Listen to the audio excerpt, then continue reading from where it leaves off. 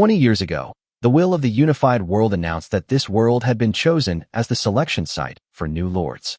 A large number of gems fell from the sky. If a person under the age of 30 touched a gem and it lit up, it meant that they had successfully awakened. The level of awakening is divided into 5 levels based on the intensity of the light. In addition to the 4 Lord talent levels, there is also a combat professional.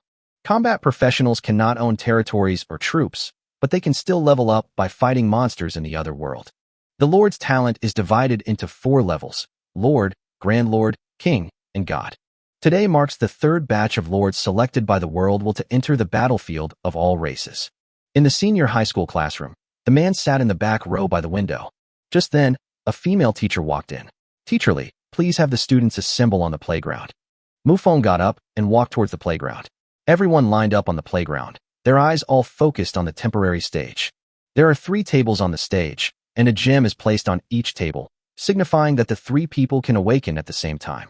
The principal's voice suddenly rang out, "Silence. In order of your cue, please come up to the stage to awaken your consciousness." The 3 students excitedly walked to their respective gems and began the awakening process. 10 seconds passed, and the gems did not react. The principal sighed, "Your awakening has failed. Go down." Soon, the 2nd and 3rd groups of students went on stage. White light, combat professionals. Time passed, and more than 20 combat professionals awakened, but the Lord professions still had not appeared. The principal lamented, "We have over 200 people, and not a single Lord among them." Finally, it was Mufeng's turn. He gazed at the 3 precious pearls on the stage. Mufong took a deep breath and slowly extended his palm. The teacher's eyes were full of expectation. Mufeng's palm landed on the pearl, and a huge red beam of light appeared. Suddenly, the phantom of a European-style castle appeared in the air, with a blood moon hovering above, its eyes seemingly slowly opening. "An unusual phenomenon has appeared. It's at least at the monarch level," someone exclaimed. Mufong hurriedly looked down at the text that appeared. Profession, Lord, talent level, monarch, troop type, vampire, blood moon knight. King-level talent. Out of 3 billion people, there are only 22 people with king-level talent this time, which is an extremely low proportion. The fact that vampires are a unit type means that they can summon units from the entire vampire clan, far exceeding the single unit type of a Grand Lord. Yu Haiyang, who was standing next to the stage, saw this and shouted, "My brother is driving a Rolls-Royce." The principal smiled and looked at the other students on the stage. "You can begin now." Without hesitation, Yu Haiyang placed his hand on the gemstone, and a brilliant blue light shot into the sky. Dark blue text appeared. Class, Lord, talent level, Grand Lord, troop type, fanged octopus. Yu Haiyang walked off the stage triumphantly. "Looks like I'm not doomed," he said, while tidying his hair. Meanwhile, the awakened ones around them also began to pay attention to the newly crowned lords. One of the classmates laughed and said, "It's quite rare for you 2 to get along so well and both awaken to become high-level lords at the same time." The student suggested, "Why don't we form an alliance? A lord with a monarch-level talent would undoubtedly be the most influential." Just as Mufong was about to respond, a clear voice suddenly rang in his mind. "Ding! A qualified host has been detected. The check-in system is in progress and binding has been successful. Would you like to activate it?" Mufong was taken aback. "System? This system focuses on distributing benefits and has no negative effects." "Benefits? Let me see them first, then I'll decide whether to activate them." "Host needs detected. Newbie gift pack issued as an exception." As the system's voice disappeared, Mufong felt a change in his mind, and a bright red gift bag with a bow tied on it appeared. The card's contents appeared in Mufeng's mind. Item, talent enhancement card, description, enhances any lord's talent. Mufong was stunned for a moment. This card might be able to upgrade his king-level talent to god level. Use the talent enhancement card. The card transformed into specks of light and merged into the lord's core within Mufeng's body. Mufong hurriedly checked his lord's data. Name, Mufong. Occupation, Lord, talent level, god level true ancestor, troop type, vampire. Mufong was taken aback. Although his talent had improved, why hadn't his troop type changed? The true ancestor is the supreme being of the vampire race, meaning you can summon vampire units with other divine bloodlines. He quickly shouted, "Activate the system." Host's instructions received. The system is activated. The host can receive rewards for daily check-ins. Mufong nodded. After confirming the system's functions, he saw the other classmates and remembered the alliance issue they had discussed earlier. He decisively stated, I've decided not to form an alliance for the time being. The other students were somewhat disappointed upon hearing this. Lord-level professionals will face a very difficult future without the help of kings. Time passed, and the headmaster's voice was stern. You have successfully awakened and may enter the Lord's world. As soon as Mufong stepped off the playground, he was surrounded by a group of people. We are from the Holy Altar Alliance. The skybombing gang has decided to train new members. Are you interested? Mufong frowned. Don't argue, I'll understand them one by one. Mufong sighed. Each lord can bring a small number of items into the Lord's world, and he decided to go straight in.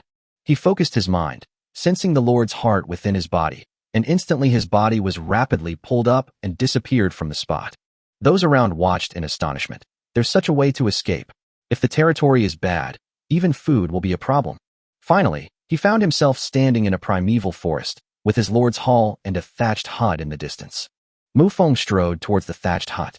A red, radiant core, the lifeblood of the territory, floated in the center of the hut. He opened the Lord template. Character information was in the top left corner, warehouse information was below, and buildable items were on the other side. Currently, only basic buildings are available. Other buildings require blueprints. Mufong immediately selected the barracks and began construction. A bird's-eye view of the territory appeared before Mufeng's eyes. The thatched hut, with a radius of 15 meters, was his initial territory, surrounded by a novice protection barrier that would last for 7 days. Mufong chose a flat spot. Let's build it here. Immediately, 10 meters above the Lord's hall, a sphere of light began to emit light, and the barracks slowly took shape.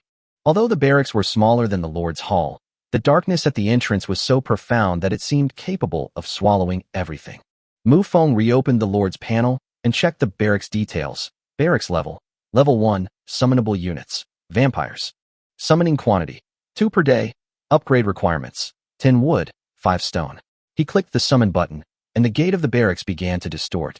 In Chapter 5, Mufong stared intently at the summoned troops, his heart filled with anticipation. A few seconds later, the gate stabilized, and Mufeng's gaze fell on the troops in front of him. She was a woman who was 1.75 meters tall, with long hair that reached her waist, and a simple yet gorgeous white halter-neck dress. She knelt down and said respectfully, "Great ancestor, your most faithful servant, Eiffel Rhodes, pays homage." Mufong was taken aback. Although he understood her loyalty, the kneeling position made him somewhat uneasy. He opened her panel. Name: Eiffel Rhodes, race: Vampire, blood servant, level: Elite level 1, loyalty: 100, bloodline growth cap, demigod. Skill: blood pool. Accumulates blood by killing living beings to quickly recover from injuries. When the blood pool is full, the user can revive. Spatial slash, sharp claws tear through space. Blood fiend mark. As a blood servant, she can communicate with her master at any time. Blood shield. Increases the master's defense with the user's own life. Mufong noticed that her level was elite level 1. The levels in the Lord continent range from vitality to demigod, and each level has 9 sublevels. Eiffel should be at level 1 of vitality. He speculated that this was related to his godlike talent. After all, an enhanced talent could summon more powerful units. Eiffel, get up first, Mufong commanded. After Eiffel stood up, another unit was summoned. Mufong immediately opened her panel. Name: Rosa, race: Vampire, level: Elite 1, loyalty: 100, bloodline growth cap, demigod. Skills: blood pool, bloodlust frenzy, blood war song, blood control, familia conversion. In terms of skills, Eiffel is a guard-type unit, while Rosa is clearly a combat-type unit. The difference between the two is obvious. Rosa immediately knelt down on one knee. Yes, your majesty, great ancestor. Looking into her eerie, blood-red eyes, Mufong subconsciously swallowed. This level of loyalty bordered on fanatical devotion. Go patrol around the territory. If you encounter anyone weaker than you, kill them on the spot. Mufong decisively gave the order. Yes, sir. Rosa stood up in response, turned and left, Mufong watching her retreating figure. The sound of her high heels clicking on the ground was really unsuitable for patrol work. Then he turned to Eiffel. Clean up the territory and cut down the trees. Without hesitation, Eiffel's fingernails grew instantly, a flash of silver light appeared, and a distant tree crashed to the ground. Mufong sighed. It turned out that it took time to adapt to the rules of the new world. Mufong walked to the fallen tree, broke down the wood, and saw a message. Obtained wood, 13 units. Just then, Mufong returned to the Lord's hall, and opened the overview map of the territory. He could also directly dismantle wood here and control everything in the territory. Eiffel kept using space slash to cut down trees, while Mufong dismantled them in the hall. A notification pops up on the Lord's panel. Your unit has killed a gibbon, gaining 1 experience point. Congratulations, Lord Mufong. Your level has been upgraded to level 1 of Qi and Blood. Mufong felt the power surging within his body.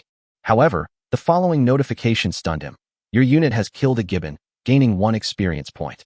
Clearly, Rosa did not just kill 1 monkey, but an entire troop of monkeys.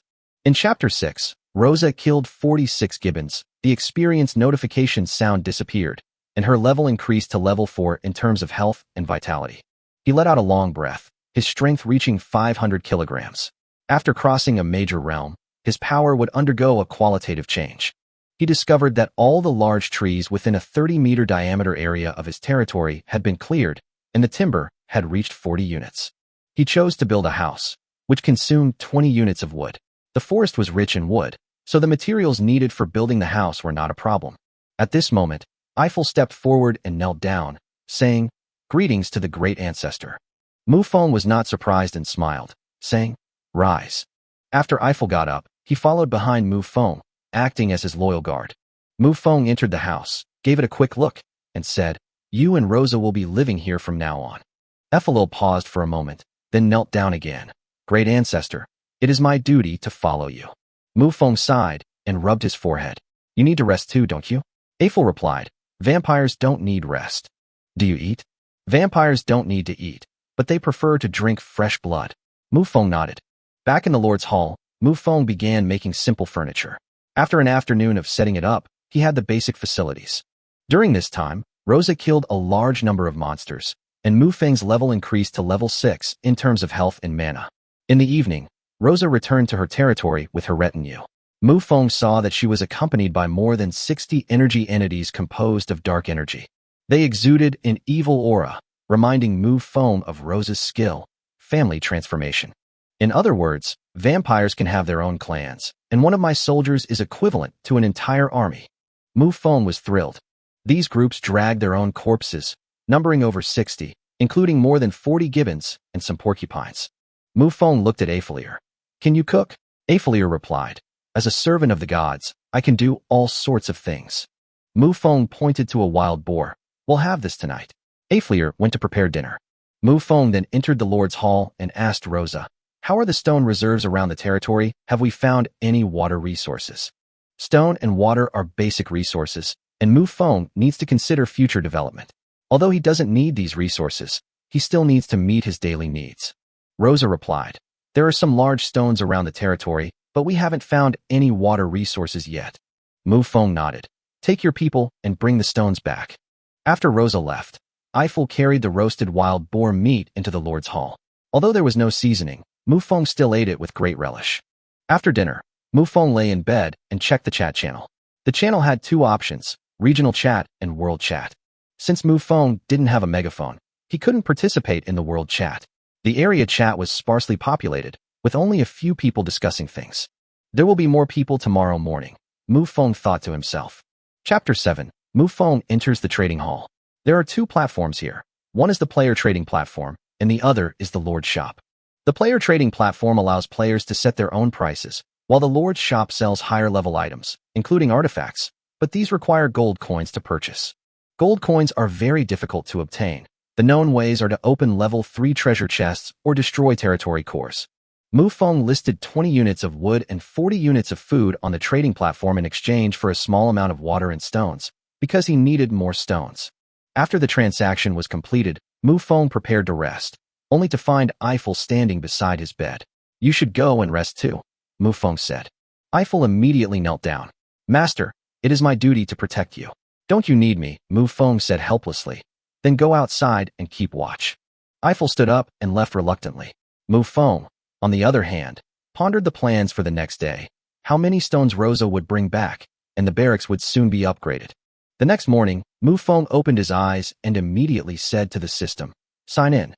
"Congratulations, host, on successfully checking in. This is your first check-in, triggering an advanced check-in. You have received the following item, Talent Fusion Card. Item description, Talent Fusion Card. which allows you to merge yourself with your talent, becoming the perfect vessel for that talent. Looking at the reward, Mufong asked in confusion, talent and self-fusion, but I and my talent were originally one. You possess true ancestor-level talent, but the Lord role merely grants you those abilities. The true ancestor is defined by yourself. Mufong instantly understood that the so-called true ancestor talent was just an ability, not his true form.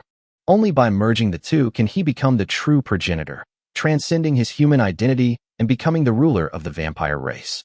Mufong made up his mind. Since that's the case, I'm not going to be human anymore. I'll merge. The talent fusion card transformed into light and entered Mufeng's body. His lord's heart began to shatter, turning into pure energy that flowed into Mufeng's limbs and bones.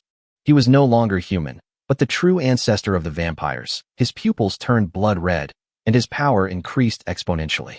Mufong felt a new kind of power. He no longer needed to eat, and all the skills of the vampires flooded into his mind, making him the perfect vessel for the vampires. Hearing the commotion, Eiffel entered the Lord's Hall and was stunned to see Mufong transformed into a vampire. She went from being the master of humans to the servant of the vampire progenitor. What are you standing there for? Bring the water over, Mufong commanded. Eiffel snapped out of her daze and put down the wooden tub. Mufong stared at her neck, a sudden, intense craving for blood rising within him. Chapter 8. After washing up, Mufong opened the Lord's panel. The resources he exchanged last night had arrived in his account. You have obtained 100 units of stone, plus the 34 units collected by Rosa, bringing your total to 134 units.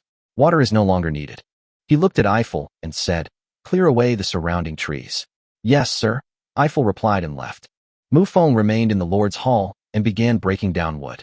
Soon, he had enough resources to upgrade the barracks. Mufong clicked the upgrade button. Consumes 10 units of wood, 5 units of stone.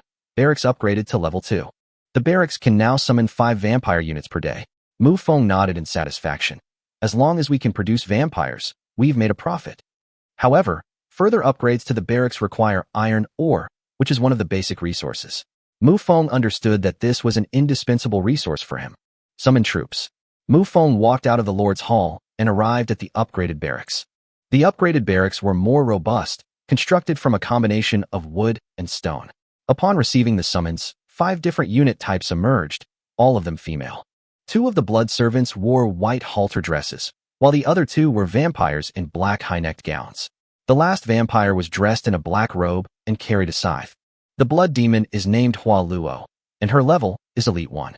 Her skills include soul slicing and dark stealth. Get up. You two, join Rosa in clearing the territory. Hua Luo, you're in charge of logging and expanding the territory. The 2 vampires immediately left to find Rosa. The 2 blood servants looked at Eiffel with some disappointment. Mufong returned to the Lord's Hall and checked his personal information. Name, Mufong. Talent level, God level. Identity, true ancestor. True ancestor, vampire. He muttered to himself. The advantage of full integration is that the information is more detailed. In the primeval forest, Rosa stood gracefully on a tree trunk, her gaze fixed on a huge python in front of her. Its vital energy was powerful. It was a magical beast. Rosa remained calm and observed patiently. Family, tear it apart, she commanded, and a large number of dark energy bodies rapidly emerged from the shadows beneath her feet. Sensing danger, the python flicked its tongue warily. A dark energy entity leaped down from the tree, pouncing on the python and striking its scales with its sharp claws. However, the python flung the energy body away, demonstrating a significant power difference. Rosa's eyes remained calm as her nails grew rapidly. She suddenly exerted her strength, slashing her claws and leaving 5 bloody gashes on the python. The python angrily opened its massive jaws and lunged at Rosa. Rosa dodged the attack, her blood surging, and the shadow beneath her feet rapidly expanded. The python's blood was rapidly drained, eventually being absorbed into Rosa's body, forming a giant blood sphere. The battle ended, and Rosa withdrew her gaze, looking at the blood she had absorbed with satisfaction. In Chapter 9, just as Rosa was preparing to continue her actions, 2 new vampires appeared beside her. Are you the master's new subordinates? Rosa asked, a smile playing on her lips. Indeed, the 2 vampires replied respectfully. Greetings, senior. Rosa smiled. As expected of an elite vampire, your growth potential can reach that of a demigod. In the distance, a black energy entity emerged from the body of the dead python, completing its transformation into a familiar. Rosa cleared her throat. Our master told us to clean up the area around the territory, so let's not waste time. We'll split up. It'll be more efficient. Another vampire suggested, and the three of them quickly flew off in different directions. Inside the Lord's Hall, Mufong felt his power continuously increasing within his body. The Lord's panel indicated that his troops had killed a monster and gained 10 experience points. After several kills, Mufong's level had risen to level 8 in terms of chi and blood. He walked out of the Lord's Hall and saw 2 blood servants and a blood ghost working efficiently. The trees within a 200-meter radius had been cut down, and the dead branches and leaves had been cleared away. In the distance, a large mountain could be vaguely seen. It would be great if I could bring the entire mountain under my control someday, Mufong thought to himself. Just as he was about to continue pondering this, a notification popped up on the Lord's panel. A Lord has sent a friend request. Would you like to accept? Mufong saw that the request came from the ocean and accepted it immediately. Finally found you, Yu Haiyang replied. When did you arrive in the Lord's world? This morning. It took about 3 hours, Mufong replied. How's your environment? Are the resources sufficient? Yu Haiyang asked. I landed in a primeval forest where timber is plentiful, Mufong replied. I'm on an island, short of wood. We can trade it for seafood, Yu Haiyang suggested. Yu Hai landed on a small island with a diameter of 500 meters, which had almost no resources. To address the shortage of timber, he has built barracks and summoned 2 fanged ghost octopuses. Island resources are limited, but marine life is abundant. Although small in size, experience points are constantly accumulated. It seems Mufong is living quite a carefree life now, Yu Haiyang muttered to himself. He decided to list his catch on the trading platform and contact Mufong again. Mufong, a total of 3 god-level talents have emerged in this awakening. 43 monarchs. Yu Haiyang excitedly sent the message. Mufong was slightly taken aback. In the first 3 awakenings, there were very few god-level talents and only a handful of king-level talents. But this time, the number had clearly increased. Yu Haiyang continued. One of the god-level beings joined the Holy Altar Alliance, another joined the National Alliance, and the third is a lone wolf. The Holy Altar Alliance. Mufong thought for a moment. I remember someone who called themselves the Holy Altar Alliance once invited me. Chapter 10. Just as Mufong was deep in thought, Yu Haiyang sent a message. Quickly check the regional channel. Mufong opened the regional channel and was immediately flooded with messages. I landed by the stream, in the woods on the other side of the river. A perfect start. There are combat professionals on this channel. Quiet. The National Alliance is recruiting online. I have god-level talent, and my unit is Titan. He browsed for a while, but didn't see any other god-level talents appear. They should be in other areas, Mufong muttered to himself. The Lord's arrival location is not fixed. Therefore, regional channels are only for Lords within the same world, while World Chat is for cross-world communication. While continuing to observe the chat, Mufong began to manage the resources in his territory. Hua Luo's logging allowed him to accumulate a large amount of timber, so he decided to exchange some of the timber for 5 units of iron ore. While chatting with Yu Haiyang, he continued to observe the discussions on the regional channel. Meanwhile, Rosa has already left the territory and is now 2 kilometers away, entering a dense forest. Beside a large tree, she noticed a broken branch with a smooth cut. Either an intelligent creature or a powerful magical beast, she calmly analyzed. Following the trail of the broken branch, Rosa traversed 10 kilometers before finally standing atop a large tree, observing the tribe beside the stream ahead. Smoke curled from the village chimneys as a giant lizardman emerged from a thatched hut. He was about 2.5 meters tall, with a robust physique, covered in scales, and had a huge tail. Rosa judged it to be an elite-level magical beast, with strong blood and energy, at least elite level 3.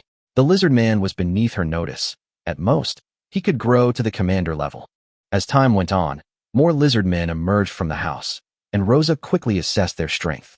There are about 200 lizardmen, including 2 elite ones and one who wields a magical weapon, but he is only of the lowest level. After learning this information, Rosa decided to return and report the intelligence to Mufong.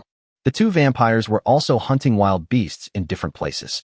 Mufong's level had increased with each battle, and he had reached level 9 in terms of chi and blood. At this moment, he sat in the Lord's Hall and chose to upgrade it. The upgraded Lord's Hall unlocks more basic buildings and expands the territory's area to a diameter of 100 meters. Upgrading the Lord's Hall, consuming 100 units of wood and 50 units of stone. The upgraded thatched cottage is a more sturdy wooden structure with 3 rooms, including a hall and 2 bedrooms. Mufong entered the new Lord's Hall and immediately chose to upgrade the barracks. Consumes 100 units of wood, 10 units of stone, 5 units of iron ore. He stepped out of the Lord's Hall and saw the upgraded barracks. The barracks had become more fortified and could summon 10 vampire soldiers each day. Barracks level. Level 3, summonable unit. Vampire, summonable quantity. 10 per day, upgrade requirements. 500 units of wood, 300 units of stone, 100 units of iron ore. After all this, Mufong had almost run out of stones. Although stones were not difficult to obtain, iron ore was still the resource he needed most. After returning to the Lord's Hall, he built several more houses. Although the soldiers didn't need rest, Mufong felt it was necessary to provide them with a place to rest. Next, Mufong listed the trees that Hua Luo had cut down on the trading market and exchanged all the timber he received for iron ore. Chapter 11, Monster Meat. However, as soon as he hung it up, he discovered that his piece of wood had been instantly bought by someone else. Mufong also received 30 units of iron ore, which surprised him slightly. At the same time, a friend request popped up on the Lord's panel. After checking, Mufong discovered that it was the same person he had traded iron ore with. Everyone here has just arrived in the Lord's world. Even if you came on the same day as Mufong, it's impossible to upgrade your barracks to level 2 on the first day. Leaving aside whether there are any wood resources nearby, the mining efficiency is simply on a completely different level. So, since they were two people with resources, without any hesitation, one added the other as a friend, and the other immediately accepted. At the same time, Mufong also saw the other party's name, Li Qing. After adding each other as friends, the other party immediately sent a message. Brother, do you have any more wood? I'll trade you iron ore for it. Not yet, but we'll be able to cut down the trees soon, and then we'll trade tonight. Was overjoyed when he saw Mufeng's reply. He was an ordinary lord who, by sheer luck, landed on a mine. Moreover, his troops are mountain dwarves, which give him a great advantage in mining. Unfortunately, the mine has no shortage of ore or stone, but no wood. It's completely barren, and even Bald Chong would be moved to tears if he came here. So he traded stones and ores for wood on the trading platform. Although it is possible to exchange for wood, each person can only provide a very limited amount. Mufeng's direct transaction of hundreds of units is something he can only dream of. Alright, let's trade tonight. I'll mine more iron ore in the meantime.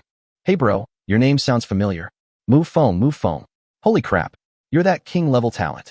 There are only 43 people with king-level talents in total, and Mufong's name is easy to remember, so Li Qing naturally has some impression of him. Mufong remained calm and did not deny it. Everyone may know that he has king-level talent, but in reality, he is already god-level. Moreover, even among those of the same god-level rank, they are probably among the most outstanding. Li Qing watched as the other party remained silent for a long time, and considering that the other party had so many basic resources, he was probably thinking the same thing as he had imagined. Big brother, you're my own brother. Will you take me as your little brother? I don't plan to form an alliance, but we can trade with each other. Okay, brother. Li Qing wasn't too disappointed. After all, he was just an ordinary lord. Even if someone wanted to recruit followers, they would probably look for a powerful lord. Now that we've made contact and established a material exchange, there will be plenty of opportunities in the future, so there's no need to rush things. However, Li Qing was still a little excited and kept bombarding Mufong with messages. Clearly, this is a chatterbox. Mufong ignored the other party, not because he didn't want to, but because his body had begun to change. His power was increasing rapidly, as if a shackle had been broken. Elite level 1. All told, he has only been in this world for a little over 24 hours, yet he has already crossed a major level. Such upgrade efficiency is unbelievable. It takes 10 experience points to advance one's chi and blood to a higher level. There are 3 vampires outside now, so killing 100 wild beasts is a piece of cake. What's more, they also killed a python-like monster. Mufong slowly got up and walked out of the Lord's Hall. At the entrance, Eiffel had been standing guard. Upon seeing Mufong come out, he immediately bowed and respectfully followed behind him. Mufong arrived at an open space, clenched his fist, and felt the surge of power within his body. His gaze fell on the tall tree in the distance, and he threw a punch with force. A blood-red fist suddenly blasted out. Boom. A large tree in the distance was knocked down by a single punch, sending debris flying everywhere. This attack only used half its power, yet its destructive force is already so great. As far as Mufong knew, an elite-level person could not possibly possess such power. This is the power of the true ancestor's bloodline. It has virtually no rivals in its class. Mufong then turned around and looked around. The territory had already been cleared away. Nodding to himself, Mufong then opened the Lord's panel. Just now, while talking to Li Qing and testing her strength, Hua Luo collected another 80 units of wood. He looked at the row of basic buildings on the Lord's panel. Wooden fences, arrow towers, watchtowers, and houses. These 4 buildings are the basic structures that a level 2 Lord's Hall can build. We still have newbie protection, so we don't need wooden fences and arrow towers. Let's build a lookout tower instead. After building a watchtower, the overview view on the Lord's panel will be expanded, allowing you to see some areas outside your territory. Furthermore, living beings standing on the watchtowers also gain a vision boost, allowing them to see further than with normal eyesight. Watchtower completed after consuming 50 units of wood and 10 units of stone. A simple wooden tower, 10 meters high, stands in the center of the territory. There are no quantity requirements for basic buildings except for barracks. You can build as many as you want. For this reason, some people even arrange the arrow towers into a wall. But this is ultimately a world of magic, so ordinary bows and arrows are of little use. Otherwise, arrow towers wouldn't be a basic building. Soon it was evening, and Mufong had basically done nothing all day. Mufong took out the wood he had prepared in advance and exchanged it with Li Qing for 40 units of iron ore. It wasn't that Mufong didn't have enough timber, but rather that Li Qing had only mined this much in the afternoon. I closed the friend chat channel and opened the trading hall.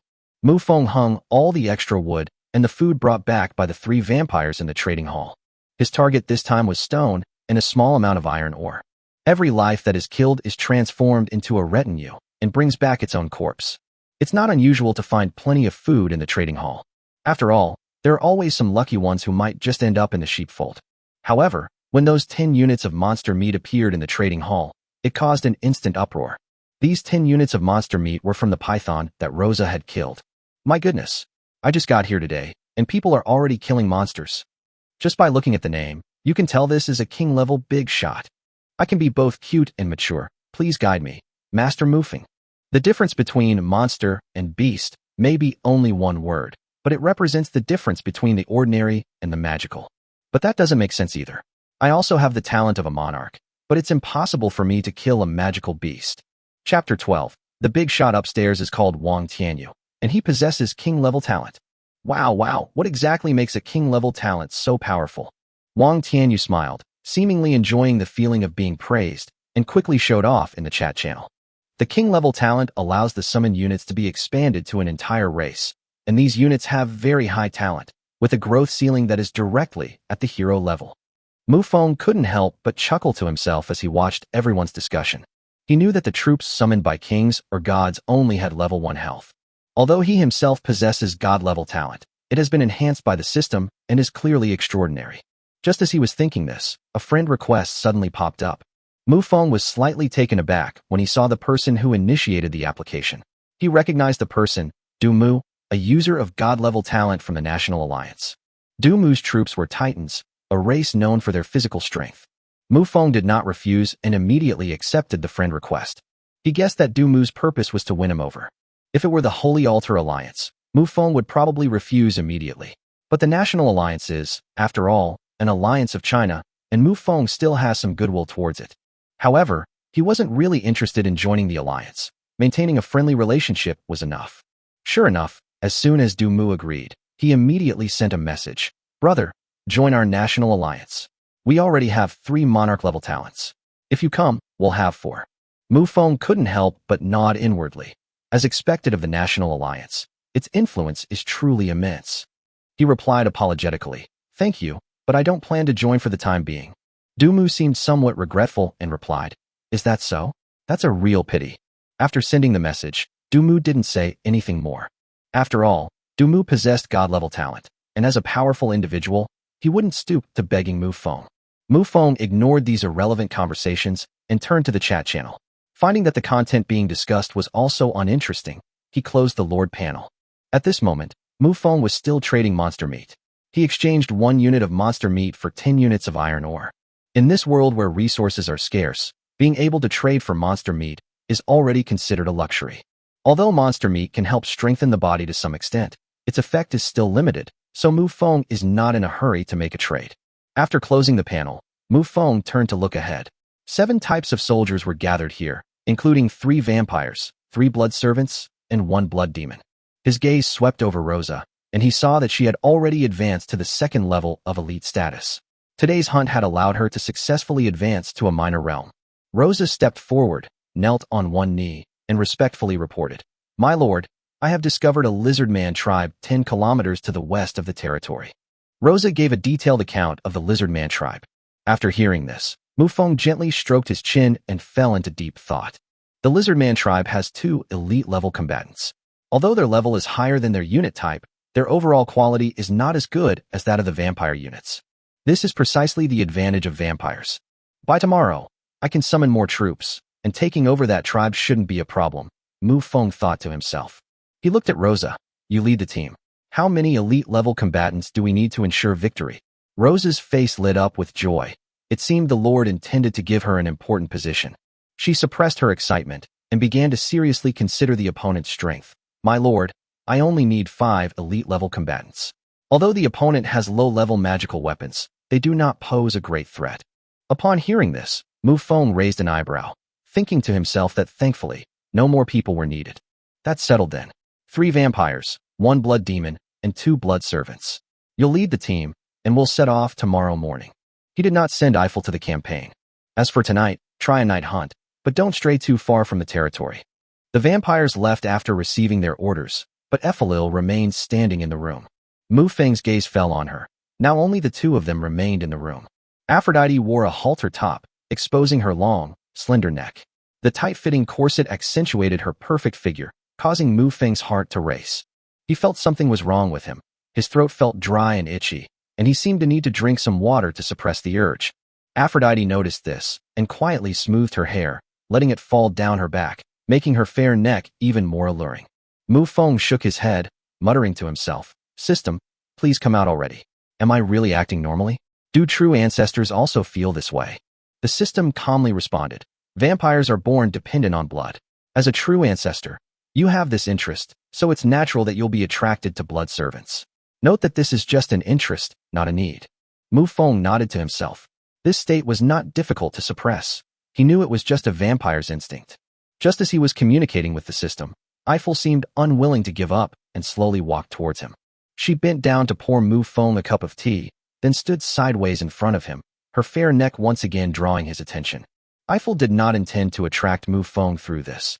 She felt that serving her master was a matter of course, and that this was the meaning of her existence. Mufeng's heart was stirred, and in the end, his desires prevailed. "How about we give it a try?" he asked in a low voice. He pulled Eiffelier into his arms, and Eiffelier leaned against him, her neck close to Mufong's lips. Mufong smelled a faint fragrance. His eyes gradually turned blood red, and his fangs began to grow, piercing her skin. Blood flowed down his neck, and Mufong felt a powerful force surge into his body, as if he had been elevated. The next morning, Mufong stretched and slowly got out of bed. Eiffel got up early and had already prepared her toiletries. Mufong looked at her and noticed that her face was a little pale, and she seemed a bit tired. Chapter 13: Unexpected Changes. Mufong sighed. He had lost control last night. If it weren't for the fact that they were at the same cultivation level, Eiffelier would probably have been in mortal danger. The loss of blood from the 2 wounds left Eiffel very weak. Mufong looked at her and sighed. "Let's take a rest today." Eiffel quickly shook his head. "Master, I'm fine. I can come with you." Mufong sighed helplessly. Sometimes, excessive loyalty is not a good thing. Mufong has concluded that a loyalty level of 80 to 90 is ideal. After a quick wash, Mufong silently said, "System, sign in." "Sign in successful. Congratulations, host. You have obtained the high-level magic spell, Heart-Piercing Bloodthorn." Mufong curled his lip, feeling that the reward was almost useless to him. He is now the true progenitor of the vampires, and has already mastered many skills, so the heart-piercing blood spike is completely unnecessary for him. However, immediately afterward, a magic scroll appeared in his mind. As soon as Mufong sensed something, the magic scroll floated out and hovered in front of him.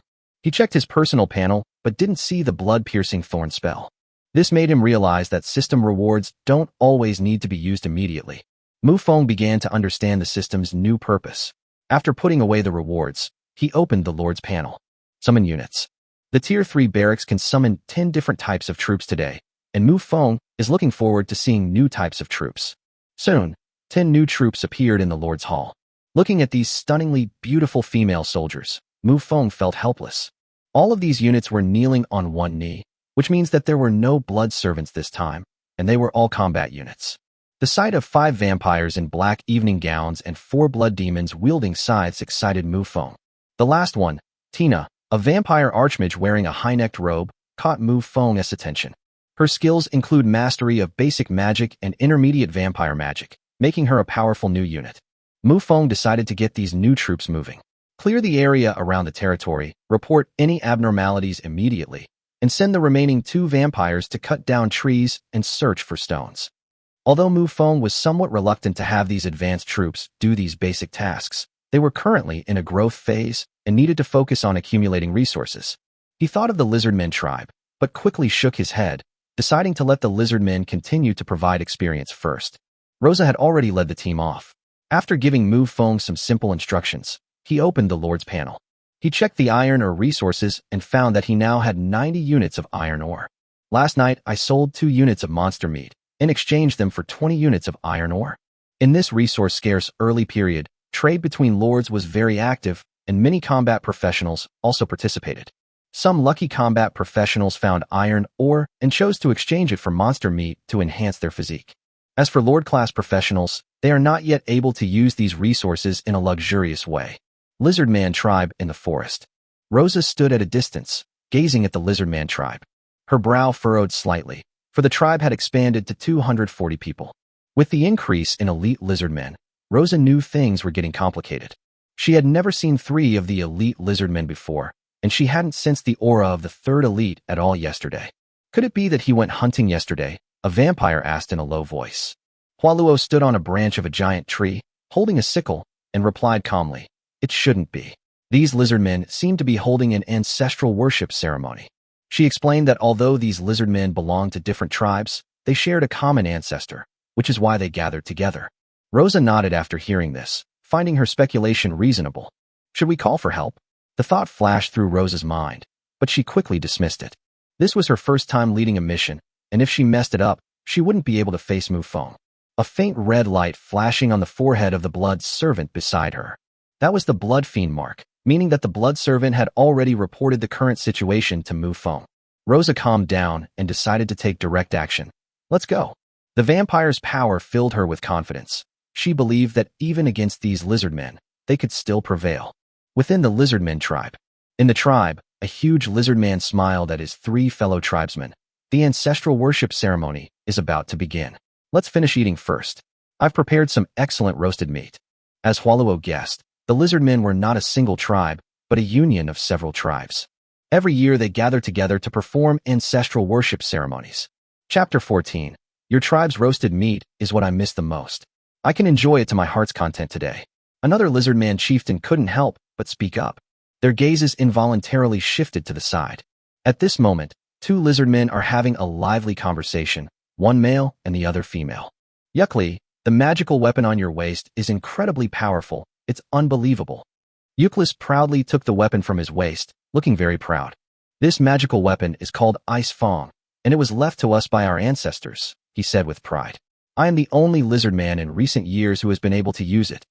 The power of Ice Fong is truly immense, as if it can inherit the power of its ancestors. Just as the 2 were chatting and laughing, 3 other elite lizardmen came over and joined their discussion. Just then, the rapid drumbeats sounded, and the 5 lizardmen instantly became alert. One of the lizardmen rushed over. Chief, something's wrong. There are a lot of shadows on the other side of the river. The 5 elite lizardmen exchanged a glance and immediately ran to the wooden city wall. The city wall is not high, about 5 meters high. They looked across the river and saw dark shadows spreading rapidly, from which black creatures emerged. They were all familiar with the forms of these dark creatures: gibbons, wild boars, bats, and even a python-like monster. The blood-red eyes on the tree were particularly striking, sending a chill down their spines. Prepare for battle, the leader commanded. The lizardmen warriors quickly picked up their weapons, though most of them were rudimentary, consisting only of wooden clubs and some iron tools. As the wooden hanging door slowly opened, more than 100 lizardmen rushed out, ready for battle. As the wind blew, the dark creatures began to move, roaring and rushing towards the tribe, enveloped in black mist. The 2 sides clashed, and battle was imminent. Not every member of the lizardman team is an elite. Many are just ordinary lizardmen, so the two sides are basically evenly matched in combat strength. The leader on the city wall said to the other two leaders, "I am truly sorry that we were attacked by the enemy today during the ancestral worship ceremony." Another leader responded, "Unexpected situations can happen at any time. Let's join forces to resist and try to minimize casualties." "Yes, the summoners are working together to set up a formation," a female lizardman said. All eyes were drawn to the area inside the city walls, where 3 lizardmen were inscribing a 6-pointed star magic circle. As the light from the magic circle intensified, a 3-meter-high waterspout formed in the river. The spinning waterspout unleashed several water spikes, directly blasting away several dark creatures. The female lizard woman exclaimed, "The power of unity is truly immense." At that moment, in the forest on the opposite bank of the river, Rosa frowned slightly. Wetland elf. She recognized the summoned creature. As advanced units, Rosa and her teammates possess inherited memories, allowing them to recognize these creatures at a glance. "Don't waste time, let's go," Hualuo said. Several vampires nodded in agreement. Rosa didn't say anything more and was the first to rush out. Her movements were exceptionally swift. Even in high heels and a black dress, her speed remained undiminished. As she ran, her sharp nails began to grow, gleaming with a cold light. 5 vampires followed closely behind, quickly catching up. On the city wall, Yukli let out a cold laugh. "Now it's our turn to make a move." The other side has 6 elite-level fighters. Although they have the advantage in numbers, I have magical weapons, so taking on 2 of them is not a problem. Yukri drew his ice fong from his waist and was the first to charge out. On the battlefield, a blood servant faced a wetland elf and swiftly swung out a claw. Spatial slash. This attack almost completely ignored distance, hitting the wetland sprite directly. Its spinning speed immediately slowed down, and water splashed everywhere. However, the 6-pointed star magic circle flickered, and the wetland elf barely managed to steady itself. At the same time, several water spikes shot out rapidly. A blood servant swiftly accelerated, leaping past the crowd and conjuring a crimson shield that blocked all the water spikes. At this moment, the high-end combat capabilities of both sides are close to confrontation. The lizard man was all muscle, his fists clenched, as he slammed them down on the blood shield. However, the blood shield remained unscathed, and the attack could not penetrate its defenses at all. Then, the blood servants unleashed a series of spatial slashes. The lizard man was immediately wounded in several ways, with blood gushing from the wounds on his arms. The lizard men were astonished. They had never seen such an attack method before and could not understand it at all. The 2 blood servants continued to unleash spatial slashes, rapidly closing in. A cold glint flashed in Yukli's eyes as he gripped Ice Fong tightly, and a bright blue rune lit up on the weapon. A barrier of icy air instantly formed, blocking the lizardman's path. But the defense was ineffective, and the spatial slash still struck the lizardman. Their attack methods are too bizarre. "Stop defending. Attack with all your might," the burly lizardman roared. He clenched his fists, his arms flashing red light. Iron skin. At the same time, he activated the blood pool skill, Bloodlust Frenzy. Rosa didn't want to waste any more time. She was eager to get rid of these lizardmen and return to her territory to apologize to the Lord. She was enveloped in a red light, and a blood orb began to appear above her head, with blood dripping down like rain and swirling around her. Her aura suddenly surged, and her combat power increased dramatically. The burly lizard man was already close to her, and his fist, as big as a sandbag, came crashing down. Rosa gracefully stepped back, dodging the attack with elegance. At the same time, a bead of blood condensed in her palm, and she slammed it fiercely at the lizard man. The lizardman's injured arms immediately gushed blood, which pooled into droplets and was quickly absorbed into the blood. Chapter 15. A chill swept over her, and Rosa hurriedly turned around, but at the same time stopped controlling her blood, her brows furrowing slightly. Yukli was suppressed by 2 vampires. Although he tried his best to fight back, his injuries worsened because he was distracted by using his magical weapon. Gasping for breath, his hand gripping Ice Fong trembled. "This is bad." The exchange was brief, but they were already at a complete disadvantage and had no chance to fight back. "Without a doubt, their bloodline is far stronger than we expected," a female lizard man said with a grave expression. Another lizard man shouted angrily, "Who are you people? Why are you attacking us?" "A filthy, low-life creature, unworthy of knowing." Before Rosa could speak, a blood servant responded coldly, his words filled with contempt. "Blood servants serve the true ancestor. So why would they care about these lizardmen? After being mocked, the lizardman fell silent, realizing that he was insignificant in the other's eyes. Yukli gritted his teeth, mustered his courage, and shouted, "Warriors of the lizard tribe, show our courage and do not bring shame upon our ancestors." After saying that, he charged at the enemy again, swinging his ice fong to unleash a chilling aura. However, this tactic is not very threatening. It is merely used to create smoke and buy time for oneself. 5 elite lizardmen seized the opportunity to rush out, intending to take advantage of the chaos to encircle and flank the enemy. A childish trick, Rosa sneered. As advanced soldiers, their perception far surpassed that of the enemy. Vampires do not rely on sight. They can be sensed simply by the flow of blood. Unless the enemy is extremely powerful, they cannot conceal their presence. Just as Rosa was about to take action, a sudden gust of wind swept through the sky, quickly dispersing the icy aura. The situation on the battlefield was once again brought to the forefront. Yukli sensed something different and turned his gaze to the distance. There stood a woman in a high-necked cloak, her cold, blood-red eyes gazing at the battlefield, her aura completely different from everyone else's. Euclid immediately realized that it was a magician. Tina slightly raised her hand, and a wind blade shot out. Yukri's wrist was severed instantly, and Ice Fong fell into the stream, blood gushing out. However, Tina did not stop. She quickly grabbed the Ice Fong and sensed the properties of this magical weapon. Ice Fong can unleash ice magic and store magical energy, which mages can activate more effectively. However, Yukri has exhausted Ice Fong's magical reserves, and unless one is a mage, it will take a long time to recover. Tina didn't care at all. As an archmage, Ice Fong was of little value to her. She was proficient in magic, and ice magic was just a basic skill for her. At this moment, the battlefield fell silent. Rosa and the other vampires looked at Tina, knowing in their hearts that she was reinforcements sent by the Lord. "What are you all standing there for? In the fight now," Tina said coldly, and the other vampires quickly sprang into action. Behind Tina, 2 vampires followed closely, quickly joining the battle. Tina raised her palm, condensed a blood sphere, and then crushed it. Fresh blood flowed down, accompanied by a strong, pungent smell of blood. Yukli felt a sharp pain, as if his heart had been crushed. His vision blurred, and he collapsed into the stream, dying instantly. This attack granted Tina 120 experience points, instantly elevating her to elite level 2. Yukli, another female lizardman, cried out in anguish. But the sickle in Hua Luo's hand had already slashed across her neck, and blood spurted out, staining the stream red. Hua Luo's level has also been upgraded to elite level 2. Subsequently, 3 other elite lizardmen were killed. The battle entered a massacre phase, with the remaining ordinary lizardmen offering no resistance. In Chapter 16, without the elite lizardmen to resist, the remaining ordinary lizardmen were utterly helpless. As over 100 lizardmen were killed, the gazes of the 9 vampires all fell upon the destroyed wooden door. Tina smirked, and with a wave of her hand, a large fireball hurtled towards the wooden door. With a deafening roar, sparks flew everywhere. The wooden door was instantly shattered, and even the city wall was set ablaze. However, just when she thought it was all over, 3 magical attacks flew in from the broken doorway. However, these low-level magical attacks posed no threat to them whatsoever. Currently, the Lizardman tribe has about 140 members left, more than 40 of whom are high-ranking members of other tribes, which is really unfortunate.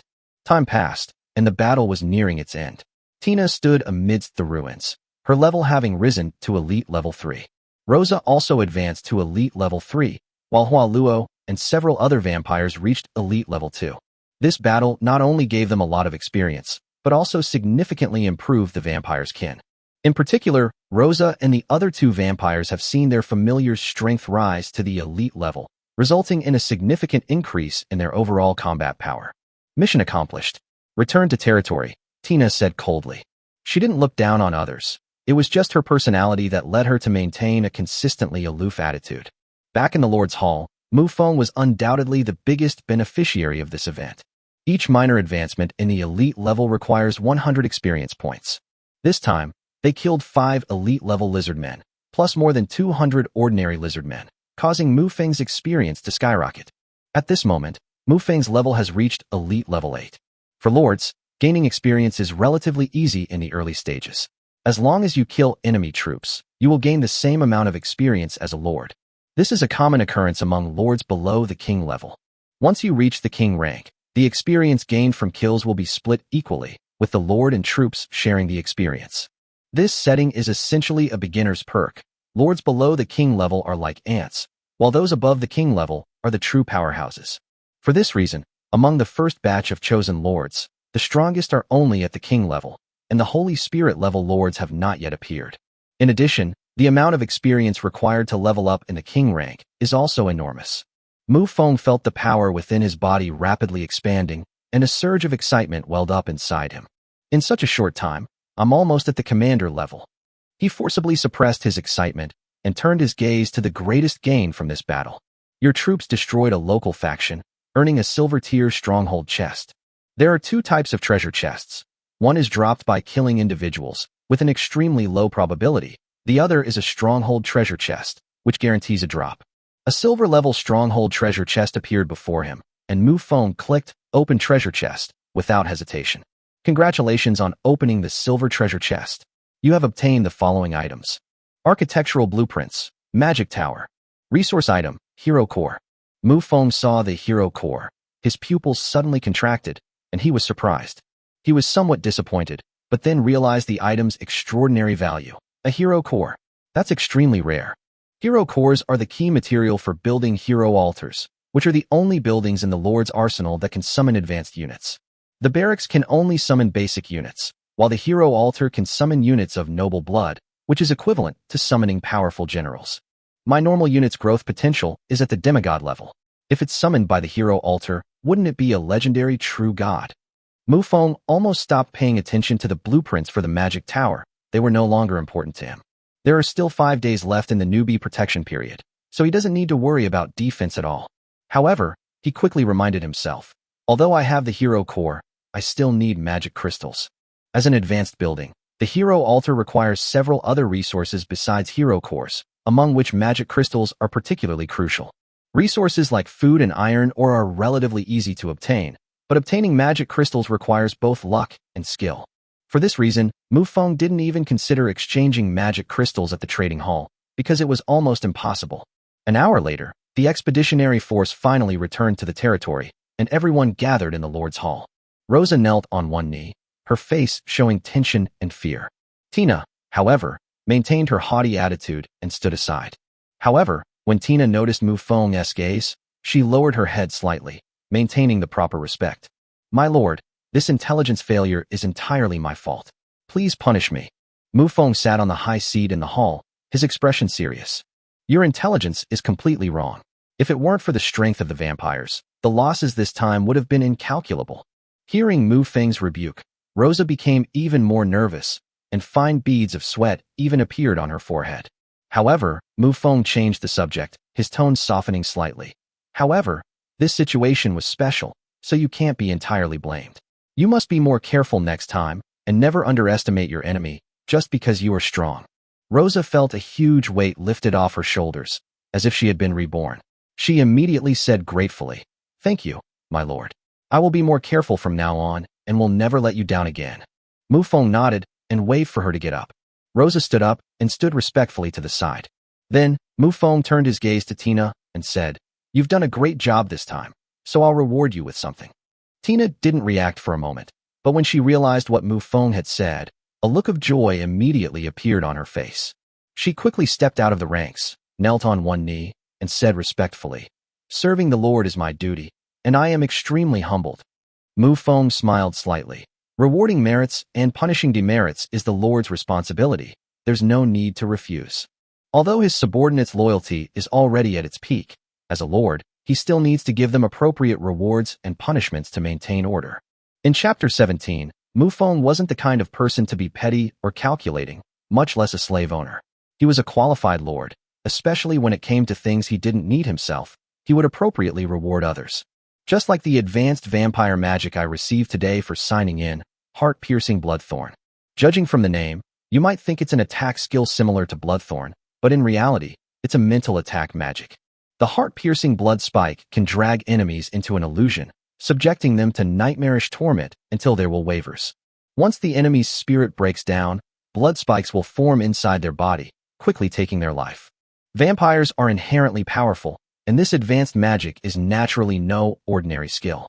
Mufong took out a magic scroll from the system space.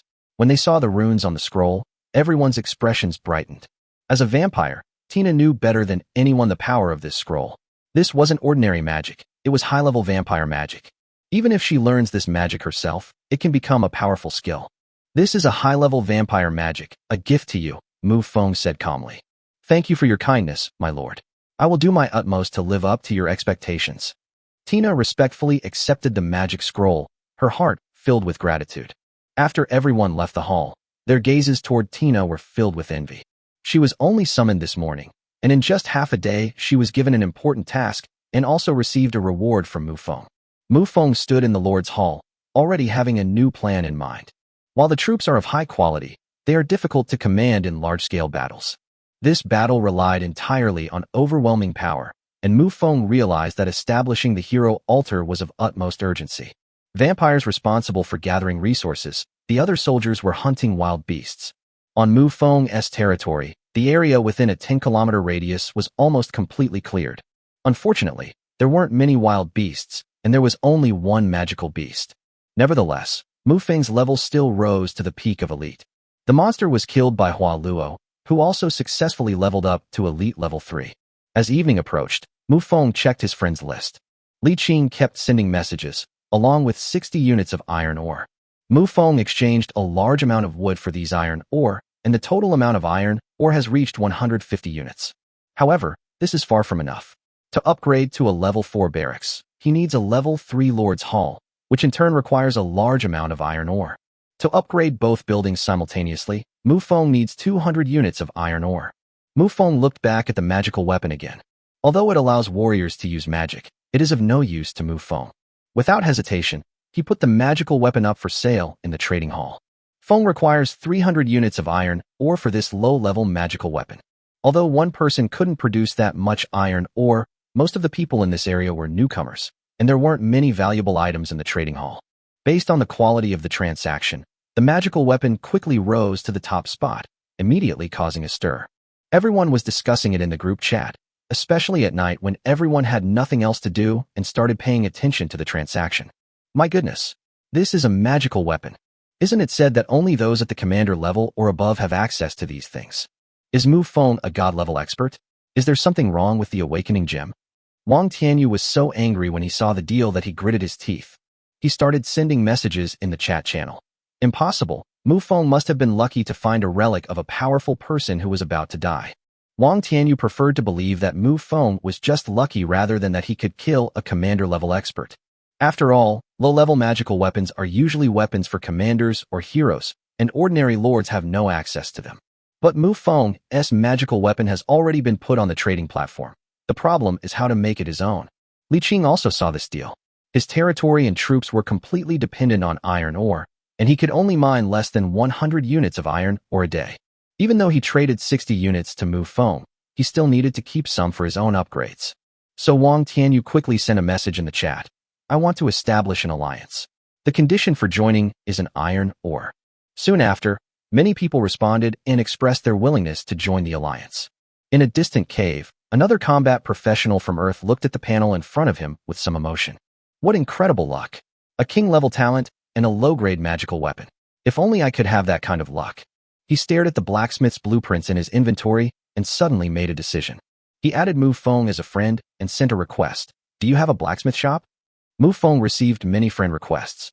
Although he didn't respond often, now that he was at the peak of the elite level, his ability to filter information had become exceptionally sharp. Upon seeing the blacksmith's request, he quickly replied, You have a blacksmith? Blacksmith shops can produce enchanted weapons, which is a valuable resource for any lord. Chapter 18. The difference between enchanted weapons and magical weapons is quite obvious. Enchanted weapons are essentially upgraded versions of ordinary weapons. Although they don't possess any special magical abilities, they are extremely sturdy and sharp, making them a common type of weapon in the world of swords and magic. The young man was overjoyed to see that Mufong had accepted his friend request and sent him a message, as if he had met his idol. He quickly replied, I really do have a blacksmith shop. Then what do you want? Mufong asked directly. In a transaction, revealing one's needs too early is usually a mistake, but Mufong doesn't mind. He also won't easily accept an excessively high offer. Even if this deal falls through, Mufong has plenty of ways to acquire the blacksmith shop. The young man was excited to see Mufong being so direct and immediately stated his request. I want to exchange the blacksmith's blueprints for your magical weapon. After speaking, the young man waited anxiously for a response. Half a minute passed, and Mufong still hadn't responded, causing the young man to feel somewhat disappointed. However, the next moment, Mufong initiated a trade request. Low-level magic weapon, Ice Fong, exchange item, blacksmith shop. In that half-minute, Mufong didn't waste any time. Instead, he was thinking.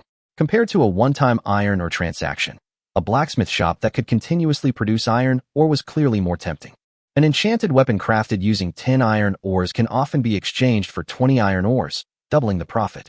Later in the game, enchanted weapons can also be used to exchange for high-level resources such as magic crystals, and as the territory expands, the volume of trade will increase significantly.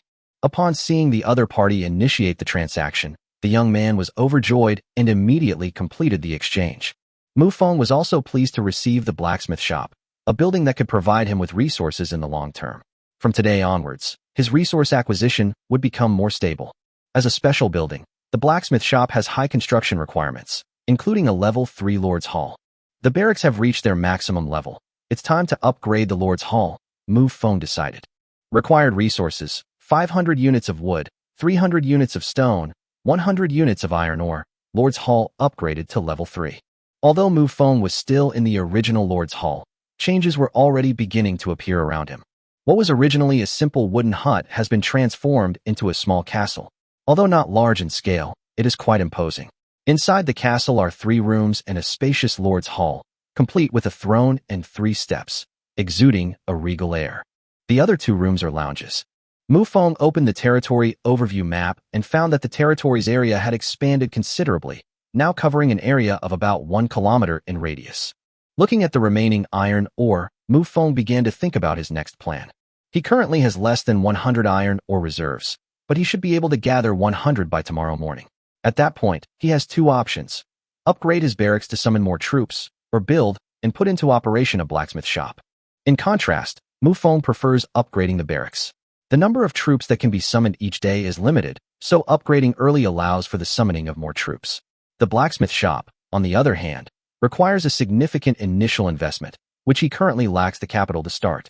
Mufong was pondering this. The regional chat channel suddenly became lively because Mufeng's magical weapon had been removed from the store. Damn it, I just managed to gather 300 units of iron ore, borrowed them with all my might, and you take the weapon off the market. It seems that Boss Mufong is just showing us around and has no intention of making a deal.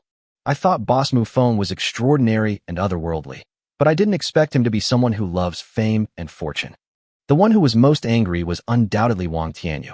By forming an alliance, he amassed a considerable amount of iron ore, intending to trade it for magical weapons. However, when he went to make the exchange, the result left him dumbfounded. Mufong, you have no sportsmanship. If you can't handle it, then don't play, Wang Tianyu said angrily. Although everyone was criticizing and leaving room for maneuver, Wang Tianyu's words were more direct. He felt that he and Mufong were both at the monarch level and should be treated equally, so he directly erupted. Mufong frowned slightly. Although this was not a very appropriate thing to do, there was only one magical weapon, and Wang Tianyu might not be able to get it. At this moment, Eiffel noticed Mufong's furrowed brows and immediately went behind him, massaging his shoulders with both hands. Mufong didn't refuse. Instead, he relaxed and enjoyed it. At the same time, he said in the Lord channel, "It's mine. I'm happy with it. You little bastard, don't let me catch you. Ouch, you're something else." Mufong wasn't one to be careless. He would naturally retaliate after being attacked. The only way to directly respond was through the public chat, so Mufong retaliated without hesitation. For a moment, the entire regional channel was filled with profanity, and the other lords were too frightened to speak. After all, with 2 king-level figures exchanging insults, these lower-ranking lords could only watch as spectators. Ultimately, Mufeng's powerful counterattack drove Wang Tianyu to the brink of madness. After sending his last message, Mufong immediately closed the Lord's panel. When Wang Tianyu saw that Mufong was no longer responding, he completely lost it. He knew Mufong had gone offline, and his mental state collapsed. He was destined to have a sleepless night. Mufong was soaking in the wooden tub, enjoying the gentle touch of Eiffel Eye wiping his back. The sensation stirred something within him. Aphrodite served diligently, while 2 other blood servants waited respectfully by his side. Tonight, Mufong and Wang Tianyu's bedtime stories were completely different. The next morning, while still lying in bed, Mufong began to say to the system, "Sign in.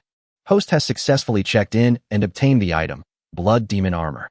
Mufong freed himself from the long legs that were draped over him, and with the help of 2 blood servants, he changed his clothes and washed up before heading towards the throne in the Lord's Hall.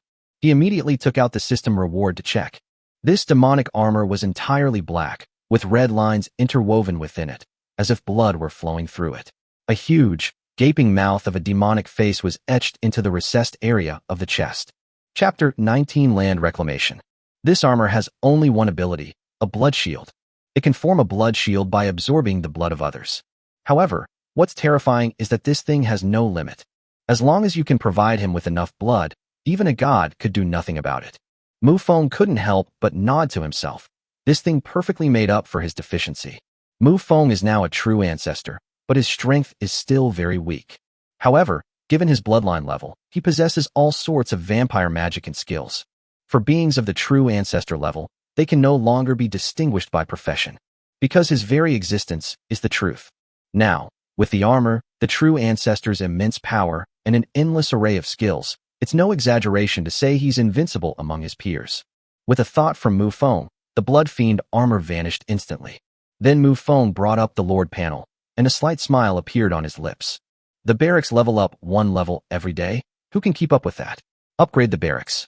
Consumes 500 units of wood, 300 units of stone, and 100 units of iron ore.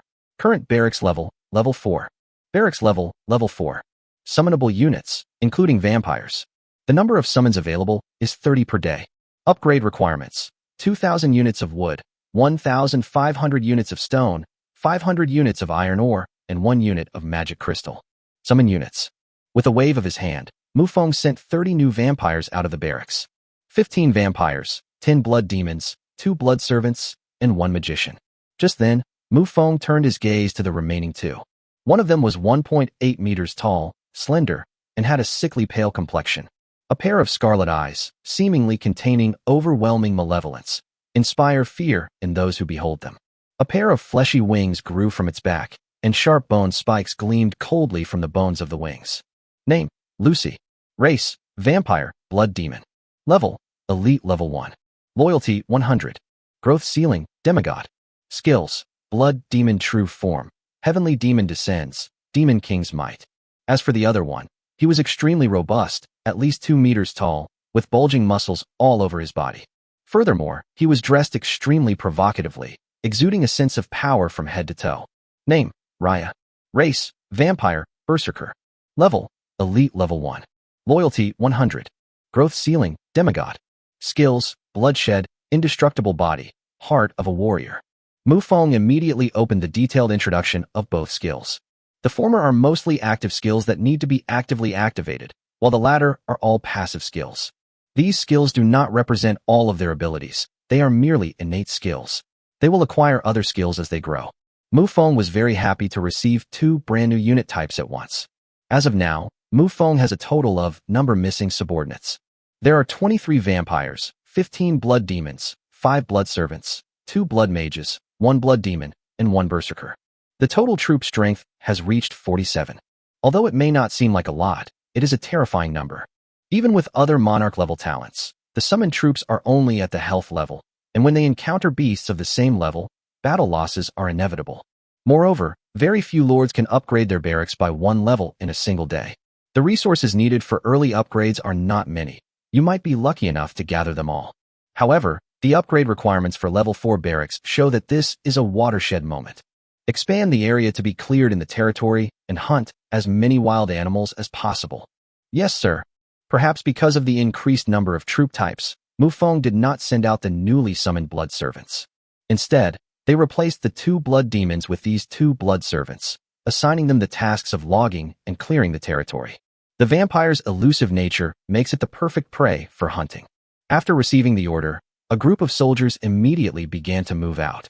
Mufong turned his gaze to Lucy, who did not disappoint him. The opponent unfolded its wings, and a dark red aura began to flow around its body. With a gentle flap of his wings, he soared into the sky, leaving a trail of dark red light in the air. Mufong nodded to himself, Being able to fly was indeed very convenient. There are many ways to fly, such as with wings or with magic. Therefore, flying is not difficult. Mufong himself, as well as his troops, can fly by various means. However, this can only be considered a means, not a true journey through the world. To truly possess the ability to roam the heavens and earth, one needs to reach the king level. The hero level also allows for brief periods of airtime. It was noon. Mufong received a message from a friend, Yu Haiyang. Mufong, my luck is off the charts. I actually got a bronze treasure chest. Mufong was slightly taken aback when he saw this information, and at first he was a little skeptical. However, I soon came to terms with it, since no one can predict one's fortune. So what did you get? Special item, land reclamation, can build an island with a diameter of 500 meters in any ocean. Mufong was completely shocked this time. If judged solely on area, this thing is actually nothing special. The key lies in any ocean. Does this mean that Yu Haiyang can have another territory? This serves as an anchor point, playing a significant role in both strategic importance and resource extraction. After finishing his conversation with the other party, Mufong looked at his lord panel. At this point, my experience bar was already half full. To be promoted to commander, you need 500 experience points. Furthermore, each time a commander advances to a higher realm, 1,000 experience points are required. From this point on, simply hunting wild beasts was no longer enough to support the lords leveling up. This also indirectly forces the lords to attack the native forces. Evening. Mufong continued his iron ore transaction with Li Qing as usual. Traded 80 units of iron ore to Mufong today. After all, Li Qing's troop numbers are also increasing. However, out of good intentions, Mufong still sent a message to remind him. Don't use all your troops to mine iron ore. Leveling up is the key. Don't worry, boss. I only leave 1/3 of my troops to mine iron ore. Mufong felt much relieved upon hearing this. He certainly didn't want to find another business partner. Although it was already evening, most of Mufeng's troops had not yet returned. Mufong knew in his heart that he hadn't gained anything significant today. Thinking about it carefully, it makes sense. After all, the original lizardman tribe was here, and there were definitely no other tribes nearby. Even the other two lizardman tribes are probably not close by. Having tasted immense success, Mufong was eager to find the other two lizardman tribes. Chapter 20 Commander Level. As night fell, all the troops returned to their territories one after another. Mufong immediately put all the food on the trading platform. This time, he only needed one resource, iron ore. Relying solely on trading with others is not a sustainable long-term solution. As long as he can gather 100 iron ore, plus a small amount of starter iron ore, he will continuously earn more resources. At the same time, Mufong also looked at his experience bar, which was just over 100 points away from being upgraded to commander. At this moment, all the troops were gathered in the hall, making the level 3 Lord's Hall seem a bit crowded. Mufong thought for a moment and said, "We will continue hunting tonight, and from now on, Rosa will be the leader of the vampires, and Hualuo will be the leader of the blood demons." Rosa and Hualuo were overjoyed upon hearing this and immediately stepped out of the group and knelt on one knee. "I will obey your lordship's decree and will do my utmost to live up to your lordship's trust." Mufong nodded, then told the two to get up and return to the group. As for the other troop types, Mufong did not appoint commanders because the number of other troop types was still too small, and there was no need to do so for the time being. After giving some more instructions, the combat troops left one after another, while the 5 blood servants stayed behind. The current situation is that there are no more beasts around the territory, so having a few more blood servants won't make much difference. It was already past midnight. Mufong hadn't slept at all. He was waiting for his level to be upgraded. The troops he sent out did not disappoint him. He had enough experience points. In that instant, Mufong felt a roar in his brain and even felt a little dizzy. This situation didn't last long. Mufong returned to normal after 3 seconds. As Mufong looked around again, he felt that everything around him was incredibly clear. At this moment, Mufong was like a human radar, able to survey his surroundings in 360 degrees. Having successfully advanced to the rank of commander, Mufeng's perception has undergone a tremendous change. Even with his eyes closed, he could sense any change within a 30-meter radius. This is different from the vampire's ability to sense blood. One is for blood, while the other is for everything around them. This is the advantage of realm.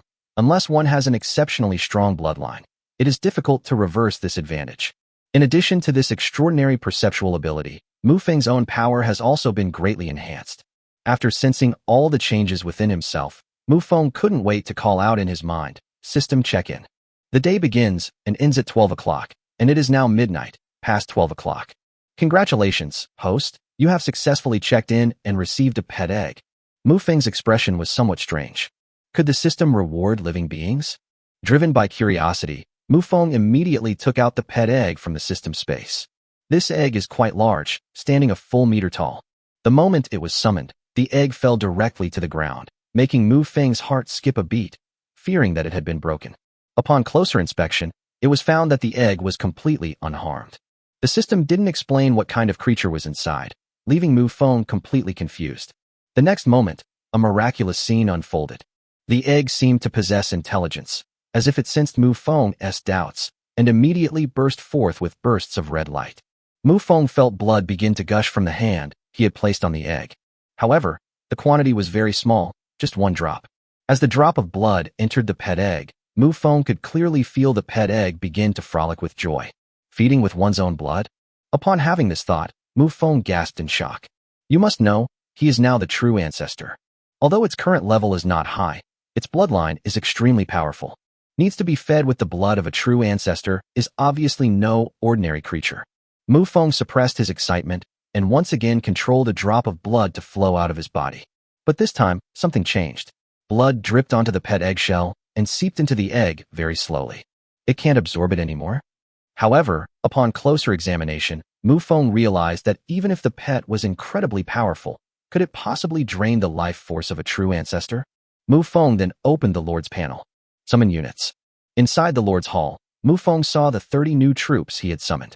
Unfortunately, there are no new unit types this time. 10 vampires, 10 blood demons, 3 blood mages, 3 blood demons, and 4 berserkers. After arranging for them to go hunting, Mufong returned to the bedroom with the pet egg in his arms and placed it on the bedside table. Then Mufong began to enjoy his dinner, which was very delicious. Then Mufong held Wen Xiangru in his arms and fell into a deep sleep. In the forest, Lucy, thanks to her flying ability, is currently the one furthest from the territory. She possesses both the ability to fly and the same level of eyesight, so this does not prevent her from hunting wild beasts in the forest. Her gaze swept across the forest, and the next moment her eyes narrowed slightly. He then immediately landed on a small hill. At this moment, there is a passageway between the two mountains, and it is clear that the passageway was built by man. Most importantly, there were 2 carriages moving through the passageway at that moment. Lucy's first thought was to sense the other party's strength. 2 elite-level characters, 7 chi and blood warriors, and 20 ordinary people. Lucy then looked at the carriages, both of which were pulling a cage. Although the cage was covered by a black cloth, Lucy could sense the blood flowing inside, indicating that there was clearly someone inside. There were a total of 13 people in the 2 prison cages. After understanding the situation of both sides, Lucy began to think about her next move. In terms of both numbers and equipment, the enemy undoubtedly has a huge advantage, because the opponent was equipped with only enchanted weapons. Although enchanted weapons don't have any special abilities, having such a standard, unequipped weapons significantly increases one's combat power. Thinking for a moment, Lucy did not choose to take the initiative, because she didn't know if doing so would cause unnecessary trouble for her lord. They immediately ignored the convoy and flew off to other locations. The next morning, after washing up, Mufong arrived at the Lord's Hall. What he has to do today is very simple: get the blacksmith shop up and running. He immediately started checking his inventory. Iron ore, 320 units. A smile involuntarily appeared on Mufeng's face. He had exchanged food for iron ore last night, and the exchange rate was rather low. The purpose is to gather enough iron ore today. Chapter 21: Opening of the Blacksmith Shop. Just as he had predicted, the blacksmith shop was finally able to get running. Without any hesitation, Mufong immediately chose to build a blacksmith shop. Blacksmith successfully built, consuming 500 units of wood, 200 units of stone, and 100 units of iron ore. Mufong has never lacked wood, and as for stone, with the expansion of the territory's search area, it's not a problem to supply one territory for Mufeng's use. Just as Mufong was about to leave the Lord's Hall, the team that had gone out that night returned. He then didn't rush and instead chose to meet with his own troops first. The information that evening did not disappoint Mufong. Lucy immediately revealed the team they had encountered the previous night. Hua Luo, who was standing to the side, also stepped forward and said, "My lord, I also encountered that road last night, but I didn't see any troop." Mufong immediately fell into deep thought. That road was clearly man-made, which must have come from some local force, and on a considerable scale. They are definitely not comparable to tribes like the lizardmen. Lucy's decision not to make a move last night was absolutely the right one. Mufong is indeed the strongest among the novice lords, but looking at the entire Lord continent, he is simply not good enough. That being said, Mufong wasn't entirely without ideas, but he mainly considered the disparity in strength between the two sides. After pondering for a long time, Mufong said, "Hua Luo, you stay on that road today, follow them to see where they are going, and gather some information." "Yes, my lord." "Also leave behind a vampire who has killed an elite lizardman." After a simple deployment, all units were back in operation. Mufong arrived in the territory and saw the blacksmith shop he had been longing for. It was a huge factory built of stones and wood. Inside, you can see various iron training tools. Crafting enchanted weapons does not require blueprints, as enchanted weapons are the basic weapons. Once the weapon is forged, the blacksmith will enchant it. This is the blacksmith's special function. Then Mufong looked at the vampire and said, "Summon your familiars." "Yes." As a black mist surged, a large number of black energy bodies coalesced into various shapes. The one with the most powerful aura was undoubtedly the elite lizardman. Mufong nodded in satisfaction, then said again, "From now on, your task is to forge weapons. This is the foundation of my fortune, and you absolutely cannot slack off." The vampire was initially somewhat reluctant. After all, she was a combat soldier. However, upon hearing the Lord say that this was the foundation of his fortune, he immediately abandoned this idea.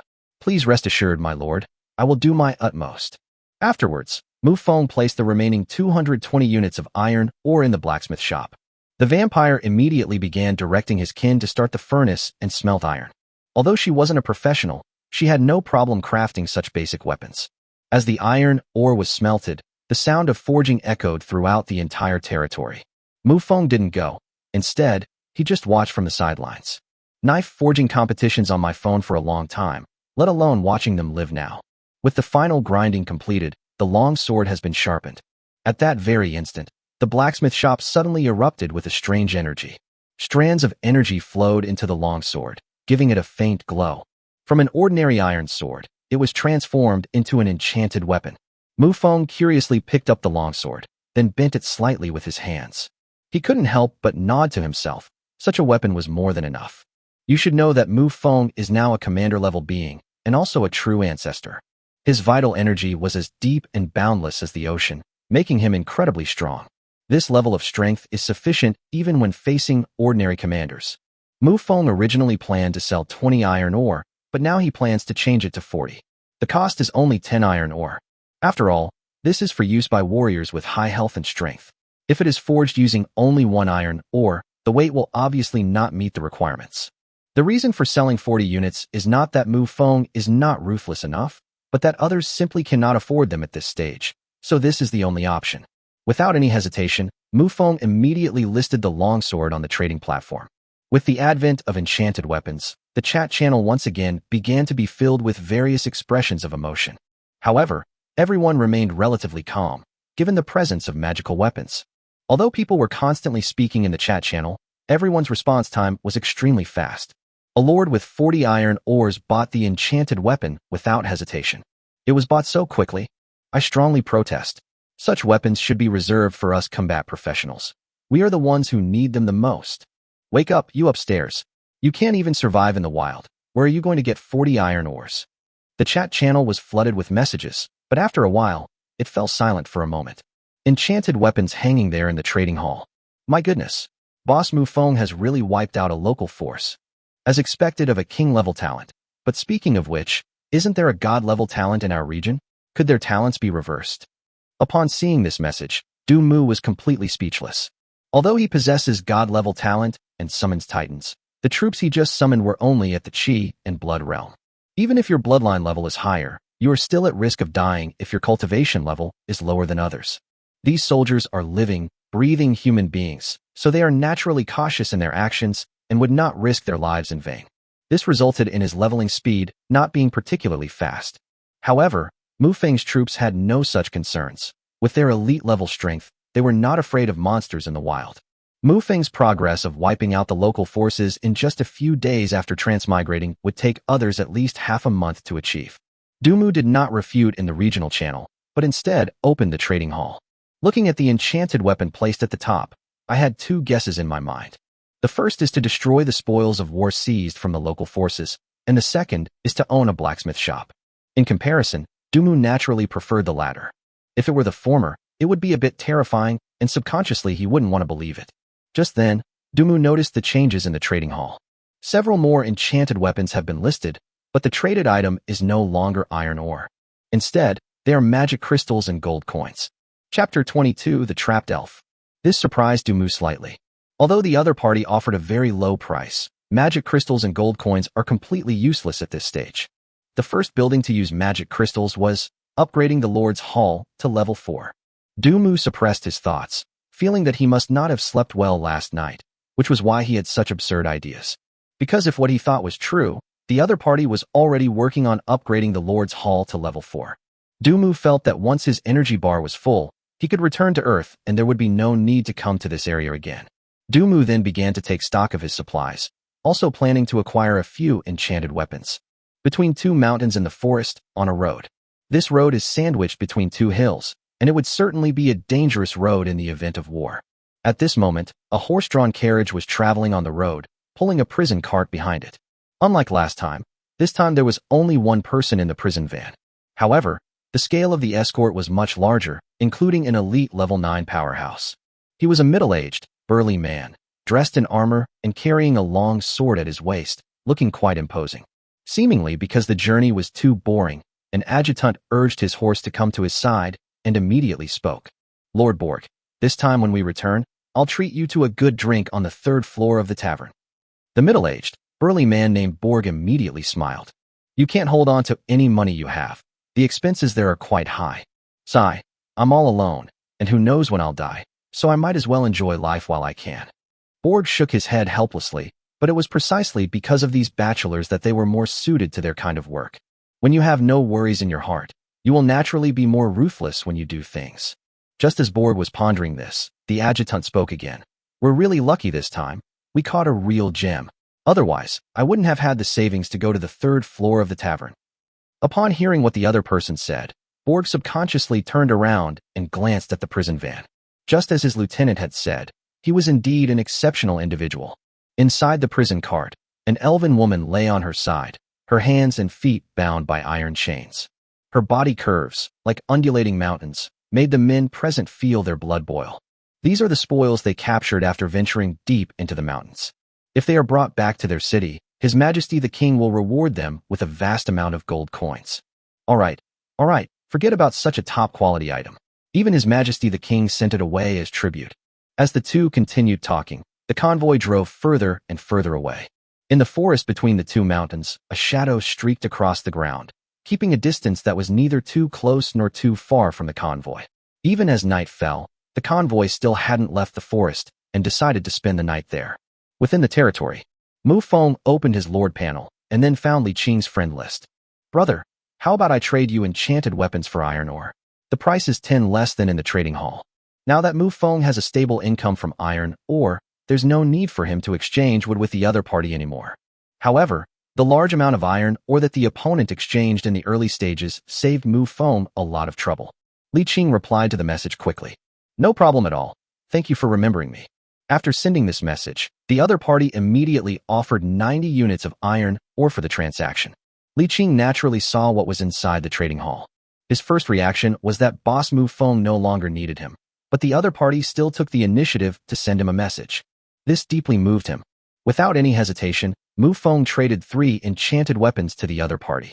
Then I opened Yu Haiyang's chat channel. It's a real shame that your troops can't use weapons. When Yu Haiyang saw the message from Mufong, he felt incredibly fortunate. His unit is the fanged octopus, whose suckers are inlaid with fangs, making them the best weapons. You managed to get your hands on a blacksmith shop? Damn, you're really lucky. The blacksmith shop is a money-making machine. Just as Mufong was about to argue with the other party, he suddenly shuddered. I felt my power rising rapidly, and in the blink of an eye, I had reached the 2nd level of the commander rank. This change surprised Mufong slightly. Keep in mind that each level up at the commander level requires 1,000 experience points. If it's just about hunting wild animals, then you'd need to hunt 1,000. He immediately switched the Lord panel to the main panel and saw the message that popped up below. Your troops destroyed a local faction, earning you a bronze chest. Upon seeing this message, Mufong was even more completely baffled. The scene shifts to a forest 80 kilometers away. At this moment, a tribe is burning a raging fire. In the sky, a blood demon spread her wings, her eyes coldly gazing down. This blood demon was none other than Lucy. Taking advantage of her flight, she hunted and searched all the way, and had already reached a distance of 80 kilometers.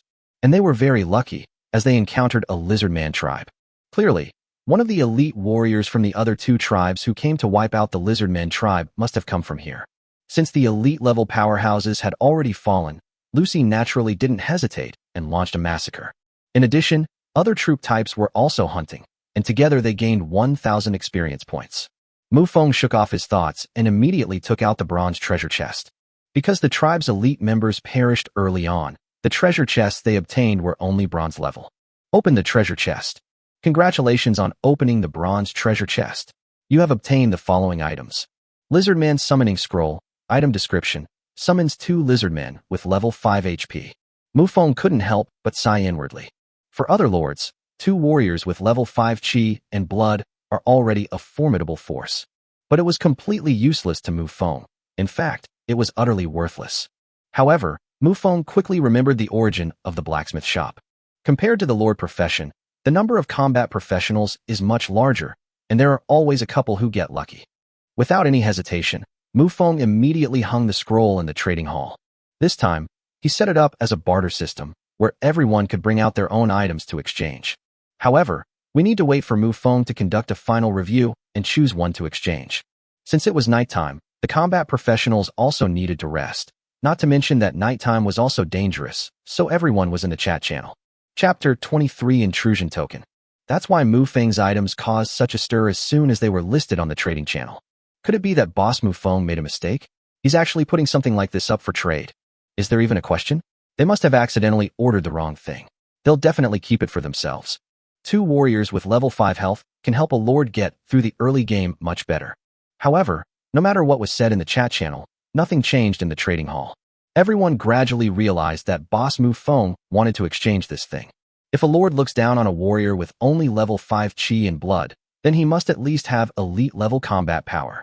Mufong ignored the chat channel and instead checked the items that everyone was trading. There aren't many things that can be of any use to him at this stage. Mufong flipped through the pages for more than 10 minutes before his gaze finally settled on a section of the screen. There was a small square with a portrait on it, and on it was a golden token engraved with the character for war. Mufong naturally knew what this was. Territory Invasion Token. There are 2 ways to invade another lord's territory. The first method is to actually explore the other party's territory, thus triggering a conflict. The second method is the Territory Invasion Token. With this token, you can directly designate it for use by another leader. Deploy your troops around the enemy's territory to launch a direct invasion. Mufong rummaged through the items for a while longer, but found nothing of value, so he finally chose the Territory Invasion Token. As night fell, Mufong had almost completed all the transactions for his enchanted weapons. Of them are enchanted weapons, which were exchanged for magic crystals and gold coins respectively, and they are still listed there. He now has 800 iron ore in stock. We're not worried about iron ore anymore. Now we need to find a way to get magic crystals. Thinking about this, Mufong was very worried. Magic crystals can only be obtained by defeating opponents of the commander level. However, the place they arrived in was too remote, making it very difficult to encounter an opponent of that level. Originally intended to protect the Lord's early development, it has now become a shackle restricting Mufong. Mufong then took out most of the iron ore and placed it in the blacksmith shop, ordering them to work through the night to forge weapons. Vampires don't need rest, and neither do their soulless kin. After returning to his bedroom, Mufong noticed 2 drops of blood seeping from his finger, which he casually flicked onto the pet egg beside him. The pet egg shook gently, looking very happy. Then Mufong looked at Aphelier. I've lost a lot of blood to support my pet, so replenishing my blood shouldn't be a problem, right? With that thought in mind, sharp tiger fangs began to grow in his mouth. The next morning, after a quick wash, Mufong immediately started signing in. Congratulations, host. You have successfully checked in and obtained the special skill, Willpower Phantom. Mufong was slightly taken aback, then immediately clicked on the detailed description of the skill. A phantom of will. It can differentiate its own will and power and entrust them to another life form, so that it can still fight even when it is far away. If its own strength and soul are strong enough, it does not need a carrier. Mufong smiled and immediately used the skill scroll. With a slight thought, a blurry figure gradually appeared beside him. Figure was extremely similar to Mufang's, except that it was in a phantom state, and even its face was not clearly visible. It was just a blurry phantom. He inherited about half of the power, but Mufong felt that he could freely allocate this power. Even if we have to give away 90%, it's still possible. However, this distribution of power can only be achieved when the phantom of will is condensed. If it is a condensed phantom of will, its power cannot be remotely controlled. The illusory image of will has no self-awareness. In essence, it is somewhat similar to the astral projection in cultivation novels, and requires Mufong himself to control it. With another thought from Mufong, the illusory image of his will transformed into a stream of light and entered Eiffel's body. After playing for a while, Mufong withdrew his illusory will. Summon units. Mufong summoned troops on the Lord panel. He walked out of the Lord's Hall. When they arrived at the territory, there were already 30 soldiers standing there. 10 vampires, 5 blood demons, 5 blood mages, 5 blood monsters, and 5 berserkers. Mufong couldn't help but nod to himself. Although there were no entirely new troop types, the troop allocation was very reasonable. Currently, his largest number of subordinates are vampires, totaling 43, followed by blood demons with 30. The total number of troops has reached 107. Mufong directly arranged for them to search and hunt freely in the forest, but he left behind a blood demon. He still remembered the path in the forest and planned to see it for himself. As for the method, it was to use the phantom of will to have the blood demon take him there. It immediately created a phantom of will and gave the opponent 60% of its power. With his current combat strength, even at 60% of his power, he would not be afraid of encountering a high-level commander. Furthermore, in Mufong's understanding, if you want to get rich, you must first build roads. Since that force knows how to build roads, it must not be some small fry or a few small dogs. He wasn't afraid of his opponent being too strong. On the contrary, he hoped his opponent would be even stronger. You can obtain magic crystals by killing commander-level enemies. If you're incredibly lucky and find a treasure chest, you'll get even more gold coins. The phantom of will transformed into a stream of light and entered the blood demon's body. The blood demon spread its wings and soared into the sky. With a clear goal in mind, there were no delays along the way, and they soon arrived at the path. Mufang's illusory will manifested and began to examine the path before him. There were tire tracks on the path, and discarded oil paper with grease still on it, indicating that it had not been discarded for long. Furthermore, since he couldn't find Hualuo, Mufong could conclude that a convoy must have passed by yesterday, and Hualuo had probably already followed them. Without any hesitation, the blood demon spread its wings and followed along the path. Thanks to the amazing speed, the convoy was visible in the distance in just 3 hours. Mufang's illusory will emerged from his body, transforming into a stream of light that landed on the ground. The blood demon had completed its task and began hunting wild beasts nearby. At the same time, Mufong also noticed Hualuo. Although she was hiding in the shadows, she could not escape his eyes. The illusory image of will transformed into a stream of light once more, entering the shadow and residing on Hualuo's body. Chapter 24 Intelligence. The vines naturally sensed something. However, Mufong quickly explained the situation, so no accidents occurred. At the same time, Mufong began to observe the team ahead. After a brief moment of thought, Mufong decided not to make a move and instead decided to follow the other party and see what kind of power was behind them. At the same time, Mufong was also thinking about something else. The other party captured a Pokemon from the forest and combined with the caravan we encountered last time. It's clear that there are a large number of Pokemon in the forest. Considering the strength of this team, they are capable of capturing Pokemon at Elite Level 9. Mufong was also somewhat tempted. These are all valuable experience points, so he has no reason not to get a share. Thinking of this, Mufong in the territory immediately took action. He immediately summoned a blood demon and ordered, "Go against the flow along that path and gather intelligence." Furthermore, to facilitate communication, Mufong created another illusory image of his will. However, this time only 10% of the force was allocated, mainly to solve communication problems. Of all the soldiers under his command, only the blood servants could communicate with him over long distances. After the blood demon left, Mufong fell into deep thought again. If the main force goes on a long expedition in the future, we will still need to equip it with 2 blood servants to solve the communication problem. Just as Mufong was thinking this, his expression suddenly brightened. Because his second pair of eyes saw a different scene. This so-called second pair of eyes is actually the phantom of will on Hua Luo's body. By this time, Hua Luo had been following the group for a day and a night, plus half a day, and finally arrived at the edge of the forest. Although it is still mainly trees, what we see now can no longer be called a forest, it should be called a woodland.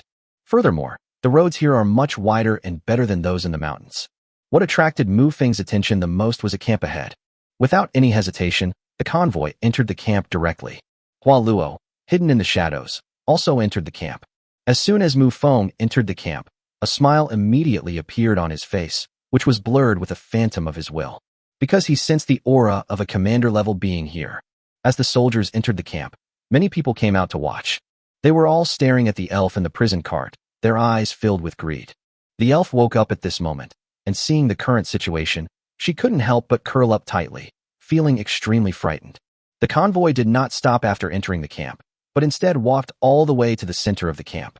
A burly man with a thick beard emerged from the camp. The other party was also wearing armor, and his aura was as deep as the ocean. This was none other than the commander-level figure. A commander-in-chief, but not very strong, Mufong commented. Even if Mufeng's current will illusory image only has 60% of its strength, he can still kill his opponent within 10 moves. In Mufeng's eyes now, the other party seemed like a walking magic crystal. However, Mufong was not in a hurry to make a move. He still had many things to investigate. If the enemy is killed too early, the entire camp will inevitably fall into chaos, making it impossible to gather intelligence. Just as Mufong was pondering this, the commander-level officer had already descended the steps. He circled the prison cart, making clicking sounds as he did so. What great luck this time! An elite-level elf, and look at that appearance and figure. This year's tribute is secured. Borg, abandoning his previous arrogance, smiled broadly and said, Lord Gil, I hope you will put in a good word for me with His Majesty. I will certainly remember your kindness. Jill was very pleased. She patted the other man on the shoulder and said confidently, Don't worry, if you follow me, you'll definitely be treated well. Take this elf away and keep a close watch on it. Night fell quickly. During this period of time, Hua Luo remained hidden in the shadows. Mufong, like a dry sponge, was frantically absorbing information from the outside world. According to current information, the fortress in front of us belongs to the Principality of Chalak. The Principality of Chalak was not a particularly powerful force, it was merely a city-state. Along the border between the entire Lorby Forest and the Dawn Continent, there are hundreds of duchies like Churuk. The purpose of these principalities is to separate the Lockerbie Forest from the Dawn Continent. Therefore, these so-called duchies are puppet forces supported by the real great empires of the Dawn Continent. Because these people were drunk and would say anything, Mufong also heard the names of two extraordinary forces. The Holy and Glorious Empire. Star Empire. The reason the Principality of Chalak established a camp here was to enter the Lockerbie Forest to capture slaves. However, this time the Principality of Chalak had extremely high requirements for the quality of its slaves. The purpose was to present it as a tribute to a nobleman in the Starry Empire. The location of the Starry Empire is also easy to figure out. Just keep going from here and cross the Karak Duchy to reach the border of the Starry Empire. Mufong has figured out a part of the power structure on this continent. As for the other part, that must be inside the Lockerbie Forest. However, the specific details about that place are certainly not something these mercenaries could know.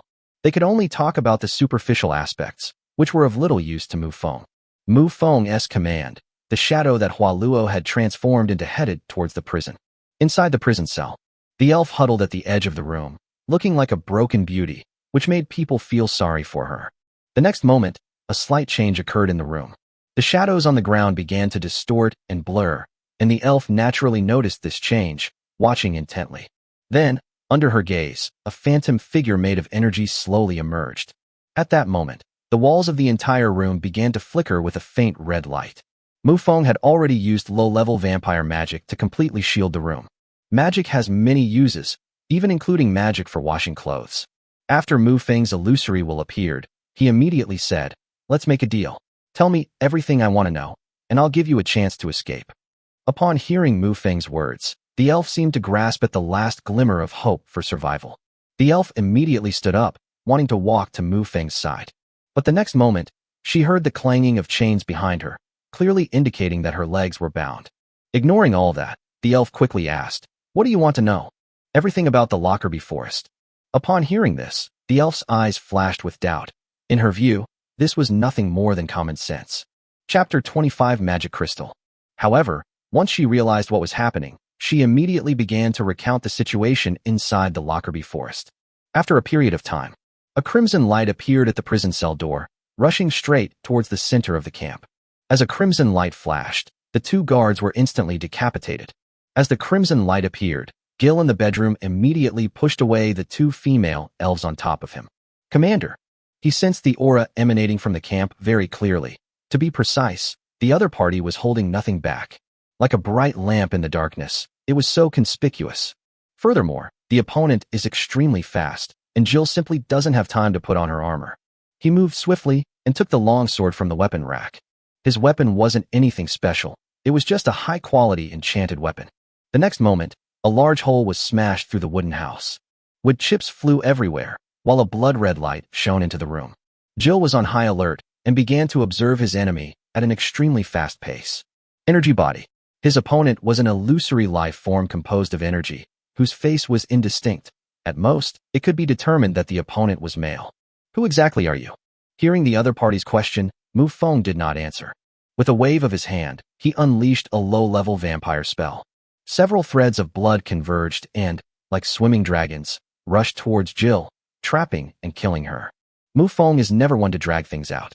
Since he has decided to kill the other party to obtain the magic crystal, and has already obtained the information he wanted, there is naturally no need for further communication. Jill's gaze turned completely serious, and the long sword in his hand began to gleam. As the sword flashed, all the threads were severed. Then Jill pointed her long sword directly at Mufong. Mage, I don't remember offending such an enemy, not even in the entire kingdom of Charuk. Mages are relatively few in number in this world, especially high-level mages, who are even rarer. If one is a king-level mage, their status can be comparable to that of a holy spirit. Mufong still did not answer when asked again. He was bound to make a mistake by talking too much, and there was absolutely no need for him to communicate with the other party. This is, after all, a world of swords and magic. No matter how talented Mufong is, he is still a newcomer. There are so many things we don't know, and it's inevitable that the other party might use methods beyond our imagination. If a lizardman tribe can master low-level magical weapons thanks to the legacy of their ancestors, then the leader in front of us has a duchy behind him. The Crimson Phantom Oval began to unleash its full power. The overwhelming pressure, befitting a commander, was unleashed without restraint. The oppressive aura was so dazzling that it alarmed everyone in the entire camp. Taking advantage of this opportunity, the elf quickly fled the camp. The Phantom Oval clasped its hands together, and as the palms slowly separated, a blood-red feather arrow appeared within them. The arrow, carrying the force of piercing the air, charged towards Gil once more. During its journey, it even produced sonic booms. Ability enhancement. With a roar from Jill, his entire body burst forth with dazzling light. Although his realm did not improve, his power continued to rise. Iron Barrier. The next moment, Jill gripped her sword with both hands, held the long sword upright in front of her, and a screen of azure light appeared before her. The crimson arrow suddenly struck the light barrier. Boom. The light screen instantly developed spiderweb-like cracks, and Jill's feet were already stuck in the ground. She was pushed back by the impact, plowing 2 furrows in the ground. In that instant, Jill felt her ears ringing. His arms were trembling uncontrollably, and his blood and chi were boiling. Barely managing to steady himself, he looked up at the blurry figure with a face full of horror. However, all he saw was the other party waving his hand, and a blood-red arrow kept growing larger in his pupils. In her dying moments, Jill had only one last thought in her mind. Such a powerful attack, shouldn't this be an ultimate move? Why can it be fired repeatedly? Mufong used a mid-level vampire spell, which is considered a type of magic with relatively high physical damage. As the crimson arrow pierced through his body, Jill's entire body was instantly blasted apart. Blood and body parts were scattered everywhere. With a slight thought from Mufong, all the blood on the ground rose up, then gathered above Mufong's head, forming a blood-red sphere that emitted an eerie red light. At the same time, a black energy body slowly emerged. It was Jill. Since the opponent possessed commander-level combat power, Mufong naturally wouldn't let him go and would turn him into his own kin. He is the true progenitor, and he is born with all the skills and magic of the vampire race. It is engraved in his bloodline. As the opponent died, even the blurry face of the Phantom Oval curled into a smile. The first thing he gained was 1,000 experience points, and Mufeng's level immediately reached commander level 3. However, the power of the illusory will did not increase, because the power brought by the level increase was all incorporated into the body. The phantom of will is merely a manifestation of power. It has no physical body whatsoever. Then Mufong saw what he wanted most. Magic crystal. Since all the blood had been absorbed, the crystal that emitted multicolored light was very conspicuous lying on the ground. Mufong reached out, and the magic crystal landed in his hand. Feeling the surging magic emanating from it, Mufong was also filled with excitement. But the next moment, Mufeng's eyes instantly turned to the spot where the other person's body had exploded. There was light gathering there, as if something was about to be born. Mufong's gaze, a treasure chest radiating golden light, floated in the air. A gold-level treasure chest. This is the first time Mufong has obtained an individual treasure chest, and it's a gold level 1 right away. Without any hesitation, Mufong immediately put away the golden treasure chest. Since the phantom of his will could not use the Lord's panel or the system, he could only contain the things within his own body. Therefore, we were able to witness a strange scene. A transparent energy entity, with a multicolored crystal embedded in its body, and a treasure chest radiating golden light. After doing all this, the phantom of will transformed into a streak of blood-red light and headed out of the camp. They came to the shade of a large tree and plunged into its shadow. The shadow twisted and sped off at an incredible speed in a certain direction in Lockerbie Forest. Inside the Lord's Hall, Mufong slowly opened his eyes and rubbed his throbbing head. Chapter 26 Development Direction. Just now, in order to prepare for the battle, he focused all his thoughts on the phantom of his will. The end result was that he felt dizzy. If it's just using his abilities without fighting, it won't be a burden for Mufong. However, once you enter combat, the consumption will increase dramatically. Rubbing his head, Mufong thought about many things during this time. The first question is whether killing Gil will provoke retaliation from the Principality of Churuk. Mufong was completely at ease about this. Because the Principality of Churuk lacked the courage to send a commander-level officer into Lockerbie Forest. The situation in Lockerbie Forest has been fully explained to us by that elf. First of all, the Lockerbie Forest is very, very large, occupying 1/3 of the entire Dawn continent. The most powerful force among them is Moon City, led by the Moon Elves. Although Moon City appears to be on par with the Empire on the other side of the continent. However, it has existed for a much longer period of time, and therefore has a much stronger foundation. In addition, Mufong also learned the names of all the major powers on the continent. Aside from the 2 great empires they mentioned earlier while drunk, there's also the Warhammer Union and Dragon's Nest. These 4 major powers occupy the center of the Dawn continent, and the 4 forces are evenly matched, with each having roughly equal strength.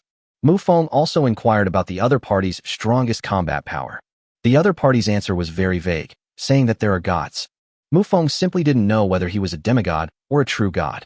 In Mufong's understanding, this little elf couldn't possibly be involved in such high-level matters. Even if someone is a demigod, as long as they have the word God in their name, these little beings will automatically ignore the word before it. Apart from these 4 major powers, the remaining powers are some small principalities on the borders of the empire. However, almost all of these small principalities had the backing of imperial nobles. Thinking about all this made Mufeng's head ache even more.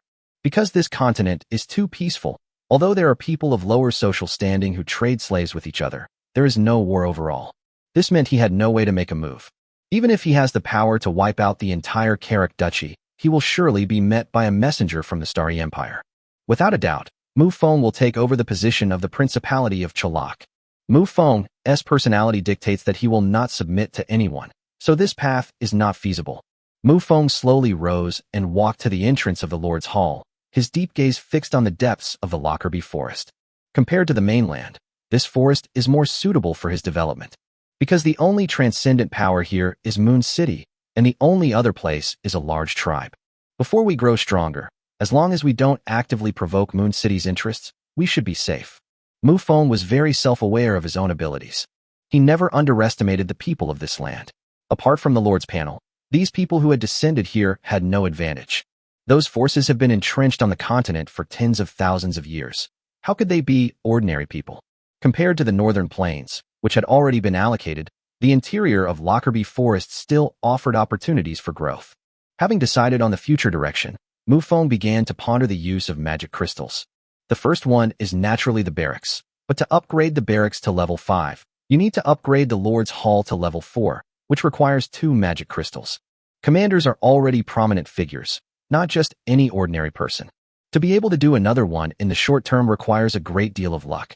In the end, Mufong made a decision. Hero Altar. His basic unit growth cap is demigod, and they are all elite level as soon as they are summoned. If it's summoned from the Hero Altar, then the reward will definitely be higher. With a more powerful subordinate, there will be another way to obtain magic crystals, which creates a virtuous cycle. It was evening. Hualuo finally returned to her territory. Mufong also immediately withdrew his illusory will, and the 2 spoils of war fell into his hands. He first looked at the gold-level treasure chest and couldn't help but rub his hands together. Open the treasure chest. Congratulations on opening a gold-level treasure chest. You have obtained the following items. Gold coins, 10. Item, 1 Lord's Hall.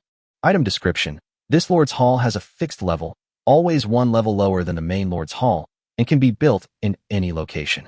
Mufong immediately thought of Yu Haiyang's land reclamation project. However, compared to the other parties, his is definitely better, because the land reclamation project limited the area to only 500 meters. However, once Mufong upgrades his own Lord's Hall to a higher level, the level of the attached Lord's Hall will also automatically increase, and the territory area will expand accordingly.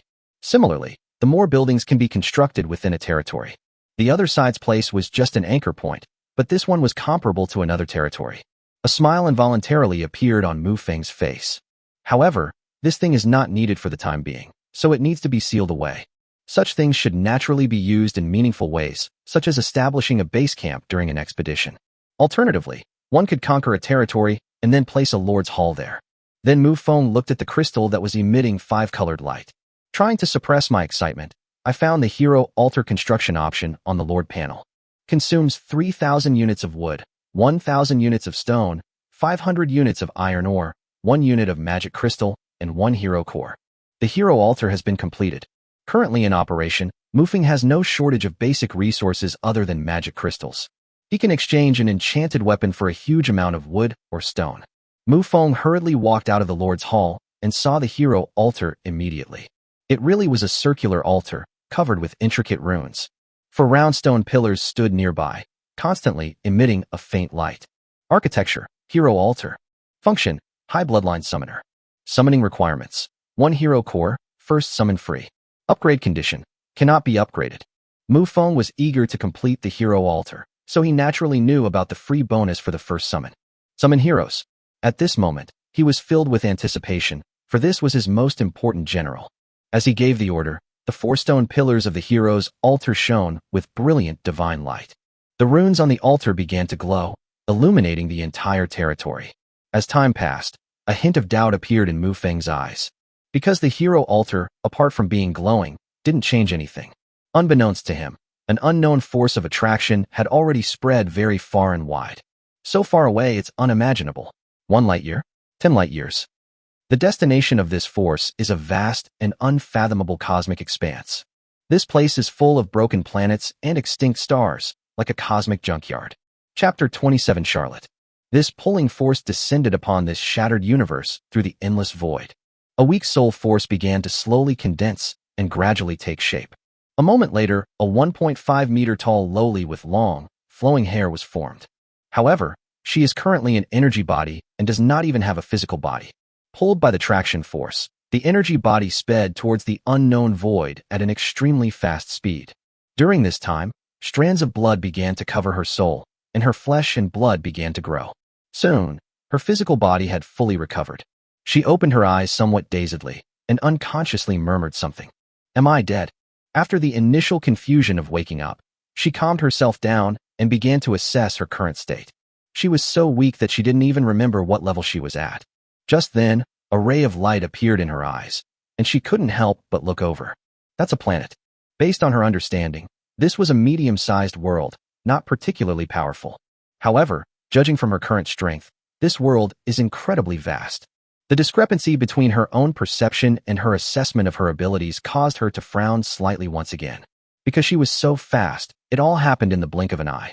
When she came to her senses again, she found herself in a forest. There were some rather strange buildings around, and he was standing on an altar.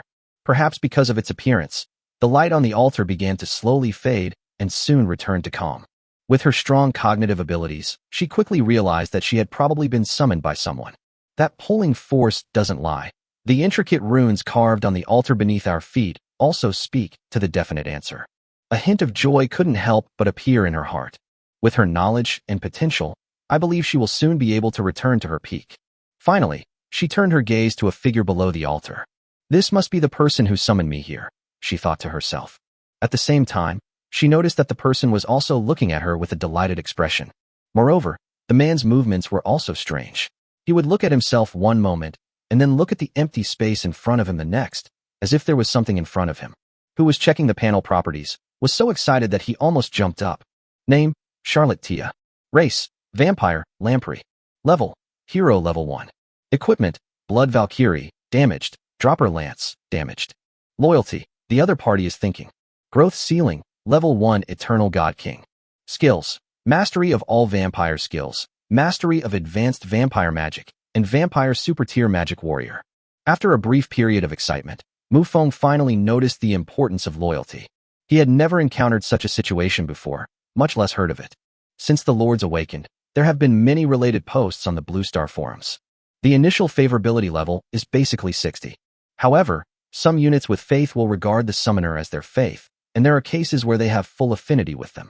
However, this situation of the other party being in thought has never occurred. He couldn't help but become wary. If the troop affinity was below 40, there was a possibility of mutiny. Neither of them spoke, and they just stared at each other blankly. Charlotte was the first to move. She slowly stepped forward, intending to ask what was going on. Intelligence is very important in many situations, so she decided to ask for clarification. But the moment she moved, the man below the altar unleashed an aura. She frowned slightly, thinking to herself, is this person crazy? But after she sensed that aura, her expression gradually became dazed. The opponent's power wasn't strong, but the bloodline aura mixed in with it made her unable to remain calm. True ancestor. He truly is the progenitor of the vampire clan. That is the most noble existence among vampires. The most powerful existence. The pinnacle of faith.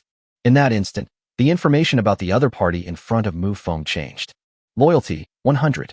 Seeing this change, Mufong was finally relieved and slowly withdrew his aura. Similarly, Charlotte quickly stepped down from the altar because the altar was a high platform, and it was disrespectful for the true ancestor to stand below it. After stepping down from the platform, Charlotte lifted her black evening gown and devoutly bowed, saying, "Greetings to the great true ancestor." Mufong was also filled with excitement, and immediately said, "No need for formalities, please rise." As he spoke, he stepped forward and helped the other person up. Seeing this scene, Charlotte was even more excited. The true ancestor was truly approachable. After exchanging a few more words, the two headed together to the Lord's Hall. During this time, Charlotte looked around curiously. This place is ordinary, but it is the place where the true ancestor lived, and therefore it is extraordinary. After the two entered the Lord's Hall, Mufong sat on the throne above. Looking down at Charlotte, who was standing ramrod straight, Mufong asked the question that had been nagging at him the most. Are demigods considered gods? And how are gods ranked? He saw Charlotte's potential growth ceiling, a first-level eternal god king. Similarly, Mufong had absolutely no concept of this first-level main god. Charlotte adjusted her evening gown and gave a slight bow. He then said, "Your Majesty, demigods have mastered divine power, but they do not possess a divine body, so they are called demigods. Above demigods are third-level true gods, second-level immortal gods, and first-level eternal god kings." At this point, Charlotte paused, looked up at Mufong on the throne, and her eyes were filled with fervor. She spoke again, saying, "Above the first-level god king is the supreme god." Upon hearing this, Mufong was also a little unsettled. The hero he had summoned seemed rather outrageous. He initially thought that being able to summon a true god-level talent would be quite good. As a result, he was given a god king. Charlotte looked at Mufong on the throne and saw the shock on his face, and couldn't help but feel secretly pleased. Then, the idea of showing off came to her mind. It wasn't exactly showing off. She planned to reveal all her secrets. Regardless of the reason, the most normal thing to do is to honestly explain everything to His Majesty the true ancestor. In Charlotte's eyes, deceiving or concealing the true ancestors was almost a capital offense. But the next moment, Charlotte opened her mouth, but no sound came out. Charlotte was filled with doubt, and just as she was about to speak again, a clear, ethereal voice suddenly appeared in her mind. Chapter 28 God King. Charlotte pursed her lips and glanced at Mufong on the throne. She thought to herself, Your Majesty, this is not my fault. Mufong was completely unaware of all this. In fact, his summoning of heroes this time was an absolute exception among all the lords in the world. Because other lords, whether troops or heroes, are essentially created, they are entirely new and real beings. However, Mufeng's heroes were summoned and drawn here. It is a powerful life form that exists inherently. After a brief moment of shock, Mufong asked another question. Do you have any equipment on you? Charlotte smiled again, and then a red light emanated from her body. She was covered in red armor, and a strangely shaped spear appeared in her hand. A pair of wings grew from her back, and her long pink hair moved without wind. She looked so dashing, dangerous yet beautiful. Mufong didn't know what level the opponent's equipment was. However, the information panel clearly indicated that the opponent's equipment was damaged. However, judging from appearance alone, the opponent's equipment looks brand new. Your equipment appears to be damaged? As expected of His Majesty the true ancestor, he can see through the essence of things at a glance. Both of my equipment are limited and need to be upgraded slowly. Charlotte's voice had barely faded when she was momentarily stunned, because the sounds she made were not what she meant to express at all. What she meant was that the core of the equipment was damaged. However, what came out of their mouths was that their equipment was restricted. Charlotte shook her head slightly. She already understood what was going on. He didn't want to expose himself. Mufong was also extremely excited. A hero was summoned, and it even comes with its own equipment. He then looked at Charlotte and said, You should rest tonight and follow orders tomorrow morning. The opponent's summoned creature was already a hero-level creature. The meager kills from wild monsters are not even worth mentioning. Therefore, Mufong was in no hurry to send the other party out. All he needed to do now was wait for news.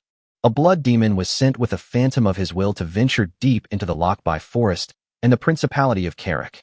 If any unexpected situation arises on either side, Charlotte will be dispatched. Charlotte removed her equipment and changed into a black evening gown. She gently lifted her skirt and bowed, saying, Great and benevolent true ancestor, Charlotte obeys. Mufong nodded, then turned his gaze to the Lord's panel. He still remembers receiving 10 gold coins. In essence, gold coins are the unified currency recognized by the Lord's panel. However, the method of obtaining it is somewhat difficult, so it will basically only be unified in the later stages. In the early stages, it was mostly a barter system. Mufong opened another trading platform. Lord's Shop. If we had to use a metaphor, the Lord's Shop and the trading hall could be compared to state-owned and private enterprises. All items in the Lord's Shop come from the Lord's panel, not from items uploaded by individuals. You can only buy things here with gold coins. With Mufong's current assets, he could only afford to buy one low-level magic weapon at most. Basically, no one buys this kind of thing, because everyone saves up their gold coins and then holds on to them for a big win. With a slight thought, Mufong swiped up the Lord's Shop. Extraordinary weapon. This weapon is essentially an advanced version of an enchanted weapon. However, the difference between the two is huge, because the extraordinary level weapon corresponds to the king level. As for magical weapons, the two are not in the same system. One represents magic, and the other represents the transformation of the physical body and blood into extraordinary power. Similarly, Mufong also saw the selling price of extraordinary weapons. 8 Demon Dragon Claws, 1,200 gold coins. Mufong only glanced at it briefly before closing the Lord panel. Looking at it too much would just be a pain in the neck. Mufong was slightly taken aback, because Xia Luo had not yet left the Lord's Hall. Aren't you going back to rest? Mufong asked, somewhat puzzled. Charlotte blushed slightly upon hearing this, and white mist escaped from her mouth with each breath. Your Majesty, shouldn't you be serving me in bed next? After Xia Luo's words, it was Mufeng's turn to lose his composure. Mufong admitted that she was not a gentleman, and was even a bit lecherous. However, Mufong was not ashamed, because it was a man's nature. But Charlotte had only been summoned a short time ago, less than an hour ago. Since the other party wasn't a bar girl, Mufong couldn't bring himself to do it in a short time. Let's wait and see. You may leave now, Mufong said, waving his hand somewhat awkwardly. Charlotte instantly looked disappointed, glancing at Eiffel beside her. The way he looked at the other person even contained a hint of envy. She naturally knew the other party's identity, a blood servant. Within the entire vampire clan, anyone whose strength reaches the god level is qualified to have a blood servant. Even some demigods would imitate this in order to demonstrate their status. There's no need to elaborate on a powerhouse like Charlotte, who is at the level of a god king. Leaving behind a somewhat resentful look, Charlotte gave a slight bow and left the Lord's Hall. Mufong returned to his bedroom and looked at the pet egg on the bedside table. The other party remained unchanged. Mufong didn't rush things. He casually flicked a drop of blood onto the pet egg and went to sleep. The northern border of Lockerbie Forest marks the boundary with the Dawn Continent. Although the entire continent is called the Dawn Continent, people gradually distinguish between the Lockerbie Forest and the Northern Plains because they have little overlap. When people mention the Dawn Continent, they think of the Northern Plains and the four transcendent powers. Heading north from Lockerbie Forest, villages of varying sizes gradually begin to appear. Travel 1,500 kilometers north, and you'll find a magnificent city perched on the distant horizon. A sphere streaked through the air, leaving a trail of light. The sphere hurtled directly into the city and deep into the palace. In a jewel-encrusted hot spring, a slightly overweight king is enjoying the service of his maids. The king was slightly taken aback when he saw the sphere flying in through the window. He reached out and took the sphere, which automatically unfolded upon entering his hand. Upon seeing the message coming from the sphere, the king's breathing became rapid. A surge of rage welled up within him, and his own aura unconsciously emanated from him. The maid beside him had no idea what was happening and could only kneel on the ground in fear. Chapter 29 Discovery. The king forcibly suppressed his anger and looked at the maid beside him, saying, "Go and have NOV come to see me." A maid, feeling as if she had been granted a pardon, bowed and immediately got up to leave. The king stood up from the hot spring and patted his somewhat swollen belly. With the help of his maids, the king dressed himself. He was adorned with jewels from head to toe, with various gemstones radiating brilliance, making him appear exceptionally noble.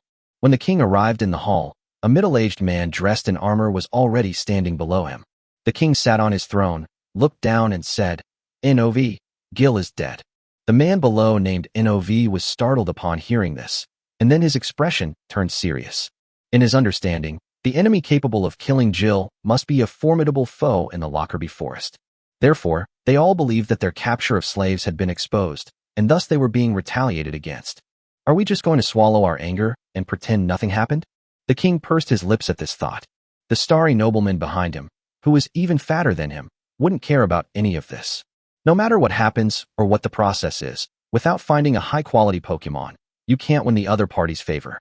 Small forces like them, caught in the middle, are in a dilemma. In addition, the death of a commander further weakened the duchy's power. The Principality of Carrick has only 4 commander-level and 1 hero-level commanders. 3 of the commanders were generals, and the remaining 1 was the king standing before them. However, the NOV below, the chief warrior of the Principality, is a hero-level warrior. However, with Gil's death, only 3 commanders remained in the duchy. The king could not move around freely, so he could only command 2 commanders. "Your Majesty, shall we continue?" NOV asked, voicing the biggest question in his mind. "Of course we must continue. Without the support of the nobles, we will truly find it difficult to survive." Hearing the king's reply, NOV was filled with resentment. He is a model of integrity, and the fact that he, with his heroic strength, is subordinate to others speaks volumes. But now we face a very big problem. Commanders cannot enter Lockerbie Forest at will, because if it is discovered that sending a powerful expert of this level into the country would be considered a declaration of war. After pondering for a long time, NOV spoke up. "Does His Majesty the King still remember the Fong mercenary group?" The king immediately nodded. The Fong mercenary group is the most powerful mercenary group in their duchy. However, the other party has never been within the capital city, but has been wandering between several duchies, making it difficult to pinpoint their exact location. The Fong mercenary group is currently within the duchy's territory, so we can send them into the Lockerbie Forest to capture the goods we want. The king was overjoyed upon hearing this and quickly said, "Very well, let them take action. To prevent them from being unwilling to enter the Lockerbie Forest, Your Excellency the warrior captain should go there personally." Yes. Their current goal is simply to capture high-quality elves. Gil's death and the matter of revenge have been ignored. That's Lockerbie Forest, not a place where they can run rampant. The next morning, the first thing Mufong said to the system as soon as he opened his eyes was, "Sign in." However, Mufong was disappointed because this time the reward was a skill scroll. These skill scrolls were of no use to him personally. They were only meant to be given as rewards to his subordinates. Compared to system check-ins, summoning units requires much more seriousness. After Mufong got up and finished washing up, he began to summon his troops. 10 vampires, 10 blood demons, 5 blood mages, 3 blood demons, and 2 berserkers. Total strength, 137, plus 1 hero. So far, none of Mufeng's men have suffered any injuries. Mufong glanced at his basic supplies again. It's more than enough, even more than enough. All of this stemmed from the blacksmith shop. He no longer needed to chop wood. Mufong immediately dispersed all his troops, leaving only 5 blood servants and Xia Luo behind. After that, Mufong kept an eye on the chat channel and the trading hall, hoping to find something good. As noon approached, Mufong slowly closed his eyes. He poured all his willpower into the Phantom of Will. This is a huge mountain range, stretching and undulating like a giant dragon crouching down. The blood demon's figure descended from the sky into the forest. This was the blood demon that Mufong had sent out, heading south along the path and deep into the Lockerbie forest. What appeared before them was a canyon, with various large stone houses in the canyon. Nests of various trees can also be found on the rock walls within the canyon. 2 kinds of creatures live here. Harpy troll. Trolls are large, with an average height of over 3 meters. The eagle has a slender body and a pair of large wings growing from its back. Its wings folded up, it's almost as big as a harpy. Because this illusory will only possesses 1/10 of Mufeng's true power, he cannot use his mental energy to investigate the internal situation. This tribe is located closer to the interior of the Lockerbie forest, and its strength is definitely greater than that of the lizardmen. Therefore, Mufong also instructed the blood demon to be extremely careful. His illusory will then detached from his body and disappeared into the shadows. This was originally a power belonging to the blood demon, but as a true ancestor, Mufong used it without any difficulty. He planned to enter the tribe and gather more information. The shadows crossed the city walls before the canyon and traveled along the steep cliffs toward the center. Soon, at the deepest part of the canyon, Mufong saw a huge circular stone house. There was also a huge flag standing on it, which should be the tribal totem. The shadows blended into the walls, and Mufong immediately saw the scene inside. The next moment, Mufong shivered. There was a troll that was about 3.5 meters tall and a succubus that was 1.7 meters tall. Mufong arrived at a very inopportune time. The other party was playing poker at that moment. However, the size difference between the two is so large that it creates a striking contrast. Ignoring the appalling scene before him, Mufong sensed the power of the opponent's blood and qi. High-ranking commander. The shadow then left the room and roamed freely throughout the canyon. During this time, Mufong found another commander-level figure, who was also a troll. The shadow then moved up the cliff face, intending to explore the wooden nests. Little did Mufong know that in a nest atop the cliff, a pair of sharp eyes were watching the shadows. Chapter 30 Succubus. Shadows swept through the wooden nests, probing their interiors. Then Mufong glanced at the largest wooden nest, his eyes hidden in the shadows, also looking there. But as soon as he looked over, Mufeng's body trembled instantly. Because in that nest, a pair of sharp eyes were also watching him. Although Mufong was hidden in the shadows, he was certain that the other party was looking at this shadow. In the instant their eyes met, the other person moved. It was a harpy-like creature with its wings spread out, and a blue power flowed around it. It was incredibly fast, streaking across the sky like a streak of blue light. During flight, the harpy's legs spread out instantly, its sharp claws gleaming coldly. The shadow twisted and quickly disappeared. Boom. The harpy's feet slammed straight into the cliff face, and the solid cliff instantly crumbled and tumbled down. Although Mufong dodged the attack, the harpy knew that his strike had missed. But throughout this time, the harpy's gaze remained fixed on that shadow. Even after the shadow had left, the harpy's body, propelled by the momentum of the attack on the cliff face, never took its eyes off the shadow. The harpy pushed off with both feet, and his body soared into the air once again. And by using the power of their feet, they moved at an incredible speed. His hands condensed into sharp claws, which he swung in the air, flashing several streaks of cold blue light. Wherever the shadow passed, several streaks of cold, azure light descended the next second. The battle that erupted on the cliff face of the canyon immediately attracted everyone's attention. Those lower-level beings probably don't know what happened. However, the 2 troll leaders who came out of the room immediately saw through the trick. One of the trolls took off the animal skin package from his waist and then opened the bag. The next moment, a miniature arrow flew out. The arrow landed in the troll's palm and instantly returned to its normal size. He immediately drew his bow and nocked an arrow, his target being that shadowy figure. The sound of the arrow piercing the air echoed through the canyon, striking the cliff face and embedding itself 5 centimeters into the wall. A black shadow swept across the city wall, then disappeared, replaced by a transparent energy entity. No longer using shadow skills, the willpower phantom's movement speed has become faster. A streak of crimson light shot into the forest and instantly entered the body of the Blood Demon. Blood Demon had been observing the situation in the canyon and naturally knew what had happened.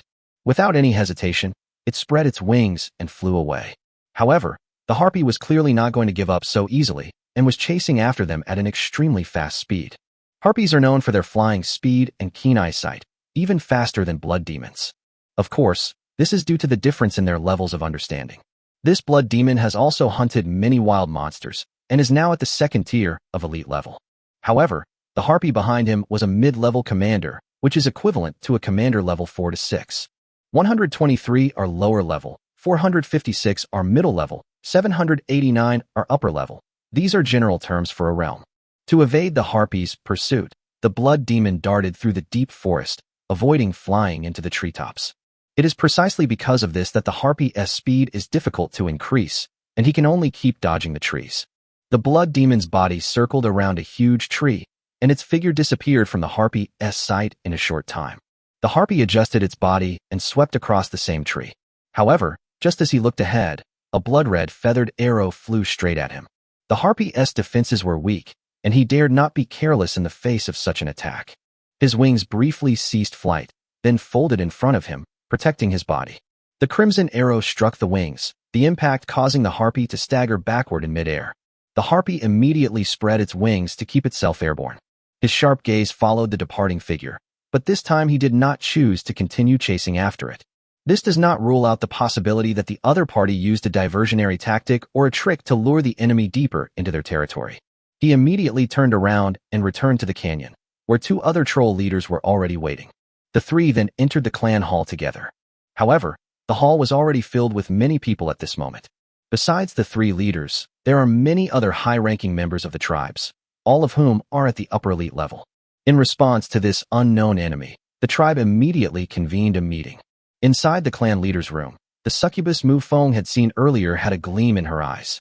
A scroll appeared in her hand, and she gently opened the scroll's mouth, but no sound came out. The next moment, the scroll burned to ashes, and the remaining ashes flew out the window with a gust of wind.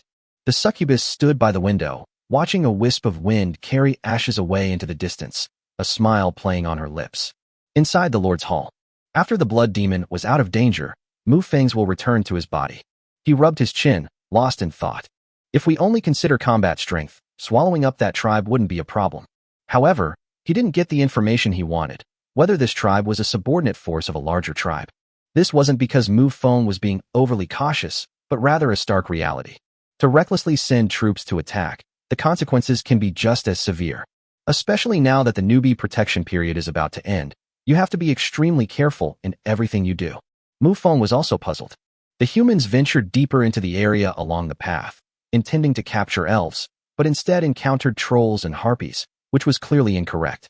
Mufong could only think of one answer. When they were halfway down the path, the humans had taken a fork in the road and left. This left him speechless. There could only be one explanation for this situation. That means there are quite a few tribes in this area. Moreover, besides the succubus in the chieftain's room, Mufong also saw other succubi throughout the tribe. However, those succubi had a very low status and looked like domesticated slaves. During his brief exploration, Mufong witnessed a troll whipping a succubus. Mufeng's mind gradually became active. This means there is another succubus tribe nearby, and they are not as powerful as the troll and harpy tribes in front of them. If the two are evenly matched, it means that the trolls and harpy tribes have powerful backers. In other words, if we find the succubus tribe, we can obtain all the information. Once he had an idea in mind, Mufong immediately began to act. He summoned back the strongest blood demon in his territory. Lucy. After several days of hunting, the opponent's strength has reached the 4th level of elite. Chapter 31 Scalpers. The level doesn't seem high, but it has already been promoted to mid-level elite. Their strength has improved considerably compared to the lower-level elites. Arriving at the Lord's Hall, Lucy immediately knelt on one knee. "My lord, what are your orders?" "Carrying the phantom of my will, I will search for a tribe." Mufeng's current strength is not enough, otherwise he would not need such a vessel at all. "Yes, ma'am." Lucy bowed, and then turned and left the Lord's Hall. Charlotte had been inside the Lord's Hall the whole time, and was sitting on a small stool to the side. Watching Lucy leave, Charlotte couldn't help but feel a pang of emotion. Even at the height of her power, she didn't have this many demigod-level talents under her command. If all of these demigods were to grow up, they would outnumber the demigods under her command at their peak. After Lucy left, Mufong also withdrew his gaze. I glanced at Charlotte unintentionally. The other person was wearing the exact same outfit as yesterday, a black dress. Her long pink hair had 2 sideburns hanging down, while the rest was coiled up at the back of her head. However, Mufong accurately discovered something different. Yesterday it was an A, today it's AD, and it looks like it'll need a plus sign too. Mufong had actually noticed this as soon as the other party entered the Lord's Hall. However, Mufong was too embarrassed to ask, so he pretended not to see it. However, once his curiosity was piqued, Mufong would often glance over at it. Charlotte naturally saw all of this. So whenever Mufong looked over, Xia Luo would straighten her back. Mufong opened his mouth slightly, his Adam's apple bobbing. Finally, Mufong couldn't hold back any longer and asked the question that had been bothering him. Is this a pad? Charlotte's slightly upturned lips instantly froze, and her head felt as if it had been struck by lightning. She spoke somewhat stiffly. Your Majesty, please don't joke around. This is the real deal. Seeing the other party's state, Mufong already knew the answer in his heart. However, he still spoke up, saying, it seems to be some kind of growth magic. Magic, it's truly amazing.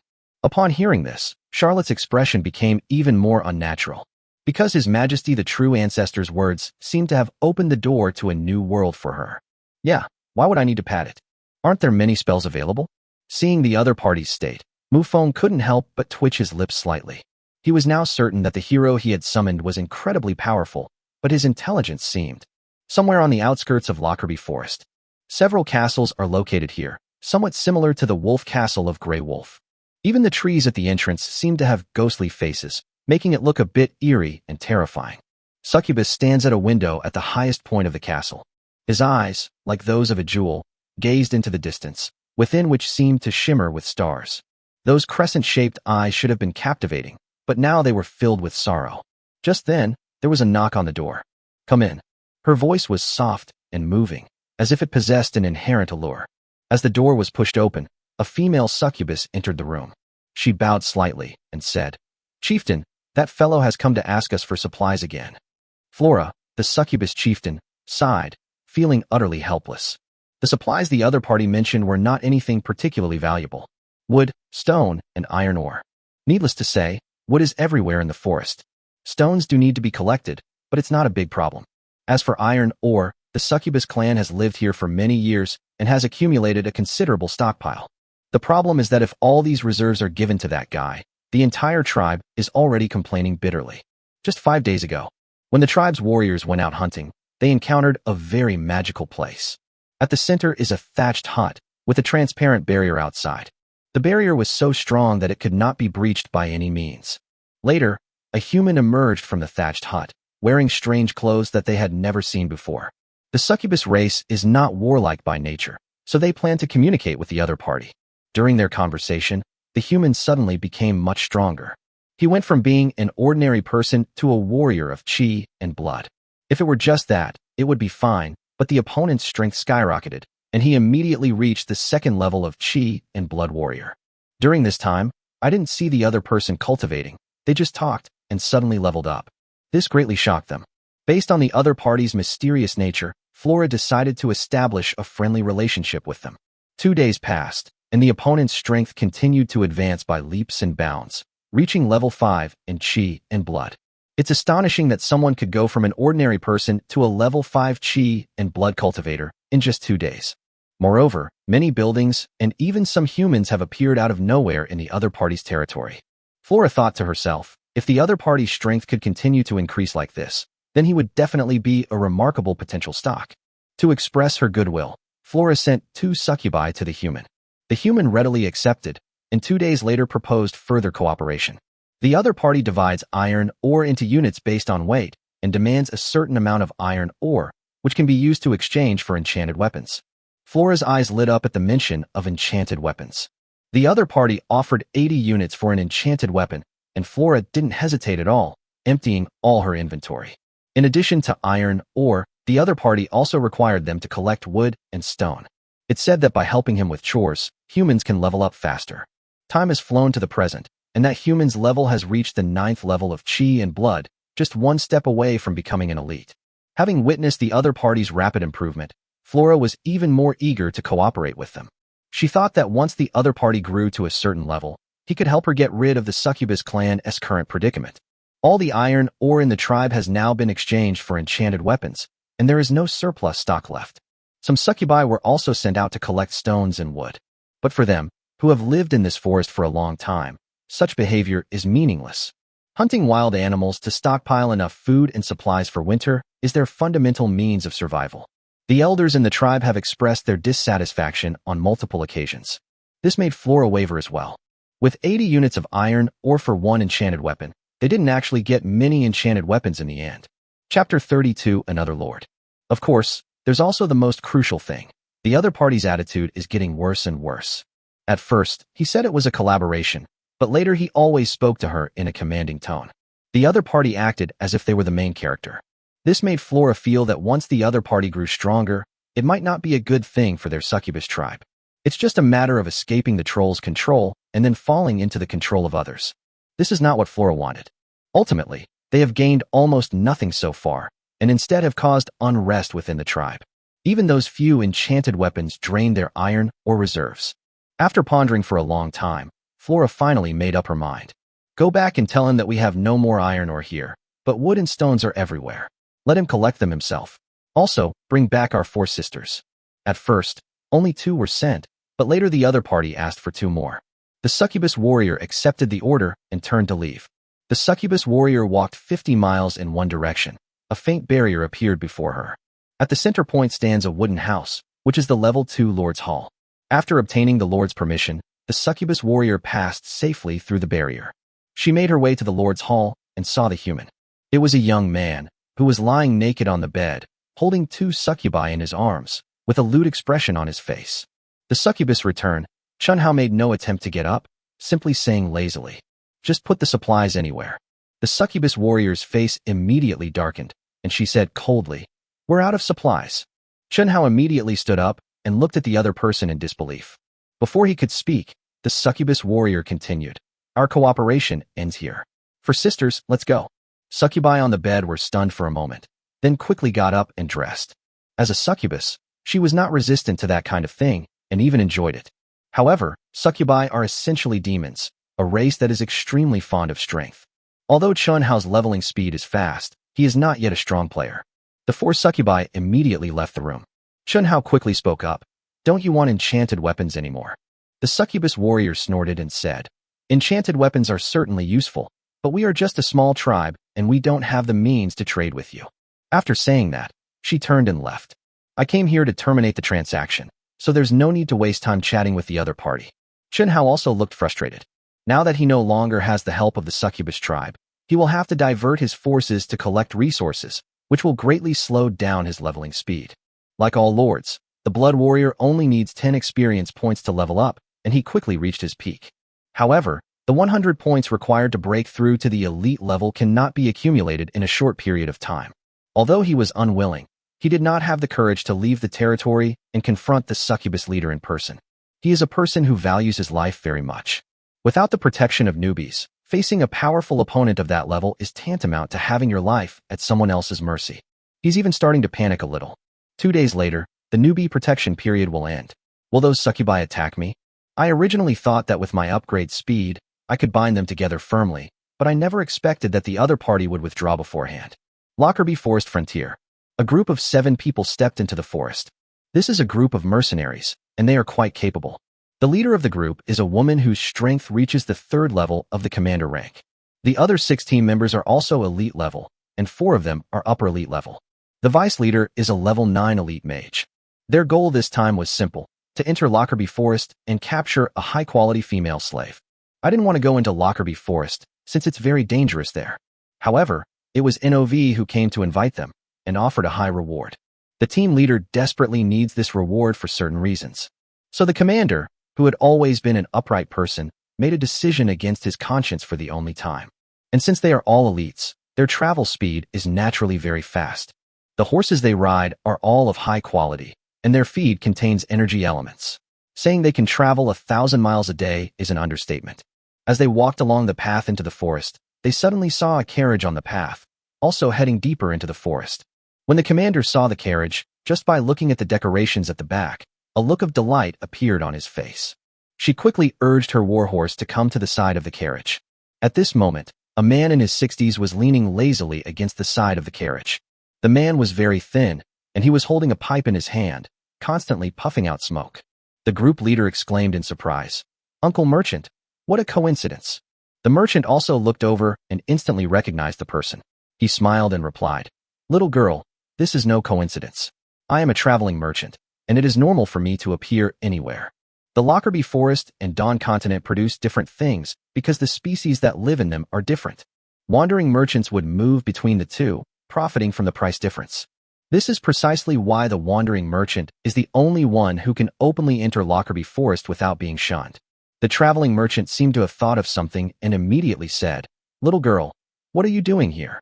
It's very dangerous here." Upon hearing this, the guild leader's face immediately turned bitter. He said, "Of course, it's to earn a lot of commission and then redeem my two sisters from you." The traveling merchant nodded, which was not surprising. The sound of wandering merchants might make you think they're bad people, but they're not. The reason why the regimental commander's two younger sisters were in his hands can be traced back to the regimental commander's family. A mother who died young, a father who loved gambling, and two 13-year-old twin sisters. Although the regimental commander, as a commander-in-chief, had a considerable income, it still couldn't cover the financial hole caused by his father. The more money his family had, the more his father gambled. He was proficient in all forms of gambling, including drinking, whoring, and prostitution. Furthermore, relying on having a daughter who was a commander-in-chief, he could be said to act with impunity. As her daughter, she could only clean up after her. On one occasion, the regimental commander went on a long mission and did not return for some time. The father had spent all his gold coins, so he sold his two younger sisters. The buyer was none other than the wandering merchant standing before them. Wandering merchants, having spent years traveling to various places, have developed exceptional eyesight. He could tell at a glance that his two younger sisters were unusual. Chapter 33 Wandering Merchant. They are born with magical elements. This means that both younger sisters can become magicians when they grow up. This situation would naturally not be handled as a regular slave trade.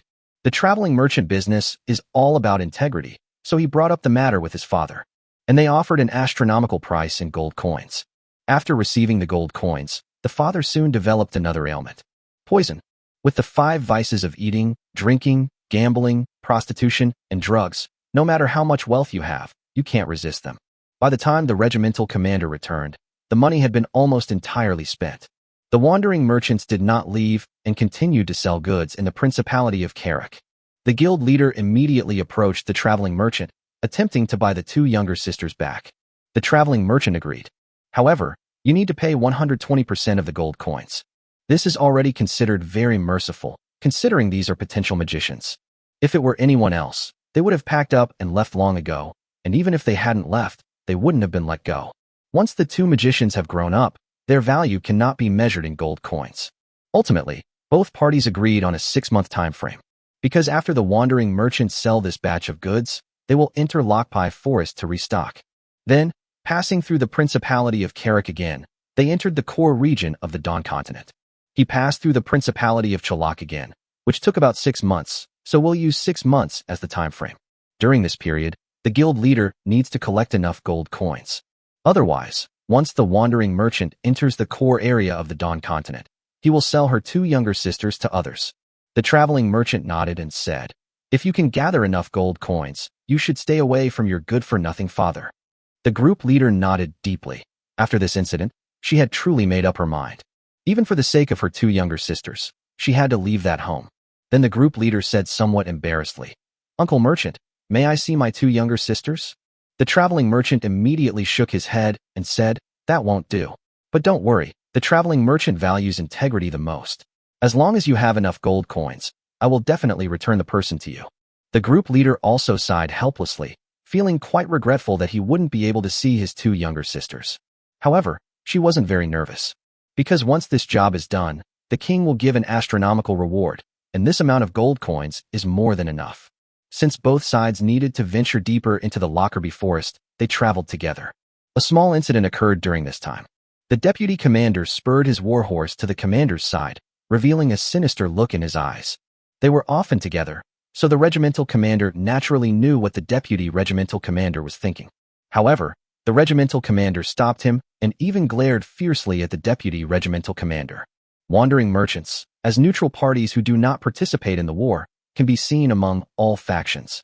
That vast network of connections spans the entire continent. So if a wandering merchant is attacked somewhere, the pretext for hostile forces to send troops against you is very likely this.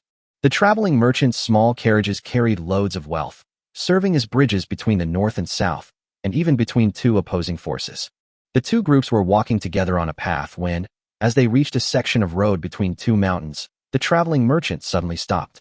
He sniffed the air, then took another puff of his pipe, and said with a smile, "Looks like we'll have to part ways." The group leader was somewhat puzzled and said, "Shouldn't you be going deeper into the forest?" "Haha, business opportunities aren't fixed. I can already smell one." The regimental commander nodded and did not delve into the matter further. "In that case, let's part ways for now. Remember our promise. I will definitely collect all the gold coins. In the meantime, I hope you can take good care of my sister. Don't worry, they are two promising magicians. I will treat them well no matter what the outcome is." After a brief conversation, the members of the Fong mercenary group immediately set off without hesitation, urging their warhorses to head deeper into the forest, and soon disappeared into the night. It was around 9 o'clock at night, and the forest was already dark. The eerie noises that emanated from the surroundings were quite unsettling. The traveling merchant patted the horse's rump, and the horse, as if it possessed intelligence, headed towards the forest beside the road. As the horse's hooves left the path, they inexplicably rose into the air, lifting the carriage behind them as well. The carriage flew low through the forest at an incredible speed. In no time, the traveling merchant noticed something unusual ahead. It was a faint fluorescent barrier, quite conspicuous in the darkness. The barrier protected a camp whose architecture looked very strange. Meanwhile, within the territory, Mufong was still awake. The notification on the Lord's panel caught his attention. After opening the Lord's panel, I found that it was a notification from the watchtower.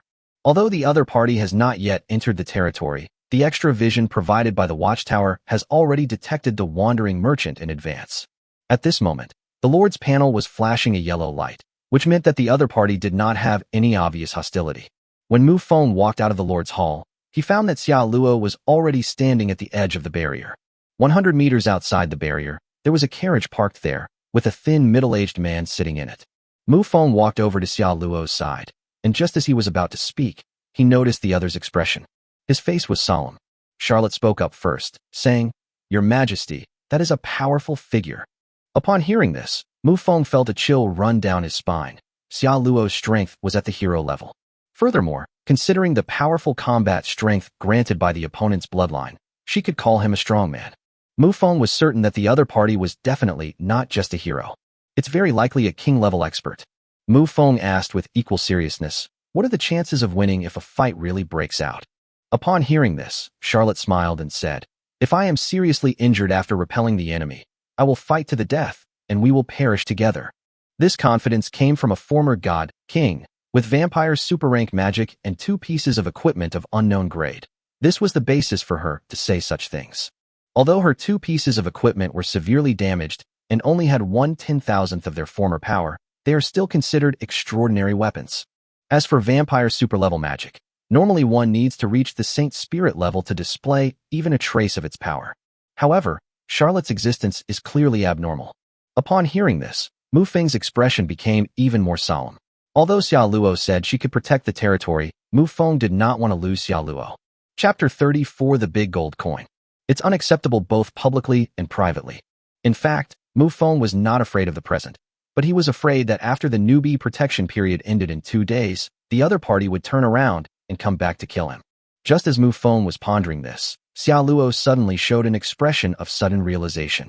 She pointed to the wandering merchants outside her territory and exclaimed in realization, "You're a cross-border merchant." The wandering merchant, Krobia, couldn't help but twitch at the corner of his mouth upon hearing the other party's question. All he wants to do right now is curse, because the other person hit his sore spot as soon as they opened their mouth. Cross-border merchants are an advanced version of itinerant merchants. As the name suggests, cross-border businessmen can travel between different worlds. And he, Croatia, is not far from becoming a cross-industry businessman. Unfortunately, this short distance made him wait for over 200 years. Krobia's lips twitched slightly as he said, "This little girl is quite knowledgeable. She even knows about cross-border businessmen." Charlotte immediately raised her head slightly and looked at Krobia with an expression as if he were an idiot. Who are you calling a little girl? I'd still think you're too young, even if you treated me like a grandson. Hey, you've got quite the nerve. Do you know how long I've lived? With your current strength, you'll only live for 2,000 years at most. You're not even qualified to be my grandson. Upon hearing Charlotte's words, Krobia's smile gradually faded. Because what the other party said is completely correct. This means that the other party has seen through his strength. He couldn't help but take the vampire in front of him seriously, but no matter how he looked at it, the other party's strength was at the hero level. Just then, Mufong spoke up. Uncle, what brings you here? Krobia looked at Mufong, then at Charlotte and asked, which of you two is in charge? Under Krobia's watchful eye, there are currently 7 vampires in the other party's territory. And at this moment they were all gathered at the edge of the barrier, 6 women and 1 man. He overlooked 5 women, because they were dressed in the same clothes and were clearly servants. Charlotte didn't rush to answer, but instead asked in return, may I ask which major merchant guild you belong to? Whether they are itinerant merchants or cross-industry merchants, they are not lone wolves in essence. They will all be affiliated with a major trading company. Croatia took a puff of his pipe, suppressing his shock. This little girl knows everything. How could he not be shocked? Moreover, the other party spoke with great arrogance, immediately referring to themselves as a large trading company. He was indeed registered in the business, but it was just a small business. I am a member of the glorious trading company. Charlotte immediately curled her lip. It was a trading company she had never heard of. She then answered the previous question, saying, the man beside me is the lord of our territory, and also my respected your majesty. While speaking, Xiao Luo took a step back, with Mufong standing at the very front. Upon seeing this, Krobia finally took the young man in front of him seriously. He put away his pipe and said with a serious expression, I am a traveling merchant. If you have anything you want to buy or sell, you can trade with me. The most important thing for us traveling merchants is integrity. Upon hearing this, Mufong looked at Xiao Luo and saw that the other party nodded seriously. He then asked, if I want to buy something, what do you need? Currency. Krobia grinned, pulled a gold coin from his pocket, and tossed it into Mufeng's hand. Mufong took the gold coin and examined it carefully in his hand. After careful observation, Mufong discovered that the gold coins provided by the other party were different from those used by their lord.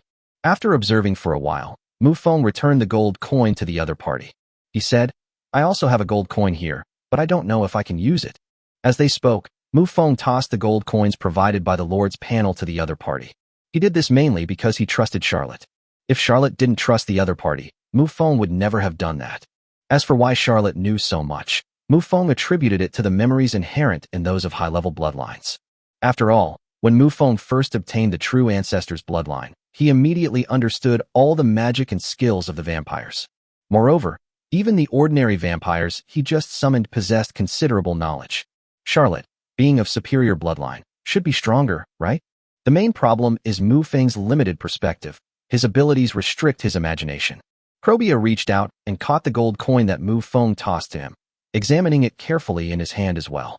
When he saw the gold coins in front of him, his eyes turned into the image of money. A big gold coin. Hearing the other person's exclamation, Mufong slowly took a step back, moved closer to Xiao Luo, and asked in confusion, are large gold coins very valuable? What's the difference between the two? Gold coins are just ordinary goods. They are only useful if they are recognized by the state. If the state does not recognize them, they are just a pile of garbage. However, the large gold coin is different. Essentially, it's a high-quality energy block. Aside from its intrinsic trading value, the energy it contains is virtually omnipotent. Therefore, the large gold coin is the true universal currency of the entire universe. Mufong nodded immediately. If we were to explain it in a simple and easy-to-understand way, that's the gold and silver used by mortals and the spirit stones used by cultivators in cultivation novels. There is absolutely no comparison between the two. Mufong immediately straightened his back, realizing that he was quite valuable.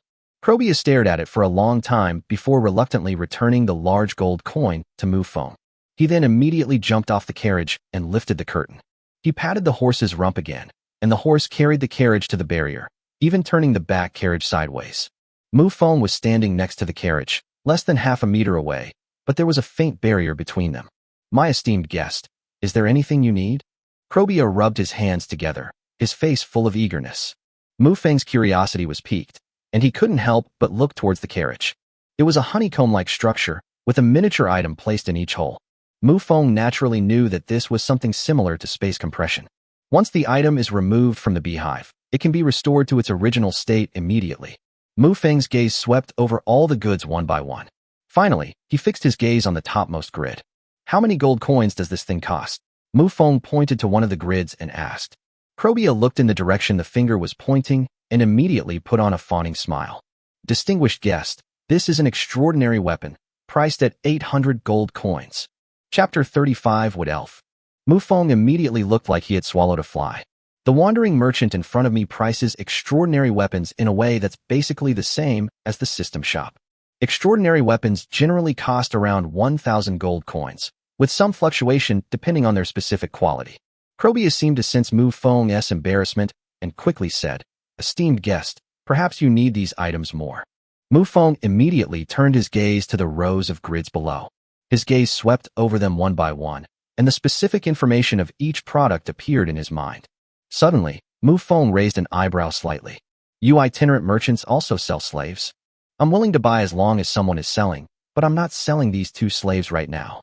Mufong didn't take this matter to heart at all, and he never even considered buying it. 2 13-year-old magicians to adulthood requires a considerable amount of resources. Moreover, he already has a blood mage, so buying it would be a complete waste of time. Finally, Mufeng's gaze settled on a scroll. At the same time, he also understood the specific use of the scroll. The information inscribed on the scroll is the method for constructing the teleportation array. In the later stages of development, their territory will expand significantly, and expeditions will occur frequently. Mufong currently possesses an affiliated Lord's Hall. If they could establish teleportation arrays between each other, that would be the truly perfect situation. How many large gold coins does this scroll cost? Krobia immediately took out the scroll and said with a smile, This thing costs 50 large gold coins. Mufong immediately curled his lip. He only had 10 large gold coins, which was clearly not enough to buy it. Upon seeing this, Krobia immediately said, If you only use large gold coins when you trade with me in the future, I can give you a 50% discount on this transaction. Mufong nodded with some difficulty. This traveling merchant was indeed quite conscientious. However, he still couldn't produce 25 large gold coins. But he really wanted the teleportation array, so he said, I don't have that many gold coins right now. Let's do it next time. Krobia was also somewhat disappointed. He really wanted the large gold coin in the other party's hand, as it was very important to him. He quickly composed himself and said again, Then, esteemed guest, why don't you take a look at other items? After a period of selection, Mufong set his sights on another scroll. Message scroll, a disposable item. With a transmission range of 10,000 kilometers, you can input the information you want to express into a transmission scroll and transmit it to the desired location at an extremely fast speed. The price is also quite reasonable, at 0.1 large gold coins per message scroll.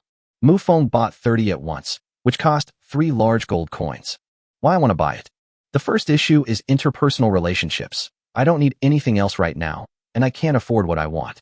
The other party promised to keep the item for him, and the 50% discount would still apply. So Mufong will eventually have to spend some money. Secondly, the message scrolls were indeed useful. Servants can be mixed into his large army to act as messengers. But it's impossible for the scout team to send a blood servant along as well. He currently only has 5 blood servants in his territory, and after deducting his own mobile blood pack, Ephalil, the remaining 4 are simply not enough. Krobia accepted the 3 large gold coins and said with a smile, Please rest assured, esteemed guest, I will pass through here again in a while, and I will keep the method for making the teleportation array you requested for you. Uncle, wait a minute, do you have a map here? What you want is a map of this area, right? I don't have one. After all, the wandering merchant's destination was the depths of Lockerbie Forest, so his appearance here was an unexpected situation. Mufong nodded in agreement. A businessman who doesn't cheat people is indeed very likable. Croatia took another puff of its pipe, patted its horse's rump, and turned to leave. After returning to his lord's hall, Mufeng's desire for large amounts of gold coins became even more urgent. Nevertheless, he would not rashly send troops to attack the trolls before obtaining the information he needed. Mufong has already sent Lucy out to scout the situation. Now all he needs to do is wait. It was already past midnight, but Mufong still hadn't rested. I casually completed the system check-in and summoned troops. This time, I didn't get anything good from signing in, just a high-quality enchanted weapon. However, based on Mufeng's observation, this enchanted weapon is sufficient for a hero to use. Next came summoning troops. but Mufong didn't have high hopes. But this time, a completely new type of unit has appeared. A woman who was about 1.7 meters tall stood in front of me, with long, straight black hair that reached her waist. It has a pair of pure black wings growing on its back, and a black mark between its eyebrows. When Charlotte saw the other person, she couldn't help but raise an eyebrow. Name, Lena. Race, vampire, blood angel. Level, elite level 1. Loyalty, 100. Growth ceiling, demigod. Skills, angelic might, fallen angel's blade, dark angel's cage. Mufong never expected that there would be an angel branch within the vampire clan. However, in reality, angels are not a particularly powerful race. Although they possess some strength, they are far inferior to the true star races. Angels, messengers of heaven. Those truly powerful celestial races would use angels as messengers, or even servants. Furthermore, the angel race is extremely adaptable, so they seek even more powerful bloodlines. As a true star race, vampires naturally have angels following in their footsteps. Mufong sent out all the newly summoned troops to gain experience points more quickly. After doing all this, Mufong routinely fed the pet egg. Then he held Eiffel and drifted off to sleep. However, when it was 5 o'clock in the morning, Mufong suddenly woke up from his dream. His troops are very powerful and have already gained the experience points needed to level up. Commands for levels. Having reached the mid-level commander level, Mufong could clearly feel a surge in power. This surge of power intoxicated him, and he couldn't help but reveal his scarlet fangs, his gaze fixed on Eiffel's long, fair neck. As the morning sun rose, Mufong sat on the throne in the Lord's Hall, his mood utterly terrible. He now has serious doubts about his luck. Because Lucy was sent to find the succubus tribe, but instead of finding the succubus, she found the elf tribe. Mufong focused all his consciousness into the illusory image of his will, and immediately saw the scene before him clearly. This is a huge mountain peak, covered with extremely thick trees that are at least 100 meters high at a glance. And on the branches of those giant trees, there are wooden houses. This is the tribe of the Wood Elves. The elf we encountered earlier in the camp of the Principality of Charuk was not a wood elf, but just an ordinary elf. Mufong has come to the wrong place again. Compared to the beginning, the thing he least wants to provoke now is the elf. Because Moon City, the largest power in the Lockerbie Forest, is the stronghold of the elves. However, the creatures that exist there are moon spirits. Mufong pondered to himself, wondering how long it would take to find the answer if they continued searching like this. So an idea came to him. Just go and ask. Chapter 36 Abyss Life. The reason I have this idea is because, up until now, Mufong has not had any conflict with the elves yet, and has even saved one elf. Under these circumstances, Mufong had absolutely no need to invite trouble by provoking a massive elf race. Some might ask why the Principality of Chalak dared to do this. The Principality of Carrick is recognized by the Starshine Empire, and it also has an imperial nobleman behind it. So what Mufong needs to do now is to figure out all the power divisions and then pick on the weakest one. Once he had an idea in mind, Mufong immediately stopped hesitating. A phantom of will emerged from Lucy's body, instantly revealing its aura. The immense aura quickly attracted the attention of the Wood Elves. Figures moved swiftly through the bushes, soon reaching the edge of the territory. They all stared intently into the distance, where two figures stood. One is an illusory energy entity, and the other is a woman with wings. Under Mufong's gaze, an old woman leaning on a cane came to the front of the group. The old woman was hunched over, but her aura was not to be underestimated. He is a high-ranking leader, and has already reached the pinnacle of his abilities. Besides the old woman, there were 4 figures behind her, 2 men and 2 women. Their strength is all at the commander level. The old woman first glanced at the Phantom of Will, then turned her gaze to Lucy. The old woman seemed to be deep in thought, and only after a long while did she show a shocked expression. Vampires. The blurred, phantom-like face of the will squinted slightly. Not taking action was definitely the right choice. This Wood Elf tribe is no ordinary tribe, Mufong thought to himself. In this vast expanse of starry sky, there are at least 100,000 races living in it. Many of these races share very similar characteristics, and the fact that the other party could immediately tell that Lucy was a vampire suggests a long and rich lineage. After a brief moment of shock, the old woman turned her gaze to the energy entity. He spoke in an aged voice. Since you are with vampires, you must be from a great clan. May I ask what brings you to my Wood Elf tribe? Mufong remained silent for a moment before speaking. To my shame, I don't live in this forest. My family sent me out to train, but I've actually gotten lost in this forest. As he spoke, his blurry figure lowered his head slightly, revealing a very embarrassed expression. The old woman suddenly realized and said, "It seems you are also a being from the abyss. In that case, follow this direction southeast to return to the abyss." Mufong was speechless. The other party has clearly misunderstood. Left with no other choice, he could only speak again. "My family sent me out to train. If I go back now, I will inevitably be punished. I wonder if you have any maps here? I would like to train in other places. I can exchange some items with you." The old woman remained silent for a long time, seemingly considering whether or not to give the other party the map. But in the end, the old woman shook her head. "Since you are a being from the abyss, you should go to the succubus tribe to inquire. Just keep heading west from here." Mufong didn't dwell on it too much. After thanking her, his illusory will returned directly to Lucy's body. Lucy then spread her wings and headed west. The wood elves watched the vampire's departing figure and finally relaxed.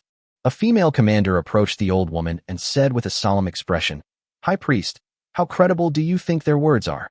"I can't tell either. Since the other party is an abyssal being, it's best if we don't get too involved." On the other side, Mufong was also deep in thought. Mufong had absolutely no clue about the abyssal life form the other party was referring to.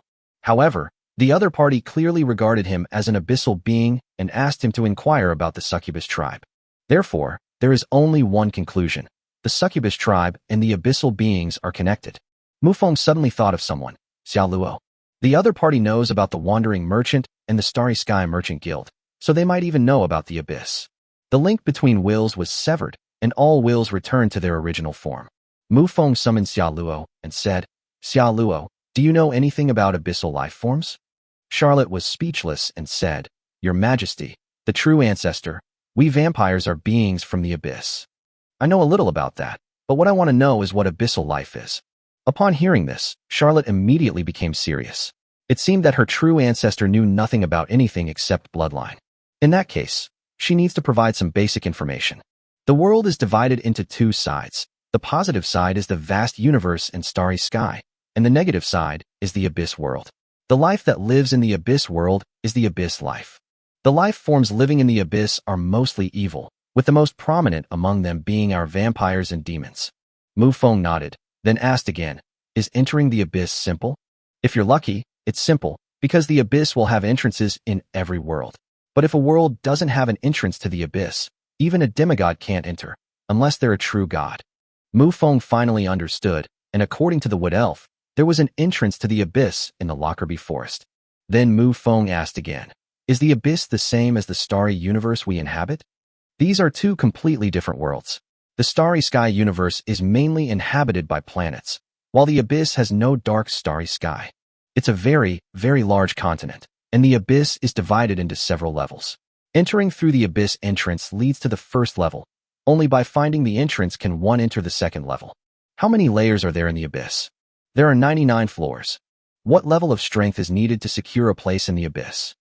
The first level of the abyss requires a high-level hero, and the second level requires a king. After receiving this information, Mufong rubbed his chin with one hand and waved his other hand, signaling that Xiao Luo could leave. In that case, the best place to house the subordinate Lord's Hall is the abyss. The problem remains the same. The world is too peaceful, and once it reaches a certain scale, it becomes difficult to make any further progress.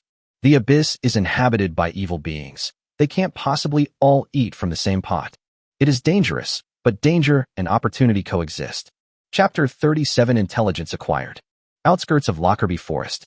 Thanks to the old wood elf woman pointing out the way, and with Lucy's ability to fly, they soon saw what they were looking for. Those were several rather magnificent castles, connected by a covered walkway. Succubi can be seen moving around among them from time to time. Just like in the wood elf tribe, Mufong has no intention of hiding his presence this time. He was going to inquire about the troll tribe, and given the succubus' status, he believed she would be happy to reveal information to him. And taking this opportunity, he could also openly investigate the succubus tribe. There must have been a reason why the old woman asked me to come and ask the succubus. The phantom of will detached itself from Lucy, transforming into a shadow that aimed directly at the top floor of the castle. Meanwhile, on the highest level of the castle, the succubus chieftain Evelyn wore a worried expression. There was a pile of ashes on the table in front of her. It was that succubus from the troll tribe who had delivered the message to her. She had actually received the news a long time ago, but the ashes had been sitting there. Evelyn already knows everything that happened in the troll tribe. That shadow penetrated deep into the troll tribe was definitely not just a passing by. This indicates that the troll tribe has a potential enemy. The enemy of my enemy is my friend, and Evelyn really wanted to meet that unknown life form. Succubi are willing to pay a heavy price to escape the troll's control. Just as she was deep in thought, a voice suddenly came from inside the room. I just took a quick look around, and it seems your succubus tribe only has one leader. The sudden sound set off alarm bells in Evelyn's mind. She suddenly stood up, her peach blossom eyes scanning her surroundings warily. The next moment, in a shadowy corner of the room, a red energy body was slowly coalescing, eventually forming a phantom human figure. Who are you? What is your purpose? Evelyn asked warily. Mufong chuckled and said, You don't need to be so nervous. I just came here to ask for something. What is that? Your succubus tribe has lived here for generations, so I want a map. Although Evelyn was speaking cautiously to the other party, she was also constantly thinking. With just a few words, Evelyn's alluring face suddenly broke into a smile. She ignored the other party's request for a map and said with a smile, You're the unknown life form that entered the troll tribe yesterday? Mufong did not deny it, but nodded frankly. Evelyn said again, You want to attack the troll tribe? Mufong nodded again. At this moment, Evelyn completely relaxed and then said, Then we can become allies, but before that, please demonstrate your abilities. Mufong raised an eyebrow slightly. This succubus queen seemed a little confused about the situation. Mufong then said, You just need to tell me whether there are any other forces behind the trolls. It seems you are very confident. The troll tribe has no powerful backing. The three commanders are their source of confidence, but the strongest of them is only one step away from becoming a hero. How can I trust you? Mufong asked. Evelyn immediately replied, Excuse my frankness, but I have no need to prove anything to you, nor can I. Mufeng's brows immediately furrowed. Because he didn't know how to divide the forces, many of his troops were doing meaningless things. He is like a blindfolded tiger. Once he can see clearly what's in front of him, it will be a ruthless hunt. Mufong unleashed his aura without reservation. Evelyn's pupils constricted instantly. She could sense that the other person's cultivation level was the same as her own. Both of them were commanders at the 4th level. However, Evelyn was certain that if a fight broke out between them, her opponent could finish her off within 10 moves. It's an absurd feeling, even though the two are clearly on the same level. If Evelyn knew that the illusory will before her only possessed 70% of the true power, she would probably have a mental breakdown. After a brief moment of shock, Evelyn fell silent. Mufong also withdrew his aura and quietly waited for the answer he wanted. After a long silence, Evelyn spoke up. I'm willing to provide you with a detailed map of this area, but I have some requirements. Mufong nodded, signaling the other person to continue. Evelyn spoke again. Even if you resolve the troll tribe issue in the future, we will not become your vassals. If the troll tribe is defeated and this powerful figure takes his place, then for the succubi, nothing will have changed. Upon hearing this, Mufong did not hesitate at all and said directly, Our enemies are common, so I have no need to take action against you. You can rest assured about that.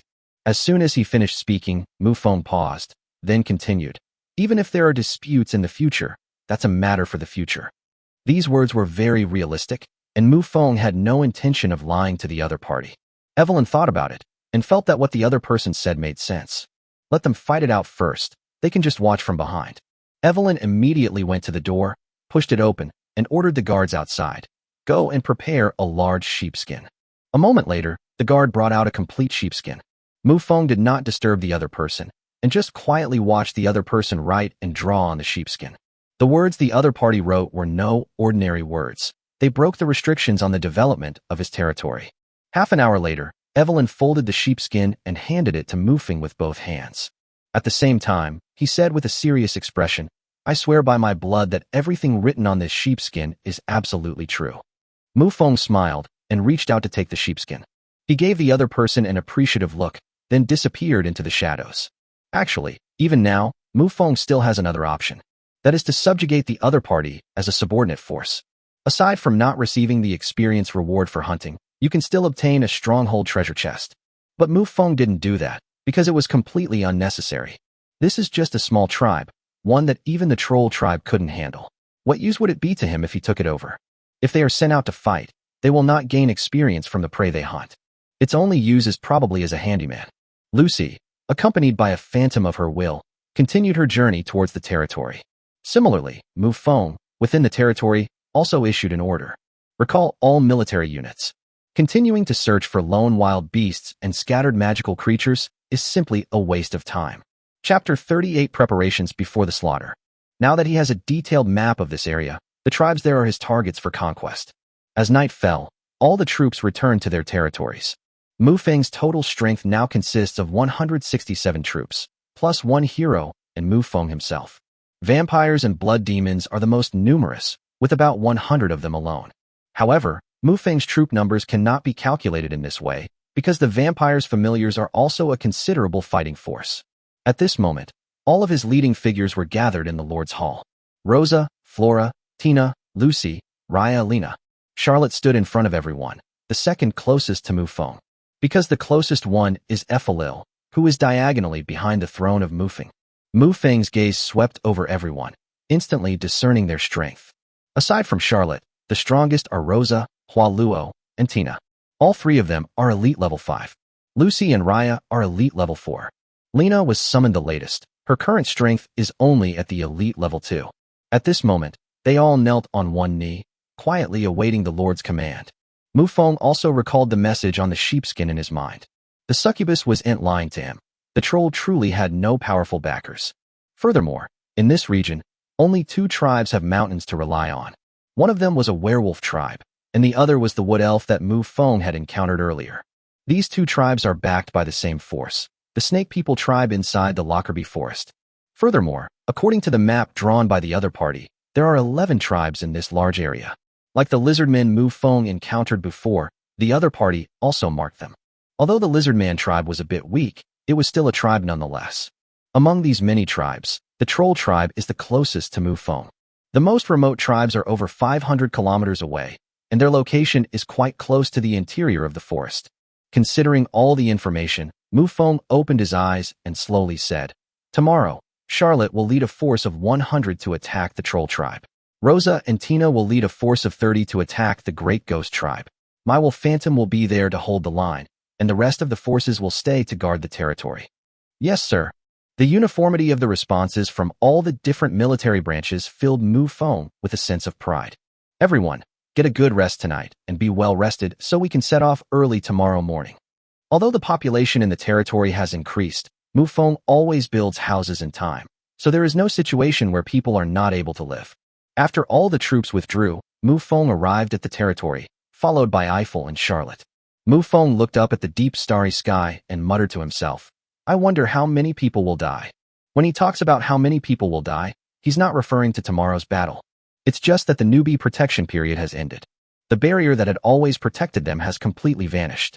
Mufong has come to the territory with the intention of building some defensive structures.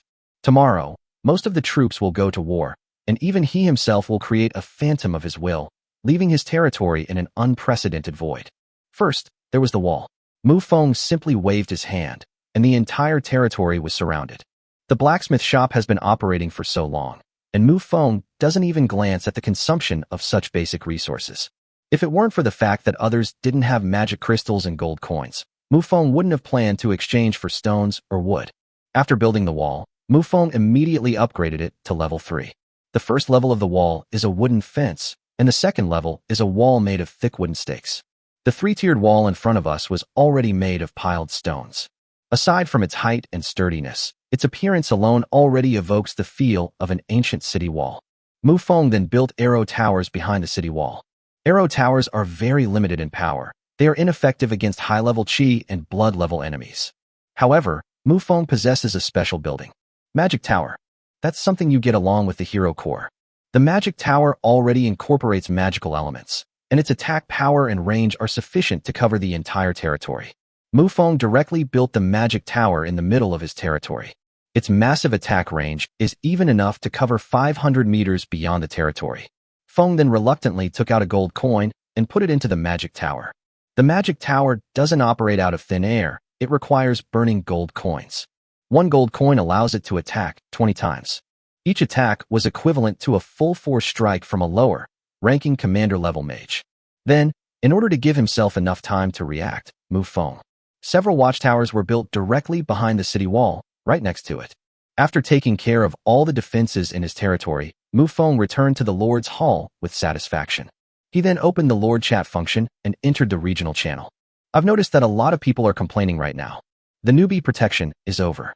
I wonder how much longer this batch of lords will survive. I'm rather cunning. So far, I haven't made any enemies with any local forces, so I'm perfectly safe. If Mufong had been expanding wildly all along, attacking any tribe he encountered, his strength may improve very quickly, but once the newbie protection period ends, someone will definitely come looking for revenge.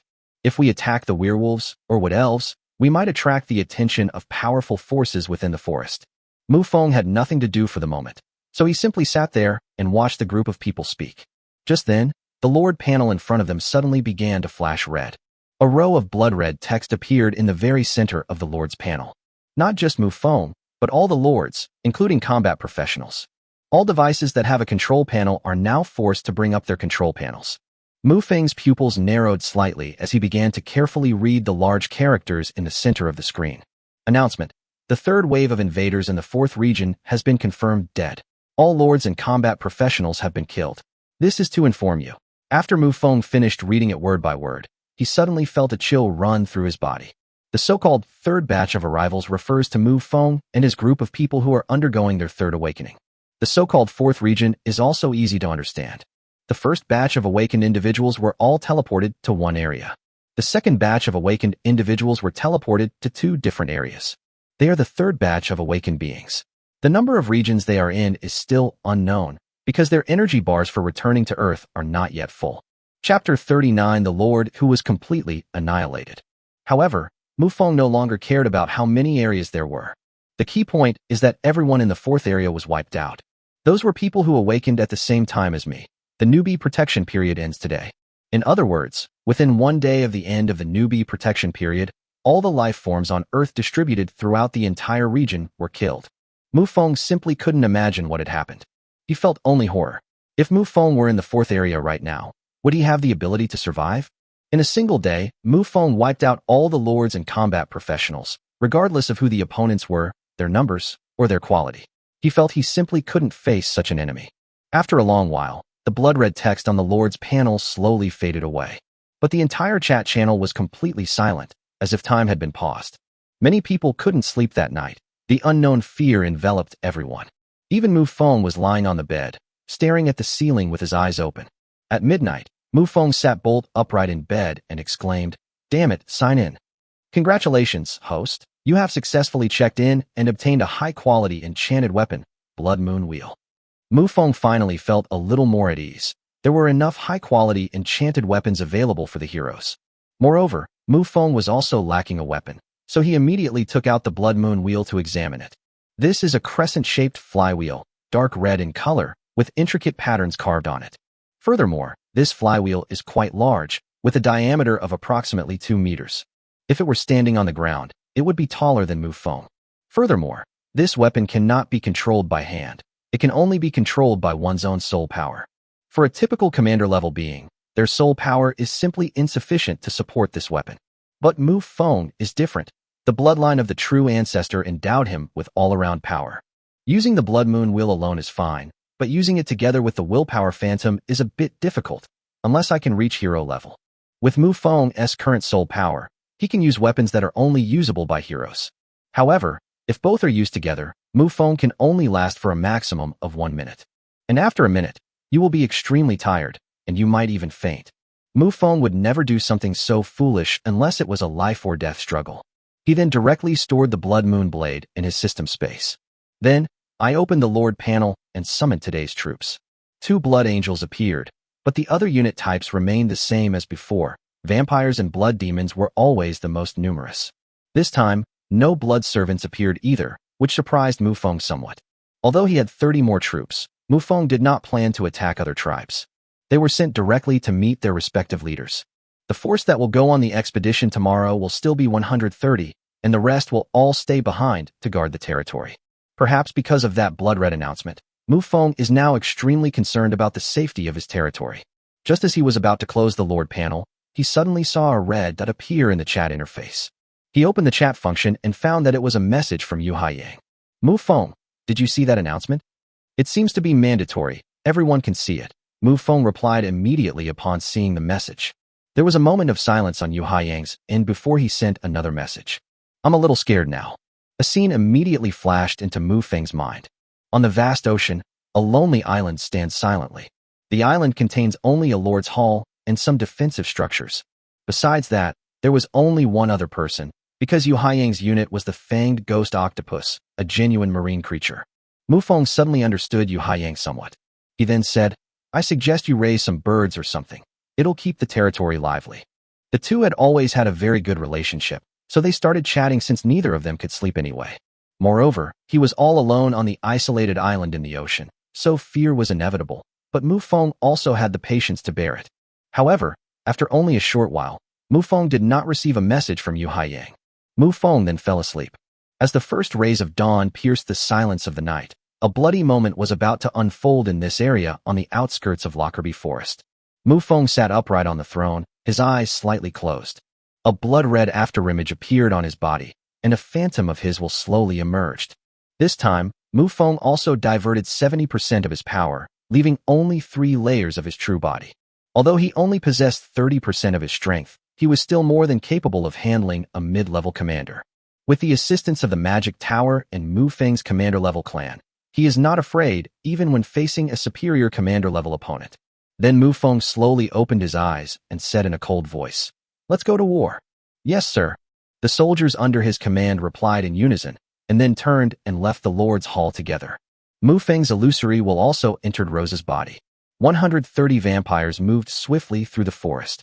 With a clear destination in mind, we should be able to arrive around noon. Before setting off, Charlotte had boasted, Your Majesty, I can go by myself. Mufong naturally rejected the other party's request, because what he needs is an overall improvement in combat strength, not just the accumulation of one strong individual. Only a sufficient number of strong individuals can support multi-front warfare in his territory. It was 10 a.m. Charlotte suddenly stopped on a treetop, then looked up at the sky through the dense foliage. A harpy hovered in the sky, its sharp eyes watching them intently. The troll tribe was being probed by an unknown life form, so they naturally became extremely vigilant. They had already dispatched a large number of harpies to scout the area around the territory. Furthermore, the previously hesitant plan to strengthen the defenses of the entire troll tribe has now been put on the agenda. The next moment, a fireball shot straight into the sky, its target the harpy. This harpy was not very strong, he was merely a chi warrior. However, the firelight bursting forth from the forest was naturally extremely conspicuous. The harpy dodged the attack thanks to its agile movements. However, the next moment, a beam of white light pierced through the opponent's body. The poor harpy was blasted to pieces. The dropper-shaped spear in Charlotte's hand twisted and turned before slowly disappearing. It's quite strange, really. Charlotte is a vampire, but both of her pieces of equipment have the attribute of light. Chapter 40: Attacking the Trolls. The main reason is that Charlotte's 2 special skills require these 2 pieces of equipment to be used. After dealing with the harpy scout, the troops moved even faster. In just 1 hour, the army had arrived outside the troll tribe. They are currently hidden in the forest, looking at the canyon ahead. The troll tribe's defenses are now completely different from before. The enormous crossbow lay quietly atop the stone wall. Behind the stone wall, trolls were cleaning and maintaining catapults. The next moment, a high-pitched, sharp cry of an eagle shattered the silence of the entire canyon. A commander-level harpy soared into the sky. As a commander-level officer, he naturally noticed the uninvited guests outside his territory. Large numbers of troll soldiers stormed the city walls, armed with various weapons, ready for battle. Harpies flapped their wings and soared into the sky. Charlotte only glanced at them briefly, and there were probably as many as 200 harpies. There is only one commander-level leader, more than 20 elite-level leaders, more than 60 blood warriors, and the rest are ordinary harpies. In comparison, there are far more trolls. Charlotte was able to detect more than 400 troll warriors. Moreover, deep within the tribe's heartland, there seemed to be even more trolls, likely the elderly, women, and children. Charlotte smiled slightly and said, Against a strong opponent, such defense is just for show. Although the defenses in front of us are stone walls, almost identical to those in Mufeng's territory. However, there is a fundamental difference between the two. The buildings in Mufeng territory are lord buildings and have special functions. But what we see before us is just an ordinary stone city wall. Charlotte casually grabbed at the air, and the strangely shaped spear reappeared in her hand. Then, with a smile on her lips and a composed demeanor, she walked out of the forest. His figure was exposed to all the trolls. In the forest behind them, pairs of blood-red eyes no longer concealed themselves, looking at the tribe before them with unprecedented greed. They are vampires. Blood and slaughter are their very nature. On the city wall, the troll leader looked at the enemy before him with a solemn expression. Are you the one who came to spy on our tribe that day? When confronted with the question, Charlotte simply gave a disdainful look. Although her strength is currently very low, her inherent arrogance makes her too lazy to waste words on the ants in front of her. Charlotte simply raised the dropper spear casually, and then thrust it forward in a plain manner. A white light burst forth from the tip of the spear, its sharp, cold gleam piercing through everything. Boom. That beam of white light pierced straight through the gate of the troll tribe. The walls that the trolls were once so proud of now had a huge gap torn in them. This is the hero level. As the level of the realm increases, the difference in strength between each major realm becomes greater. The troll leader's pupils shrank instantly, and he dodged before the white light hit the city wall. He slowly steadied himself and looked at the city wall that had been blasted open, leaving a quarter of it breached. Then he turned his gaze to Charlotte, who was standing in front of the woods. He now understood the opponent's strength. Heroic. The troll leader then looked at the deputy leader. There was no exchange between them, but the deputy leader nodded. Without further hesitation, the troll leader turned and ran deeper into the territory. The harpy leader in the sky seemed to understand as well, and let out a high-pitched eagle cry. There is a vacuum zone between the valley and the forest in front. At this moment, figures were rapidly approaching the valley, each leaving a trail of crimson light behind them. The trolls still atop the city walls were naturally not going to sit idly by and wait for their doom. One after another, thick crossbow bolts pierced the air with a whistling sound. If there is a health-boosting warrior in the team at this time, such crossbow bolts will cause damage to the team. Unfortunately, the teams in front of us are at least elite level.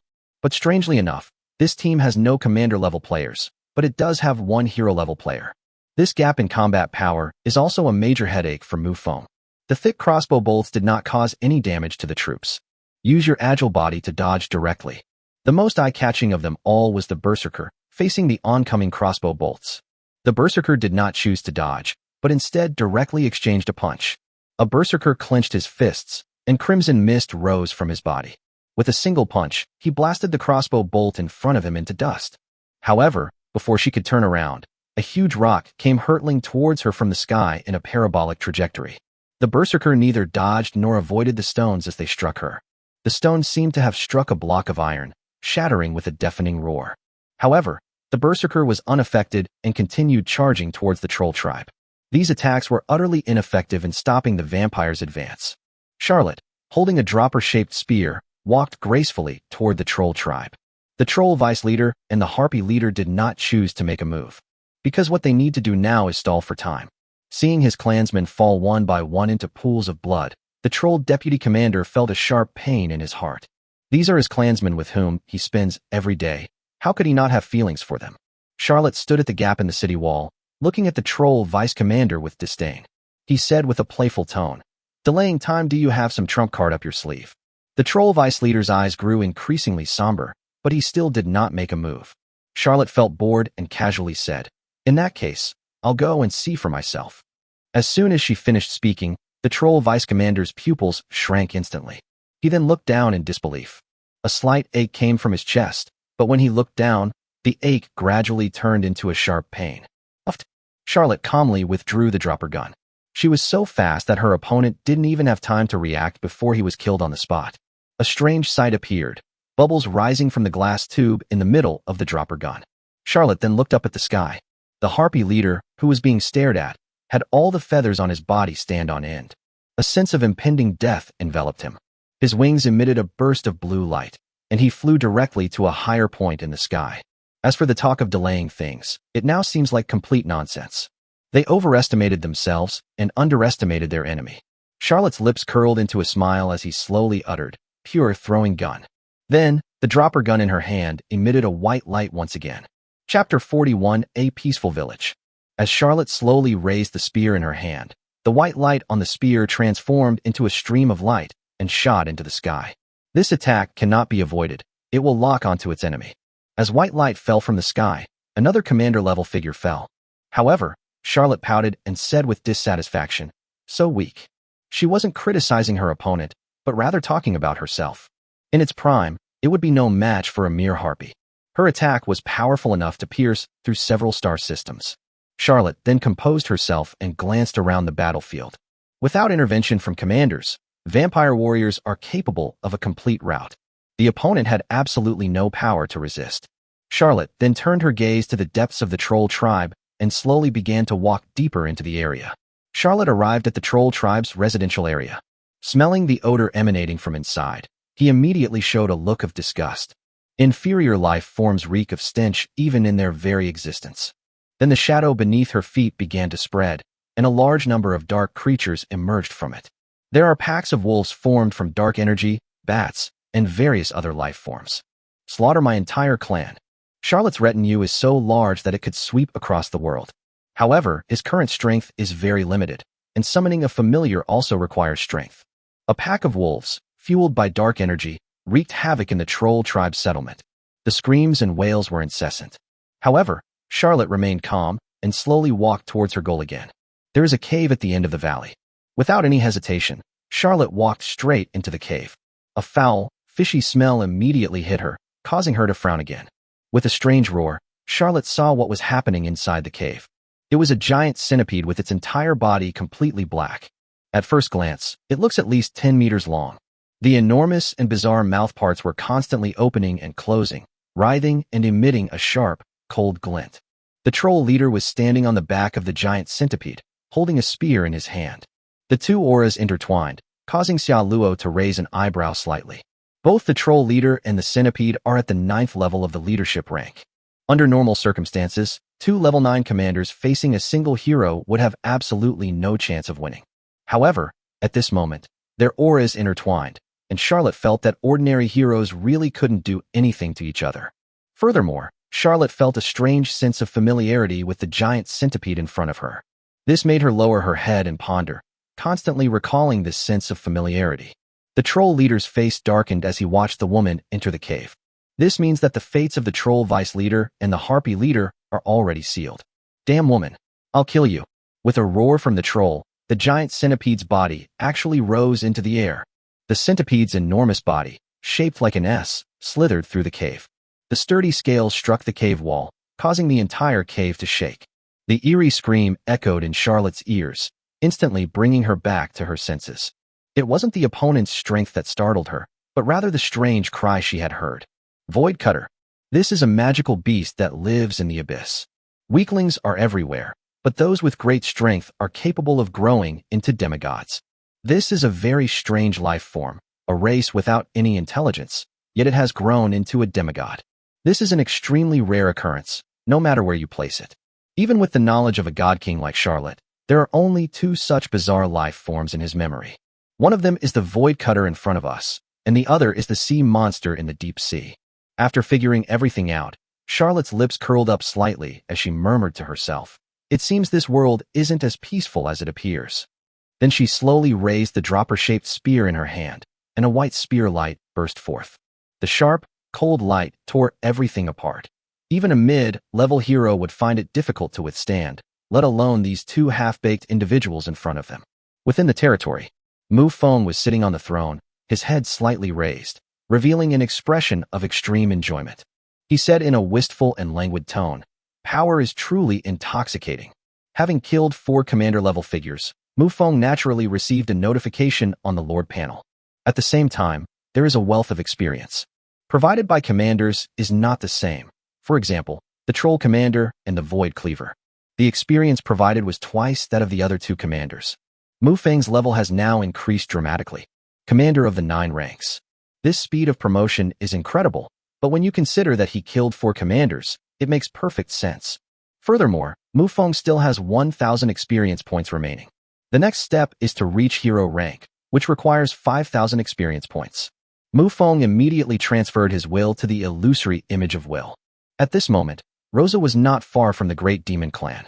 The Great Demon Clan is far weaker than the Troll Tribe. According to the information provided by the Succubus, the Great Demon Clan only has 1 commander-level figure. The battle on the Troll side isn't over yet. Killing the Great Oni leader will grant another 1,000 experience points, plus those small fry. Mufong roughly calculated that he should be a hero-level hero after this war ends. With the addition of 5 magic crystals, Mufong can directly upgrade the Lord's Hall and Barracks. From this moment on, his territory was no longer just a small fry. Mufong had been constrained in his actions due to the intelligence issue, but now the seal has been completely broken. And after today's war ends, Mufong has no intention of stopping. He was going to clean up this area, except for the wood elves and werewolves, of course. In fact, this plan is already very dangerous and will definitely attract the attention of the Snake People tribe. However, Mufong left himself a way out, giving himself some room to extricate himself. Just as Mufong was pondering, a village appeared before him. Nestled among the mountains, the village was at midday with wisps of smoke rising slowly from its chimneys. Mufong could see some young demons playing and frolicking on the paths in the village. The troops were hidden in the forest, and Mufong watched them quietly. As a female Oni emerged from a room, she called out in a crisp voice, "Come back for dinner." The group of young demons immediately dropped the mud in their hands and rushed into the room in a swarm. "Sister, what are we eating today?" "Today we have your favorite spicy rabbit head." "Yay, my sister is the best." Chapter 42 Fellow Villagers Meet. Mufong watched quietly, without giving the order to attack. Such heartwarming scenes can be seen everywhere in the village. The Great Demon Clan looks very similar to humans, except that they have 2 small, pointed horns on their foreheads. They cut down all the trees on a mountain to create their own terraced fields. Occasionally, they would go into the forest to hunt some game, which was a way to improve their diet. Mufong did not give any orders. All the troops remained hidden in the forest, waiting quietly. After a long while, he still gave the order to attack. As the Lord who has descended into this world, Mufong knows that this is not a game. All he can do is keep getting stronger, otherwise one day he will also die under someone else's knife. The heartwarming scene before him could not stop his conquests. Kill. As the cold word was uttered, 30 vampires, leaving blood-red afterimages, rushed into the village. The enemy's arrival was so sudden that the entire Oni clan had no time to react. As flames and explosions rang out, the warriors of the Great Demon Clan swiftly grabbed their weapons. In the most luxurious and largest wooden house in the middle of the village, a young Oni clan member emerged carrying a long sword. He is the young patriarch of the Great Demon Clan, and the most talented person in the entire clan in recent years. He's already reached the commander level in his early 20s, and has a very good chance of reaching the hero level in the future. However, the arrival of the demon brought his progress to an abrupt halt. Mufong never considered himself a good person, so he showed no mercy to the enemy before him. The Phantom of Will transformed into a streak of blood-red light and appeared before everyone's eyes. With a wave of his hand, he unleashed a mid-level vampire spell. The young clan leader drew his sword from his waist and looked at the enemy before him with a solemn expression. As the magical attack drew closer, the young clan leader suddenly brandished the sword in his hand. The sharp, cold light sliced through the air, just as it severed the incoming magic. Ding! However, amidst the explosion, there was a crisp sound. That was the sound of weapons breaking. The Great Demon Clan is not a large clan. If it weren't for the young clan leader in front of them, they would only be slightly stronger than the lizardmen. However, the lizardmen have a lineage of leaders, so they have inherited low-level magical weapons. The weapon used by the young master of the Great Demon Clan before them was only an enchanted weapon, and a low-level one at that. Mufong did not slow down his attack pace just because the enemy was weak. His palms were outstretched in front of him, and a blood-red mist rose from his body. The strong stench of blood filled the entire venue, making it difficult for everyone to breathe. The crimson mist, like dark clouds pressing down on the city, attempted to engulf the entire village. However, the young clan leader remained standing in front of the house. Holding a broken piece of longsword in his hand, he showed no intention of retreating. Mufong remained calm upon seeing this scene, but he knew in his heart that there were people he needed to protect in the house behind the other person. With a casual wave of his hand, Mufong caused the crimson mist to surge and boil, as if it had come alive. The fog seeped into every nook and cranny like mercury spilling onto the ground. The young clan leader gripped his sword with both hands and unleashed another dazzling blade of light. The sharp blade tore through the mist, creating a momentary vacuum. However, that vacuum area was instantly filled, and the red mist still filled the air. Mufong watched quietly as the red mist devoured the young clan leader and the houses behind him. His heart remained completely unmoved. This is a world fraught with danger, and the horrific scene of the third wave of invaders in the 4th district is still fresh in our minds. What he needs to do now is grow rapidly, grow strong enough to deal with any danger. Mufong waved his hand again, and a gem emitting 5-colored light appeared in his hand. This is a magic crystal. Similarly, Mufong also received experience points for killing the opponent. He currently has around 3,000 experience points. Killing a lower-ranking commander grants 1,000 experience points. But the battle with the troll tribe continues, and the lives of the Great Ogre tribe are being harvested. 10 minutes later, the Phantom of Will stood in midair, looking down at the village engulfed in flames. It's quite a coincidence that the Phantom of Will is just an energy body, which unexpectedly possesses the ability to float. Of course, this is just floating, not flying. My lord, all the great demons have been wiped out, Rosa said respectfully, kneeling on one knee. Mufong remained expressionless, then slowly landed on the ground and said, "Next target. Let's meet my fellow townsmen." After he finished speaking, the Phantom of his will merged back into Rosa's body. The fellow villager that Mufong mentioned was naturally provided by the Succubus tribe. Although the Succubus tribe did not know the other party's background, Mufong naturally knew it through the detailed information described on the parchment scroll. It was 2 p.m. Mufong spotted the territory in the distance at a glance. Because each lord has a different type of troop, the styles of various buildings also differ. For example, Mufong's architecture presents the image of a European castle. The territory before them looked like an ordinary village. That's because the opponent's unit type is human. Military branch, militia. Mufong could see the militiamen in the territory, wearing leather armor and carrying very ordinary spears. The newly summoned units provide weapons, but they are just very ordinary ironware. As the troops approached, it seemed that the enemy territory had already discovered them. Mufong also noticed the watchtower in the other party's territory, and then stopped hiding himself. The Phantom of Will once again detached from the body and stood at the forefront of all the troop types. Chunhao rushed out of the Lord's Hall and immediately saw the somewhat illusory energy body. He's in a complete panic right now. But she forced herself to remain calm and asked, "Who are you? Why are you trespassing on my territory?" The Phantom of Will slowly lifted its feet off the ground and then floated forward. At the same time, Mufong said, "I came here for the purpose of attacking, and as for the purpose of borrowing your Lord Core." Chunhao's pupils constricted instantly, and he screamed in terror, "You're a lord too." The relationship between lords is not friendly. The immense benefits of destroying a lord's core make it almost impossible for these unfamiliar lords to maintain friendly relations. Seeing the illusory energy object still approaching, Chunhao immediately shouted, "Fire arrows! Fire arrows!" He built numerous arrow towers within his territory to defend against nearby succubus tribes. A blood-red barrier appeared around Mufong, blocking all the arrows. Seeing that the arrow towers were ineffective, Chunhao shouted again, "Charge! Kill him!" In an instant, more than 20 militiamen rushed up with spears. Chapter 43 Luck. These 20-odd militiamen were not his entire force. Half of them were out hunting. Mufong simply extended his palm, and a blood sphere appeared out of thin air in the center of his palm. With a slight exertion of force, Mufong crushed the blood sphere, and blood seeped out between his fingers. Heart-controlled. When faced with lives far less valuable than one's own, this kind of concept-killing magic is incredibly useful. More than 20 militiamen were instantly drained of their strength, collapsed to the ground, and died. This scene was witnessed by Chunhao from behind, which made him even more incredulous. "This is impossible. You cheated. You're clearly a lord too, and you've only been here for 7 or 8 days. How could you have such power?" Mufong didn't say anything more, but casually flicked out a jet of blood. With a spray of blood across the sky, a lord fell. The Phantom of Will slowly floated forward and finally entered the Lord's Hall. Mufong spotted the Lord's core in the Lord's Hall at a glance. He merely exerted a slight mental effort, and a trace of pressure enveloped the Lord's core. The Lord's core shattered instantly. The Lord core is a very strange thing. If you are hostile, you can destroy it very easily. But if there is no hostility, then the Lord's core is the hardest thing known to date. The Phantom of Will transformed into a streak of blood-red light and returned to Rosa's body once more. Return to the territory. At the same time, a faint voice echoed in Rosa's mind. Rosa dared not linger and led her team back to their territory immediately. On the other side, the war with the troll tribes has ended, but they are still searching for something of value.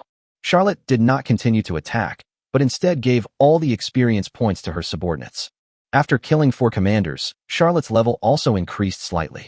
Hero level 2. It's enough to allow a commander to leap from level 4 to level 9, with plenty of experience left over, but it can only advance a hero by 1 level. Just then, Charlotte suddenly raised an eyebrow and said to the leaders beside her, "I'll go take a look over there. After you've finished packing up, return directly to the territory."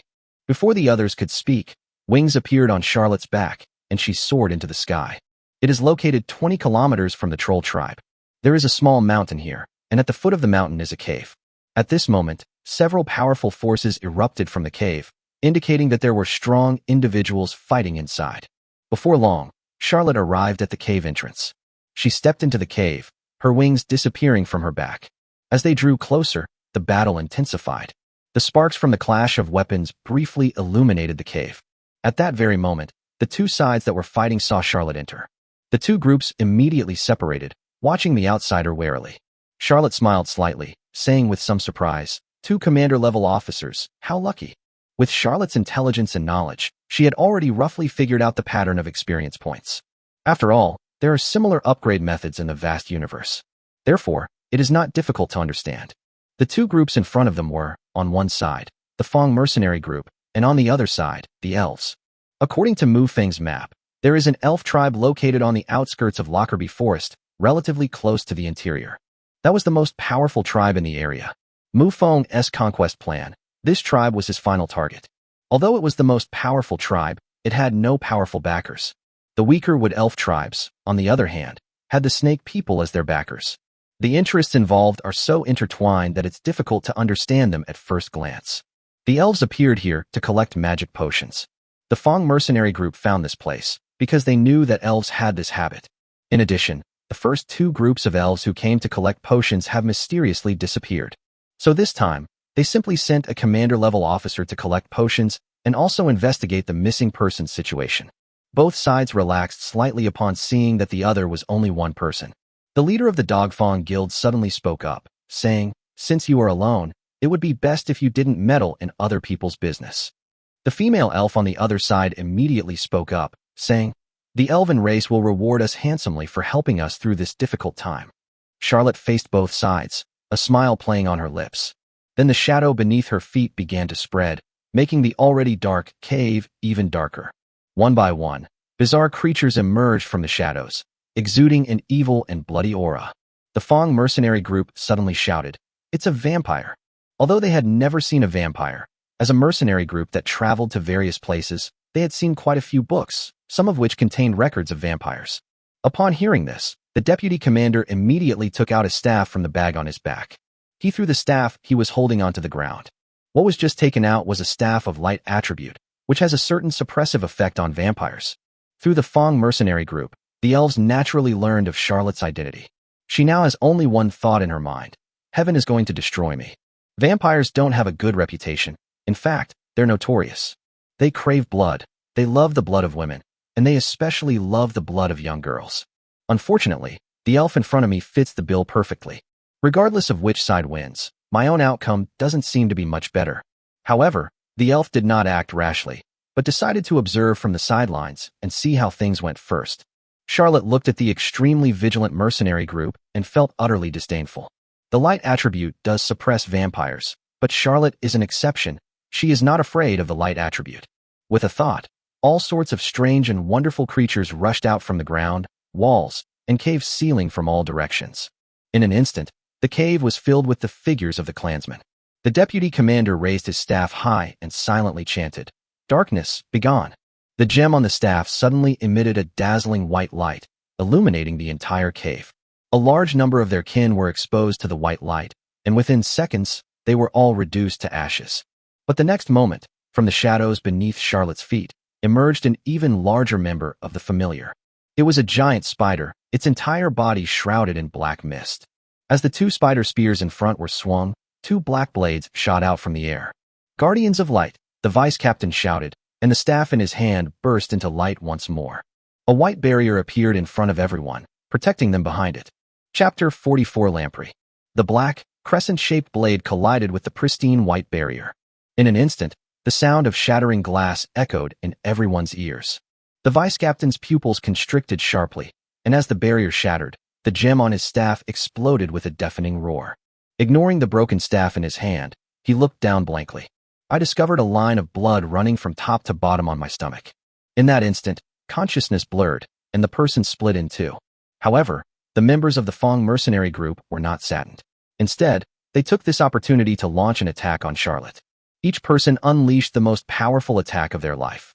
Among all these people, the spear in the commander's hand was like a small sun. Carrying a sharp edge, it charged ahead of everyone. Her eyes were incredibly resolute. The deaths of her teammates fueled a boundless killing intent, not inner fear. However, all of this was destined to be in vain. The enormous spider opened its massive jaws, and a strange yet sharp roar echoed throughout the cave. The shockwave, visible to the naked eye, was amplified countless times within the narrow cave. Rocks were falling, the mountain was shaking, and my eardrums were stinging. Everyone felt as if they had been hit in the chest by a giant sledgehammer, and they were sent flying backward. The commander's spear pierced the ground, leaving a trench. She looked up in disbelief and murmured, "Heroic level." The familiars she summons are also hero-level characters. But Charlotte herself doesn't remember ever killing a hero-level enemy. He must have died from the aftermath of one of her attacks. The giant spider had no intelligence. It only knew to kill all the enemies in front of it. Its enormous size almost blocked the entire cave, and as it moved, its body constantly bumped against the cave walls. This made the entire mountainside teeter on the brink of collapse, as if it would crumble at any moment. The huge, sharp spider legs were raised high. The renowned Fong mercenary group, who had traversed several duchies, died here so simply. The next second, the spider's huge mouth opened, and a massive suction force was like that of an abyss. The other team members were powerless to resist and fell into the spider's giant mouth like candy beans. The spider then turned its gaze to the elf on the other side. The elf shuddered as he looked at the spider's 3 pairs of compound eyes that gleamed red. However, the next second, the spider's body suddenly disappeared, as if the clouds had parted and the fog had cleared. The elf was somewhat confused, but quickly turned his gaze to Charlotte. Seeing the other person smiling, but with eyes that seemed to be looking at food, the elf unconsciously retreated, but soon bumped into the cave wall. Her heart tightened instantly, and her pupils contracted sharply the next moment. Because the vampire was now standing right in front of her, their faces almost touching. A bead of cold sweat trickled down her forehead as the elf prepared to speak. But a pair of fair, delicate hands pinched her face, rendering her speechless. In her terrified gaze, the other person's mouth opened slightly, and their small, fragrant tongue darted out. No, that's not a small, fragrant tongue. Because the other person's tongue is very long. It's a full half-meter long. His tongue pressed tightly against her face, just like an ordinary person licking a cream cake. Salty. A sharp and strange sound rang in the elf's ears. As the voice rang out, the elf's pupils trembled violently. Because the lowly vampire in front of us is undergoing a drastic change. Her once soft and smooth hands became rough and strong, and her fingertips became sharp. The visible veins gradually bulged, and the knees became bent, resembling the hind legs of a canine. His eyes turned blood red, and the pupils were completely invisible. What's most horrifying is her mouth. It's completely turned into a circle.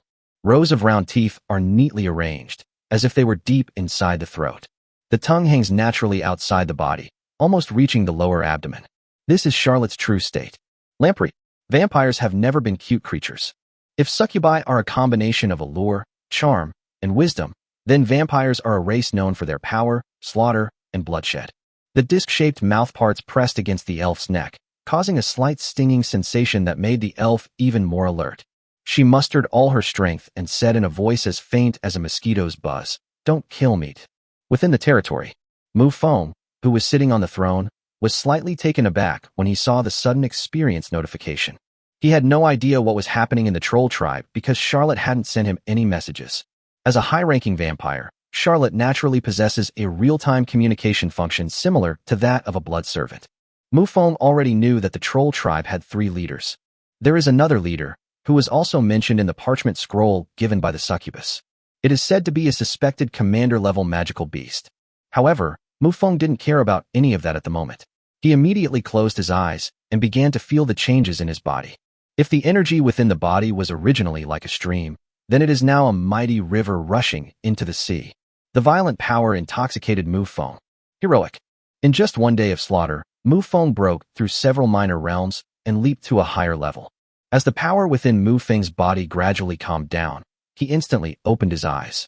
A blood-red light flashed, a light that was breathtaking and seemed to possess the power to steal one's soul. After a long while, Mufong finally calmed himself down. The rapid increase in power made Mufong's mindset somewhat unstable, and he felt a little arrogant. However, this feeling was fleeting. As night fell, all the expeditionary forces returned to their territory. Mufong did not send his troops out to hunt wild animals again, as that would be a pointless task. Having successfully advanced to hero rank, he now needs 10,000 experience points to advance one level. This amount of experience points may seem like a lot, but if you kill beings of the same level, you can collect them very quickly. Killing a lower-tier hero grants 10,000, a mid-tier hero 20,000, and a higher-tier hero 30,000. The generals below. At this moment, everyone in the hall was the first of each type of unit he had summoned. The reason is simple. The opponent was the first one summoned, and among units of the same type, it is the strongest. Take Rosa for example. Her current level is Elite Level 8. Even if you are a level higher than others, you will have a certain advantage in hunting.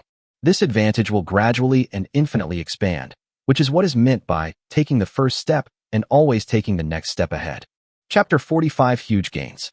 Not only Rosa, but also those like Hua Luo whose summoning time is relatively early.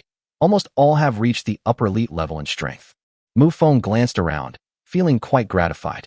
Finally, her gaze settled on one person, or more precisely, an elf. Curious eyes turned to Charlotte, because this elf was the one the other party had brought. Charlotte pursed her lips, her eyes involuntarily glancing elsewhere, a sign of some panic.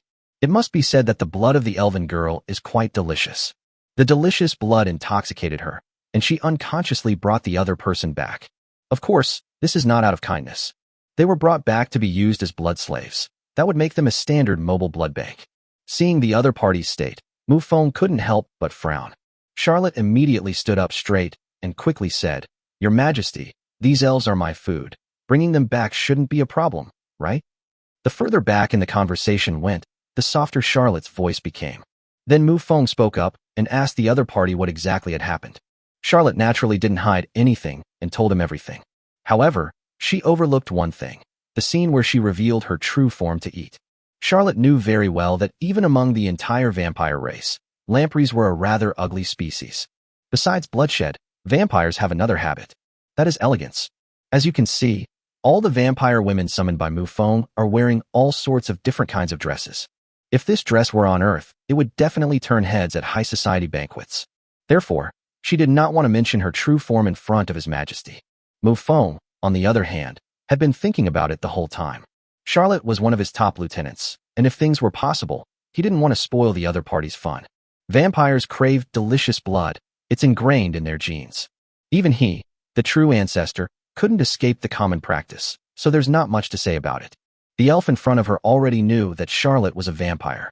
If they were to be sent back, they would definitely tell the people in their community. In this way, Mufong was exposed. Although exposure is inevitable, Mufong will step onto the stage of this entire world at some point. But definitely not now. Then Mufong said, "They can stay, but they absolutely cannot leave the territory, nor are they allowed to transmit information to the outside world." Vampires have many skills, among which training blood slaves is one of their strengths. Doll-like iron cage over a small dog. So Mufong wasn't worried about anything and just let the other party do as they pleased. Next, Mufong announced the battle plan for tomorrow. The overall battle plan is almost the same as today. However, Charlotte's group was reduced to 50 people. Rose's side has grown to 50 people, and the Willpower Phantom will also participate in the battle. However, Mufong seemed somewhat uninterested, because there are no large tribes left in this area. The other tribes are like the succubi and the great demons. There were even a few small tribes, like the lizard people. After a brief discussion of the battle plan, all units departed. Mufong sat on the throne, with Aphiliel guarding him. There were 4 other blood servants standing below. With the increase in the number of troops in the territory, the blood servants no longer need to fight. So now they truly and officially take on the role of servants. Then Mufong opened the Lord panel and looked at the warehouse in the Lord panel. Charlotte naturally collected all the fallen magic crystals. All of them were submitted during the meeting just now. With a wave of his hand, Mufong sent all the items into the Lord's inventory. Now, in Mufeng's warehouse, there lie 6 magic crystals, 1 Lord core, and 2 gold stronghold treasure chests. This overwhelming wealth made Mufeng's lips curl into a slight smile. Open the treasure chest. Congratulations, Lord, for opening 2 gold stronghold treasure chests. The following items have been obtained. Item, strange statue. Item description: place the statue in your territory. It will automatically activate if your territory is in danger. The strange giant worm possesses eerie yet powerful strength and will protect your territory. Items: special building scroll, experience tower. Item description: are you frustrated by the lack of experience gain? Then build an experience tower. Within the tower's area of effect, you will automatically gain a small amount of experience. Mufong's face instantly broke into a smile. These two things are exactly what his territory is lacking right now. The strange statues can further enhance his territory's defenses, and with the help of the magic towers, his territory's defensive power is unprecedented. The experience tower goes without saying. It's something that increases your level. It can make you stronger, and it's no exaggeration to say that it's the strongest special building. Mufong immediately stood up and went into the territory. A strange statue appeared in his hand. No wonder it's called the strange statue. It really does look indescribable, Mufong said with a strange expression. There's not much to say about a round base. The key is the sculpture above, which is a centipede standing upright in an S shape. Mufong had seen all sorts of sculptures, but this was the first time he had ever seen one that was simply a centipede. He may be a bit ugly, but he's useful. Mufong immediately placed the strange statue in his territory without hesitation. A giant S-shaped centipede statue. It was absolutely hideous. Mufong had already vowed in his heart that he would sell this thing as soon as a better alternative came along. Then Mufong turned his gaze to the Lord's Hall. Upgrade the Lord's Hall. As he finished speaking, a blood-red orb of light appeared above the Lord's Hall. A crimson light shone down, and the Lord's Hall, like putty, began to writhe and deform. The height of the Lord's Hall is constantly increasing, and its size is also becoming larger. At the same time, the territory is expanding. A moment later, in the level 4 Lord's Hall, the territory has a radius of 3 kilometers. The style of the Lord's Hall has also undergone a huge change. The massive castle, 30 meters high, has 4 auxiliary castles surrounding the main castle at the center. There are connecting corridors between the second and third floors. At this moment, the Lord's Hall finally had a bit of an imposing feel to it. Mufong stepped into the Lord's Hall immediately. 8 sturdy stone pillars stand on either side, with a red carpet extending down to the steps beneath the throne. The throne is separated from the area below by 8 steps, further emphasizing its majesty. The chair behind the throne is very high, with a gemstone that emits a red glow in the center. Mufong slowly walked up the steps, his hand brushing against the armrest of the throne. A surge of heroic spirit rose within me. Chapter 46 Territory Upgrade. Mufong took a deep breath, and then slowly sat down on the throne. Looking down at the vast and magnificent hall, Mufong couldn't help but smile slightly. Upgrade the barracks. With the loss of a large amount of basic resources and a magic crystal, the barracks has reached level 5. The number of units that can be summoned each day reaches 100. This is an extremely significant improvement. Mufong then looked at another unusual building. Experience Tower. To Mufong's surprise, the construction of the Experience Tower did not require magic crystals. Only 3 basic resources are needed: wood, stone, and iron ore. Upon seeing this, Mufong couldn't help but sigh. The construction requirements are very low, which means that the usage requirements are very high. Mufong chose to build an Experience Tower. Within the territory, a square, 3-story pagoda slowly emerged. Mufong immediately opened the detailed introduction of the Experience Tower. As expected, using the Experience Tower requires gold coins. 1 gold coin can keep the Experience Tower running for 1 day, and within 1 kilometer of the Experience Tower, each person can gain 100 experience points per day. Only distance restrictions, no number of participants. Mufong rubbed his chin, quite satisfied with this design. This way, an elite level player can advance 1 level every day. Opening this building from a golden treasure chest is definitely incredibly lucky. Then, Mufong turned his attention to the last piece of spoils. Lord Core. This thing has a very simple function. It increases the value of buildings. The degree of enhancement varies depending on the level of the Lord Core. Most importantly, a building can be amplified by multiple Lord Cores. Mufong looked around at all his buildings. There are currently 2 buildings in the territory that have enhancement value. Barracks, Experience Tower. However, Mufong ultimately chose the Barracks. Even with the Experience Tower enhanced, Mufong didn't have enough gold to maintain its operation for an extended period.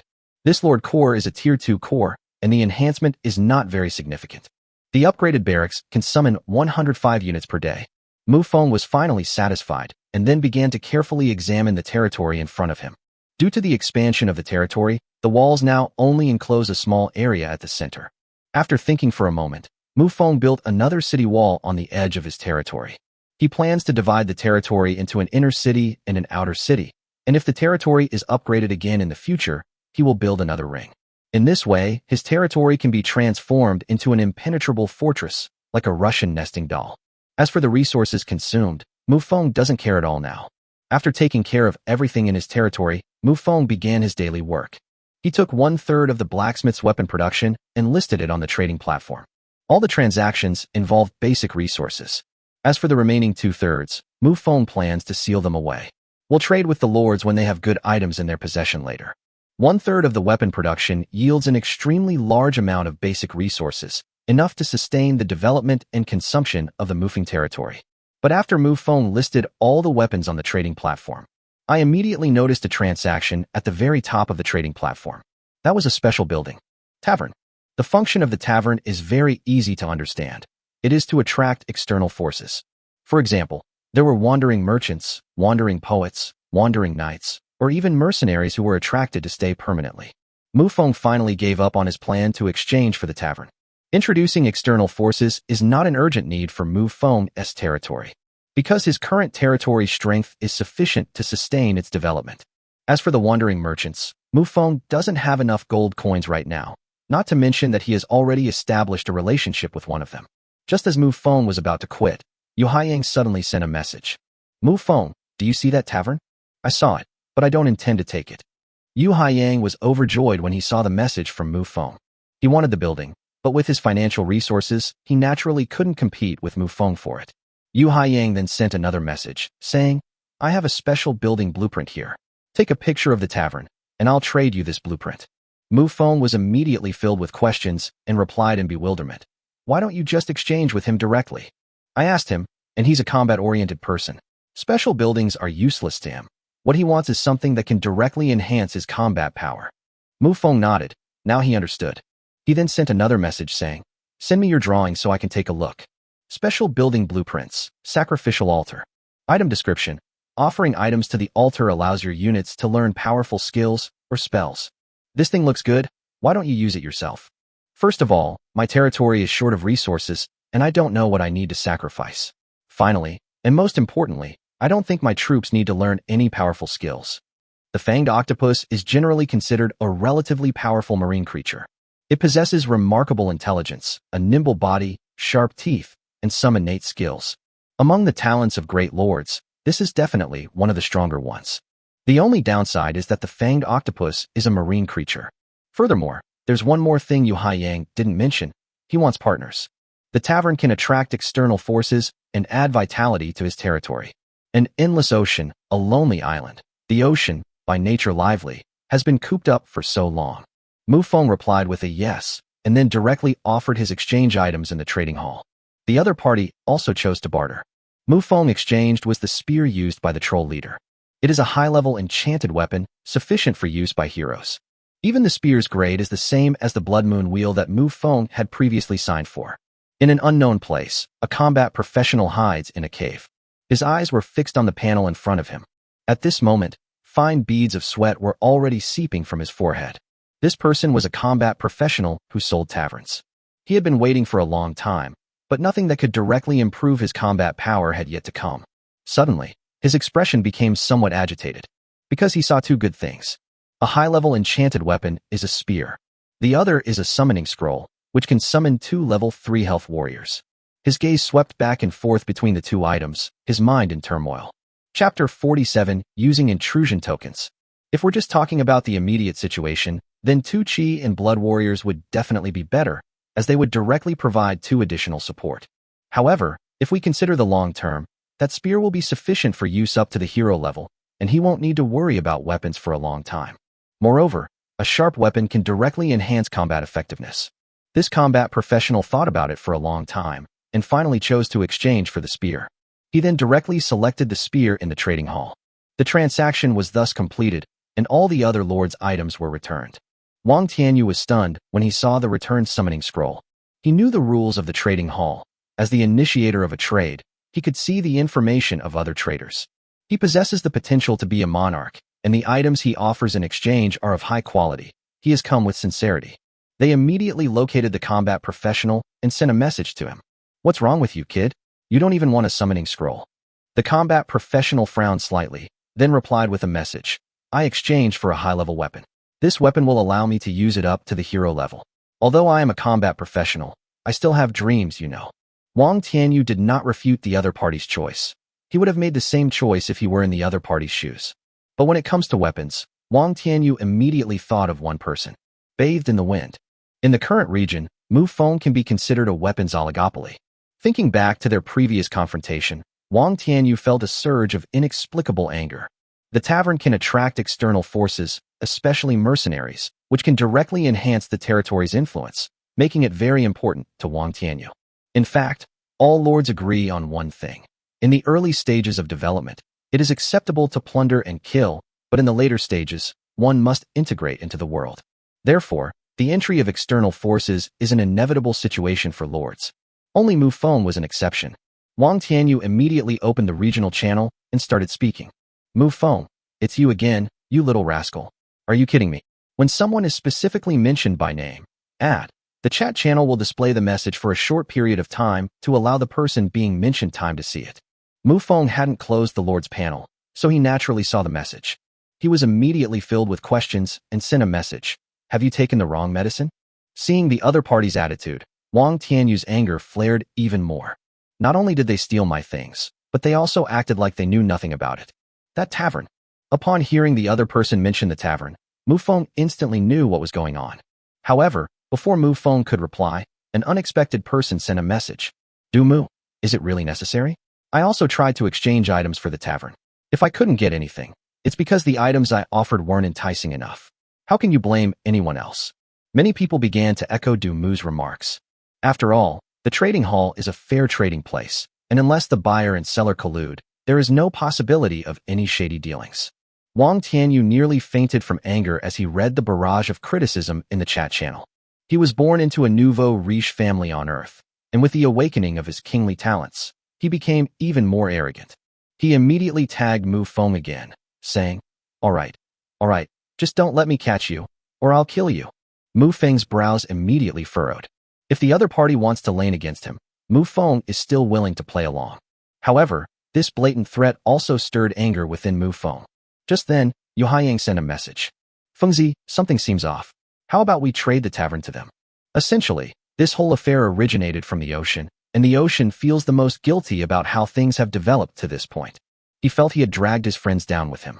Mufong didn't take the other person's words to heart, but instead sent a message saying, "Don't worry, leave it to me." Mufong then initiated a trade, transferring the tavern to the other party. After a moment's thought, Yu Haiyang also traded the sacrificial altar to Mufong. He knew Mufong quite well. The fact that Mufong was born into a family where both his parents died had made him sensible from a young age, and he would never act impulsively out of anger. Therefore, Mufong must have a way to solve this problem. What Yu Haiyang needs to do is to make it up to the other party when the opportunity arises. Besides, this is just a chat channel. Do you really think the two of them could actually start a fight? Mufong returned to the area chat channel, and at Wang Tianyu asked, "What level is your Lord's Hall now?" Wang Tianyu was somewhat confused, but considering that his Lord's Hall was level 3, he didn't hide it.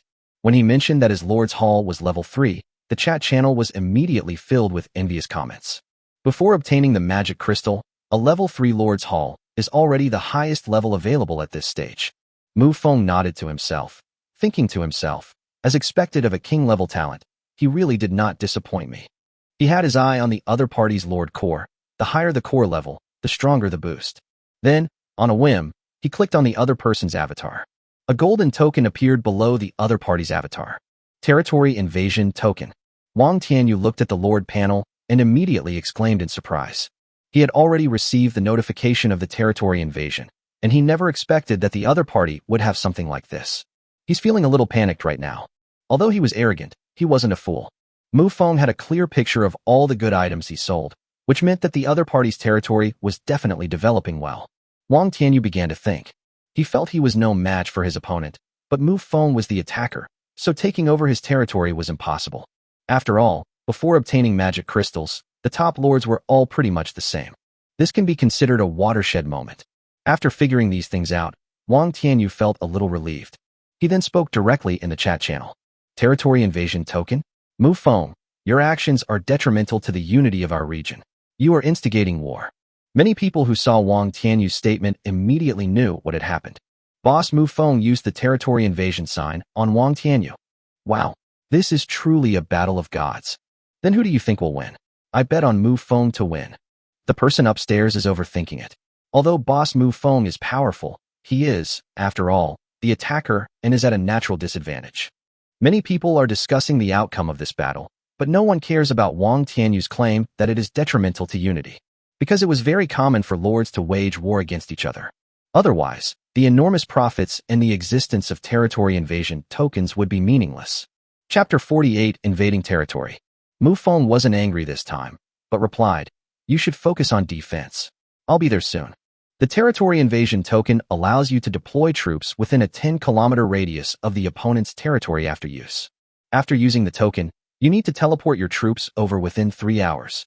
The battle will last for 3 days, after which all units will automatically return. However, Mufong did not intend to waste time with the other party, especially since the other party did not have the strength to do so. He summoned Charlotte directly. Charlotte arrived at the Lord's Hall, her cheeks slightly flushed. Mufong immediately noticed the other party's unusual behavior and then showed a look of realization. Seeing this, Charlotte waved her hands repeatedly and hurriedly said, "Your Majesty, please don't misunderstand, I didn't."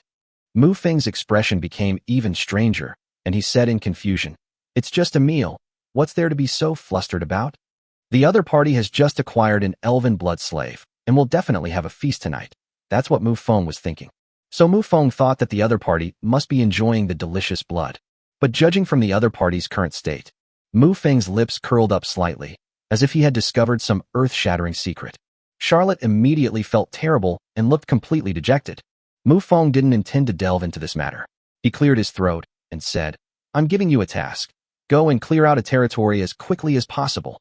Seeing that things were back on track, Charlotte immediately perked up. "Yes, sir. Remember to destroy this thing in their territory." Mufong pointed to the Lord's core above the main hall as he spoke. Charlotte lifted her skirt slightly and gave an elegant bow. As Mufong pressed the teleportation button, Xia Luo vanished from the spot. He has no intention of sending a large force. There is absolutely no need for it. Don Continent, northern border. This is already the far north of the mainland, and cold is the dominant feature here.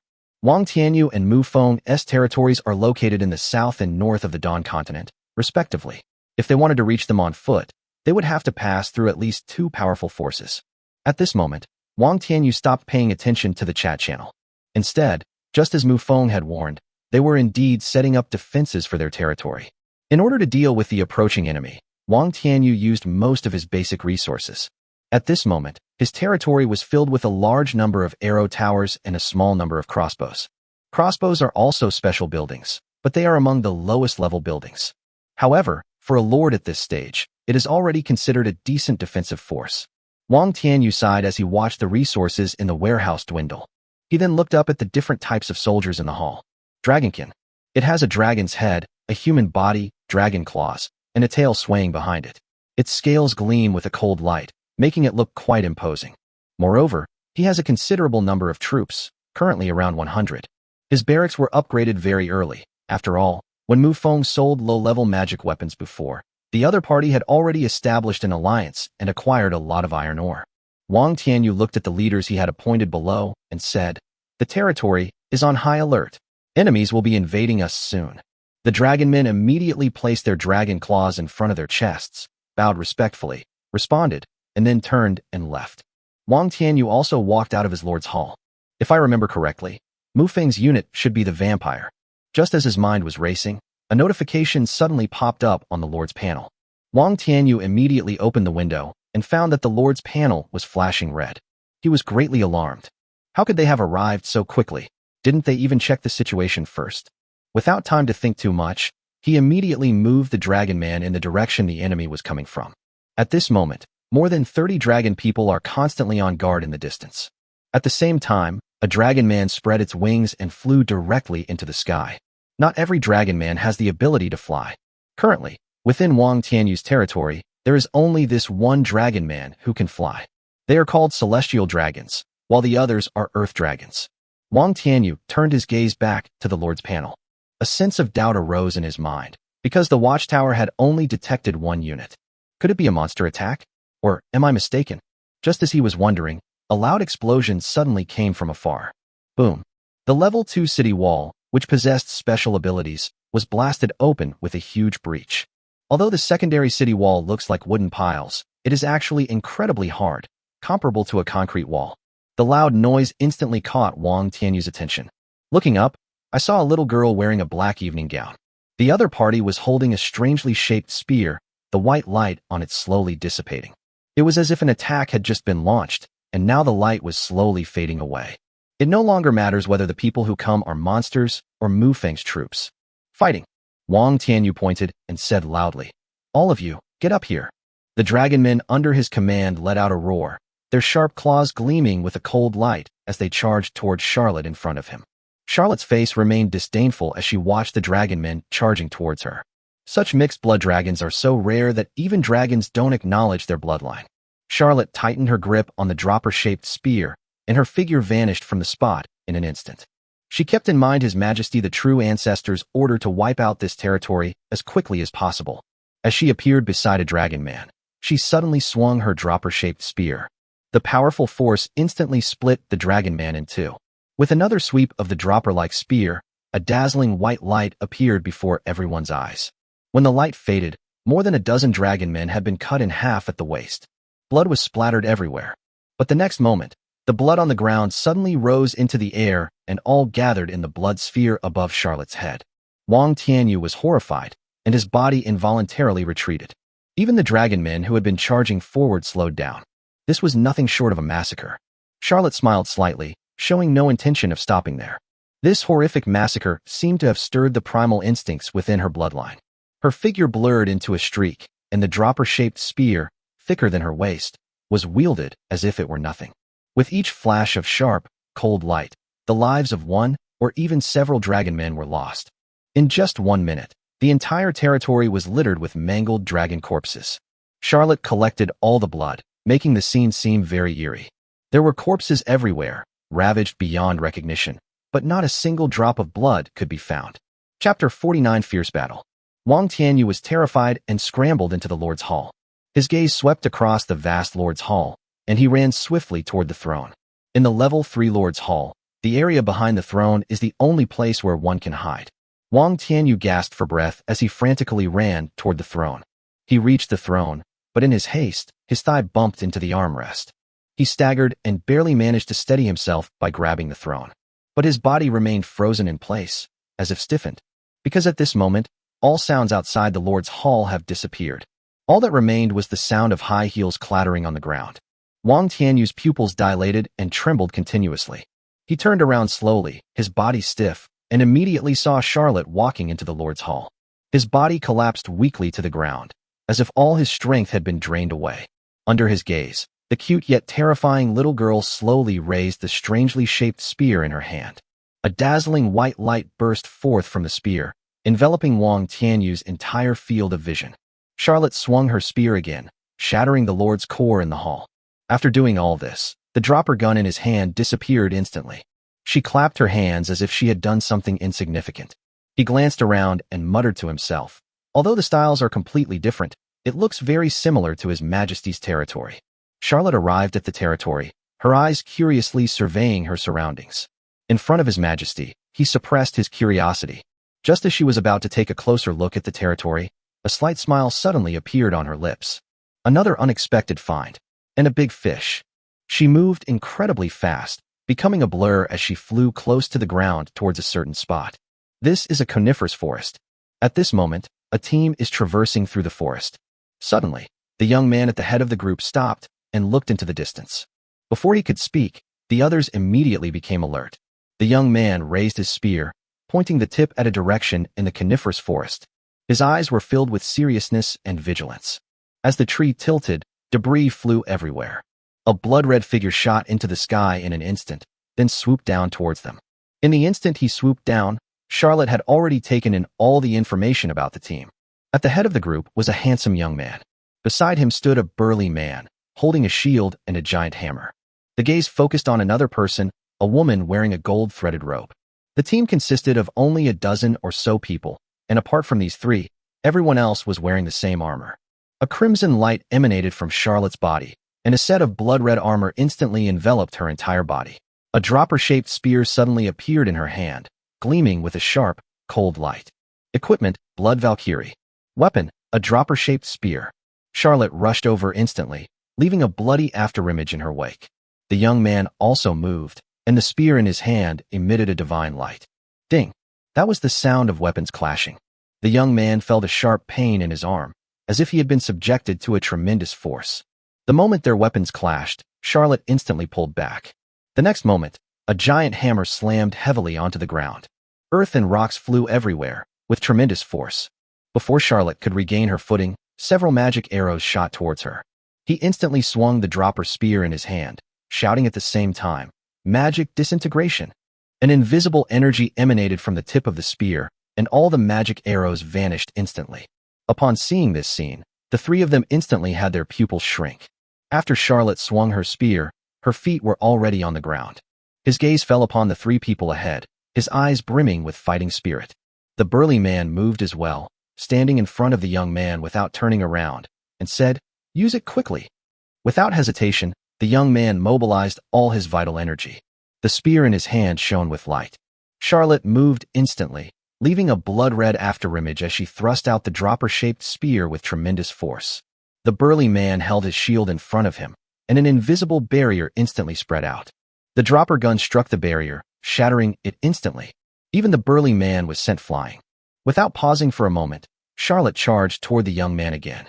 Suddenly the ground beneath their feet trembled, and several stone pillars rose from the ground. "Annoying flies," Charlotte muttered under her breath. He swept the dropper-shaped spear forward, and a crescent-shaped white light blade shot out instantly. All the stone pillars were shattered instantly, and the flying debris blocked her view. Charlotte didn't stop. Amidst the scattering of rocks, she charged towards the youth once more.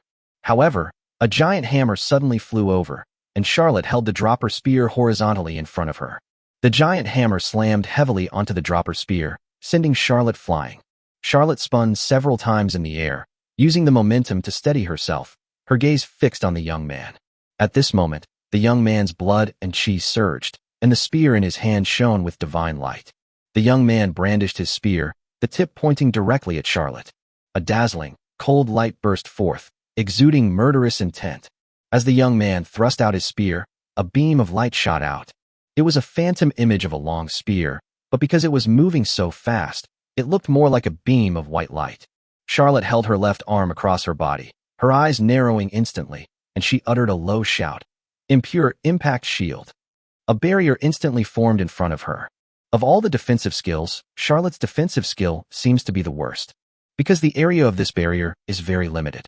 It can only block the front and left and right diagonally in front, forming a crescent-shaped barrier.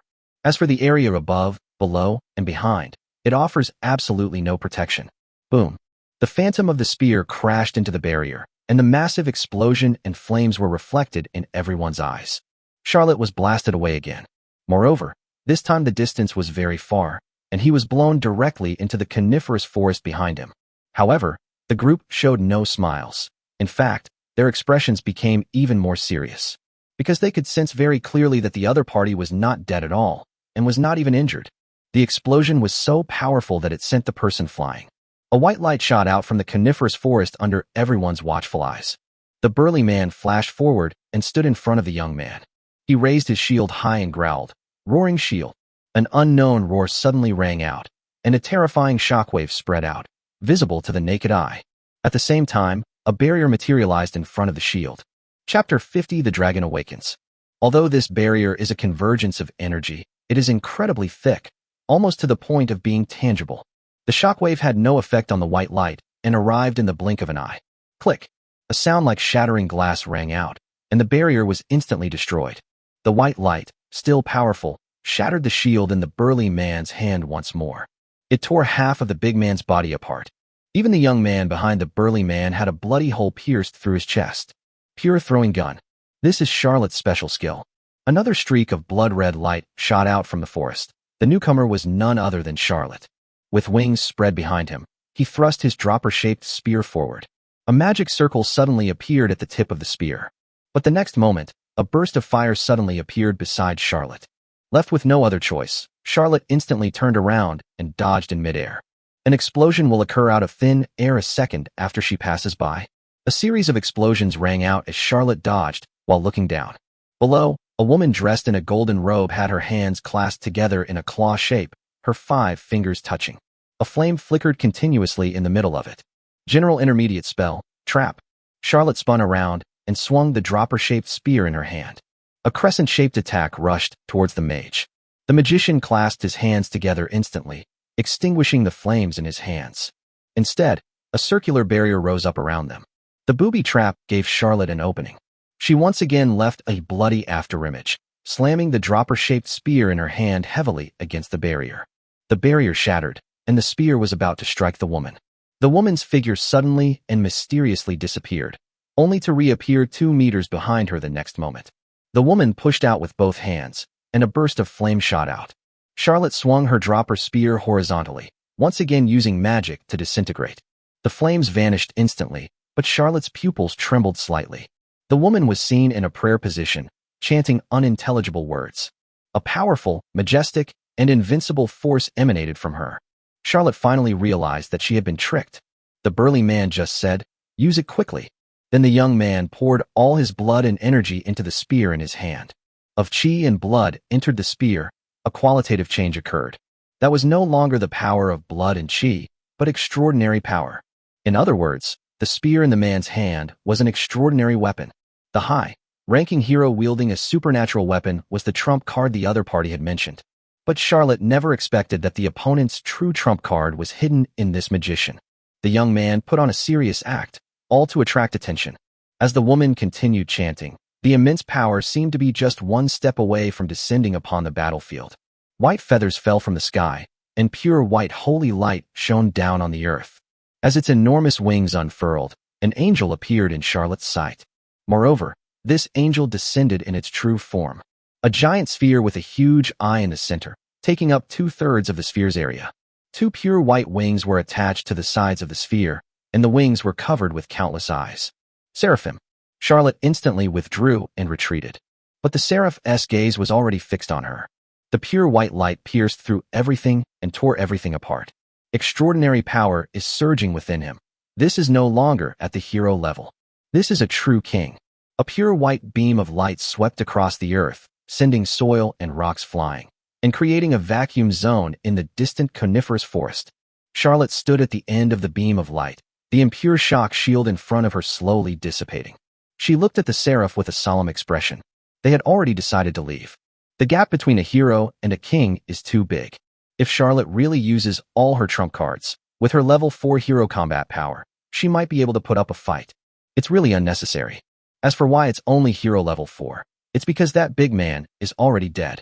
The mid-tier hero provides 20,000 experience points. She immediately contacted Mufong.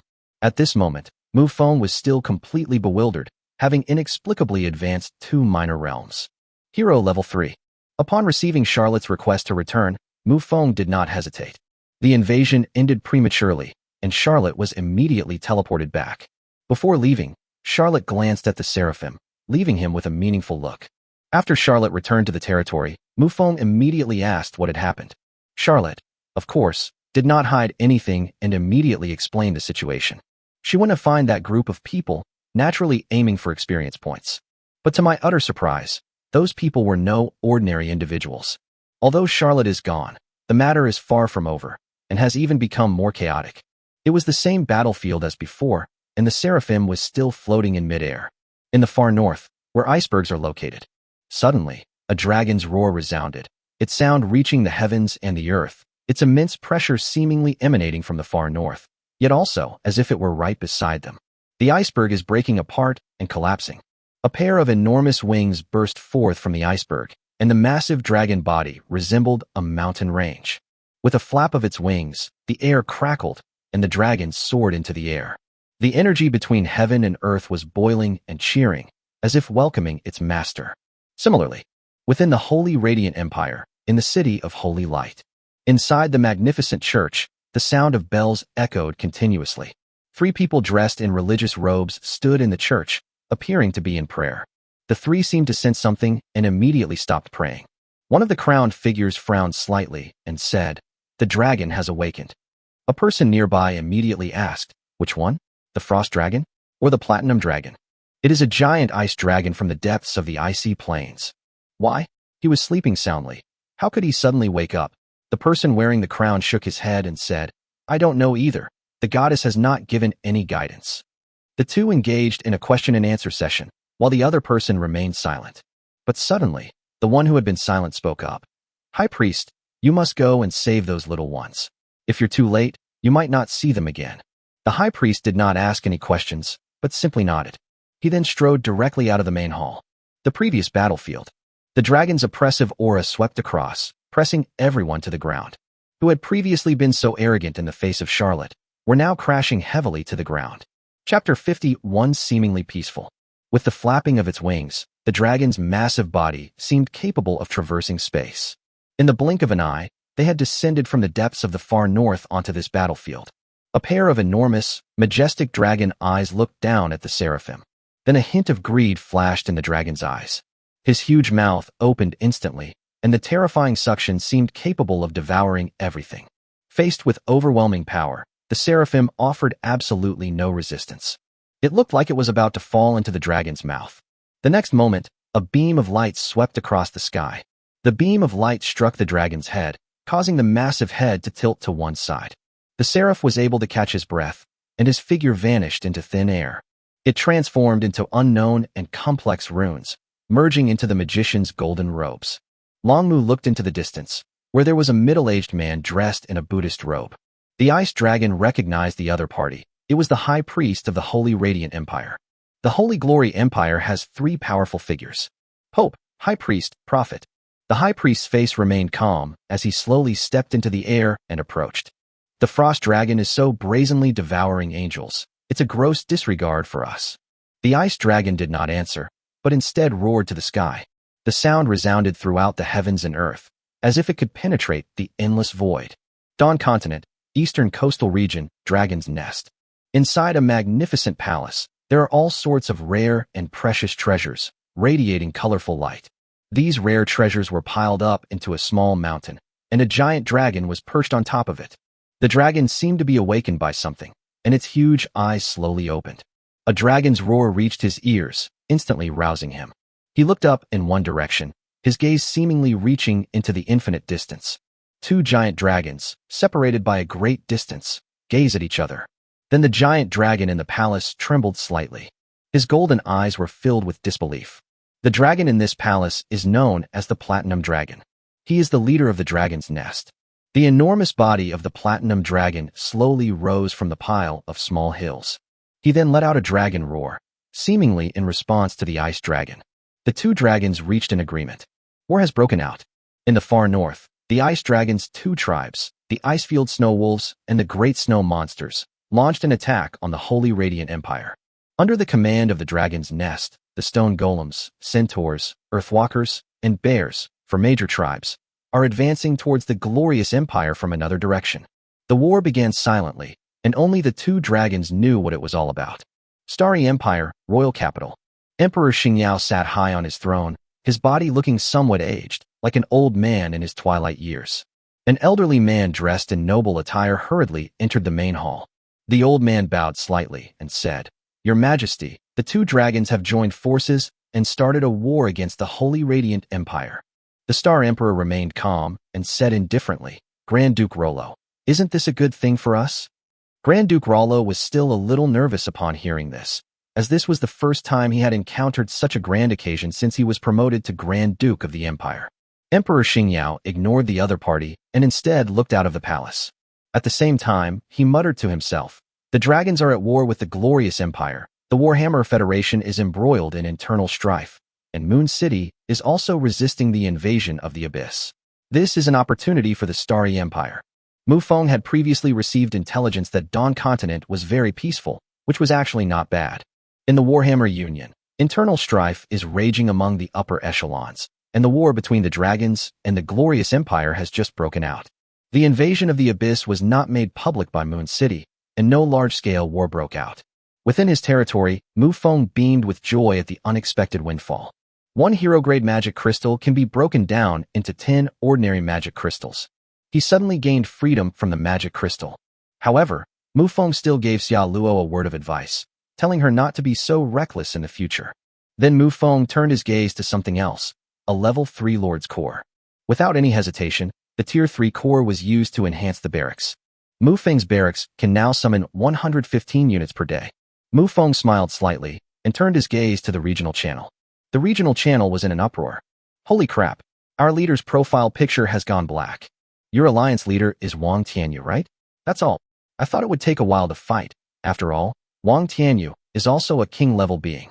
A top-tier lord, gone just like that. So beautiful and vibrant.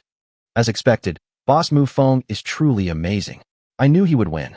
Was also completely bewildered. He originally thought he had caused Mufong a lot of trouble, but to his surprise, the other party easily resolved the issue. The guilt I felt at that moment lessened. At the same time, they were also extremely shocked by Mufeng's strength. As night deepened, Mufong returned to his bedroom. I spotted the pet egg on the bedside table immediately. It's been there for several days. The only change is, my appetite has increased. Mufong casually flicked out a drop of blood to feed the pet egg. Although it was still just a drop of blood, Mufeng's cultivation level was constantly improving, and the energy contained within the blood was completely different. After all this was done, Mufong, with Eifelai's help, went into the bathroom.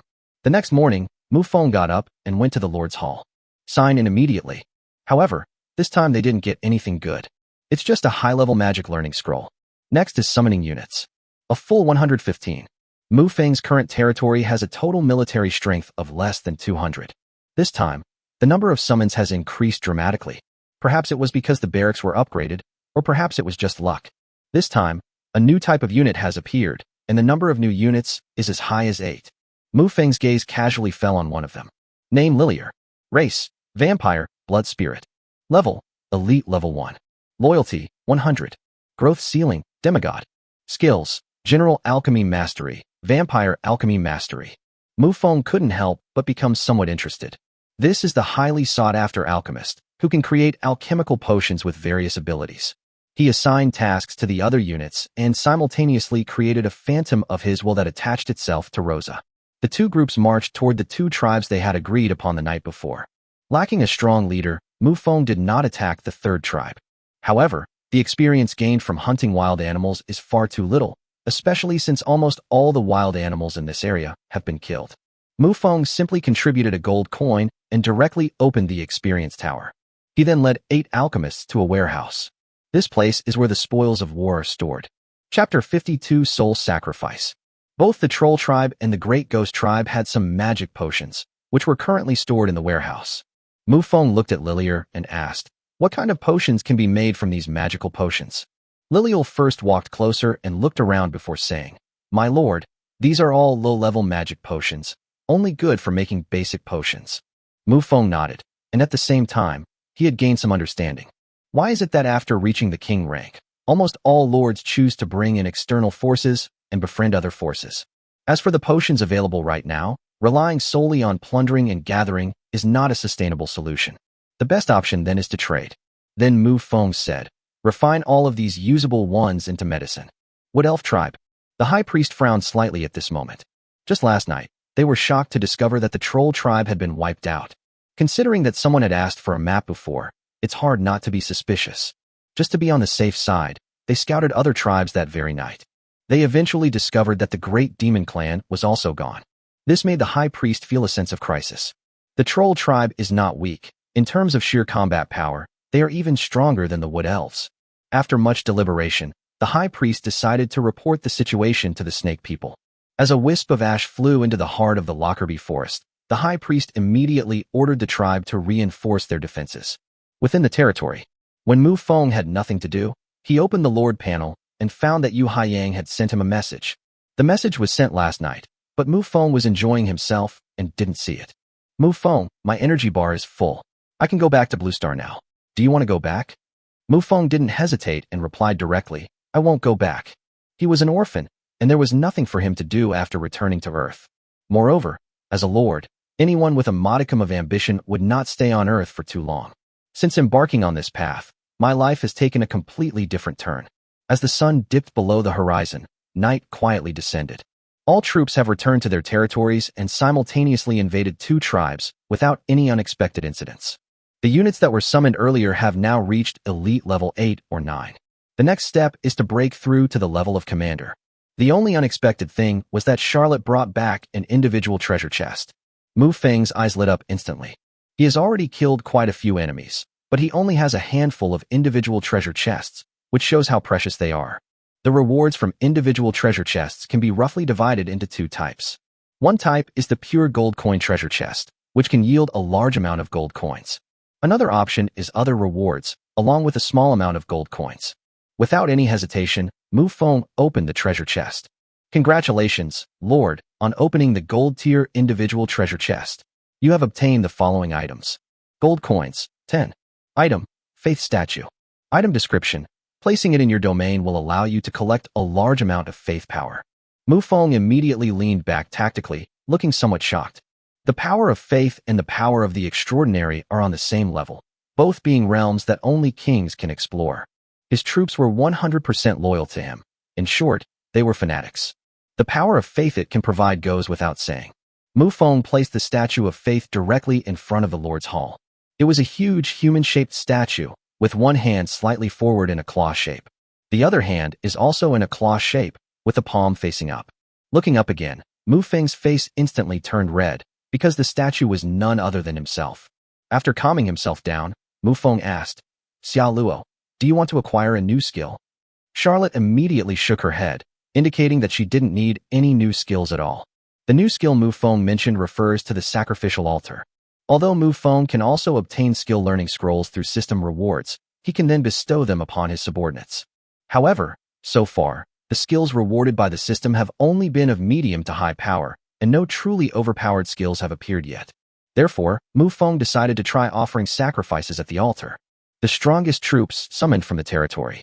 Rosa, Elite Level 9. The opponent's performance has been consistently excellent.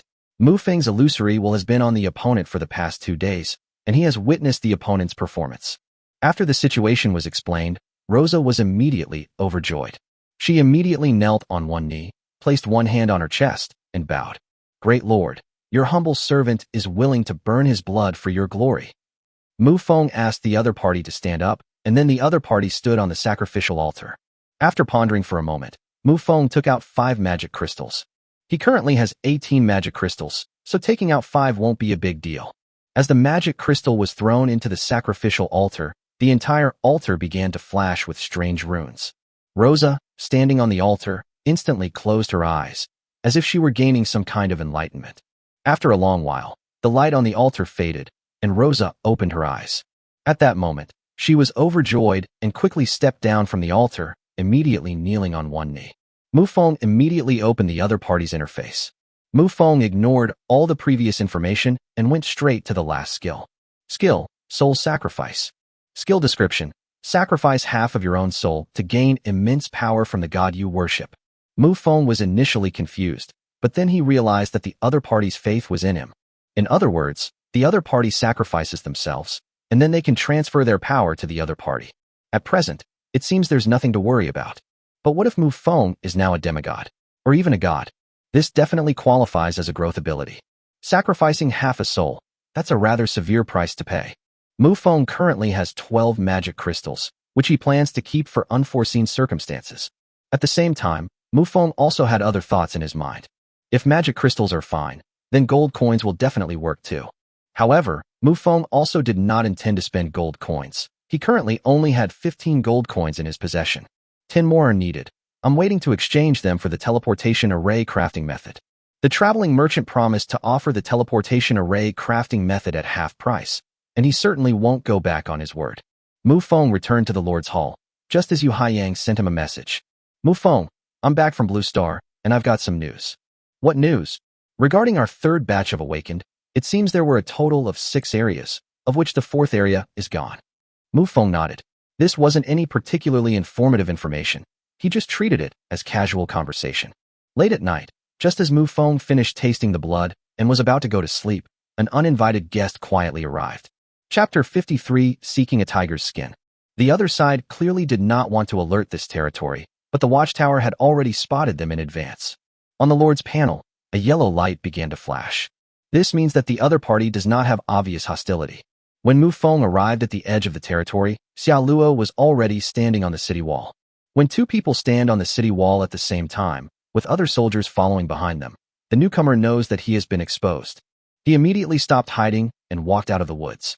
To maintain a wide field of vision, Mufong would clear a vacuum zone between his territory and the forest every time he expanded his territory.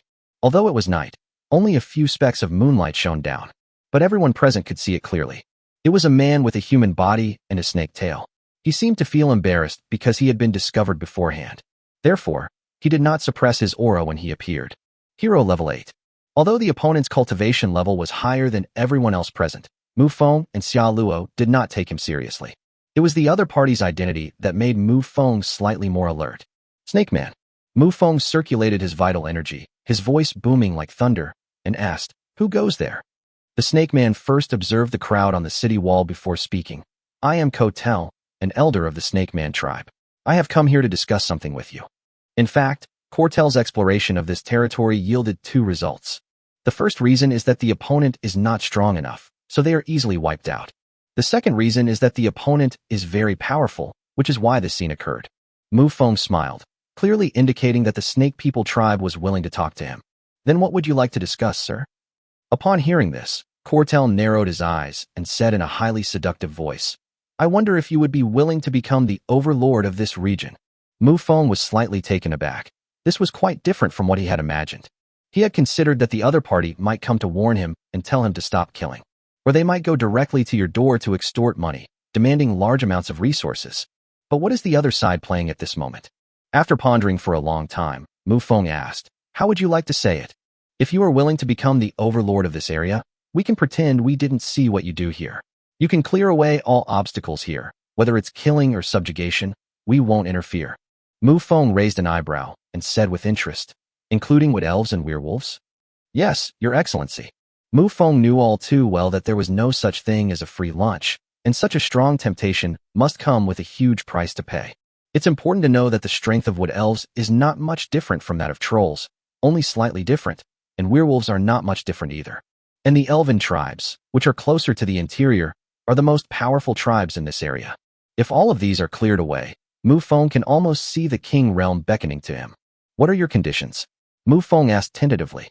Upon hearing this, Kortel said mysteriously, "You'll be our vanguard, but as for where we'll go, I can only tell you after you agree." Mufong fell silent, pondering the feasibility of this matter. As for the so-called refusal, that was not within Mufong's consideration. Because of the development of his territory, he was destined to kill. Was he just going to stagnate like this? Moreover, if they don't agree, their next opponent will likely be the Snake People. For the Serpent People at this stage, Mufong glanced at Xiaoluo. Although the opponent was able to defeat a king, he would have to pay a huge price. He then pretended to think and turned to look at the statue of faith in the territory. "About 3 days, Mufong muttered to himself. At this moment, in Mufong's eyes, every type of soldier in the territory had a pale golden energy converging towards the statue of faith. That is the power of faith, on the same level as extraordinary power. The 3 days that Mufong mentioned were the time it would take for the faith statue to collect the power of faith. During these 3 days, his territory will also gain 345 more troops, and this portion of the faith source is also included in his calculations. 3 days later, he gathered all the power of faith into himself. There's a high probability that they can suppress a lower-ranked king within a few moves. Because of this high-quality energy, he can use the powerful skills belonging to the true ancestor. However, due to the short time frame and insufficient accumulation of faith power, it is highly unlikely that killing a king would be feasible. To negotiate with a tiger for its skin, one must first carefully consider one's own hand. Mufong was constantly pondering. After a long silence, he asked, "Your Snake People are so powerful. Do you still need me to be the vanguard? That place is an unknown territory, and we don't want to take on unknown risks. If you fail, it's your bad luck. If you win, it's your good luck." Mufong's brows gradually relaxed, and he replied, "Okay, I agree to this deal." A smile crept onto Kortel's lips. His mission was perfectly accomplished. Finally, he said, "Your Excellency, please do as you please. This entire area is yours.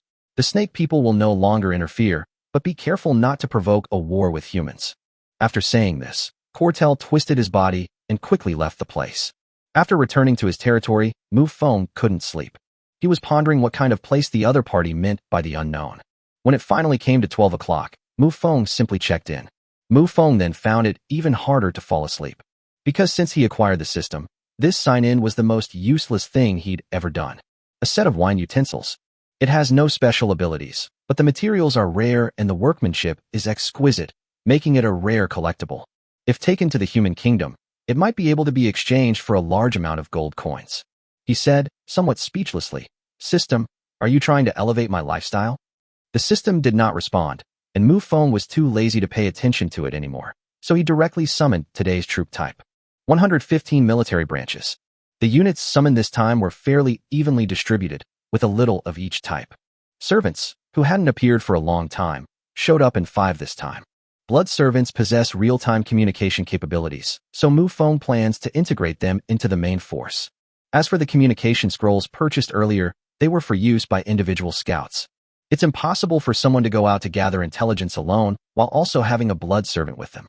Mufeng's gaze then turned to the warehouse, where 2 stronghold treasure chests were located. Attacking 2 tribes simultaneously during the day naturally yielded 2 treasure chests. Chapter 54. This area is mine. However, in the evening, my attention was drawn to the Statue of Faith, and I momentarily overlooked it. Congratulations, Lord, on opening 2 gold-tier stronghold chests. The items obtained are as follows. Defensive building, Plague Tower. Item description. Building it within your territory will grant your territory immunity to viral attacks, and will inflict a plague curse on any entity that trespasses upon it. Item. Intermediate magic weapon, Vortex Trident. Item description. Even non-magicians can cast spells, Intrigued? But in the hands of a mage, it can unleash even greater power. Both items are pretty good overall.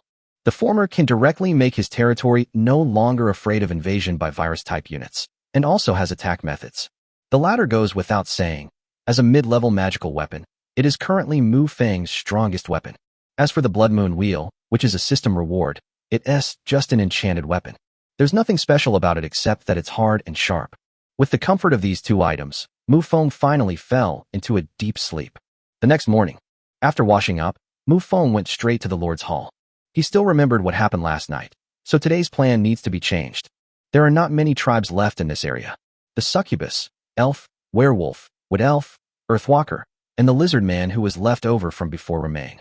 The most powerful among them are the elves, followed by the wood elves and werewolves. Having lost the protection of the serpent people, the wood elves and werewolves have been included in the attack plan. The earthwalkers and lizardmen are slightly weaker, and the strongest in their tribes are only elites.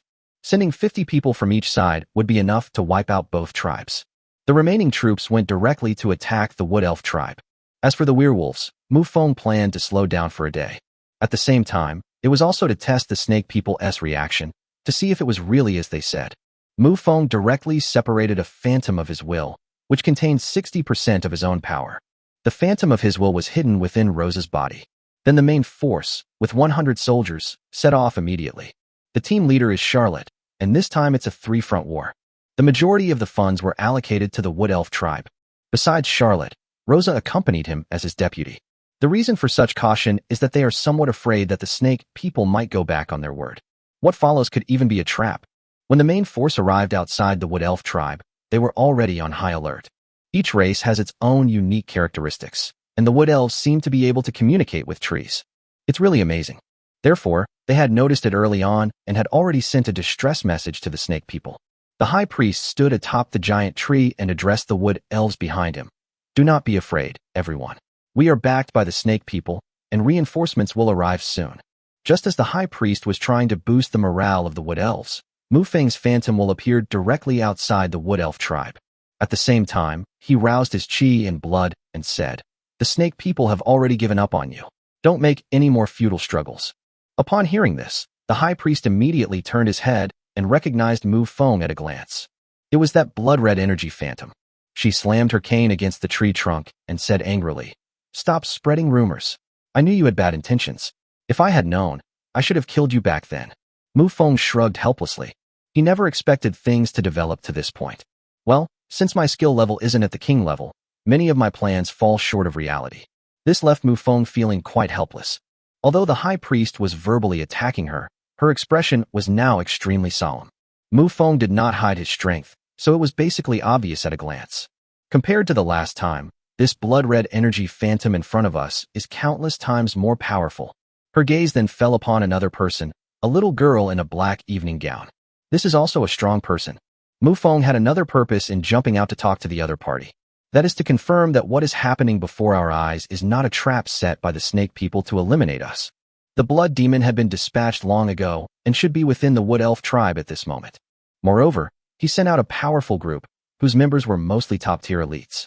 Just as the two were talking, a series of sounds suddenly erupted from the wood elf tribe. It seemed as if the earth was shaking, and everyone outside the territory could clearly feel it. The high priest was instantly startled, and his gaze turned to Mufong again, now filled with boundless hatred. She naturally knew what had happened. A moment later, several dark figures darted out from the wood elf tribe. Some of them were even injured. Hua Luo knelt on one knee and said, "My lord, the wood elf's territory only has some standard defensive measures, and there is nothing else suspicious." Mufong nodded, a smile playing on his lips. It now seems that the snake people did not lie to him. Immediately afterwards, Hua Luo spoke again, saying, "My lord, there are heroic warriors in the wood elf tribe." Mufong wasn't surprised by this. After all, they were a tribe that the snake people had their eye on. Superficial combat strength does not represent the whole picture. After understanding the current situation, Mufong immediately issued the order to attack. One after another, figures, leaving blood-red afterimages, rushed towards the wood elf tribe. The next moment, the earth churned, and thick tree roots rose up from the ground. The immense power of blood and chi solidified into a tangible form, and with a swing of the tree roots, a massive wave of energy instantly repelled all the troops. Mufong was not surprised to see this scene. The next moment, an aged voice came from deep within the wood elf tribe. "Stop the pointless killing. Let's settle this with a fight to the death. If you win, the wood elf tribe is yours to do with as you please." At first, the sound was very far away, but with each word, it got closer and closer. Until the very last sentence, the voice came from the giant tree at the high priest's feet. Mufong could naturally tell what it was. A wood elf without a physical body, whose soul power is integrated into a giant tree and can freely transform into it. At the same time, I also sensed the level of power the other party possessed. Hero level 3.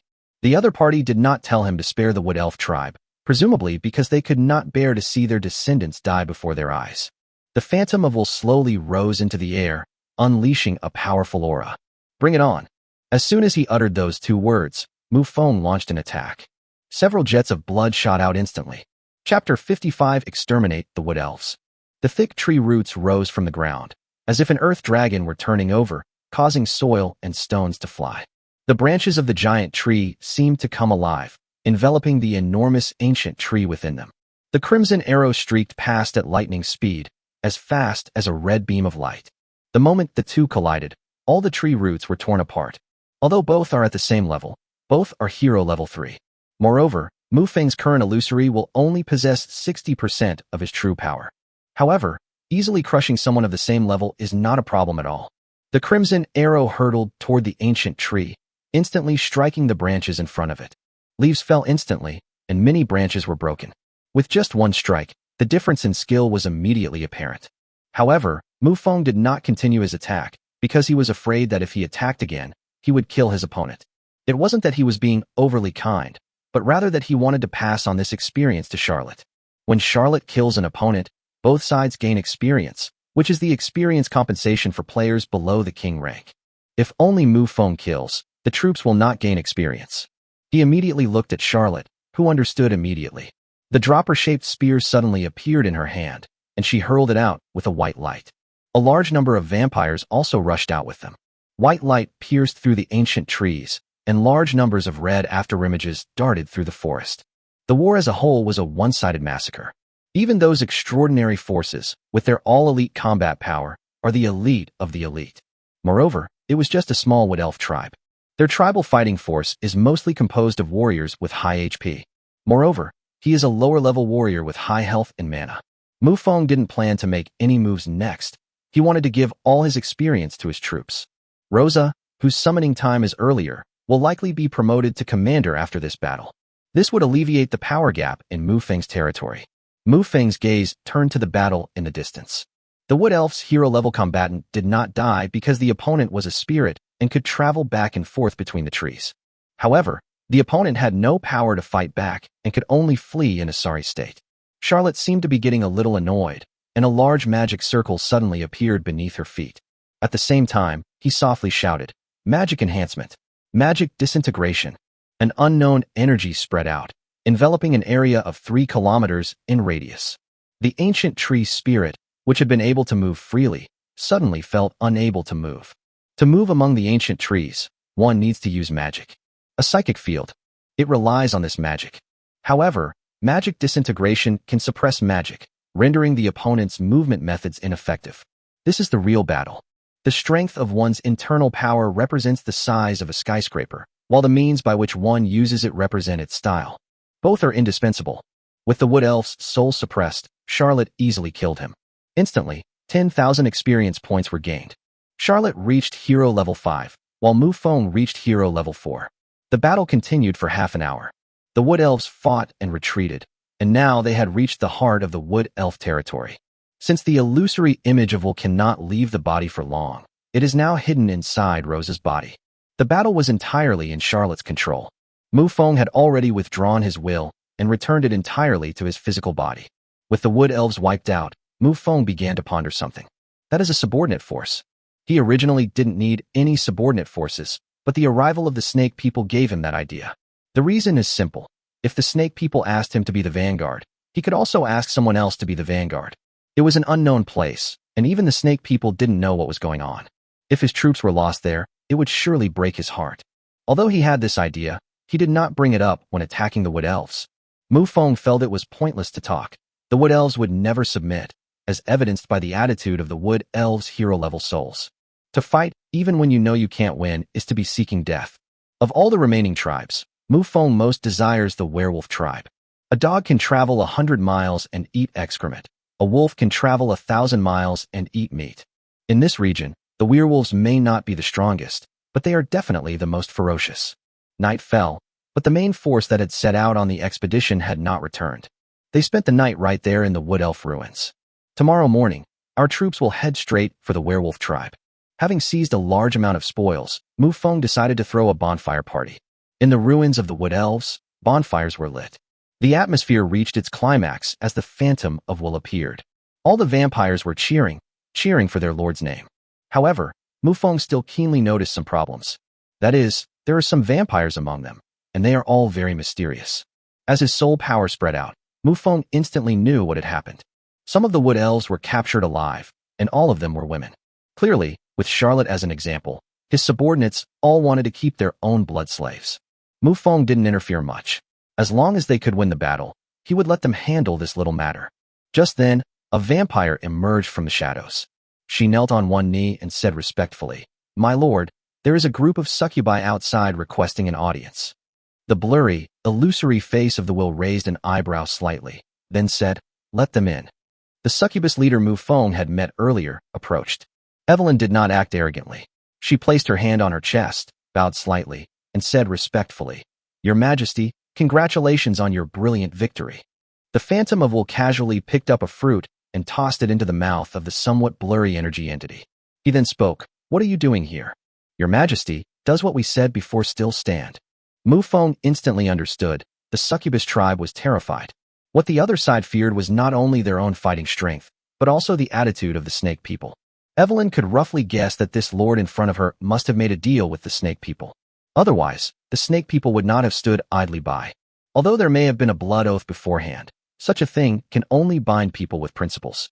How could Evelyn dare to gamble that the other party was a person of principle? Mufong said, "This area is now mine. Your presence is a thorn in my side, and you should understand that." Looking across the entire continent, it is a consensus that no other power will exist within one's own territory. Even the subjugated forces were located outside the territory. Chapter 56 Servant. If it were within one's own territory, it wouldn't be as simple as just being a subordinate force. The subordinate units are vastly different from the main headquarters. The subordinate forces have autonomy. They only need to pay tribute regularly and obey orders when necessary. These are typically distributed around the perimeter of a territory, serving as the first line of defense against sudden attacks. However, the headquarters within the territory is completely different. If I had to pinpoint it, it would be the influence cultivated abroad, as well as the influence of provinces and cities within China. Evelyn nodded. How could she not understand such a simple truth? She now has two choices. The first option is to choose submission. As for the second option, it is to refuse to submit, but the days that follow will certainly not be easy. After a moment's thought, Evelyn asked, if we choose to submit, what do we need to do? She asked this question to get a general idea. If it was still like the trolls before, she might as well just die. Mufong thought for a moment and then said, be a blood slave, do odd jobs or something. Her troops love blood, so Mufong naturally wouldn't mistreat them. Now that some people are offering themselves up, they're taking the opportunity to get some benefits for their subordinates. Moreover, his troops are all elite level, so using them for menial tasks would be a waste. From now on, the succubi will serve as servants in his territory. Evelyn thought about it and decided that she could accept the task of contributing blood and serving as a servant. Most importantly, Evelyn looked around and saw that everyone here was a female vampire. In this way, her people would not have to suffer perverse abuse from men. The previous one was a troll, enormous in size, and with a violent temper. On the other hand, vampires at least possess an elegant personality trait. After Evelyn figured all this out, she immediately knelt down. As a servant, one should demonstrate the necessary awareness. Rise. Only after hearing that faint voice did Evelyn slowly get up. However, when she got up, the blurry figure from before had disappeared. Her gaze fell on the little girl beside her, a hint of inquiry flashing in her eyes. Charlotte gave him an approving look and said, Succubus, you will be glad you made this choice today. Your life is on the right track from today onwards. Evelyn was puzzled by the other party's answer. The next morning, Mufong, within his territory, performs daily check-ins and summons troops, but let's leave that aside for now. Meanwhile, the main force of the Wood Elf tribe was already heading towards the Werewolf tribe. Since the two places are quite far apart, it will probably take until the afternoon to get there. You should know that the entire unit in front of you is elite, and each of them is incredibly agile. In the dense forest, it was as if they were walking on flat ground, and their marching speed was ridiculously fast. Around 10 o'clock, the main force suddenly stopped. A blood demon appeared instantly from afar, then emerged from the shadows. She approached Charlotte and bowed slightly, saying respectfully, Lord Charlotte, a large force of werewolves has been spotted ahead. In fact, Charlotte had already sensed it without the other party notifying her. It was inevitable that a large force of werewolves would appear here. Because the Werewolf tribe and the Wood Elf tribe are both subordinate forces of the Snake people, the Wood Elves would naturally send a distress signal to the other side, and the werewolves would rightfully send troops to their aid. However, due to their slow marching speed, they didn't even catch a hot meal. Charlotte stood there, the instructions Mufong had given her the night before flashing through her mind. Take over the Werewolf tribe if possible. I'll be useful. It's no longer just a simple massacre. Charlotte needs to change her battle plan. She immediately said, keep moving forward. In just over 10 minutes, the two main forces clashed. Mufeng's illusory will peeked out from Rose's body, curiously examining the werewolf before him. All werewolves stand upright, with the hind legs of canines, but they are extremely thick. Sharp claws gleamed with a cold light, and the wolf's mouth was lined with teeth as sharp as a shark's. The explosive power of the legs, the sharp blades in the hands, and the terrifying tearing force. Among these common species, the werewolf race already possesses considerable combat power. Of course, this is a consideration from a lower level of understanding. If one is at a higher level, this biological characteristic is basically of little use. Just as Mufong was sizing up his opponent, an extremely robust werewolf stepped out from the werewolf pack. Hero level 1. This is already the strongest fighting force of the werewolf clan. Since the werewolves knew a bit about the Wood Elves, and the Wood Elves had even requested support, the opposing force was definitely not some nobody. The werewolf spoke up. I am Derek, the leader of the werewolf clan. Who are you? Mufong did not step forward to answer. Instead, he withdrew his illusory will. He entrusted the entire matter to Charlotte. Mufong felt that Xia Luo's style was too reckless, such as the unexpected incident caused by his attack on Wang Tianyu's territory last time. Overall, things are still under control, and it might be a good opportunity to give the other side some experience. This put Charlotte in a difficult position, because she had no idea how to persuade him to surrender. Back then, anyone who disobeyed us would be stabbed away with a single shot, and all our troubles would turn to ashes. After a moment of silence, Charlotte spoke. The Snake people have abandoned you. Now, submit to my lord, and you may live. Derek's pupils shrank instantly. He was not unintelligent, and from the other party's few words, he had already grasped the general outline of the matter. The group of people in front of us are most likely the same force that attacked the Wood Elves. But since the other party suddenly appeared here, there is only one outcome. The Wood Elf is gone. The enemy was unharmed, and the judgment was based on their marching route. The straight-line distance leads directly to the werewolf tribe. The intention couldn't be clearer. In other words, the Wood Elf did not receive rescue from the Snake people, and it is likely true that the Wood Elf was abandoned by them. Derek fell silent. He didn't know what the Snake people were thinking. To support a new power? To unify this surrounding area? His mind was racing, while Charlotte on the other side was getting impatient. She raised the dropper gun in her hand and said coldly, "Haven't made a choice yet." Derek snapped back to reality and looked at Charlotte. After a moment of silence, he spoke. "Werewolves are born for war. If this is all the strength you have, then let's have a fight." The meaning of this sentence is quite obvious. It's asking the other party to demonstrate their strength. If the opponent is truly powerful, he will not send his own people to their deaths. Chapter 57 from the Heart. The differences in the habits of each race represent different choices. Take Wood Elves, for example. They are born with a certain elven arrogance. Looking at the werewolf in front of him, it was clearly much rounder. Therefore, Derek is not opposed to changing leaders, provided that the other party has the power to conquer him. After all, he used to follow Snake people, and he didn't know what the situation was between this group of people and Snake people. If the other party is a henchman of the Snake people, then wouldn't you become a henchman's henchman? They were demoted one level for no reason. Is that even possible? Charlotte raised her eyebrows slightly and calmly raised the dropper spear in her hand. With a burst of white light, a powerful attack shot out instantly. Derek's pupils contracted sharply, his blood and energy surged wildly, and he crossed his arms in front of him. The white light struck the blood and chi barrier. A massive shockwave spread out, and nearby trees were instantly shattered.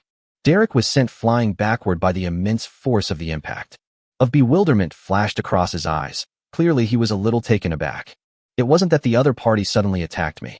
Rather, it was the opponent's power level that he sensed very clearly, a mid-tier hero.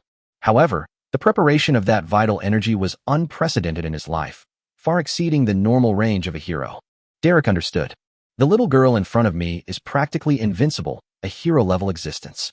Shaking his slightly dizzy head, Derek was too lazy to get up and simply knelt down on one knee. Honorable strongman, Derek, chieftain of the werewolf tribe, is willing to offer his loyalty. Charlotte put away her dropper gun and said, "A wise choice."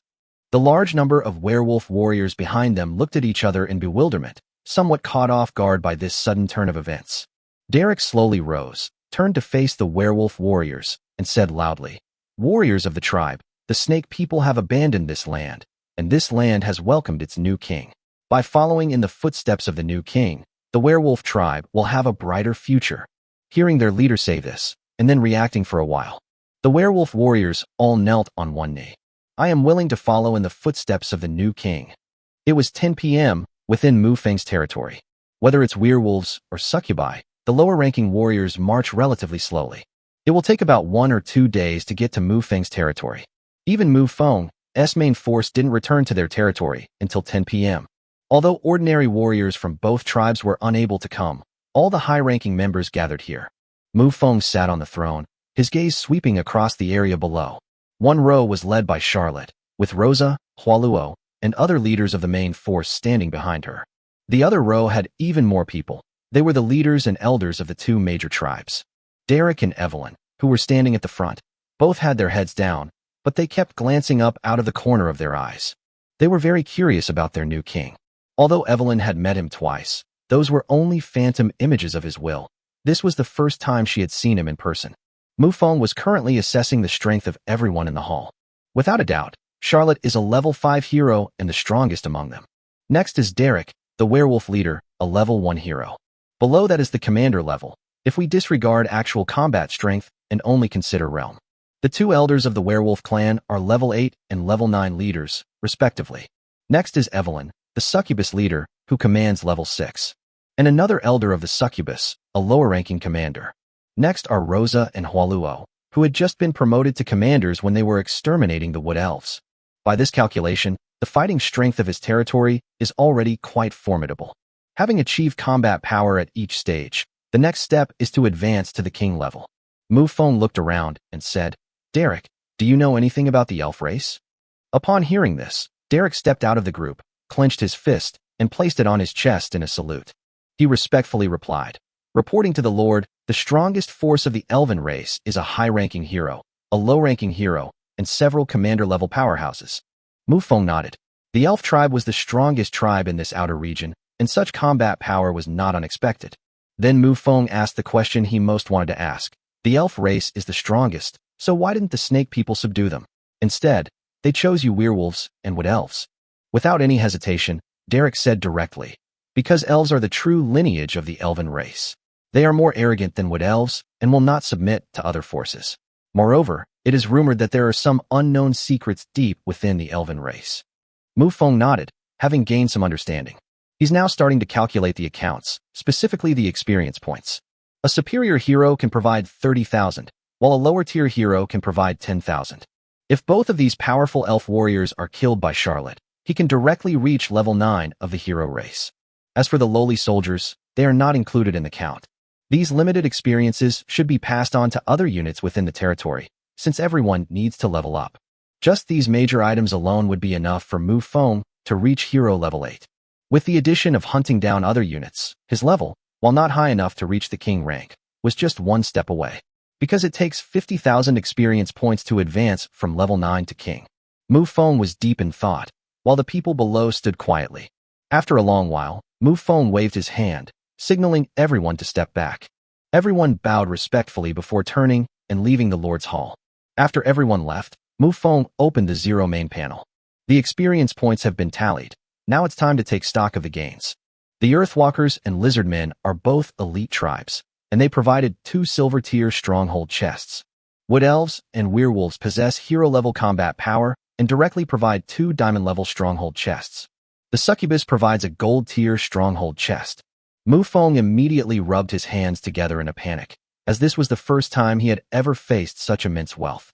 As 5 beams of light burst forth, the 5 treasure chests were opened simultaneously. Mufong's eyes swept over each item, examining its information. Special building blueprints, alchemy workshop. Special building blueprints, magic tower. Special disposable items, land reclamation. Special item, robe of concealment. Special item, hero core. As his gaze swept over each item, Mufong's breathing gradually became rapid. An alchemy workshop, similar to a blacksmith shop. It can shorten the refining time of alchemical potions and improve their quality to some extent. Needless to say, there's a magic tower standing right here in the territory. Chapter 58 The Second Hero. Land reclamation is a disposable product. It can transform a piece of land and greatly enhance its energy, shorten the cultivation time of potions, and improve the quality of potions. With the land regeneration and alchemy workshop, Mufong could directly produce alchemical potions in large quantities. Whether for personal use or for trading, it is an excellent item. There were originally potions in his territory, but he ordered them all to be used up. But it doesn't matter, the elven tribe has plenty, just waiting for him to go and get them. The concealment robe is an equipment item. After donning the concealment robe, one can greatly reduce their aura. If combined with the vampire's stealth abilities, it would be impossible for anyone below the rank of king to detect them. There was one last item left, which was also the most precious thing Mufong considered to be. Hero core. You can summon a hero directly. Mufong first built the alchemy workshop, and then walked out of the Lord's Hall. After surveying the territory, he selected a relatively flat location and used land reclamation techniques. He also built a magic tower within his territory. After finishing these tasks, Mufong walked briskly to the hero altar. Thinking of Xia Luo's terrifying fighting power, Mufong felt a surge of anticipation. He picked up the hero core and solemnly placed it on the altar. Runes suddenly flickered on the hero's altar, their faint light illuminating the surroundings. An unknown force of attraction spread out. Feng couldn't sense this power, but Xia Luo from within the territory slowly approached the window. He licked the blood from the corner of his mouth, feeling a strong familiarity with this unknown power. Driven by curiosity, she went straight to the hero's altar. Charlotte looked at the altar that was shimmering with a faint light, a hint of curiosity flashing in her eyes. He said, "Your Majesty, are you summoning other heroes?" Mufong nodded. Charlotte was very knowledgeable, and although she found these summoning methods novel, she could understand them. She too began to feel anticipation. A blood moon hangs high in the sky. Crimson light shone through the clouds and fell upon the earth, shrouding the entire world in a blood-red veil. The black earth stretches for thousands of miles, and only withered trees stand on this land. A sense of decay washed over me. At the very center of this land, at the very center where the crimson light shines, a huge ancient castle sat quietly, as if bathed in a blood-red glow. An unknown force of attraction spread here, alarming an ancient being. His eyes opened slightly, a fleeting crimson light passing through them. He slowly sat up from the coffin, a hint of confusion flashing in his eyes. The unknown pulling force came to the vicinity of the ancient castle and, surprisingly, stopped. The confusion in the old man's eyes slowly faded as he lay in the coffin. Instead, a dazzling golden light burst forth from his eyes. His body seemed to be trembling with excitement. The true ancestor. The vampires were incredibly powerful. At their peak, they practically roamed freely throughout the abyss. However, with the fall of the true ancestor, the influence of the vampire clan declined significantly. But now, he sensed the power of the true ancestor. A new true ancestor had been born. After calming himself down, he vanished from the spot in an instant. When they reappeared, they were already inside the main hall of the ancient castle. He stood beside the throne, gazing at it with a meaningful look. Not long after, a woman entered the main hall. The woman had bloodshot eyes, was 1.75 meters tall, and her black skirt swayed behind her, her white hair moving even without wind. You can sense an aura of allure, power, and danger emanating from her. Lily walked into the main hall with her long legs and then bowed respectfully. "Prince Burke, you have summoned me?" The old man did not answer, but instead waved to the other person, signaling them to come closer. Lily was a little confused. She still stepped up the stairs and came to the throne. Known as the blogger, grabbed Lily's wrist. Then, to the other party's astonishment, he pressed her onto the throne. Lily was extremely restless at that moment. This throne belongs to the Prince of Blogs, and Lily is merely a descendant of the Prince of Blogs. They don't even know how many generations they are separated by blood. Amidst the other party's puzzled gaze, Blog slowly spoke. "Lily Vaya, you are the most outstanding genius in our lineage. Your future achievements may even surpass mine. So now I have a glorious task to entrust to you." Lily asked, puzzled, "What mission?" "Go and serve the great true ancestor." Lily's pupils trembled, and she stood up abruptly from the throne. "What did you say? A true ancestor?" "A new true ancestor has appeared. As a vampire, it's impossible for him not to know about the true ancestor. True ancestor to the vampires is self-evident." Blog patted Lily on the shoulder and said, "This is your chance, and it's also our chance at Godblood Castle. In the past, we wouldn't even have been qualified to meet the true ancestor." Lily fell silent. She knew perfectly well what the other person was saying. Even a second-level main god would have a hard time meeting the true ancestor at his peak. Moreover, Prince Burke was only a third-level true god. "Go on, child. I don't have time to talk to you anymore." As Bach finished speaking, the unknown pulling force directly seeped into the ancient castle. Amidst Lily's shock, bewilderment, and anticipation, she was guided to the unknown void. Across the blogger's face, he raised his hands high and chanted, "The great ancestor has returned. We will follow in the footsteps of the ancestor. We will recreate the glory of the vampire race." Hero altar. The faint light flickered, and a tall figure slowly appeared in the center. As the light solidified, Mufong finally saw the person's appearance clearly. A collective gasp instantly filled the air. What immediately catches the eye are her black stocking thighs. They are truly eye-catching. He shook his head and immediately opened the other person's interface. Name, Lilivius Claude. Race, vampire. Level, hero level 4. Loyalty, 100. Growth ceiling, level 1 God King. Skills, proficient in all magic of the vampire race, and proficient in some super-level magic of the vampire race. Mufeng's lips began to curl into a wild smile. When Charlotte was first summoned, she was only a level 1 hero. The opponent was directly at level 4 hero. Although he didn't know how it happened, he definitely came out ahead. Moreover, according to the description of the other party's skills, this is a mage. Lily's vision returned to normal. She immediately began to look around. She spotted the two people standing below at a glance. Chapter 59, The Mighty Pass. Lily's body trembled involuntarily as her gaze locked onto one of the men. Mufong had no idea what was going on. He only knew that the other person glanced at him and then started trembling, looking very excited. Charlotte, who was standing to the side, naturally knew the reason, but that was not what he was focusing on at the moment. She glanced at Lily first, then looked down at herself. He couldn't help but nod to himself. "It's not as big as me." Lily immediately rushed down from the hero altar. "Your loyal subject, Lily Vaya, reports for duty. Mufong stepped forward and helped the other person up. He naturally glanced downwards. Yes, a deep V-neck. It wasn't that he insisted on looking down, but when he helped the other person up, his gaze was naturally directed downwards. The three of them arrived at the Lord's Hall together, and Mufong sat on the throne. Then I asked some basic questions. Lily and Charlotte are basically the same. There are some things they simply can't say. Around midnight, Mufong watched the two figures leave before returning to his bedroom to sleep. The two did not separate after leaving the Lord's Hall. Charlotte calmly said, "You shouldn't be a fallen powerhouse, right?" She said that because she knew all of the top vampires. Lily nodded and then revealed her identity. It's very strange. She couldn't explain it to Mufong, but she had no problem with Xiao Luo. Charlotte nodded.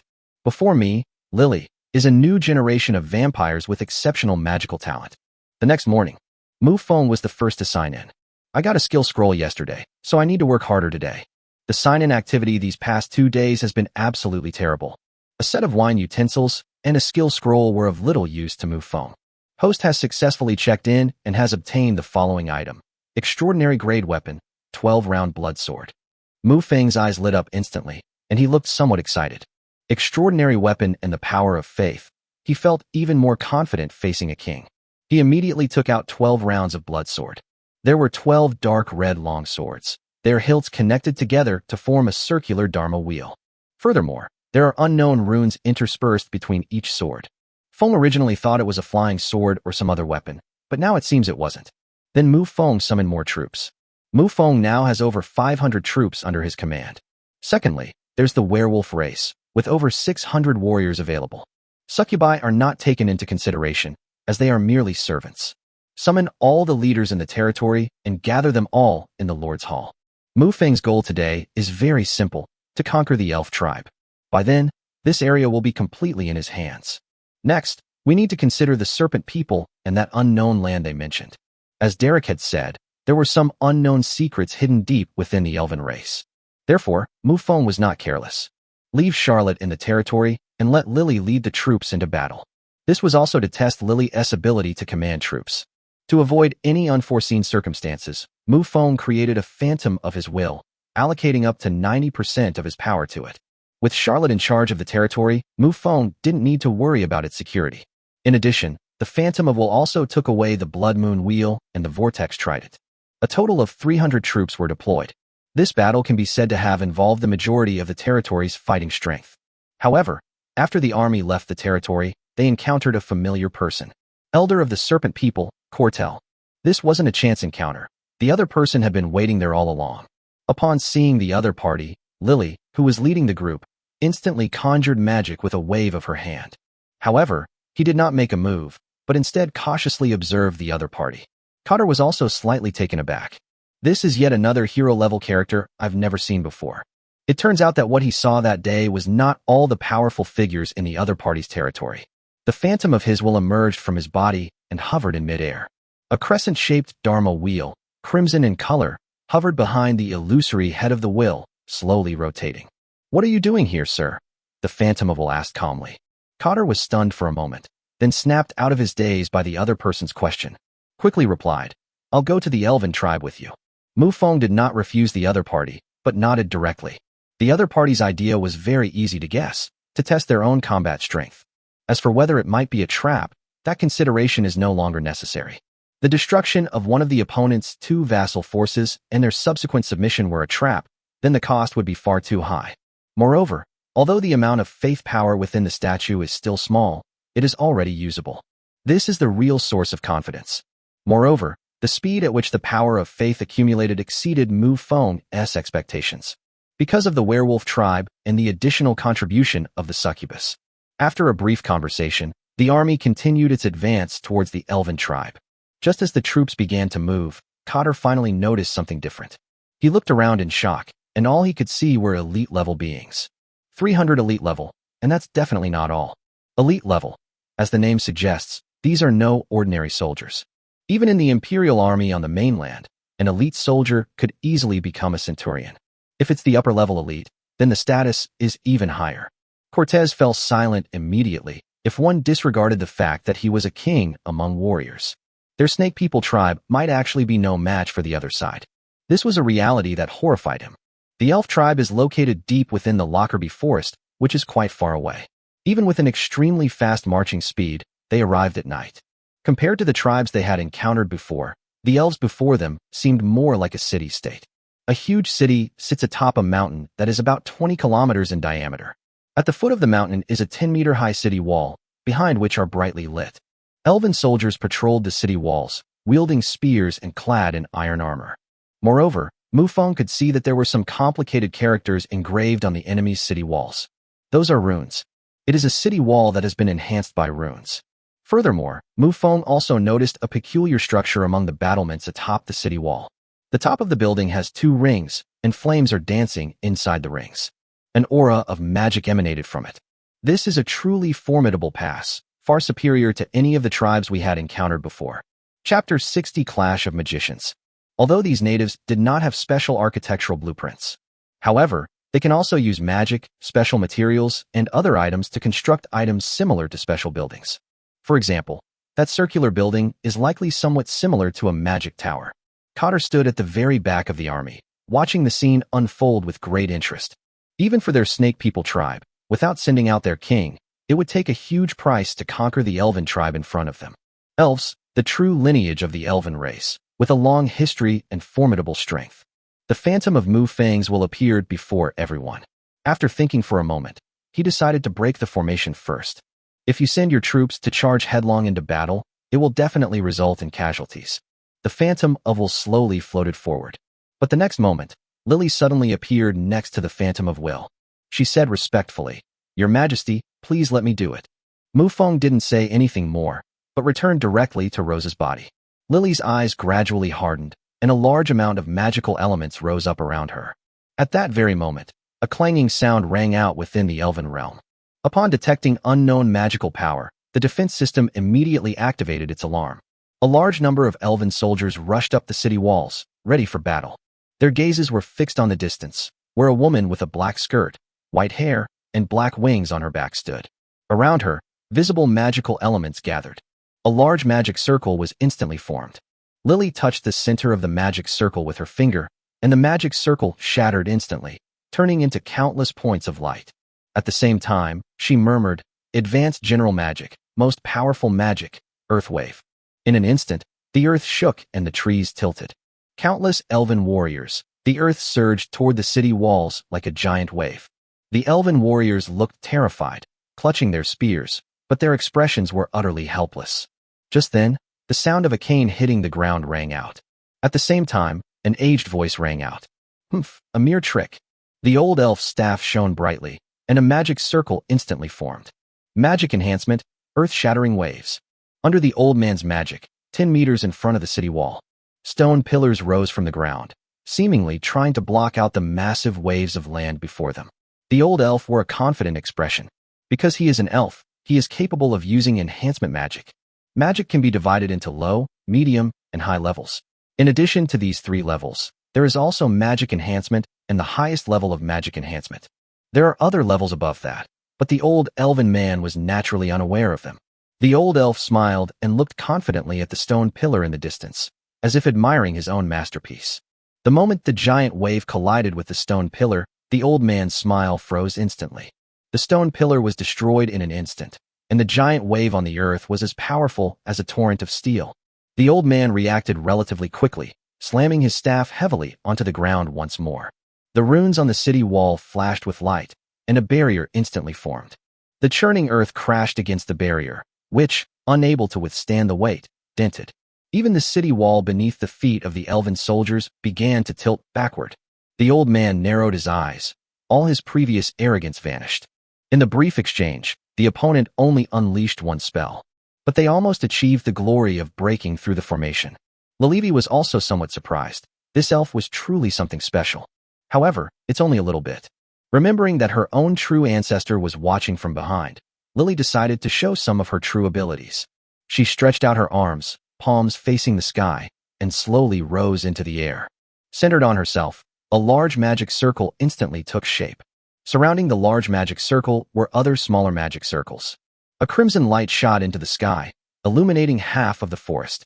Advanced vampire magic, the most powerful magic, the gaze of the blood god. The magic circle shattered instantly, and numerous red dots shot into the sky. Above the sky, red mist gathered and took shape. Finally, a huge, blood-red pupil slowly appeared. When those enormous pupils opened, a crimson light illuminated the entire elven tribe. A large number of elves looked up, and the two locked eyes for a fleeting moment. The elven soldier's pupils turned blood red, and the power of his blood and chi became frenzied. The old elf was horrified and immediately shouted, "Don't look at those eyes." However, he was overthinking it. How could advanced vampire magic be so easily broken? The areas illuminated by the crimson light will be affected. Whether the two made eye contact or not has absolutely nothing to do with each other. Crimson runes appeared on the bodies of the elven warriors. As a flash of cold light streaked across the sky, blood splattered everywhere, and the riot began. The elven warriors were furious and roaring. They raised their spears high, their sharp, cold gleam aimed at their friends beside them. The old elf raised his staff high, and the gem on the staff shone with a white light. The heart of a lion. As he roared, the white light intensified. This is a spell that grants immunity to negative effects. However, as the magic circle shattered, the old elf knew in his heart that the magician opposite him was a powerful being, far stronger than himself. He pointed his staff at the eye in the sky, and a deep blue magic circle instantly formed. Blue lightning. Blue lightning shot straight into the sky, seemingly trying to shatter that enormous blood-red pupil. However, the lightning flashed past my pupils as if it had struck nothing but air. Just when the old man was at his wit's end. Deep within the elven territory, a sharp arrow pierced the sky. The arrow left a trail of afterimages before making a sharp turn and piercing the ground with a heavy thud. A massive shockwave rippled outwards, sending a large number of elven warriors flying. Although they hurt their teammates, they did manage to prevent them from killing each other. An elven woman slowly walked out of the hall, carrying a bow and arrow in her hand. Her figure flashed a few times and appeared directly on the city wall. Looking at the spot where the magic circle had just emitted light, he drew the bowstring towards that spot. The azure arrow pierced the air in an instant, whistling as it rushed towards that direction. As the sonic boom drew closer, Lily pointed her finger forward. A magic circle instantly formed, and a white barrier blocked the arrows. The moment the two collided, a shock wave that was visible to the naked eye spread out. Numerous trees were broken, and the flying debris now possessed terrifying destructive power. Chapter 61 Peripheral Overlord. Lily's bloodshot eyes gazed into the distance, a smile involuntarily creeping onto her lips. A high-ranking hero, and the most powerful archer among the elves. A lower-tier hero, but also a relatively powerful mage. Slaying these two opponents will be the beginning of all the glory she will receive in following the true ancestor. Lily pushed her palm forward. A relatively small magic circle appeared before them. However, this was not the end. A second, identical magic circle followed. The third, the fourth, the fifth. Finally, in front of her, hundreds of identical small magic circles floated silently. With a flick of her finger, hundreds of blood-red beams of light simultaneously blasted out. The elven leader paused slightly, then looked at the old man beside him and asked, "Can you stop them?" The old man exuded an imposing aura, let out a cold snort, and slammed his staff heavily onto the ground. At the same time, his legs bent slightly, and the next second, in the elven leader's stunned gaze, he was caught off guard. With a powerful leap, he jumped off the city wall. The elven leader was clearly caught off guard and was immediately engulfed by the sky full of red beams of light. A series of explosions rang out, the city walls collapsed, and smoke billowed everywhere. Seeing that the city walls were gone, Rosa said coldly, "Kill." 300 vampires rushed out in an instant. They left trails of bloody afterimages behind them as they rapidly approached the elven tribe. The old elf walked into the ruins of the city wall and dug out the circular structure that had once stood on it. Although the circular building was long and slender, the old man could only wrap his arms around it. The building was clearly made of unusual materials and was not damaged. The old man used all his strength to erect the building. Two circular halos were constantly rotating, and the flame in the middle was dancing more and more merrily, as the old man poured all his magical power into it. This building is shining with its own brilliance. A burst of flame erupted, and the intense heat ignited the forest. The extremely high temperature caused the air to distort. As flames erupted onto the ground, the intense heat instantly spread outwards. This barrier of flames blocked everyone's attack. But the next moment, a black, crescent-shaped attack instantly severed the special building. The flames vanished instantly. In the blink of an eye, the old elf had no time to react.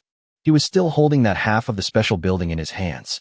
Lily slowly withdrew her hand from the forest. Without the flames to obstruct them, all the troops surged forward and, in the blink of an eye, had already rushed into the shattered ruins. The elven warriors have all woken up after the series of battles. However, advanced vampire magic could not possibly be so weak. Although he woke up, he was still in a berserk state, attacking everyone around him indiscriminately. In a normal battle, all we need to do is wait for them to kill each other. But for the sake of experience, it's impossible to watch them die one by one. When an elf is in a berserk state, its fighting style is completely chaotic, relying solely on instinct. They were already lacking in strength, and now they had no will to fight, so it was just a one-sided massacre. Amidst the ruins, a pair of fair, white hands reached out and pushed away the boulder pressing down on them. He picked up the scattered bow and arrows and aimed them towards the forest. As she drew her bow to its fullest extent, just as she was about to release it, the elven leader felt a pair of eyes suddenly appear behind her. She instantly turned around and fired an arrow at the spot she sensed. However, there was nothing there. She couldn't help but look up at the enormous eye in the sky. Besides disturbing the mind, that eye can also create illusions. In battle, developing illusions is extremely dangerous. For example, right now, when she turns around again, the black, crescent-shaped airblade had already arrived.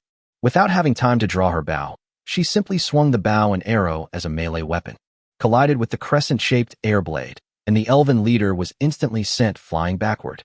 My head was buzzing. I shook my head and looked at the bow and arrow in my hand. The bow and arrow were covered in cracks. Another crimson arrow flew toward the elven leader's face. She no longer had the strength to resist. But suddenly a magical barrier appeared in front of her, blocking the attack of the blood-red arrows.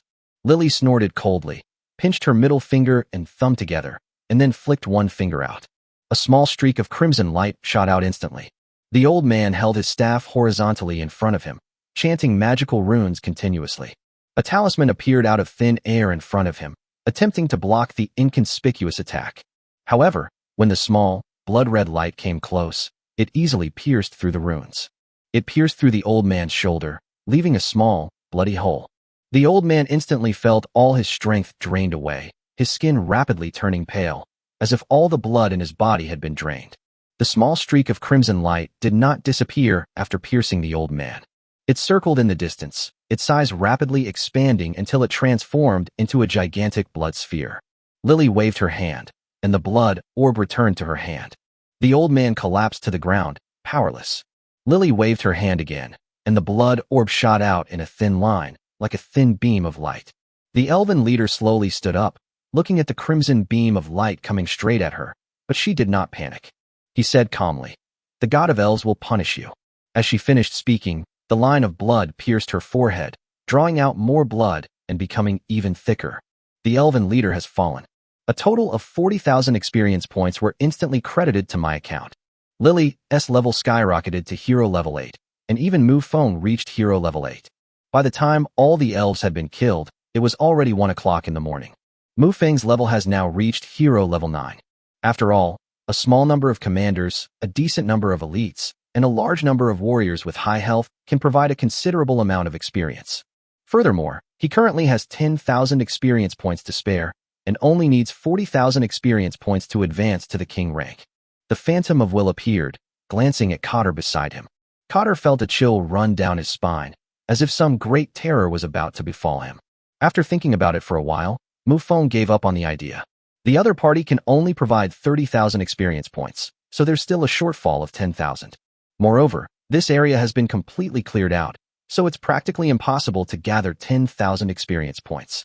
The werewolf leader, Derek, is an ally. Killing him does not grant experience points. Clearly, the Lord panel also takes this into account to prevent people from exploiting bugs. Chapter 62, Interdimensional Teleportation Array. However, Mufong did not have much regret about taking over the werewolf tribe. Besides serving as a vanguard, one can also establish a base outside of Lockerbie Forest in the future. If war breaks out in the future, the werewolf tribe will be his first line of defense. All those who had set out on the expedition were gathered in the Elven Palace. The Phantom of Will sat on the throne that belonged to the Elven leader. Just then, Cortel entered the hall. He looked around and nodded repeatedly, feeling a deep sense of approval for his future neighbor. In fact, the Serpent People's real calculations had 2 points. The first thing is to really go and explore that unknown land. As for the second one, if the human kingdoms attack, Mufong will definitely face the greatest pressure. As for the two subordinate forces that were lost, would the snake people, as a king-level force, really care? Potions, ores, population, resources, if it's just for these things, then don't be ridiculous. Times richer than the outer areas. The goal is to cultivate two subordinate forces to defend against potential attacks from human kingdoms and the restless elves. Mufong's existence perfectly solved these two problems, even more so than those two subordinate forces. The Phantom of Will looked down and said, "Now, shall we talk about that unknown land?" Cotter nodded, and then, to Mufong's surprise, made a gesture of invitation. He then twisted his snake body and walked deeper into the elven territory. Mufong was somewhat confused, but he could only follow along, followed by Lily, Rosa, Hualuo, and a group of other powerful figures. Cotter led his team to a cave. He gave everyone a mysterious look and walked directly into the cave. Mufong paused for a moment, then took only Lily with him, leaving everyone else outside to wait. The cave is very deep, and the entire cave slopes downwards. The deeper you go, the larger the cave becomes. Finally, a huge cave came into everyone's view. The cave is adorned with luminous gemstones, which prevents it from appearing dark. Mufong's gaze fell on the very center of the cave, where there was something that looked like an altar. There are 8 stone pillars standing around, but one of them is damaged. Lily, standing behind them, immediately saw through the trick. Using communication magic, she spoke directly to Mufong. "My lord, this is a teleportation array, and it's even an interdimensional teleportation array." Mufong was slightly taken aback, somewhat shocked by the result. He can't even build a teleportation array right now, let alone an interdimensional teleportation array. At the same time, Mufong had a general idea in his mind that the unknown place mentioned by the snake people was probably the other side connected by the teleportation array. Cortel approached the damaged teleportation array, slowly turned around, and his expression was mysterious. He cleared his throat and said in an arrogant tone, "I know this is interdimensional teleportation array." Before he could finish speaking, Mufong interrupted him. Cotter's expression froze for a moment, clearly not expecting the other party to know these things. The illusory figure of Will looked up and surveyed the area, then said calmly, "But this teleportation array is broken." Upon hearing this, Cortel's expression regained its confidence. He took a leather bundle from his waist, pulled on the 2 thin ropes, and opened the bundle. Then, under Mufong's watchful gaze, he took out a scroll from inside. Mufong raised an eyebrow slightly. The animal skin package was probably only the size of a palm. However, the scroll taken out of it was as long as an adult man's arm. This should be what is known as a storage item. In Mufong's territory, there is actually no urgent need for such storage items. Mufong himself has a system space and a lord space, both of which can be used.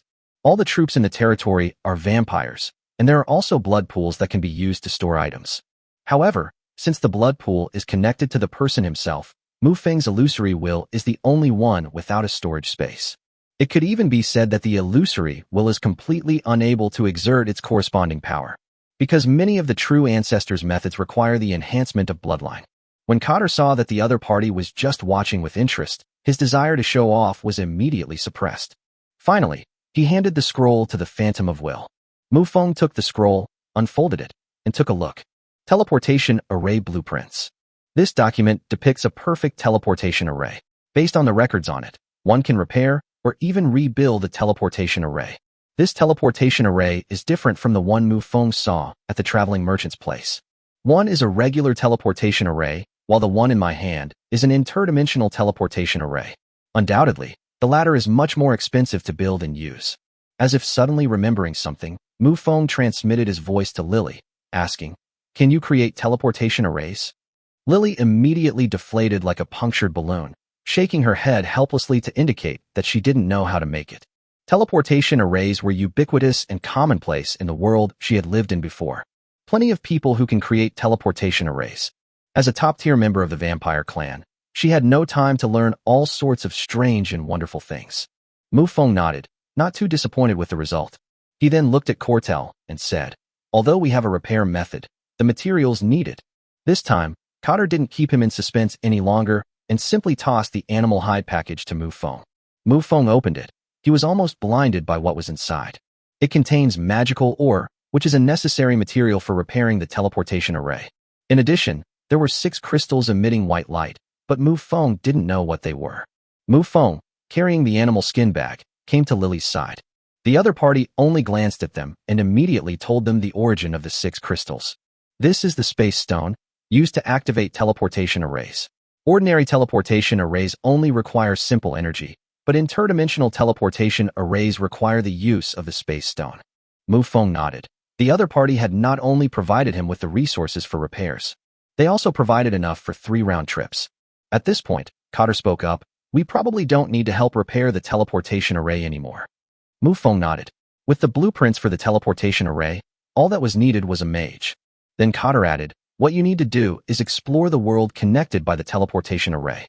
All information must be shared, and you cannot stop us snake people from using the teleportation array." Chapter 63, Arranging Work. Mufong pondered for a moment, then nodded in agreement. This place is far from his base camp, and too close to the interior of Lockerbie Forest. In Mufong's mind, this place was a formidable pass on the border. Mufong has no intention of giving up the city left behind by the elves. He plans to repair it properly, and then put it into use. Building cities on the borders of a territory is a perfectly normal practice. Mufong turned his gaze to Lily and said, "Take a look and see how long it will take to fix." Lily nodded, then stepped forward to carefully examine the damage to the teleportation array. Only one of the stone pillars was broken in half. All you need to do is create the other half, inscribe the magic runes on it, and then melt them together with or. Lalevi said, "My lord, the teleportation array is not badly damaged. It should be repaired in about 7 days." Cotter, standing to the side, showed a surprised expression. As the snake people had originally anticipated, it would take about a month to repair. This concerns a magician's mastery of magical runes. Clearly, Lily's level of magical ability far exceeded their expectations. Mufong then made an appointment with the snake people tribe for 7 days. 7 days later, once the teleportation array is repaired, he will send troops into it first. Then came intelligence sharing. However, this so-called intelligence sharing is just talk. How much will be revealed depends on the value of the intelligence. Mufong may be holding back some information. After being busy for so long, it's almost dawn. The will within the phantom of will all return to the original body. Mufong, who was sitting on the throne, slowly opened his eyes. First, I felt the power within my body, and immediately felt a sense of comfort. I'm still 40,000 experience points away from reaching the king rank, Mufong muttered to himself, rubbing his chin. Finally, Mufong came up with a direction: to infiltrate other peripheral areas. The outer edge of Lockerbie Forest is a region resembling a long line. For example, on the Dawn continent, which borders the Lockerbie Forest, there are over 100 city-states like the Principality of Charuk. How could there be so many city-states without a sufficiently long border? However, continuing to invade other areas would involve other powerful factions. Thinking of this, Mufong slapped his head. As long as I gain 40,000 experience points, I'll be a king. What's there to be afraid of? With a plan for the future in mind, Mufong then checked in for the day and summoned his troops. The things I signed in this time were really tacky. Big gold coin. As the universal currency of the starry universe, the large gold coin is not, in essence, exclusive to Lord professionals. However, this thing first appeared in the Lord's panel, so it created a stereotype for these professionals. Mufong looked at the 100 large gold coins in his hand and couldn't help but smile. He remarked with a sigh, "The system is so much better, unlike the Lord's panel, which is so stingy." He has killed quite a few commander-level enemies so far, but the number of individual treasure chests dropped is pitifully small. The system's intervention immediately relieved his urgent crisis. Next came the summoning of units, but no new units appeared this time. Mufong currently has approximately 650-plus troops in his territory. Finally, Mufong took out a diamond treasure chest, which was the reward for annihilating the elf race. Without any hesitation, I opened it directly. Congratulations on opening a diamond outpost treasure chest. The following items have been obtained. Special building blueprints, guardian barrier. Item description: placing it in your territory will create a protective barrier for your land. Overall, this thing is pretty good. It will take the territory's defenses to the next level. Furthermore, this protective barrier, which is shaped like a semicircular dome, can also protect the sky above the territory. This is something that city walls cannot do. Upon arriving in the territory, Mufong spent some basic resources to immediately construct a protective barrier. A circular altar, upon which floats a huge circular crystal, emitting a faint light. At the same time, a pale blue barrier slowly rose around the territory. The barrier flickered and then gradually disappeared. It hasn't truly disappeared, it's just hidden away. The barrier will only reappear when attacked. Mufong immediately tested the strength of the barrier. A commander-level leader to break through this barrier. Even for a hero-level weapon, it will take a long time to develop. As night fell, all the troops and their affiliated forces gathered in the Lord's Hall. Mufong sat upright on the throne. Although he did not exude any aura, he already possessed the majesty of a king. This is due to Mufeng's realm. He was only one step away from becoming a king. Wang Wei has now been initially established. You can get a sense of it from the name of the realm. The word king is not just a figure of speech. His gaze swept around, and after the battle with the elves, the strength of his troops had been greatly improved. The elven race has 2 hero-level races, and the number of commander-level races is certainly much greater. In total, there are 7. Mufong looked at Evelyn and said, "From today onwards, you will be responsible for all the miscellaneous tasks and work in the territory." Evelyn stepped out of the line and bowed respectfully. The reason for this arrangement is to free the troops I summoned from all these trivial matters. The succubus tribe has a fairly large population, around 400 plus, which is more than enough. Mufong then immediately assigned work to Evelyn. That's about planting magic potions. After annihilating the elven tribe, we harvested a large quantity of magic potions, so naturally we had to plant them as soon as possible. The land reclamation area is 3 mu, which is sufficient for the time being. On ordinary land, such intensive planting would be a joke, because the potion absorbs free-floating energy from the world. However, planting too densely can prevent some potions from absorbing energy. However, the modified land can absorb energy on a large scale and then distribute it to the potions within it. Then Mufong looked at Derek and asked, "What power governs the area outside this region?" The area Mufong was referring to was his neighbors on his left and right. Derek immediately stepped out of the group and respectfully said, "Reporting to the Lord, the West is a swamp with scarce resources, so there are not many tribes living there, and they are not very strong.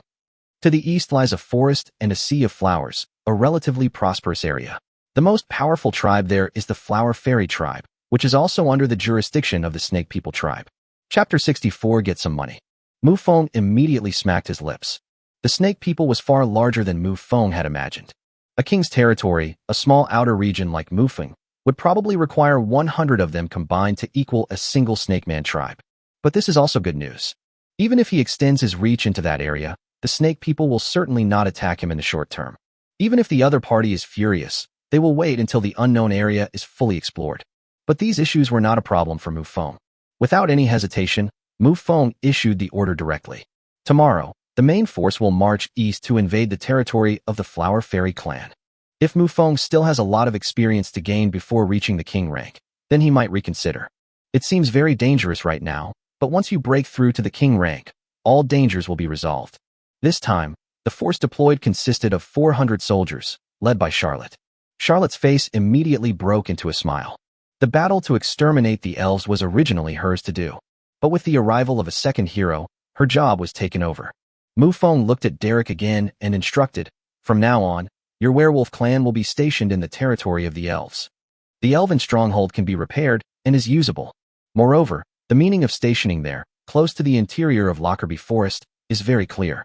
Defend against the Snake Man tribe." Derek looked excited. Having just followed the new king, they immediately gained a larger and richer territory. When he told the elders of the werewolf clan about this, the werewolf clan's loyalty immediately rose to a new level. As for being regarded as the first line of defense against foreign enemies, they didn't take it seriously at all. No matter where they are stationed or when war breaks out, these subordinate forces are always at the forefront. As a subordinate force, we should have this much awareness. After everyone had left, Mufong sat on the throne and opened the Lord panel. He was considering whether or not to list alchemical potions on the trading platform. After thinking about it, Mufong thought it was feasible. However, he did not sell them in large quantities. He only hung up 2 bottles. The transaction method is bartering. Let's see if we can get some good stuff in return. He had just listed it when Mufong saw a familiar item for trading. Territory Invasion Token. This is a regular customer. After thinking about it for a while, Mufong decided to buy another one. At the same time, his act of selling alchemical potions undoubtedly caused another uproar in the chat channel. But Mufong was too lazy to even look at it this time. He then directly opened Yu Haiyang's friend list, where the other party had already sent him a message. "Fengzi, I know your territory is developing well, but look at this." Mufong raised an eyebrow. Yu Haiyang was getting cocky. Upon seeing what the other party had posted, Mufong was slightly taken aback. This is the core of the hero. It is easy to find 1,000 soldiers, but difficult to find a good general. A unit with high bloodline is a huge help in the early game. At this time, acquiring the hero core will greatly accelerate the development of the ocean's territory, putting you ahead of others. Then, Yu Haiyang started talking about other things. The tavern is working now. A fleet of ocean-going ships came to my territory this morning, and I traded quite a few things with them. See if there's anything you want. Along with this message, a large number of items were also sent. Mufong glanced at them and saw that they were all ordinary goods. But that's for lords like them. For ordinary people in this world, these things are still very valuable. Mufong suddenly remembered something, the wine set he had received from the previous sign-in. He immediately sent a message to Yu Haiyang, asking, "Has that team left yet?" "Not yet, what's wrong?" "I have something here. Take it and sell it to them. See how many gold coins you can get." Mufong then sent the wine set over. This thing is useless to him. It would be better to exchange it for some gold coins. Moreover, he had already asked the system, and it turned out that this thing was really just a collectible and had no other use besides being valuable. She had considered selling the goods to a traveling merchant, but he wouldn't be back anytime soon, and she couldn't possibly put all her eggs in one basket. As for why we need to exchange for gold coins, do you need a reason to have some money in hand? On a small island in the sea, most of the buildings here are made of stone, giving them a somewhat ancient ruins feel. Even the tavern was built of stone. This wild and unrestrained style is actually more suitable for rough men. After getting the wine set, Yu Haiyang immediately rushed down from the 3rd floor of the tavern. Since all his soldiers were octopuses, Yu Haiyang directly took on the role of waiter. As for the drinks in the tavern, there was a batch of them when it was first built, but they were just very ordinary drinks. Yu Haiyang carried the wine set to the 1st floor, walked up to a burly man with a full beard, and then plopped down opposite him. He placed the wine set on the table and said with a smile, "You are a distinguished guest here. This wine set is one of my treasured possessions. I'm bringing it out for you to use." The burly man's gaze was instantly drawn to the wine vessel. After examining it for a moment, he remarked with admiration, "A fleet like ours always uses wine jars. We've never used anything so exquisite before." Yu Haiyang was slightly taken aback. This was not the script he had expected. Fortunately, the big man then said, "However, these wine vessels are indeed exquisitely crafted, and the materials used are also highly collectible. Those noble gentlemen will definitely like them." The burly man looked at Yu Haiyang and said with a smile, "If you were willing to give it to me, you would have already done so. So you want to sell this thing?" Yu Haiyang was immediately embarrassed. His little secret had been exposed in an instant. He's just a high school student. How could he possibly compare to a merchant who travels between continents? Yu Haiyang immediately stopped dawdling, pushed the wine set forward, and said, "Uncle, name your price." The burly man carefully picked up the wine vessel and placed it in front of him to examine it closely. After a long pause, he held up 5 fingers and said, 50,000 gold coins. Yu Haiyang immediately leaned back tactically, his expression incredibly interesting. I had previously communicated with this group of people and knew about the purchasing power of their currency. The lowest rank was copper coins, which were essentially small change. Above that are silver coins, with an exchange rate of 1 to 10 with copper coins. The exchange rate between gold coins and silver coins is also 1 to 10. If converted to Earth's currency, 50,000 gold coins are roughly equivalent to 5 million renminbi. Yu Haiyang suppressed his thoughts and said, "You drink first, I'll think about it." Chapter 65 Flower Fairy. Yu Haiyang quickly relayed the quote to Mufong. After thinking about it for a moment, Mufong decided to sell the item to the other party. In truth, Mufong knew that the other party's offer was definitely too low. But there's nothing we can do. As long as it's sold to a middleman, the price difference isn't that much. Yu Haiyang approached the big man again, and after some haggling, they agreed on a price. It was eventually sold for 52,000. Mufong wasn't stingy and gave Yu Haiyang 1,000 gold coins directly. This made Yu Haiyang happy for a long time. Although he acquired a lot of goods from the fleet, it was all through barter. When it comes to money, he really doesn't have any. The next morning, the main force headed west. The reason it is divided into separate areas is because there is a relatively barren and open area between the two. There are no tribes here, and even magical beasts are scarce. With such a place, the entire perimeter is divided into many areas. Mufeng's territory is located right in the middle of the region, but it's on the outer edge. It would take the main force about 2 days to reach the Flower Fairy's territory in the east. If it were the marching speed of the native troops, it would take at least 7 days. During the 2 days of waiting, another group of uninvited guests arrived in Mufeng's territory. That's the elf capturing team from the Principality of Charuk. The people who came weren't very strong. The team leader was just a few elites. 2 days later, Charlotte stood in a forest where, in addition to trees, a large number of flowers grew. Even though the trees blocked the sunlight, the flowers still grew beautifully. Charlotte was not drawn to the scene before her and continued to order the main force to march forward. However, lacking intelligence about this area, they were like headless flies. When it was noon, Charlotte looked at the sea of flowers in front of her, and a look of joy appeared on her face. With a slight wave of her fair hand, a magical barrier was instantly created. Although Charlotte is a warrior, this is not the level she was at before. This so-called profession has lost much of its meaning. Although not a top-tier mage, most of the vampire's magic is used with relatively little difficulty. The reason for sealing off this sea of flowers was that Charlotte sensed the breath of life within it. As the flower field was sealed off, the flowers growing within began to sway wildly. It was as if something was moving through it, trying to escape this area. However, all of this was ultimately in vain. Charlotte swiftly approached and said, "Flower Fairy Clan, come out and speak." As she finished speaking, a large number of flower petals slowly floated up from the ground. The petals danced in the air, forming a tornado made of petals. As the wind slowly dissipated, a figure appeared before Xia Luo's eyes. It was a pink-haired woman whose body was floating in midair. However, the other person's features were strange, because the other person had no feet. From the knees down, the body becomes increasingly blurry. Except for the area below the knees, they are not much different from humans. The flower fairy looked at Xia Luo and said angrily, "Who are you? Why are you blocking my way?" Charlotte didn't answer the other person, but instead asked to herself, "Where is the nearest tribe?" Her goal this time was simple, to accumulate 40,000 experience points. As long as the opposing clan has a mid-level hero, plus the experience contributed by lower-level members of the clan, it's basically a done deal. But how could the flower fairy tell him? She said coldly, "What exactly do you want? If you don't tell me, don't even think about getting any information from me." Charlotte pouted, looking a little impatient. Her figure vanished from the spot in an instant, and the flower fairy opposite her was immediately on high alert. She looked around warily, while her body transformed into a shower of pink petals. Charlotte appeared out of thin air in a certain location, a blood-red magic circle appearing in her hand. She cast the magic circle towards a certain location. Suddenly, a shrill wail rang out. Although the flower fairy's body can turn into petals and disappear, it is not a true disappearance. It still exists in its essential sense and will naturally be harmed. The flower fairy's body reappeared, without any bloodstains. But her expression was one of extreme pain, as if an invisible pressure was constantly squeezing her from all around. Charlotte smiled and approached the flower fairy. He pinched the other person's delicate chin with his hand, and their eyes met. A red glint flashed in Charlotte's eyes as he spoke. "Tell me, where is the nearest tribe?" A look of confusion crossed the flower fairy's face as she blankly said, 100 kilometers to the southeast is the tribe of the dwarves." "How strong is the tribe?" Charlotte asked again. "There are 2 lower-rank heroes, 1 mid-rank hero, and the tribe has a population of over 2,000. Charlotte was overjoyed. This meant he could exceed his mission expectations.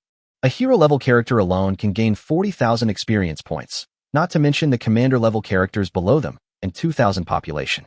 Suppressing her joy, a magic circle appeared in her hand once again. He then slapped the magic circle onto the flower fairy's forehead, and a blood-red mark immediately appeared on her forehead. The confusion on the flower fairy's face gradually faded, replaced by a look of fervor. She immediately knelt on the ground and said excitedly and fervently, "Greetings, great master." Charlotte clapped her hands, quite satisfied with her masterpiece. This is how vampires control other people's minds. However, this method has both advantages and disadvantages, because those controlled through this method cannot provide the power of faith. The power of faith is an incomparably pure force. This power originates from within, stems from the soul, and is a spiritual refuge. However, when someone forcibly controls him, he is no longer himself in essence. This is also why Mufong did not forcibly control others. If the power of faith were so easy to obtain, it would be everywhere. Charlotte has turned the other party into a blood slave, intending to taste the flavor of the flower demon. Charlotte then led the main force again toward the dwarf tribe. This is a hilly area with no trees, but flowers everywhere. Amidst this vibrant sea of flowers, beautiful houses are nestled. Numerous flower fairies moved about, carrying bamboo baskets and constantly collecting flowers. Cultivated by the flower fairy clan are no ordinary items. The flowers they cultivate have effects similar to magic potions. Chapter 66, A King Appears. Amidst a profusion of flowers, a wooden pavilion sits nestled. Inside the wooden pavilion, 4 people sat facing each other. 2 of them are flower fairies, with stunningly beautiful appearances, graceful figures, and considerable strength. Both of these flower fairies are at the upper-level hero level. Sitting opposite them were 2 snake people. Of the snake woman, girls had long, fiery red hair and a slender waist. The snake's body below the waist is covered with bright red scales. On the other side sat an elderly snake man, who was stroking his beard and looked very kind. The snake woman picked up the teacup, brought it to her fiery red lips, and took a sip. Then, with a look of delight, she said, "Sister Hua, your flower tea is still so delicious." Hua Moyu smiled and said, "If you like, take some more with you when you leave." The snake woman girl chuckled and said, "That's for sure. Why would I be so polite with Sister Hua?" At this moment of harmonious atmosphere, another flower fairy's face suddenly darkened. She said coldly, "One of our people has been attacked." The atmosphere at the scene instantly turned cold. Hua Moyu asked, "What happened? Tell me in detail."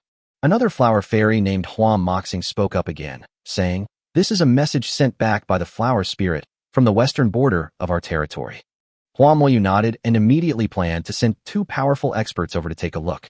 But the old snake man on the other side stroked his beard and said, "Could you describe that person's features?" Hua Moxing was somewhat confused, but out of respect for the old man's status, she honestly explained it to him.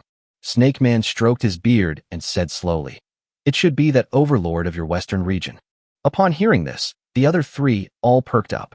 Even the snake woman girl didn't know about this. Upon seeing this, the old man offered an explanation. Charlotte's existence was no secret. The snake man elder, Kotel, had already relayed information about the powerful figures in Mufeng's territory back to the snake man race. Upon hearing the other party's description, the snake man elder immediately understood their information.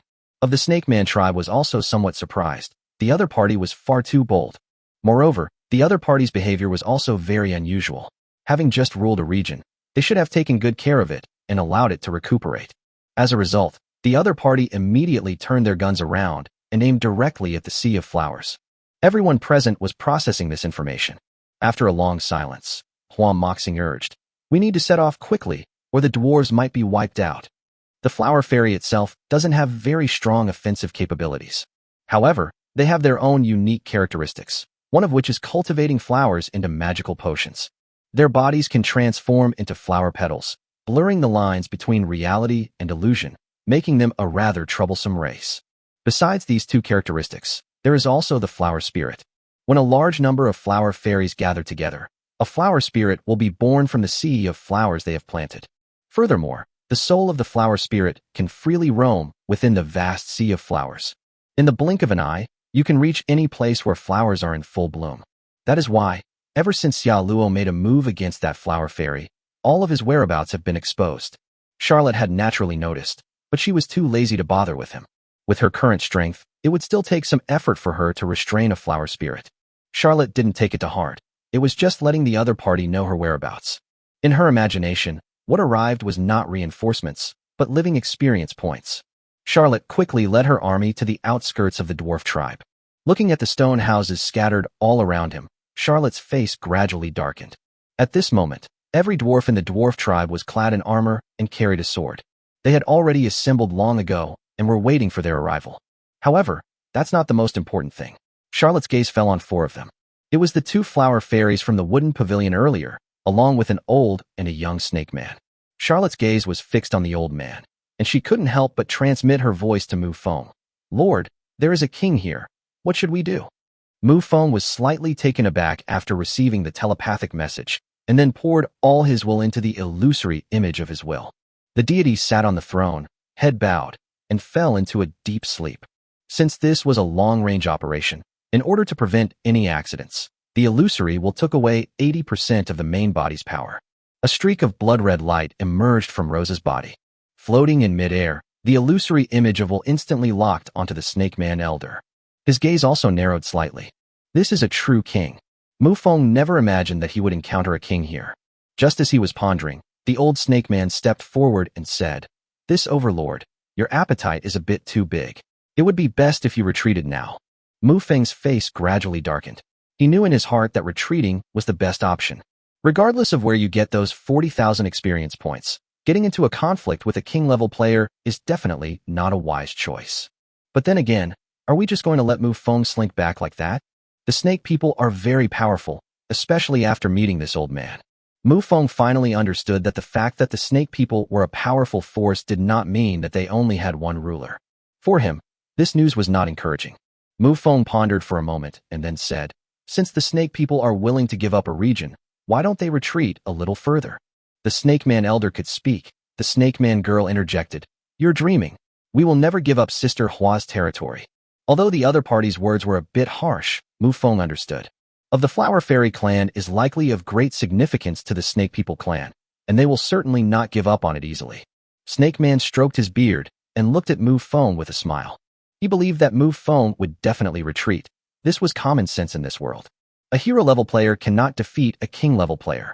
The extent of the difference in strength between the two cannot be explained in just a few words. Mufong's expression grew increasingly gloomy.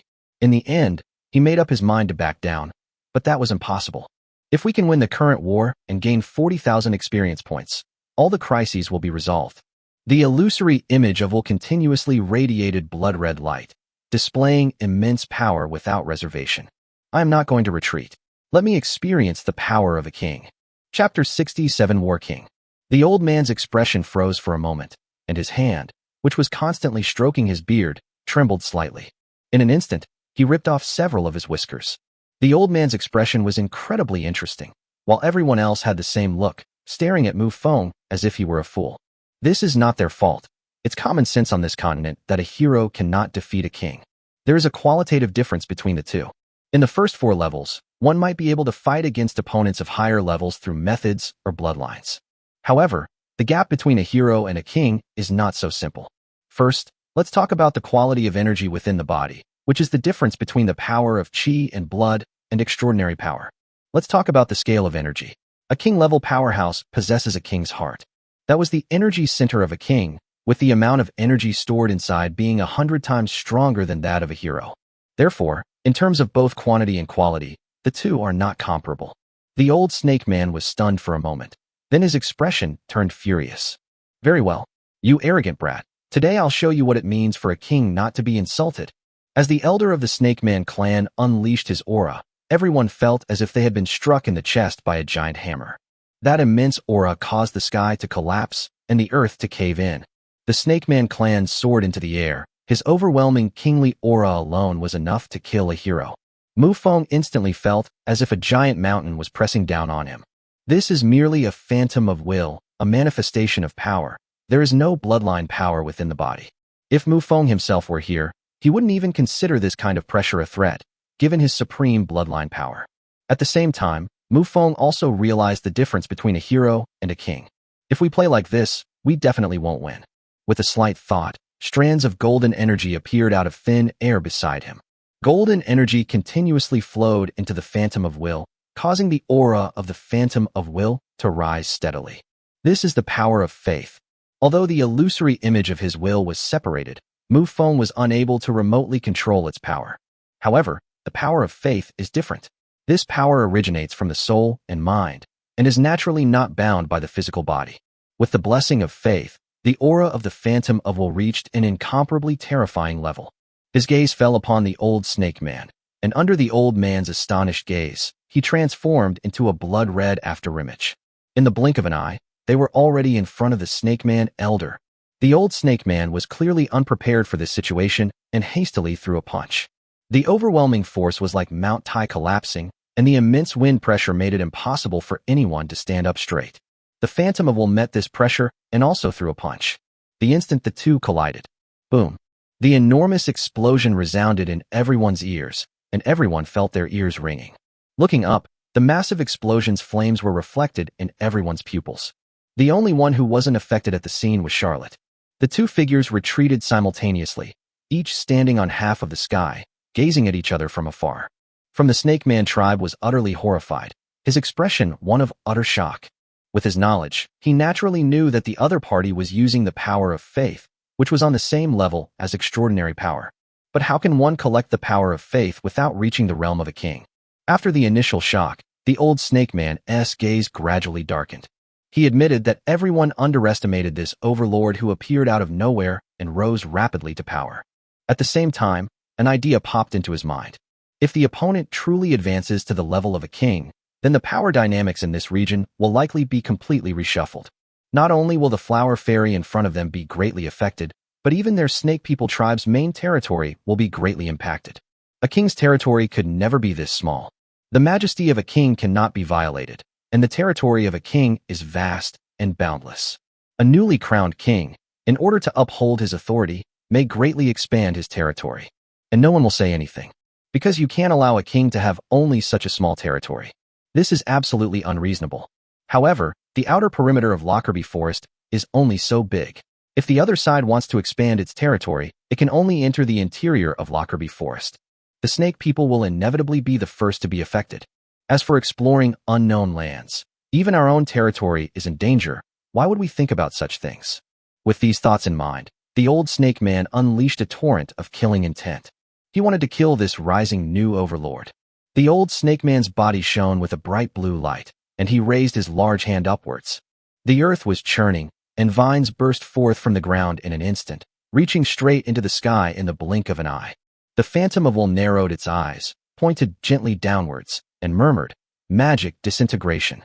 In an instant, all the vines were drained of their life force and quickly withered and died. The old snake man flicked his snake tail in the air, and his figure instantly disappeared from the spot. Boom, boom, boom.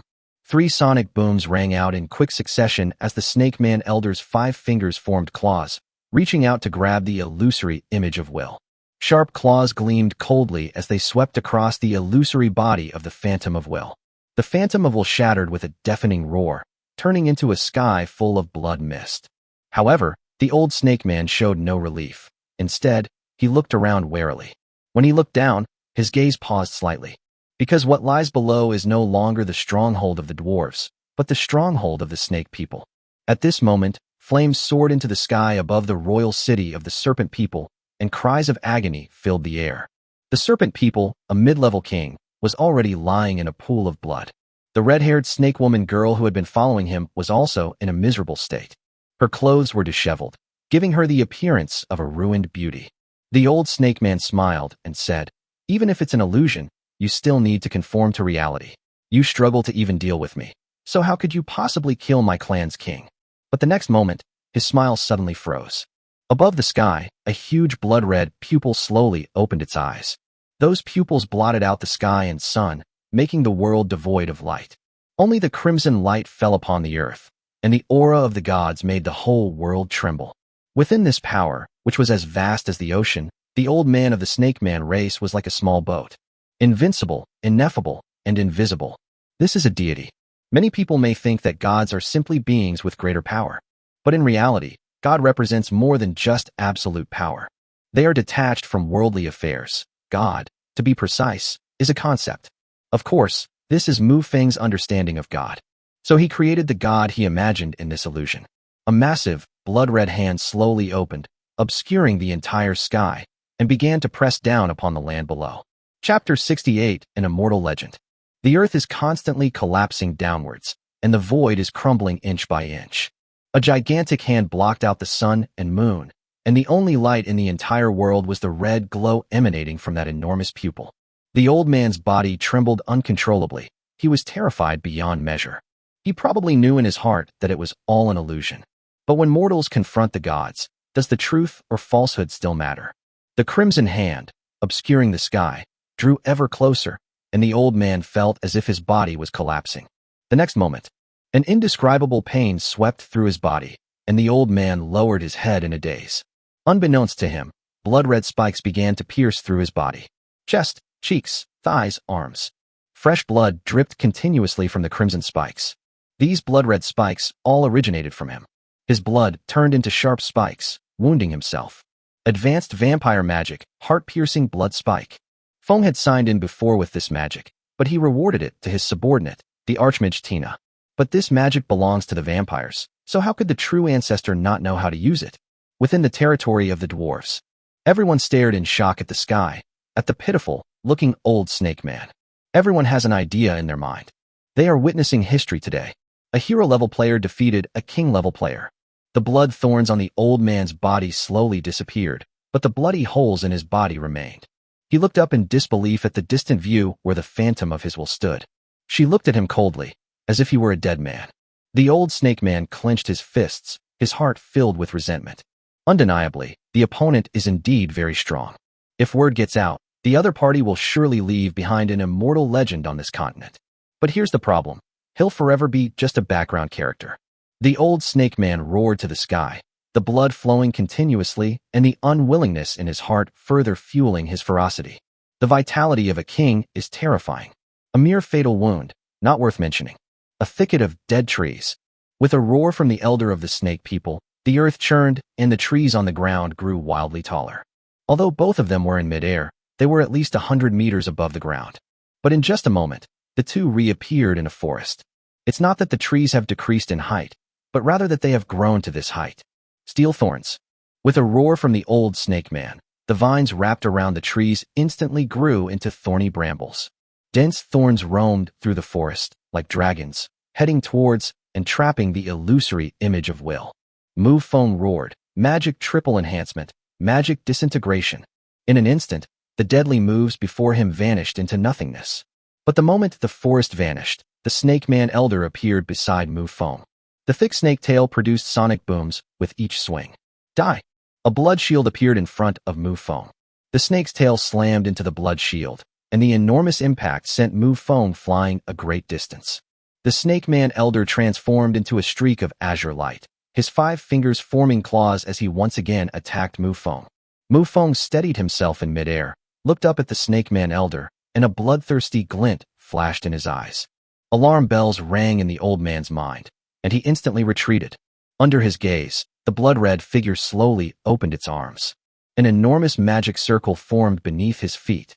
He was surrounded by dozens of small magic circles, and magical runes connected them all in the gaps between these magic circles. The old snake man's pupils shrank to pinpoints. He recognized the magic circle. Universal super-tier magic. Stars fall. However, he was filled with confusion as to why the other party was able to use super-level magic. In his understanding, the magical power required for super-rank magic is simply beyond the capacity of a king-level being. Only those at the saint level, capable of mobilizing the free-floating energy between heaven and earth, possess the power to unleash transcendental magic. In fact, the super-level magic that Mufong activated was not the complete version. Instead, it is a stripped-down version that is weakened and evaluated based on its own strength. He can modify the power of the magic circle himself. The magical skills inherited from the true ancestor have reached a point where he can do whatever he wants. The snake man elder concealed all his aura and said, "Your Excellency is truly unbelievable. I admit I am no match for you. My clan's king will speak with you." The red-haired snake woman below and left the scene. The departure was so sudden that no one at the scene had time to react. Only Mufong and the snake man elder knew that if they continued fighting, the opponent would be gone. Piercing blood spike had already severely injured the opponent. If they were to be hit by a super-tier spell, they would die on the spot. Mufong immediately withdrew his super-level magic. He didn't have much faith power left, and after using this one transcendental spell, it would be completely depleted. However, the old man also couldn't withstand the blow. Although killing the old man yielded 100,000 experience points, Mufong still did not choose to pursue him. Even if you catch up, it's destined to be difficult to kill him. Unless the other party is foolish enough to confront you head-on. Remembering what the other person had said before leaving, Mufong looked at Xiao Luo. He said, "Finish the mission quickly and then return to the territory." After speaking, the phantom of his will returned to Rose's body. A flash of white light appeared in Charlotte's hand, and she had already taken up the dropper spear. Ignoring the stunned enemy, he thrust his spear forward. At the same time, she whispered, "Kill." The massive explosion brought everyone back to reality. Hua Moyu glanced at her younger sister, Hua Moxing, and said, "Let's give up on the dwarves." Hua Moxing nodded calmly. "The enemy is too powerful. If we resist, there will certainly be no good outcome." Moreover, the two sisters knew in their hearts that the other party's target could only be the dwarf tribe. Because next, they will be facing the Snake King. Ignoring the dwarf chieftain's desperate pleas, the two sisters instantly transformed into flower petals and vanished from the spot. Mufang's will returned entirely to his body. He immediately opened the Lord panel and showed his experience bar. The experience bar is already steadily increasing. Charlotte did not disappoint him. In a very short time, Mufong saw that he had gained 10,000 experience points at once. This means she killed a lower-ranked hero. As his experience points increased, Mufong could clearly feel his internal strength rising. Her overall demeanor is also constantly changing. An aura of royalty emanated from him. I can feel it. Mufong narrowed his eyes, reclining on the throne, looking quite content.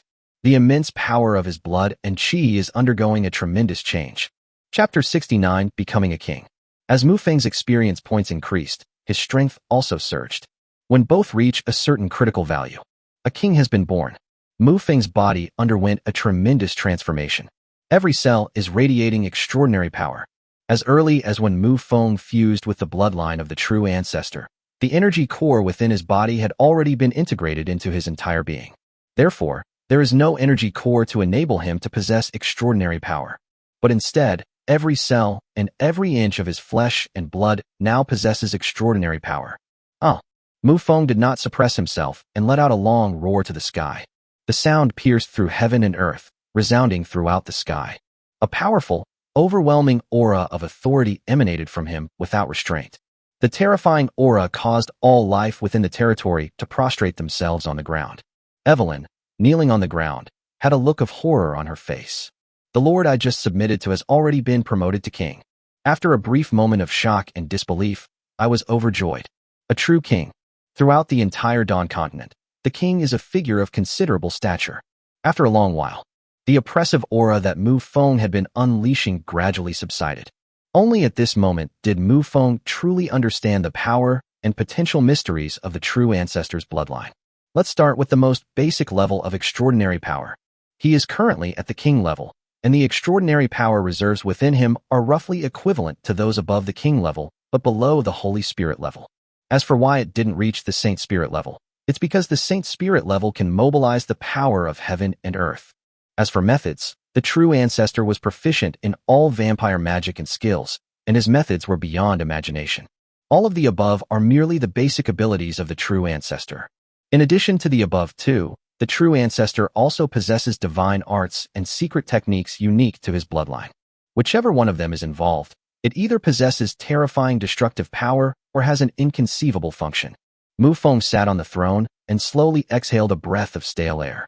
Feeling the surging extraordinary power within him, a smile involuntarily crept onto his lips. With a slight thought, his gaze wandered freely across the territory like a high-speed shuttle. This is not a special ability, but rather something that comes with the advancement of one's cultivation level. Even at the commander level, one can sense their surroundings without using their eyes. Now that his strength has been elevated to the level of a king, this ability has also undergone a qualitative transformation. Mufong continued to sense the power within his body until half an hour later. His eyes suddenly narrowed, and he rose from his throne. He strode to the front of the Lord's Hall, his gaze fixed on the interior of Lockerbie Forest. A crimson glow appeared behind him. That was an extraordinary weapon, a 12-round blood sword. Without any takeoff movement, its body shot straight into the sky. With a loud explosion, Mufeng's figure rapidly headed towards the border of the territory. A streak of blood-red light trailed behind him, moving at an incredible speed. Soon, Mufeng's figure swept across the former elf territory. One by one, the werewolves who were repairing the city walls couldn't help but look up at the sky. The werewolf leader, Derek, immediately sensed a familiar presence. Feeling the kingly aura emanating from the other party, a surge of emotion welled up within him. His status has not decreased. He remains an appendage under the king's power. Mufong ignored the werewolves and quickly arrived at the boundary between the inner and outer parts of Lockerbie Forest. He landed on a hilltop, his gaze fixed on the distant horizon. There are 2 hills on each of the left and right sides in front. At this moment, there were also 2 people standing on the 2 hilltops. One of them was a minotaur, with bronze skin as hard as steel, exuding power from head to toe. On another hilltop stood a race that Mufong had seen before. Harpy. Without a doubt, both of them are kings. The minotaur exhaled a puff of hot air from his nostrils, looked at Mufong, and said in a deep, booming voice, "You are the newly promoted king, and you look so delicate and fair-skinned." The harpy on another hilltop said in a high-pitched voice, "To be able to advance to the king level in such a barren place, you truly have great perseverance." Mufong smiled and said, "You two came to the border of my territory just to mock me?" The Minotaur plopped down on the ground and said, "This is an old rule in the Lockerbie Forest. Whenever a new king appears, we hold a meeting." Mufong looked at the harpy on the other side, and the other person nodded as well. Then Mufong asked, "What is the agenda for the meeting? When will it begin?" The harpy replied, "No rush, there's still one more to arrive." Upon hearing this, Mufong couldn't help but sigh. He had only just been promoted to king, and it seemed he was about to have another fight. The other party mentioned that there was one more person who hadn't arrived yet. Even a fool would know that it must be the snake people. The snake people are the closest to this place. There's no way they wouldn't come. As for why the other party was the last to arrive, it might be related to the snake man elder that he had injured. It wasn't until the sun had set and the three of them were getting a little impatient that the snake people finally arrived, albeit slowly.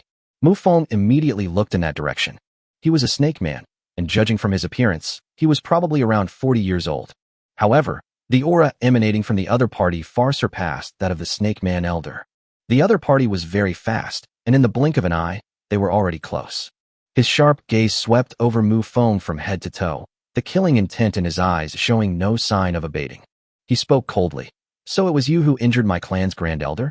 Mufong nodded calmly. The Snake King's lips curled into a smile, and he said coldly, "Then let's exchange a couple of blows." He had barely finished speaking when Mufong casually pointed out. A vast, extraordinary power condensed within his body, and countless blood-red runes instantly appeared on his back. The runes are disc-shaped and rotate along with the 12 blood swords behind them. In the blink of an eye, magic circles took shape. Various colored magical attacks illuminated the entire sky with vibrant hues. The 12-round blood sword, although it looks a bit like a phalan. But in essence, this thing is somewhat similar to a magic wand. It can shorten the casting time of magic and enhance its power. The Snake King's eyes narrowed, and he instantly realized how troublesome the other party was. With a flick of its tail, a powerful wave of air emanated from behind. Shatter all the incoming magic. After a brief period of probing, Mufong already had an idea in mind. That is to kill the Snake King. Although the opponent's realm was higher than his own, their strength seemed far inferior. Moreover, he has many other methods at his disposal. Chapter 70 Rules Among Kings.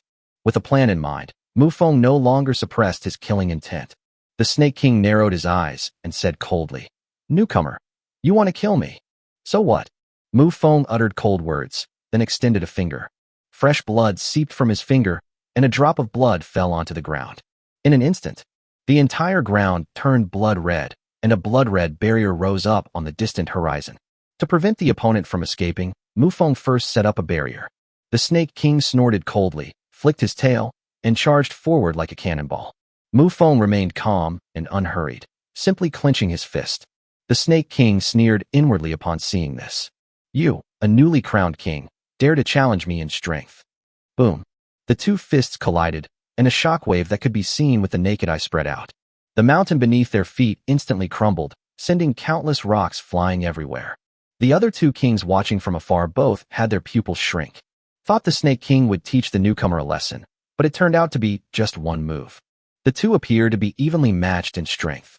The Snake King was also somewhat bewildered at this moment, as the two men's fists collided and they continued to exert force on each other. Upon seeing the other person's lips curl slightly upwards, a sense of foreboding immediately arose in his heart. As expected, Mufong roared and suddenly exerted force in his arm. Boom. The Snake King, who was still locked in a stalemate in the air, was blasted away like a cannonball. A mid-level king, nothing more than this. Despite uttering those arrogant words, Mufong did not remain still. The Snake Man King, embedded in the mountain, felt dizzy and disoriented. I shook my head and barely managed to regain my senses. He then saw Mufong striding towards him. Mufong formed his 5 fingers into claws, with blood-red light flowing across his hands, and placed his large hand directly on the Snake King's head. The Snake King felt his life force rapidly draining away. His eyes instantly filled with terror, and he cried out, "You can't kill me." However, Mufong didn't care about any of that. 200,000 experience points were beckoning him. It's important to know that once you reach the king rank, there is no longer any experience compensation. The experience gained by his subordinates could no longer provide him with an additional boost. Furthermore, the required experience to level up varies depending on the rank of the king. The lower-ranked king has 3 levels, each with a cost of 100,000. The middle-ranked king is at level 3, with each level costing 200,000. The highest rank is king, with each rank costing 300,000. Breaking through to the Holy Spirit level requires 1,000,000. At this moment, Mufong finally understood why. After 30 years since the Lord World descended and 3 selections had been held, the strongest person was still only a king.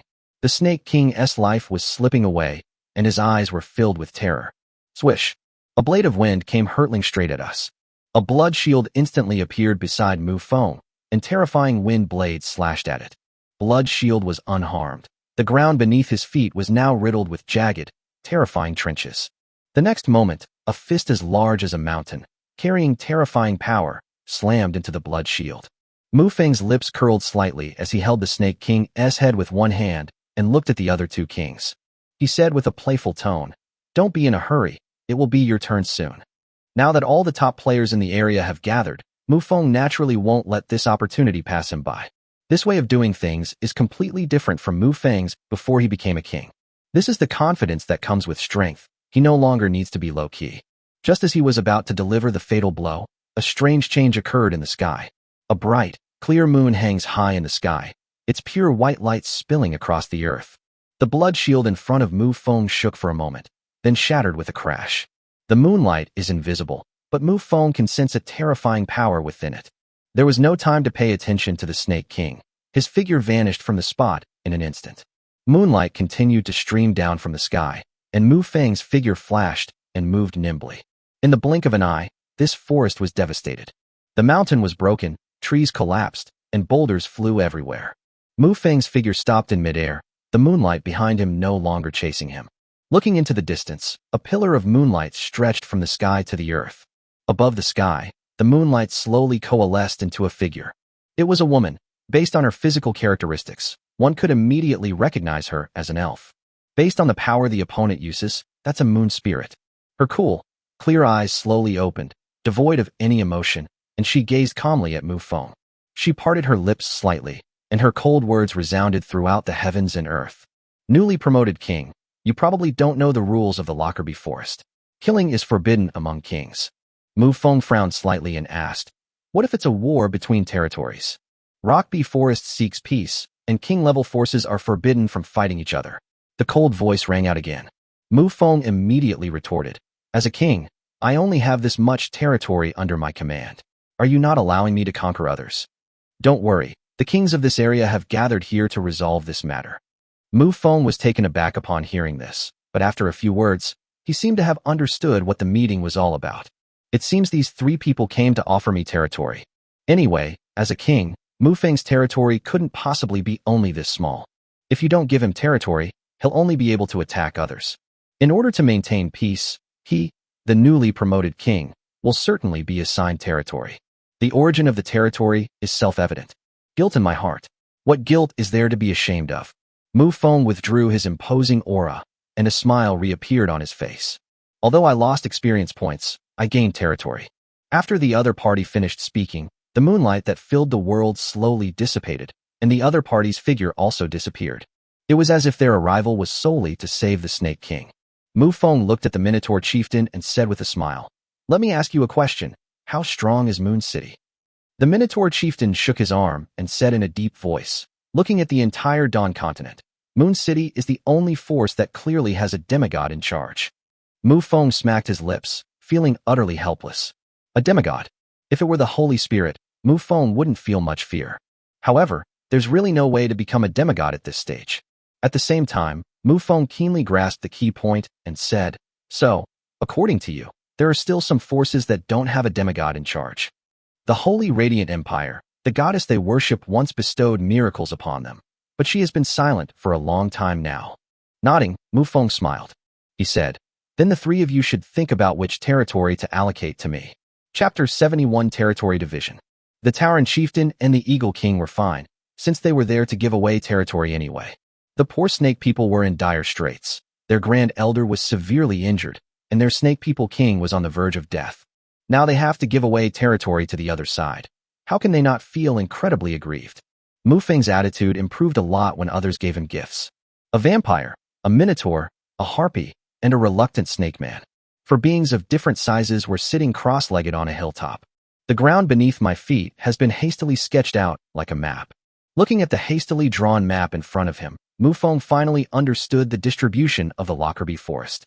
The Lockerbie Forest extends for 300,000 miles, with the outermost 3,000 miles being the so-called outer perimeter. Upon glancing at the territory of the snake people, Mufeng's lips twitched slightly. One word: big. If I had to use a metaphor, it would be like the difference between a remote village and Shanghai on Earth. Based on the size of the territory, Mufong sensed the true value of being a king. For these lords, leveling up to king was simply a matter of experience points. However, for the natives, bloodline level is simply not enough to support them in reaching this point. This refers to the so-called upper limit and bottleneck. The entire Lockerbie Forest stretches for 300,000 miles in depth and 700,000 miles in length. However, there are only 11 transcendent forces within it. After witnessing the territory of a king, Mufong also included king-level forces within the scope of transcendent forces. Saint-level forces remaining. Including Mufong, there are a total of 9 king-level forces. Mufong raised his head slightly, his eyes darting upwards as he scrutinized the expressions of the 3 people beside him. And vertical cuts on the map. The other person was somewhat reluctant, so he erased what the others had drawn and started drawing again. Finally, the Minotaur chieftain flew into a rage, grabbed the Eagle King by the hair on his chest, and dragged him close to him. "You scruffy bird, are you deliberately trying to go against me?" No, we need to be fair. It's just that your territory is closer." The Minotaur chieftain exhaled hot air from his nostrils, then, as if he had thought of something, glanced at the Serpent King beside him. He picked up the stick he had just thrown and started drawing on the ground again. If we're talking about the closest one, it has to be the Snake People's tribe. The Snake King stared at the horizontal line drawn on the ground and fell silent for a moment. He glanced at the 2 who seemed indifferent to the matter, and then at Mufong, who had a big smile on his face. The Snake King slowly picked up the branch from the ground and, amidst Mufeng's increasingly dangerous expression, drew a new line. Mufong glanced at the map and was slightly taken aback. Because the other party didn't give too little, on the contrary, they gave too much in a roundabout way. The Minotaur chieftain and the Eagle King immediately fell silent. This scene, Mufong already had a general idea of what was going on. When he first went to the Wood Elf tribe's map, they pointed him in the direction of the Abyss entrance. The Serpent People have abandoned is exactly in the direction the Wood Elves were referring to. If there were no coincidences between the 2, Mufong would be a million times incredulous. But it doesn't matter, vampires belong to the Abyss anyway.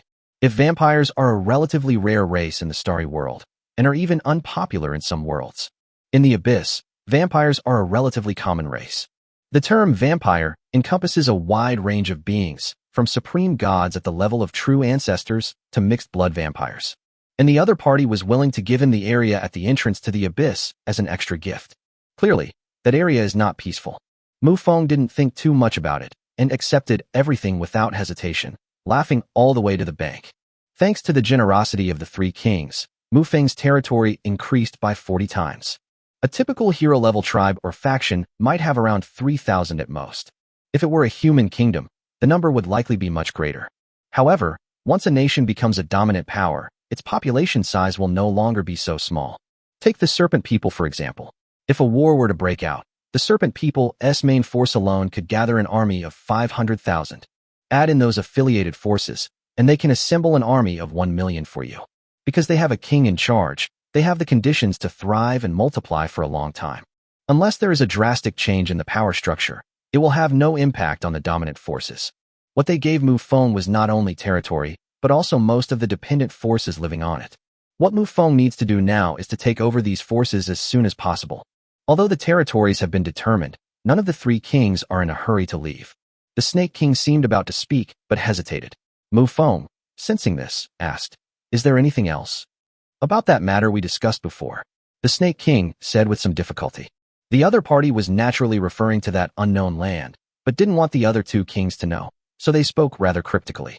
Mufong naturally understood, and after thinking for a moment, he said, "It still counts. It's an unknown place no matter what, so if there are risks, we should share them. If you make a profit, it's not unreasonable to let the other party share some of it."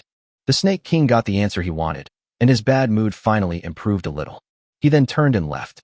Upon seeing the Snake King leave, the other 2 kings immediately ceased their lingering. However, Mufong summoned the Tauren chieftain and asked him many questions. The questions were all common knowledge about the mainland, such as the situation of each transcendent power. Mufong is a newly crowned king, so it's normal that he's unaware of these situations. Therefore, the Tauren chieftain did not hide anything and answered all the questions. Mufong kept asking questions for a long time before the two of them finally left. After returning to his territory, Mufong began to process the information he had gathered. Due to racial differences, the major ruling powers may exist in the form of tribes. But in reality, it is already a vast country. Secondly, it prohibits kings from waging war against each other. If there is an irreconcilable conflict between the two, a meeting can be held in Moon City. Secondly, there's the matter of the forces in the southern part of the Dawn continent. Mufong already knew about the alliance between the two dragon forces and the war that broke out between them and the Holy Radiant Empire. After reaching the king rank, one's vision suddenly becomes clear. Finally, let's talk about territory. In fact, Mufong had a question for a long time. Why would lords like them need such a large territory? Essentially, all they need to do is gain experience points. However, after advancing to the king rank, Mufong also learned the answer. That is the power of faith. A king can collect the power of faith, which is of great benefit to him. Chapter 72 Audience. First, the power of faith can be transformed into extraordinary power by the energy core within the body. The improvement of extraordinary power also represents the improvement of one's realm. At the same time, the body's vital energy will be continuously transformed into extraordinary power. Both of these methods are ways for the natives to advance their social status. Similarly, lords like Mufong can also do this. In other words, besides experience points, he can also use the power of blood and chi and the power of faith to increase his level. However, a blue star lord like Mufong would generally not convert the power of faith into extraordinary power. They would choose to combine the two to enhance the quality of the extraordinary power within their bodies. Although your cultivation level won't improve, your combat power will rise to a higher level. In other words, the Lord King from Earth is stronger than the native king. Of course, this is not absolute. Some local champions also choose to do this in order to pursue stronger combat power among their peers. Some kings of the blue planet would also abandon the fusion of the two powers in order to increase their speed more quickly. However, both of these are ultimately in the minority and not the mainstream. Since the power of faith comes from the people, it naturally requires a large amount of territory. In order to acquire faith power more quickly, Mufong put the plan to take over subordinate forces on the agenda. On this day, the aura of a king permeated the air, and a vast and majestic voice resounded throughout the land. I am the new king here. Leaders of all factions, come before me within 5 days. Those who disobey will be killed. His extraordinary power carried Mufong's majestic voice, which resounded throughout all his territories. All the leaders living in this territory heard this majestic voice. Everyone's face was filled with shock. After a brief moment of shock and disbelief, no one dared to be negligent. They immediately instructed their people to prepare the best of the tribe. They then took tribute and went to pay homage to their new king. The king's voice and terrifying power were like a beacon in the darkness, with a clear objective. In the blink of an eye, 5 days had passed. During these 5 days, Mufong checked in daily. Perhaps because of his promotion to king rank, the quality of the items Mufong received for daily check-ins increased dramatically. The most powerful item among the sign-in rewards even startled Mufong. War Black Tower. A massive black tower, 500 meters tall. The War Black Tower can be placed anywhere. It has a built-in life conversion array. By putting the collected blood into it, 3 different types of war units can be hatched. The lowest rank is the Blood Warrior, while the highest rank can hatch a commander-level war beast. And this thing can hatch indefinitely, as long as you can provide enough blood. But you think that's all? The defensive capabilities of the War Black Tower itself are also extremely formidable. In addition to some basic defensive magic, the War Tower also comes with War Guardians. A king-level War Guardian. The War Guard's operational range was restricted to a 50-kilometer radius around the War Black Tower. Furthermore, the War Guardian is mindless and seems to only know how to protect the Black Tower of War. No matter how you try to communicate with him, it's useless. And most importantly, this thing is an object, not a special architectural blueprint. At this moment, the War Black Tower had shrunk to a miniature tower, which Mufong held in his hand and played with. As long as Mufong throws the War Black Tower out, it will reveal its true form. Moreover, you can put it away after you're done using it, and then throw it out again for reuse. Aside from this one best check-in, the quality of everything else has also improved. Mufong also signed in for a high-level magical weapon. However, Mufong is now a king, and this kind of weapon is no longer useful to him. What he needs is an extraordinary weapon. Mufong would often bestow weapons or skills that he himself didn't need as rewards to his subordinates. In addition to checking in through the system, Mufong also upgraded his territory during these 5 days. The barracks level has also been upgraded by 1 level. Currently, 315 vampires can be summoned daily. Furthermore, the level 5 barracks have been operating for 3 days, and the total number of vampires in Mufeng's territory is currently around 1,500. The territory's range was also expanded to a radius of 10 kilometers. This so-called territory is the area recognized by the Lord's Panel, which is the area where buildings can be placed. In conclusion, Mufeng's territory expanded several times over in these 5 days. Since the Lord's Hall has also been upgraded, it has naturally become more magnificent and imposing. Take, for example, the throne right now. Behind that majestic throne, there is a huge statue. The statue obscures the face, but its regal aura is so overwhelming that one dares not look directly at it. The size of the entire Lord's Hall was simply outrageous. There are 12 stone pillars on each side, and the carvings on them cover all the orthodox bloodlines of the vampires. Needless to say, the main castle is so well known that you might get lost without someone leading the way. Just as Mufong was playing with the black tower in his hand, Eiffel walked into the hall. She lifted her skirt and gave a slight bow, saying, "Master, everyone has arrived and is waiting outside the main hall." Mufong put away the black tower in his hand and said calmly, "Let them all come in." Eiffel bowed again, then turned and called out loudly, "Greetings." After she finished speaking, the numerous subordinate forces that had been waiting outside the Lord's Hall lined up in 2 rows and entered the hall. There was another row next to it, but this row consisted of Mufeng's troops. "Greetings to the new king." "Greetings, Lord." Although they were shouted differently, they were shouted at the same time. Mufong glanced around and couldn't help but nod to himself. The passageway in the middle serves as a dividing line, with the leaders of the subordinate forces on one side and their own troop leaders on the other. Looking around, there are more than 40 leaders of the subordinate forces. However, their strength varies greatly. Some are only at the elite level, while others are at the hero level. Mufong instantly spotted a figure among the large group of people. That was an orc. Although the other party tried to conceal their aura, how could they possibly hide it from Mufong? This orc is a level 9 hero. Mufong seemed to have thought of something and began searching for the person he wanted in the crowd. Unfortunately, it was not found. He was looking for the 2 leaders of the Flower Fairy clan. Mufong had naturally met them during the battle with the old snake man that day. Those 2 sisters are also quite strong, both at the 9th level of hero rank. Although he couldn't find the 2 of them, Mufong still spotted the Flower Fairy. Looking at the Flower Fairy, Mufong asked, "Where is your clan leader?" Chapter 73 Pet Egg. The Flower Fairy immediately became nervous, and even her body began to tremble slightly. She quickly floated out of the queue and then knelt down on the ground. He said in a panic, "My lord, the former chieftain has been taken away by the Snake King, along with a large number of his people." Mufong nodded, not angry at all. He asked again calmly, "Then why are there still some left?" "Our Flower Fairy clan has lived here for a long time.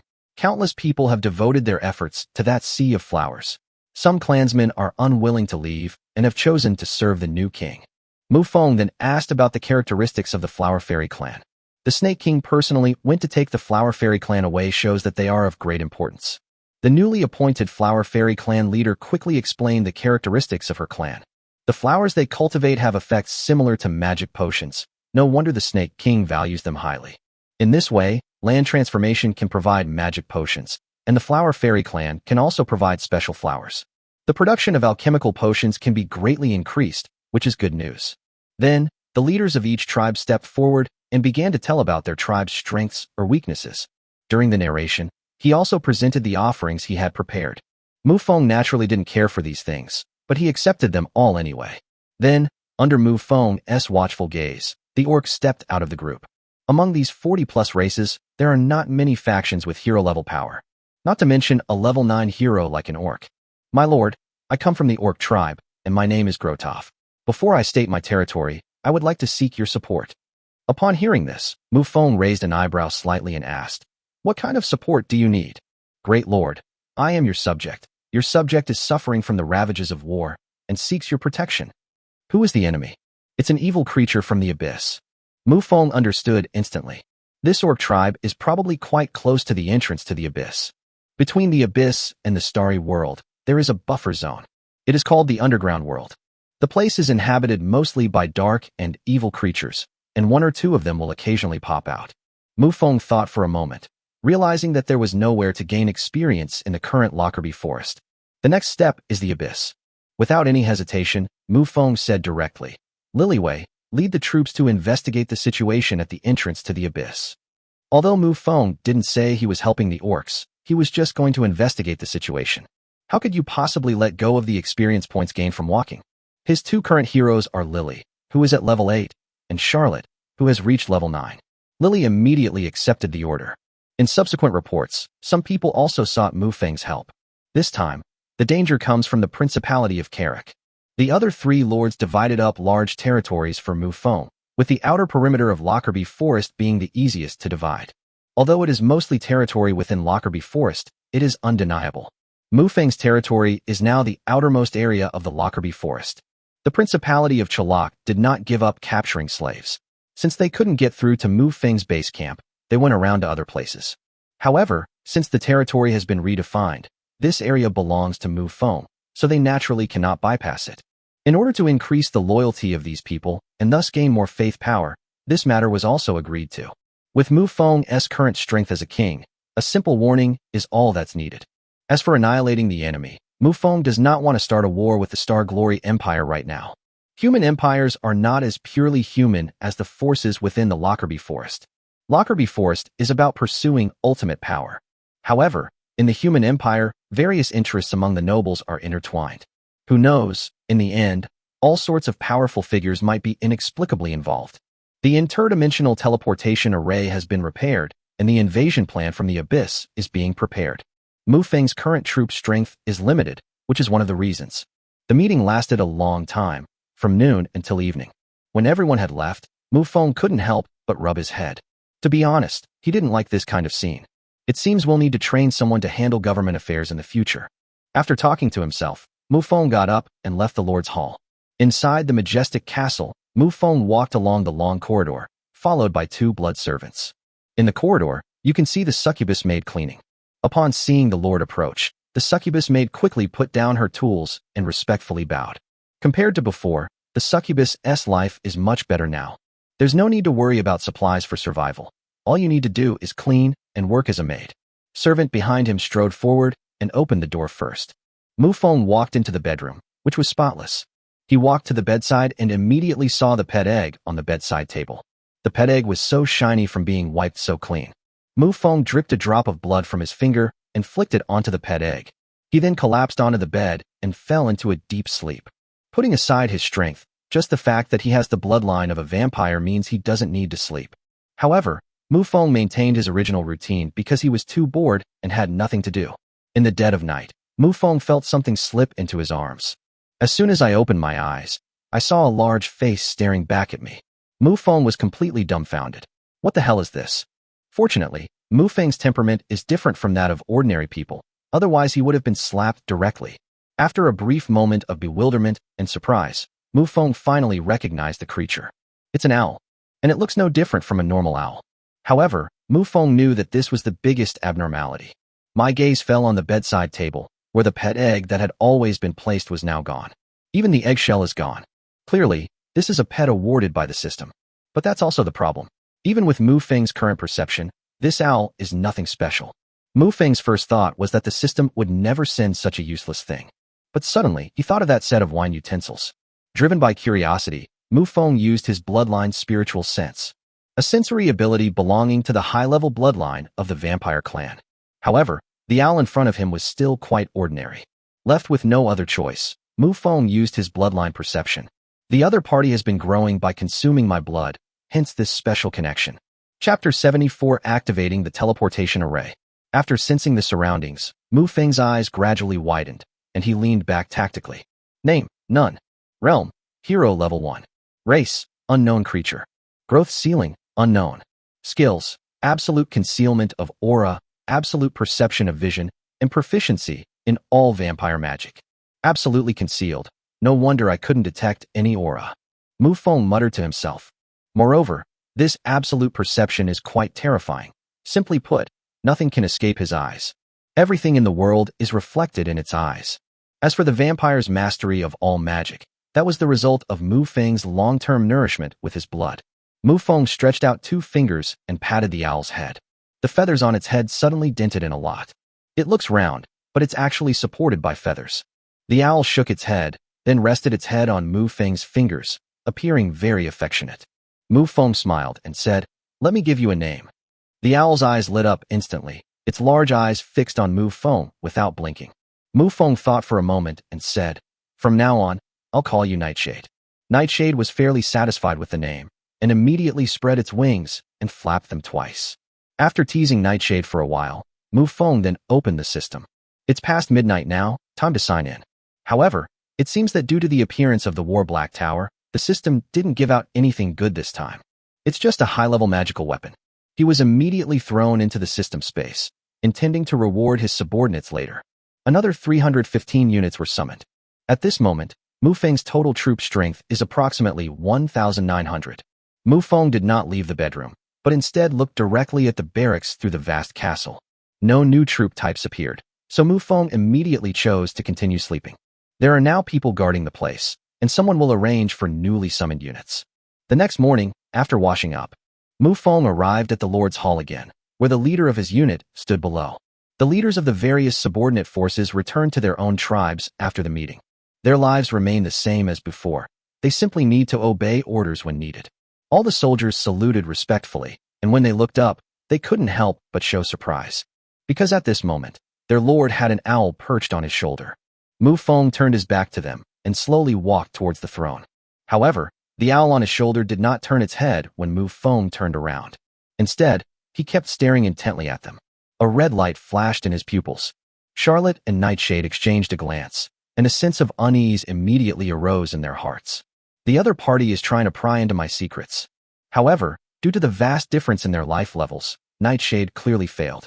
Nevertheless, Nightshade noticed that something was wrong with Charlotte. It's definitely not as simple as just being a hero-level character. Mufong sat on the throne, looking down, and said, "Lily will lead 500 vampires to the entrance of the abyss, and Charlotte will lead 1,000 vampires to the werewolf city."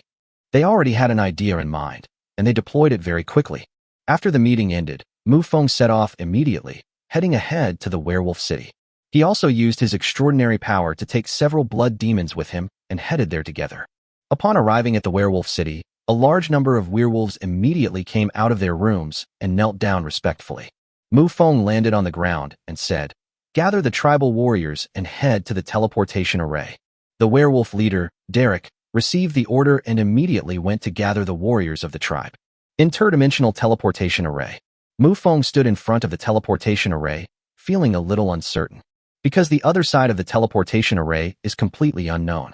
As long as it doesn't involve demigods, I have a way to handle it with my strength, Mufong muttered to himself. Mufong has just entered the king rank, but he can already be said to be invincible among kings. The word of the Holy Spirit is a bit difficult, but it's not impossible. The interdimensional teleportation array is not large. It appears to be only 10 meters in diameter. However, it contains spatial attributes and can easily accommodate 500 people. According to the information provided on the repair drawings, this is a small interdimensional teleportation array. If it's a medium-sized interdimensional teleportation array, it needs to be built in an open-air plaza, and its scale needs to be much larger.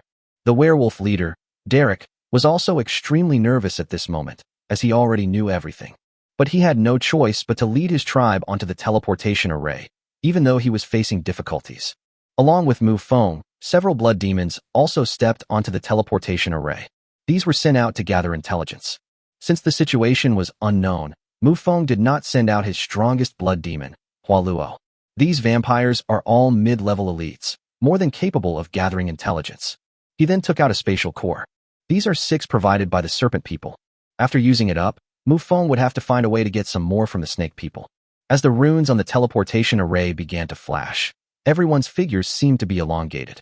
It was stretched into a thin line like a noodle, and then turned into a point of light and disappeared. The werewolf leader, Derek, slowly opened his eyes, looking around with some confusion. The vast universe, sparse light. He felt himself moving very fast, and the light spots in front of him were stretched into a line, probably because he was moving so fast. But after these fine lines brushed past him, there was nothing behind him, just pure blackness. Light couldn't keep up with his speed, so he couldn't see what was behind him. More and more flashing lights appeared ahead, disappearing faster and faster. This proves that his speed is constantly increasing. 3 minutes later, the werewolf leader, Derek, felt a sudden dizziness and stumbled.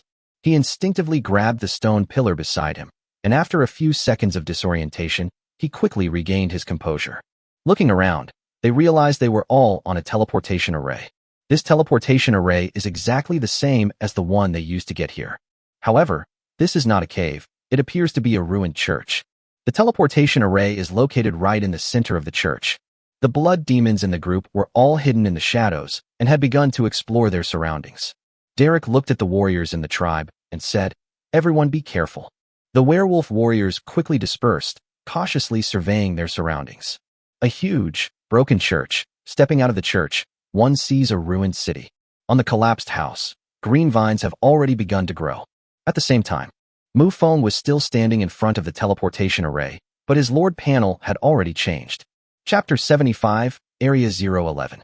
Sensing something amiss with the Lord panel, Mufong immediately brought it up. At first glance, I could immediately see that it was different from before. There used to be only one chat area, but now there are two. They are Area 032 and Area 011, respectively. There are also two trading halls, and they are marked with the same area number. Mufong frowned slightly, but he already had some ideas in mind. Open the chat channel in Area 011. There weren't many people speaking, but Mufong understood from just a few words. The so-called 011 area refers to the first group of people to awaken. This was something Mufong never expected. The other world he was going to was the world where the first batch of awakened beings existed. After a moment, Mufeng's tightly furrowed brows slowly relaxed. This situation presents both positive and negative aspects. The specific details of the world where the first awakened beings existed are roughly known on the Blue Star Forum. As for the downside, it is that there are a large number of Blue Star Lords. Compared to the natives, they are stronger and have a more solid foundation. They have been awakened for 30 years now, and with all that time, they must have acquired quite a few treasure chests. Mufong glanced at the trading hall with its various strange and unusual buildings and special items, and immediately felt that he had learned a lot.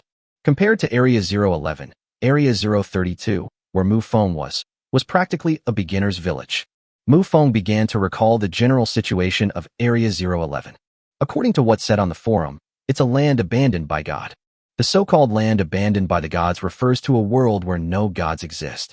There weren't even any demigods among them, because demigods are beings who also wield divine power.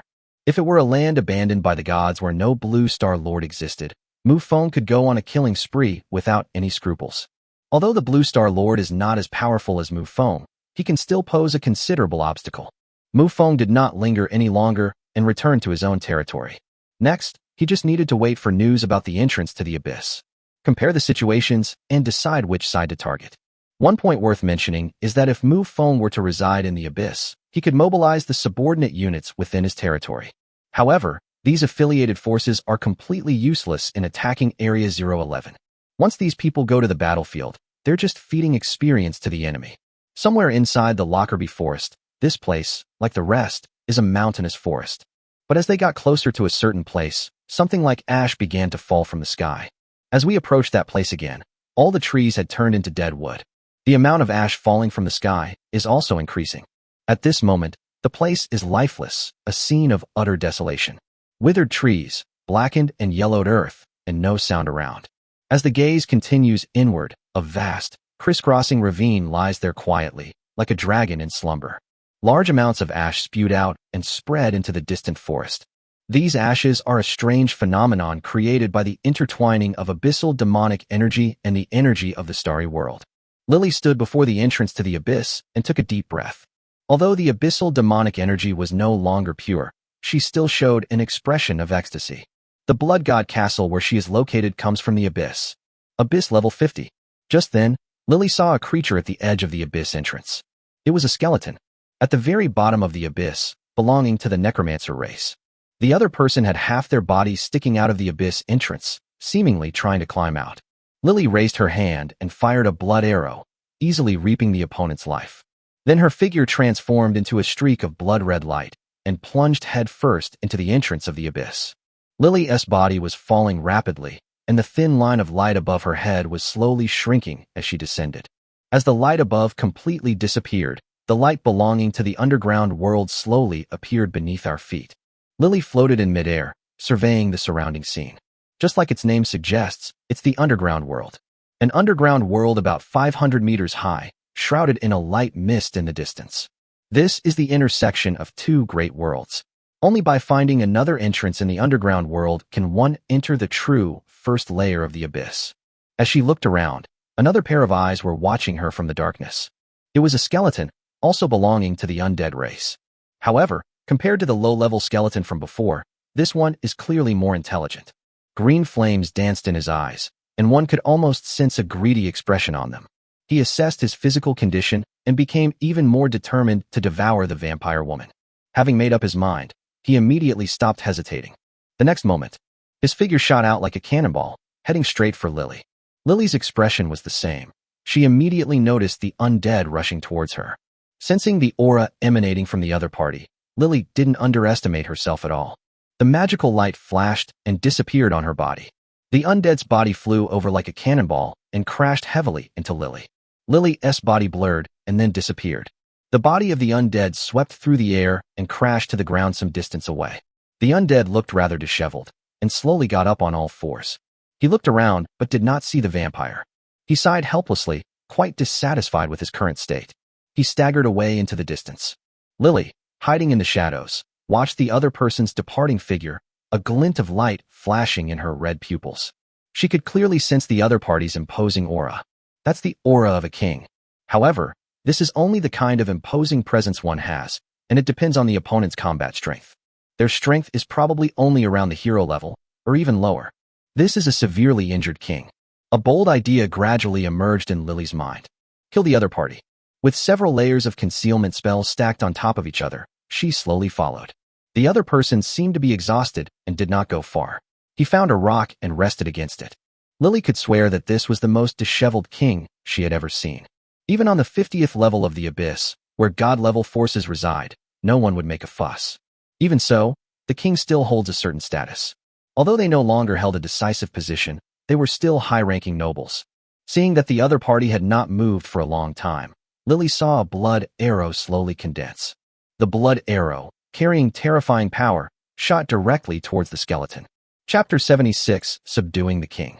I originally thought the other party had exhausted all their strength. But as soon as the blood arrow left his hand, the undead reacted immediately. His body sprang up, his eyes fixed on the direction from which the blood arrow had come. With a clenched fist and a casual flick of his wrist, the blood arrow was sent flying. Looking at the vast darkness in the distance, the undead slowly spoke. Vampire Archmage, I didn't expect you to have the guts to follow me. Since that's the case, then I won't hold back. As soon as he finished speaking, his kingly aura suddenly spread out. The green flames in his eyes flickered continuously, and in an instant, he had already detected the hidden Lily. Necromantic Curse. The moment their eyes met, the undead activated the skill. Lily felt a sense of foreboding. She sensed her power slowly fading away. Just then, the undead arrived nearby. Lily didn't care about any of that. She vanished from the spot in a flash. Just to be on the safe side, she added several more concealment spells to herself. The undead looked around and let out an angry roar. It seemed that because his supernatural power couldn't keep up, he was unable to find Lily. The undead's deep voice rang out, saying, "Even though I am extremely weak, I am still a king. The gap between you and me is as vast as an insurmountable chasm. If Charlotte were here, she would have many ways to deal with this undead. But Lily is different. If she wants to deal with the undead in front of her, the best way is to stall." The opponent's extraordinary power was almost completely depleted. Without using supernatural powers, the opponent's combat strength is only at the hero level. However, once she uses her supernatural powers, Lily can only dodge. She didn't have Charlotte's two special skills that were practically bug-like. As an outstanding member of the new generation, she still needs time to grow. And so, the two sides reached a stalemate. The undead had sensed something was wrong and tried to escape several times. He even used his limited supernatural power to increase his escape speed. However, Lily is a mage, and she also possesses many spells that can increase speed. Finally, the undead sat down on the ground. While waving his hand, he said, "I can't go on anymore. You vampire, you must have a family backing you, right?" Lily did not reveal herself, but out of respect for a king, she replied, "Yes." The undead leaned against the rock and said weakly, "How about we make a deal? What deal? Upon hearing this voice, the undead's green pupils trembled slightly. Because this wasn't the voice of the female vampire, it sounded like a young man's voice. Lily immediately used a communication spell to notify Mufong. The undead slowly rose to their feet, and Lily no longer concealed herself. Undead, tell me your deal. The undead pondered for a moment, but instead of proposing a deal, it asked, how strong are you? In your prime, you could destroy me with a flick of your wrist. Mufong was absolutely telling the truth. This undead was only a lower-ranking king. His strength is slightly greater than that of the Snake Man Elder, roughly on par with the Minotaur Chieftain. Upon hearing this, the undead rubbed its teeth together, a sign of speechlessness. With a sigh, the undead spoke. In that case, I can lead the way for you. Where are you taking me? The first level of the Abyss, a vast royal territory. If your strength is truly as you describe, this territory is within your grasp. Mufong fell silent upon hearing this. If what they say is true, then this is definitely a blessing from heaven. He has a territory on the first level of the Abyss, where his development speed will be greatly increased. The first layer of the Abyss contains a small number of royal territories, but no absolute powerhouses. In other words, Mufong can send troops here at will. Within the Dawn continent, in the Lockerbie Forest, lies Moon City, and to the north, the Starry Empire stands like a pillar of stability. Mufang's territory in the Dawn continent is unlikely to see any further improvement in the short term. What he's thinking about now is whether the other person is lying to him.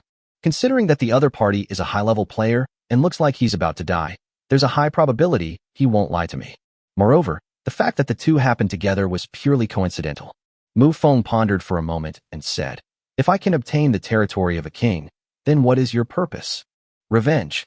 Mufong was slightly taken aback, then said, tell me more. When the spirit spoke of revenge again, it was filled with overwhelming killing intent. But upon hearing the other person's words, his aura suddenly froze.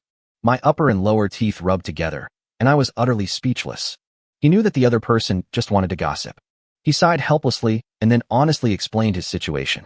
The opponent came from the first layer of the Abyss, a corrupt and scorched wasteland. Corrupted, scorched earth, where the undead have lived for generations. Furthermore, looking at the first layer of the Abyss, the power of the corrupted scorched earth is absolutely top tier. Although each level of the Abyss is vast and boundless, the quality of the abyssal demonic energy determines the approximate power of each level. The scorched earth is home to 4 king-level powerhouses. The strongest is the mid-ranked king, and the other 3 are the lower-ranked kings. 2 of the lower-ranking kings, dissatisfied with the rule of the middle-ranking king, used underhanded means to kill him. However, the opponent was, after all, a mid-level king, and despite being heavily injured, he managed to severely injure one of the kings. When the undead returned from his journey, the decaying scorched earth had already been sealed. This undead person already had a bad relationship with the other 2, and they ended up fighting each other. He killed the heavily wounded king and then escaped with his own broken body. After wandering around the underground world for many days, they encountered Lily. Mufong nodded, which meant he believed what the other party had said. After all, the aura of someone on the verge of death couldn't be faked. Then Mufong asked, after taking revenge, what are your plans? The green will-o'-the-wisps flickered in the undead's eyes. He had already understood what the other party meant. This is an attempt to subdue oneself. After a long period of contemplation, a deep voice slowly rang out. If you can really kill that king, I will pledge my allegiance to you. It is inherently difficult for one king to submit to another. However, the current situation is not due to the other party being too weak. It was Mufeng's identity. Vampires. Based on the identity of that female archmage, it's not hard to deduce who's behind her. He must be a vampire king. Submitting to such a high-blooded race does not disgrace the dignity of a king. Even before Mufong had stepped into the abyss, the prestige that the vampires had built up over the years had already brought him convenience. Chapter 77, Conscripting an Army. The reason for subduing this undead is for a longer-term consideration.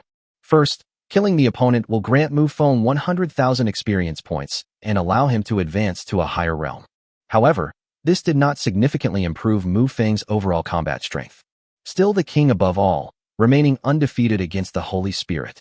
However, by bringing the other party under his command, he now had a guide on the first level of the abyss. There's no need to gather intelligence like when we first arrived in Lockerbie Forest. Moreover, after Mufong took over that territory, he planned to continue to let the other party be the leader. This allows for faster consolidation of the corrupt and scorched earth, thereby quickly gaining the power of faith. Mufeng's voice rang out again, saying, "In that case, let's set off now." The undead was taken aback upon hearing this, clearly not expecting the other party to act so swiftly. He asked in surprise, "No need to prepare supplies? No need to assemble a large army?" In his understanding, if the vampires wanted to launch a large-scale war, they would need to prepare supplies in advance. For example, blood. In large-scale vampire territories, there will be blood pools. This is their strategic resource, blood. Although those with advanced vampire bloodlines have a significantly reduced need for fresh blood. But just like humans facing the most delicious food, they may not eat it, but they still crave it. Upon hearing this, Mufong also fell silent. Lilivei brought only 500 vampires with her to the entrance of the abyss this time. For a powerful faction, such a number of soldiers is obviously far too few. As for why they didn't just kill the opponent's king, but instead insisted on letting the soldiers fight each other, there's a reason for that too. Take, for example, the power of faith. If two kings clash and their subjects are idle, their faith will be stronger than ever before. The resulting power of faith is extremely pure and will directly elevate that king to a higher level. In addition, there are some special methods that also require a large number of people. For example, a magic circle activated by tens of thousands of people gathered together.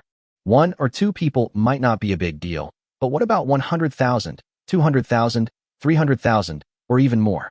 In a world of swords and magic, there are an astonishing variety of methods. Moreover, the other race is the undead. Although the number of high-level undead is relatively small, the number of low-level undead is outrageous. The serpent people can gather an army of millions, then the undead clan at its peak had 4 kings, so their number of soldiers must be no less than that. This is also a drawback of Mufong leveling up too quickly, as the number of troops summoned from the barracks is constant. After pondering for a moment, Mufong decided to use the power of his affiliated forces. He currently has more than 40 affiliated forces in his territory, and if he were to raise a large army, he could probably muster an army of around 150,000 men. However, the strength of the various races varies greatly, and their combat capabilities are quite limited. After thinking for a moment, Mufong decided to use the orc tribe. The opponent's peak combat strength is level 9 heroes, and the tribe's population is still quite considerable. There are approximately 20,000 combat-ready soldiers. This 20,000-strong army was not intended to engage the enemy in direct combat, but rather to serve as a deterrent. As long as we can buy a little time when war breaks out. Mufong could have taken advantage of this time to do a lot of things. Having figured all this out, Mufong said, 3 days. We will march out of the first layer of the abyss in 3 days. The undead nodded. In this world of swords and magic, the speed of assembling an army was much faster. 3 days is enough time for the army to be ready. Mufong glanced at the other person again and saw that the other person looked like he was about to die and felt very helpless. Iswell roamed the territory, carrying a small amount of faith power, and swiftly arrived in the underground world. A king's will can move freely within his own territory. This is a privilege reserved for kings. It's truly wondrous. As that small amount of faith power entered the other party's body, the undead immediately showed a surprised expression. After a moment of silence, he slowly said, "Thank you for your generosity. My name is Boloid." Mufong nodded, left his name, and then ended the communication spell. Boryard kept repeating Mufeng's name. A noble vampire king. This will be the starting point for his return to the abyss. But Boloi had a feeling that this was not his final destination. Lily immediately left as well. She was heading to the orc tribe to deliver the order to mobilize the army. The distance between the two places was not far, and Lily arrived at her destination quickly. She hovered in midair, her indifferent voice echoing across the land.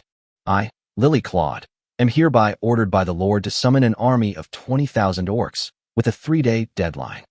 The orc chieftain stood before the largest tent in the territory. His gaze was fixed on the figure in the sky. I know him. He seems to be a general under the Lord.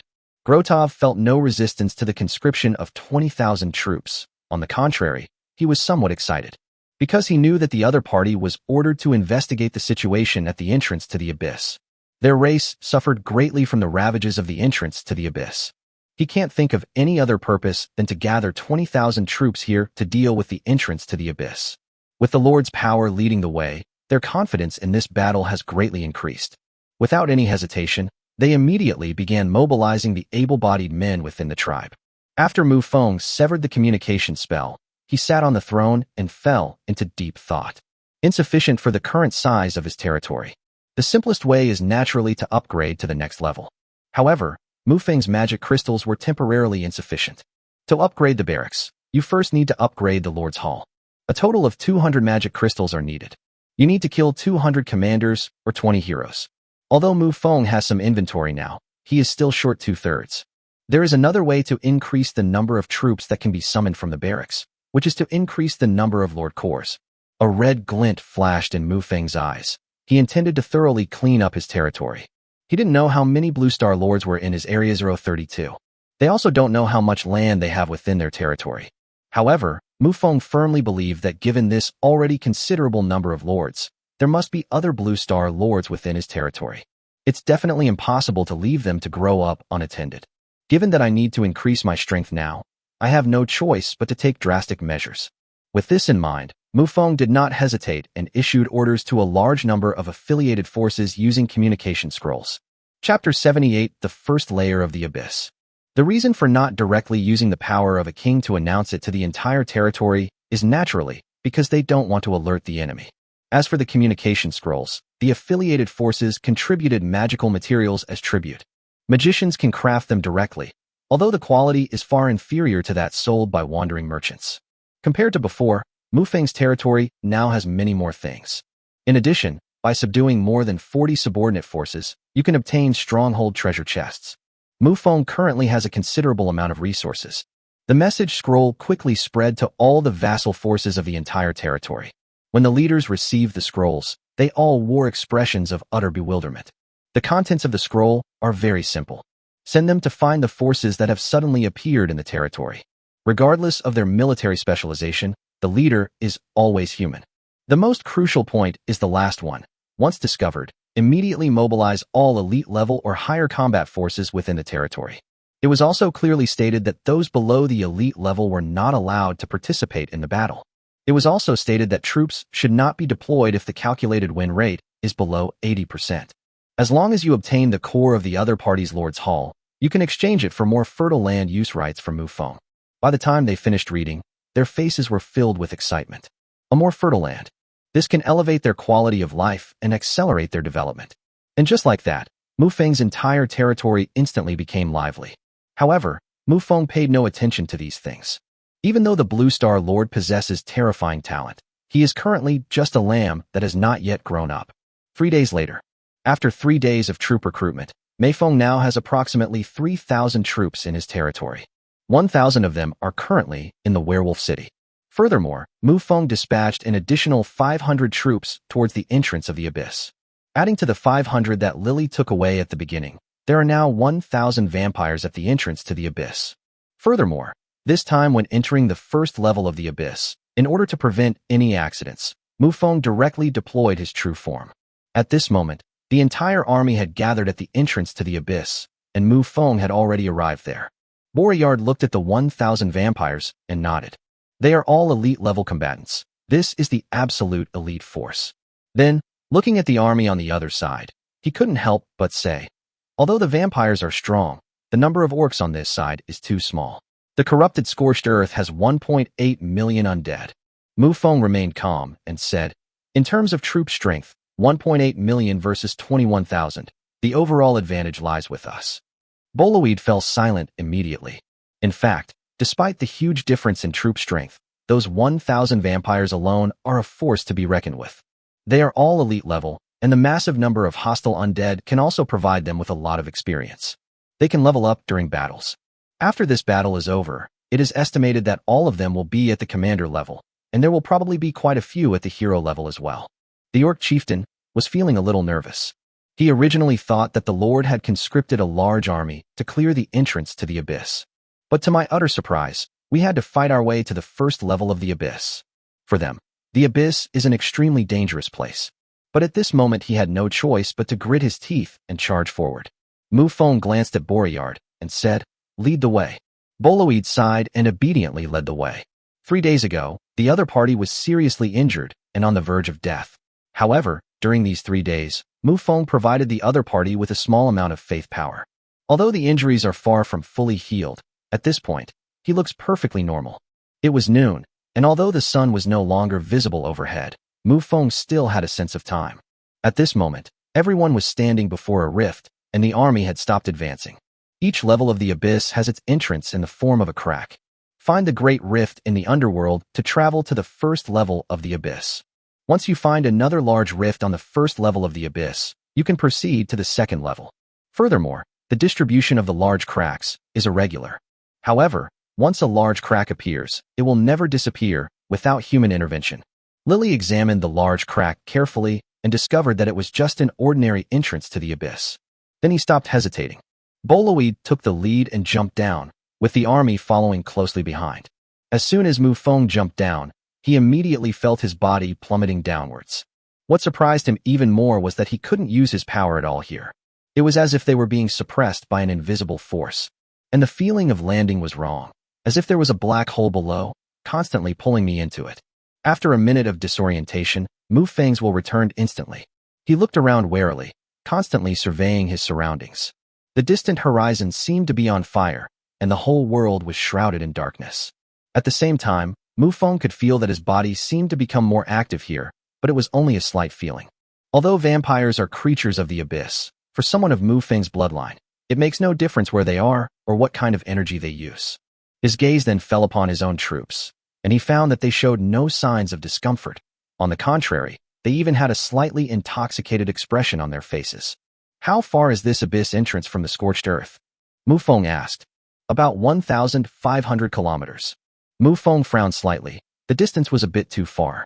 Without the orc army, the vampires' marching speed would have taken less than 2 days. Mufong did not intend to waste this time. He said to Boloid, "If there are other forces on the way to the corrupted scorched earth, and they are not far away, lead the way." Boloid nodded immediately. He then began leading the march in one direction. On his way to the corrupt scorched earth, Mufong did encounter quite a few forces. Furthermore, Mufong had come to realize that most of the creatures living in the abyss were dark creatures. Among the more common ones are trolls, succubi, low-level demons, and some dark monsters. During this time, Lily has killed a hero, and her strength has reached level 9 of the hero rank. And Mufong hasn't been idle during this time either. Now that he's entered Area 011, there's no need for him to keep the enchanted weapons he's accumulated. Chapter 79, Frontal Battlefield. Although Mufong sells a large number of weapons, it hasn't made much of a splash on this platform that has been developing for 30 years. In addition to enchanted weapons, Mufong also sells a large quantity of alchemical potions.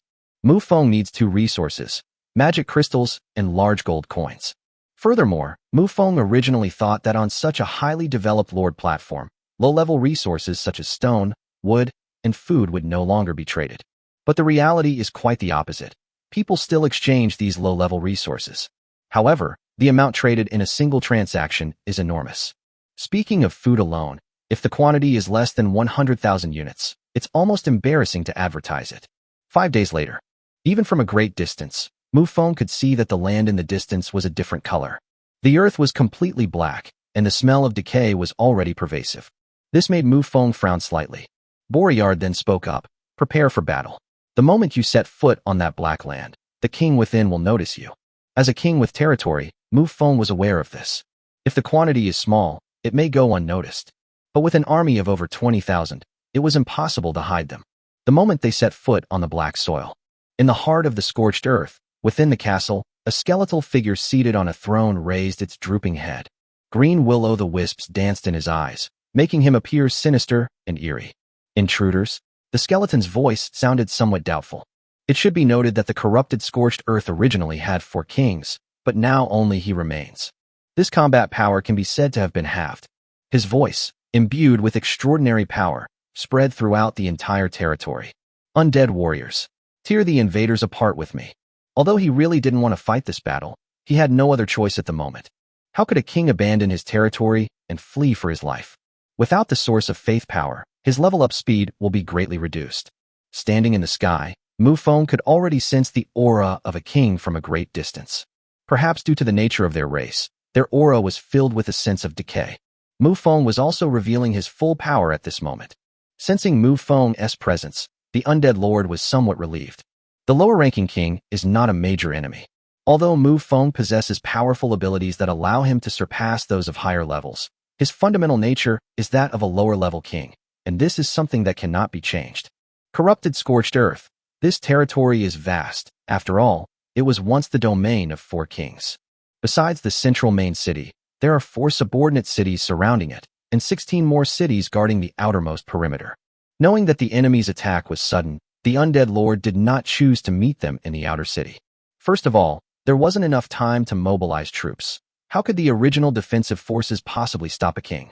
Based on the enemy's marching route, he chose one of the 4 annexed cities as the final battlefield. Thanks to the opponent's decision, Mufong's orcs, though few in number, were able to sweep through the enemy lines thanks to the presence of vampires as the main force. When Mufong arrived 30 kilometers before reaching the city, looking towards the distant horizon, one can already see the army lined up in rows, ready for battle. Besides the skeletons we encountered along the way, there were also spirits floating in the air. Skeletons and undead are all undead. Correspondingly, the Skeleton King also saw the army that Mufong was in, the more than 20,000 orcs, and focused his gaze on the 1,000 among them. Those are vampires. The green flames in his eyes flickered, and then he rose into the air, standing in midair. Looking at the massive army opposite him, he declared loudly, "King of the vampires, why do you dare to invade my territory? Curtain treated you well, and you betrayed him. Have you forgotten how you rose to the rank of king? Enemies meeting are bound to be furious." Before Mufong could even speak, Boreard jumped out and shouted angrily. Hearing that familiar voice, the Soul King's eyes flickered with soul fire as he said, "Ha! You still accuse me of betrayal? You led foreign tribes to invade my territory. You are the greatest sinner of the undead race." Boloid's expression was consistent. What the other person said seemed to make sense. After a moment of silence, he said loudly, "This is not betrayal. By following a vampire king, we will step onto a brand new stage." Although the Skeleton King was mocking his opponent, he knew in his heart that he probably couldn't escape this battle. In fact, he had this idea in his mind the moment he saw those vampires. But they did not escape. This phenomenon is strange, but it's probably because kings have the dignity of kings. Although he betrayed the former Skeleton King Keldon, it does not mean that he betrayed the undead race. In his estimation, his chances of winning a one-on-one fight against a vampire king were only about 30%. Even if they win, vampires still have tracking marks or something similar. He will still be hunted down if other vampire kings sense his presence. The top-tier bloodline that traverses the abyss is not just a figure of speech. The Skeleton King's eyes flickered with soul fire as he said, "Honorable vampire king, why don't you retreat now? I am willing to offer a large amount of tribute." Mufong scoffed. If he were an ordinary vampire king, he would definitely have taken the other party's advice. Because an ordinary vampire king really has no confidence in defeating the opponent. But Mufong is different. Seeing that he had not received a reply for a long time, the Skeleton King couldn't help but sigh. Then the green flames in his eyes suddenly flickered, and a huge steel mace appeared in his hand. Green flames enveloped his entire body, and when the flames dissipated, he was already wearing a set of heavy armor. Mufong's eyes were instantly exposed. 2 extraordinary weapons. As expected of a force with 4 kings in charge, they have no shortage of extraordinary weapons. Just as Mufong was reflecting on this, the Skeleton King charged toward Boreard. The extraordinary power contained in the spiked club in his hand struck straight at his face, like a falling mountain. Boloid was terrified. He had not yet fully recovered. If he get hit by that, it'll be a comminuted fracture. Fortunately, Mufong wouldn't just watch him die like that. His figure had already appeared in front of him. He simply raised his palm. The spiked club slammed heavily into his hand, and a visible shockwave rippled outwards. The fiery clouds in the sky were scattered, and the ground directly below was left with a perfectly round crater, as if it had been struck by a meteorite. Chapter 80. People's choices are not the same. Mufong suddenly exerted force with his arm, and the huge spiked club was flung away, flying along with it. The Skeleton King tumbled several times in the air and flew a long way before finally regaining his footing. The moment he looked up, his gaze was fixed on Mufong.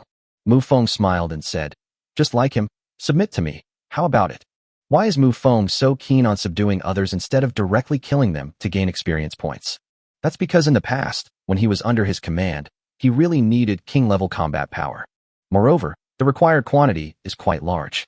Charlotte and Lily are both at level 9 heroes, not far from becoming kings. Both of them can gain experience by killing enemies, so they should definitely be active on the battlefield. Mufong has his own base station to oversee things, but sometimes he also needs to go out and gain experience. He was determined to seize this abyss of corrupt and scorched earth.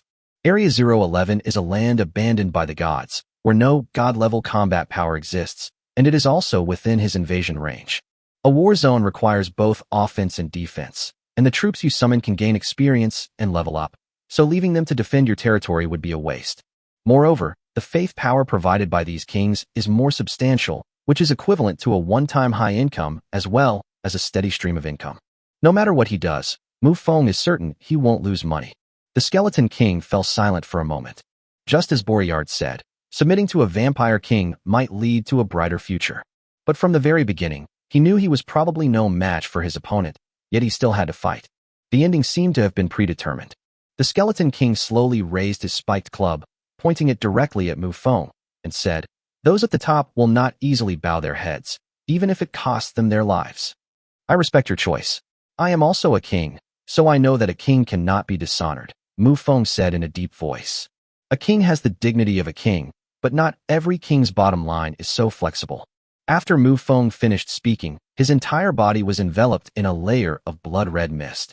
After the crimson mist dissipated, a set of blood-red armor covered his entire body. These are items obtained from early system check-ins. Blood Demon Armor. It belongs to the category of growth-oriented equipment.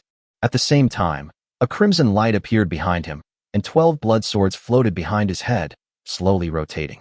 The Skeleton King gripped his spiked club tightly with both hands, his extraordinary power surging wildly throughout his body.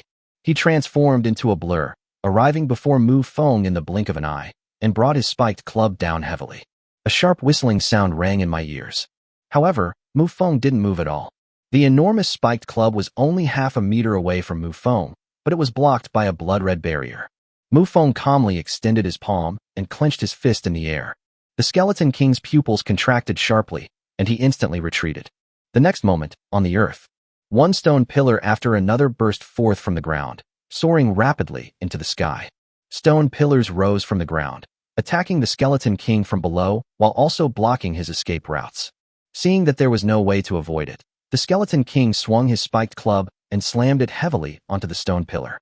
In an instant, pebbles flew everywhere. The Skeleton King then glanced at the ground, having already made up his mind.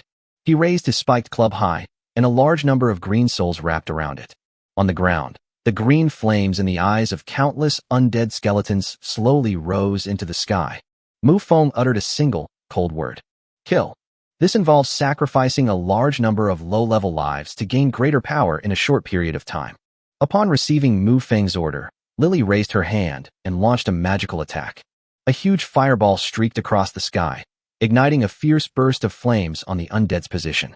The vampire's figure left a red afterimage on the ground, rushing out like a sharp arrow. The orcs raised their spears and roared in unison. The dead were also moving, and the sounds of bones rubbing and colliding were incessant. 1,000 vampires is not a large number. However, the moment the two armies clashed, the vampire's formation, like a sharp knife, was unstoppable. The orc leader drew his sword from his waist. A sharp flash of sword light disappeared in an instant, and several undead warriors had already fallen in front of them. Just as he was about to swing his sword again, a huge bone club spun and flew toward him. The bone club gleamed with light. It was a high-level enchanted weapon. Grotov slashed horizontally with his longsword, deflecting the flying bone club back. The bone club spun and fell into the hand of a skeleton, who hoisted it onto his shoulder and stared at Grotov with eyes that flickered with green flames. This is a high-ranking hero-level undead. The spirit stared at Grotov, its knees slightly bent, one hand gripping the ground, poised to charge. The next moment, his legs suddenly exerted force. His body shot out like a cannonball. Boom.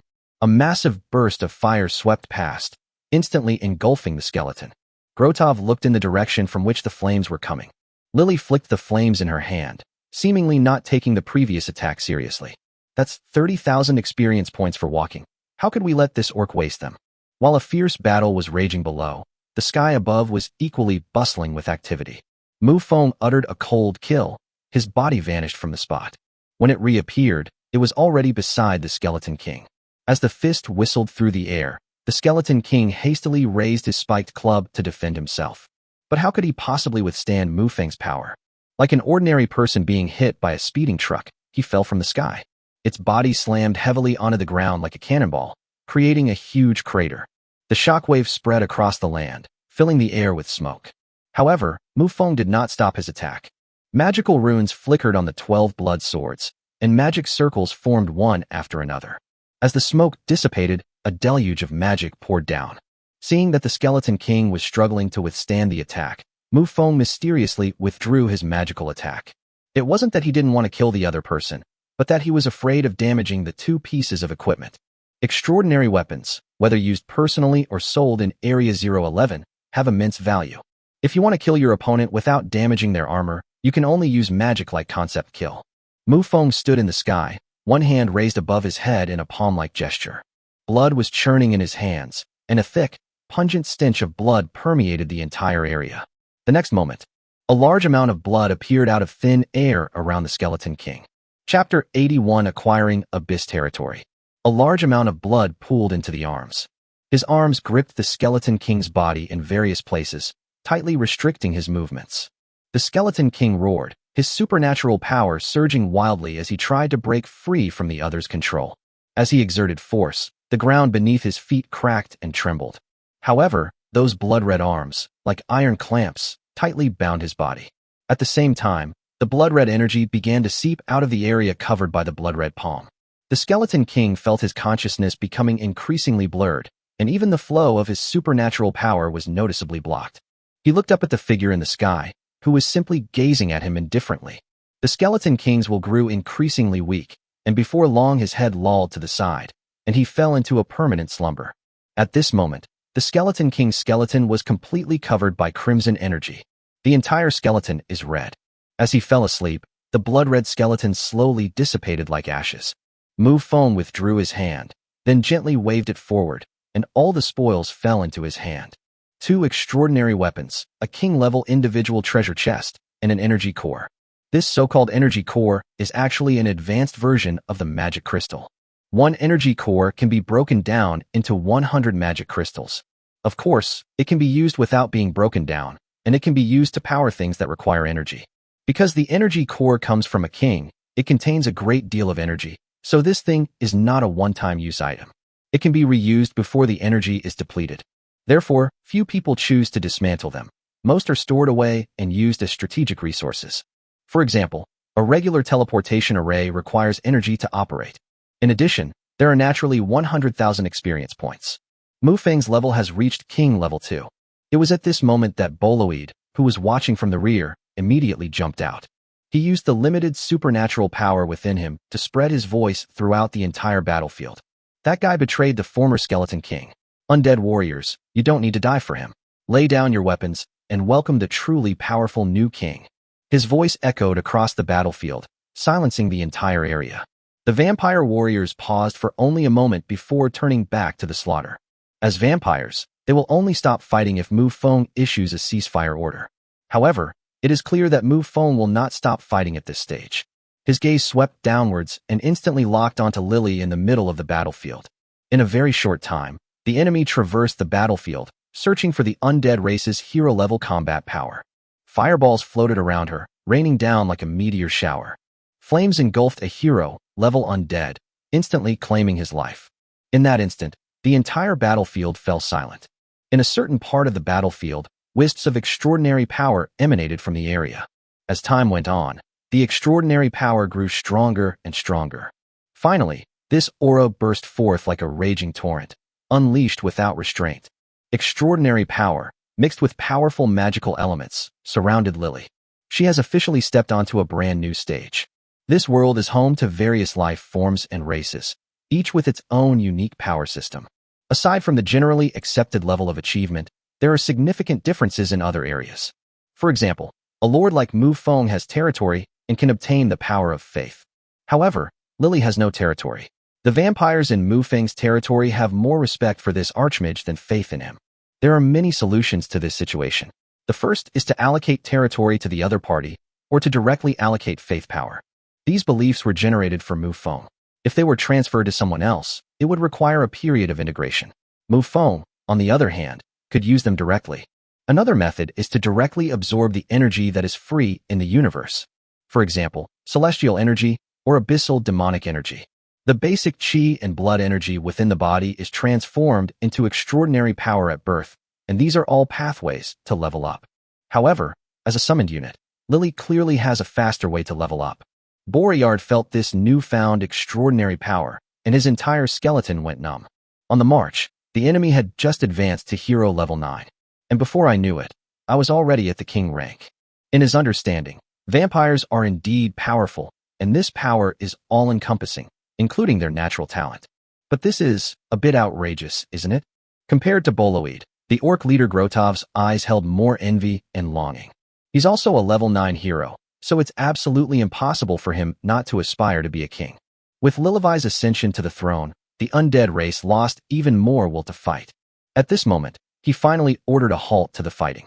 Seeing the situation, Boloid immediately stepped forward and began to persuade the undead to surrender. He himself was a king of the corrupt and scorched earth, and now that the other 3 kings have all fallen, his words carry great weight at this moment. Mufong walked through the scorched earth of the royal city, his eyes filled with wonder. The social structure of the undead race was an eye-opener for him. The lower-level undead race has little intelligence, so naturally they don't need housing. The vast royal city consisted of only the royal palace at its center and a number of mansions on its periphery. As for the rest of the royal city, it was a vast, empty plain. Large numbers of undead roamed the area, the scorched earth providing them with necromantic energy to sustain their lives. Low-level undead are not very intelligent. At the commander level, they are roughly equivalent to a 13-year-old child, and at the hero level, they are no different from normal people. Mufong entered the palace, where the architectural style was predominantly gloomy and terrifying. Upon entering the main hall, Mufong made no attempt to stand on ceremony and immediately sat down on the skull throne. Looking down, he saw that in addition to the people he had brought, some high-ranking members of the undead race were also there. Currently, the undead race still has 6 hero-level members remaining, and their strength is still considerable. Of course, these 6 are not all. There are others guarding other cities. Mufong sat on the skull throne and asked, "How many troops does the undead race have left?" One of the skeleton heroes stepped forward, knelt on one knee, and respectfully said, "Lord, the undead originally had a total army of 1.8 million. The previous battle mobilized 500,000 troops, and about 200,000 died. Currently, there are 1.6 million left." Mufong nodded. By this calculation, each of her soldiers killed an average of 200 undead. Of course, this number is not absolute, since orcs also participated in the battle. And the Skeleton King's sacrifice, although interrupted in time, still caused some damage. Chapter 82 Skeleton Knight. After thinking for a moment, Mufong asked, "Are there any other powerful forces around here?" "My lord, there are indeed powerful forces, but they are all very far away," Boryard said respectfully. "This is only the first level of the abyss, and king-level forces are relatively rare here." Mufong nodded, then looked at Grotov, the orc leader. Although the war had not lasted long, the orc warriors suffered heavy casualties. Mufong only glanced at it briefly. The death toll was around 2,000, plus other seriously and lightly injured people. With that thought in mind, he said, "Starting today, the orcs' territory will expand outward by 50 kilometers. Grotov was stunned for a moment upon hearing this, as the orcs' territory hadn't been touched for a long time. Now, with just a few words, the territory has expanded significantly. After a moment of stunned silence, he was overjoyed and immediately knelt down, saying excitedly, "Thank you for your kindness, Lord. I am willing to do everything in my power for you." Mufong nodded, a smile on his face.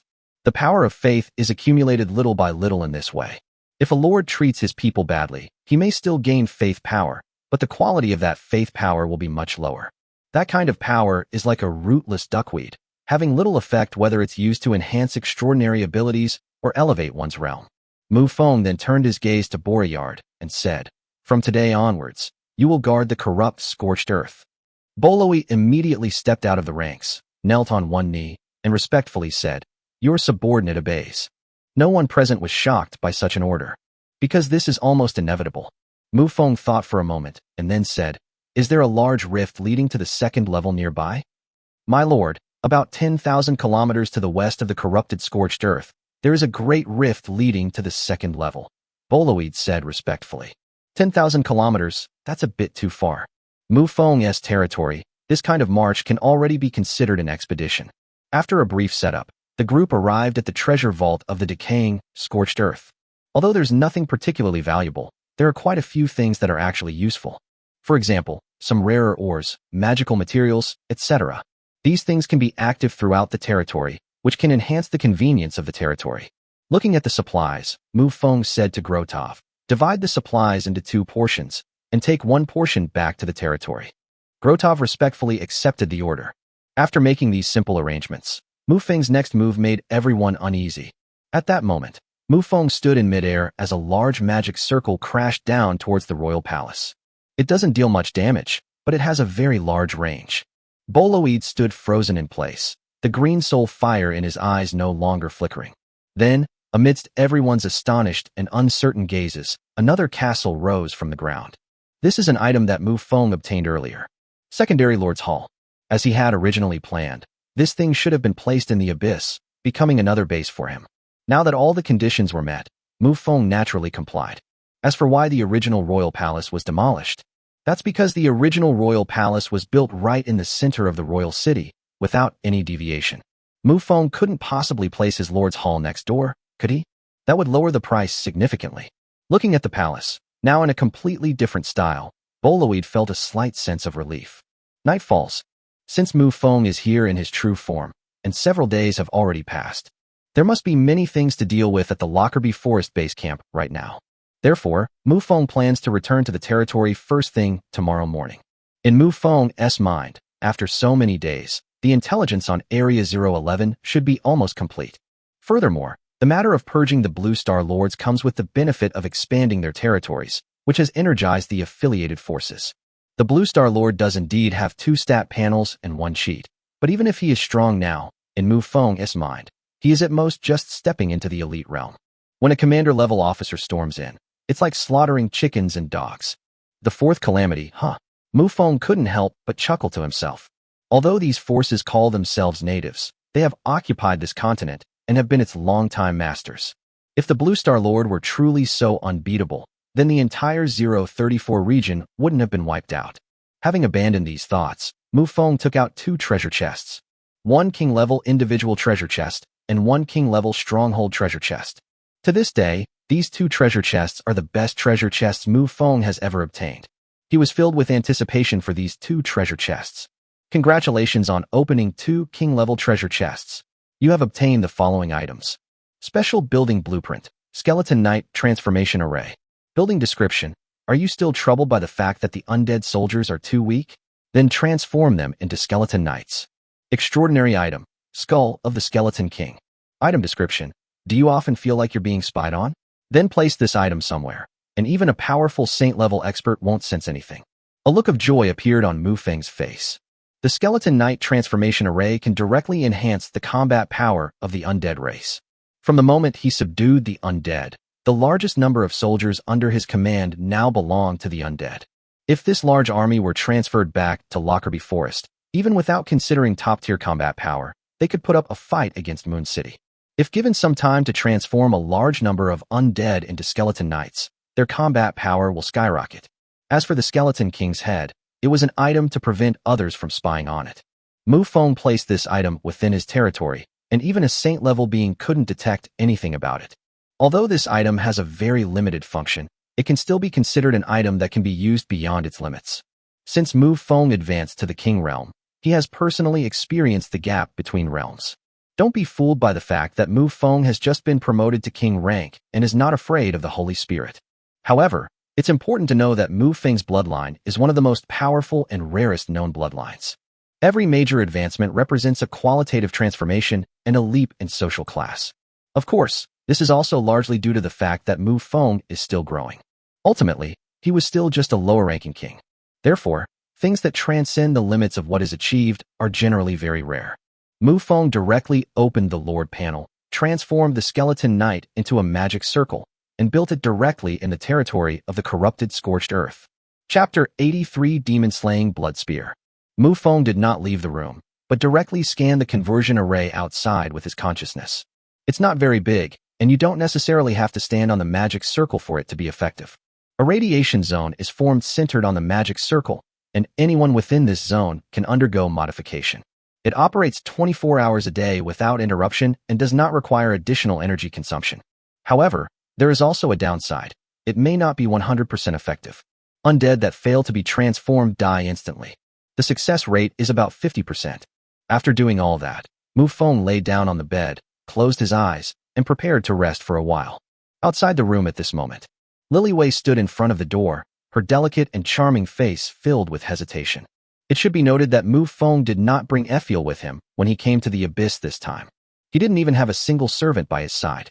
In Lily's mind, this was a golden opportunity. The reason for their hesitation was the fear of being kicked out by the Lord. After standing there for a long time, she finally took a deep breath and knocked on the door. Enter. Hearing the answer from inside, Lily pushed open the door with a nervous heart. Upon seeing the newcomer, Mufong smiled and asked, "What can I do for you?" Mufong was genuinely happy that his opponent had just been promoted to the king rank. Lily's face, and she said somewhat awkwardly, "I don't see any maids with the Lord." Although the words were not finished, how could Mufong not understand? Mufong couldn't help but look the other person up and down.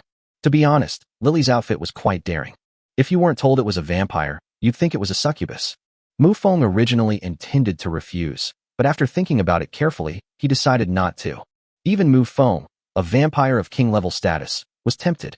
Mufong slowly stood up and walked slowly to Lily's side. Lily was too shy to look up at Mufong. Mufong stretched out his large hand and slowly lifted Lily's chin. Looking at the other person's long, fair neck, Mufong suddenly felt a surge of appetite. Sharp teeth slowly grew, piercing that tender white skin. The next morning, Mufong slowly opened his eyes. Due to a long-standing habit, the first thing he did upon waking up was to sign in and summon his troops. Although Mufong is not in the territory, it does not prevent him from summoning troops every day.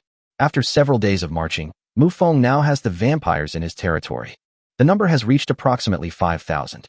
Of these, 1,000 are in the corrupted scorched earth, and another 1,000 are in the werewolf cities. Congratulations, host, on successfully checking in.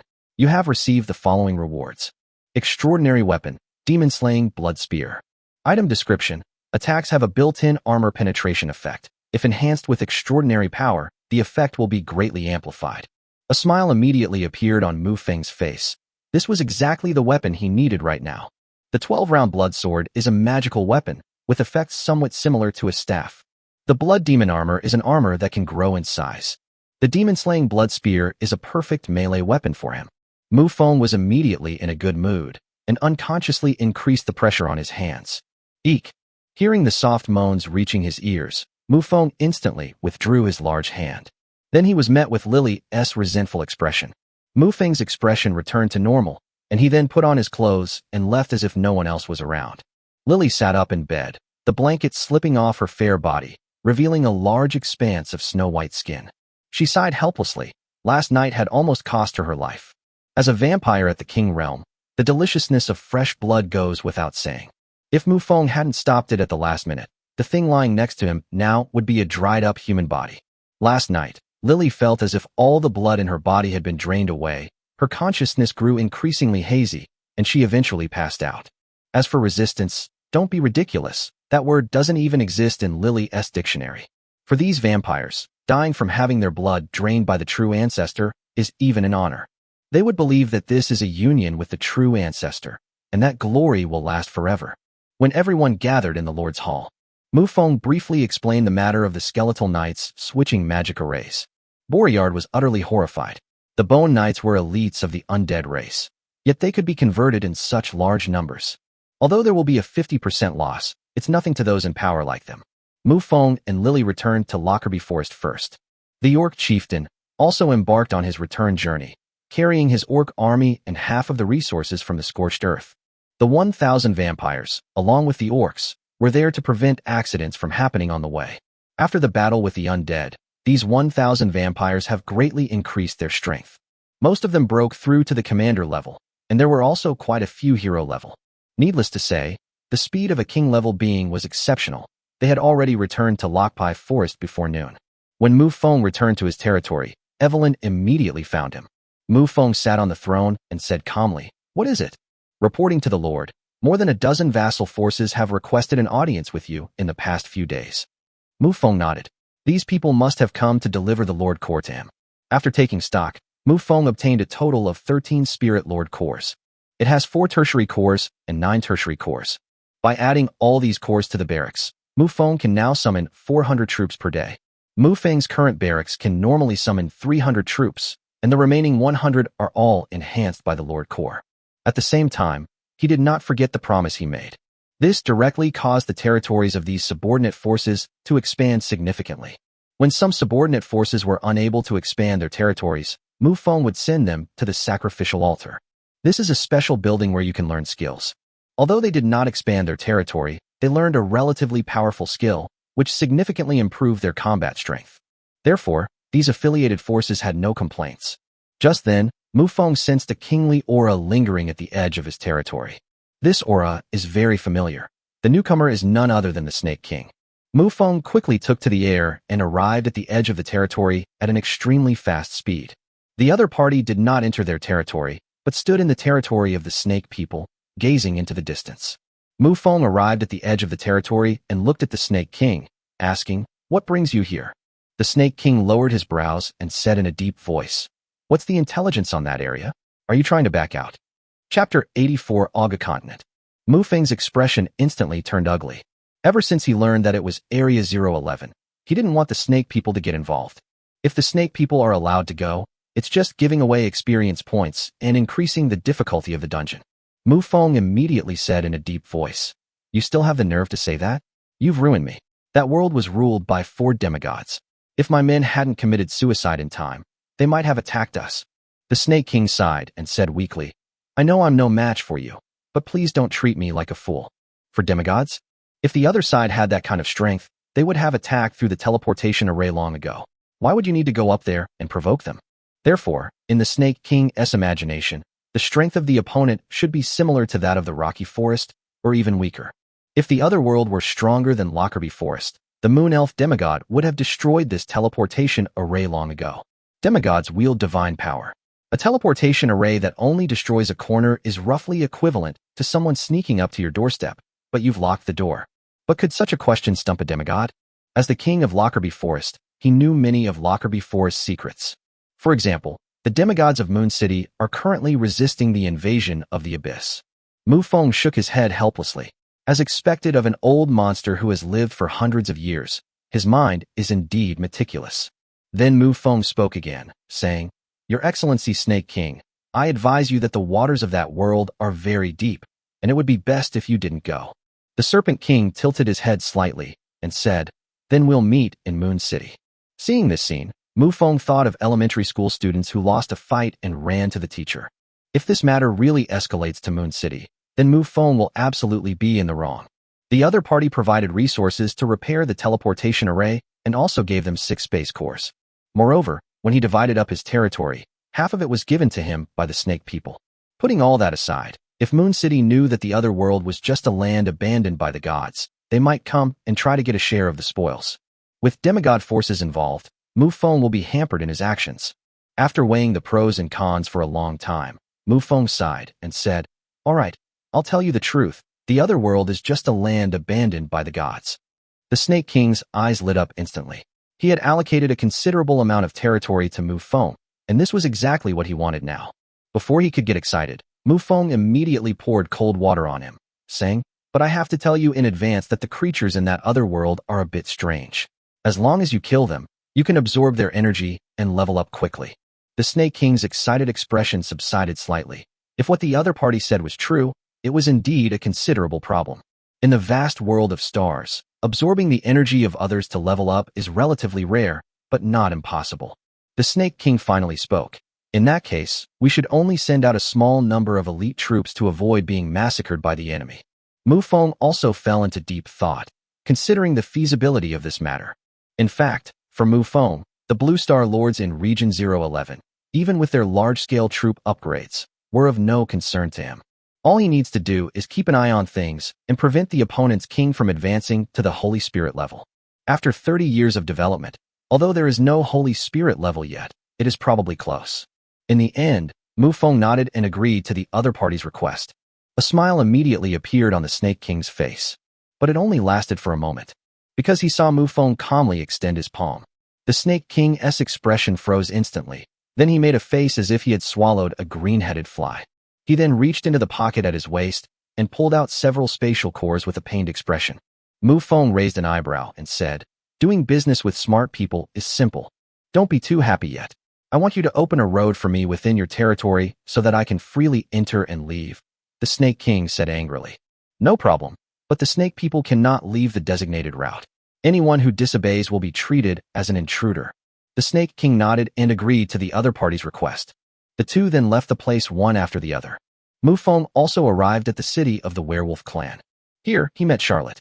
Even before heading to the abyss, he had Charlotte lead 1,000 vampires to wait here. Upon entering the werewolf clan's hall, Mufong sat on the throne, looked down at a vampire, and said loudly, "How's the intelligence from that world?" Mufong recognized that blood demon. It was one of the ones who had gone to Area 011 back then. After several days of fighting in the abyss, the enemy returned with the information they wanted. Gathering intelligence doesn't necessarily require walking the earth. The other party only needs to infiltrate a faction to obtain general information. Reporting to the Lord, the other world is called the Starry Sky World, and the continent where the teleportation array is located is called the Augu continent, specifically in the Skybreak Great Forest in the southernmost part of the Augu continent.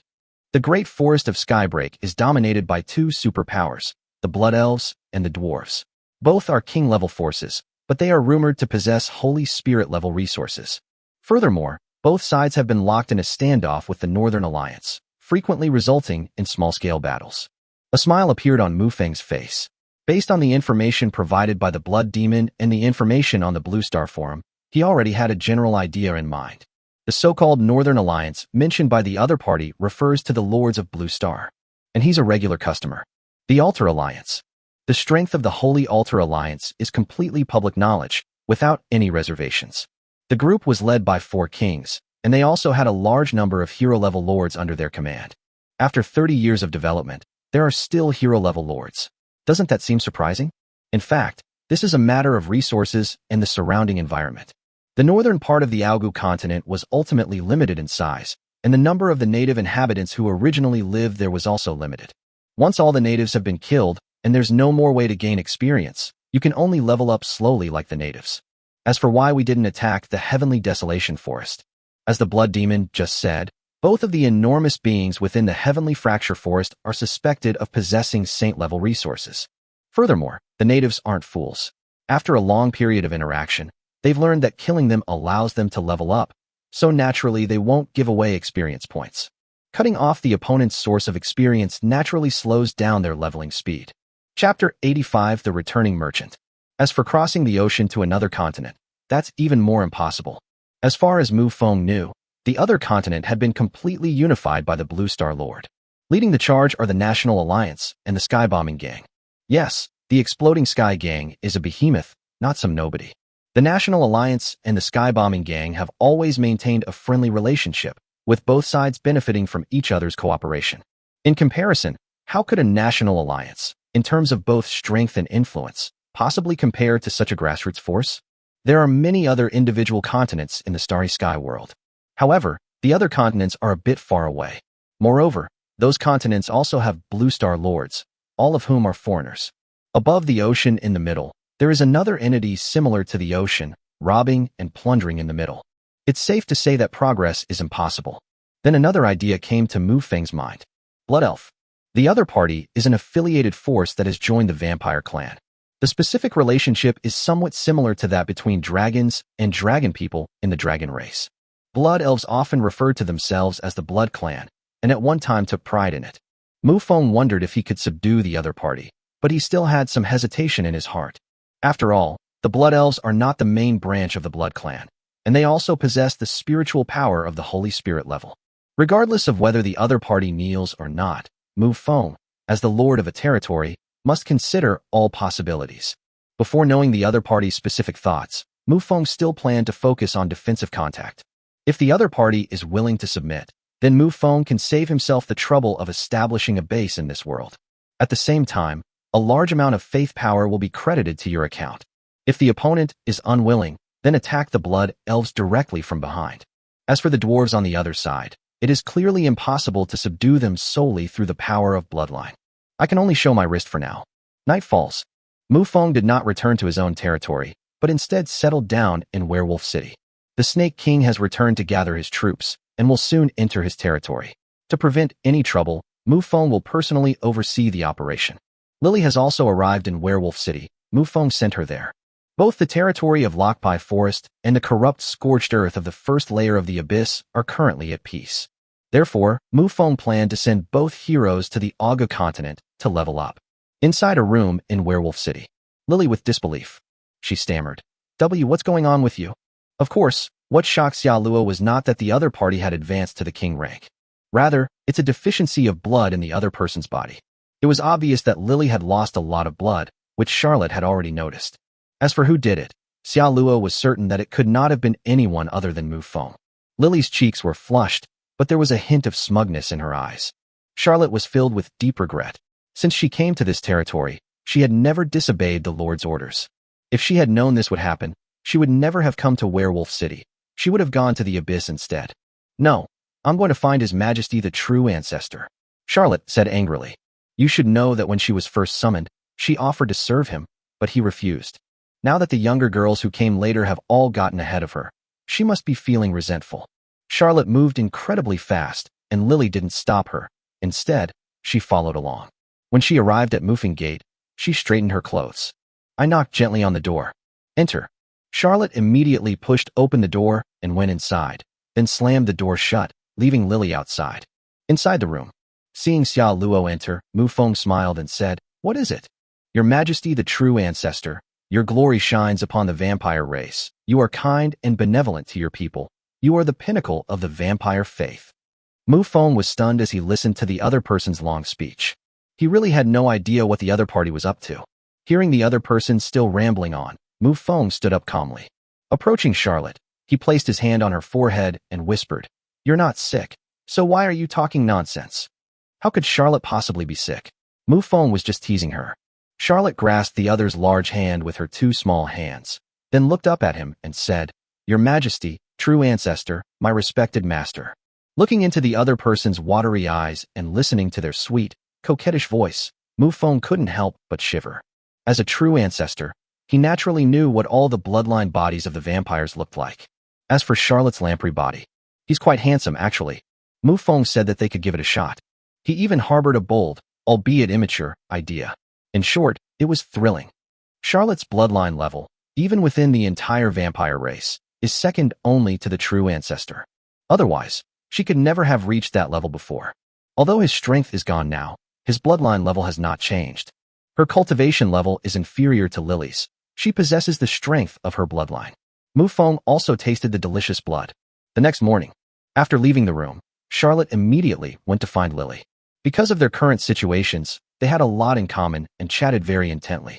So much so that they didn't even know a stranger had come to the Werewolf City. The Wandering Merchant, Croatia. Although the Lockerbie Forest is vast, traveling is not a problem for a wandering merchant at the King Realm. After Mufong noticed the other party, he sent someone to bring him here. Croatia walked through its territory, marveling at the sights. Upon seeing Mufong sitting on the throne, his first words were, My esteemed lord, I have heard of your legend deep within Lockerbie, and it truly astonishes me. The addition of a new king to the Rocky Forest is an absolutely sensational event. It had already spread throughout Lockerbie Forest. Mufong looked at the other person, secretly surprised as well.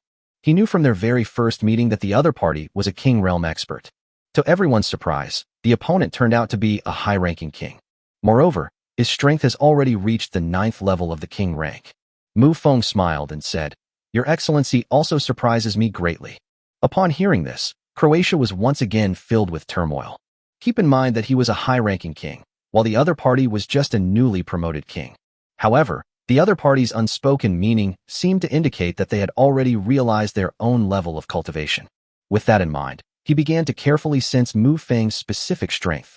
Chapter 86 already. Mufong naturally noticed this, but he did not stop the other party. 3 seconds later, Mufong then let out a cold snort. Croatia was immediately terrified. Based on his perception just now, the opponent's realm was king level 2. However, the extraordinary power surging within him has even reached the level of a Holy Spirit. If we were to pinpoint the difference between Mufong and the Holy Spirit, it would be that Mufong is unable to mobilize the power of heaven and earth. Such fundamental flaws in one's level of understanding are very difficult to remedy. Croatia composed himself, bowed, and said, Your Excellency, the wandering merchant Krobia pays his respects. After realizing he was no match for his opponent, his attitude immediately changed dramatically. Mufong wasn't angry at all. His purpose was simply to let the other party know his strength so that he could gain the upper hand in the upcoming transaction. When Croatia first came, Mufong didn't have enough large gold coins. But things are different now. There's a system reward of 100 gold coins, plus enchanted weapons and alchemical potions sold in Area 011.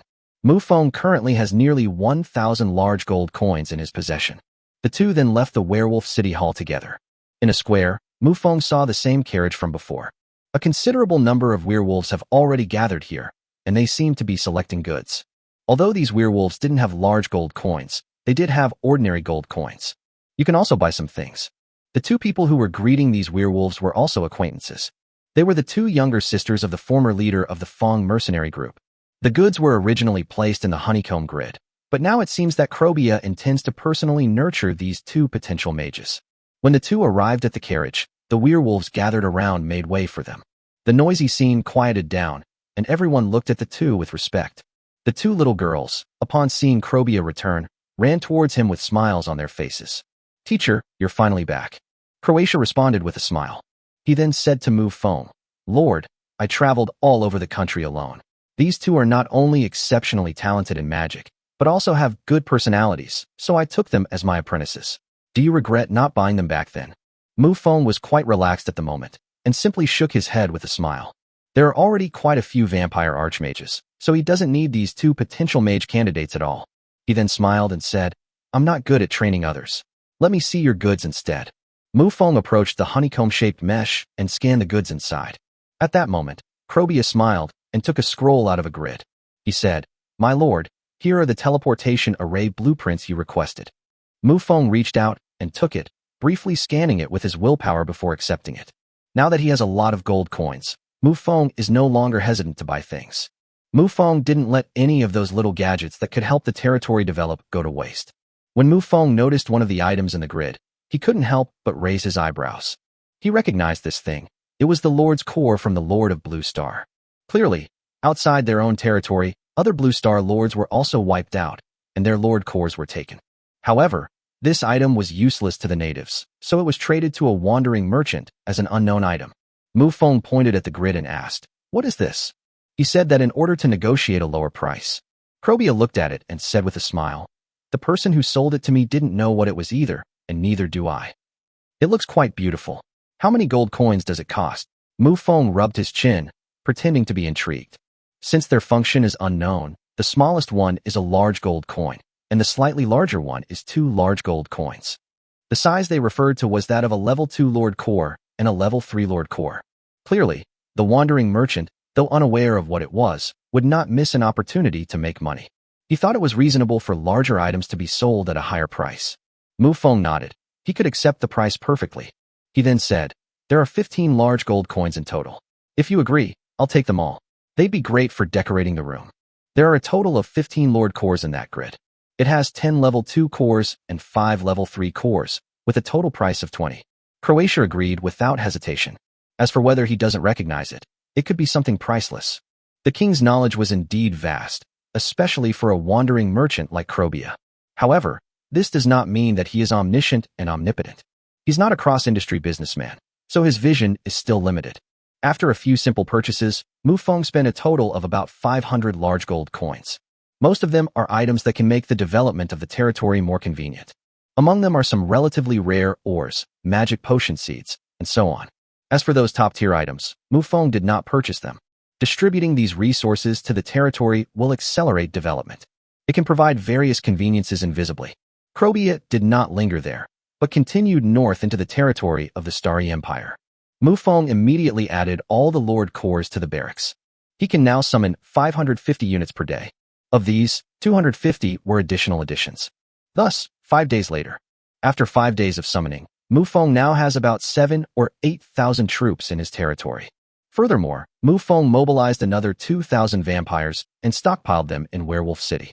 Within these 5 days, the Serpent King had gathered all the elite troops he had selected in the Werewolf City. Looking at the so-called elite troops selected by the other party, Mufong couldn't help but sigh helplessly. In his mind, the so-called elite should be composed entirely of elites. At the very least, they can't be low-level soldiers in the Qi and Blood realm. But now it seems that his demands were too high. In the eyes of these natives, the soldiers' strength had all reached the upper-level Qi and Blood realm, which was already considered elite. Furthermore, after such a selection process, the number of Snake People soldiers was not large. The army numbered only 50,000. This is only the force that can be deployed, not the entire Serpent People race. The Snake King looked at Mufong, a look of shock flashing in his eyes. Although the enemy only had 3,000 troops, he could clearly see that all of them were elite soldiers. It should be noted that even the most elite troops of those transcendent forces entrenched on the Dawn continent are no more than this. Chapter 87: The Serpent Clan's Intentions. Take, for example, the Royal Knights of the Star Empire. To become a Royal Knight, the required strength is also elite level. However, the Royal Knights only numbered 500. Because even ordinary armies need a large number of elite personnel as junior commanders. To assemble a force composed entirely of elite soldiers would require an enormous amount of resources. Mufong glanced at the other party, then took out a map and handed it to the Serpent King, saying, "Once we get there, we'll split up. My target is the Blood Elves, so don't interfere." The Snake King took the map, a pained expression on his face. The relationship between vampires and Blood Elves is self-evident. Therefore, in the eyes of the Serpent King, this lord before him had a natural ally on the continent of Augu. After he finished reading all the information on the map, he couldn't help but sigh helplessly, although there were no demigods in that world. However, the Snake People tribe alone cannot afford to offend that dwarf tribe. It's definitely impossible to acquire large-scale and territorial land. The only option is to squeeze out some profits wherever possible. Of course, besides territory, the Serpent King's biggest goal is to plunder resources. Because the teleportation array is inside a cave, the soldier's passage rate is very limited. Mufong used his extraordinary power to widen the cave's exit. The teleportation array may not look big, but it contains spatial properties and can hold more than it appears. Quite by chance, Mufeng's army of 3,000 men was exactly the limit of a small interdimensional teleportation array. However, this caused trouble for the Serpent King, as his 50,000-strong army had to be transported in multiple batches. The number of space cores consumed was enough to make him feel the pinch for a while. The continent of Augus is bordered by the sea to the south. Around 10,000 years ago, this place was ruled by a church. But as time went on, the church was overthrown and they were expelled from the starry sky world. Standing on the ruins of this church, Mufong seemed to hear the voices of believers singing in his ears. The scale of this site clearly demonstrates the church's former power. He gazed into the distance and saw the makeshift tents that had been erected there. The werewolf leader, Derek, is rushing here. "Greetings, Lord. How's the camp setup going?" "My lord, please rest assured that the current camp is large enough to accommodate 5,000 people." Mufong no longer has any subordinate lord halls, so he cannot place buildings here. Naturally, a base camp needs to be built manually. Lily were following behind him, both of them still harboring a bit of anticipation for this new world. By the time they had all entered the temporary camp, the Snake People had almost finished teleporting. The Snake King entered the tent at the camp and looked at Mufong, saying with emotion, "It's convenient to do everything when there are fewer people. You'd better hurry up and find a place to set up camp. Also, this is my territory, so try not to get into a conflict with the Blood Elves." The Snake King was well aware of this principle and immediately nodded. He was to lead the warriors of his tribe westward, heading towards the rear of the dwarves. Then Mufong looked at the Snake King, who was accompanied by another snakeman. And it was someone I knew well. Haired snake woman girl from the dwarf tribe. The snake woman girl, Alice, looked up at Mufong with a slightly dazed expression. Essentially, this was their first meeting. Because the last time they met in the dwarf tribe, Mufong was just a phantom of will. Before the battle broke out, Alice thought the person in front of her was a madman. Because how could a hero possibly defeat a king? But the facts that unfolded before my eyes slapped me in the face. Their Snake People's elder is still recuperating in the capital and has not yet fully recovered. Moreover, according to the maid's rumors, the Grand Elder seems to have some mental issues. The birth of a king in a peripheral region of Lockerbie Forest is a legendary event in itself. What's more, the opponent had seriously injured a king-level player just before advancing to the king rank. In other words, Mufong has never been inside the Lockerbie Forest, otherwise he would definitely be treated like a rare animal and surrounded by onlookers. "What are you looking at? Let's go." Oh. Coming to her senses, Alice quickly followed the Snake King, wriggling her snake tail as they departed together. Mufong watched Alice's departing figure, lost in thought. Based on his observation, the two people were probably not father and daughter. However, the Snake King took good care of this woman. Moreover, the woman is also very talented, and her current strength has reached the 9th level of hero. He has the potential to become a champion. Furthermore, Mufong can tell you the truth. Having been in this world for so long, he has seen many different kinds of life. However, so far, this woman's bloodline level is the highest. The Serpent King, who is already a king, or bodyguard from the abyss, do not have as high a bloodline as the other party. It seems the Serpent people will have another king, Mufong remarked with a sigh. The Snake people's invasion of this world had absolutely no advantage whatsoever. But the other party was still like a stubborn fool, insisting on coming over. So this seems to be the reason. They need territory, faith, and resources to support this young girl's ascension to kingship. Mufong turned his gaze to Lily and said, "Come with me to the Blood Elf capital." Charlotte immediately stepped forward and said, "Your Majesty, I want to go too. You stay here to guard the territory and make sure nothing goes wrong." Charlotte had no choice but to stay and guard the camp. Mufong and Lily flew through the sky at an extremely fast speed. A quick glance below revealed that there weren't many living beings in this area. Mufong certainly couldn't possibly rely on such a small force to think he could dominate this continent. However, Mufong had previously received an item by signing in. War Black Tower. Now is the time to put them to good use. What he needs to do now is to test whether the Blue Star Lord can gain experience after killing the War Beast. After all, the War Behemoths are puppets that have been transformed. They have no consciousness and cannot be considered living beings. The War Tower is the enemy's control center. Controlling the War Tower allows control of the War Beast. If the opponent can gain experience by killing the War Behemoth, then Mufong will have to find another way. Mufong pondered in his mind as his figure rapidly streaked across the sky. Whoosh! A sharp arrow pierced the air, heading straight for Mufong. Mufong stopped instantly, raised his hand, and flung the arrow away. Chapter 88 Blessing the Holy Domain. Where did this insignificant ant come from, daring to offend the Lord? Before Mufong could speak, Lily Wei, who was standing next to him, shouted angrily. In the forest below, the Blood Elf, Elise, stared blankly at the sky. Her expression seemed somewhat blank, even filled with disbelief. Vampires. If she wasn't mistaken, the one who had just spoken was a vampire archmage. Blood Elves, having joined the ranks of vampires, often refer to themselves as subjects of the vampires. Seeing a living vampire standing before me now feels like seeing a figure from my faith. While she was still in a daze, a crimson beam of light blasted towards them. Elise snapped back to her senses instantly, her movements incredibly agile as she dodged the incoming beam of light. She quickly said, "Your Majesty, this is a misunderstanding." The bloody light on Mufong's hand slowly dissipated, and he said coldly, "So you're a member of the Blood Elf race?" Elise took a deep breath and said, "Yes, Your Majesty." "Take me to your capital," Mufong said calmly. Even if Mufong hadn't said it, Elise would have had the same thought.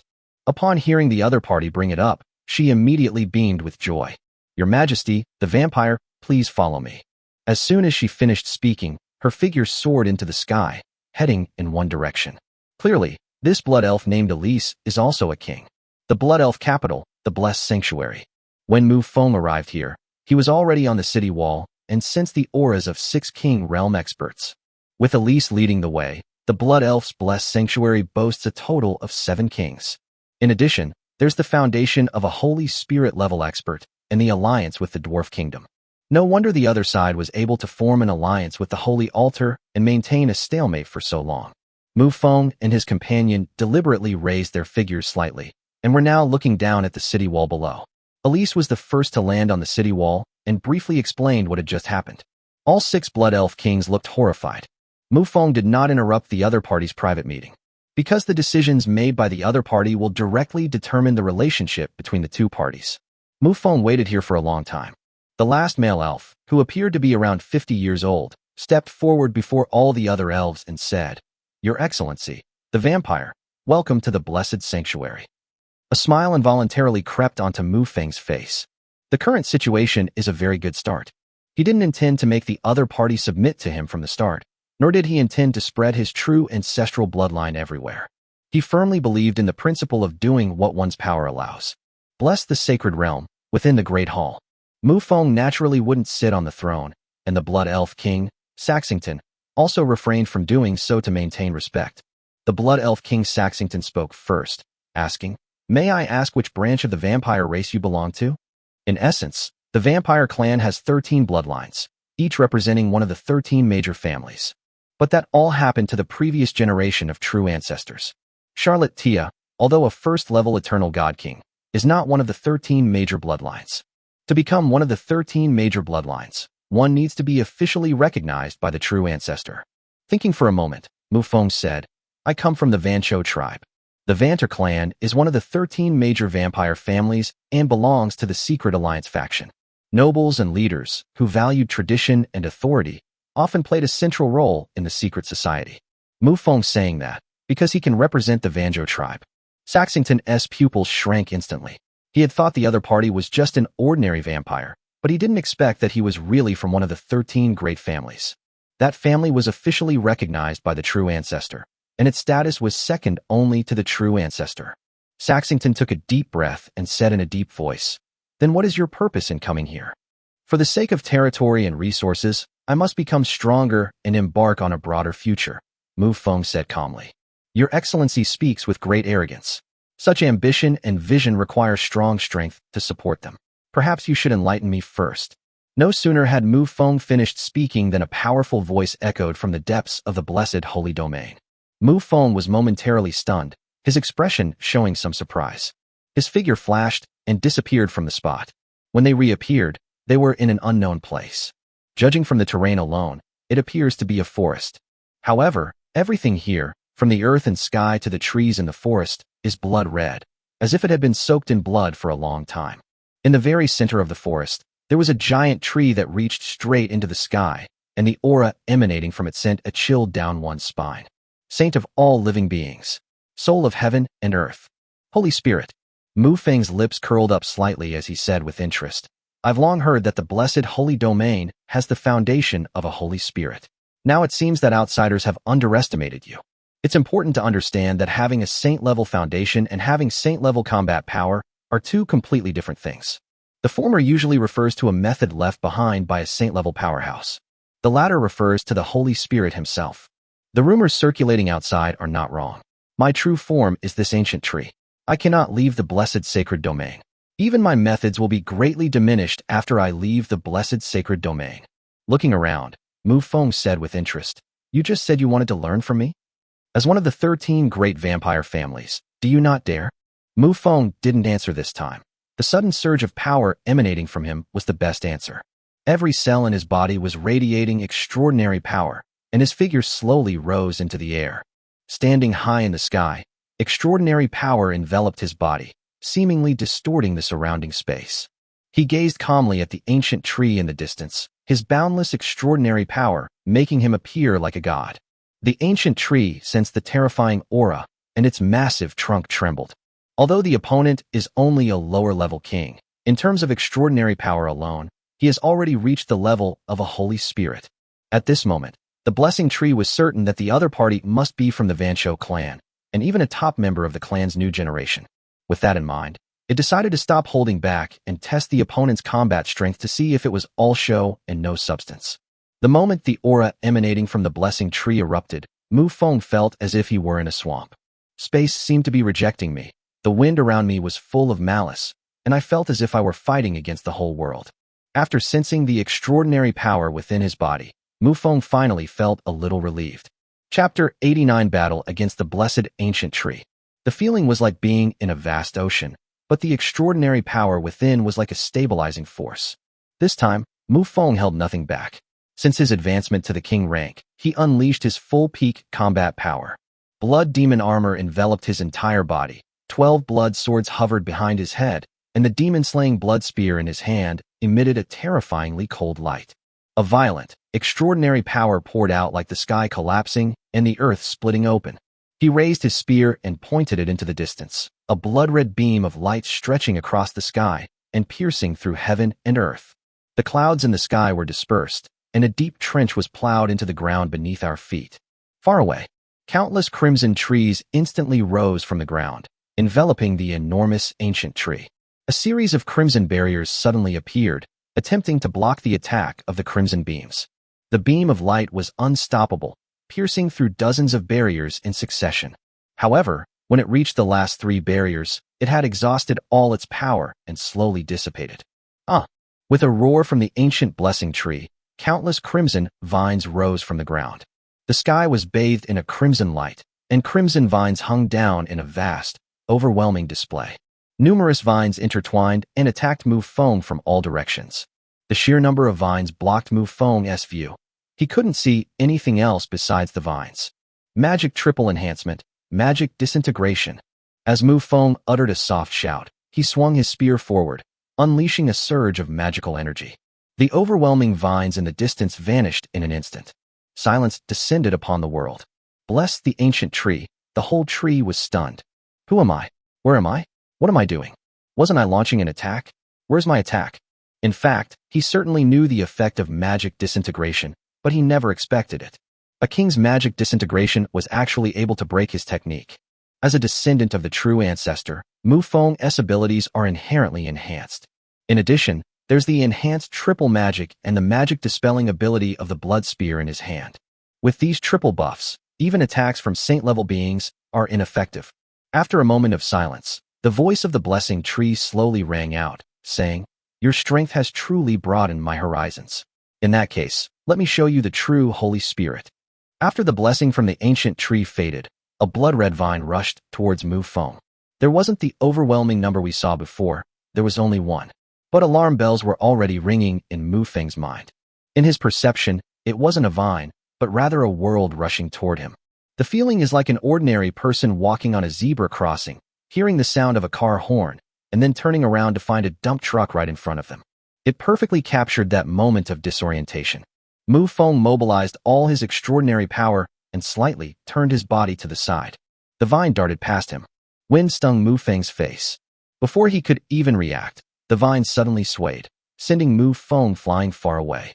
Mufong's figure tumbled in the sky, staggering as he steadied himself. The demon-slaying blood spear in his hand was shaking wildly like a tuning fork. He suddenly exerted force with both hands, and the demon-slaying blood in his hands returned to calm. The next moment, the spear tip pointed straight at the sky, and he shouted fiercely, "Vampire transcendent magic! Dark blood killing light!" A line of blood shot straight into the sky from the tip of the spear. Then the bloodline began to twist, eventually forming a blood-red ball of light at the center of the spear tip in the sky. After all this was done, the blood-red vine turned around and attacked again. Mufong swung his spear forward. Within the crimson light cluster, a thin line of crimson light shot out. The very thin, blood-red light collided with the vine. Boom! A huge explosion rang out, and a mushroom cloud slowly rose between Mufong and the blessing tree. Far away, the 7 Blood Elf Kings who were watching the battle were all terrified. Blood Elf King Saxington asked somewhat uncertainly, "Are you sure that Vampire Lord was truly a king, and wasn't hiding his strength?" However, no one answered him. Everyone's eyes were fixed on the distance. An even more terrifying battle has broken out. Dozens more vines extended from the ancient tree itself. Each vine seemed to carry the weight of a planet as it hurtled towards Mufong. Mufong knew in his heart that this pressure was only a feeling. This does not mean that the vine is actually that heavy. This is mobilizing the power of heaven and earth. Both its power and pressure will be maximized. This feeling is truly like fighting against a world. Mufong released the demon-slaying blood spear from his hand. As it fell, he had already stored it in his system space. Then he slammed his palms together, and a crimson light shot out from his palms. He slowly separated his palms, and a drop of blood appeared between them. Then, with one palm facing the sky, the drop of blood in his palm disappeared into the crimson light above his head. In an instant, the crimson light seemed to come alive. 1, 2, hundreds and thousands. Hundreds and thousands of blood-red beams of light shot out from the ball of light. Blood streaks bombarded the vines, and another mushroom cloud rose slowly. As the crimson orb in the sky slowly rotated, the bloodlines roamed freely across the earth. The jagged, terrifying ravines struck the hearts of everyone present. The clouds in the sky were churned apart, and the terrifying shockwave made everyone lose their balance and their ears ring. Blood-red vines continued to shoot out from the ancient tree of blessings. Meanwhile, the blood sphere in the sky was constantly bombarded with crimson rays of light. The attacks between the two sides seemed to have reached a stalemate. However, the next moment, as the ancient tree, which was nestled in the earth, began to glow with crimson runes, numerous symbols began to flicker. Crimson runes extended from the tree roots all the way up the tree body. In the end, even each leaf seemed to be engraved with magical runes. Super tier magic. The sky is falling. Boom. In an instant, the heavens and earth trembled. Mufong's gaze, the sky seemed to actually drop a notch. Boom. Within a very short time, a second roar resounded. The sky seemed to have dropped again. Mufong knew he couldn't just sit and wait to die, so a large number of magical runes began to flash around him. Under his deliberate manipulation, the crimson light cluster retracted all its bloodlines. Finally, a beam of light shot into the sky. Click. The sky, like tempered glass, was covered with a dense web of cracks. But that's far from enough. As the beam of light grew thicker, its terrifying power became increasingly overwhelming. Chapter 90 Blood Elves. In contrast, the originally enormous crimson sphere of light is also constantly shrinking. Click, click. More and more broken sounds rang out. Boom.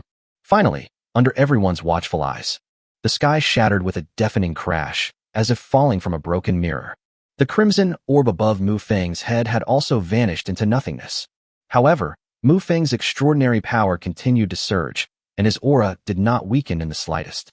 The fragments, shattered from the sky, vanished before they even hit the ground. The real sky reappeared before everyone's eyes. When Mufong looked at the blessing tree, it had already withdrawn all its aura and seemed to have fallen into a deep sleep. Although it wasn't a life-or-death struggle between the two, the blessing tree didn't hold back either. In the eyes of the blessing ancient tree, this battle concerns the future of the race and cannot be taken lightly. Mufong's strength has already earned his recognition. No, you could say it's more accurate to say it's awe and admiration. When a holy spirit cannot subdue a king, the fate of everything is already sealed. What's more, the two fought to a draw. The blessing ancient tree is not weak. In fact, it is extremely strong among those of the same realm. This is the powerful combat strength of his peers that he gained in exchange for being unable to leave a certain place. Mufong's vision distorted for a moment, and when he came to his senses again, he was already above the blessed sacred domain. Looking into the distance, in the very center of the blessed sacred realm, an ancient tree stands quietly. Apart from being unusually large, there seemed to be nothing unusual. Just then, the 7 kings of the blood elf race, along with Lily, all came to stand behind Mufong. King Saxington of the Blood Elves clenched his fist and placed it in front of his chest, bowing respectfully and saying, "Your Majesty, please proceed to the Blood Elf Palace." Mufong nodded, then returned to the Blood Elf Palace. Upon entering the main hall, Mufong had not yet spoken. With a wave of his hand, Blood Elf King Saxington summoned several Blood Elf maids. Mufong's bewildered expression, they escorted him to the side hall. Then, the Blood Elf maid started undressing Mufong without saying a word. But don't get me wrong, she just took off her coat. Finally, they brought out a brand new, gorgeous dress. Mufong did not resist and let them do as they pleased. Finally, when a crown was brought out, Mufong finally managed to smile. Strength determines one's status. Even the Holy Spirit-level powerhouses of the Blood Elves could do nothing to him. At this moment, Mufong was only a lower-level king. This means that Mufong has a much brighter future, which is undeniable. Blood Elves are vassals of the vampires, and it is perfectly normal for them to submit to the bloodline of one of the 13 vampire families. Even if Mufong didn't have such powerful combat strength, he could still roam freely in the blessed holy domain based on his status. However, when the two were combined, the Blood Elves began to consider submitting. The blessing of the ancient tree is a test of Mufong's combat power. That's the meaning behind it.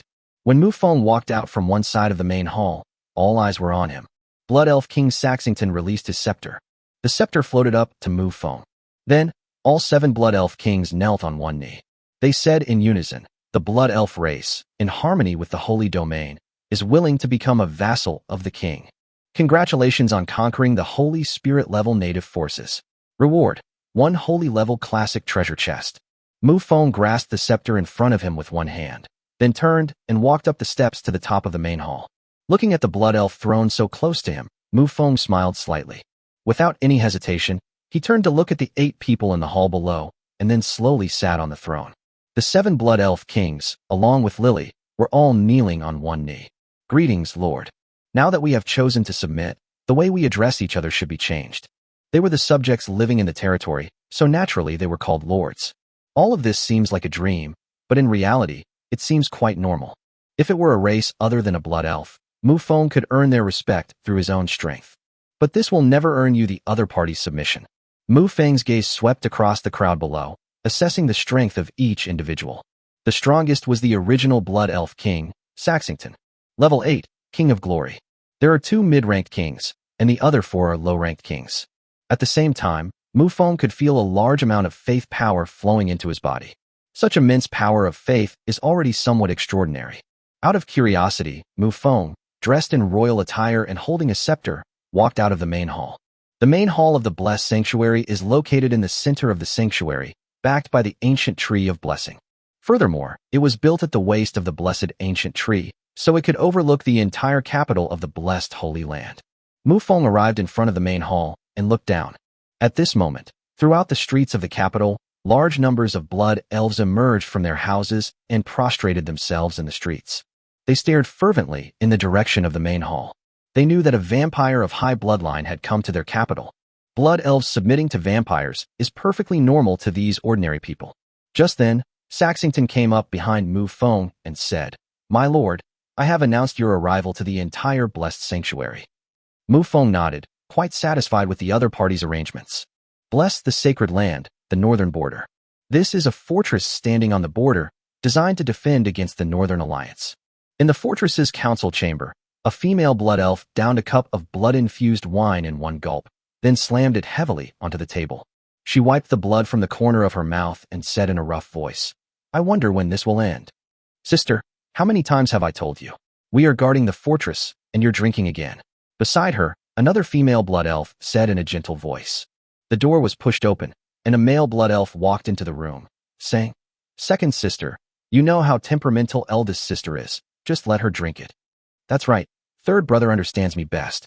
Someone as fussy as you will never find a man in the future." The woman, referred to as the second sister, sighed helplessly.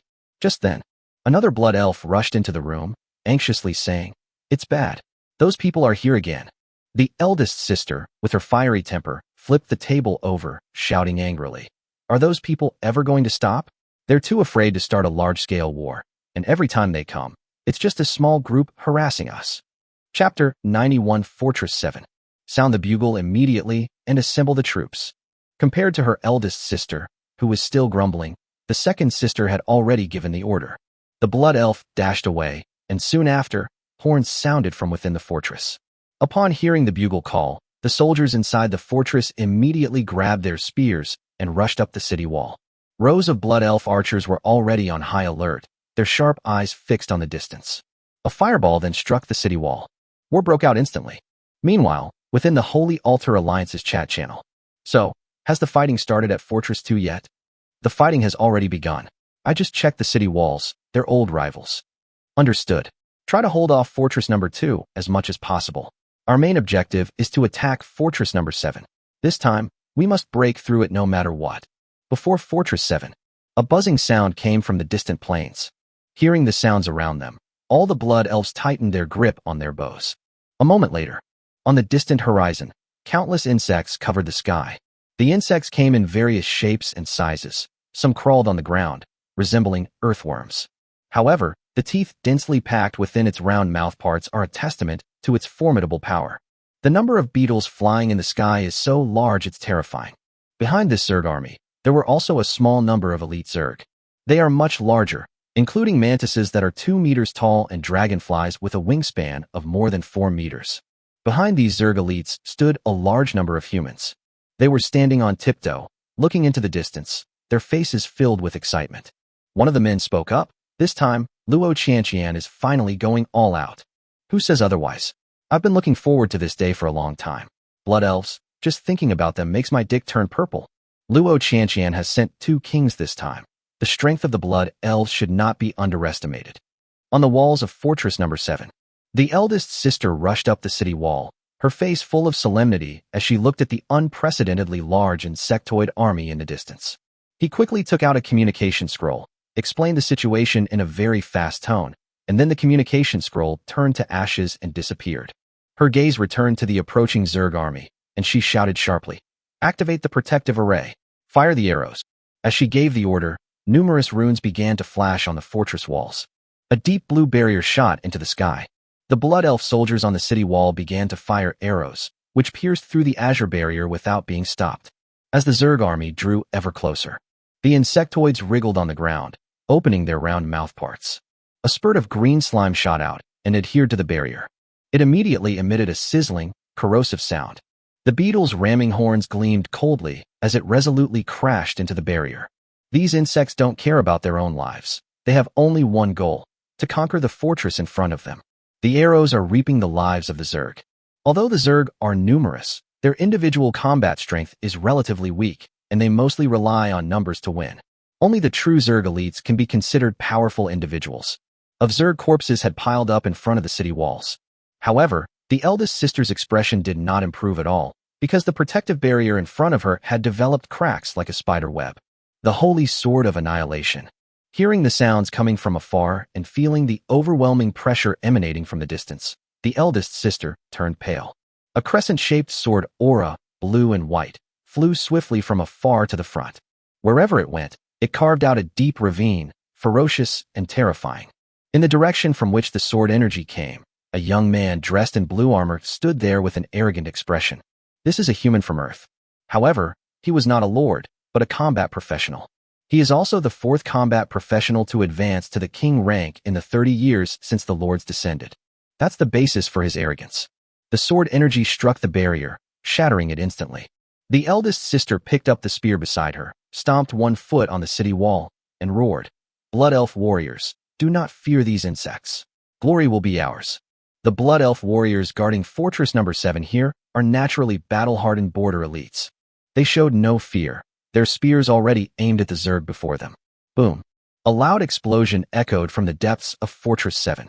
A few seconds later, a huge explosion suddenly erupted from the Zerg army in front of them. Large numbers of Zerg were blown away or even blasted into pieces. The rear area. A combat professional from Earth placed his hand on his forehead, trying to see into the distance. Looking at the explosions on the battlefield, he said, "It's the dwarven rune cannons. Should we send the elite troops instead?" Buzz, buzz, buzz. Clearly, there was no need for a mere combat professional like him to speak. The leader in charge of this battle had already issued the orders. The wings of the dragonfly and the mantis began to vibrate, and the frequency increased. Then their figures blurred and disappeared from the spot. This wasn't teleportation. It was simply that the flight speed was too fast. The Zerg Air Force, composed of beetles, could not break through the Blood Elf's arrow net. However, thanks to its incredible agility, the dragonfly was almost completely immune to the arrows. Dozens of dragonflies moved with incredible speed, their figures swiftly skimming over the city walls, their target the dwarven cannons deep within the fortress. What is that thing? How can it fly so fast? The three sisters had never seen a dragonfly like this before. Clearly, this was the first time Luo Qianqian had sent out a dragonfly. They had no means of defense against something that appeared so suddenly. Deep within Fortress 7, 7 or 8 people were operating the huge cannon in front of them, a masterpiece of their dwarf race. Using magic and runes, along with some energy blocks, even an ordinary person can operate the cannon in front of them. Blood elves and dwarves joined forces to resist the Northern Alliance, and naturally, they shared whatever weapons they had to help each other. As the dragonfly's silhouette flashed by, the shells piled up nearby exploded instantly. The detonation power of the ammunition was quite terrifying. The entire depths of Fortress Number 7 were almost completely razed to the ground. As the explosions and flames erupted from the fortress, a rhinoceros beetle, as large as a tank, swayed its massive body. An unknown frequency emanated from his mouth, and the swarm of insects seemed to go mad. They surged into Fortress 7 like a tidal wave. Just then, the king in blue armor tapped on the rhinoceros beetle's armor. Chapter 92 War Black Tower. He laughed and said, "You little brat, once we invade the Blood Elves' territory this time, you'll finally have a good meal." The giant rhinoceros beetle turned its body, its huge horn pointing at the man. He said in a muffled voice, "I'm not a stink bug. Everyone calls me the Bug King." The man chuckled and said, "Very well, great insect king." The rhinoceros beetle was finally satisfied. Its huge carapace slowly opened, revealing the wings hidden inside.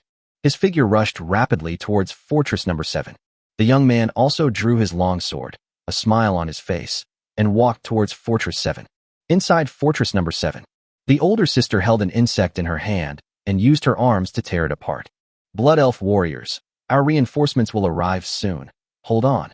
Behind them, the second sister held a staff in her hand, from which magical light constantly flickered. The third brother took a bow and arrow and used it like a Gatling gun. Suddenly, all three of them sensed two powerful auras rapidly approaching from outside the city. Their expressions all changed simultaneously. Boom! A gap was cleaved in the towering city wall, and a young man in blue armor walked slowly towards them. He wore a smile, as if he were playing a game in the world. Pointing his longsword forward, he laughed and said, "Give up resistance, natives. Becoming slaves is your only option." A massive shadow loomed over the sky, and the insect king's voice echoed through the air. Food, lots and lots of food. Sensing these two auras of royalty, the hearts of all the blood elves sank to the bottom. At the same time, a large number of humans rushed in from behind them. Their faces were filled with extreme excitement, as if they had seen some priceless treasure. "Brothers, don't fight me for it. I need to level up. I'm almost there. Get lost. I'm lucky today. I stepped in dog poop on the way out. I'm sure I'll find a treasure chest." Hearing the incomprehensible, excited voices of those people, the eldest sister clenched her fists tightly. The third brother looked at his finger, where the bowstring had cut it, and blood was dripping out continuously.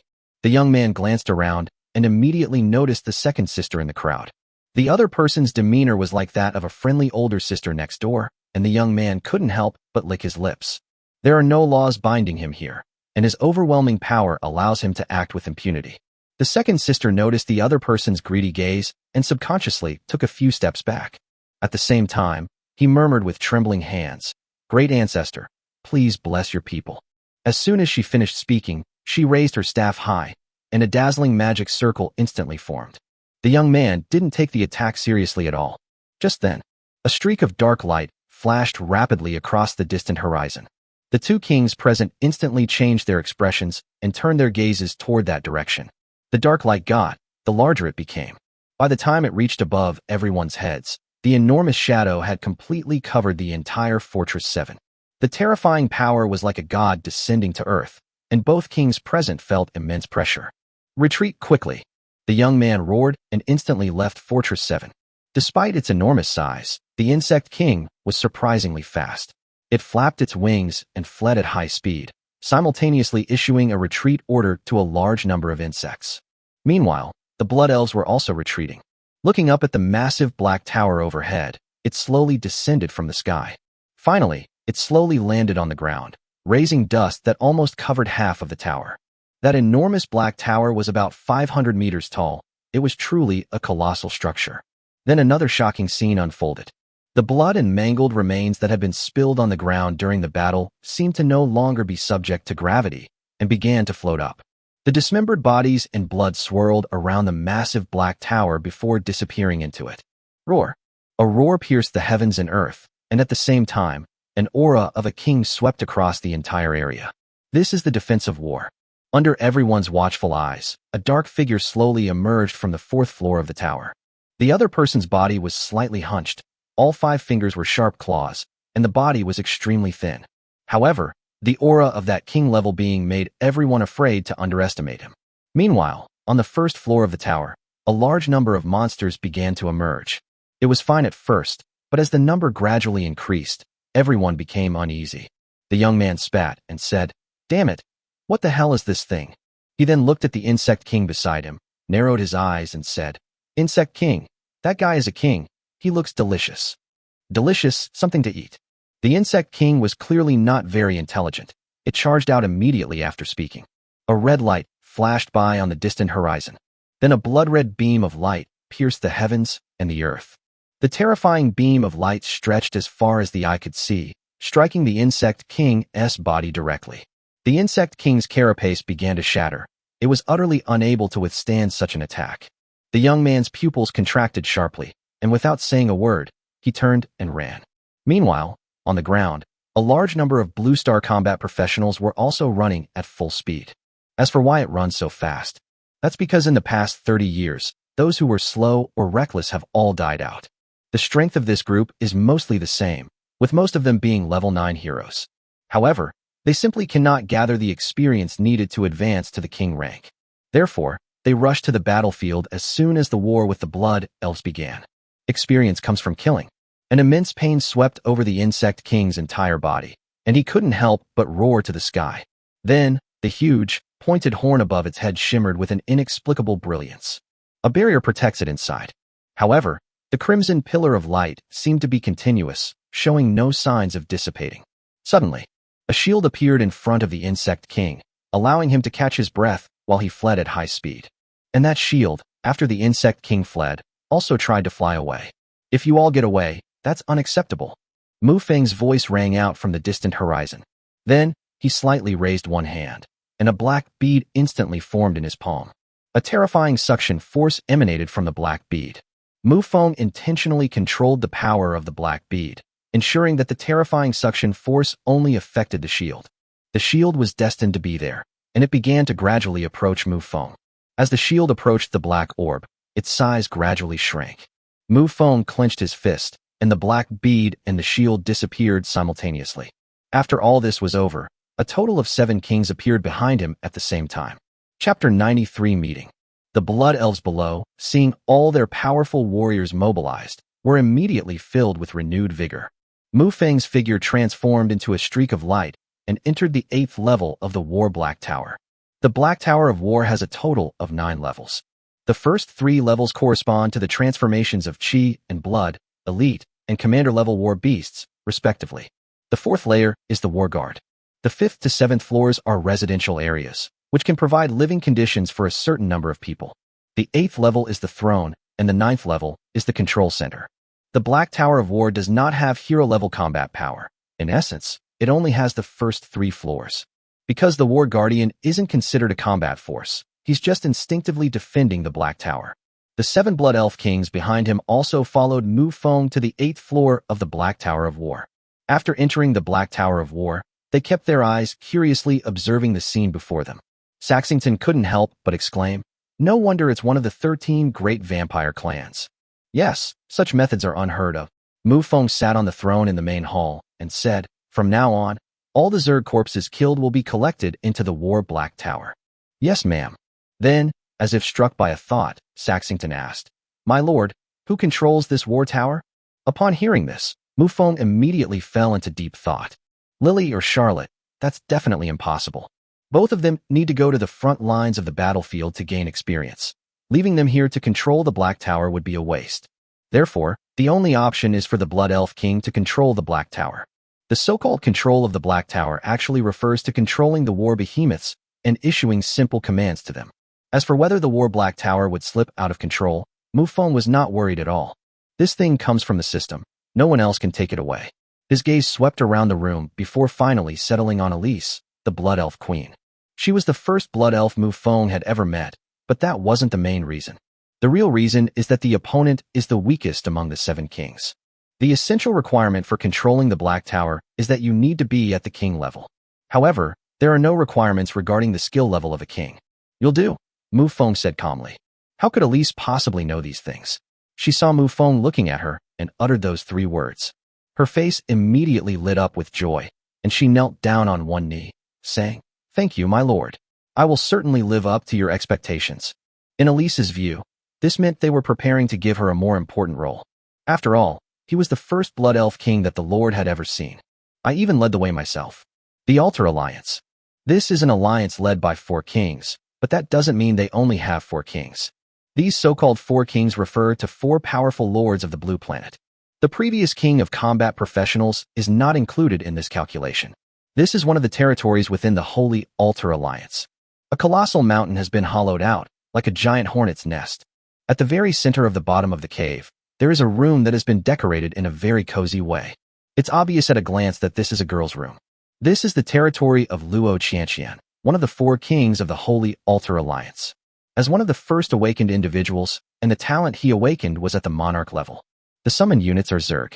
The first batch of awakened beings did not possess god-level talents, and Luo Qianqian can be considered one of the strongest Blue Star Lords. Luo Qianqian listened to the report from one of her insects, her pretty face turning fierce. Having worked hard in this world for 30 years to get to where they are today, don't mistake these people for saints or saints. We've pretty much figured out the strength of the Blood Elves, so why has such a powerful individual suddenly appeared? She deployed that shield to protect her hero, the Insect King. Although she acquired many hero cores, only 2 of them actually reached their full potential. 1 Insect King, 1 Insect Queen. A black giant tower, a monster that has been transformed from it, Luo Qianqian murmured to herself. She then opened the Lord panel and sent a message in the Alliance channel. There's been an unexpected situation with the Blood Elves. I'm offering a bounty for you to find out more about the Black Tower.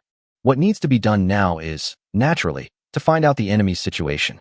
This kind of thing is best left to those combat professionals. In the following period, Mufong mobilized all 3,000 of his Blood Clan members to the War Black Tower. Unless it's a large-scale war, Mufong doesn't intend to use war behemoths. The key is to let your troops gain experience. That is why the other side has never obtained any specific information about the Black Tower of War. Inside the Alliance chat channel of the Altar Alliance, it seems like the people we've been fighting with lately are vampires. How do you know you're a vampire? I don't think I've ever seen one before. I've seen it before in an indigenous library. Vampires, speaking of which, it seems that one of the third batch of awakened individuals awakened to be a vampire. So what?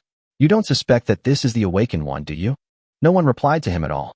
It was only because of the word vampire that these earthlings thought of Mufong. But nobody would actually combine the two. The third batch of awakened individuals has only been around for a short time. How could they possibly grow into kings? Only novels would dare to write something like that. Let's have a meeting and discuss our future battle plans. With the appearance of this message, the entire Alliance's internal channels fell silent. This message came from the top players in the league. These low-level players don't need to reply at all. They can just obediently watch the big shots speak. Agree X3. Oh right, Wang Ku, come over too. The Wangka mentioned by the other party is none other than the king of combat professionals. The speed of the king's actions is extremely fast. All the kings gathered in the territory furthest from the Blood Elves and Dwarves. That is, their Holy Altar Alliance's rear base. Were 4 men and 1 woman in total. Originally, there was no seat for Wang Ku, but a chair was temporarily added. Wang Ku, dressed in blue armor, rested his chin on his hands, watching the 4 kings with great interest. Although he was also a king in the Holy Altar Alliance, he had very little say because he was not a lord. This is the first time we've called him in for a meeting.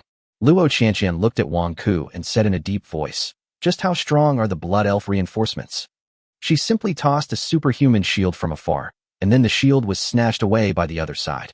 I know the other party is very powerful, but I don't know their specific level. Chapter 94 Dome Fortress. Wang Ku thought for a moment and said, "The strength is very strong, but I didn't feel the blessing of the power of heaven and earth." Upon hearing Wang Ku's words, the other 4 kings all breathed a sigh of relief. Without the support of the power of heaven and earth, it means that the other party is not a saint-level powerhouse. As long as we're still at the same level, there's always a way to solve it. Wang Qingjun then spoke up. I suggest we organize a large-scale attack on that Black Tower, at least to get a feel for the situation. Another lord, Yin Jiansheng, echoed, I agree. The ones who have been at war with us recently are all vampires. As for that Black Tower that fell from the sky, we still only know a little bit about it. The other 2 champions also nodded. Then, as if she had thought of something, Luo Qianqian said, the vampires who have been fighting us recently have often broken through in the midst of battle.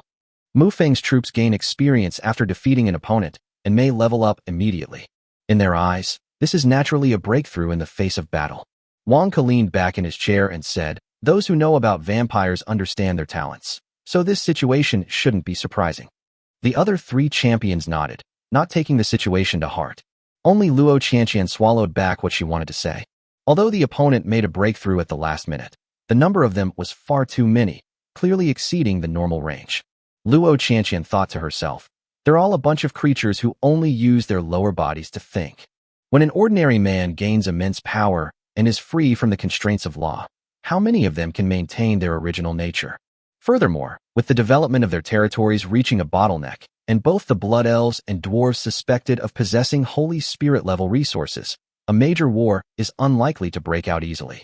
Without that fighting spirit, everyone naturally became indulgent. Thinking of this, Luo Qianqian reminded everyone, our opponents this time include vampires.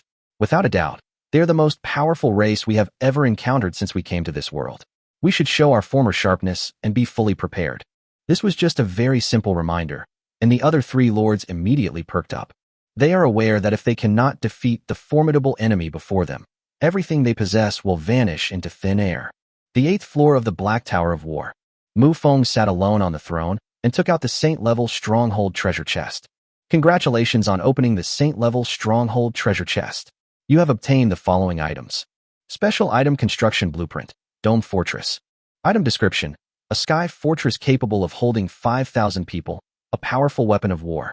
Utilizing this fortress to its full potential, it can even contend with saint-level powerhouses. Upon seeing this introduction, Mufong's pupils trembled slightly. This is utterly outrageous. It's important to know that the 5,000 people mentioned in the introduction don't have any requirements regarding ability. 5,000 people can control a fortress, and they can even fight against a saint-level being. Suppressing his excitement, Mufong immediately began to check the resources needed to build the dome fortress. After reading it, he immediately curled his lip. Since it's a system-generated product, it has nothing to do with the Lord's panel. Therefore, all the Lord series items are useless. We need the world's native resources. However, setting aside the various features on the Lord panel, Mufong's foundation is far too weak. Although half of the resources brought back from the corrupted scorched earth were still missing many rare items in order to build the dome fortress. Mufong pondered for a moment, then summoned Elise. Since the other party wanted to control the war tower, they naturally stayed behind.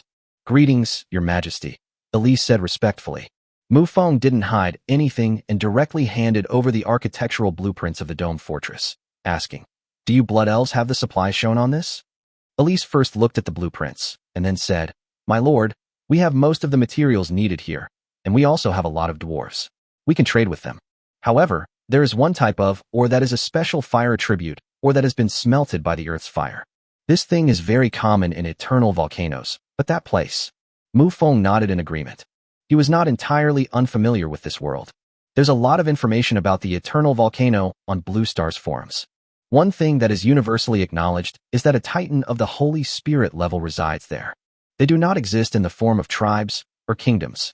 Rather, it was that one titan within the entire eternal volcano. Mufong thought for a moment and said, "Notify Saxington and have him collect the resources shown on the blueprints. As for the fire attribute, or I'll figure something out." The solution, of course, was for Mufong to make the trip himself. Elise understood, but she didn't say anything to stop it. The battle with the blessed ancient tree was still fresh in her mind, so she wasn't worried about the Lord's safety. After the other party left, Mufong opened the Lord panel and checked his resource inventory. Thanks to the trading hall in Area 011, Mufong acquired a considerable amount of magic crystals and large gold coins during this period. Combined with his original magic crystal reserves, he already had enough to upgrade the Lord's Hall and the Barracks. Although he was in another world, upgrading things and using buildings in his territory did not become ineffective due to distance. They immediately chose to upgrade the Lord's Hall. The Lord's Hall and Lockerbie Forest underwent another change, which Mufong naturally couldn't see. After the barracks are upgraded to the next level, the number of troops that can be summoned per day will increase to 800. With an additional 250 summons, you can summon a total of 1050 per day. Upon receiving the order, Saxington immediately commanded a king to gather resources within the tribe. He himself went to the dwarf tribe. Mufong didn't stay idle either, and flew directly towards the eternal volcano. The Holy Altar Alliance is currently assembling a large army, preparing to test the massive Black Tower. The Dionysian World, that is the world name for Area 032. Dionysian World, Perio Bay. This area connects the Dawn continent and the Emerald Desert, making this the best route for traveling between the two continents. At this moment, on a small island, Yu Haiyang stood in front of the Lord's Hall. Looking at the prosperity of the island today, a smile involuntarily appeared on his face. Since the tavern was built, more and more merchants have been passing through this area. Merchants regarded this place as an excellent transit point, and for a time, they flocked here in droves. Of course, some people harbored malicious intentions, but upon seeing the towers shimmering with magical light within the territory, they abandoned such thoughts. Chapter 95, Unknown Demigod. Yu Haiyang felt the familiar scent of returning home, and his face once again showed an excited expression. Outside the small island, about 700 meters above sea level, a huge sailboat sails across the ocean. Standing on the deck of the sailboat, one can now see the small island in the distance. A masked man in a black robe stood on the deck, gazing into the distance. "I'm getting closer to that familiar aura. I must have come to the right place," the man muttered to himself. Suddenly, his gaze drifted over the deck railing and down to the ocean below. A huge shadow swept across the hull. The man raised an eyebrow slightly and said with interest, "A sea monster?" "And a sea monster whose growth limit has reached the 3rd level of True God." He never expected that in such a world there would be a sea monster with such terrifying talent. Although this sea monster is still very weak, it is only at the commander level. However, those 8 40-meter-long tentacles are no match for even hero-level marine creatures. And this sea monster is the hero summoned from the ocean. Not every lord can summon troops with such terrifying talent. There's a huge element of luck involved. Luo Chanxian from the Holy Altar Alliance, for example. The growth limit of her insect king and her mother insect is only the Holy Spirit level. Moreover, this sea monster isn't all good. For example, its intelligence is even lower than that of the insect king. Without manipulating the ocean, he wouldn't even qualify as an intelligent being. The man's gaze returned to the island, his sharp eyes having seen through its entirety. His facial expression became increasingly interesting, and his curiosity was aroused. Before the sailboat even reached the shore, he took to the air and flew towards the island. A watchtower was naturally built on the small island in the ocean. However, the watchtower seemed to have malfunctioned at this moment and did not issue any warnings. The man's aura was extremely concealed, and he strolled through the void like an ordinary person. He landed on the island, and his gaze fell on the tavern in the distance. At this moment, only a few people walked out from inside, their arms around each other, seemingly all drunk. The man strode toward the tavern. "Dear guest, this is our menu. Please take a look." A demi-human with ram's horns on its head and hoof-shaped legs respectfully handed over a menu. The term, subhuman, actually refers to humans who possess animalistic characteristics. Orcs, on the other hand, are beastmen with human-like features.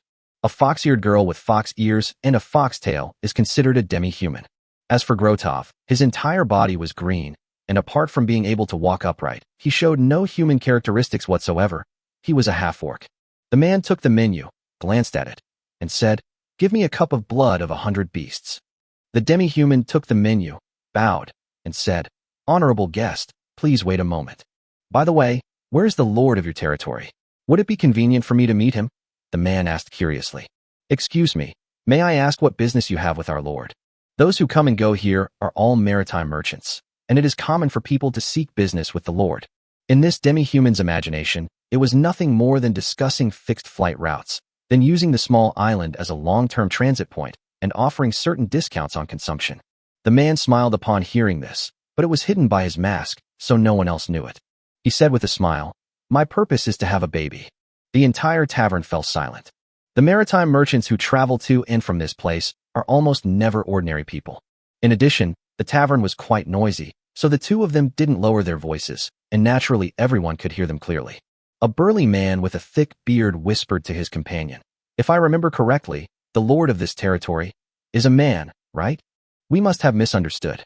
The other party only said they wanted to have a child, not that they wanted to have one with the lord." After a brief moment of surprise, no one took it to heart. The demi-human nodded, and after realizing what was happening, went to find the lord. "My lord, someone wants to have your child." She has indeed figured it out, but that doesn't stop her from talking nonsense. Upon hearing this, Yu Haiyang smiled and said, "Is there a beautiful woman who admires this lord? Judging from his build and voice, he should be a man." Yu Haiyang's smile froze instantly. To find out what was going on, he rushed to the tavern. He sat down in front of the man in black robes and said, "Speak, what exactly is going on? But let me make this clear first, I don't sell my ass." The man in black robes took a sip of the blood of 100 beasts from his cup and said with a smile, "I sense the presence of my kind here. There are many merchants coming and going here, so I wanted to inquire about some information. So what exactly is childbirth?" "That happened after I found my own kind." Yu Haiyang nodded, then asked, "So what race are you?" "Vampires." Upon hearing the other party's reply, Yu Haiyang immediately perked up. Mufeng's unit is the vampire clan, making the opponent's target obvious. He kept thinking to himself, deciding to first find out the other party's strength. Yu Haiyang said, "As far as I know, vampires are a very powerful race. You are the first vampire I have ever met, so you must be very strong." Upon hearing this, the man smiled slightly and softly uttered 2 words. "Demigod." Yu Haiyang rolled his eyes instantly and said, "If you really have that ability, why don't you go find it yourself?" He didn't take what the other person said to heart at all. Since arriving in this world, he has personally experienced the gap between different realms. For a demigod, finding someone is a piece of cake, let alone a mere continent, or even an entire planet. The man sighed upon hearing this and said, "I also want to go directly to find them, but this continent is not peaceful. There is a demigod in that forest, And there is also a demigod on the other continent, but he has not descended to this world. There is also that Holy Radiant Empire, which seems to have traces of demigods having existed there. As a demigod, he could not recklessly set foot on the Dawn continent. That delicate balance will be shattered in an instant, and everything will unfold into the unknown. He didn't know if this would cause unnecessary trouble for his people, which was why he wandered the seas. Yu Haiyang was intimidated by the other party and even began to believe what they said. Chapter 96: The Clan of Cappadocia. However, they didn't completely believe it. After all, the power of a demigod is not just talk. It's like a stranger suddenly appearing and telling you he's the world's richest person. Nobody would believe that. Yu Haiyang looked at the blood of 100 beasts that the other party was drinking. Although he had doubts about the other party's strength, he could basically confirm the other party's race. Then Yu Haiyang spoke up. Let me introduce myself. My name is Yu Haiyang, and I am the lord of this territory. And you are? Read Cappadocia, the man said with a smile. Yu Haiyang nodded and said, Lord Lide, are you looking for the vampires of this world? Lid smiled and nodded. Yu Haiyang was certainly not foolish enough to tell the other party where Mufong was. Since they're here for Mufong, let's tell them and let them think about how to resolve this. Please enjoy your meal while I think about it. Reed watched the other person's departing figure, a smile always on his face beneath the mask. Yu Haiyang arrived at a secluded private room in the tavern and immediately sent a message to Mufong. In the ocean 400 kilometers west of the coastline of the continent of August, there is an extremely large volcano here, the Eternal Volcano. Mufong stood in the sky, looking at the erupting volcano in the distance and that huge figure, his face calm and expressionless. You vampires, why do you disturb my peace? The Titan said angrily. Titans are enormous, standing approximately 300 meters tall, and that's just in their normal size. It's quite normal for someone to grow to 1,000 meters tall once they use a certain bloodline ability. The other party had been sleeping in the Eternal Volcano, seemingly having merged with the flames, its body shimmering with flame patterns. Mufong said, I'll just take some fire ore and leave. How you wish. These flame ores are extremely important to me at this stage. How could I let you take them away so easily? Mufong remained silent for a moment, then slowly said, If you don't give it to me, I'll come and harass you every day. The Flame Titan was speechless. Under normal circumstances, even if it was just to save face, he would never let this vampire succeed. But the situation is completely different now. The reason he is sleeping here is to use the fire energy here to peek into the power of the fire rules. The Flame Titan before us has reached the terrifying level of the 9th level of the Holy Spirit, currently on the path to becoming a demigod. Mufong has a very clear understanding of his current strength. As a 9th level Saint Spirit, Mufong could only remain undefeated for a short period of time when facing a powerhouse of this level. If this drags on, it will become quite troublesome. But then another problem arises. The other party simply doesn't have the time to waste with you.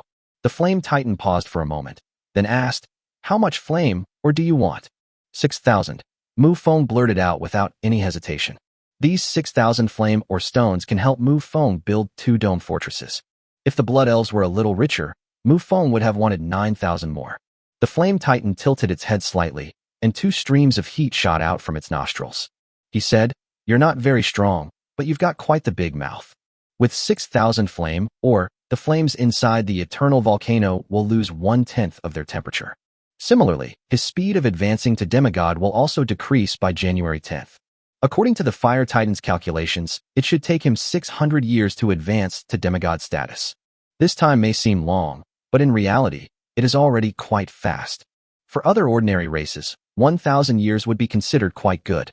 1/10 of 600 years is more than 50 years. If it weren't for the fact that the other person was a vampire, he would have slapped him to death long ago. After thinking for a moment, the Flame Titan finally spoke up. You know my strength. If you really piss me off, you won't have a good ending either. How about this? I'll give you 3,000. After thinking about it, Mufong agreed. On the one hand, we need to consider other resources.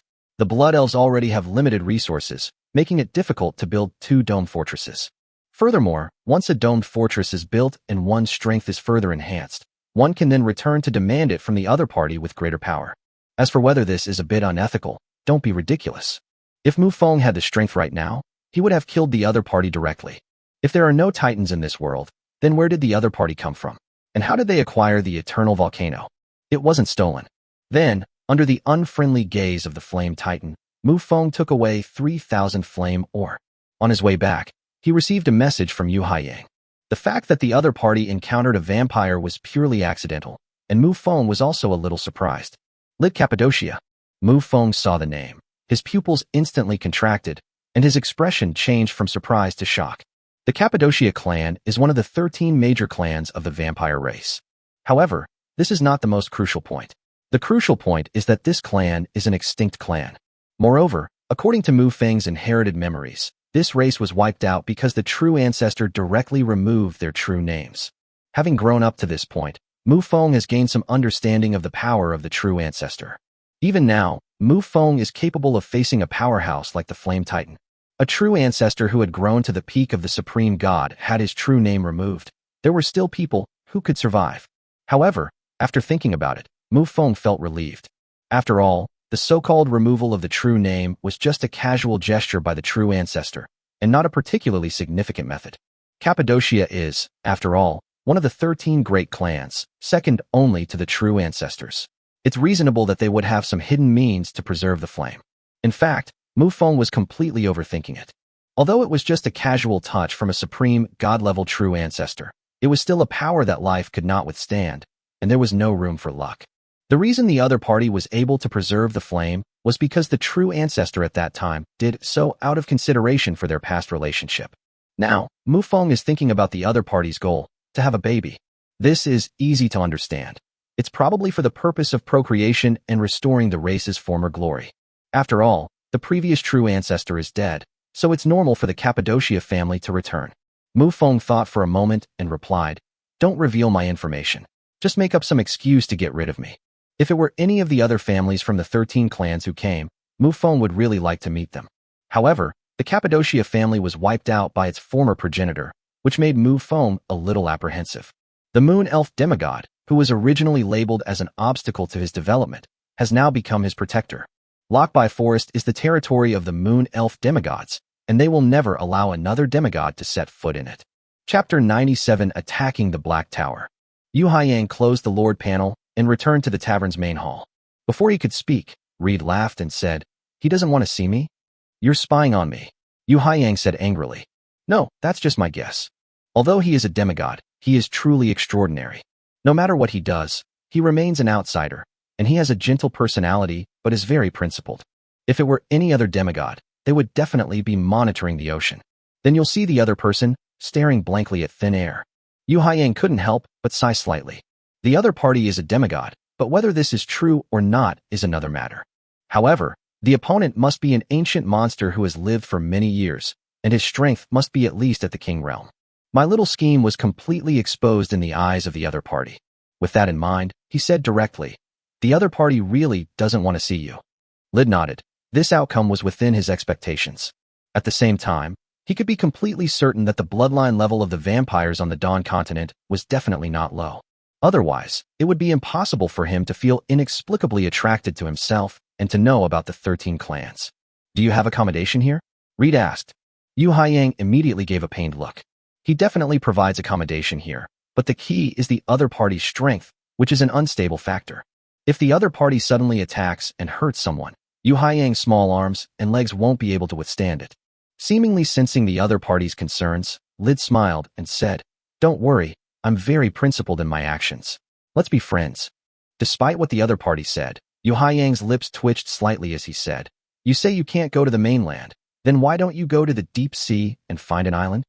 The waters of Boliu Bay are not deep sea. To be precise, they are a huge strait connecting two continents. Lid shook his head and said, "It's too far from the mainland." Yu Haiyang was furious.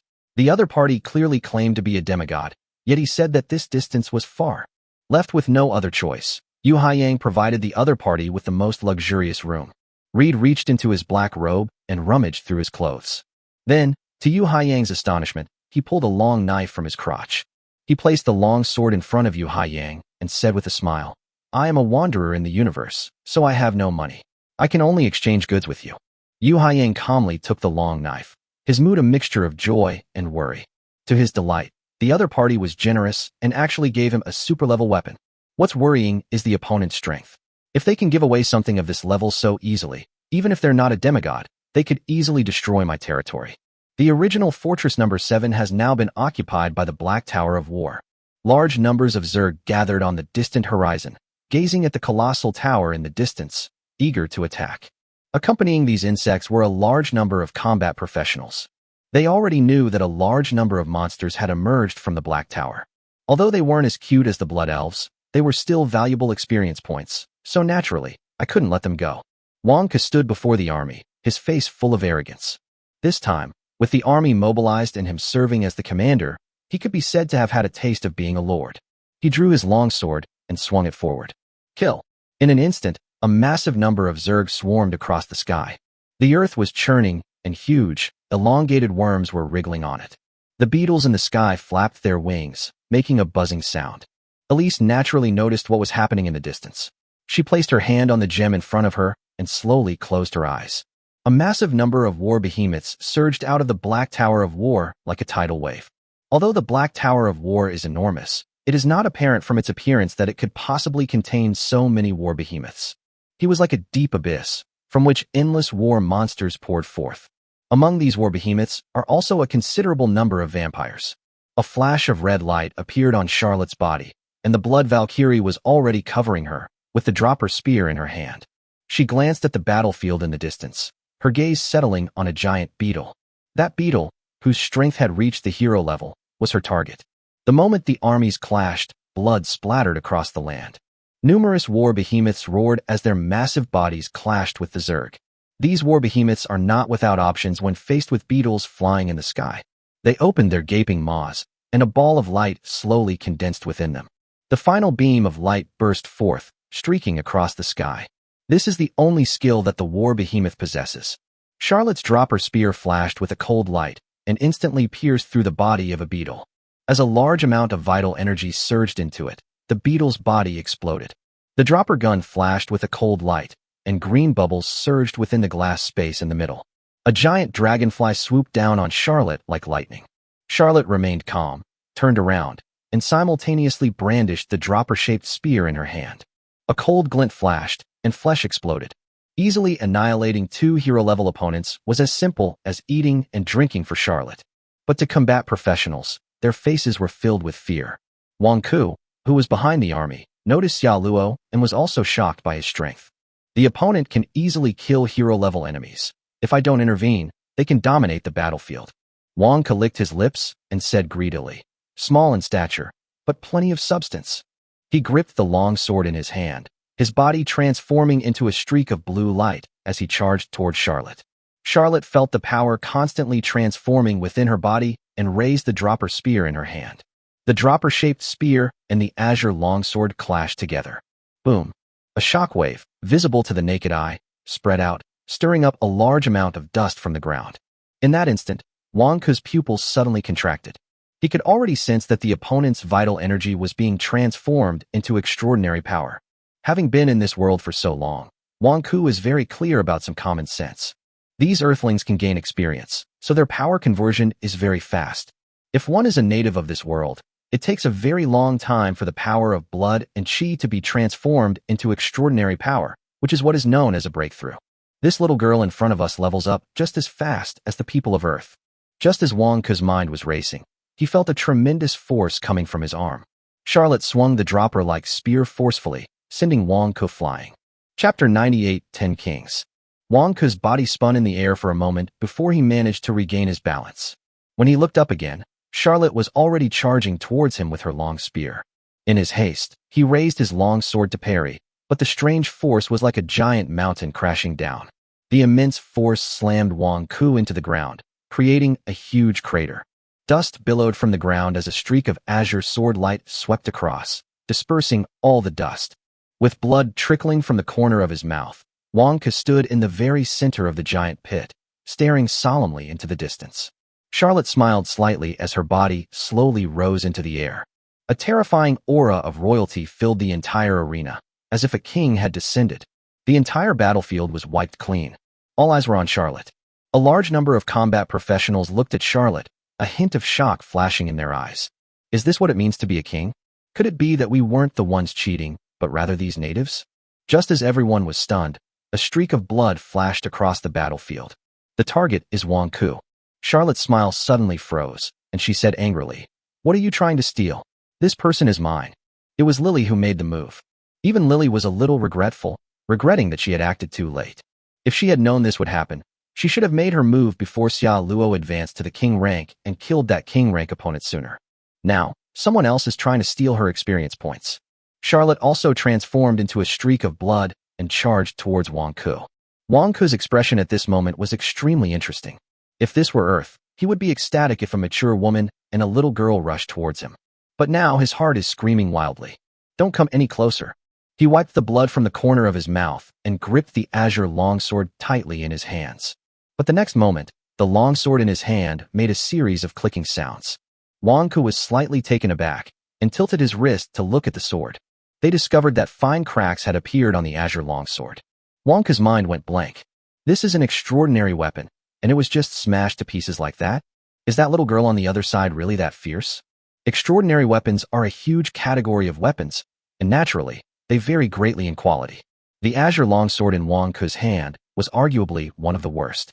If measured in gold coins, this azure longsword would sell for at most 700 gold coins. A superb weapon can sell for up to 3,000 gold coins. At this moment, Wang Ku had no time to care about any of that. His extraordinary power began to surge wildly. Seeing the long spear hurtling towards him, he raised his long sword to parry it. Click! The long sword in his hand exploded with a bang, and Wang Ku himself was also sent flying. In just 3 collisions, he was thrown into the air each time.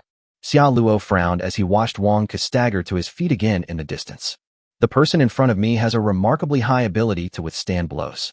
Meanwhile, the group of combat professionals saw their leader, the king, being beaten like a dog. They all slipped away as fast as they could, retreating at lightning speed.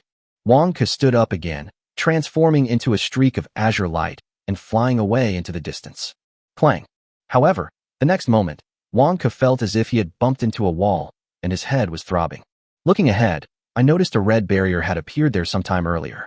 My heart tightened, and I quickly turned around to look behind me. A red feathered arrow and a long spear gleaming with a cold light were already upon them. Blasted into a bloody mist by a red feathered arrow, and his chest was pierced by a dropper-shaped spear. Charlotte smiled and said, "Little sister, you're still a little slow." The 100,000 experience points belonged to Charlotte. Having just been promoted to king, Xia Luo directly advanced to another small level. King level 2. Lily Wei pouted and said, "It's because I live too far away. Besides, when did I become your sister? According to the timeline, I should be your older sister. This can't be calculated based on time. If we follow your logic, then Eiffel is the boss. I don't care. So you're the third one then." Charlotte was immediately furious, and she felt she needed to have a serious talk with her younger sister. At this moment, the chat channel of the Holy Altar Alliance was in an uproar. What happened? Wang Ku was gone just like that? He was a king. Wow, breaking through to the king level in the middle of battle? Are all vampires this fierce? You guys care about all that? I killed 4 monsters on the battlefield and didn't gain a single experience point. What? No experience gained from killing monsters. These war behemoths are monsters transformed from corpses and blood and are not essentially living beings. The level of the Black Tower of War seems insufficient to utilize these to create a completely new life. However, it cannot be denied that the current situation is just right. Luo Qianqian obtained all the intelligence from the battlefield through the chat channel. Luo Qianqian didn't care much about Wang Ku's death. They weren't even soldiers from their own territory, yet they were so arrogant every day. They deserved to die. One of the main reasons was that Wang Ku had once made a request to her. The other party actually set their sights on my mother insect, saying that it would be more exciting that way. Putting aside these irrelevant thoughts, Luo Qianqian began to ponder the situation described in the battle report. The fact that a hero could rise to the rank of king in such a short time seems completely out of character for a native game. Furthermore, considering the previous wars, it was common for vampires to kill their own members to level up. Are vampires really that powerful? Luo Qianqian fundamentally denied this speculation. The power of vampires is undeniable, but that power is mostly manifested in high-ranking vampires. Could it be that this group of vampires in front of us are all high-level vampires? If so, then the person leading this group of high-level vampires must be incredibly powerful. We can just push straight through. There's no need to waste time with them. Could it really be that vampire lord? Luo Qianqian murmured to herself. Regardless of when the other party awakened, the current situation is exactly the same as the other parties. Shaking her head, Luo Qianqian immediately gave the order to gather all the Zerg army. Attacking that strange black tower yields no experience, so there's no point in rushing up there anymore. Returning, Mufong did not go to the War Black Tower, but went directly to the Blessed Sanctuary. There are 7 Blood Elf kings in total. Apart from Elise, who guards the Black Tower, all the others have gathered here. After the war ended, Charlotte and Lily returned to the Blessed Sanctuary. Mufong sat on the throne, his gaze sweeping over Xia Luo, a smile involuntarily appearing on his face. Another king has been added. Currently, Mufong has a total of 10 kings under his command. The 7 Blood Elves are Charlotte, Lilyvi, and Boreard of the corrupted Scorched Earth. Chapter 99 Return to Lockerbie.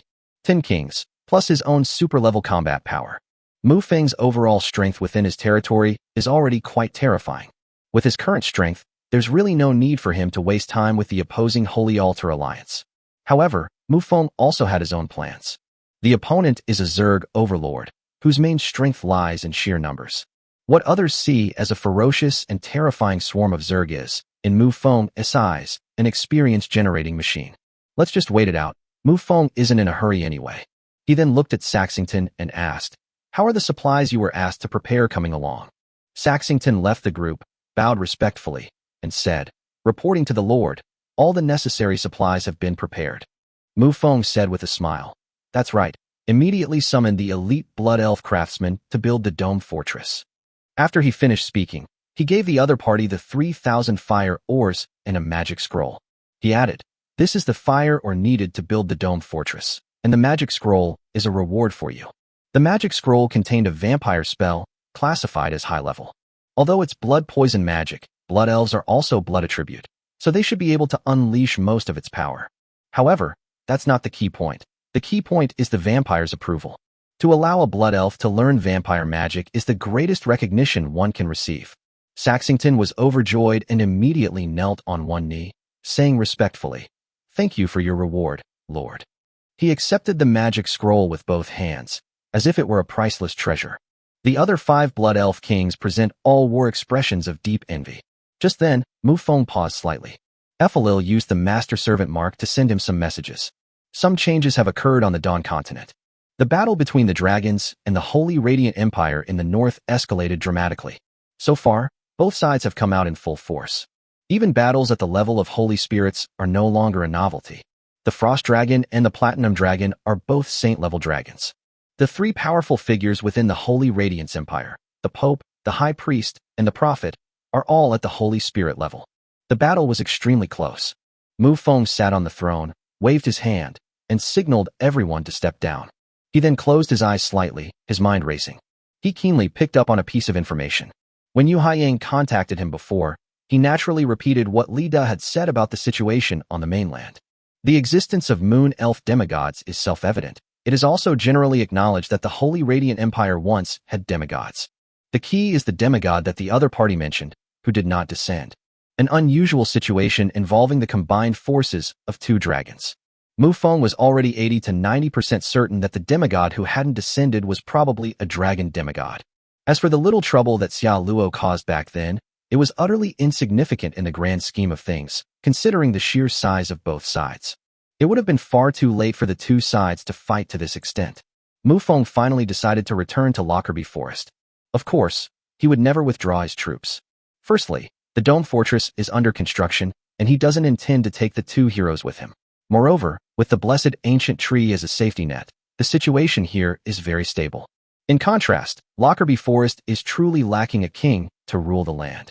As their base of operations and the foundation of everything, their defensive capabilities are indeed somewhat weak. Furthermore, in order to solve the problem once and for all, Mufong planned to bring back 2 Blood Elf kings. Meanwhile, due to the upgrade of the barracks, the number of troops within the territory has now reached more than 10,000. As this is the best place to gain experience, Mufong plans to send another 2,000 vampires here. The kings, who had just left the Lord's Hall, were called back with bewildered expressions.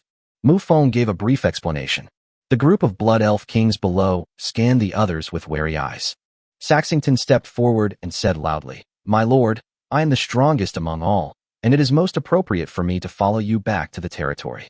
The others had a bad feeling and reacted a beat too late. Following their lord to the vampire territory, which Blood Elf wouldn't be confused by this? Mufong shook his head and said, "It is precisely because you are the strongest that you will stay behind to guard the blessed sacred domain." Then he said, "Mal, Lil, you two siblings come with me." Upon hearing this, the two siblings were overjoyed and immediately stepped forward to kneel and worship. These two are quite strong.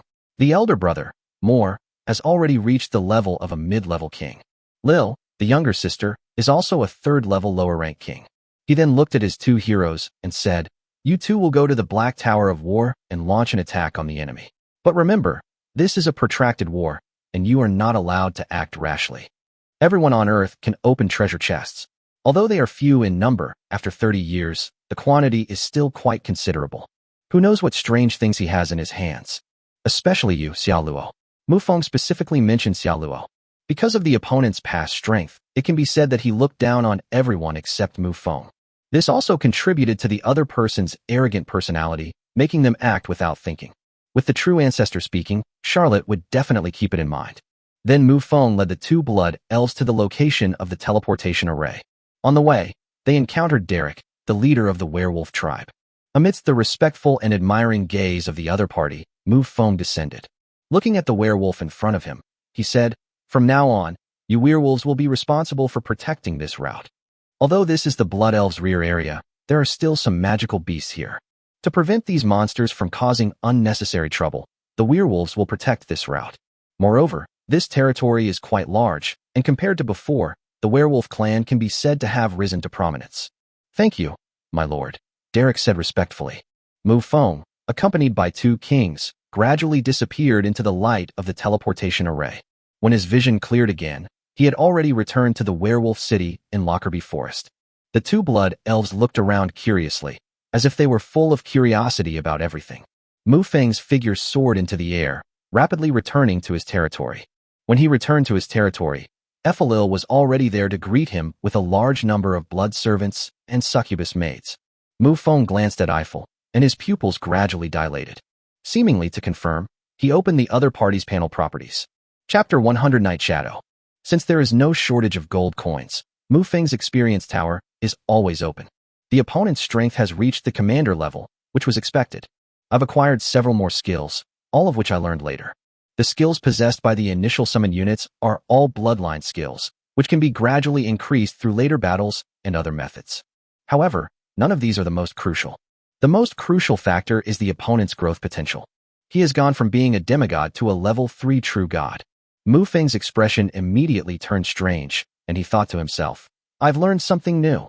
The fact that the other party has remained within its territory clearly indicates that it is not due to any external factors.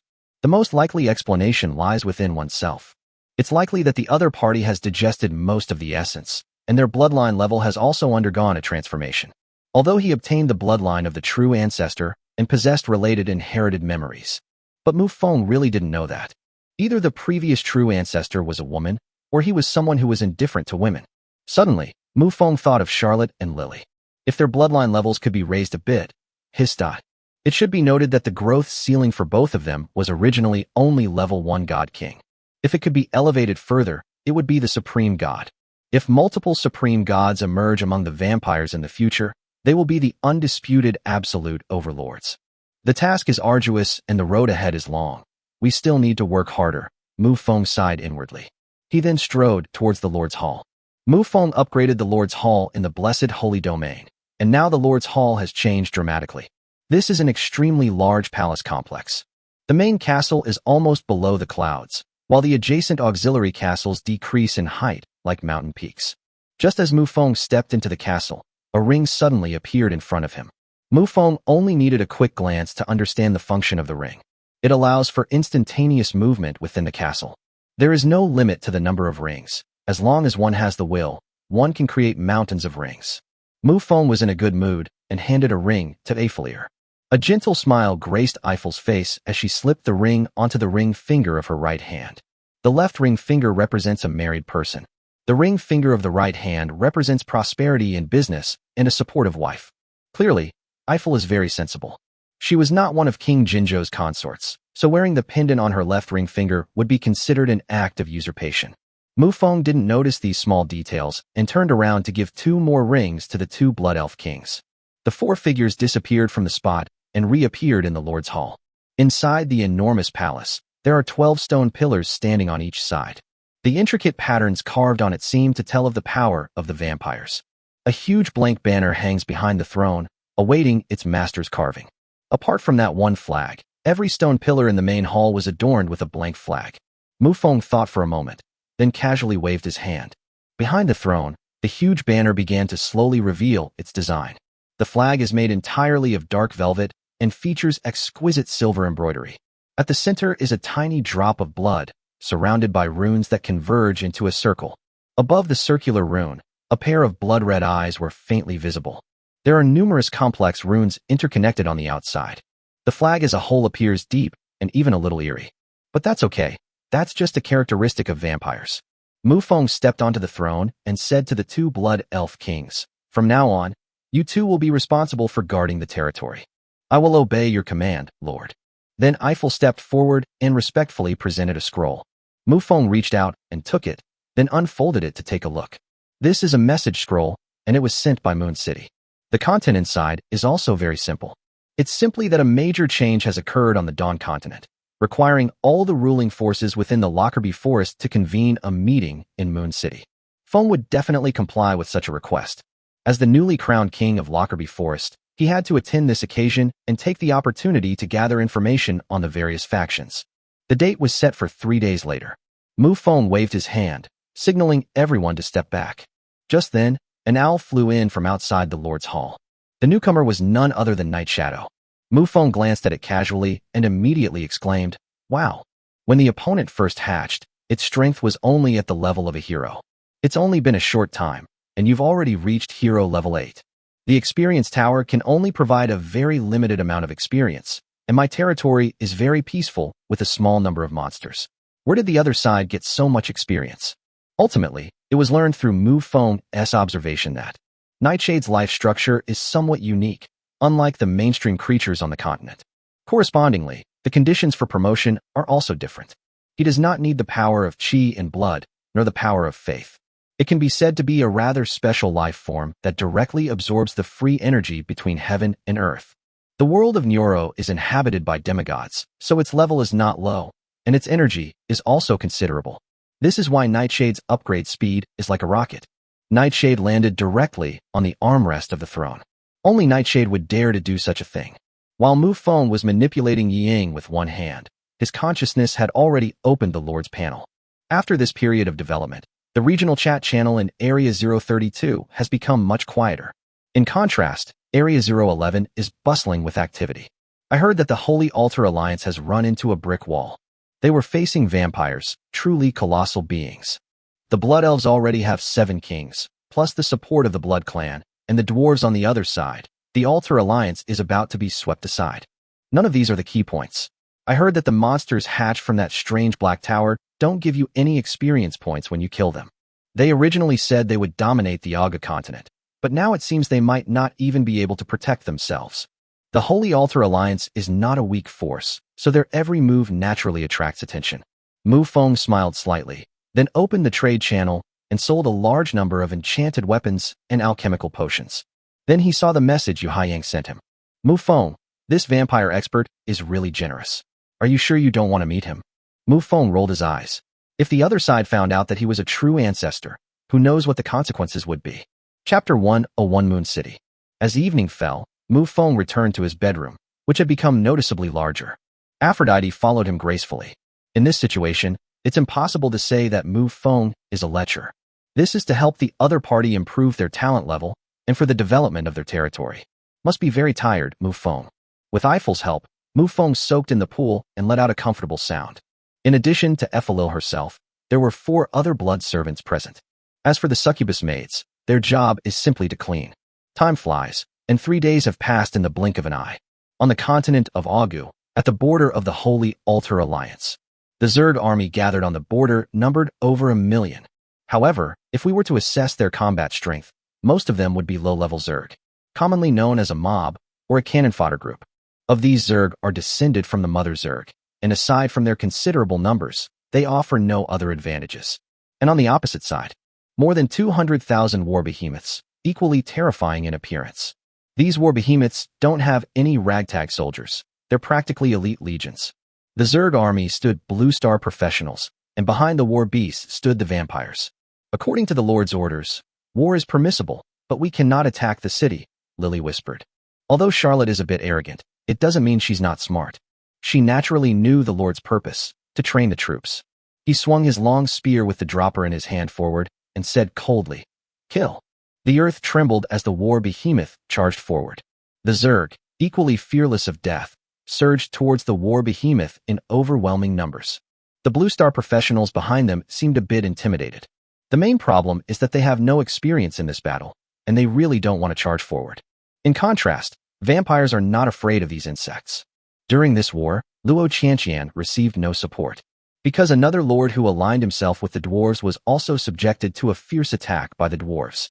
Many combat professionals went there, hoping to avoid the war beasts and gain experience by killing dwarves.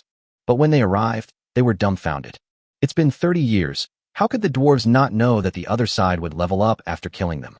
So the dwarves didn't charge forward at all. Instead, they hid behind and attacked relentlessly with rune cannons.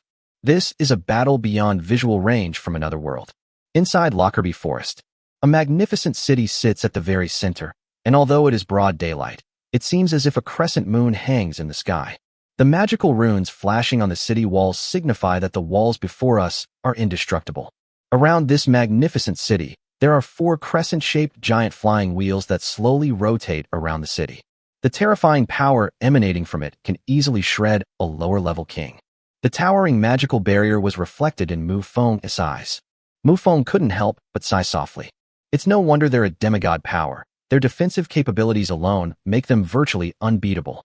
The Minotaur chieftain beside him patted Mufong on the shoulder and said, "How about it? Isn't it quite impressive to be here in Moon City for the first time?" What could Mufong say? He could only nod. "Let's not linger here. Let's go inside quickly," said the Eagle King beside him, flapping its wings. Although Mufong almost killed them during the last territorial division. However, for kings, their lifespan is very long, and their territories are all neighbors. Rather than meeting with a sour face, it's better to ease the tension between everyone. Just then, a green light flashed by in the distance. The 3 of them turned their gazes in unison, and the newcomer was none other than the great elder of the Snake People clan. The Minotaur chieftain frowned and said with dissatisfaction, "The meetings held in Moon City are always attended by the lords of the territories. Why did the Serpent clan send an elder?" Mufong knew what was going on, but he would never tell anyone. Of the Snake People tribe approached, placed his hand on his chest, and bowed in greeting. He said, "Greetings, 3 lords." Mufong was a little curious, so he approached the Snake Man clan's elder and asked, "You don't hate me? You should know that Mufong is now a legend in Lockerbie Forest, while the Grand Elder is just a background character." The other person not only didn't hate him, but instead showed him great respect. This situation either means they've truly let go of the past, or they're just holding back something bad. "Your Excellency is too kind. You are a great lord. How could I possibly hold a grudge against you?" the Snake Man elder said with an awkward smile. Mufong nodded, not discerning any hidden thoughts from the other person's expression. It seems that the Snake King told the other party about the situation on the Aga continent. Subduing the Blood Elf race directly added 7 more kings. How dare he try to stage an accident? Mufong didn't say anything more and turned to fly towards Moon City in the distance. Upon arriving at the city gate, Mufong landed on the ground and slowly walked in. He looked around the city with curiosity. Besides the Moon Elves, other subordinate races also live here. The shops on both sides were bustling with people coming and going. The voices of various races, their energetic shouts, echoed in Mufong's ears. Aside from their different races and the different goods they sell, their lifestyle seems to be no different from that of Earth. As the 4 walked through the streets, people around them showed expressions of awe upon seeing them. "Hey, look over there. That's the Minotaur chieftain. The one next to him is the Eagle King, and the other one is the king of the Serpent People. And who's that next to you? Are you out of your mind? A new king has emerged on the outskirts of Lockerbie Forest. It must be him. That's the one who's a hero-level, critically injured king. Sure, are you crazy? Keep your voice down." Although they all lived in Moon City, their reverence for the king was still ingrained in their very bones. Mufong walked along, looking around. Suddenly, the Minotaur chieftain grabbed his arm. Meeting Mufong's surprised gaze, the Tauren chieftain said, "This is your first time here, so you may not know the rules. Every time we have a meeting, all the lords gather together for a short meeting first. Mufong nodded. This kind of meeting shouldn't include the moon elves. The purpose was to get these lords to inform them in advance. Led by the Tauren chieftain, they then wandered through a maze of turns until they arrived at a small alley. Mufong looked up at the pavilion in front of him, and the corner of his mouth twitched slightly. He seemed to hear several voices. "Grandpa, come and play. Miaoxiang Pavilion is the name of the pavilion in front of us." Chapter 102 Various Speculations. Mufong was momentarily dumbfounded as he looked at the women of various races posing seductively above him.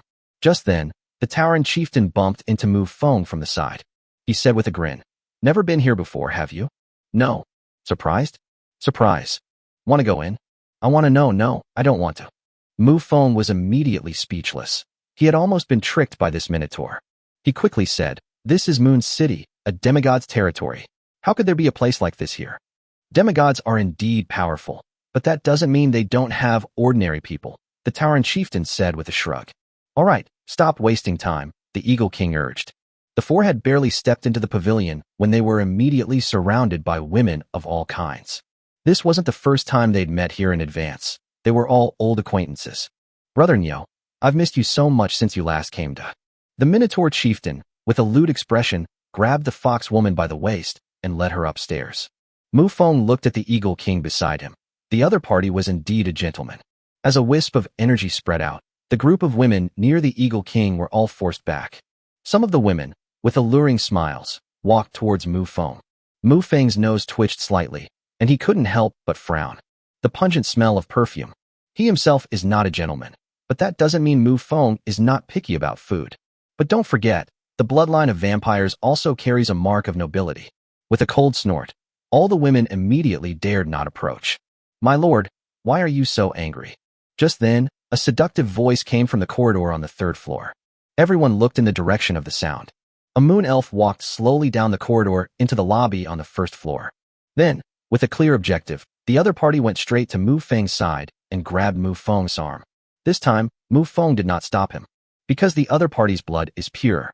Feeling the softness coming from his arm, Mufeng's expression remained unchanged. He asked, "Who are you?"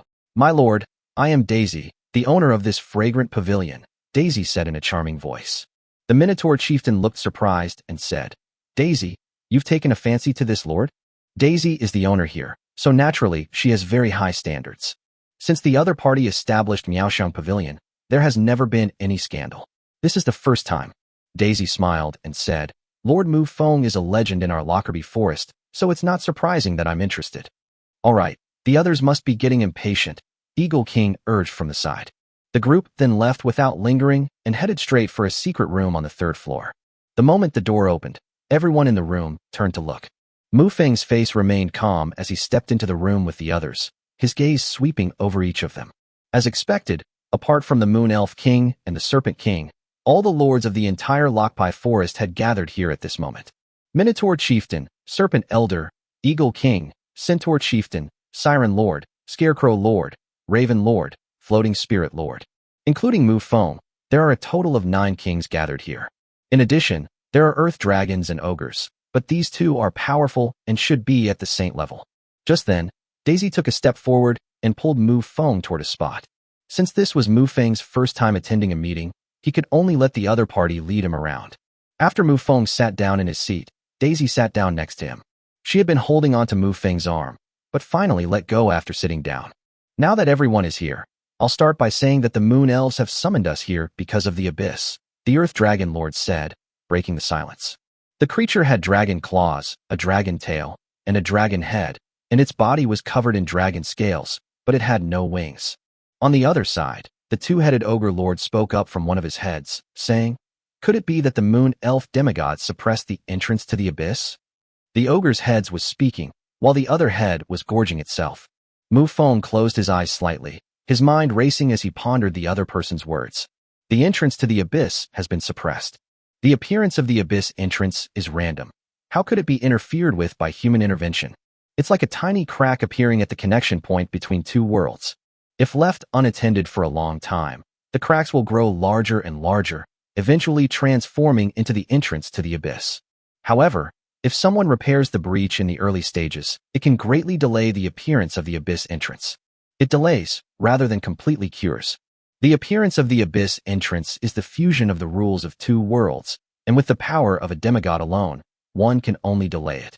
We don't know whether the entrance to the Abyss has been suppressed. When the meeting officially begins, if the Moon Elf demigod appears, it will mean that the suppression has been successful. Then do you think this meeting might be related to the situation on the Dawn continent? The spirit light floating lord asked. Mufong looked in the direction of the sound and saw an energy body radiating blue light. It looks a bit like a large tadpole. What could possibly be going on over there? We're separated by the Starry Empire, so it can't possibly affect us, the Earth Dragon Lord retorted. Everyone chimed in with their own opinions, but most of them were just guesses, and there was no concrete conclusion. Is it possible that the Moon Elf demigod consumed a huge amount of energy to suppress the entrance to the Abyss, requiring a massive amount of faith power to replenish it? As the Scarecrow Lord spoke, the scene fell silent. If what the other party said is true, then where does the power of faith come from? Obviously, it involves attacking and plundering territory. The Dawn continent was originally in a state of overall balance. Moon City has a demigod in charge, but the four-way alliance on the other side is also a formidable force. However, this balance was instantly shattered when the far north joined forces with the Dragon's Nest to wage war against the Holy Radiant Empire. If war breaks out between Lockerbie Forest and Dawn Continent, the Dragon Clan and the Holy Radiant Empire will have no way to provide support. As for the Warhammer Union, the power struggles between the Old Men in Congress and Marshal Lionheart doomed them to an impasse. In this way, only the Star Empire remains. Mufong leaned back in his chair with his eyes slightly closed. Compared to others, Mufong knew more. For example, there is a high possibility that a demigod is standing behind the dragon race. Combined with what the Scarecrow Lord had just said, the situation suddenly became very clear. Chapter 103, A Beautiful Misunderstanding. The demigods behind the dragons covet the vast territory of the Holy Radiant Empire. The Moon Elf demigods also need a large amount of faith power to replenish their strength in suppressing the new entrance to the Abyss. The Holy Radiant Empire used to have demigods, but it no longer does. To the two demigods, this was like a child carrying a piece of gold, parading around in the marketplace. As for the Star Empire and the Warhammer Federation, without a demigod in charge, they might just be a rabble in the eyes of a demigod. Mufong glanced at Daisy beside him and said, "You came in with me, so you weren't captivated by my charm, were you?" His words drew the attention of everyone present. Daisy's strength was only at the hero level, so they didn't take her seriously. However, since the other party is a moon elf, they are very likely a messenger. As expected, Daisy smiled slightly and said, "My lord is truly intelligent." Then she slowly got up, walked to the center of the room, and turned around to look around. Despite the gazes of the 9 kings and 2 holy spirits, Daisy remained calm. Lady Salony has some information to share with everyone. There is a demigod behind the dragon race. Daisy spoke softly, and her words shocked everyone. Silence fell over the scene. To have grown to this level, it's safe to say that none of those present were fools. Having the same information as Mufong, everyone's guesses were almost entirely correct. The demigods are about to divide up the territory, just like when Mufong first became a king. The difference is that the powers that occupy those divided territories will not easily accept such a distribution. So the purpose of calling them over this time is very clear. A large army was conscripted. Mufeng's face remained expressionless, and he even felt a little smug inside. Fighting is good, because it means gaining experience. As for the Sorrenti mentioned by the other party, she is the Lord of Moon City, a powerful holy spirit. And the other party's mother is a demigod from Moon City. The Earth Dragon Lord rested his arms on the table, tapping the table with his dragon claws, and said, "Everyone should have figured it out by now, so let's discuss the number of troops each of us will send. I'll set an example by sending 300,000 troops. I also have 300,000, one of the Ogre Lord's heads said. The remaining powerful factions also spoke up. However, these powerful forces all deployed their troops in a very uniform manner, totaling 100,000. Among them, the Floating Light Lord was an exception, as the opponent actually sent an army of 500,000. Seemingly sensing Mufong's confusion, Daisy returned to her side and whispered in his ear, "Floating spirits are a type of insectoid." Mufong nodded. After all this time, it turned out he was a Zerg king. Mufong still felt that 500,000 was a bit too little. Then everyone present turned their attention to the Snake Man clan's elder and Mufong, because only the two of them remained silent. The Earth Dragon Lord said, "The Snake King actually sent you here. You can't even make this decision yourself, can you?" "Of course not. Our Snake People race is also willing to raise an army of 100,000, the Snake People elder quickly said. Everyone present nodded, and then turned their gaze to Mufong. Mufong shrugged helplessly and said, "Then I'll also contribute 100,000. Upon hearing this, the Earth Dragon Lord smiled and said, "As a newly appointed lord, you have already mobilized an army of 100,000. This truly demonstrates the strength of your entire clan." The map of Lockerbie Forest had already been revised, so they naturally knew about the territory Mufong had acquired. While it wouldn't be a problem to conscript 100,000 troops from the races living in that territory, that would still be the majority of their population. Mufong frowned slightly. It was obvious that the other party was teasing him. Just as Mufong was about to speak, a ray of moonlight appeared out of nowhere in the center of the room. As the moonlight gradually gathered, a beautiful figure appeared before everyone's eyes. Mufong gasped instantly. Those legs, they were longer than his life. This female moon elf is about 1.8 meters tall, and it wouldn't be an exaggeration to call her a leggy beauty. Her delicate and charming oval face lacked the technological feel of someone from Earth, making her alluring to the extreme. His long, narrow phoenix eyes swept over the many lords before finally settling on the Earth Dragon Lord. She said, "With his resources, raising an army of 100,000 is no problem at all." Mufong narrowed his eyes. It seemed the Moon Elf had a good understanding of his situation. The Moon Elves probably know about the interdimensional teleportation array that leads to another world. He brought 2 Blood Elf kings from another world and had been to the Abyss. These things should not have escaped the notice of the Moon Elf demigod. The enemy may not know exactly what happened, but they have been sending more troops there and bringing back a large amount of supplies from the Abyss, so they have obviously made a great gain. The Earth Dragon Lord seemed to want to retort, but upon meeting the Moon Elf's gaze, he obediently shut his mouth. Seeing this scene, Mufong was certain of the Moon Elf's identity.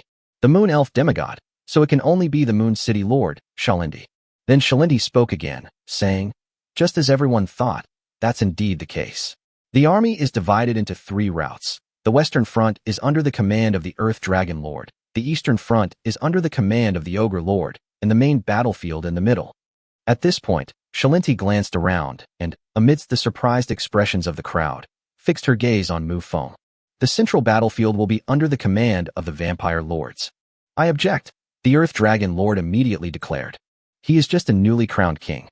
If he loses in the central battle, he will find it difficult to make any progress on the left and right flanks."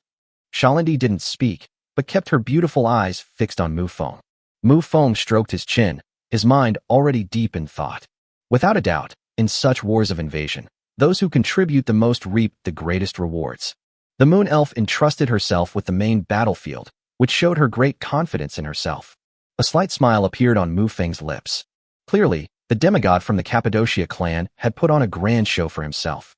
Although the Moon Elf didn't know the relationship between the two, they were both vampires, so they seemed to be from the same family. Since the other party has misunderstood, Mufong will let this beautiful misunderstanding continue. Since from the other party's perspective, Mufong has a vampire demigod behind him, he doesn't need to be timid or hesitant. He said in a deep voice, "Since I'm in charge of the war in the middle front, my troop deployment will be increased to 1 million. Chapter 104 Teleportation Array. Shalindi nodded, as if the fact that the other side had deployed 1,000,000 troops was nothing unusual to her. The Earth Dragon Lord thought for a moment, then plopped back down without uttering another word in rebuttal. He didn't think the other person was joking. They were all experts who wouldn't joke about something like this. The other lords were all shocked. This newly crowned king is actually able to send out an army of 1 million. Indeed, all the lords present could mobilize an army of 1,000,000. But they've been developing for so long, the two are simply incomparable. During the subsequent meeting, they discussed their respective troop deployment routes in detail. Mufong didn't have much to say. He just needed to attack the Carrick Duchy from his territory, advancing in a straight line. The deployment of troops was scheduled for 1 month later. For wars of this scale, they need to prepare all kinds of supplies. The saying, "an army marches on its stomach," holds true here as well. Not every life form is an immortal species like the high-ranking vampires. The term immortal race refers to a race with an infinite lifespan. Such long-lived species also have an unnecessary need for resources. After the meeting ended, the lords rose and walked towards the door. However, 3 people at the scene did not move. Shalindi, Mufong, Daisy. The Earth Dragon Lord glanced at them with a puzzled look, noticing that both of them had their eyes closed. They immediately had some guesses in their minds. These two were going to have a secret meeting behind their backs. The other lords noticed it too, but they all pretended not to see it. After everyone had left, Shalini broke the silence by speaking first. She asked, "Where did your million-strong army come from?" The fact that the other party asked this question clearly indicated that they knew Mufong's background, whether it was the Abyss or another world. Mufong thought for a moment and said, "I haven't decided yet." Mufong's reply was anything but modest. This means that he can mobilize a million-strong army in any world. Needless to say, the corrupt, scorched earth of the Abyss contains an army numbering nearly 2 million. The blessed Holy Land boasts 7 kings and a Holy Spirit, making it far more formidable than the corrupted, scorched earth. Salanti nodded and then asked, "Are you satisfied with the gift I gave you?" Mufong smiled and said, "This kind of gift is not enough. I need something more practical, such as a medium-sized interdimensional teleportation array." Shalinti's smile froze. The other party's appetite was a bit too big. She regained her composure, and with a flash of moonlight, 2 pieces of ore in a scroll appeared on the table in front of Mufong. At the same time, Shalini said, "The method of making a medium-sized interdimensional teleportation array is too difficult. You can also achieve the effect of a medium-sized interdimensional teleportation array by embedding these 2 pieces of ore on both sides of the teleportation array. That scroll is a medium-sized teleportation array, which is enough for you." Mufong smiled and accepted the gifts, his heart filled with extreme excitement. Teleportation arrays, firstly, have the distinction between interdimensional teleportation arrays and ordinary teleportation arrays. Interdimensional teleportation arrays can connect 2 distant worlds, while ordinary teleportation arrays can only be used within one world. In addition, there are level differences between low-level, intermediate-level, and high-level. Under normal circumstances, low-level teleportation arrays can only teleport in waves. An intermediate-level teleportation array can keep both teleportation arrays constantly active. This is a qualitative transformation. When Mufong looked up again, Shalinti's figure had already disappeared into the moonlight. Daisy, who was beside him, slowly got up, walked to Mufong's table, took out an account book, and then slowly knelt down on one knee. "My lord, these are the account books of Miaoxiang Pavilion and its affiliated merchant guilds." When Salandi asked whether she was satisfied with the gift, she was referring to 2 main points. The first priority is to send Mufong as the main force to take the biggest slice of the pie. The second one is Daisy, who allows Mufong to own his own business in Moon City. The latter is based on the former. Because when Mufong takes over the territory on the other side of the Dawn continent, he will inevitably become one of the top lords on the continent. The 2 parties had prior business dealings, which was mutually beneficial. The small amount given away now is nothing compared to future trade. If Reed Cappadocia were beside Mufong right now, he would excitedly give him a kiss. Without the other party's appearance and support, Mufong would at most be a noble vampire king. Even though they have territories in the other 2 worlds, they are insignificant in the eyes of the moon elf demigods. Mufong picked up the ledger on the table and glanced at it briefly. Daisy is quite good at making money. She has 400,000 gold coins in her inventory. Unfortunately, it's just ordinary currency, not a large gold coin. But Mufong wouldn't pick up so many things that fall from the sky. Using this money for the development of the territory can improve the happiness index of the people and increase the quality and quantity of faith power. After a brief conversation with the other party, Mufong got up and left. Daisy stood on the attic, watching the other person's departing figure, a sense of anticipation for the future rising in her heart. She was willing to represent the moon spirit and offer herself as a gift to the other party, but that didn't mean she knew nothing about the other party. After Mufong left Moon City, he found that the Minotaur chieftain, the Eagle King, and the Snake Man Elder were all waiting for him outside the city. Upon seeing Mufong, the Minotaur chieftain immediately asked, "Do you really have a million-strong army?" Mufong gave him a look as if he were an idiot. The Tauren chieftain scratched his head, realizing his question was somewhat unnecessary. The only person at the scene who knew what was going on was probably the great elder of the Snake People clan. The 4 then traveled together and flew away into the distance. Perhaps everyone has their own little circle, and as neighbors whose territories are adjacent, the Tauren chieftain and the Eagle King both want to get closer to Mufong. After Mufong returned to his territory, he immediately went to check the teleportation array within it. He had previously purchased teleportation array blueprints from a wandering merchant and then ordered the mage to build them within his territory. Several vampire mages were seen carving magical runes, their hands gleaming with magical light. "Greetings, Lord." Upon seeing Mufong arrive, they put down their work and knelt on one knee. Mufong nodded and asked, "How long until the teleportation array is completed?" Reporting to the Lord, "It will take about 4 more days, and the teleportation array in the corrupted scorched earth will take another 5 days. Similarly, Mufong also set up a teleportation array in the scorched earth. Although it's just a regular teleportation array, the two locations are connected by an abyss entrance, and the distance isn't very far, so they can still communicate with each other. Chapter 105 Blood Pool, Gravitational Celestial Star. Mufong returned to the Lord's Hall and sat alone on the throne, lost in thought. Which side's army should be deployed? The interdimensional teleportation array has special items given by the Moon Elf, which can achieve the effect of a medium-sized teleportation array, thus enabling the transfer of large armies. The corrupted scorched earth teleportation array is about to be completed, and besides, the two places are not far apart. They can even be reached on foot. After careful consideration, Mufong finally decided to mobilize the army of corrupt scorched earth. First of all, the situation in corrupt scorched earth is more stable. Mobilizing a large number of troops will not cause any turmoil in corrupt scorched earth. There's also the skeleton knight conversion array. Although the number of skeleton knights being converted may not be large right now, there's still a month before the troops are deployed. Moreover, the area is inhabited by undead creatures, so there's no need to worry about logistical issues. This is yet another innate racial advantage. Without any hesitation, Mufong used a communication scroll to issue an order to Boloid to mobilize a large army. The first layer of the abyss is scorched earth and decay. The ashes of the burning message scroll floated past Boloid's eyes. The message scroll clearly stated that 100,000 troops should be dispatched to Lockerbie Forest. Finally, another 900,000 troops will be deployed as the main combat force. The reason Mufong first dispatched 100,000 troops was to take over the Chalak Principality and turn it into a transit point for the war. It's impossible for him to have only one army on the central front, so it's impossible for all his troops to be stationed in Mufong's territory.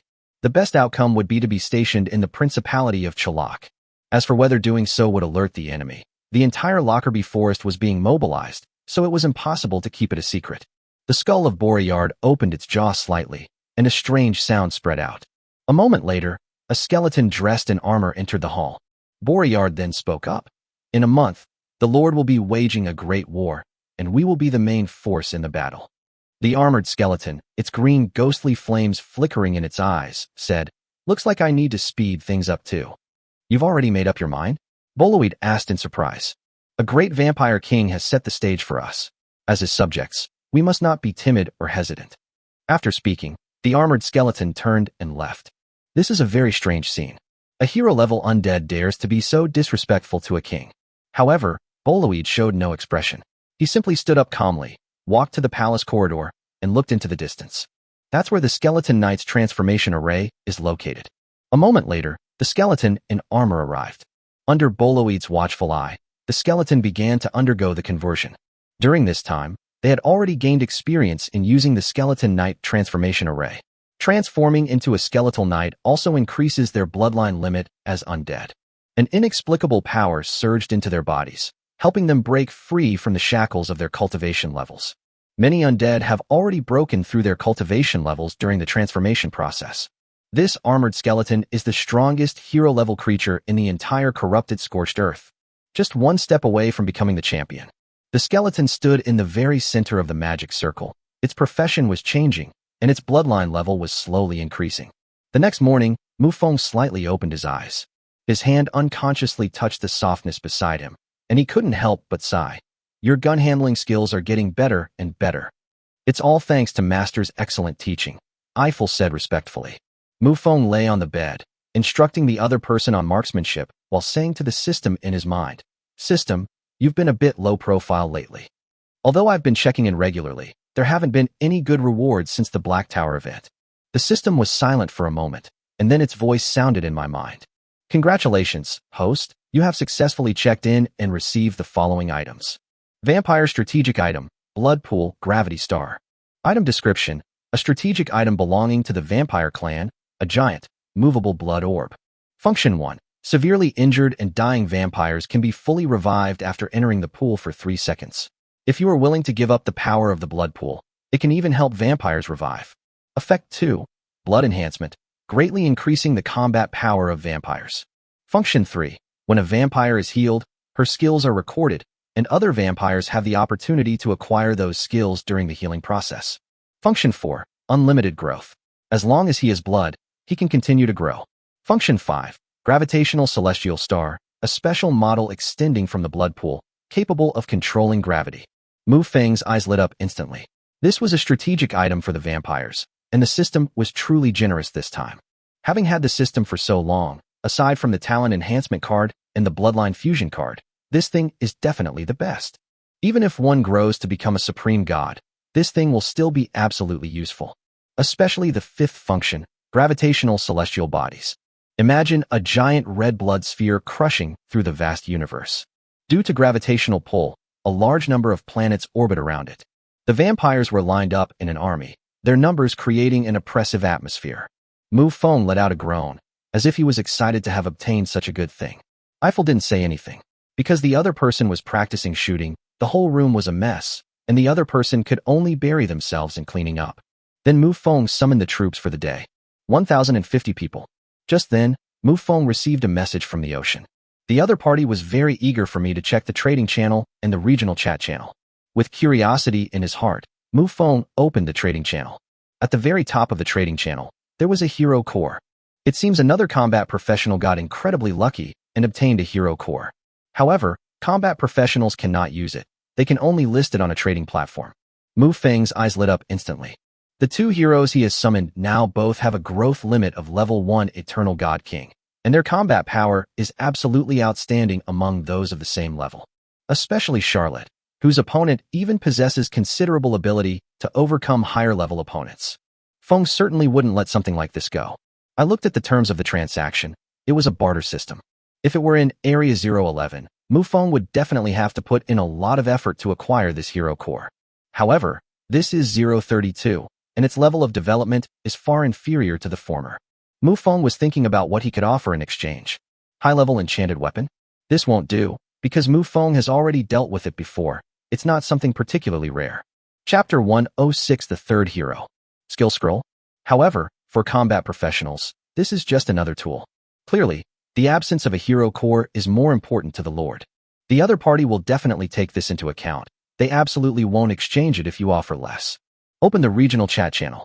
With the appearance of the hero core, the entire chat channel was now filled with onlookers. Do you think Boss Mufong will buy it? Is there even a question? Right now, in the entire region, apart from Mufong and Dumu, I can't think of anyone else who can offer something of equal value. A master of god-level troops, Dumu is considered one of the top lords. It could even be said that he is second only to Mufong. However, the gap between the 1st and 2nd place is so large that it is unimaginable. If there were a ranking based on combat power, and the 2nd and 3rd place differ by 10 points, then the 1st and 2nd place would probably differ by 10,000 points. Mufong finally decided to take out something good. Extraordinary weapon. It was just a damaged supernatural weapon. It was the same deep blue armor that Wonka was wearing. There was a large hole in the chest of the armor, and the helmet was blown apart. For a top player, such equipment is like a useless piece of junk. However, using it to exchange for hero cores right now is absolutely the right thing to do. Hero core, tradable item, torn azure armor, armor quality, extraordinary. Extraordinary weapons is that they can convert the power of vital energy into extraordinary power. In other words, even if one is not at the king level, injecting blood energy into a weapon can unleash a trace of extraordinary power. However, this conversion ratio is terrifying. A hero's full strength can only be exchanged for 1/10 of the power of a normal king. But here's the problem. A normal king-level player, with just their king-level aura, can kill a hero-level player. The gap between these two realms is beyond any logic. If Mufong hadn't used the power of faith, he wouldn't have been able to fight against the king. The moment Mufeng's item was listed, the other party immediately agreed to the transaction. However, the regional chat channel was already in an uproar.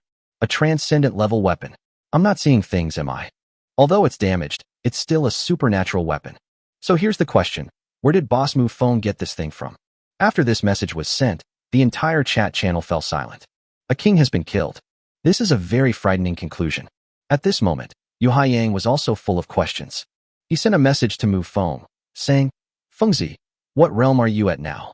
The king, Mufong answered honestly. Yu Haiyang hasn't sent any messages in a long time. It seems he's become withdrawn. Just as Mufong was about to close the chat channel, Yu Haiyang's message popped up again. Holy crap, how did you level up? I'm a hero level now. I feel like I'm in the top tier. This time it was Mufeng's turn to be surprised. How long has it been? And the opponent has already reached hero level. But upon further reflection, Mufong felt relieved. After all, he was a lord of the seas, and the number of creatures in the sea was so numerous, it was almost unbelievable. Although they are all small fish and shrimp, and the experience points gained are only a few points, or even a few points, the large quantity makes them plentiful and filling. Moreover, the opponent still has a hero core and has already summoned the hero a long time ago. It now appears that the hero summoned by the opponent is also quite powerful. Mufong didn't have time to waste arguing with the other party. He needed to hurry up and summon the third hero. This will allow the opponent to gain experience in Area 011 and quickly reach the king level. Mufong swiftly arrived at the hero altar and threw the hero core directly into it. The runes on the hero's altar flickered slightly, their hazy glow reflected in Mufeng's eyes. Mufong was filled with anticipation. Inside the castle, the two blood elf kings, Mor and Lil, were also drawn to this scene. The brother and sister approached Mufong from behind and respectfully said, "Greetings, Lord." Seeing that Mufong did not answer for a long time, and his gaze remained fixed on the altar in front of him, the brother and sister became even more curious. An unknown force of attraction spreads to trillions of light years beyond the cosmos. If someone were to wander through the universe right now, they would see a red planet ahead. That red planet was enormous, and its terrifying gravity tore any planets that came near it to pieces. It has been transformed into a planetary graveyard. However, when these fragments approach the red planet, they are directly broken down into energy, which is then absorbed by the massive red planet and turned into nutrients. As the unknown pulling force drew closer, the red planet, which was in motion, paused slightly. Finally, a small fragment of the red planet detached itself. But accompanying this small fragment of the planet was a terrifying force of will that was beyond imagination. Completely different from Charlotte. Although Charlotte was also the will of the original body, the other party was seriously injured and on the verge of death, and the power of her will had been worn down to nothing. This fragment of the planet was being pulled rapidly into the distance by that unknown force. And that terrifying force of will also traveled into the distance. Left alone at the scene, a huge red planet slowly rotated, but at this moment it was as if it were dead. As it drew closer to the world of Neuro, the fragment gradually transformed into a human figure. Mufong's gaze, a figure slowly appeared in the hazy light of the hero altar before him. Short blonde hair, a black tuxedo, white gloves, and a tall, slender figure, the epitome of a butler.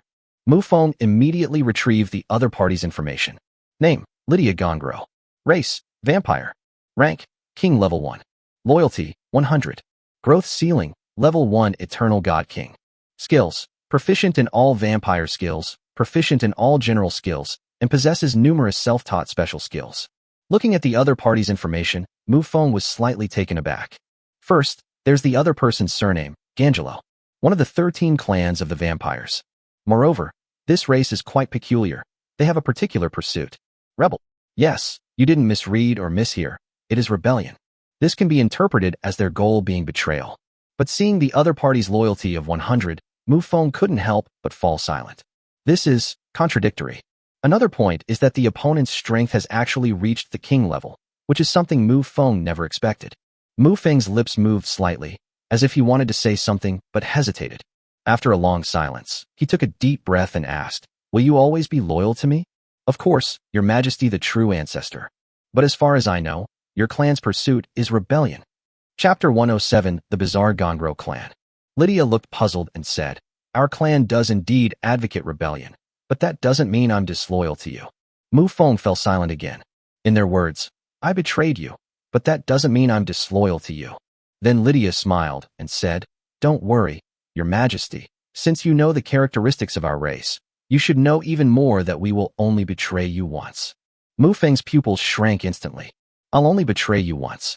That means the other party has already betrayed you once. But the problem is, aren't the units you summoned completely new life forms?" At that moment, Mufong suddenly understood a lot. For example, why does Charlotte know so much? And why is the opponent's fighting power so outrageous? The truth seemed to be right in front of Mufong, but Mufeng's current strength didn't allow him to think about it that much. Shaking his head, Mufong eased the tension with another question. "Are you male or female?" Lydia smiled slightly and said, "I am everything. I have no gender. Such things mean nothing to me." Mufong nodded, not particularly surprised by the situation. This brings us to another characteristic of the Gangero clan. an embodiment of wildness, coexisting with nature. He could be a blade of grass, a person, a magical beast, or a planet. Vampires are named after blood, and they can be said to have mastered the various laws of blood. However, being a great race that traverses the universe and the abyss does not mean that they are limited to this. Take, for example, the skill General Skill Mastery. Right now, the two Blood Elf Kings standing behind Mufong were both dizzy. What did they hear? Your Majesty the True Ancestor? Is this the kind of title you can just use? Moreover, he was a vampire king from one of the 13 clans, addressing another vampire lord. The answer is already very obvious. The two immediately knelt on the ground in fear, saying, Your Majesty, True Ancestor, we. The two were so excited that they couldn't even speak clearly. Mufong simply waved his hand and said calmly, Don't make a fuss about this. In the past, Mufong would not have given such an explanation. However, there is still a demigod of the Cappadocia clan in the sea. Although Mufong is currently riding on the coattails of the powerful and his status in Lockerbie Forest is skyrocketing, it doesn't mean he's not wary of his opponent. Intend to meet the other party until he had the combat power to fight a demigod. The four of them then went to the Lord's Hall together. As Lydia walked along the road, she felt her current body and bloodline level, and a smile involuntarily appeared on her face. His original strength was that of a second-level immortal god, and he had already reached the upper limit of his bloodline, but he had not made any progress for a long time. However, with the completion of a transaction, his bloodline level reached the first-level Eternal God King. The price was to abandon one's original form and become what one is now. Compared to the previous two heroes, Lydia's current situation is a huge gamble. Even if you start over and your bloodline limit is higher, it doesn't guarantee that you'll achieve the same level of success. While they were pondering this, the group had already arrived at the Lord's Hall. Mufong sat on the throne and looked at Lydia below, saying, You will lead 5,000 vampires to attack the Duchy of Churuk and transform it into a war outpost. As you command, your devout people will expand your territory, Your Majesty the True Ancestor, Lydia said respectfully, placing her arm over her chest. The other person was dressed in a black tailcoat, and given his current demeanor, he truly resembled a butler. The other person has delicate features. Judging by appearance alone, it's really hard to tell whether they are male or female. But none of that matters, because the other party is neutral in nature. Inside the royal palace of the Principality of Chalak, the king lay sprawled on his throne, looking utterly dejected. According to reliable intelligence, troops are being mobilized throughout Lockerbie Forest. The number of soldiers currently reported by intelligence has reached 2 million. Such a massive troop movement could not possibly be for a bonfire party. Even if it were to be a bonfire party, the location would definitely be the Four Kingdoms Alliance in the north of the Dawn Continent. Just then, the warrior Captain Nov, dressed in armor and carrying a long sword, entered the hall. He gave a standard knightly salute and said, Your Majesty, a large number of soldiers have appeared outside the duchy, and they seem to be coming to attack us. The king's obese body sprang up from the throne in an instant. He walked outside with a look of terror on his face, heading straight for the city wall. Upon reaching the top of the city wall, he witnessed a scene he would never forget. A sphere formed from pooled blood floated in midair, filling the air with a thick, pungent stench of blood. Around that blood sphere, a large number of female vampires stood in midair, their imposing presence terrifying. While one may be able to fly using various methods if their strength hasn't reached the level of a king, those are merely means to an end. However, Blood Pool Gravity Star can control gravity, directly giving the army the ability to fly collectively. Under the king's horrified gaze, a man dressed in a black tailcoat slowly walked up to the city wall. He said, Surrender, and you will be spared death. The king quickly looked at the warrior captain beside him and asked in horror, What is that person's strength? King. The warrior captain uttered the two words calmly. The king was so frightened that he fell to the ground with a thud, his obese body trembling uncontrollably. After realizing what was happening, he quickly shouted, Open the city gates. We surrender. The sergeant did not refute, but turned around and walked down the city wall with a calm expression. As the city gates slowly opened, the soldier stood inside, alone. Lydia smiled and slowly walked forward. Whoosh! The sound of a long sword being drawn rang out. The sergeant gripped his long sword with both hands, his gaze fixed firmly on the figure in the distance. Lydia maintained a smile throughout, as if everything before her was within her expectations. He then said, A courageous human being. Thank you for your praise, Your Majesty. Clang. The long sword fell to the ground with a crisp sound, followed by the sound of a heavy object toppling over. Soldier Commander Nov fell backward to the ground, his eyes still open, but he had already lost his life. As the army entered the city, the houses on both sides were tightly shut. People peered through the cracks in the windows at the scene on the street outside, and couldn't help but hug their babies tighter. A principality established by humans thus fell into the hands of a foreign race. Inside the grand hall, Lydia sat on her throne, looking down at the obese middle-aged man who was trembling incessantly. Chapter 108 Congress. He said calmly, "What you need to do next is to expand this city so that it can accommodate an army of 1 million. As a troop transit point for the entire central battlefield, in addition to Mufong's troops, there was also a 200,000-strong army of Minotaur and Harpy. The so-called central battlefield does not refer to a single wave of troops. This entire war zone is collectively referred to as the Central Front battlefield." The obese king nodded vigorously and said, "Your Majesty, please rest assured, I will certainly expand the city." Mufong, who was in the territory, also received a diamond-level stronghold treasure chest. Without hesitation, I immediately chose to open the treasure chest. "Congratulations, Lord, for opening the diamond-level stronghold treasure chest. You have received the following rewards. Special Equipment Blueprint, Dreadnought. Item description: this powerful war chariot can rampage across the battlefield, possessing formidable combat strength. However, Mufong's assessment was that it was like a chicken rib, meaning something of little value. This thing was completely useless to Mufong. The fall of the Principality of Charuk, like a piece of paper being burned, will soon sweep across the entire continent. But at this moment, the smoky smell of the burned paper could already be smelled. Warhammer Union. A man who was 3 meters tall, with a long golden mane around his neck and a dignified expression, sat in a high position. This man was none other than Marshal Lionheart, Alvis, of the Warhammer Confederation. On both sides of the main hall stood a group of generals. They all looked at Marshal Lionheart sitting on the throne with expectant eyes. After a long silence, Ilvis finally slammed his hand on the armrest. He said, "War is imminent. We can't afford to waste any more time. Come with me to Congress." The central authority of the entire Warhammer Union is called the Congress, which controls 90% of the nation's economy. The screech of armor and the synchronized steps of soldiers echoed throughout the capital. Everyone in the capital knew that the country was about to change. The capital was completely surrounded, with Marshal Lionheart's soldiers and the capital's guards locked in a standoff. The Warhammer Federation is a kingdom of demi-humans. The most numerous of them were the Lionhearts. Each of them had a lion-like mane around their neck, and their feline vertical pupils gleamed with a sharp, cold light. The doors of the capital slowly opened, and several elderly demi-humans walked out from within. One of them shouted angrily, "Do you want to rebel?" As the army parted to create a path, Marshal Lionheart, along with his generals, walked up to the soldiers. Marshal Lionheart spoke up, "With a great battle imminent, you're still thinking about amassing wealth? Do you even have the life to spend it?" One of the old men scoffed and said, "It is precisely because a great battle is imminent that we need more money. Otherwise, what will you eat? What will you use to forge weapons?" Marshal Lionheart closed his eyes slightly, raised his head slightly, and looked extremely disappointed. It's that same argument again.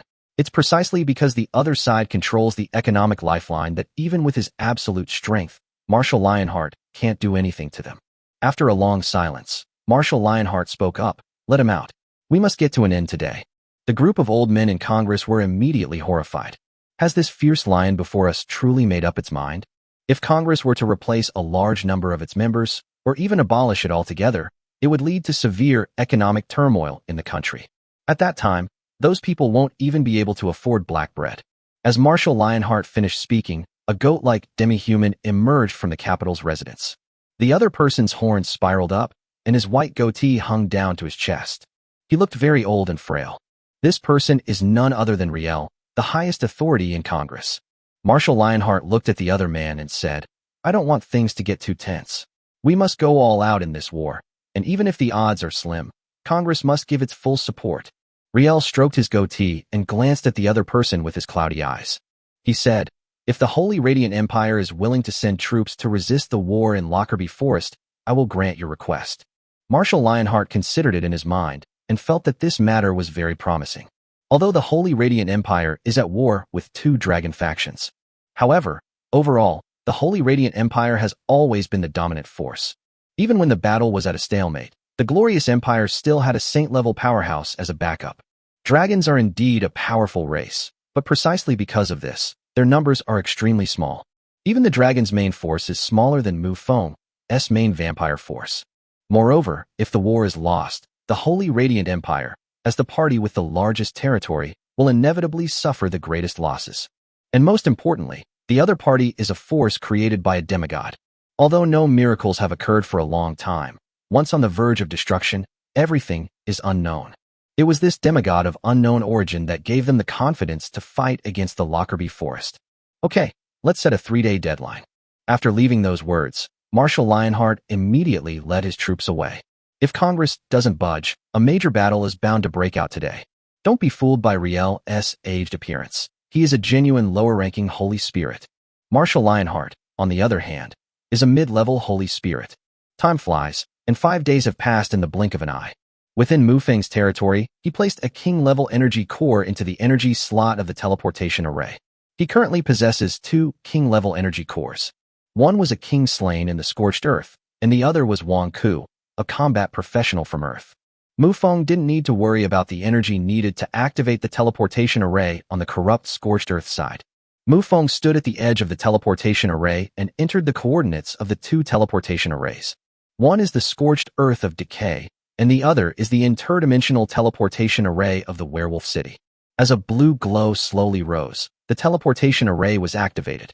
Mufong's watchful gaze, Boloid appeared in the teleportation array. The other party immediately stepped down from the teleportation array, knelt on one knee, and respectfully said, "Greetings, Lord." Mufong looked at the other person and said, "How many skeleton knights are there in the current corrupted scorched earth?"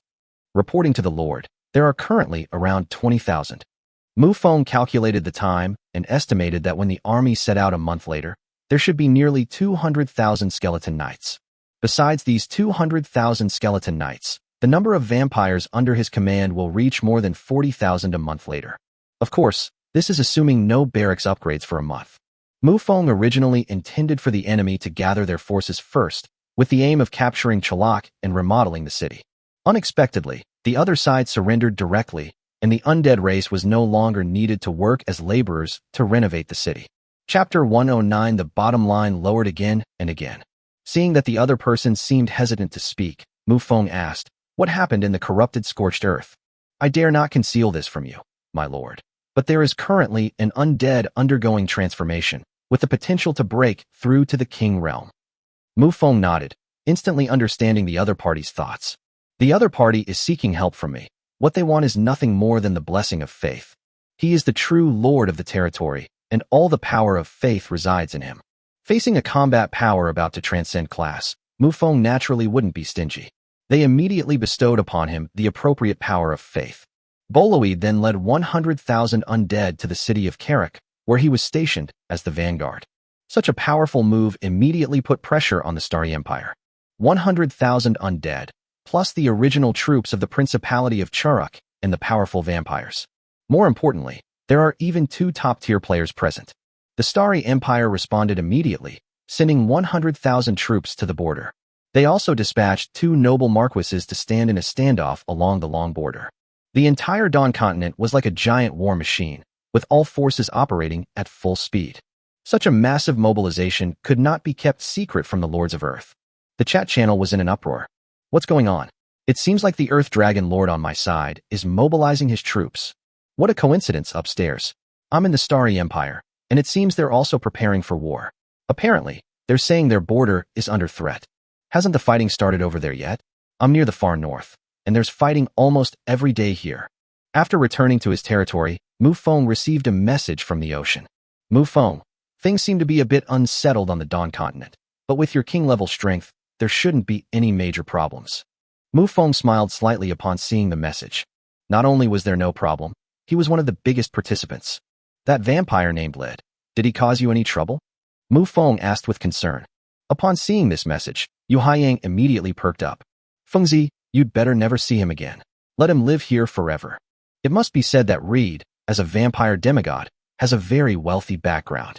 Even a tiny bit squeezed from under a fingernail would be enough to make Yu Haiyang instantly rich. Mufong breathed a sigh of relief upon hearing the other party's statement. After all, the other party was targeting him.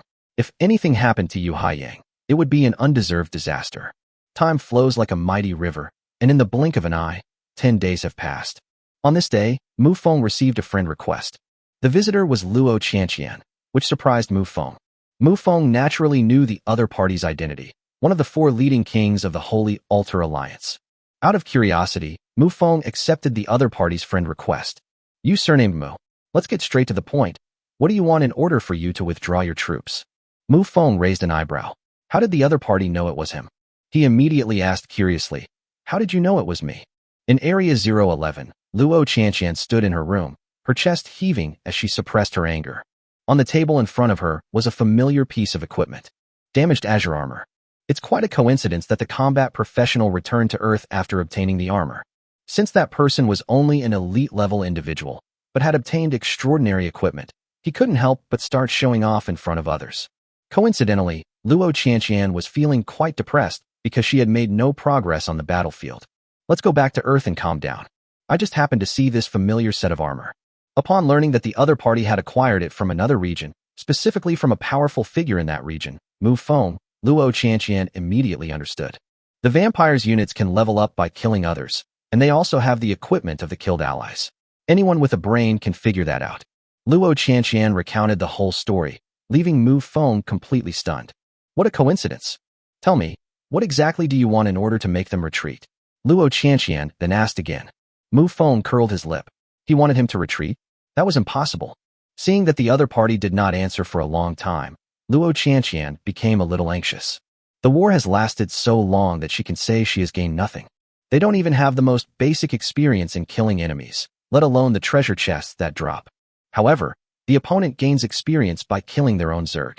Now Luo Qianqian gets goosebumps whenever she sees the vampires on the other side. Of hero-level vampires.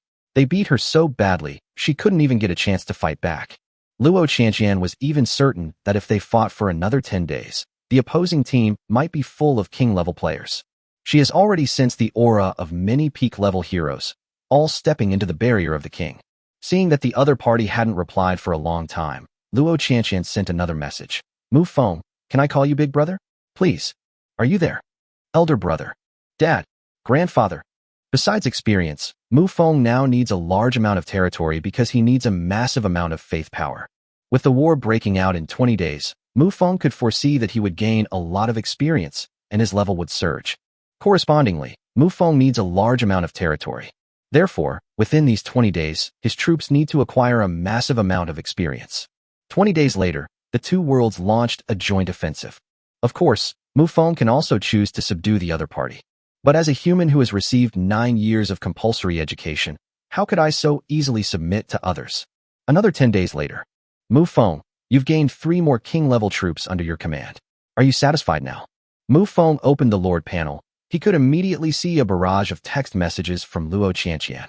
Mufong can even obtain battle reports from the other world from Luo Qianqian. The 3 kings mentioned by the other party are Rosa, Hualuo, and Tina. Seeing the opponent's strength increasing rapidly, Luo Qianqian finally couldn't hold back any longer. Mufong, let's make a deal. I'll give you a good time, and you'll withdraw your troops. How about that?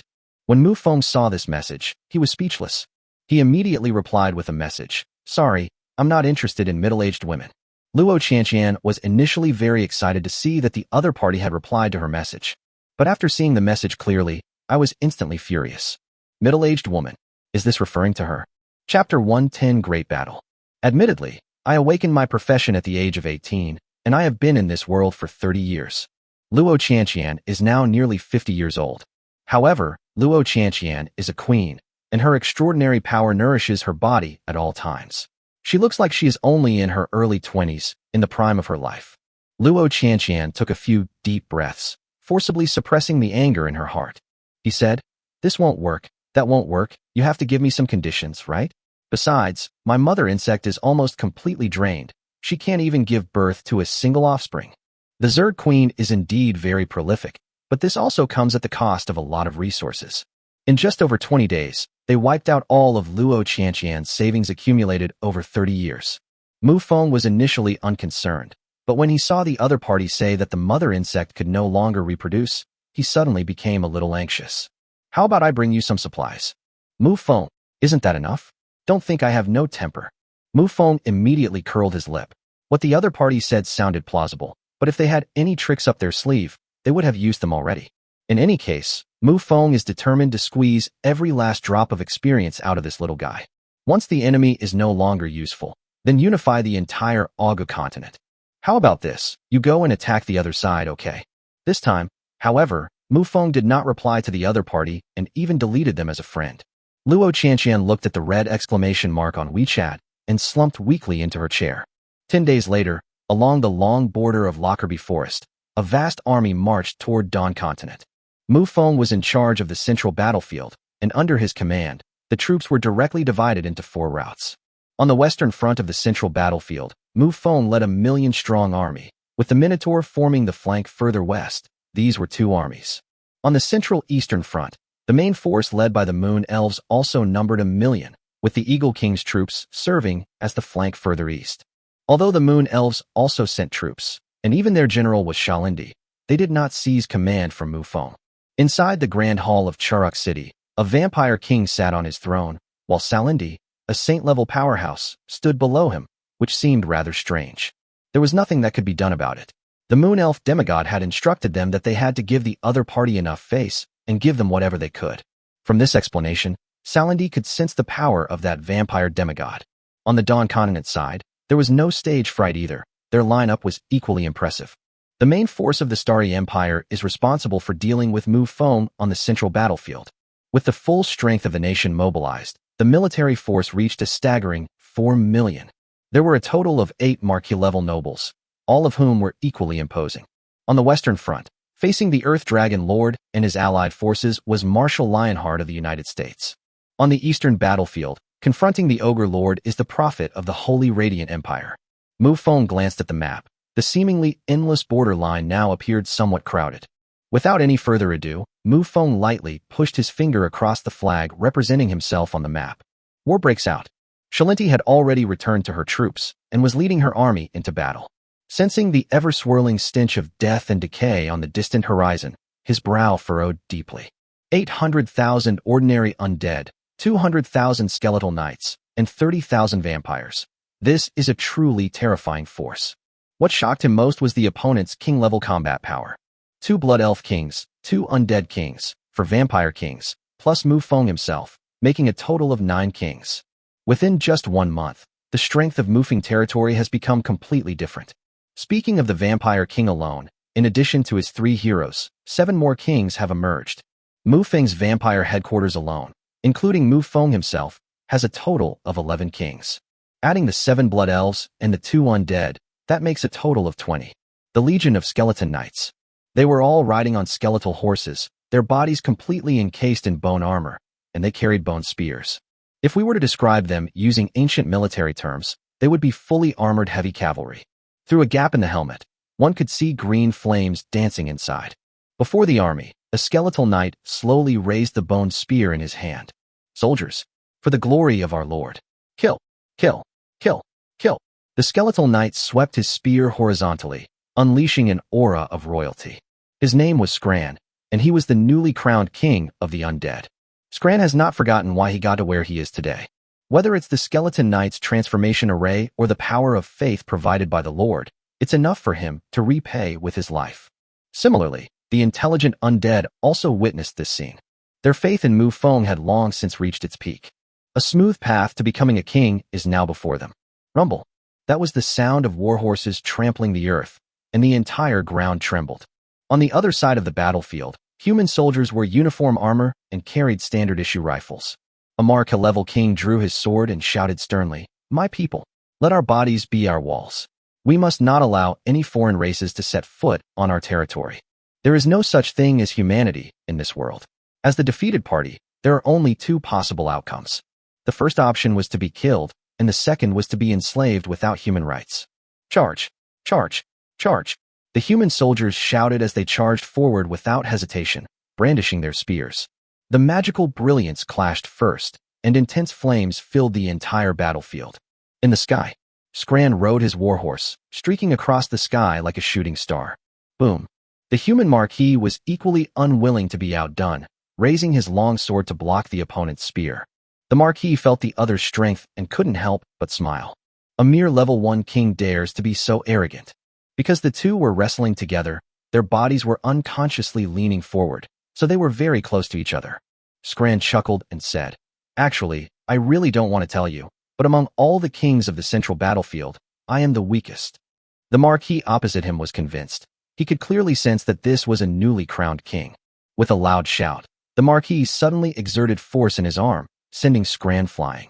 Scran rode his skeletal horse and charged forward once again without hesitation, his bone spear igniting with green flames. The Marquis raised his longsword, assuming a fighting stance, and shouted in a low voice, "Cross steel slash." Chapter 111 Battlefields. A massive cross-shaped sword beam streaked across the sky, leaving a trail of afterimages behind it. Scran also thrust his spear forward, the green flames condensing into a spear beam. Boom. Explosions rang out in the sky. The human Marquis's sword flashed, instantly dispelling the flames of the explosion and clearing his vision once more. He was about to unleash another deadly move when his expression faltered slightly. Not only him, but the human soldiers fighting below also showed expressions of horror. In the distance, a massive red blood sphere swept across the void. Around him, gravity seemed to have no effect, and large amounts of soil floated up. Around the blood sphere, tens of thousands of vampires stood in midair. If there is only one vampire, the human soldier will actually admire her beauty. But now, all they feel is fear. The human Marquis's gaze was fixed on a vampire at the very front. It was a vampire dressed in a tuxedo. Although the other party was dressed very elegantly, the human Marquis dared not be careless in the slightest. The long sword in his hand began to tremble violently, and at the same time he roared, "Shockwave slash." A strangely shaped sword light shot towards the distance. Lydia smiled and tugged at her white glove, making a snapping sound. Then he clenched his fist and punched forward. The terrifying force of the fist instantly tore through the sword light and struck the human Marquis's chest in the blink of an eye. The Marquis felt a tightness in his chest and coughed up a mouthful of blood. At the same time, the vampire said calmly, "A mere level 3 king dares to be so arrogant." The human Marquis felt utterly bewildered. "I'm a level 3 king, so what about the other player?" If his intuition was correct, the opponent was only a level 1 grandmaster. But a single, ordinary punch from the other party turned me into this horrible mess. He had no idea how to refute it. Behind the human army, Grand Duke Rollo looked indignant. He was very unhappy with the arrangements made by Emperor Starshine. The Star Emperor personally led his army to confront the main force of the Moon Elves on the other side. Marshal Lionheart's opponent is the Earth Dragon Lord, while the Radiant Prophet's opponent is the Ogre Lord. His only opponents were a group of kings. This made him feel very uncomfortable, as if he had been slighted. Looking at the Marquis, who was half dead from a punch, through the mirror in front of him, he couldn't help but curl his lip. The vampires are truly powerful. Without further hesitation, he got up and left. As an Imperial Grand Duke, he would not stand idly by and watch an Imperial Marquis perish before his eyes. Killing a vampire king at the same time can also greatly boost your team's morale. Let them know that although the vampires are powerful, they are not invincible. As for that strange, blood-red giant sphere and the unstoppable vampire army, Grand Duke Rollo thought it didn't matter at all. Everything will be alright as long as he takes action. A battlefield in the sky. Lydia only threw 3 punches from the start, but the Marquis on the other side was already on the verge of collapse. "If you dare throw another punch, I'll kill you on the spot." Lydia clenched her fists, and her aura suddenly erupted. Feeling the violent power opposite him, the human Marquis experienced a moment of dizziness. It was as if the one throwing a punch wasn't the vampire king, but his deceased great-grandmother waving at him. Lydia unleashed a punch, this time with even greater ferocity than before. How dare a mere king be so insolent? Suddenly, a cold voice rang out, and Grand Duke Rollo appeared before the human Marquis. He simply raised his hand and easily blocked Lydia's attack. For a moment, both of them were a little surprised. Lydia was astonished. He was just a king, yet he had a holy spirit intervene. Grand Duke Rollo was shocked by the opponent's power. In terms of the opponent's strength, even a high-ranking king would find it difficult to defeat him. Are all vampires this perverted? Grand Duke Rollo thought to himself. Lydia dared not be careless. Although she was very strong in the past, her current opponent was far superior to her in terms of skill level. His eyes widened instantly, and a terrifying force of will emanated from him. Grand Duke Rollo seemed dazed for a moment, and then felt his head tilt to the side. At the same time, his pupils widened instantly, his eyes filled with disbelief. The other person actually punched him in the face. damage, but is extremely insulting. He was the Grand Duke of the Starry Empire, a Saint Spirit level expert, yet he was humiliated by the other side. After regaining his senses, a surge of rage welled up within him, and his aura became increasingly terrifying. However, the next moment, his eyes widened in surprise. This time, his head tilted to the other side. Eastern Front. The Ogre army and its allied forces are fighting against the forces of the Holy Radiant Empire. It roared and raised its huge iron hammer high, creating a huge crater in the ground every time it fell. Above the sky, the clouds were churning wildly. The two saint-level powerhouses clashed. If people looked up at this moment, the energy of heaven and earth would almost solidify into a tangible form, pressing against each other like mercury spilling onto the ground. The prophet and the ogre collided, and then each retreated several kilometers. The prophet instantly turned around and began chanting complex magical incantations. On the other side, one of the ogre's heads roared, clashing two iron hammers together with a thunderous sound. However, on his other head, magical runes were reflected in his eyes. The next moment, two more arms instantly grew out from his shoulders. 2 heads and 4 arms.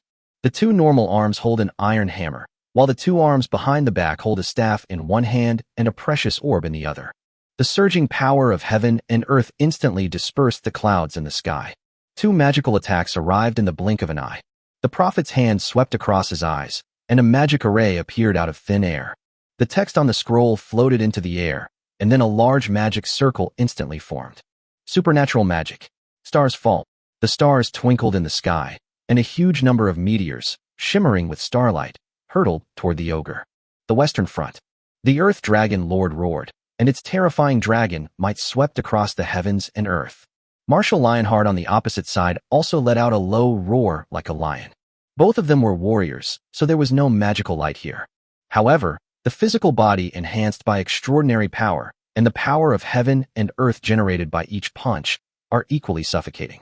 Give up. You don't have a demigod-level expert behind you. You're destined to fail. After the attack, the Earth Dragon Lord shouted loudly. Chapter 112 The Grand Duke. The prophet remained calm upon hearing this, and replied, "The God we worship is eternal, and we will never bow down to a foreign race. Since that's the case, then I'll take your head first." The Earth Dragon Lord roared and charged forward again. In the central battlefield, Grand Duke Rollo seemed to be in a rather strange state. His eyes were bloodshot, and he looked like he was about to explode with rage. He didn't know why, but whenever the other person glared at him, he would become dazed, and then the other person would hit him in the face. Relying on its powerful saint-level physique, it naturally did not suffer any fatal injuries, but it was extremely humiliating. Lydia was also quite helpless.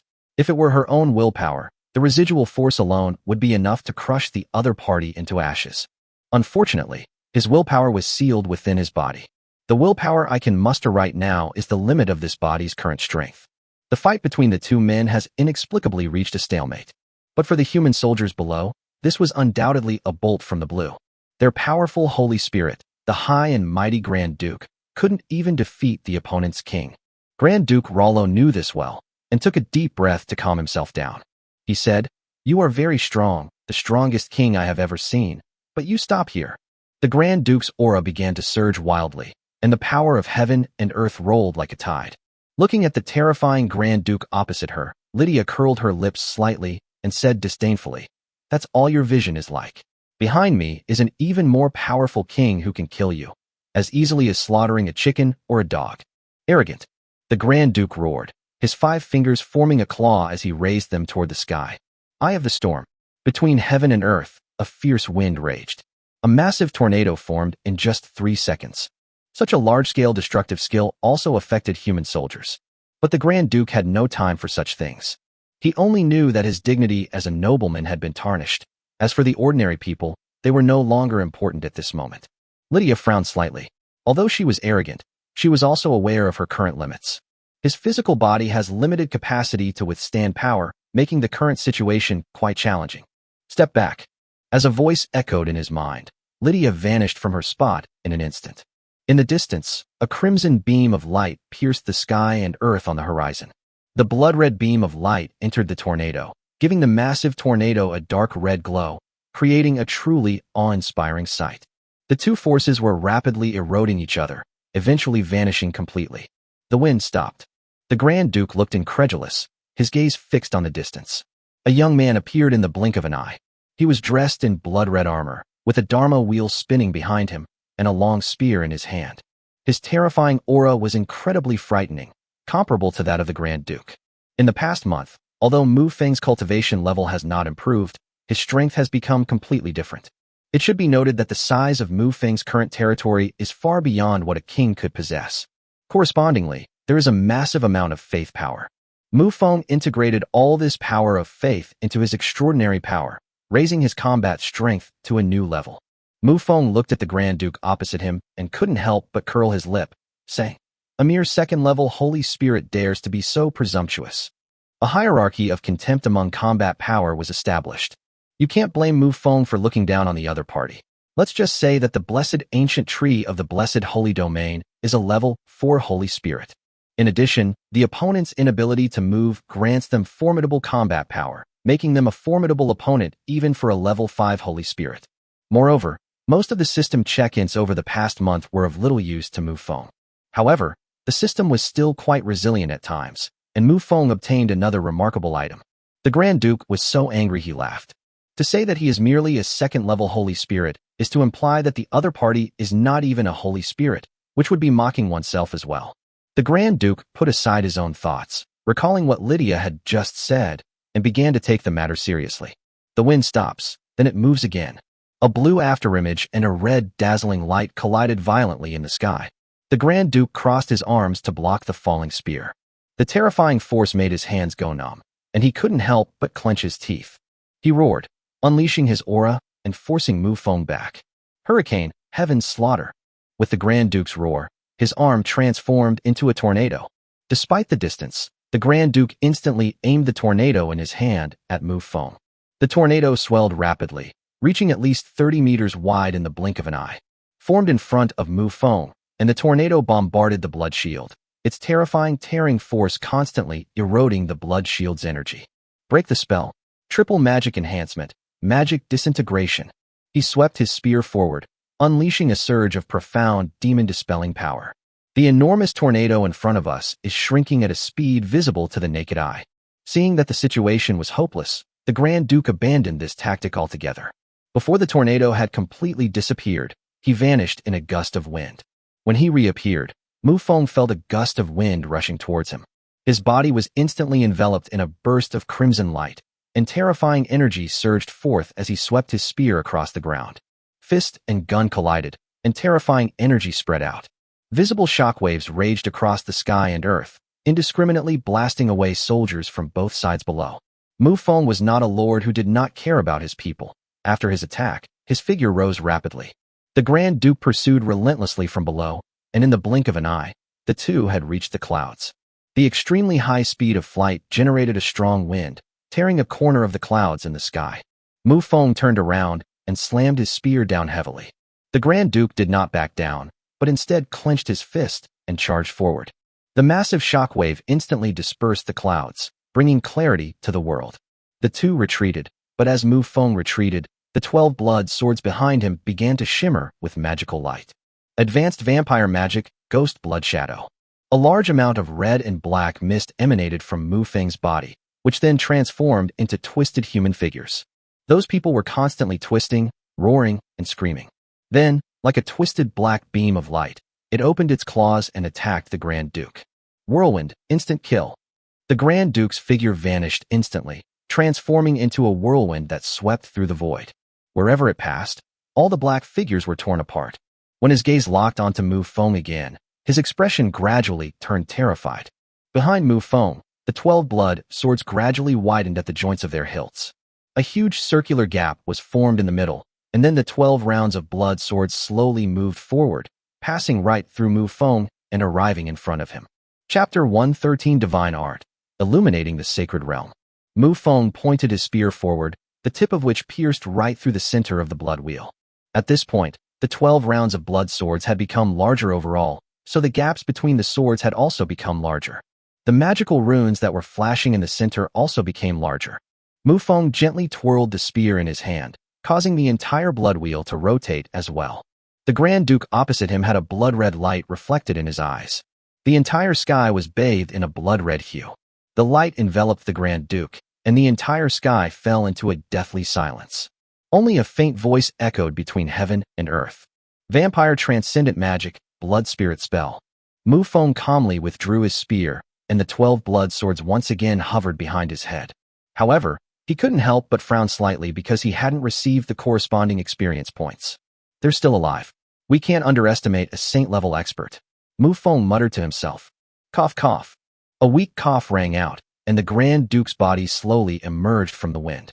At this moment, the Grand Duke had blood streaming down his face from his eyes, his entire chin was covered in blood, and even his ears were bleeding. You think you've won? No. Today I'll show you what a true Holy Spirit powerhouse is. As the other person finished speaking, Mufong could clearly feel that the other person's entire strength was being mobilized. And it's the kind of thing that's done without regard to cost. Storm calamity, great natural disaster. The eye of the storm formed rapidly, and in the blink of an eye, it had grown into a massive, towering structure. The Grand Duke stood in the eye of the storm, his arms outstretched and his head held high. He shouted almost maniacally, King of the Blood Clan, experience the power from the storm calamity. At this moment, small cracks gradually appeared on the Grand Duke's body, like porcelain about to shatter. Mufong frowned slightly. He was certain that such a skill did not belong to the Grand Duke. The Starry Empire, one of the 4 top powers on the continent, has no demigods to govern it and no dragons with terrifying talents, yet it still exists here. It now appears that the other party also possesses unknown resources. Mufong slowly exhaled a breath of stale air, raised one hand above his head, and then clenched it into a fist. He uttered a few words softly. Divine magic, illuminating the sacred realm. As these words were emphasized, Mufong's entire demeanor underwent a tremendous change. He is still the same person, and his appearance has not changed at all. But at this moment, Mufong was clearly reflected in everyone's eyes. Even if he is far away, people can see him as if he were right in front of them. Moon City, a pool of water shimmering with moonlight, lies quietly. The moon's reflection in the pool water looked both mysterious and magnificent. But those words echoed in everyone's ears. The pool water in front of me began to churn, representing the life hidden within, and I felt quite uneasy at that moment. An unknown place. In a huge and magnificent palace, on a red carpet in the very center of the hall, a model of a planet slowly rotates. The enormous golden vertical pupils narrowed slightly, the dragon spread its wings, and a roar resounded out. On the battlefield, Mufong spread his hands and said calmly, the greatest opponent in a person's life is themselves. What you need to do next is defeat yourself. After he finished speaking, Mufong's figure slowly disappeared. A fierce wind raged in the sky, and as a gust of wind swept by, the Grand Duke's figure slowly appeared. His face contorted with madness as he roared. Storm calamity, great natural disaster. An identical eye of the storm rapidly formed, and the 2 eye-shaped storms raged across the sky, vying with each other. The gale is spinning and slowly moving forward. The real Grand Duke stood in the eye of the storm, looking at the exact same scene opposite him, his face filled with madness. Impossible. Absolutely impossible. This is all an illusion. I'll shatter it all. The Grand Duke coughed up a mouthful of blood, clearly indicating that he was working beyond his capacity. But the huge eye of the storm is slowly moving forward. Wherever it passed, it left deep ravines in the earth, as if another entrance to an abyss had appeared. On the other side, the fake Grand Duke also appeared deranged. Fake. It's all fake. How could a king like you possibly possess divine magic? It must be an illusion. Watch me shatter you. If you weren't looking from God's perspective, it would be really hard to tell what's real and what's fake on the battlefield right now. As the edges of the 2 largest eyeballs began to collide, a natural disaster struck. Terrifying wind blades raged forth, leaving behind a horrifying and menacing ravine wherever they passed. However, such wind blades are overwhelming, even enough to block a person's view. It lasted for a full 2 minutes, and the Grand Duke's body grew weaker and weaker, to the point that he could hardly lift his arms. With the arms of the 2 Grand Dukes going limp, the 2 eye of the storm could no longer be maintained. It vanished into nothingness in an instant. A flash of bloody light appeared, and the demon-slaying blood spear pierced through Grand Duke Rollo's chest. At the same time, Mufong calmly said, in this world, the greatest enemy is always yourself, and you can never defeat yourself. This is the divine art, the reflection of the holy realm. The Grand Duke gripped his spear in one hand, and the resentment in his eyes began to slowly fade. He said weakly, I will fight again, with a completely new attitude. As the other person's head slowly lowered, Mufeng's aura surged instantly. The weakness I felt from using the divine magic earlier has completely vanished. The opponent is a lower-level Holy Spirit and can provide 1 million experience points. Level 3 King, 100,000. Level 4 King, 200,000. Level 5 King, 200,000. Level 6 King, 200,000. Level 7 King, 300,000. In a short moment, Mufeng's cultivation level skyrocketed to the 7th level upper-class king. At the same time, Mufong also saw what he had been longing for, the individual treasure chest. In addition, there is a saint-level energy core. Looking across all the lords of Blue Star, to this day, Mufong is the only lord who has obtained these items. At the same time, he is also the only one to kill a saint-level lord. Nevertheless, Mufong still had a furrowed brow. He still kept in mind the words the Grand Duke spoke on his deathbed. After all, he was a saint-level expert. He wouldn't say such meaningless things for no reason. With the fall of the Grand Duke, all the battlefields of the Dawn continent seemed to fall silent. A complex expression flickered in the eyes of the Star Emperor. He had never imagined the Grand Duke's demise. The Moon Elf, Salindi, opposite them, also widened her beautiful eyes, her expression one of horror. A level 2 king killed a level 2 Holy Spirit. This is not just crossing the line, it's downright outrageous. Chapter 114, The Core of Calamity. If Mufong were a level 9 king, that would be absurd, but at least there are such cases in the vast universe. However, it's no exaggeration to say that, under normal circumstances, a level 2 king, even if they just stand there and let you attack them, you won't be able to break through their defense. For specific details, please refer to Lydia. And what did she hear? Divine magic. If Shalindi remembers correctly, that thing is a method of a level 3 true god. It can only be said that everything happening right now is challenging everyone's common sense, as if trying to rebuild the worldview of this group of people. In a daze, Shalindi came back to her senses, but she suddenly realized that the Star Emperor on the other side had already run away. Instead of giving chase, Shalindi hurriedly returned to Carrick City. The war stopped in that instant. At this moment, the three-way allied forces within the Starshine Empire retreated across the board. Chalk, inside the main hall. Mufong sat on the throne, his eyes practically rolling to the sky. Shalindi circled the throne, turning left and right, as if admiring some rare treasure. Below, the Ogre Lord and the Earth Dragon Lord looked at each other, seemingly with question marks hanging above their heads.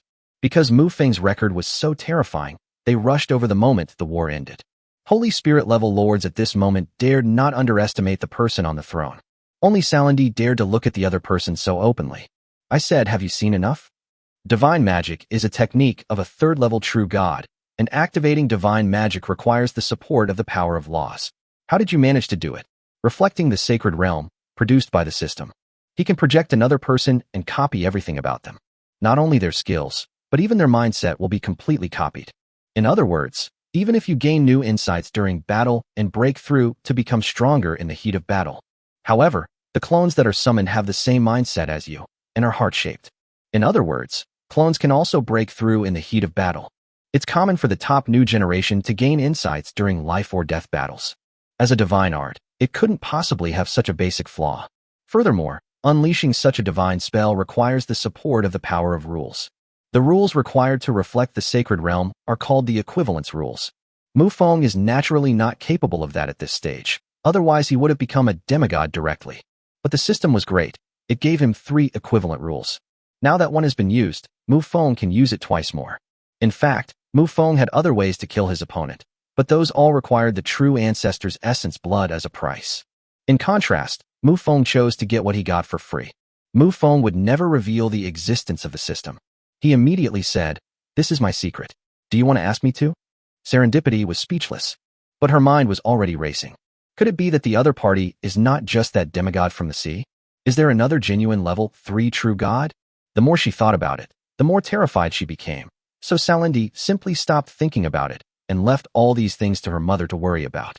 He then descended the steps of the throne and stood in the hall, saying, "We have achieved an absolute victory in this initial battle. What should we do next?" Her gaze was fixed on Mufong. Compared to the beginning, she had completely accepted Mufong. Not only her, but even the 2 Holy Spirit-level lords were eagerly anticipating this moment. Mufong coughed lightly and said, "Does the current 3 Kingdoms Alliance still have any Saint-level experts available?" And one more, the president of the Congress of the Warhammer Union, Riel. Upon hearing this, Mufeng's eyes lit up instantly. The Grand Duke was dead, and someone had to fill the vacancy. Otherwise, their army would simply charge forward recklessly, and the enemy would be powerless to stop them. But Mufong was completely overthinking it. Riel was no fool. He valued his life highly. With Mufeng's track record as an example, anyone who isn't a fool would be extremely cautious. Then Mufong said, "The other side has realized that it's impossible to stop us outside the border. They should rely on the city for defense from now on. Due to the month-long troop deployment, the Starshine Empire has already strengthened the defenses of its city walls, making the attack much more difficult now," Shalinti stated truthfully. In any world and in any war, the aggressor usually pays a greater price, and this is also true in this world. The city walls are covered with magical runes, magical barriers, ranged attacks, and large magical rune towers, all powerful defensive weapons. But none of this mattered to Mufong, because the undead are least afraid of sacrifice. The undead do not reproduce. Each undead is born from a special region. For example, the scorched earth of the abyss. The amount of undead energy that the scorched earth can produce is limited, meaning it can only support around 2 million undead. After this batch dies, the next batch will soon emerge. After a brief discussion, everyone left one after another. Mufong looked around to make sure no one was watching, then rubbed his hands together like a fly. The saint-level treasure chest made Mufeng's mouth water. "Congratulations, Lord, on opening the saint-level treasure chest. You have obtained the following items. Special item, Calamity Core. Item description, the control core of the Abyss Catastrophe. With it, you can control the Abyss Catastrophe and experience the power of calamity." Mufong frowned instantly. This thing was indeed very powerful. The key question is where he is going to find the Abyss Calamity. The Abyss Calamity is a rather special life form, or rather, phenomenon, within the Abyss. Because the structure of the Abyss is different from that of the starry world, there are no planets in the Abyss. There is no crustal movement, no phenomena caused by the movement of various planets, so there are no natural disasters. However, in its place came the Abyss Calamity, which is the natural disaster of the Abyss. Moreover, the other party's existence is very special. It is not a living being, but it is somewhat like one. The other party is like an NPC in a game, randomly spawning at a certain location and executing a pre-written program to bring natural disasters to the Abyss. Mufong thought for a moment and realized that this thing must be closely related to the Starry Empire. After all, when we fought the Grand Duke before, the skills he used all seemed to be related to Calamity Storm. As Mufong pondered, his eyes gradually brightened. If the opponent gained a skill from the Calamity Storm, then the location of the Calamity Storm is obvious. You've kept it well hidden. A calamity or storm is no easy task. First of all, the other party is an abyssal creature, which would not normally appear in the starry sky world. Not to mention its enormous size. Chapter 115, The Foundations of All Parties. If you can find the corresponding calamity, then this thing is definitely worth more than its price. Directly controlling the Abyss Calamity is equivalent to having an additional subordinate at the lowest Holy Spirit level. Yes, the appearance of the Abyss Calamity requires at least the Holy Spirit level. Otherwise, it wouldn't have been labeled as a calamity. On a small island in the waters of Glass Bay, Lid sat by the tavern window, gazing at the distant sea. He tasted the blood of 100 beasts in his cup, his expression remaining calm. "It seems that my kinsman is of a high rank, and he also has a third-level true god behind him."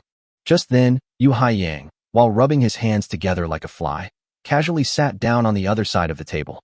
He said with an eager look on his face, "Sir, our tavern has unlocked a new blood wine. Would you like to try it?" A smile flickered across Reed's face beneath the mask as he said, "Of course we'll have to try it." But then, a look of doubt appeared on his face. He asked, puzzled, "Are you and my vampire companion really friends? Why is there such a big difference in strength between you?" Yu Haiyang's expression froze. He knew Mufong was a king, but he never expected that the other party's strength would be so great. Mufong unleashed his divine magic, imbuing himself with the power of rules, making him appear like the protagonist of the world, drawing everyone's attention to him. In other words, Mufong is now playing his cards openly. Now, the entire world of Neuro knows of Mufong, the Vampire King. Compared to his initial timidity, Mufong now has no need to hide his strength. As his strength and realm improved, Mufong was able to unleash even a fraction of the various methods belonging to the true ancestor. Yu Haiyang personally brought the other party the new blood wine, and then hid in his room alone. She immediately sent a message to Mufong. "Mufong, that vampire demigod has already seen you." Mufong was not flustered after receiving the message.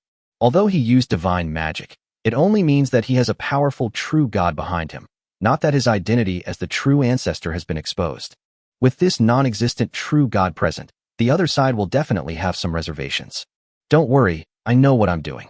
After replying to the message, Mufong opened the regional chat channel. At this time, Area 032 was extremely popular. Guess what I saw? The scale of the battle. It was unbelievable. Who's that guy in the armor? The dark red spear in his hand, and the Dharma wheel behind him. He looks so cool. Hee hee, the girl upstairs is in heat, isn't she? This is the native you looked down on at the beginning. What's wrong with being a native? He's so powerful and handsome. I want to have his babies. No one would have guessed Mu Feng's identity. Even if there were Mu Feng's classmates in this area, they would only be puzzled at most. That was a battle at the Holy Spirit level. How could it possibly be a battle fought by a mere Earth Lord? The Holy Spirit has not been born in Area 011 for 30 years. Mufong immediately closed the chat channel. He was too lazy to post anymore. It's like a max-level player accidentally wandering into a newbie village. They have no intention of showing off. In the ensuing war, the Starshine Empire ceased its offensive operations and instead chose to defend its cities. Just as Mufong had predicted, the Speaker of the United States Congress, Riel, replaced the Grand Duke and confronted Mufong. However, Mufong was very frustrated because his opponent simply refused to fight him. As soon as Mufong makes a move, the opponent runs faster than a rabbit. It was precisely because of the enemy's cowardice that Mufeng's army swept through the enemy lines. Several cities were captured in 10 days. Star Empire, Core Region. Emperor Xingyao slammed his fist on the table in anger, his eyes wide like copper bells as he stared intently at Riel. How did you fight this battle? One of my buildings lasted longer than your entire city. You don't care if it's not your territory? Riel's retreat caused the entire central battlefield to regress. If Emperor Xingyao doesn't retreat, Mufong will change his attack direction, causing the opponent to be attacked from both sides. Riel stroked his goatee and said helplessly, "You've seen their formidable fighting power. Why don't you take on them?" Emperor Xingyao fell silent. Although he was a mid-level holy spirit, he really wasn't confident in facing the opponent's divine magic. It can only be said that Mufong took too big a step this time, which scared everyone. The prophet coughed lightly and said, "The opponent is indeed very strong, so we can't blame the old chairman for that." The prophet then looked around and said loudly, "The enemy's strength far exceeds our imagination. Everyone, don't hold back what you have, take it out and use it." Marshal Lionheart crossed his arms and shrugged helplessly. Looking at the four forces on the Dawn continent, the Warhammer Federation is the poorest. Their strength is only what's on the surface. They have no real foundation whatsoever. Then everyone turned their attention to Emperor Xingyao. This is, after all, their territory, so they should set an example. Emperor Xingyao was also very troubled. He rubbed his temples helplessly and said, 1 month, just hold on for 1 month, and we will receive a powerful reinforcement." The crowd fell silent once again. A month? The war has only been going on for a few days, and the Starry Empire has already lost 1/5 of its territory. Can it hold out for a month? Moreover, the capital of the Starry Empire is located in the middle, which means that if the other side takes another 2/5 of the territory, they will be able to reach the capital of the Starry Empire. The prophet was silent for a moment, then said in a heavy tone, "Are you sure you can unleash the power to change the course of the war a month from now?" Emperor Xingyao did not answer, his mind replaying the battle between the Grand Duke and Mufong. After a long silence, he slowly nodded. Seeing that the other party had given a definite answer, the prophet said in a deep voice, "Very well, I will switch places with Riel, and I will restrain that vampire king." In fact, what these people truly feared was the divine magic that Mufong used. If we only consider normal combat strength, they felt that Mufeng's combat strength was not particularly terrifying. At least he had the confidence to fight. Moon City, Core Area. By the bright, clear waters of the moonlit pool, Salindi stood quietly, bathed in the moonlight. She said softly, "Mother, is there something you want me to do?" Suddenly, moonlight rippled across the pool, and then a blurry human figure materialized. An ethereal voice echoed here. "Tyr, what do you think of that vampire king?" After a moment of contemplation, Salindi replied earnestly, "Mysterious, powerful. If you were asked to marry him, would you agree?" The serious expression on Shalinti's face instantly crumbled. She exclaimed incredulously, "What did you say?" Chapter 116 Luo Qianqian's Dilemma. Salindi's face was filled with astonishment and disbelief. All things considered, she and Mufong had only known each other for a short time, and apart from war-related meetings, they hadn't even had any private conversations. Of course, Salandi understood the idea of marrying him. After all, that vampire king is so powerful, and he has a terrifying backer, so a marriage alliance is perfectly normal. His body, bathed in moonlight, turned slightly to the side. Under Salandi's incredulous gaze, the figure formed from moonlight glanced at her slightly. Then he slowly said, "How about I do it?" The expression on Salandi's face gradually turned to terror. She could already picture that scene. When she meets Mufong in the future, she will respectfully address him as father. The thought of this scene made Salandi completely break down. She shook her head frantically, refusing. No, absolutely not. I'd rather do it myself. Okay, it's settled then.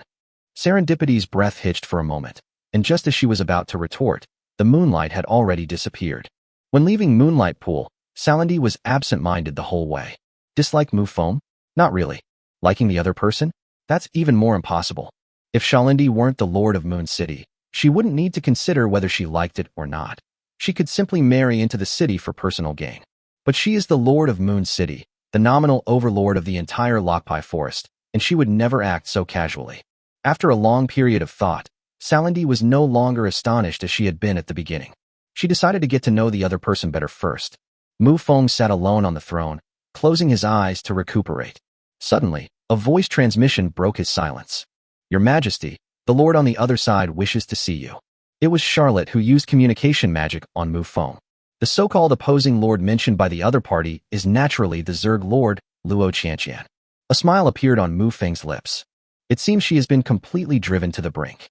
Otherwise, she would not have come to see me.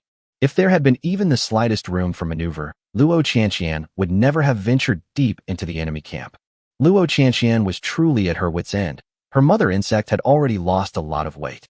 After thinking about it for a moment, Mufong decided to go and meet the other party. It doesn't matter whether we kill or collect them. Compared to the indigenous forces that Mufong subdued, Luo Qianqian, a lord of Blue Star, undoubtedly has greater potential. However, correspondingly, they are also more difficult to control, as they all have a rebellious streak. However, this situation is not a big problem for Mufong. Lydia, during my absence, you are in full charge of war mobilization. Remember not to move out of the camp without authorization. Yes, Your Majesty, the true ancestor. The reason Mufong dared to leave so brazenly was because the Moon Elf was nearby and would provide support. For example, when Mufeng's army marched straight in, they would also turn around and encircle the Star Emperor's army. Without any hesitation, Mufong immediately arrived at the location of the Werewolf City teleportation array. Thanks to the 2 special spatial cores given by the Moon Elf, the tradition is currently in a state of perpetual operation. The legendary fluorescence continued to spread outwards, and Mufong stepped into it. With a flash before his eyes and a moment of disorientation, Mufong had already appeared in Area 011. Looking up, one sees a magnificent palace. The original dilapidation has long since disappeared. The place has been rebuilt by the werewolves. "Greetings, Lord." Derek immediately knelt on one knee and said respectfully, "Rise." Mufong replied calmly, then left the palace and soared into the sky. Blessed Sanctuary, in a side hall. Luo Qianqian sat on a small stool, looking rather reserved. She was looking down, but her eyes kept glancing to the sides. Charlotte and Lily, one on each side, were equally curious as they looked at the person in front of them. The development model of the other party's territory was very similar to that of their lord, which aroused the curiosity of the 2 women. Just then, a blood elf maid entered from the side hall. She lifted her skirt and bowed slightly, saying respectfully, "By order of the Lord, Luo Qianqian is hereby summoned to an audience." The 3 then went together to the front of the main hall. Luo Qianqian was extremely nervous at this moment, glancing around her every now and then. Rows of blood elf soldiers, holding long spears, stared at Luo Qianqian with sharp eyes like hawks. Luo Qianqian could even sense the intense killing intent in the soldiers' eyes. This is the hatred that has accumulated between their 2 territories over a long period of time. With a mix of trepidation and excitement, Luo Qianqian stepped into the main hall. Looking up, a young man who appeared to be about 20 years old sat on the throne, dressed in magnificent robes. Although the other person's expression was calm, their eyes held a vastness of stars and the sea, appearing incredibly profound. From the moment she stepped into the hall, an aura of royal power swept over her. Luo Qianqian gritted her teeth, desperately resisting the oppressive force. He strode across the middle of the hall, his gaze sweeping over the people on both sides.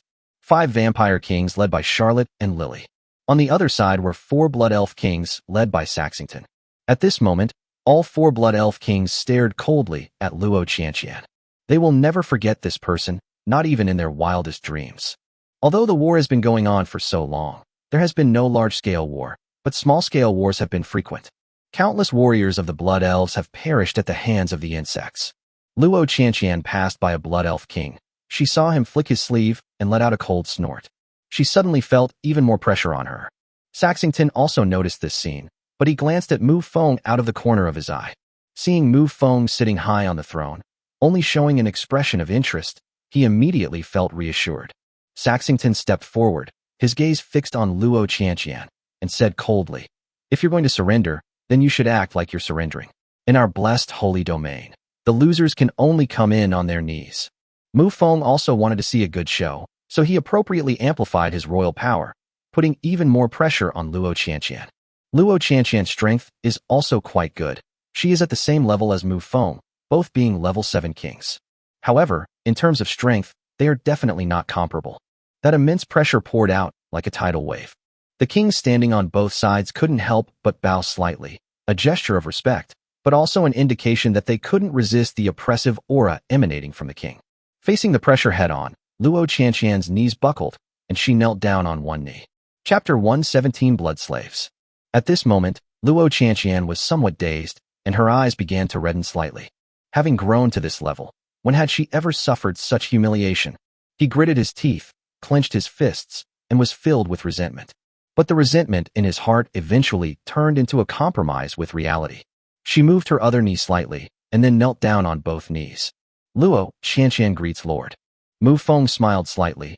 All his royal aura dissipated, and he leaned lazily against the throne. "Tell me, why do you insist on seeing me?" "My lord, I have come to surrender." "Oh, but as far as I know, the Altar Alliance is still resisting. Of the 4 lords of the Holy Altar Alliance, 2 are allied with the territories of the Blood Elves and Dwarves respectively, and are naturally the main force in the battle. The other 2 provided large-scale resources and could be considered logistical lords. The other lord has not yet fought Mufong and is currently locked in a stalemate with the dwarves. However, due to Luo Qianqian's defeat in the war, the other side also lost a large amount of territory. Those 3 people are ignorant and will be trampled underfoot by the lord's iron hoofs sooner or later, Luo Qianqian said. Mufong seemed somewhat surprised. This Luo Qianqian is quite capable of being both flexible and resilient. Mufong then began to think about how to deal with Luo Qianqian. The fact that the other side was able to get here proves that they have no power to resist at all. The experience pack has been completely drained. If you kill the opponent, all you'll get are 3 energy cores and a high-level lord core. If you're lucky, you might also get a treasure chest. So, if we keep the opponent, we can gain 3 king-level combatants, as well as the Zerg, a race that mass-produces units. Although they are both Zerg, once they have the resources provided by Mufong, they are completely different. Mufong finally made up his mind, and his finger lightly tapped the air in front of him. A blood-red mark appeared out of nowhere. The mark then floated in front of Luo Qianqian, while Mufeng's voice came from above. "I'll give you 2 choices, die or become a slave." This mark is familiar to all vampires. Blood slave mark. Charlotte below pursed her lips slightly, clearly displeased. This isn't punishment, it's clearly a reward. Becoming a blood slave of the true ancestor is equivalent to being a eunuch by the emperor's side.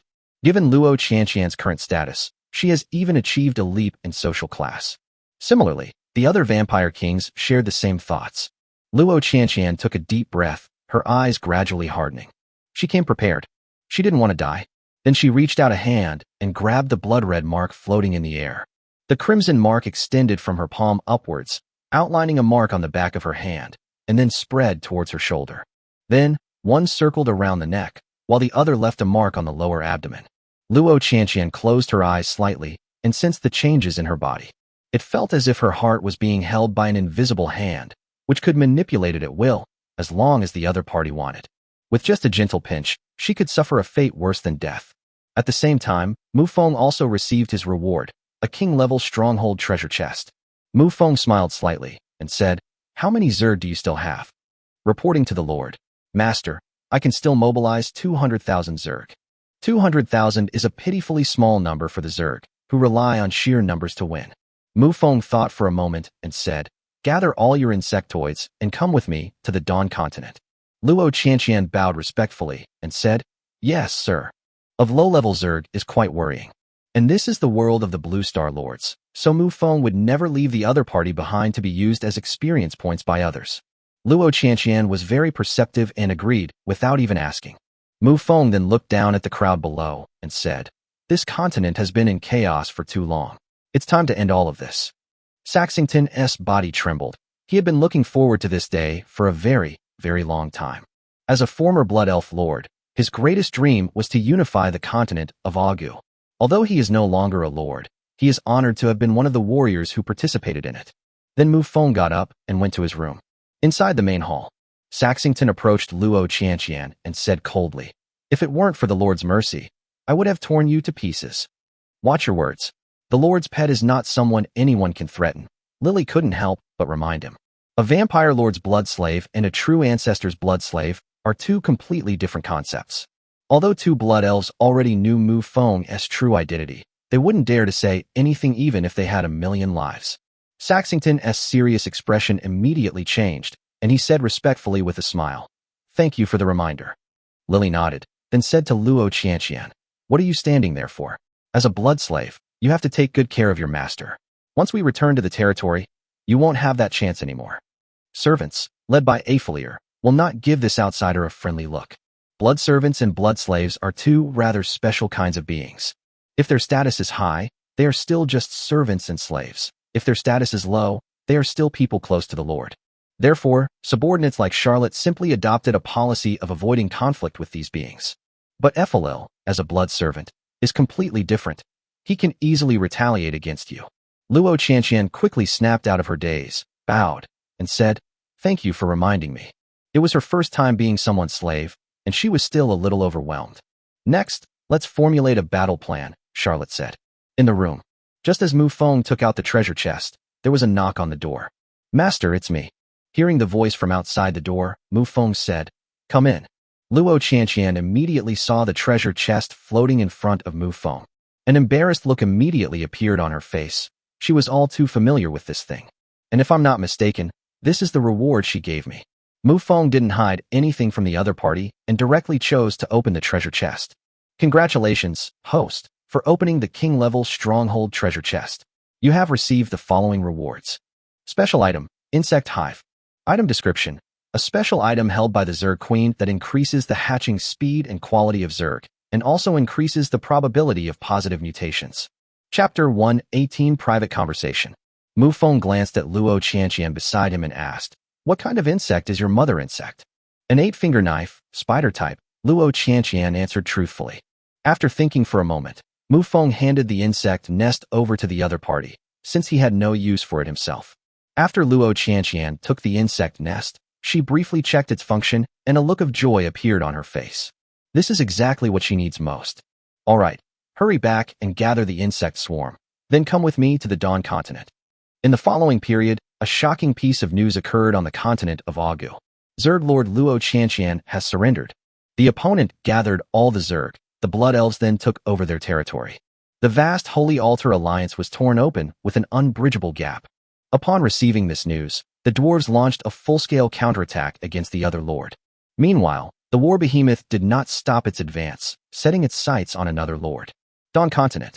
Since the insect hive can accommodate all insectoids, there is no scene like a locust swarm passing through. Only 2 figures flashed across the sky. Mufong did not return to his territory, but went directly to the main camp on the front line of the war, with a group of generals and allied lords standing below him. "Luo Qianqian, your Zerg and Tauren have formed an alliance." Salani was slightly taken aback. "Zerg? This is no trash race. Although their individual combat strength is not strong, as long as there is a queen insect, their numbers are terrifying." The Tauren chieftain, on the other hand, had a big smile on his face and seemed to be in a very good mood. With the help of the Zerg, their Tauren warriors will suffer far fewer casualties. Luo Qianqian was dumbfounded and felt a little dizzy. She originally thought that Mufong would have to take the attack seriously, using most of the territory's strength. So it turns out they were fighting on 2 fronts. Despite this, she was almost beaten to the point of being unable to take care of herself. He glanced at Shalindi next to him again. "If I'm not mistaken, this is a powerful Holy Spirit." Shalinti also glanced at Luo Qianqian. She had met Luo Qianqian when she first arrived, and she followed Mufong like a little wife. Unexpectedly, he turned out to be a Zerg lord. Mufong looked around and said, "Next, we'll push forward with all our might in the central battlefield." After a brief meeting, all the lords departed. Only Shalinti remained here. Meeting Mufeng's curious gaze, Shalinti parted her lips slightly and said, "Shall we go for a walk together?" Mufong nodded and did not refuse. Finally, the three of them left the hall and went out to the open field. As for why there were three people, it's because Luo Qianqian also came along. As a master's slave, it's normal to be by his side at all times, ready to be at his command. Shalinti seemed a little annoyed. Her purpose this time was to talk about some private matters. However, in the end, all of this dissatisfaction was directed at Mufong. "You've taken in a slave after being away for a while. The Lord is quite the ladies' man." Mufong was instantly filled with questions. "I taken a slave? Besides, isn't this kind of behavior quite normal for a lord?" Seeing that the other party's expression was somewhat unnatural, Shalinti calmed herself down and said, "In order to ensure that our two forces can coexist peacefully, we Moon Elves intend to form a marriage alliance with you." Mufong nodded. This situation was perfectly normal. With his current abilities, he could easily withstand a couple of moves from a demigod, but that would only be 2 moves. Since the other party wanted a marriage alliance, Mufong naturally wouldn't refuse. You gain a king-level combat power for free, and at the same time, you can paralyze the opponent, giving yourself time to accumulate strength. Mufong never thought about peaceful coexistence. One day in the future, he will eventually unify the entire Neuro world. However, for him, as the true ancestor, this was merely the beginning. Seeing the other person's calm expression, Shalinti then said, "The person I'm to be married off to is me." The wind stopped, and Mufong looked at the other person in surprise. In his imagination, the marriage partner should be an elder of king level. Shalinti is the lord of the Moon Elves. Is she trying to merge their territories into one? If that's the case, then Mufong will definitely refuse. "Is this some kind of unorthodox way to annex my territory?" Mufong said with interest. Shalinti raised her head slightly. A gentle breeze swept past her, ruffling her hair. She then shook her head and said in a relaxed tone, "Elder Zhang is about to break through to the Holy Spirit realm. At that time, I will step down and strive for an even higher realm." Mufong was speechless. The other party wants to marry into the family, and then use her resources to break through to a higher level. So you want to use me, and then kick me aside once you've reached a higher level? Loyalty to one master, virtuous woman to one husband. As the Lord of the Moon Elves, one of the top powerhouses on the continent, I have my own dignity. Don't impose those petty people's mentality on me. Mufong did not reply this time, but instead strolled through the fields. Shalinti didn't disturb him, and the two walked side by side. There was absolutely no affection between the two. Mufeng's current mindset was very simple. Shalinti is a beauty and a strong woman. If other factors are not considered, Mufong is definitely not at a loss. But Mufong was afraid that the Moon Elf might have other plans. His current conventional combat strength is relatively limited, so he still needs to be careful in his actions. The conversation between the two yielded no results. After all, this was only their first private meeting, which was basically equivalent to a blind date. The next day, as the first light of dawn rose above the horizon, the shouts of the soldiers rang out once more. Starry Empire, Brault City. There are 5 important cities within the entire Starshine Empire. One of them is the capital, while Brault is one of the other 4 major cities. In order to conquer the city, Mufong and Shalinti chose to join forces. The 2 flanks are the Minotaur Chieftain and the Eagle King, preventing other forces from reinforcing Brault City. The Star Emperor and the Prophet who had come to relieve them stood on the city wall, looking at the vast army stretching into the distance. All that could be seen were undead soldiers, and on the other side, Moon Elf warriors. At the very rear of the distant army, a huge blood sphere floated, surrounded by vampires. Besides these familiar faces, the sound of beetles flapping their wings could be heard in the sky. On the ground, there were also a huge number of spiders, each with 8 legs as sharp as steel blades. The two looked at each other, somewhat bewildered by the sudden appearance of the insectoid race. Chapter 119 Sacred Artifacts. However, they simply didn't have time to consider these things, because the army below has already begun its siege. Magical runes flickered on the city walls, and a barrier shot into the sky. On the city walls, a large number of mages were unleashing a barrage of downward-firing spells. In the Zerg army, Luo Qianqian stood atop the large belly of a spider queen, staring in horror into the distance. The scale of this war was beyond her imagination. The human city opposite stood before them like an insurmountable chasm, making it impossible to advance even an inch. Although both the Starry Empire and the Blessed Holy Domain are saint-level forces, they are absolutely not comparable. Since the Blessing Tree cannot be moved, its deterrent effect on other forces is very limited. Looking at the human soldiers opposite, their armor and weapons were all standard enchanted weapons. Arranged in an army formation, they are truly majestic and awe-inspiring. Then look at the undead army charging at the forefront. They all threw their spears into the sky. Then the bone spear twisted into an even larger bone spear in the sky. And so, an oversized battering ram was born. The battering ram slammed into the barrier. The barrier flickered, but from the assembled battering ram, many bone spears also scattered out. Leaving aside the battle between the soldiers below, Luo Qianqian turned her gaze to the sky. There, light shimmered and magic radiance filled the air. For figures clashed and moved through the clouds, their imposing auras bursting forth unrestrained. Of those streaks of light produced a sound like the sky collapsing. No, not just as if, the sky really did collapse. Under Luo Qianqian's horrified gaze, it was as if a gear had been installed in the sky, and as the gear turned again and again, the sky descended again and again. Super-level magic, the sky falls. The prophet stood high in the sky, his arms outstretched, surrounded by an aura of magic. Mufeng's lips curled slightly. He was very familiar with this thing. He had used it to bless the ancient tree before. Break the demon.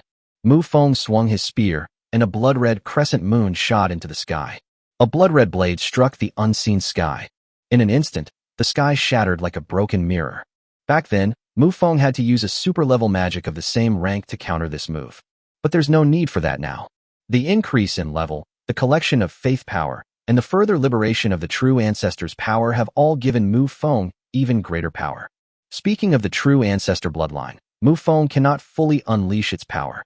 Because the true ancestor bloodline is like a huge iceberg, Mufong, without the support of his cultivation level, can only shake a corner of it.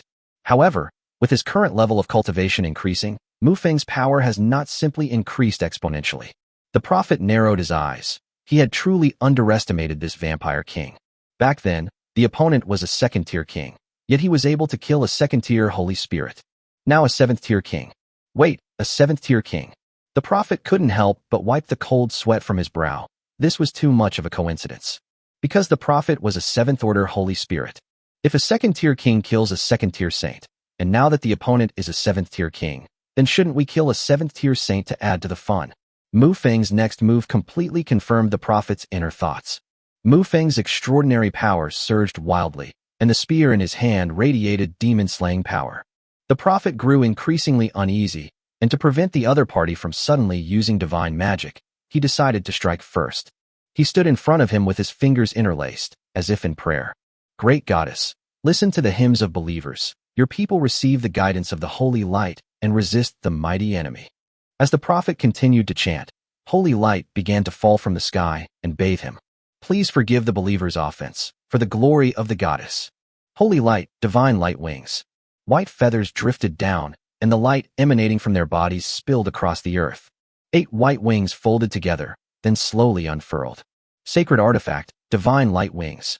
The prophet's form gradually merged with the divine light and wings. Then a huge change occurred. Under everyone's gaze, a huge fleshy ball covered in white feathers, connected to the divine light wings, stretched across the void. The enormous eyes opened slightly, and a divine light tore through the clouds. A giant human head is attached to a ball of flesh. 8-winged cherubim. An eye grows on a fleshy ball, topped with a human head of the same size, and has 8 wings on its back. Its entire body is covered in white feathers. This is the true form of the cherubim. Mufong looked up, his extraordinary powers surging and his fighting spirit soaring. Angels? They're nothing but servants of the gods. The 12 blood swords behind him instantly swelled in size, their scale almost blotting out the sky. The vast sky was directly cleaved in two by the archangel and the 12 blood swords. The enormous Dharma wheel slowly rotated, like the wheel of time judging the world. However, only Mufong himself knew that the 12 blood swords were merely extraordinary weapons. The current state is one of operating beyond capacity. Enormous magical runes intertwined, and half of the world was shrouded in crimson light. On the other side, the cherubim also shone with holy light, occupying the other side of the world. Superlevel magic. Spatial cataclysm. Click. The sound of the mirror shattering echoed in everyone's ears. Under everyone's watchful eyes, a crack appeared in the middle of one of the cherubim's wings. Then the thin line continued to extend, and a wing was cut off. Sacred hymns echoed between heaven and earth, and the white feathers falling from the sky suddenly paused. The next moment, they soared into the sky, overwhelming Mufong with their overwhelming force. Mufong moved nimbly, dodging and weaving between heaven and earth, leaving behind only a blood-red afterimage. Looking towards the cherubim in the distance, whose severed wings were slowly growing back. This gave Mufong a headache. The opponent clearly possesses abilities like super-fast regeneration, rendering ordinary injuries completely ineffective. Unless he uses a more powerful attack spell, but Mufeng's cultivation level is insufficient, he is struggling greatly, and his opponent will not stand still and let him fight. As for divine arts, Mufong had already ruled them out long ago. The equivalence rule states that everything is equivalent. To activate the reflection of the sacred realm, a wisp of equivalent rule is required. However, the other party possesses a sacred artifact, while Mufong does not. To simulate the other party's sacred artifact, a wisp of equivalent rule is also required. Moreover, the prophet is at his peak condition. Even if he unleashes divine magic, the two will only be evenly matched in terms of combat power. For a powerful Holy Spirit, this kind of evenly matched war could easily last for 10 days or half a month. They mobilize the power of heaven and earth, while their own extraordinary power serves as an auxiliary force, which results in the terrifying endurance of saint-level experts. Chapter 120 Evenly Matched. Mufong glanced at Shalindi on the other side. Both Salanti and Star Emperor are level 8 Holy Spirits, and they are evenly matched. Mufeng's eyes darted around, and he already had a plan in mind. He swept the demon-slaying blood spear forward, unleashing a surge of demon-slaying power that forced all the feathers back. His figure was like a blood-red beam of light, and in the blink of an eye he was in front of the archangel. The cherubim's enormous head turned slightly, and its eyes slowly opened. Mufong instantly felt as if he were in a swamp, and it was extremely difficult to move even a little. A beam of white holy light surged from his forehead, and then passed through Mufong's chest. Blood splattered on the ground, and a trickle of blood flowed from the corner of Mufeng's mouth. The prophet's voice slowly rang out. I admit you are powerful, but until you reach the Holy Spirit level, you will never understand the power of a sacred artifact. As the light slowly faded, Mufeng's figure fell from the sky. The battlefield below fell silent. Serendipity, who was engaged in battle nearby, was instantly flustered. Emperor Xingyao seized an opening, and his long sword swept past her, leaving a bloody gash on Shalinti's arm. Seeing Mufong falling freely below, Shalinti instantly retreated, trying to snatch Mufeng's body. How could the Star Emperor let such an opportunity slip by? He transformed into a blur and relentlessly pursued the enemy. Right at this moment, Mufeng's tightly closed eyes snapped open instantly, and a blood-red blade extended from his hand. A terrifying blade tore through the void. The speed was so fast that Shalini only felt a flash of blood pass by her. When she looked back again, a line of blood flashed before his eyes. The Star Emperor's pupils trembled as he stared at the arm that had just passed before his eyes filled with disbelief. The Vampire King did not die. Not only that, but he also betrayed himself by cutting off one of his arms. The cherubim, who had been looking down upon all living beings like a god, paused slightly in flapping their wings. They were clearly a little taken aback. Not only him, but Salandi also didn't react in time. But the next moment, she felt dizzy and was being pulled up by Mufeng's arm and thrown into the air. What are you standing there for? Kill this guy first. You have to pick the softest persimmon to squeeze. The prophet has the foundation of a holy artifact, but the Star Emperor does not. Serendipity finally realized what was happening and quickly turned around to attack the Star Emperor. A pure white holy light burst forth instantly, and even the hymns sung throughout heaven and earth became more urgent. Clearly, the cherubim, having been deceived, was in a panic. The Star Emperor looked at the long spear before him, and a beam of moonlight rushed towards him. He endured the pain and shouted angrily, "How dare you scheme against me?" With a flick of his remaining arm, he tossed a ball out. As the sphere drew closer to Mufong, both of them sensed something was wrong. The sphere wasn't very big, but as it swept through the void, it gave off a very heavy feeling. Mufeng's pupils shrank instantly, and he kicked Shalinti in the side waist. Serendipity was caught off guard and was kicked away. Using this force, Mufong flew to the other side. The ball passed between them and then crashed to the ground. under the gaze of the two men looking down. The earth and rocks churned, revealing a bottomless pit to the two of them. The Star Emperor formed a claw with one hand, and then pulled it backward. From within that enormous crater, a huge sphere slowly rose into the air. This is a miniature planet. Feeling the power emanating from it, Mufong couldn't help but sigh softly. This is yet another sacred artifact. The Star Emperor raised one hand high, and the sphere hovered above his head, casting a shadow that blotted out the sky and covered the earth. On the other side, pure white holy light shone down, and the Archangel and the Star Emperor looked down at the two of them with indifference. Mufong glanced at Shalindi beside him and asked, "Do you have any sacred artifacts?" Shalindi did not answer. Her jade hand swept across the void, and a beam of bright moonlight slowly rose. The moonlight solidified into a substance, transforming into a crescent-shaped Dharma wheel. Seeing this, Mufong suddenly spoke up. "Could this sacred artifact be used as your dowry?" Shalinti's body trembled slightly, and then she rolled her eyes at Mufong. Ignoring the other party, the sacred artifact moon wheel flew towards the huge sphere. The Star Emperor pressed down with one hand, and the huge sphere fell like a star, its immense power suffocating. Mufong shook his head helplessly. In the face of absolute power and profound foundation, such petty cleverness was completely useless. He tightened his grip on the spear and charged toward the Archangel. In fact, if Mufong wanted to kill his opponent, he was fully capable of doing so. However, the level of resources required is slightly beyond what is expected. It is a method belonging to a true ancestor. If it weren't for that vampire demigod in the sea, Mufong would have used it anyway. Even demigods know very little about the methods of the true ancestor, unless they are demigods of the vampire race. Left with no other choice, Mufong picked up his spear and charged towards the Archangel. The battle between the holy spirits in the sky was generally evenly matched. However, the human soldiers below were clearly unable to hold on. This battle lasted for a full 40 hours. Most of the human soldiers, who were at the Chi and Blood Warrior level, were clearly struggling to keep up mentally. However, in order to buy a month, Emperor Xingyao still did not issue the order to retreat. The magnificent city of Brault has now been transformed into a giant meat grinder. Broken city walls, shattered remains of the undead, human corpses lying scattered everywhere, blood everywhere. Mufong tightened his grip on the spear, sensing the extraordinary power within his body. He can probably use his superhuman power for another 20 hours. For a king, such a long-lasting and high-intensity war is already astonishing. Even a typical king, when going all out, can only maintain his extraordinary power for a few hours at most. Mufong glanced at the battlefield below and felt that the time was almost up. He uttered a few words softly. Skill, boiling blood sacrifice.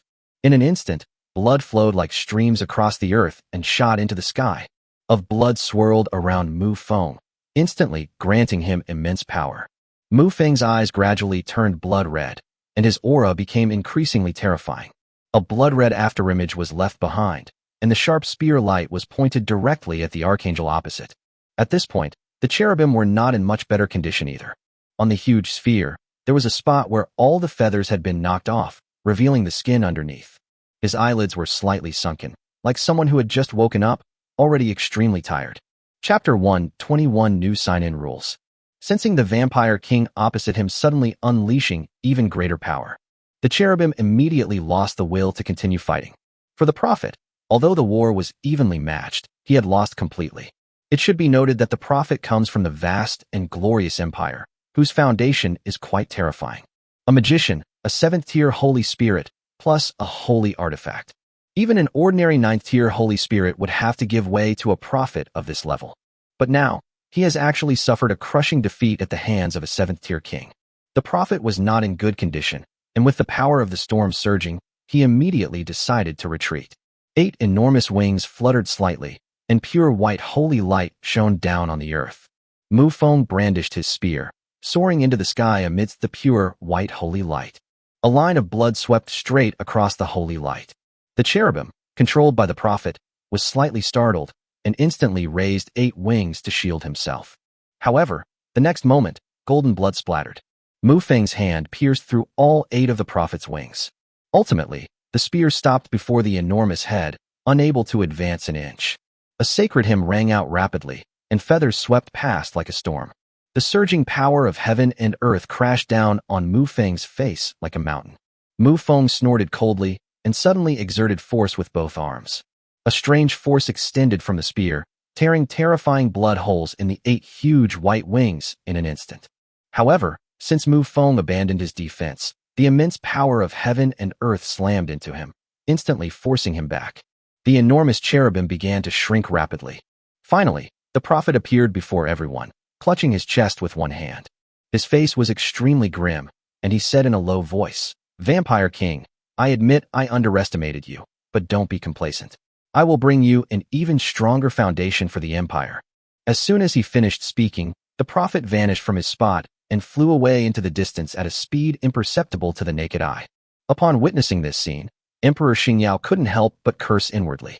However, they had no choice but to issue a retreat order immediately. The large garrison of Brault retreated as quickly as the tide. In the end, all that remained was a dilapidated, empty city. In a very short time, this huge, empty city had been taken over by the allied forces. All the lords gathered inside the main hall. Shalinti stared intently at Mufong, her eyes filled with a hint of anger. Because at this moment, everyone can see a shoe print on the other person's slender waist. Faced with the sudden appearance of the sacred artifact by the Star Emperor, Shalinti was fully able to react, only slightly slower than Mufong. However, by just a tiny bit too slow, those size 40 shoes were already stuck around her waist. This was the first time she had been so disheveled since she became a holy spirit. Mufong naturally noticed the other party's gaze, and couldn't help but cough lightly before changing the subject, saying, "Although we won a great victory this time, the resistance from the other party exceeded our expectations." Shalinti patted the shoe print with her hand and said, "The other side is probably buying time. The Star Empire is not as simple as it seems on the surface." Mufong nodded seriously and then said again, "By the way, does your moon city still have any sacred artifacts? Could you lend me one?" Mufeng's strength is comparable to that of a holy spirit, but in terms of overall equipment, he is a level below. Shalinti glanced at Mufong sideways and said leisurely, "Sacred artifacts are not something that can be found everywhere. At least more than half of the holy spirits do not have sacred artifacts." Mufong believed everything the other party said. The Grand Duke, the Earth Dragon Lord, the Ogre Lord, and neither of the 2 holy spirits of the United States had them. Clearly, sacred artifacts correspond to the holy spirit level, but not everyone possesses one. As one's cultivation level increases, weapons suitable for that level become increasingly difficult to find and even more difficult to forge. Of the 3 pieces of equipment Mufong is currently using, the Bloodfiend armor is a growth-type item, so he can continue using it indefinitely.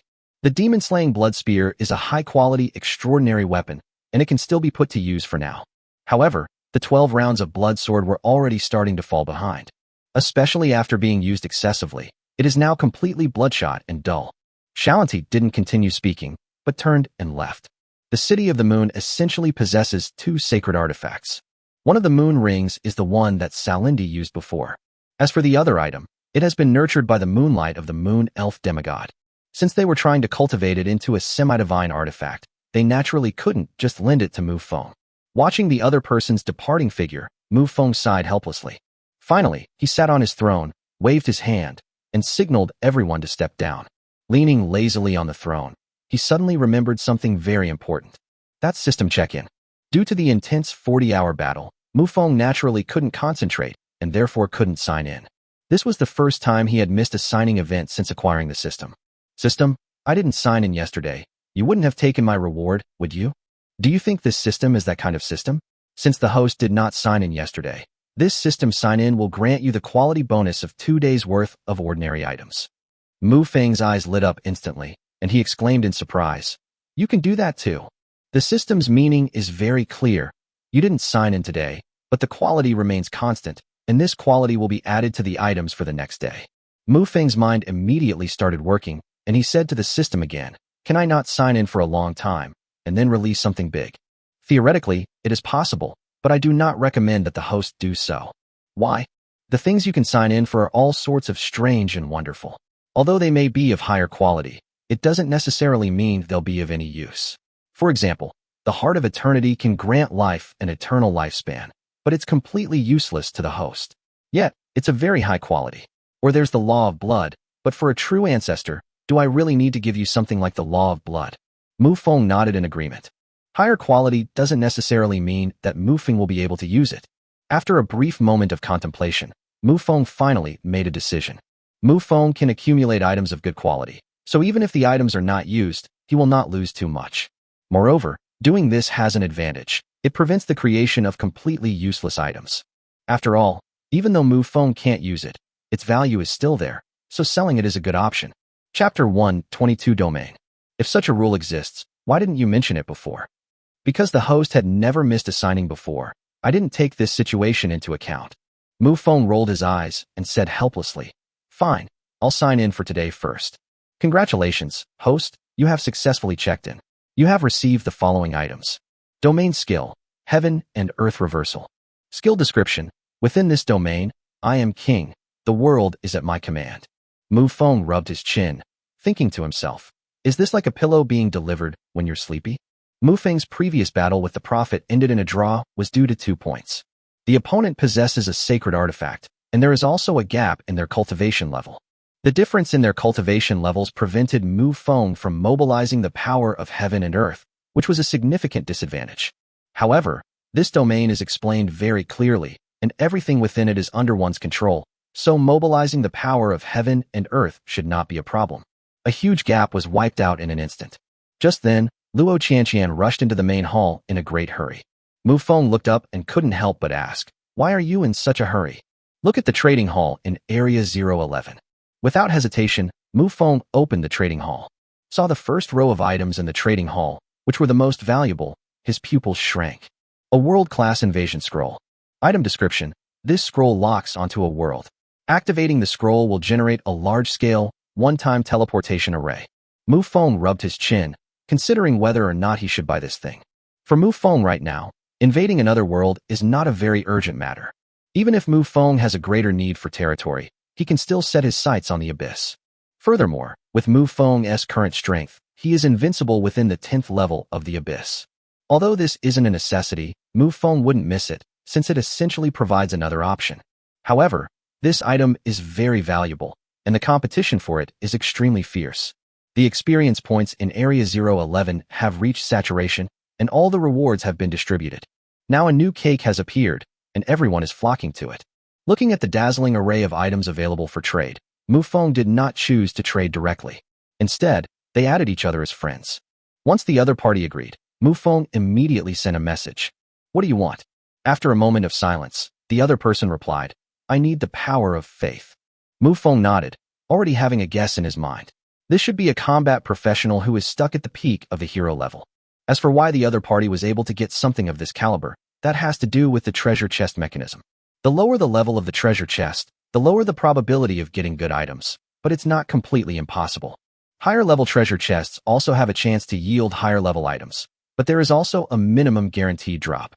Alright, how about we trade a power of faith that can elevate someone to the level of a king? Mufong replied, "I am on Mount Targan, and you come here with the power of faith." Mount Targan is a massive mountain in Area 011, its size comparable to that of a continent. Mufong glanced at Luo Qianqian and said, "Take a portion of faith power and go to Giant God Peak to exchange for this thing." Luo Qianqian lowered her head and said, "Oh, since Mufong didn't give her the power of faith, she would definitely have to pay for it herself." However, Luo Qianqian's foundation is still solid, and this power of faith is not enough to shake her foundation. The Blue Star combat professional wanted to level up using the power of faith, but gave up the faster experience gain. This also reflects the saturation of experience points. There's simply no way to gain any more experience points. Within the capital of the Starry Empire, Emperor Xingyao slammed his hand on the table in anger and said in a furious voice, "You made all these promises when you went there, but you were the first one to run away." The prophet was also somewhat helpless. He hadn't expected that the opponent's ordinary combat strength would be so formidable. It should be noted that a prophet who wields a sacred artifact is practically at the level of a holy spirit. The prophet sighed helplessly and said, "I know you're in a hurry, but don't worry, I'll bring over more resources. We should be able to last a month."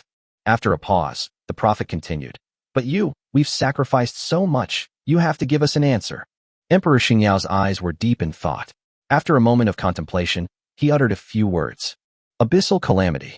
Everyone present was slightly taken aback, but then they realized what was going on. They all live on this continent, so they have some intelligence, more or less. After hearing what the Star Emperor said, they thought of something. Tens of thousands of years ago, the entrance to the abyss appeared out of nowhere. and a large number of abyssal creatures poured out of it without restraint. The entire world of Neuro was plunged into darkness, and death and fear were the dominant themes. But as pure white holy light shone down from the sky, feathers scattered across the earth, and a demigod descended.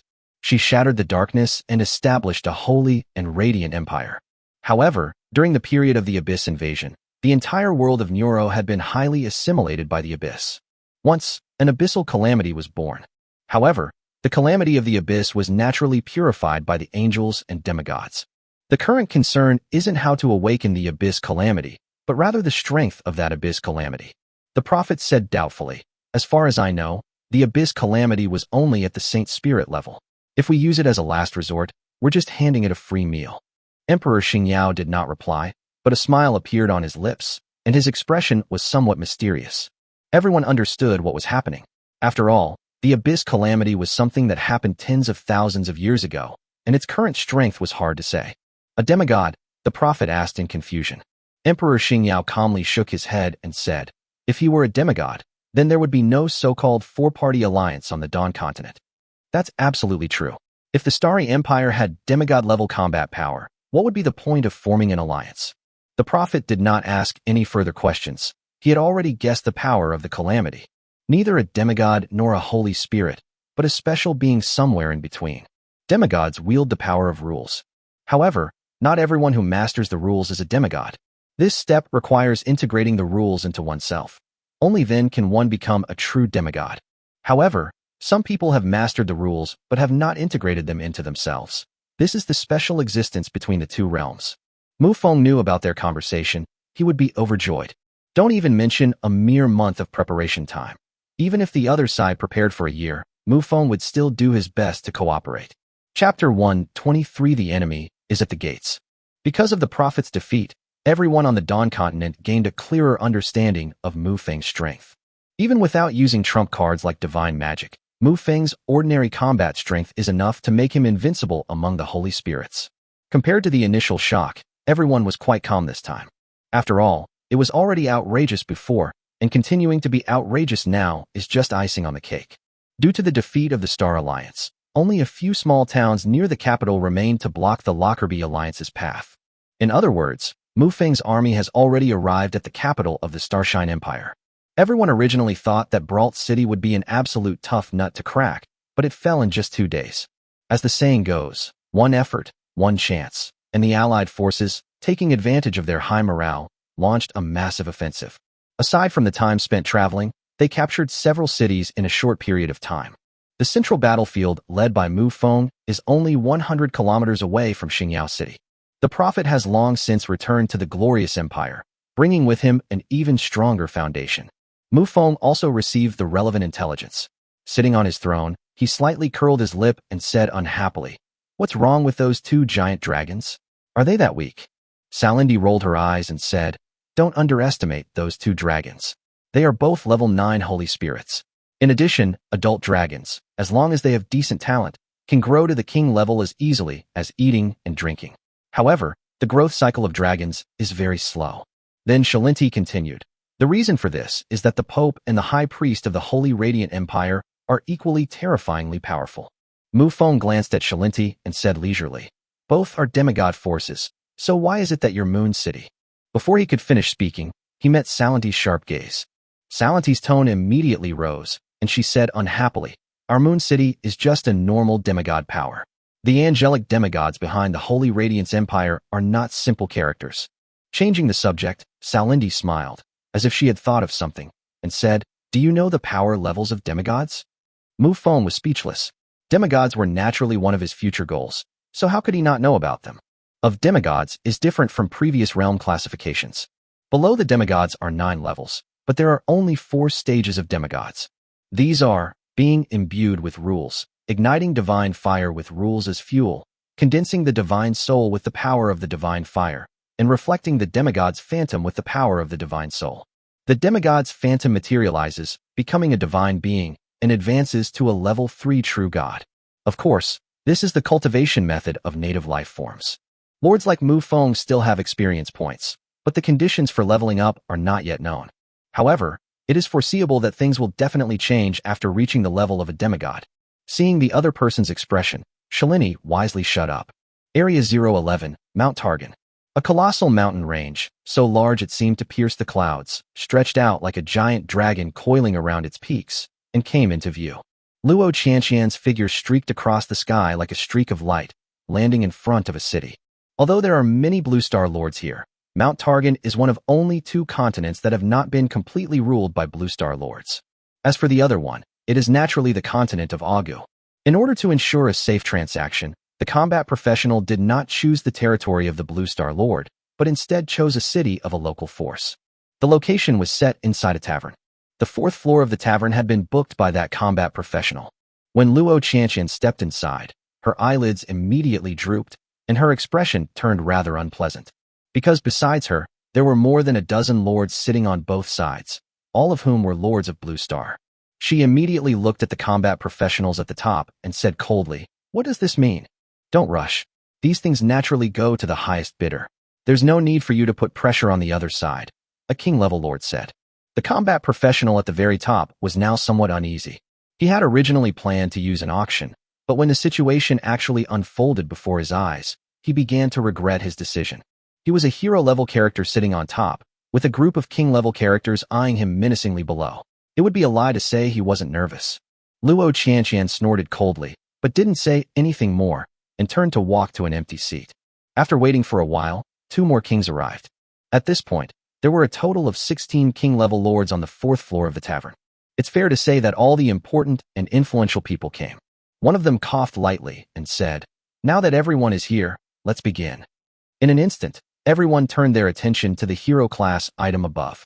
Li Haoran instantly stiffened and said stiffly, "Let's divide the power of faith into a strand and then make our bid." One of the kings waved his hand instantly, and a wisp of golden faith power appeared in his palm. He said, "Let's take this amount as one wisp." Everyone nodded. Then the king said again, "I will offer 10 strands." Another king scoffed and said, "This amount is not enough for someone to advance to the king level. I'll offer 30 strands." For a time, everyone was raising their prices against each other. Luo Qianqian had already opened the Lord panel and contacted Mufong. After explaining the situation, I waited quietly for a reply. "It's all right, I don't need this. Name your price, and I'll send someone to support you." Luo Qianqian immediately made a bitter face, thinking to herself, "You may not need it, but I do." However, the fact that Mufong would send people to support her made her feel quite at ease. After all, once we get our hands on the goods, there's no guarantee that someone won't try to sabotage them. After a moment of silence, Luo Qianqian suddenly spoke up, "I'll offer 100 strands." The scene fell silent, and everyone's eyes were on Luo Qianqian. At this moment, everyone had only one thought in their minds. Are you tired of living? It only takes about 50 strands to elevate a hero to the rank of king. The power of faith is linked to strength. Once you obtain the power of faith, you basically use it all up, so you don't really have that much in reserve. Seeing that no one else was bidding, Li Haoran was overjoyed. But soon, noticing the increasingly hostile gazes of those kings, he began to feel nervous again. Under everyone's watchful eyes, the 2 quickly completed the transaction. Luo Qianqian had no intention of staying any longer and turned around and left the tavern. Li Haoran looked nervous and walked anxiously towards the outside as well. Suddenly, a pair of large hands reached out and grabbed the back of his head. A gust of wind blew by, and a long sword blocked the opponent's attack. Chapter 124 Heaven and Earth Turn Upside Down. In an instant, everyone's gaze sharpened. Since everyone present was a prominent Blue Star Lord, they basically all knew each other. However, they did not recognize the man in the black robe at that moment. Furthermore, based on the other party's attire, it can be determined that the other party is a local wandering knight. The most crucial factor is the opponent's strength. They're a mid-tier king. Li Haoran was sweating profusely. He cried out to the man in black, "Why didn't you come out sooner? I was so scared I almost peed my pants." The man in black robes lowered his hood, revealing a disdainful expression, and said, "What's this? Back in the day I was. Brother Xingxing, I know you're amazing. The current situation is how we escape." Li Haoran wasn't entirely without confidence. He had a deep friendship with a local powerful figure known as the King of Rangers. The man in black paused, a slight smirk playing on his lips, and arrogantly said, "You go first, I'll hold off these people." Li Haoran didn't hesitate and turned to run away. Seeing that the others wanted to give chase, the man in black robes flicked his long sword, and a terrifying aura of power spread out. He said coldly, No one is allowed to leave here within 1 hour. Damn, this kid's too arrogant. Let's all go for him and take him down. In an instant, with the eruption of the auras of more than 10 kings, the entire tavern was blasted into pieces. A terrifying shockwave spread out, and Li Haoran, who hadn't even run out of the tavern yet, was sent flying. Fortunately, it wasn't fatal, and Li Haoran used the force to run even faster. He held his own in just a few rounds of combat. These Blue Star Lords were far-sighted. They had already foreseen the outcome of the battle. We can take down this man in black within 10 minutes. But by then, Li Haoran would definitely have already run far away or gone into hiding. Some people's minds raced, and they thought of Luo Qianqian, who had left long ago. If you can win over Luo Qianqian, you will not only obtain a large-scale interdimensional teleportation scroll, but also gain her faith power. Soon, people started chasing after Luo Qianqian in the direction she had left. Seeing that they did not pursue Li Haoran, the man in black robes naturally did not stop them. The 5 champions raced side by side at breakneck speed. Luo Qianqian originally thought no one was chasing her, so she traveled at her normal maximum speed. However, the group behind them unleashed their full power and quickly caught up.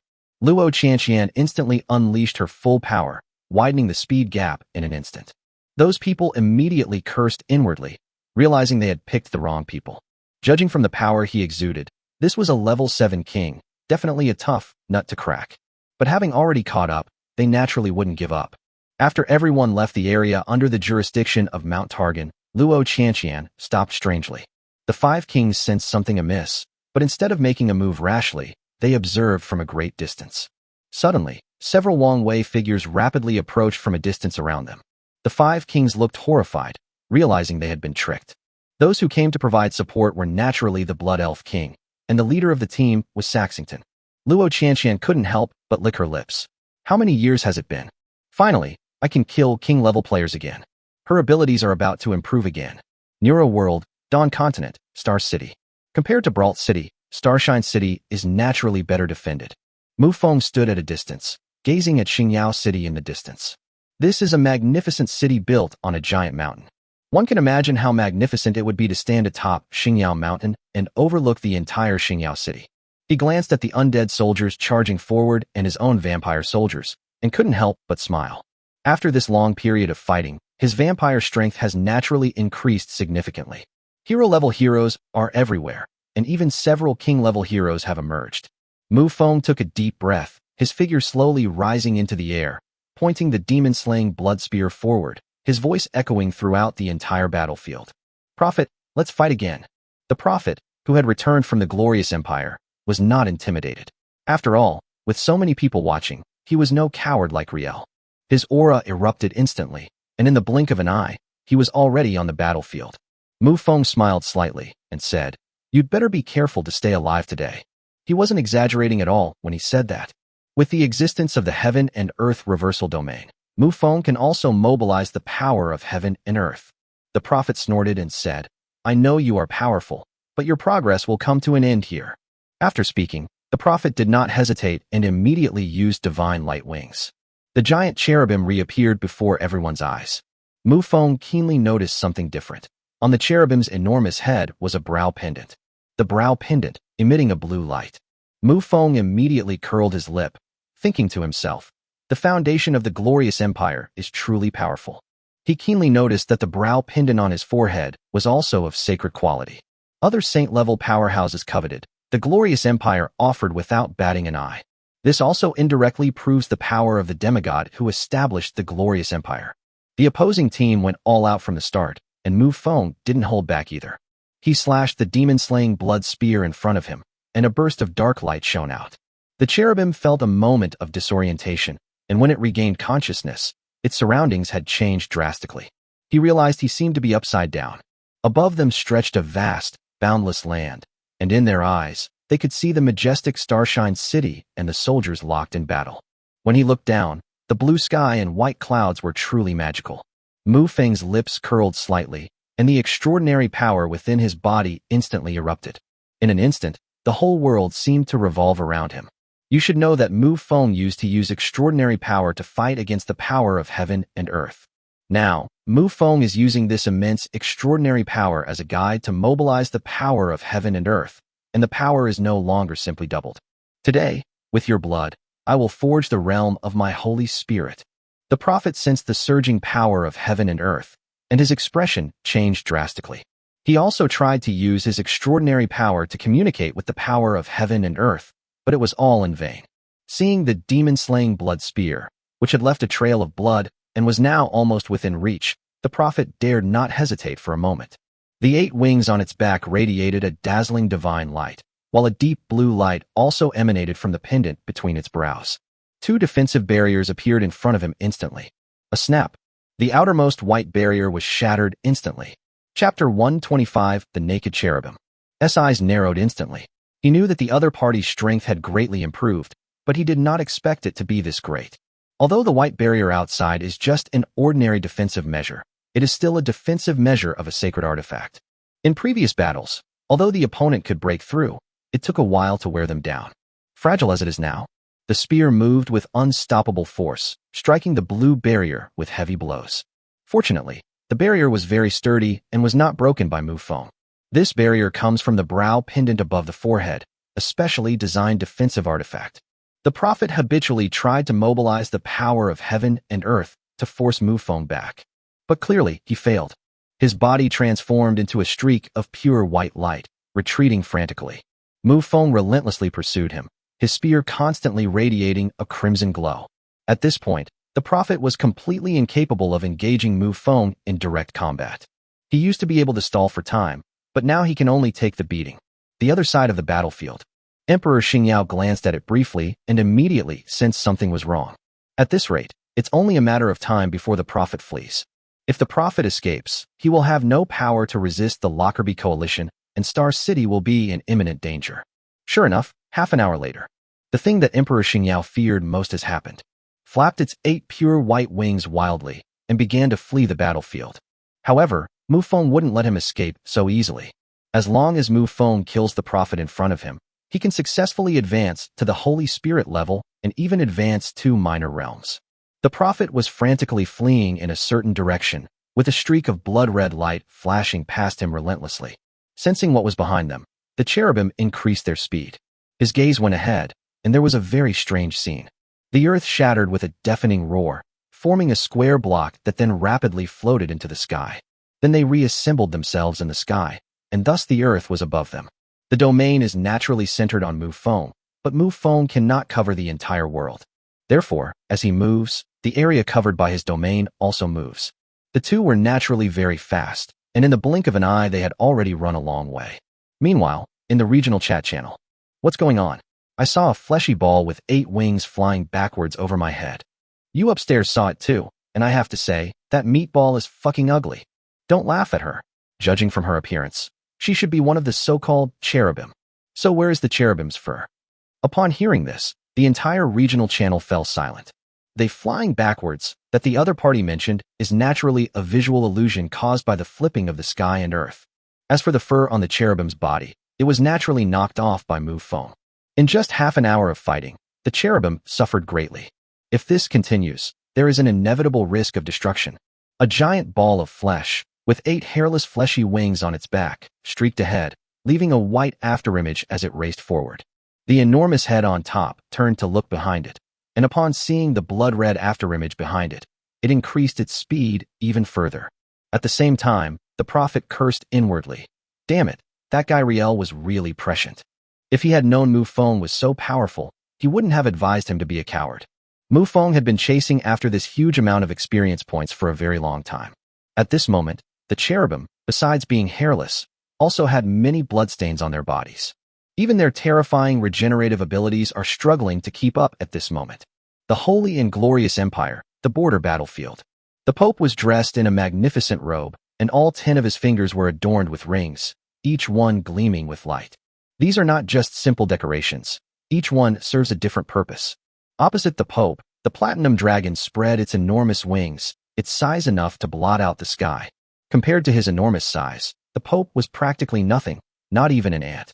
However, the surging extraordinary power within the Pope, along with the surrounding power of heaven and earth, made him appear as radiant as the blazing sun. The platinum dragon's enormous vertical pupils coldly stared at the Pope, and it said in a chilling voice, "It's all in vain. You cannot stop our advance." The Pope scoffed and said, "With the dragon demigod behind you? Ha ha. I know how powerful the angelic demigod is, but she doesn't care about you anymore. You're just discarded pawns." The platinum dragon laughed in response. As the platinum dragon finished speaking, a dragon roar echoed from the distant battlefield. "Roar, not bad. Why don't you offer your so-called saintess to this dragon king? I also want to pay homage to your goddess." Their holy religion does indeed have a saintess, who is said to be the closest to an angel or demigod. Of course, this is just a propaganda tactic of the Holy Church. The high priest, facing off against the frost dragon, slammed his staff heavily into the void. He snorted coldly and said, "Humph, they're just a bunch of reptiles. How dare they speak disrespectfully to a goddess?" A dazzling magical light emanated from the high priest's staff, and a large magic circle slowly formed beneath his feet. The battlefield below, in the rear. A woman with a beautiful face, wearing a golden robe, is now holding her fingers together in front of her in a prayer position. "Great goddess, look upon your people, hear their prayers, and save us from fire and water." Meanwhile, on the battlefield ahead, the king, wielding a long sword, was fighting a bloody battle. The Holy Glory Empire does have a king, but the actual ruler is the Holy Church. As the saint was praying, a voice suddenly echoed in her mind. Her expression instantly turned serious. It was time for her to step in. Although the concept of a saint is a propaganda tool, it is also an extremely important tool for the Holy Church. She took off the necklace from her neck, then bit her finger and dripped blood onto the gemstone. The gemstone suddenly emitted a golden light. The saintess slightly raised her head, her gaze fixed firmly on the two giant dragons above. Suddenly, the saintess's eyes widened, and her pupils trembled. It was right in her line of sight. A massive, hairless ball of flesh with 8 fleshy wings rapidly approached, crushing through the void. At the same time, an anxious voice came from within the fleshy mass. "Pope, save me." With this sound, and the appearance of the cherubim in such a miserable state, appeared on the battlefield, and the entire battlefield fell silent. The two dragons turned their heads at the same time and saw the huge ball of flesh. A look of surprise flashed across their huge eyes. The two dragons had only one thought in their minds. What kind of creature is this? Chapter 126, Holy Light Prison. The cherubim did not linger at all, quickly passing through the battlefield and arriving at the Pope's side in the blink of an eye. Although his appearance was somewhat tragic, the Pope recognized him at a glance. He said incredulously, "You had 2 sacred artifacts, and you still got beaten up like this." At this moment, upon closer inspection, the brow pendant on the cherubim's head has already shown fine cracks. Never mind that. The Vampire King is here. The Pope's eyes narrowed, and he looked up into the distance. A streak of crimson light flashed by, its form stopping between the 2 giant dragons. The man glanced left and right, seemingly sizing up the 2 giant dragons. The 2 giant dragons were also watching the man. After a long silence, Mufong suddenly spoke up. "You two are the 2 giant dragons of the north? That won't do. After fighting for so long, the other side can still spare troops to reinforce us." A stream of air gushed from the nostrils of the 2 giant dragons, and their massive heads were slightly raised. Although they were not human, one could sense that they were showing signs of defiance. Although what Mufong said was true, the 2 dragons would certainly not admit it. Although they had never met each other, they knew each other's identities. With his king-level strength, Mufong was wreaking havoc throughout the Star Glory Empire, and the 2 giant dragons couldn't possibly be unaware of that. Yes, Mufong chased after them all the way, and the 2 of them crossed most of the continent. For beings of their strength, this distance isn't particularly far. Moreover, the cherubim is running away. Let alone such a short distance, as long as he can live, he can make 2 more trips. The Pope withdrew his imposing manner, and the high priest came to his side. The 2 looked at Mufong in the distance, sensing the strength emanating from him, and couldn't help but feel secretly alarmed. Seeing is believing, and this is truly no exaggeration. The Pope then spoke up, saying, "The targets of Lockerbie Forest should be the Star Empire and the United States. Chasing them here is a bit excessive." Mufong immediately revealed a disdainful expression and said, "Then why did you send troops to support us?" "To end the war, for peace," the Pope said calmly. The frost dragon exhaled a burst of cold air from its nostrils and said, "Your Majesty, there's no need to waste words with humans. Sophistry is their forte." "Hee, there's really no need to say anything more," the high priest suddenly said. As soon as he finished speaking, the high priest raised his hand and unleashed a barrage of fireballs that filled the sky. At this moment, Mufong finally understood why the dragon's performance was so poor. The high priest is an 8th rank Holy Spirit, and the Pope is a 9th rank Holy Spirit. Their strength is terrifying. Upon seeing each other's attack, the two giant dragons instantly shifted their massive bodies. The frost dragon opened its mouth wide, and terrifying cold air raged between heaven and earth. The land is frozen solid for thousands of miles. The platinum dragon spread its enormous wings, and the sounds of clashing swords and galloping horses seemed to echo throughout the heavens and earth. In the entire world of Neuro, apart from the demigods, the 6 most powerful warriors erupted into a chaotic battle at this moment. Cold light from the blood spear in Mufeng's hand. The barrier in front of the high priest was instantly shattered. The high priest was clearly prepared. With a flash, he disappeared from the spot. The high priest appeared in the distance, and with a wave of his hand, a massive fireball appeared, covering the sky. Mufeng's extraordinary power surged, and his domain took shape in an instant. Due to the long chase, Mufong naturally couldn't keep his domain open all the time. He would only activate it during battles. Thanks to the terrifying amount of extraordinary power within Mufeng's body, using this ability did not place much burden on him. In an instant, Mufong used all the power of heaven and earth on the entire battlefield. Everyone else looked horrified, their faces filled with terror. This is a very scary signal. It should be noted that even a first-order Holy Spirit can appropriately mobilize the power of heaven and earth when facing a 9th-order Holy Spirit. But what the hell is this now? The high priest was clearly caught off guard, as no one could have imagined that the power of heaven and earth, which had been manipulated at will, would suddenly become unresponsive. After a brief moment of surprise, Mufeng's blood spear was already stabbing towards him.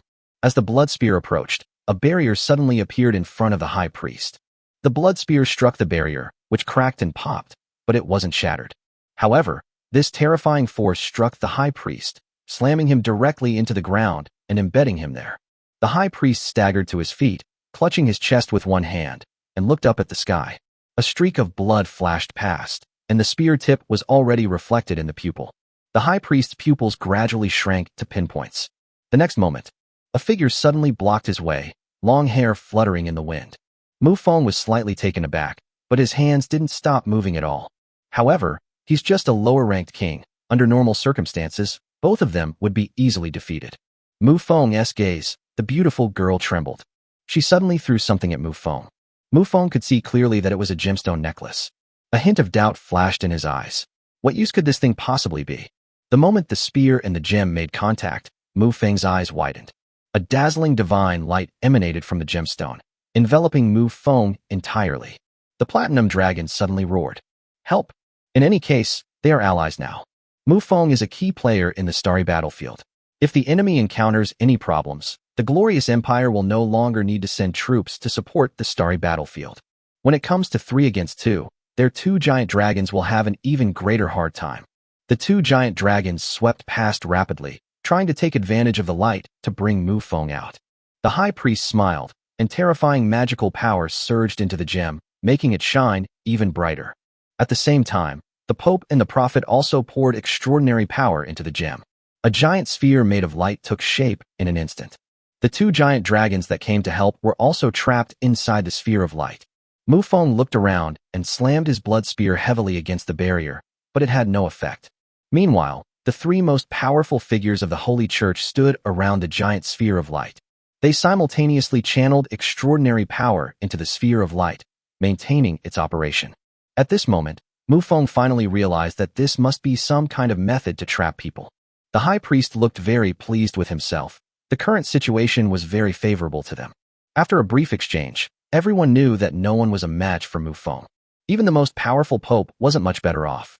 Now that we've trapped them here, we no longer need to worry about their terrifying fighting power. Mufong, along with the 2 giant dragons, continued to attack within the barrier, attempting to break free. Chapter 1:27 Corpse Hand. Compared to Mufong, the other 2 dragons appeared to be more panicked. Their gaping maws opened continuously, unleashing terrifying chills and golden power that raged within the sphere. The sharp dragon claws tore at it frantically, but to no avail. Mufong picked at his ear and said, "You two, be quiet for a bit."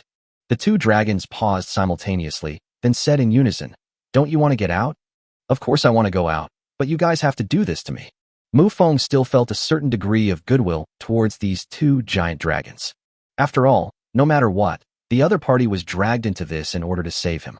The two dragons looked at each other. Then the platinum dragon said, "So, what's your plan to get out?"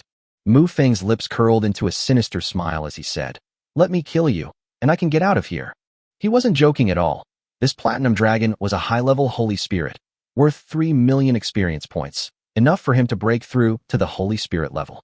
The platinum dragon's vertical eyes narrowed, and its voice trembled as it said, "Your Majesty, it's best not to joke around at a time like this." Mufong certainly wouldn't kill him outright. Otherwise, even if he breaks through to the Saint Spirit level and goes out here to wreak havoc, he will still offend the demigod behind the dragon clan. He looked beyond the barrier, where 3 powerful figures from the Holy Church were continuously channeling extraordinary power into it. Mufong arrived at the edge of the barrier, raised his blood spear, and tapped the barrier, making a clanging sound. "No need to waste your energy. These are runes left behind by Her Majesty the Goddess herself," the Pope said coldly. Mufong's mind raced as he considered whether to use his trump card to shatter this barrier. If the trump card is revealed, the vampire demigods of the sea will instantly know their true identity.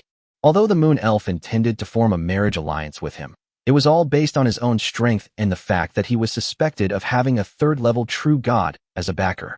The vampire demigods in the sea also played a significant role. If the vampire demigods of the sea were to attack him, it's conceivable that no one would come to his aid. The other party's attitude towards the true ancestor has always been a point of concern for Mufong. Without him in charge on the starry battlefield, the combat strength of both sides will be evenly matched. As he pondered this, Mufong cursed inwardly. The moon elf demigod is really putting on a big show. If Mufong were a demigod, he would have already made his move and wouldn't have had to worry about so much. Then Mufong leaped up and landed on the forehead of the frost dragon. The frost dragon looked tense, its 2 vertical pupils rolling upwards frantically as it tried to see Mufong, and said, "Calm down. They just said they were going to kill them." Although it was mostly in jest, the 2 dragons had no doubt about each other's strength.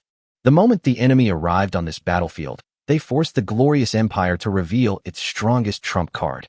Looking at the entire world of Neuro, it is no exaggeration to say that Mufong is the #1 below demigods. Mufong stepped on the other person's forehead and said, "The ground is too cold.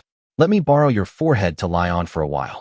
At the same time, he looked outside and said to the 3 powerful figures, "You all continue to maintain the barrier. I'm going to take a nap." The 3 of them inside don't have to do anything, but the 3 outside need to constantly output extraordinary power. The combat strength on the starry battlefield side is also evenly matched, so Mufong is no longer in a hurry.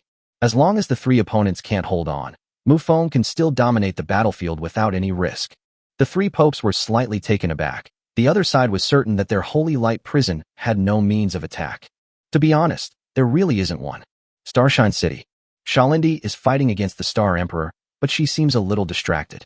Because Mufong has been chasing the prophet for a long time, and there is still no sign of him. Fortunately, Mufong's strength was powerful enough that she didn't lose her composure. Although Mufong was not present, his soldiers, whether undead or vampires, did not stop their attack. 3 days later, Mufong lay on the frost dragon's forehead, feeling a little uncomfortable, and turned over slightly. At the same time, open your Lord panel and start summoning your troops for the day. Mufong's total vampire force has now reached 60,000. Mufong glanced at the barrier again. The 3 popes were still sitting there cross-legged, but their expressions were not good, as if they had swallowed flies. Although things have developed to this point, it is the best outcome for the 3 popes. Because if it's a one-on-one fight, no one can beat Mufong. On the contrary, trapping the other side here can buy time, allowing the Starry Empire to prepare its resources. After thinking for a moment, Mufong said to the system in his mind, "System, sign in." "Congratulations, host. You have successfully checked in and received the following items. Alchemy Potion, Berserk.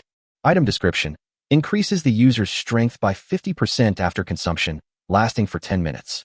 After 10 minutes, the user enters a period of weakness. This effect is ineffective at the demigod level." Mufong rolled over and got up, picked up the bloodstained spear in his hand, knocked on the barrier in front of him, and then lay back down. This thing was left behind by a demigod, and its hardness is quite outrageous. Even with a 50% increase in strength, Mufong was still a little unsure, not to mention the period of weakness that would follow. In any case, as the lord of a territory, Mufong would never show his weak side. 3 more days passed. Fine beads of sweat appeared on the foreheads of the 3 popes. Continuing to maintain this state, was becoming increasingly difficult. System, sign in, Mufong said to the system in his mind. Congratulations, host, you have successfully checked in and received the following items. Saint-level weapon, corpse hand. Item description, a non-physical transmogrified weapon attached to one's right hand. Function 1. Eliminates the precast animation of all palm and fist skills or magic. Effect 2. Significantly enhances the power of matching skills. Function 3. Corpse hand. Those below one's cultivation level will be directly deprived of their life. Mufeng's lips curled up slightly, indicating that he was in a very good mood. Now he also has sacred artifacts. With a thought, Mufeng's entire right hand turned dark green. As it continued to extend upwards along the arm, the dark green glow gradually faded. Mufong became more and more satisfied with this sacred artifact, because this type of weapon does not interfere with the use of other weapons. With a thought, Mufong summoned the demon-slaying blood spear in his right hand and gripped it tightly. Outside the barrier, the three popes frowned slightly. They had naturally seen everything that was happening inside the barrier. That's very strange. Poison's outside, making the person inside grow stronger and stronger. On the other hand, the three of them became increasingly weak as they continued to unleash their extraordinary power. Chapter 128, Holy Spirit Level. Mufong glanced outside the barrier and said with a smile, "How long can the three of you hold out?" The Pope snorted and said, "Another 10 days or 2 weeks won't be a problem." "Then why are you sweating?" The Pope immediately fell silent. However, the next moment, Mufong suddenly sprang up from within the barrier. He formed a claw with his 5 fingers, and a huge blood-red claw appeared out of thin air, fiercely grabbing at the barrier in front of him. The 2 giant dragons had been watching Mufong the whole time, and when they saw him suddenly attack, they were not willing to back down. 2 dragon roars echoed between heaven and earth as the terrifying flesh of the dragon slammed heavily against the barrier. The 3 popes were greatly alarmed and immediately increased the output of their extraordinary power. But the next moment, the corpse hand attached to Mufeng's hand actually detached. 12 blood swords appeared out of thin air, their size increasing dramatically as they spun. A terrifying magical glow emanated from the 12 blood swords. Mufeng's control, the corpse hand, wielding 12 rounds of blood swords, crashed into the barrier. A terrifying shockwave spread outwards. Cracks were visible to the naked eye on the 12 rounds of blood sword. Although the corpse hand is a sacred artifact and can be transformed into a physical form, it is not a weapon for direct combat. The barrier shook violently, clearly on the verge of collapse. It wasn't that the barrier was failing, but rather that the extraordinary power of the 3 popes was somewhat insufficient. With the sound of shattering glass, the 12 blood swords burst out of the barrier like wild horses. The incredibly sturdy barrier was ripped open with a long crack.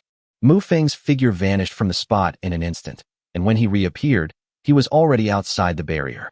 The 3 popes were greatly alarmed. The high priest was the first to abandon maintaining the barrier and turned to attack Mufong. Mufeng's eyes narrowed slightly, his killing intent reaching its peak.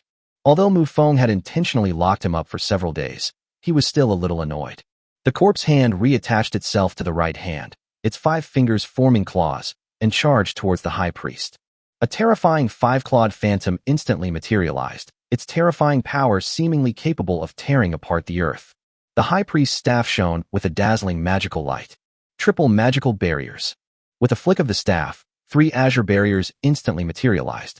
However, as the 5-clawed phantom approached, the outermost barrier was instantly crushed. Then came the second, and the third. The high priest was completely dumbfounded. What was going on? They could fight for a few rounds before, but now they're about to be instantly killed. The high priest felt a momentary daze, and Mufeng's figure became illusory before his eyes. It sometimes appears to the left front, and sometimes to the right front. However, the high priest was certain that whenever Mufong reappeared, the other party would get a little closer to him. Run. This was the only thought in the high priest's mind. Without any hesitation, he turned and flew away into the distance. However, the high priest was horrified to discover that his figure was not moving away, but was instead retreating. Looking back, one could see Mufong standing in the void with a smile on his face, a black ball spinning continuously on his dark green palm. A terrifying suction force emanated from the black sphere. Even the 2 popes below began to move closer to Mufong. This isn't just simple suction, it's the space itself being stretched. Under the high priest's desperate gaze, his figure drew ever closer to Mufong. The high priest gritted his teeth and roared, "Holy light, descend. You've lost your chance." Mufong uttered the words calmly, then clenched his right hand forward with his 5 fingers together. The space between the two became the medium at this moment. A tiny spatial crack instantly extended out. The starting point is on Mufong's right hand, and the ending point is at the high priest's heart.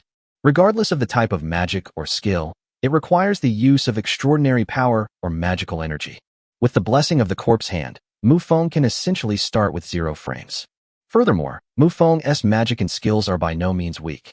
In this situation, Mufong's advantage was amplified to its limit. Mufong's eyes narrowed, and the thin spatial rift between them instantly expanded several times over.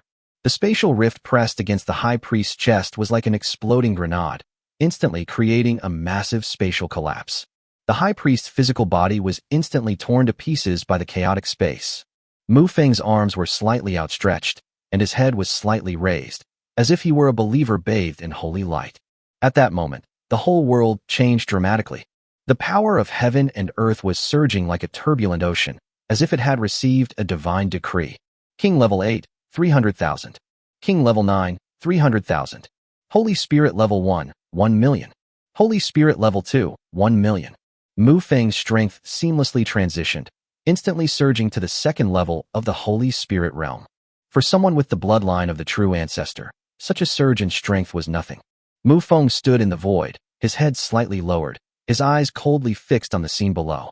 The Pope and his companion were filled with extreme fear. The opponent's strength instantly surged to the second level of the Holy Spirit, and the smoothness was as if their entire body had been coated with Dove chocolate. They can't even beat the king-level players, let alone now. At this moment, the Pope and his companion were no longer in the mood to maintain the barrier. The 2 dragons were also reborn. Their enormous wings unfolded instantly, and their massive bodies slowly rose into the air.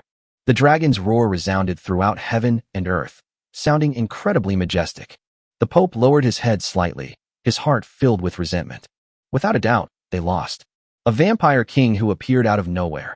No, he should be called a vampire Holy Spirit now. The opponent's strength is simply unreasonable. They have been trying to change their worldview and catch up with the opponent's pace, but in the end, they are still a step too late. With the death of the high priest, all the soldiers of the glorious empire fell into chaos. An idea popped into their minds. It turns out that even a high-ranking priest can be killed. They are not invincible. Their faith began to waver, and countless people wept bitterly. Before the temple, a huge statue of an angel stands. But as their faith wavered, cracks began to appear in the enormous angel statue, which then collapsed with a crash. The saint knelt on the ground, still praying. Great goddess, please hear the voice of believers and save them from fire and water. Mufong slowly raised his right hand above his head. An invisible power of heaven and earth gathered above his head. At this moment, everyone felt as if an entire world was pressing down on them. A crimson light pierced through the clouds, illuminating the entire earth in a blood-red hue. Despair, fear, and all negative emotions surged forth from people's hearts. Chapter 129, The Seventh Familiar. Mufong's eyes were cold as he slowly pressed down with his right hand. An invisible weight descended like Mount Tai, pressing everyone to the ground. The Pope knelt on one knee, staring furiously at Mufong in the sky. He slowly raised his hands, his extraordinary power surging wildly within him, but the power of heaven and earth that he could mobilize was pitifully small. Mufong was like a powerful magnet, drawing all the power of heaven and earth to his side. An invisible pressure struck the Pope's hands, and he instantly let out a muffled groan and coughed up a mouthful of blood. The kingdom established by the goddess. The glory of the goddess. How can it be destroyed by my hands? Pure white holy light emanated from him. In an instant, all the power of heaven and earth vanished. The Pope looked at his hands with some confusion, then at Mufong, who was equally bewildered in the sky. His vision went black, and he fainted. After a brief moment of surprise, Mufong's expression immediately turned serious. An invisible force swept across the sky, smoothing out all the crimson light. Pure white light shone down on the earth, and an unknown hymn echoed between heaven and earth. It seems that countless people are praying and praising the greatness of the goddess. Within that light, a figure clad in golden armor slowly appeared. 10 pure white wings slowly unfolded, and white feathers drifted to the ground, holy and beautiful. Her golden eyes opened slightly, and her gaze was so calm, as if nothing in the world could stir her heart. She parted her lips slightly and whispered, "Destroy the heretics of our nation and welcome the purification of the holy light." Her voice was contradictory. It was very soft, but the entire world of Neuro could hear it. Mufeng's lips curled up slightly, revealing a disdainful smile. He said, "Even a goddess high above would care about the life or death of a lamb?" However, he received no reply from the goddess, who seemed to disdain to answer Mufong. A golden longsword appeared out of thin air in her hand, which she raised slightly and aimed at Mufong from afar. Pure white holy light shone down from the tip of the sword, illuminating the earth. Alarm bells rang instantly in Mufeng's mind. This power was irresistible. The law of holy light. Purify everything in the world and drive away all evil. Mufeng's figure flashed rapidly through the void, but the holy light behind him did not change at all because of his dodge. The distance remained the same, as if Mufong hadn't run at all. Moon City. The pure white moonlight reflected in the moon pool, and a phantom figure slowly materialized. Moonlight shone upon her, mysterious and dazzling. A pair of slender, jade-like hands swept across the void before her eyes, but suddenly stopped. The power of the moonlight that had been gathered also dissipated instantly. She was the demigod of Moon City, who originally intended to save Mufong, but decided against it after thinking about it. There is a vampire demigod in the sea, and the vampire lord seems to have a true god-level backer behind him. No matter how you look at it, it's not her place to make a move. Glass Bay Waters. Standing by the tavern window, Reed took a sip of the blood in his glass and said softly, "It seems I need to leave this place." From beginning to end, he had no intention of making a move. He is a wanderer among the stars, an existence that should not exist, and he will not interfere with anything. Unless that fellow vampire is willing to accept him. Unfortunately, the other party seemed unwilling to see him. That makes sense. No one would accept a race whose true name has been erased by the true ancestor. This outcome was a bitter pill for Mufong to swallow. In his imagination, the two demigods should have come to his rescue, but unfortunately they didn't. It's better to rely on yourself than on others. Since that's the case, let's just let it go. With a wave of his hand, Mufong sent out a mysterious thread. The law of equivalence. This force of law collided with the holy light, unleashing a terrifying surge of power. In an instant, all the power of heaven and earth was completely wiped out. The two forces eroded each other, and in this process, it was like a great sun slowly rising. The goddess paused, somewhat surprised. She never expected that a mere vampire holy spirit could actually use the power of laws. But what surprised her even more was yet to come. No, to be precise, this is more like terror. Mufong raised one hand high above his head, his eyes tightly closed. The veins in his hands began to turn blood red, and blood mist rose from his entire arm. At the same time, he silently recited in a very low voice, "I, Mufong, the third true ancestor who inherited Bo Guang's bloodline, hereby swear an oath by bloodline to release my shackles. Come." Seventh familiar.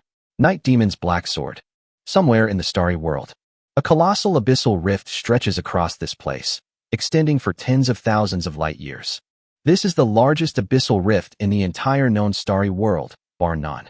A terrifying beam of blood-red light shot out from the abyss rift, and the surging power tore apart countless planets. In an instant, all living beings who noticed this scene were stunned into silence. How is this possible? The Night Demon's Black Sword. Isn't that the true ancestor's familiar? How long has it been? A new true ancestor has been born. Similarly, countless vampires, after a brief moment of astonishment, were overjoyed. They raised their arms high and knelt on the ground.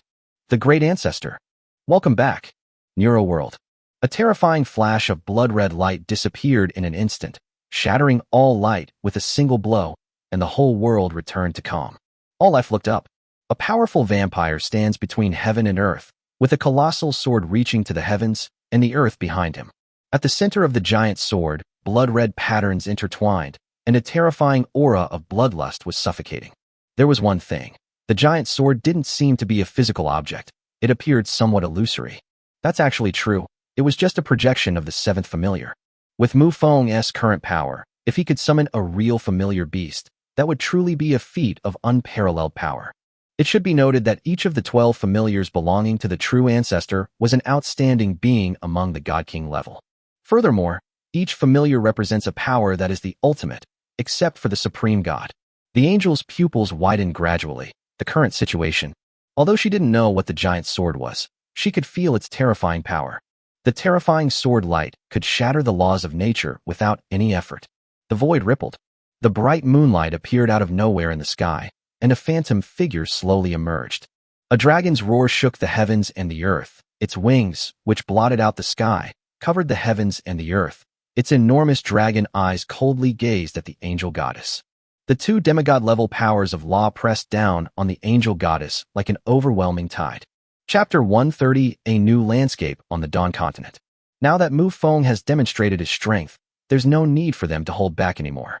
Otherwise, if Mufong single-handedly drives away the angel goddess, it will be difficult for them to voice their opinions when it comes to dividing up the territory. Mufang's lips twitched, but he was speechless inside. That's how these demigods are. Even if you're an ally, they'll still try to figure out your strength and resources. He shook his head helplessly. Things had developed to this point, so there was no need to hide anything anymore. His gaze suddenly sharpened, and he waved his large hand forward. The giant sword behind him did not move. A terrifying sword light had already extended out. Wherever it goes, the laws shatter and all things perish. With a swing of her long sword, the angel goddess unleashed a pure white holy light that clashed with the three forces. However, in the blink of an eye, the holy light law had been eroded by the terrifying sword light. She turned slightly to the side, and the sword flashed past her. As for the other two laws, they were worn down by each other during the collision and lost their original power. From this brief clash, it's clear on the surface that Mufang's attack power was the strongest. But in reality, only Mufong knew that while the attack power was indeed strong, it had no other use besides attack power. For example, his terrifying sword light can be easily dodged by others with just a slight sidestep. He had already paid a heavy price to summon the Night Demon's black sword. Using the opponent's sword light to unleash their power is already the limit.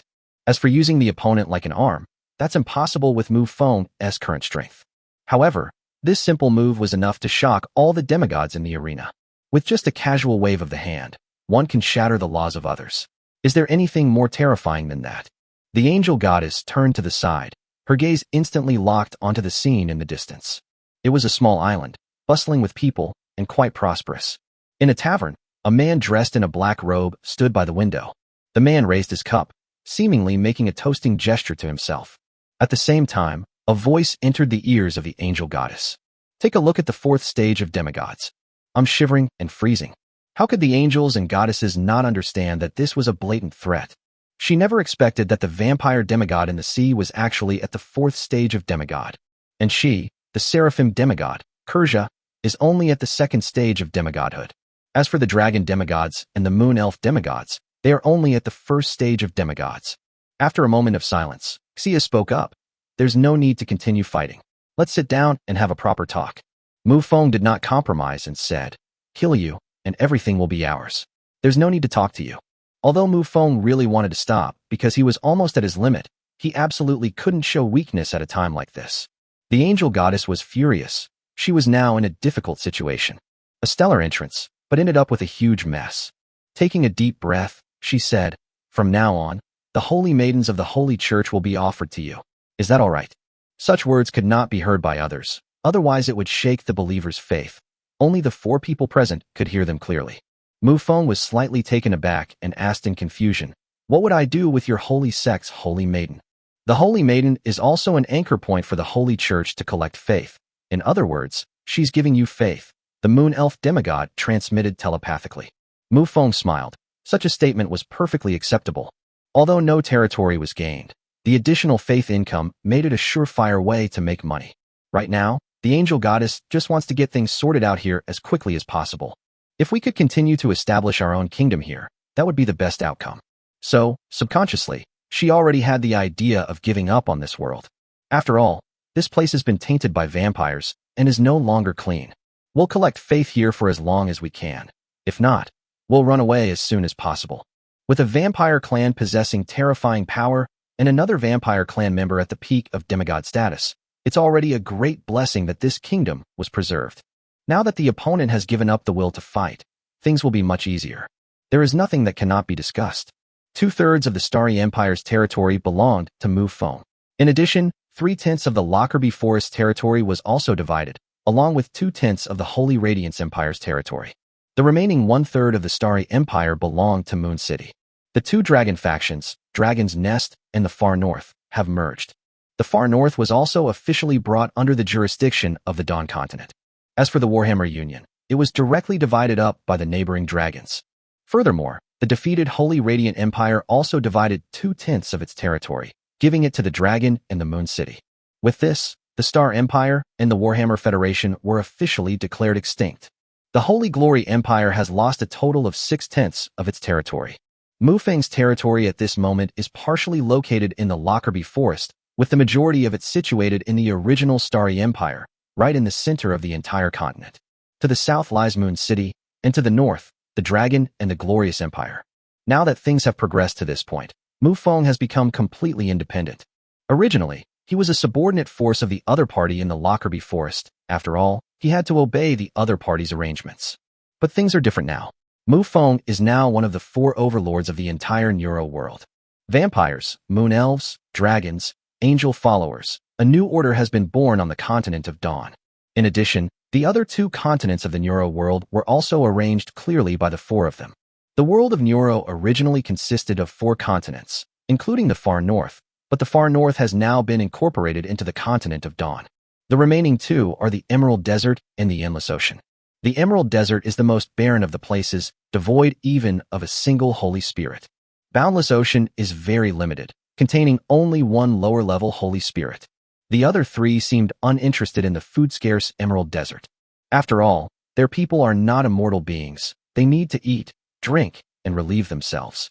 But Mufong is different. Neither the undead nor the vampires have any need for these basic resources. So Mufong simply waved his hand, and the entire Emerald Desert became his. On the continent of Dawn, Mufong's territory ranks second in size. The first-ranked creature is the Moon Elf, the third is the Dragon, and the fourth is the Angel. It's not that Mufong's benefits aren't significant enough, but rather that the Moon Elves already have the vast Lockerbie Forest as their foundation. The 4 of them were talking at once, completely ignoring everyone else. Chapter 131 Order to relocate the capital. After all, in the eyes of a demigod, other people are not important. After the territories were allocated, a genuine smile appeared on Mufong's face. From a subordinate force in the Lockerbie Forest, it rose to become one of the 4 major powers in the world of Neuro. The dragon demigod paused, then his majestic voice rang out, saying, "In addition, I suggest we form an alliance." Mufong's eyes lit up instantly.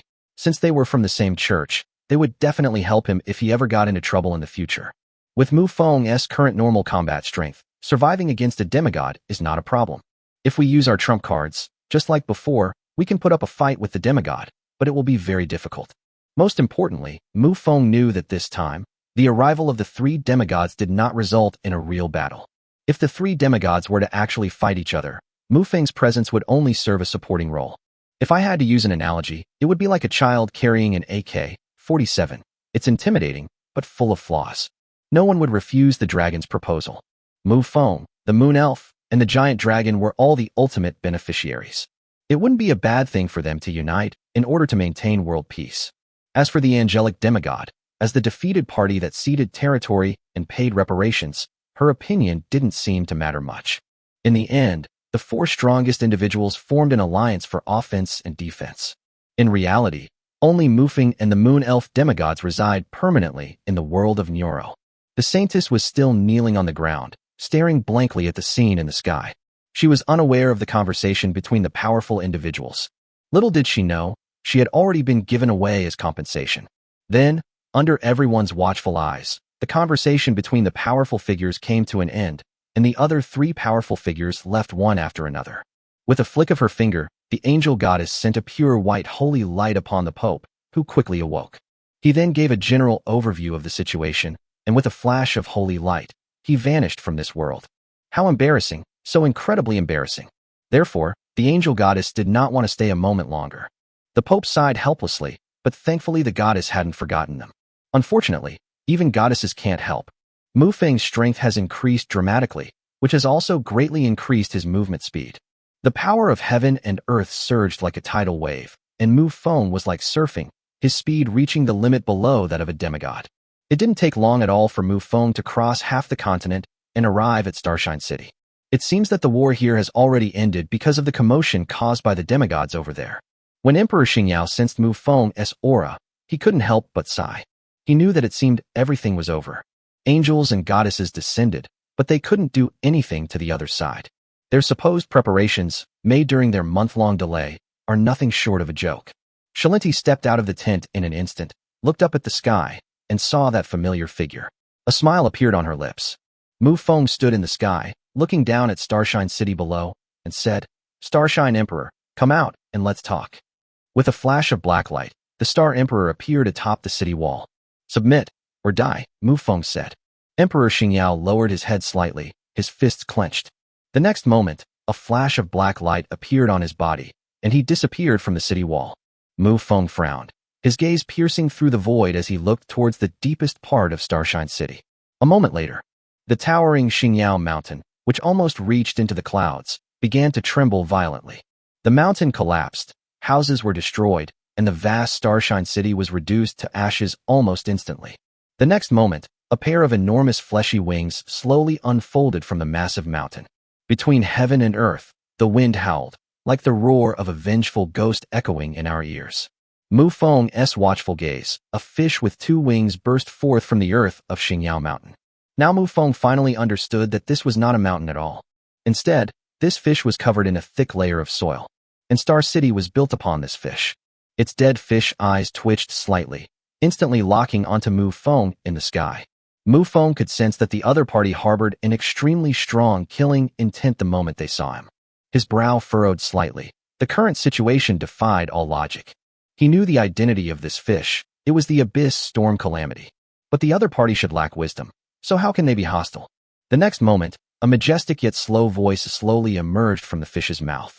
"Vampire, I want you dead." Mufeng's tightly furrowed brows gradually relaxed, and he seemed to understand the cause and effect. The one controlling the abyssal calamity before me is an old acquaintance. Grand Duke Rollo. No wonder the other person said those things before they died. It turns out there's such a tactic. Mufong couldn't help but sigh slightly. No matter what world you're in, there's never a shortage of people with backbone. Fong also sensed the aura of the Star Emperor on Storm Calamity. Within a very short time, the opponent seemed to have been swallowed up by the storm. If Emperor Xingyao had intended to rebel, it would have been impossible for him to do so in such a short time. As an emperor, he was killed just before the capital fell. Mufong sighed, and a circular core instantly appeared in his hand. Spikes constantly rise and fall above the core, and a gentle breeze surrounds it. With a thought from Mufong, the storm laws surrounding Storm Calamity instantly merged into Storm Calamity's body. The terrifying storm law raged within his body, instantly obliterating the Grand Duke's soul. This time, the Grand Duke died completely, but he did not provide Mufong with a second reward. The Star Empire has perished.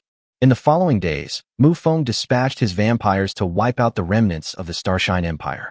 Anyone who is willing to surrender will not be killed. However, the compensation depends on the other party's capabilities. The territory that Mufong acquired this time was too large. His own vampire clan alone could not fill it, so he had to accept the original human clan. In addition, Mufong also opened the Starry Empire's stronghold treasure chest. Something very interesting. Order to relocate the capital. They can move their territory to another place. Furthermore, this relocation order is not a one-time use item. It can be reused, with a 1-year cooldown period required for each use. Lockerbie Forest also considered the issue of Mufong's territory.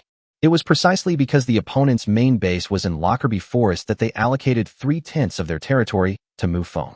Otherwise, Mufong's base camp would be close to the border between the two forces, which would be like the emperor guarding the country's gate, which is obviously not in line with common sense. Mufong accepted the other party's good intentions, but now there was a better solution. They moved their base of operations away from Lockerbie Forest. Chapter 132 Rewards. Mufong did not choose the central location of the territory, but instead chose the north. Overall, the Lord's Hall still holds 3/10 of the territory to the north and 7/10 to the south. The reason for this choice was to be closer to the glorious empire and the dragons. The war is now over, and since they are allies, there is no need to consider the issue of war anymore. Naturally, development is the next consideration. The original four-party alliance created a prosperous economy in this area, so Mufong has no intention of leaving this economic zone. Several days later, when everything was finally on track, it was only the beginning. Mufong stood on the castle corridor, gazing at the vast plains in the distance. This is no longer Lockerbie Forest, but a vast, boundless plain. The entire territory was divided into 5 districts, each separated by a wall. The core area at the very center is naturally Mufong's Lord's Hall. The outer ring contains special buildings, such as experience towers, barracks, alchemy workshops, blacksmith shops, and so on. The remaining 3 areas are shops, residences, etc.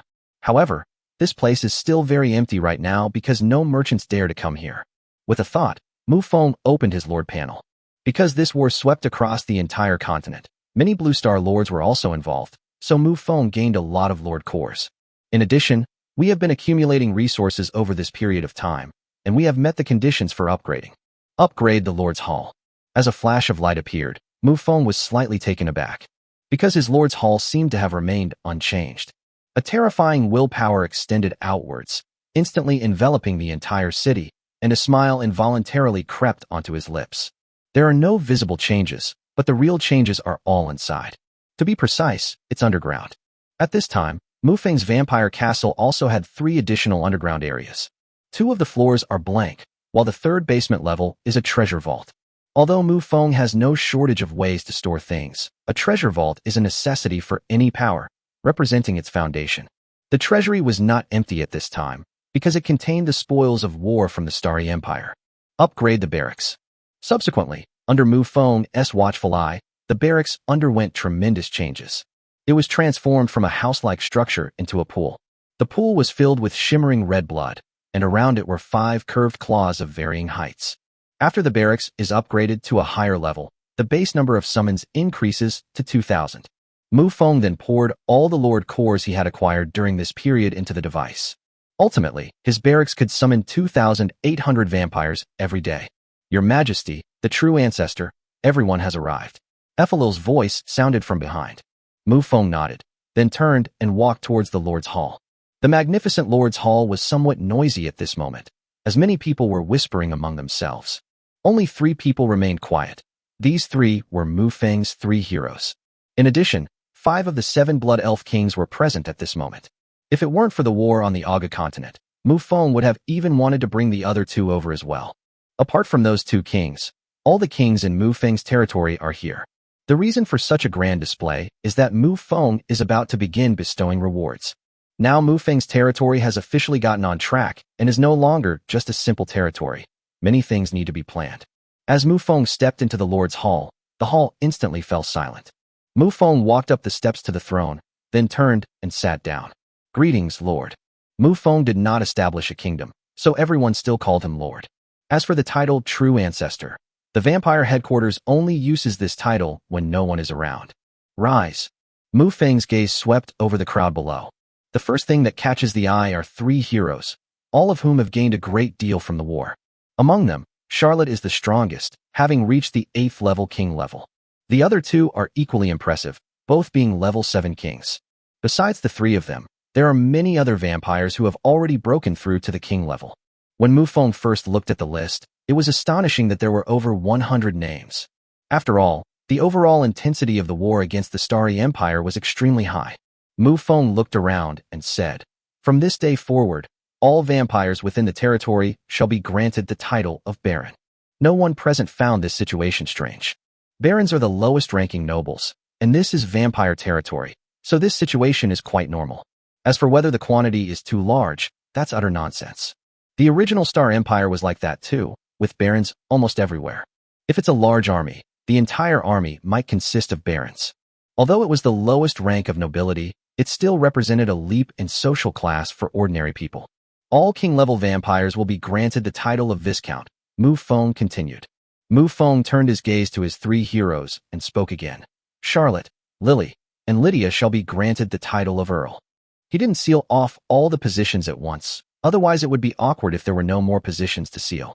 Next, an eerie tension descended upon the entire Lord's Hall. The vampires have been sealed off. Next up are the other races. 5 Blood Elves, 2 Undead, and Luo Qianqian. The 7 Blood Elf Kings were all granted the title of Viscount, and the 2 Undead Kings were also granted the title of Viscount. 5 Blood Elf Kings and 2 Undead all left the group and knelt on the ground. Thank you, my lord. We are willing to give our lives for your glory. The 5 Blood Elves were incredibly excited at this moment. This is a title conferred by a powerful vampire, and it's incredibly prestigious. The brother and sister, in particular, who knew each other's identities, were trembling with excitement. This is a title bestowed by the true ancestor.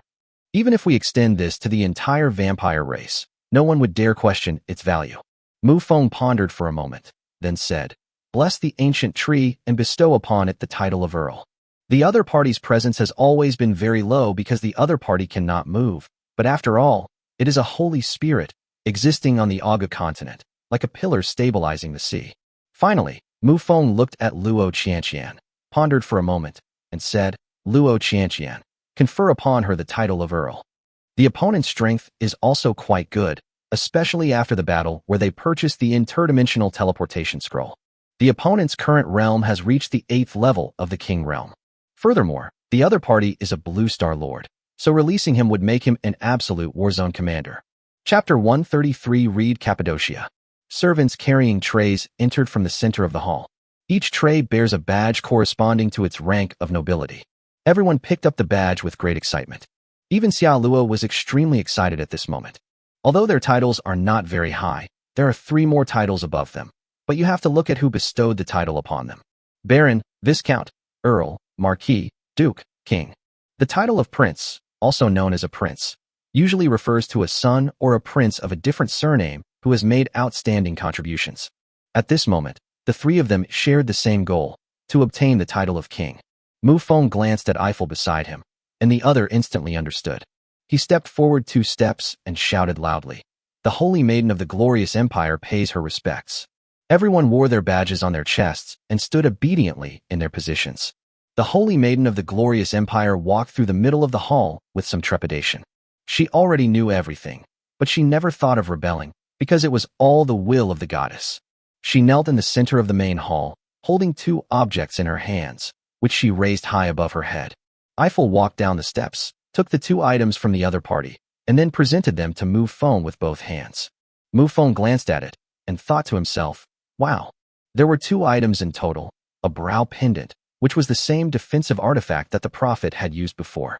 Another item is a necklace, also from a familiar item, the divine light prison that trapped Mufong. Mufeng's fingers twitched slightly, and Aphiliel instantly understood, taking the 2 items and stepping aside. He looked down at the saintess and asked, "What's your name?" "My name is Isabel, my lord." Mufong nodded, casually pointed forward, and a blood-red pattern floated out of thin air. Isabel raised her head slightly, already understanding. She reached out a hand and grasped the invisible blood-red lines. Blood-red lines extended upwards from her hands, leaving blood-red marks on the back of her hands, neck, and lower abdomen. Isabel greets her master. The other party was very sensible and immediately changed their form of address. Mufong tilted his head slightly and whispered, "Call Evelyn over." Eiffel looked somewhat surprised, but quickly realized what was happening and immediately did as instructed. A moment later, Evelyn, the former succubus lord, arrived in the magnificent hall. Although it was her first time here, and the nobles standing on both sides were all much stronger than her, her expression remained calm. "Greetings, your majesty," Evelyn said respectfully, kneeling on both knees. Mufong said, "From now on, you will be in charge of all affairs in the territory, and you are granted the title of Viscount. Since she is a manager, we shouldn't be stingy with titles. Otherwise, how can she have the authority to manage people?" That Mufong mentioned were naturally things like city management or tax collection. After all, Mufong had reserved space for the shop, and these things all needed someone to manage them. Evelyn was slightly taken aback at first, then a smile appeared on her lips. "Thank you, my lord. I will do my utmost." She had finally gotten this opportunity. Needless to say, she will prove her worth to the Lord with her life. Mufong waved his hand and said, "The great battle has just ended. Everyone step down and rest for a few days." Everyone bowed respectfully and then left the hall one after another. Mufong glanced at Eiffel beside him and said, "You should go too." Eiffel didn't say much. Although it was her duty to stay by her master's side, she wouldn't object. After everyone had left, Mufong leaned back on the throne, his expression gradually becoming lazy. Read Cappadocia pays homage to His Majesty the True Ancestor. Suddenly, a male voice rang out. Mufong seemed to have expected this, and there was no surprise on his face. Instead, he calmly glanced at the other party. Compared to before, Reed did not wear a black robe or a mask this time. She was tall and slender, with a somewhat pale complexion, but she had a slight smile on her face. Mufong's gaze. The other party slowly knelt down and performed a deep bow. "You don't hate me?" Mufong asked. Since Mufong did not ask the other party to get up, Lid remained kneeling on the ground, not even raising his forehead, and replied, "Reporting to your majesty the true ancestor. My family was destroyed because of the true ancestor, but my existence is also because of the true ancestor, so I am half respect and half hatred. Moreover, you are the third true ancestor, while the second true ancestor destroyed my family. There is no connection between the two." Seemingly afraid that Mufong wouldn't believe him, Lida added another sentence. Mufong nodded slightly. This brings us to the issue of the true ancestor's inheritance. The true ancestor's legacy does not rely on bloodline, but on awakening. After the true ancestor falls, the next true ancestor will awaken within the orthodox vampire clan. The so-called orthodox vampires refer to vampires, or lampreys like Charlotte. Vampires and berserkers, though classified as vampires, are not considered orthodox. It's like the main bloodline and the collateral bloodlines, but no matter what, they are all vampires. As for blood elves or blood angels, these are converted later. Whether they are vampires or not depends on whether the true ancestors acknowledge it. However, Mufeng's ability to summon the blood angel means that the second true ancestor has acknowledged the other party's identity. While Mufeng's acquisition of the true ancestor bloodline was indeed legitimate, it wasn't awakened. Rather, it was given to him by the system. There is no certainty regarding the true ancestral bloodline. After all, Mufong is only the third true ancestor, so there are very few points to refer to. Mufong thought for a moment and then asked, "So, are you planning to stay or leave?" "Stay and leave at the same time." Seemingly sensing Mufong's doubts, Lid spoke again and added, "Following the true ancestor is the mission of every vampire, but the destruction of a clan stems from this powerful, terrifying, yet incredibly respected bloodline. Therefore, I will leave temporarily until His Majesty the true ancestor reigns over the starry world and acknowledges my existence." Mufong understood. The other party's family was destroyed by the second true ancestor, which is a family that was not recognized by the true ancestor. Since you are not recognized by the true ancestor, then regardless of whether you are a legitimate vampire or not, you do not belong to the vampire race. Therefore, the other party is willing to serve you, but you need to declare to the entire star world that the Cappadocia clan's vampire identity is recognized. Mufong sighed slightly. This was the mess created by the previous true ancestor, but he had to clean it up himself. This is definitely not possible at the moment. It can only be done after he has gained sufficient power. Chapter 134 Leisure. After a long silence, Lid finally spoke. "Your Majesty, true ancestor, I take my leave." The other person then backed away from the main hall, appearing very respectful. The other party's attitude was unexpected yet reasonable. The reason Mufong always regarded the other party as an enemy was naturally due to the principle of assumption. Mufong let out a soft breath, feeling quite relaxed. The matter on Dawn Continent has been settled, and progress on Aga Continent is also steady, with virtually no chance of any mishaps. Mufong slowly stood up, stretched his muscles, and planned to relax. His castle has been upgraded to its current level, with many more facilities added, which he hasn't had a chance to enjoy yet. Eifeler had been waiting there, leaving the hall through a small side door. Mufong planned to take a bath to relax. There are many hot springs throughout the castle, but they are only for the servants. Mufong had noticed this long ago. The hot springs were divided into men's and women's sections. This left Mufong speechless, because it seemed that there were no other men in this huge castle besides him. So Mufong didn't pay any attention and just randomly picked a hot spring and went inside. With magical crystals for heating and crystals for purifying the water, it is definitely a top-notch hot spring. But when Mufong walked into the hot spring with a towel wrapped around his arm, he was stunned, because there was someone in the hot spring. Mufong sighed helplessly, realizing he had forgotten about Lydia. The gender of the other person is quite flexible. There is no such thing as male or female, so it doesn't matter where you take a bath. Cross-dresser that the people of Earth used to understand. The other party truly has no reproductive organs. You can refer to Ultraman for a concrete example. Lydia blinked, her gaze fixed on Mufong. Since he was already there, Mufong naturally wouldn't retreat and walked into the hot spring. Outside, a group of blood servants were terrified. They had no idea that Lady Lydia would be taking a bath here. If His Majesty the true ancestor minds, then things will get very serious. Mufong, soaking in the hot spring, ignored the other person's gaze and said calmly, "How's the relationship between you guys?" "Your Majesty, the relationship between vampires has always been one of healthy competition." Lydia's answer covered a very wide range of topics. This has always been the case, not only in Mufeng's current territory, but throughout the entire starry world of vampires. However, as time went by, This competitive relationship changed slightly due to the disappearance of the true ancestor. However, so far, the situation has not reached an extremely dire level. Mufong nodded. His three heroes each have distinct personalities. Charlotte is rather reckless, as if she doesn't care about anyone except herself. Lily is a bit ordinary. He doesn't need to worry about her. Lydia is even more perfect, very steady in her work, and an absolute leader. Mufong was chatting with Lydia on this side, while on the other side of the wall, there was a women's hot spring. The conversation between the two girls was quite explicit. Even the blood slaves serving nearby couldn't help but blush slightly.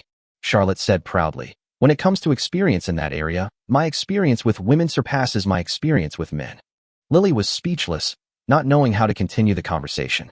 When it comes to female experience, she has none at all. All that can be said is that her sexual orientation is perfectly normal. As for male experience, I have a little bit, which was taught to me by Mufong. Dawn Continent, Vampire Territory, 50 kilometers west of Brault City. A caravan of carriages sped by, carrying all sorts of goods. The coachman driving the carriage ahead looked a little uneasy.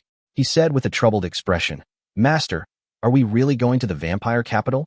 What do you know? This is an opportunity. It's practically a ghost town right now. If we go there, we can seize the initiative. Those timid guys will just be able to watch us make gold coins." A voice came from inside the carriage, speaking with an air of composure. Just then, several warhorses quickly caught up from behind.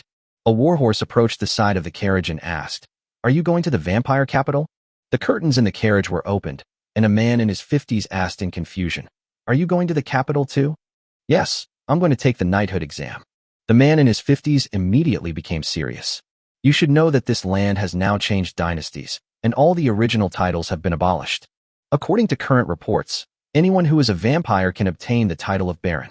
However, in reality, below the title of Baron, there is also the title of Knight. However, knighthood does not come with a stipend, so it is not considered a proper title. However, it cannot be denied that the vampires' decision to grant the title of Knight marked the beginning of their acceptance of humans. Since knighthoods exist now, perhaps in the future humans will obtain baronial titles." The middle-aged man's eyes darted around, and he said with a grin, "I'm short of some thugs right now. How about you come work for me?"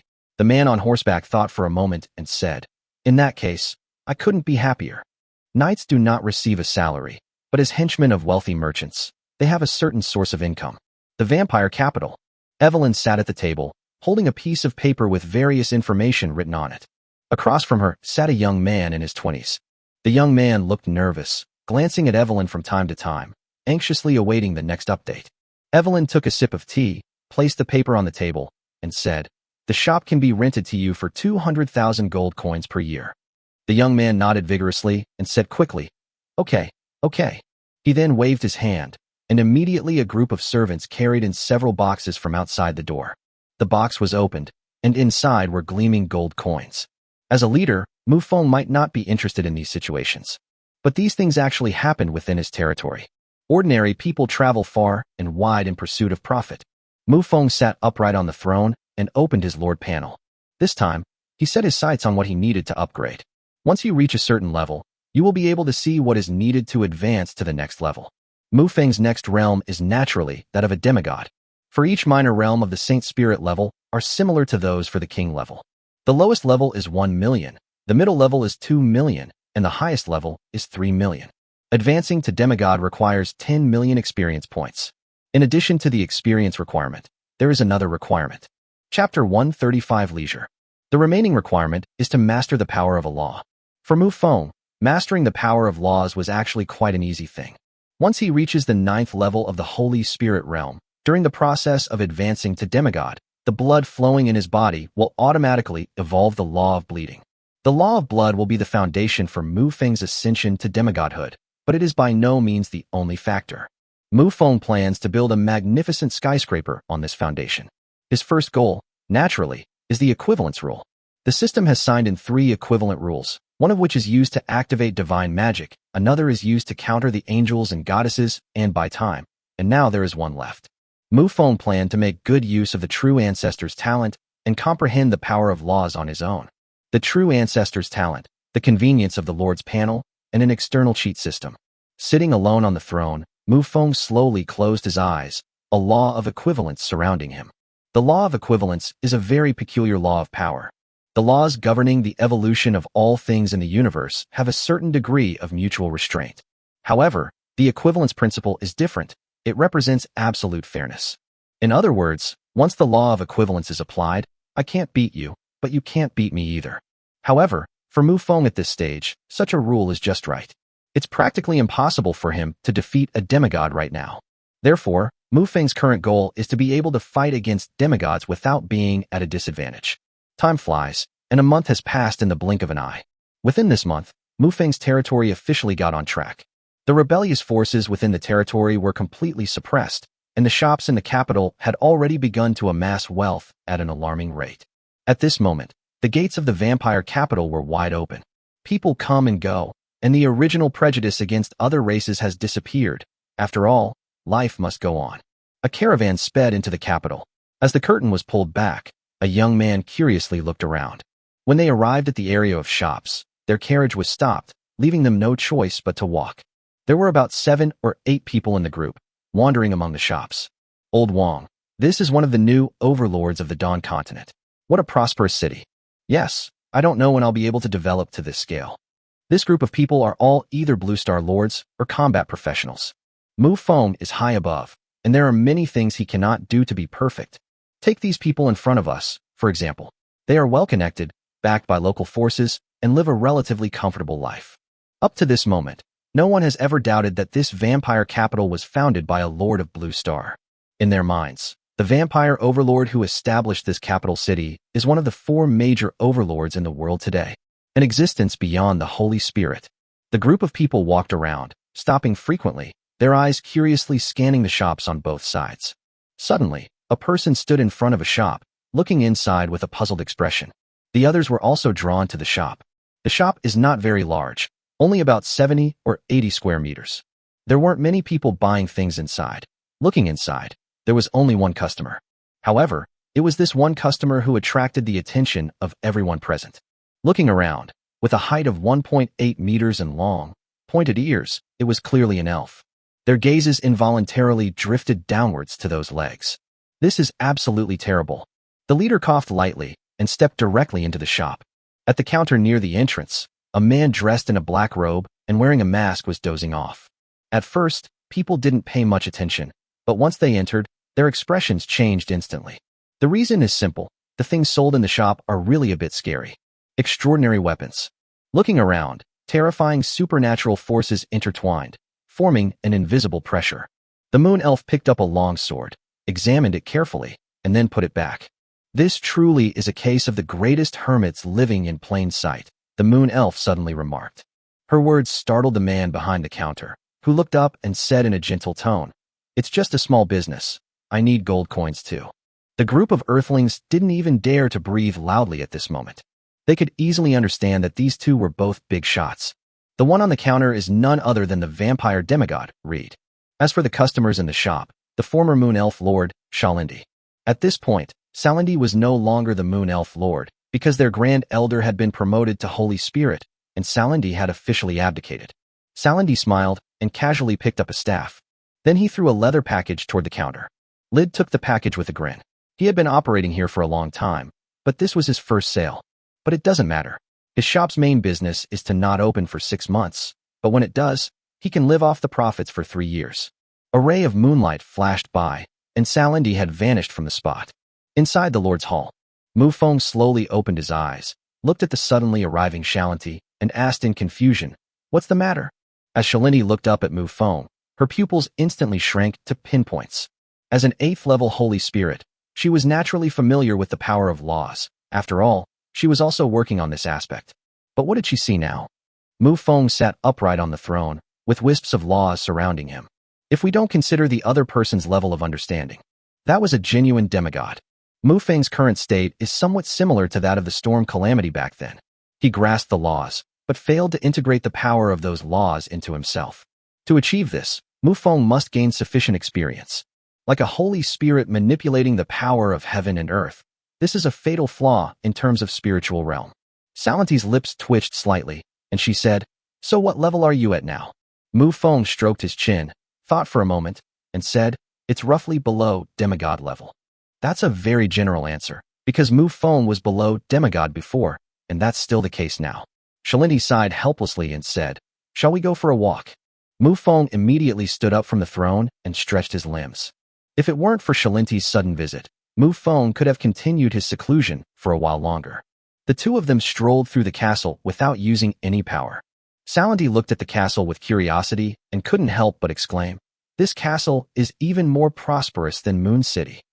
Vampires possess noble and elegant characteristics, so they naturally wouldn't compromise on their living conditions. As the Lord of Moon City, what brings you here to wander around? Mufong asked in confusion. Chapter 136, Tasting Fresh Blood. Serendipity immediately gave him a resentful look, realizing that the other person didn't care about her at all. It's one thing if they don't care about themselves, but as one of the top overlords, they don't even care about the power transition of another overlord force. The Grand Elder has been promoted to the rank of Holy Spirit, and I have already abdicated. As Shalinti spoke, her expression was quite relaxed, as if she had shaken off a giant mountain. The two chatted as they walked down the castle corridor. But as a door slammed shut, Shalinti suddenly realized what was happening. Unbeknownst to them, the two had already arrived at a room. Looking around, this resembles a bedroom. Serendipity immediately turned around, staring intently at Mufong, while retreating continuously, her eyes filled with vigilance. Mufong smiled and said, "You can't beat me anyway, so being wary is useless. I am, after all, the former Lord of the Moon Elves. We are allies. Why are you in such a hurry?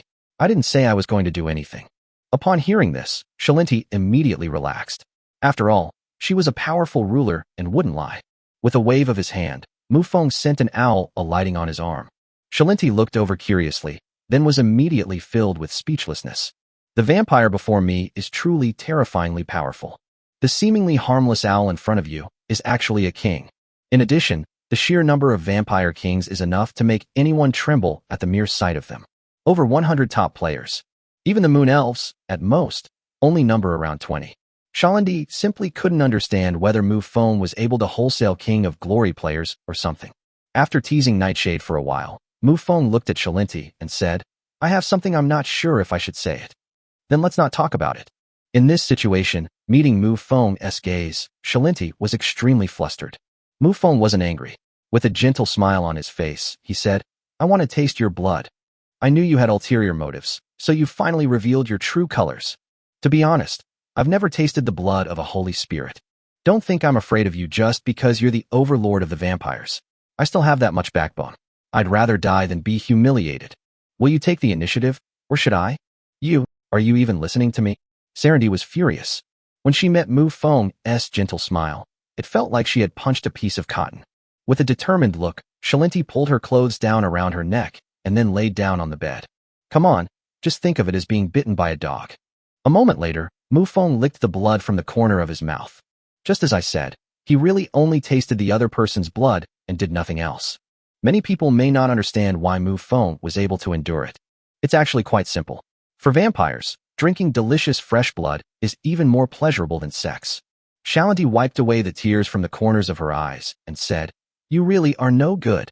She came to try and build a relationship with the other person, but he was completely unreasonable. Although they didn't actually do it, to the vampires, it was the same as doing it. To have one's blood drunk by a vampire noble is tantamount to being possessed by that person. High-ranking nobles do not have the habit of sharing food with each other. Mufong didn't refute, licked his lips, and said in a comfortable tone, "Your blood is already like this, if it were a Moon Elf's." Before he could finish speaking, Mufong already felt the sharp, piercing gaze in Shalinti's eyes.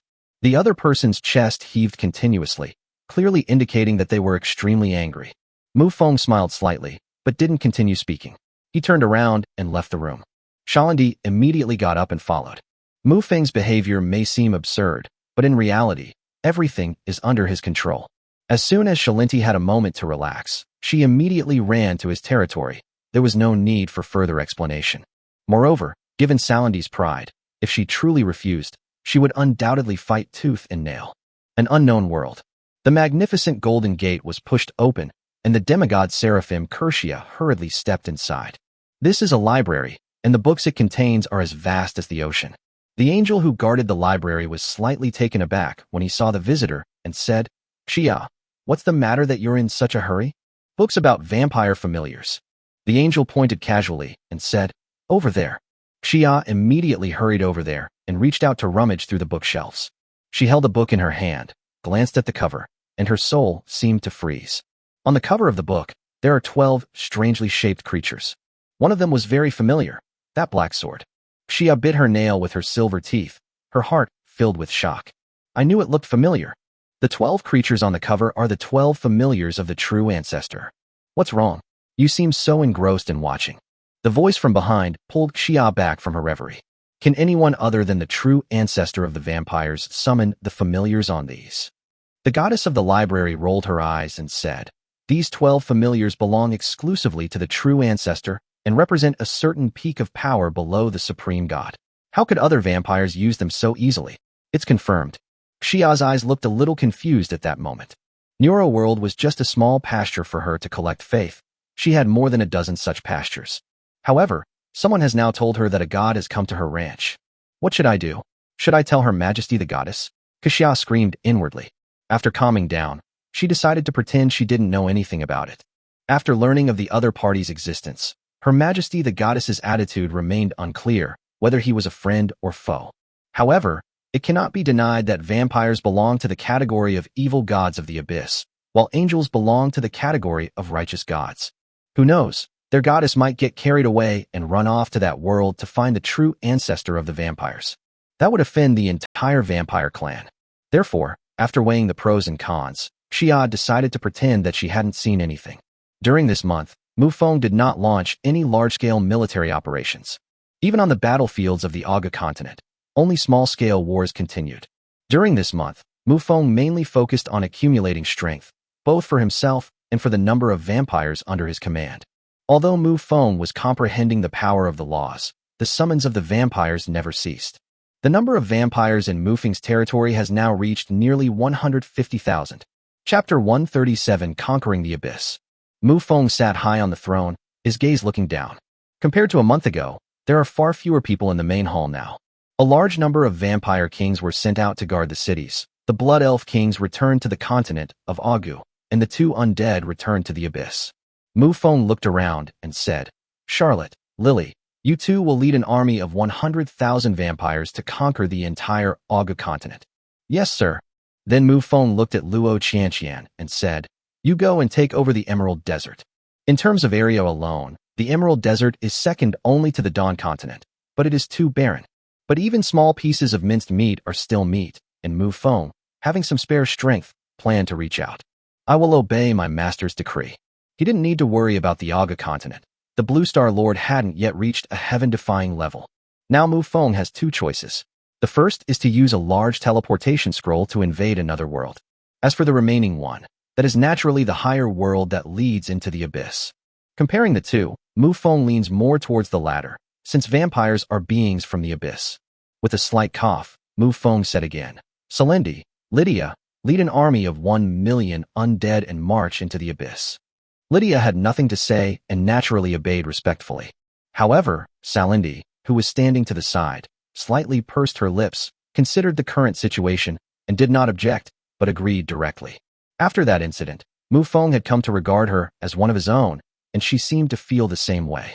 Faced with such a free henchman, Mufong naturally figured he might as well make the most of it. Putting aside their actual combat strength, their level is currently the highest in the territory. Emerald Desert. 2 days later, Luo Qianqian set foot on this vast desert. Looking at the endless desert, she couldn't help but frown. It was truly a barren land, with only some large cacti and thorns on the vast desert. The magical beasts living here are all small-sized. After searching all morning, Luo Qianqian finally spotted a tribe. Without any hesitation, the aura of a king swept out. Luo Qianqian looked down at him and said coldly, "Are there any powerful forces around here?" In the tribe below, a group of people were almost paralyzed with fear. They had absolutely no intention of resisting.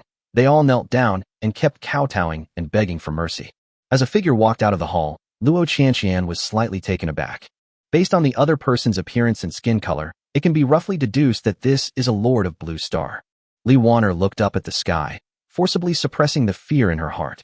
However, he still said with a slight tremor, "Your Majesty, according to my information, there is a king 7,000 kilometers to the north.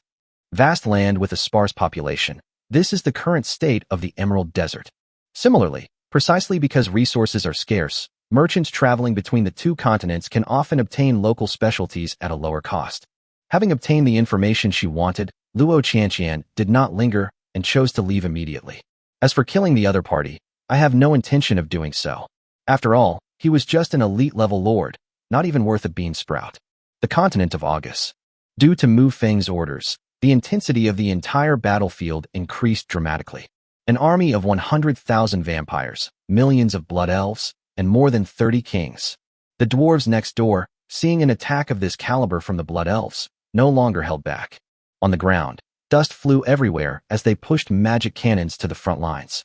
In the sky, a huge airship swept across the void, surrounded by thousands of smaller airships. Within the vampire army, a massive, inverted triangular island stretched across the sky. Terrifying beams of magical energy poured down like a storm. This is the domed fortress, capable of rivaling a holy spirit. The remaining 3 lords of the Holy Altar Alliance were utterly powerless to defend against an attack of this caliber. Luo Qianqian's previous surrender further shattered their morale. The Abyss, the second level. Salanti took a deep breath and couldn't help but frown slightly. As a native being born in the stars, I feel a little uncomfortable in the environment of the Abyss. Lydia glanced to the side, her expression completely calm. Lydia suddenly spoke up. There's nothing to gain on the second level of the Abyss. Let's go to the next level instead. The first layer of the Abyss contains only a small number of king-level forces. The majority are still hero-level forces. The second level is slightly stronger, but not by much. Given the size of their army, there's absolutely no need for them to waste time here. They would only be of significant value if they reached at least the 5th level of the Abyss. Salandi didn't refute, but simply nodded calmly. She knew a little about the Abyss. Lydia sighed and said, if only we had demigods. In the first few layers of the Abyss, the spatial barriers are not very strong, so demigods can directly open spatial passages, saving time on travel. The army then set off without stopping, heading towards the known abyssal rift. During this time, many abyssal creatures took notice of this massive army. The large number of undead puzzled them, but what did they find puzzling was that the leader was a moon elf. Upon seeing this scene, a winged demon immediately spread its wings and flew towards a certain place. Not long after, the demon arrived at a castle. My lord, a vampire king is leading the undead race to a higher level of the Abyss. Upon hearing his subordinate's reply, a demon lord suddenly opened his eyes. Good. I've been waiting for this day for a long time, the demon lord said to himself. Immediately assemble a large army and head directly to the Abyss Rift. The demon who had rushed in immediately ran back out to relay the lord's orders. This situation is not unique to this place. With a powerful leader taking the lead, these lords will also get a share of the spoils. In the vast abyss, this has become an unwritten rule. Of course, during the battle, these lords who spontaneously followed also had to play their respective roles. When Lydia and Salanti arrived at the Abyss Rift, 3 lords had already gathered in the distance. Compared to the first level of the Abyss, the second level has more powerful forces. Lydia ignored these people and led her army directly through the Abyss Rift to the 3rd level of the Abyss. Chapter 138 Offline Escape. Each time they reach a higher level of the Abyss, the size of their army increases several times. Things didn't go smoothly when they reached the 5th level of the Abyss. A demonic roar resounded throughout the heavens and earth, and terrifying power surged forth. A demon with 2 horns on its head, 2 wings on its back, and a fierce look in its eyes stretched across the sky. Moon elves, vampires, why have you invaded my territory? Hearing the voice, Salandi and Lydia leaped up and reached the same level as the opponent. Lydia spoke up. Our goal is the 6th level of the Abyss. Are you going to stop us? Upon hearing this, the demon's pupils darted around, as if weighing the pros and cons. His strength wasn't very high. He was only at the 3rd level of the Holy Spirit realm. Residing in the 5th layer of the Abyss was already his limit. However, the higher the level, the more intense the abyssal demonic energy becomes, which is of great benefit to oneself. After thinking for a moment, the demon lord said, let's sign a pact and form an alliance. I'll let you pass through my territory, and together we'll invade the 6th layer of the Abyss. Lydia thought for a moment and nodded in agreement. However, the demon lord turned his gaze to Shalindi, seemingly waiting for her reply. After all, Salandi was a high-ranking holy spirit, and he thought she was the leader of this force. In reality, she and Lydia were equals, with no distinction between them. Even though Salindi is much stronger, this is the abyss, the home ground of the vampires. As a moon elf, Salindi was still somewhat unclear about the higher levels of the abyss. She immediately said, "Our lord is a powerful vampire, so the other party is the commander." With just a simple sentence, the demon lord learned everything. Behind this powerful army is an even more powerful lord. The two of them are merely leaders. At the same time, he handed over the command position to Lydia. The demon's expression turned slightly solemn as he said, "My name is Biljit. May I ask how you two are addressed?" "Salindi." "Lydia." Even Lydia at this moment did not underestimate this demon lord. Vampires, demons, undead, trolls, nightmares. These 5 races are the 5 most noble races in the abyss. If we were to make a calculation, due to the fall of the second true ancestor and the fact that the third true ancestor has not yet grown up, the power of the other 4 races is even stronger than that of the Blood Clan. A high-ranking demon lord is far stronger than those of the same level, but of ordinary bloodlines. After a brief conversation, the two parties reached a verbal agreement. For demons, contracts are very useful and they don't need anything else to bind them. Just as vampires love blood, demons also respect contracts. The abyssal rift leading to the 6th level is located right within Biljit's territory. After the agreement is reached, passing through here is naturally not difficult. The continent of August. Due to the divine power of the domed fortress, the allied forces of the Altar Alliance are suffering a series of defeats. At this moment, the vampire army was already approaching the stronghold of a lord. However, to everyone's surprise, the domed fortress was actually removed. This was Charlotte's order, of course. At this moment, she is high in the sky, holding a dropper-shaped spear, and dressed as a blood-red Valkyrie. The aura of a level 9 king swept out, dominating the entire arena. During this period of war, Charlotte killed 2 mid-level lords. My skill level has reached king level 9, and I have an extra 100,000 experience points. Now she only needs to kill 3 high-ranking kings to reach the Saint Spirit level. This is also why she removed the domed fortress. However, what troubled Charlotte was that Lily also wanted to share this experience with her. Since it's all for the sake of upgrading, Charlotte would normally have no reason to stop it. So, in order to prevent the other party from fighting, Charlotte incurred a favor.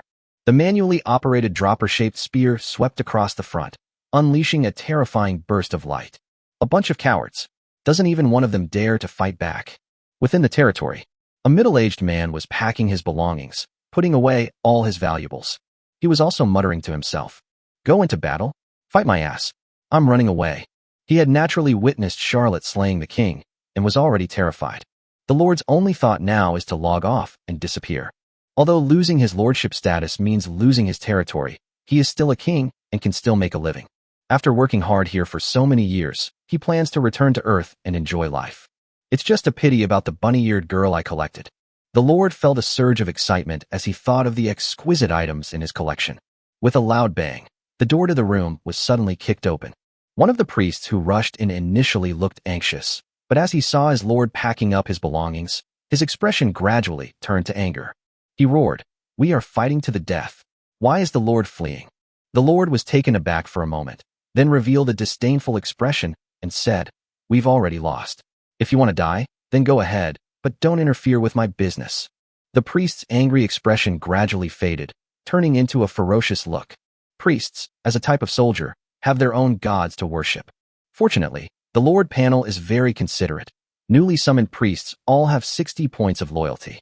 As long as we treat them well, 70 or 80 points is no problem. This lord fought his way up to the king level, and the loyalty of his priest units was quite good. But at this moment, the pastor's loyalty plummeted. However, he didn't do anything drastic, leaving behind a look of disdain before turning and leaving. The lord still looked disdainful, thinking he was just a mere hero-level character.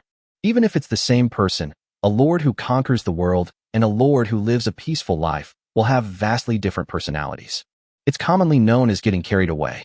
The priest went up to the city wall and shouted loudly into the distance, "Warriors, our lord is about to flee." His voice was loud, imbued with magical elements, and resounded throughout the entire battlefield. The priests reacted very strongly, each one of them displaying indignation. Charlotte, sitting opposite him, also paused for a moment.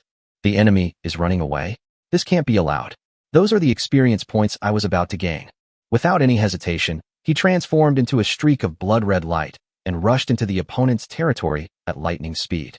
The Lord sensed the rapidly approaching aura of a king, and his expression changed drastically. I glanced around the room and saw that there were still many valuables that I hadn't had time to pack away. But I couldn't worry about that now, so I activated the teleportation function and returned to Earth. Chapter 139 Vampire Lord. A teleportation array appeared beneath the Lord's feet, and a blue pillar of light enveloped him. Boom. The luxurious room was destroyed in an instant, and a streak of gunfire shot straight toward his face. The king-level combatants under this lord have long been wiped out.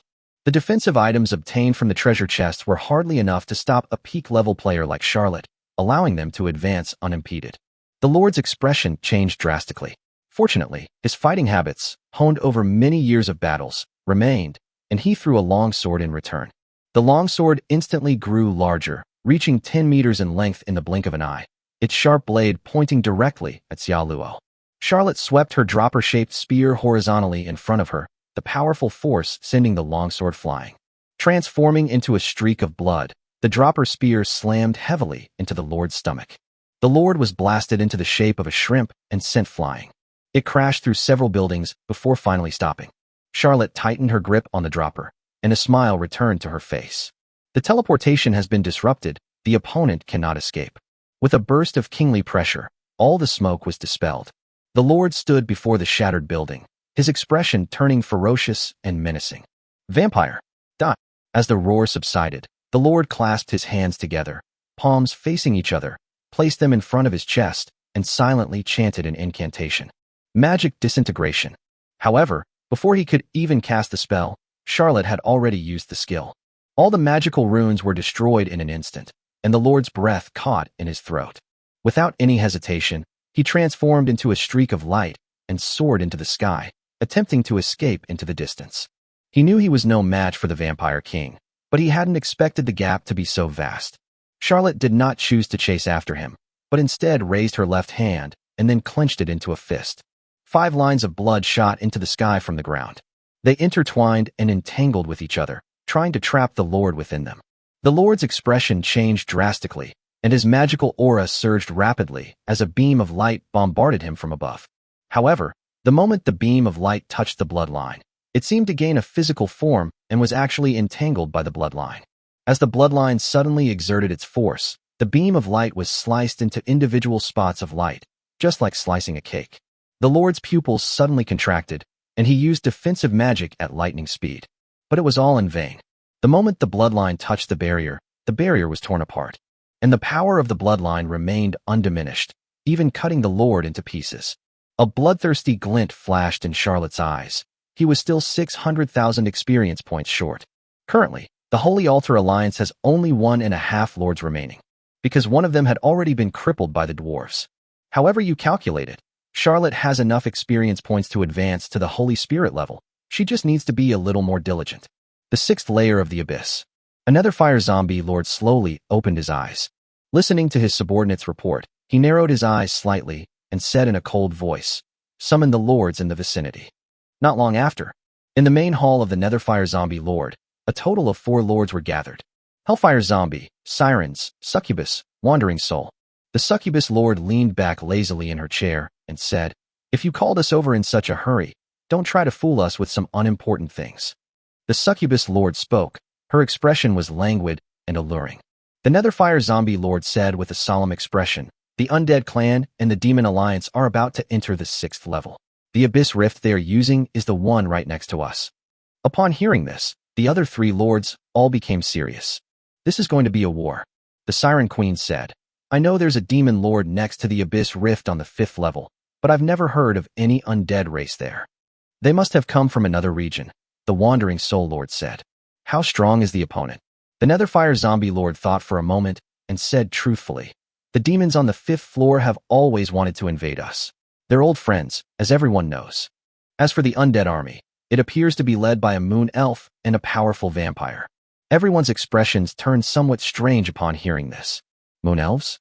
These aren't abyssal creatures at all. The moon elf's strength is probably that of a high-level holy spirit, and although the vampire is still a king, he can barely be considered half a holy spirit. The group nodded, not taking the so-called vampire powerhouse seriously. After all, he was only a king. Even with the power of his bloodline, he could only be considered half a holy spirit, and they didn't take him seriously at all. The Siren Lord said, "In that case, let's start mobilizing troops. Let that sleepy guy contribute too." The four lords all felt a headache coming on when they talked about that sleepy fellow. The succubus lord's eyes suddenly narrowed, and she said, "There's a vampire king in the Undead Alliance. That sleepy guy might not turn against us at the last minute. Would he? What are you thinking?" Although the vampires are united, they also have a strong concept of bloodline hierarchy. That's a vampire holy spirit. How could they care about a vampire king, especially one who has come to invade their territory? The Netherfire Zombie Lord said confidently. The sleepy guy they were talking about was actually an Abyss Blood Clan Lord, a mid-level Saint Spirit powerhouse. Under normal circumstances, their guess would be absolutely correct. Unfortunately, the name of that vampire king is unknown. Lydia Gongro. In the dimly lit castle, the large bedroom contained no bed, but instead a coffin. As the coffin lid slid down, a figure slowly sat up from inside. The other person had long white hair, and their skin was an unhealthy white. Their blood-red fingernails were almost half the length of a finger. A bloodthirsty glint flashed in his crimson eyes, and a slight smile curled at the corner of his lips. Vampire Lord, Fokros. "Ah, it's been so long since I've seen my companions. Let's go take a look." As soon as he finished speaking, a flash of blood-red light appeared on Fokros's body, and he vanished from the spot. A vampire king whose strength is extremely close to that of a holy spirit. This is enough to prove that the other party is a powerful new generation. As a member of the same race, Fokros had many more things to consider. The main purpose of this trip was to see his own people, so no large army was mobilized. If possible, it would naturally be best to bring them under one's control. The 6th level of the Abyss, at a rift in the Abyss. The Allied forces had barely set foot on this territory when they immediately went on high alert. This is already the 6th level, where the overall power has directly jumped to a higher level, and Holy Spirit level lords are not uncommon here. Chapter 140, The Common People. Fokrawler stood in the dim sky, gazing down at the so-called Allied forces. His expression gradually changed after he looked at his fellow vampire. An embodiment of nature, in harmony with all things. As a vampire saint, Fokros was no stranger to such characteristics. This is a characteristic unique to the Gangler clan. His body began to slowly descend without his noticing. Lydia narrowed her eyes slightly. She had already noticed the vampire Holy Spirit. His body immediately soared into the sky, reaching the same horizontal level as his opponent, where they faced each other from afar. After a long silence, Fokka said, "May I ask your name?" "Lydia Gangello." His pupils contracted instantly. It really was the Gangrel clan. However, he did not know Lydia, because Lydia was a 2nd-level main god at her peak. Among the 13 clans of vampires, this level of strength is quite good, but it's definitely not the place where the spotlight shines. "May I ask what your purpose is in coming here?" "Here? This is not my destination. Our goal is the 10th level of the Abyss." Fokka was silent for a moment. Those words were incredibly significant. The 10th level of the Abyss is already the territory of demigods. In other words, this coalition has at least demigod-level combat power. After thinking for a moment, Fokros simply asked, "A demon demigod? Or a moon elf demigod?" "A powerful vampire," Lydia replied calmly. He didn't say he was a vampire demigod, because Mufong really wasn't a demigod. However, Mufong now possesses the law of equivalence, so ordinary demigods cannot do anything to him. With this fighting strength, Mufong plans to go all out and make a big move. Fokros's face instantly lit up with excitement, and he exclaimed, "Count me in. A salted fish that doesn't want to climb higher isn't a good salted fish." Although Fokka has a very powerful background, he was thrown into this place by his father and has to climb up step by his own strength. There's a powerful ally right now. If we don't take advantage of it now, when will we? Lydia smiled slightly. The Allied forces had grown stronger once again. Every Abyss Lord desires to enter a higher level of the Abyss, but unfortunately, they lack the power. When someone takes the lead, the scene is like an avalanche. After the 4 Abyss Lords finished assembling their armies, they looked at the Allied forces opposite them and fell silent. Their current opponents are demons, undead, and vampires. Undead are a relatively common race in the Abyss, and their strength varies greatly. But vampires and demons are the 5 major races in the Abyss. Is this kind of war really necessary? The Netherfire Zombie Lord leaped up and said loudly, "Everyone, you'd better take a detour." Unfortunately, the Abyssal Rift was located within his territory. Moreover, it was located in the nearest Abyssal Rift. Many people wanted to pass through his territory, and in order to protect his own land, he always gave benefits to the lords in the vicinity. That's why the other three lords were so quick to come and help him when he faced the enemy. As for clearing a path to allow the other party to pass through the Abyss Rift, that's impossible. No one would willingly allow a large number of troops to enter their territory unless there were special circumstances. After a moment's thought, Lydia, amidst the allied forces, ultimately decided not to take the detour. Another abyssal rift is very, very far away, and it may also be located in someone else's territory. Lydia spoke up. Our goal is the 10th level of the abyss. We're just passing through. Let's make way as soon as possible, and everyone will be happy. In that case, let's start the war, the Netherfire Zombie Lord said coldly. Lydia thought for a moment and decided to fight. Anyway, he needed experience points to advance to the Holy Spirit level, and he could also take over this territory along the way. An unknown world. Giant thorny vines, reaching over 500 meters in height, crisscross here. The roots of all the vines were submerged in water. This world had no land, only ocean. These giant thorn bushes are the home upon which life depends for survival. They build houses, streets, and even cities on them. However, besides these cities atop thorns, there is another kind of enormous tree in this world. Cities can also be built on giant trees. Therefore, it was divided into the Giant Tree City and the Thorn City. The Thorn City is where the common people live, while the Giant Tree City is the territory of the nobles. Thorn City number 334. Damn it, so few gold coins. What a poor bastard. In a dilapidated alley, a group of people surrounded a boy, punching and kicking him while cursing him. The boy's face was bruised and swollen, and he was desperately protecting his head with his arms. Brother, if you keep fighting, he'll die. What good is a worthless life? What if I kill it? Disgusting. The leader said disdainfully, and even spat at the boy. However, the elder brother did not continue to attack, and left with the boys for gold coins. The boy did not get up and remained lying on the ground. Sparse sounds arose, and the sound of footsteps pounding the ground came from afar. A fat man and a young girl quickly approached. The girl asked anxiously, Brother Chun, how are you? Seeing that the other person was not moving, the girl thought that the boy had been beaten to death, and her expression was very anxious. The fat man put his hand to the boy's nostrils and said, Don't worry, Chen Feng isn't dead. A smile blossomed on Li Duoer's face, and she finally felt relieved. The boy named Chen Feng slowly stood up. Ignoring the fat man and Li Duoer, he turned and walked in one direction.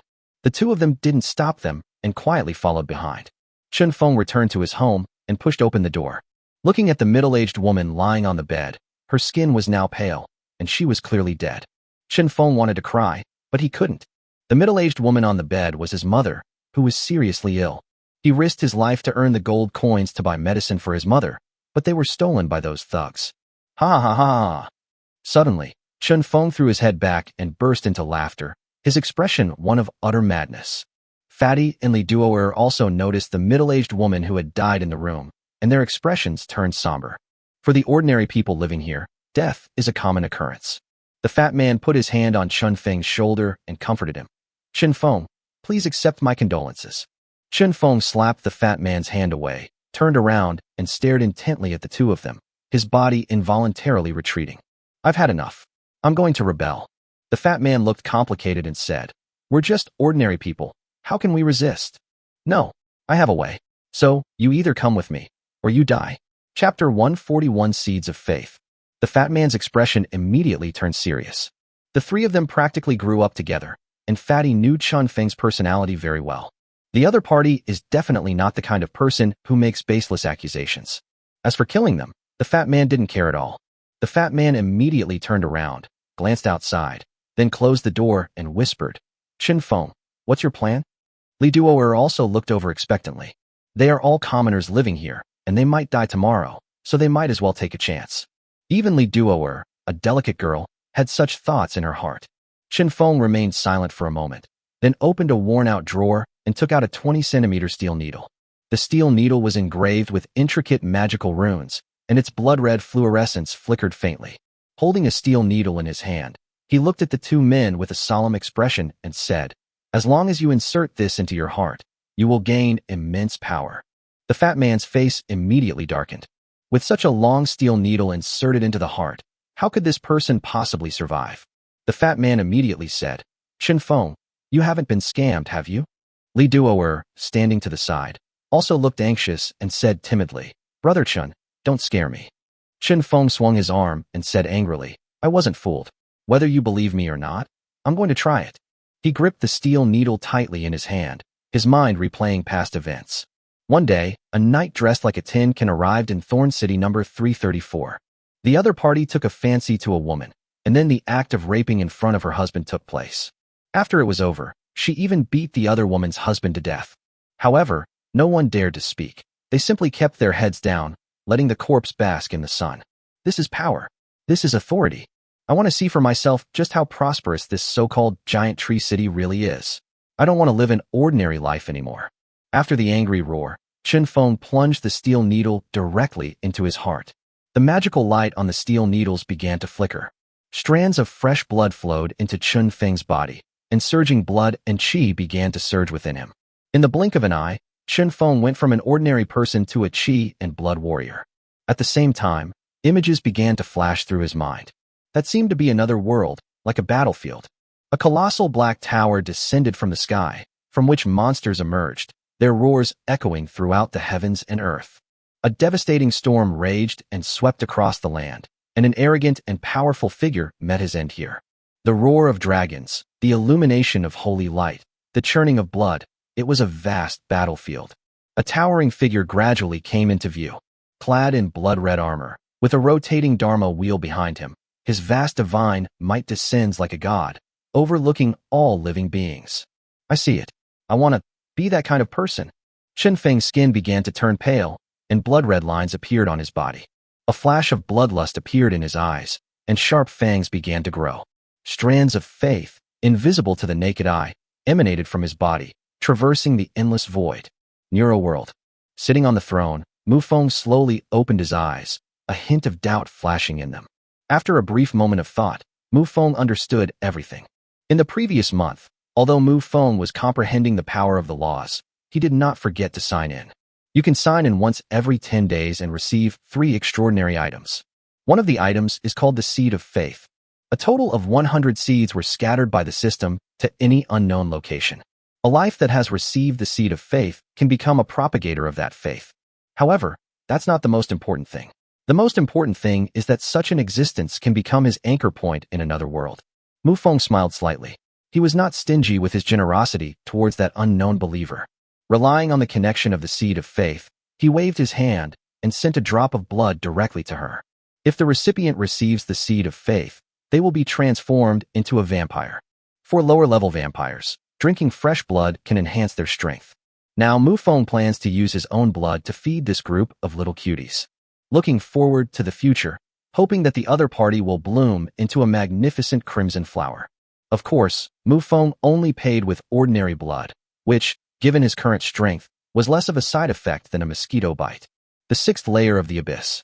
War has broken out here, and the oppressive aura of the Holy Spirit level is being unleashed unrestrainedly in the sky.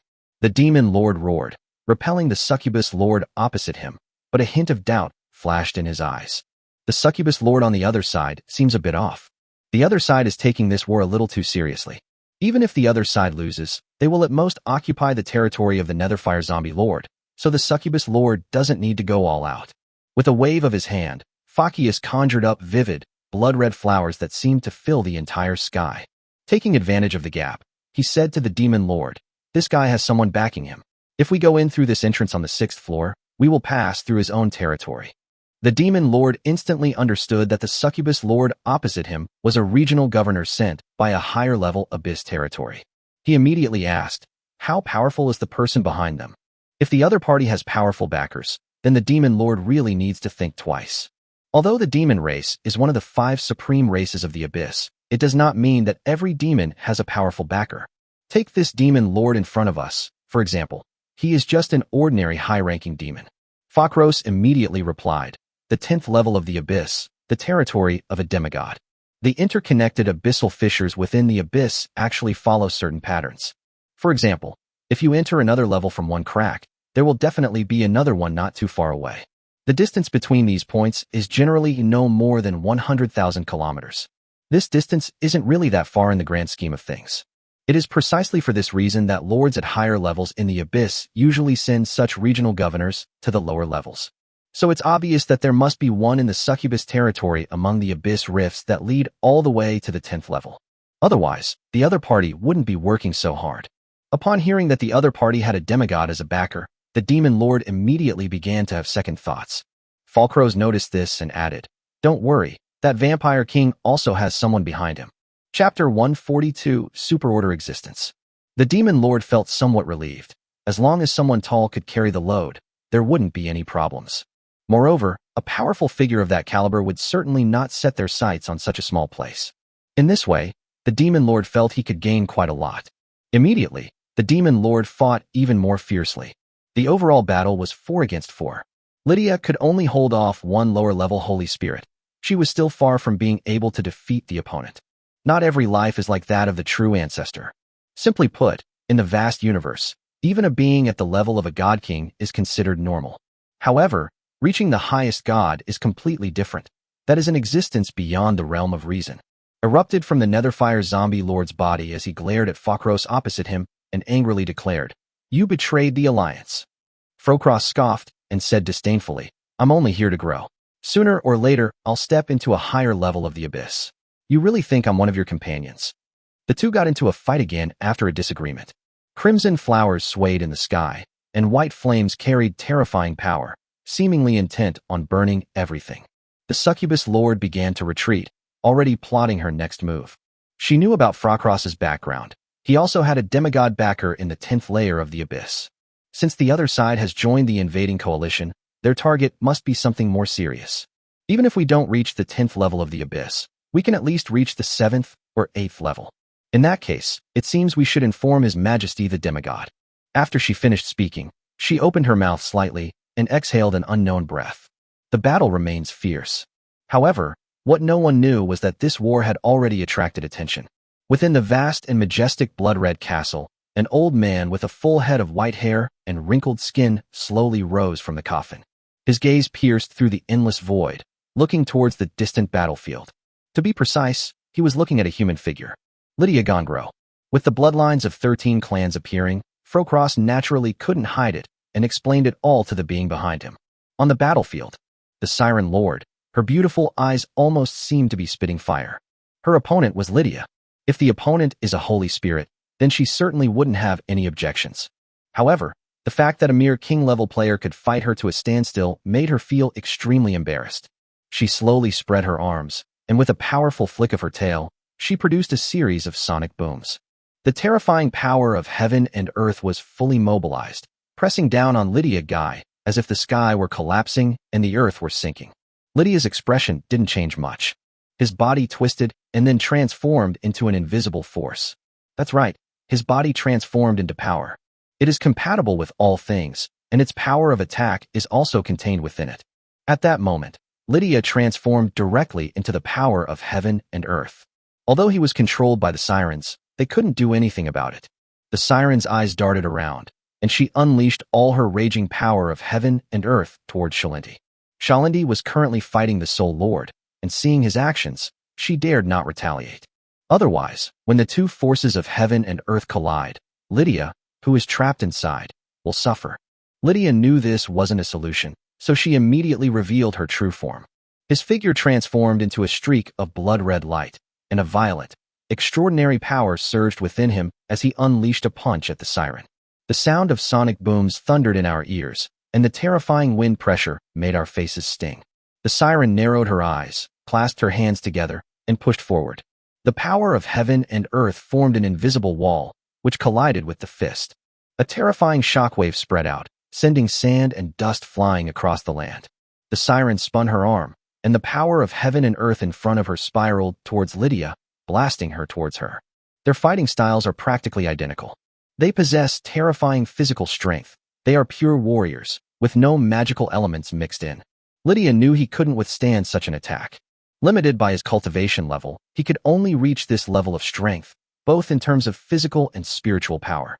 His body instantly transformed into a streak of blood-red light, dodging the attack. However, the siren did not give up, and she continued to manipulate the power of heaven and earth with her hands. Just like a spider manipulating its silk threads, they surrounded and attacked Lydia from all sides. Seeing that she couldn't dodge it, Lydia whispered, "Bloodlust." In an instant, because the soldiers on the ground were also fighting, blood almost flowed into streams. The blood flowing on the ground shot into the sky in an instant. As if summoned by a king, they all surrounded Lydia and then surged into her body. Lydia's power was increasing rapidly, and a bloodthirsty glint flashed in her eyes. With a single punch, everything shattered. Under this attack, the terrifying power of heaven and earth was actually torn open. The siren clenched her fist and threw it downwards, shouting, "Ocean of magical energy." The extraordinary power within his body began to change state, becoming as thick and heavy as the ocean.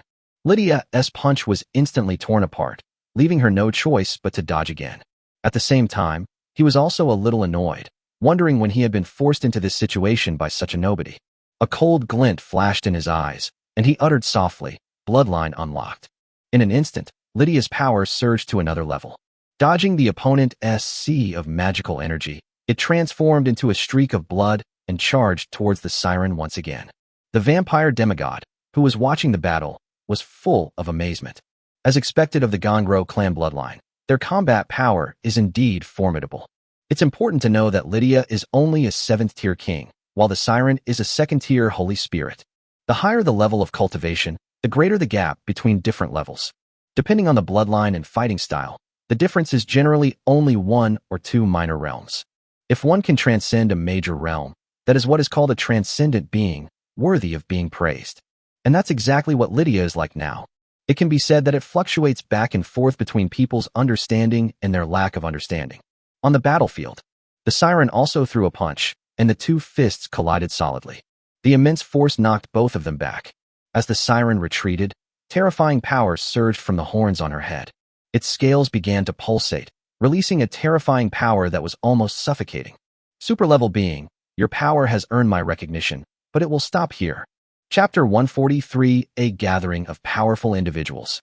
As soon as she finished speaking, she raised her large hand high above her head, and the surging power of heaven and earth underwent a tremendous change at that moment. The power of heaven and earth, which was originally formless and intangible, yet truly existent, was now fully manifested. The roar of the surging waves echoed in everyone's ears. In an instant, a colossal tsunami, reaching the heavens and earth, descended with overwhelming force. Falcon narrowed his eyes immediately. In his mind, the new generation of vampires should not be able to withstand this attack.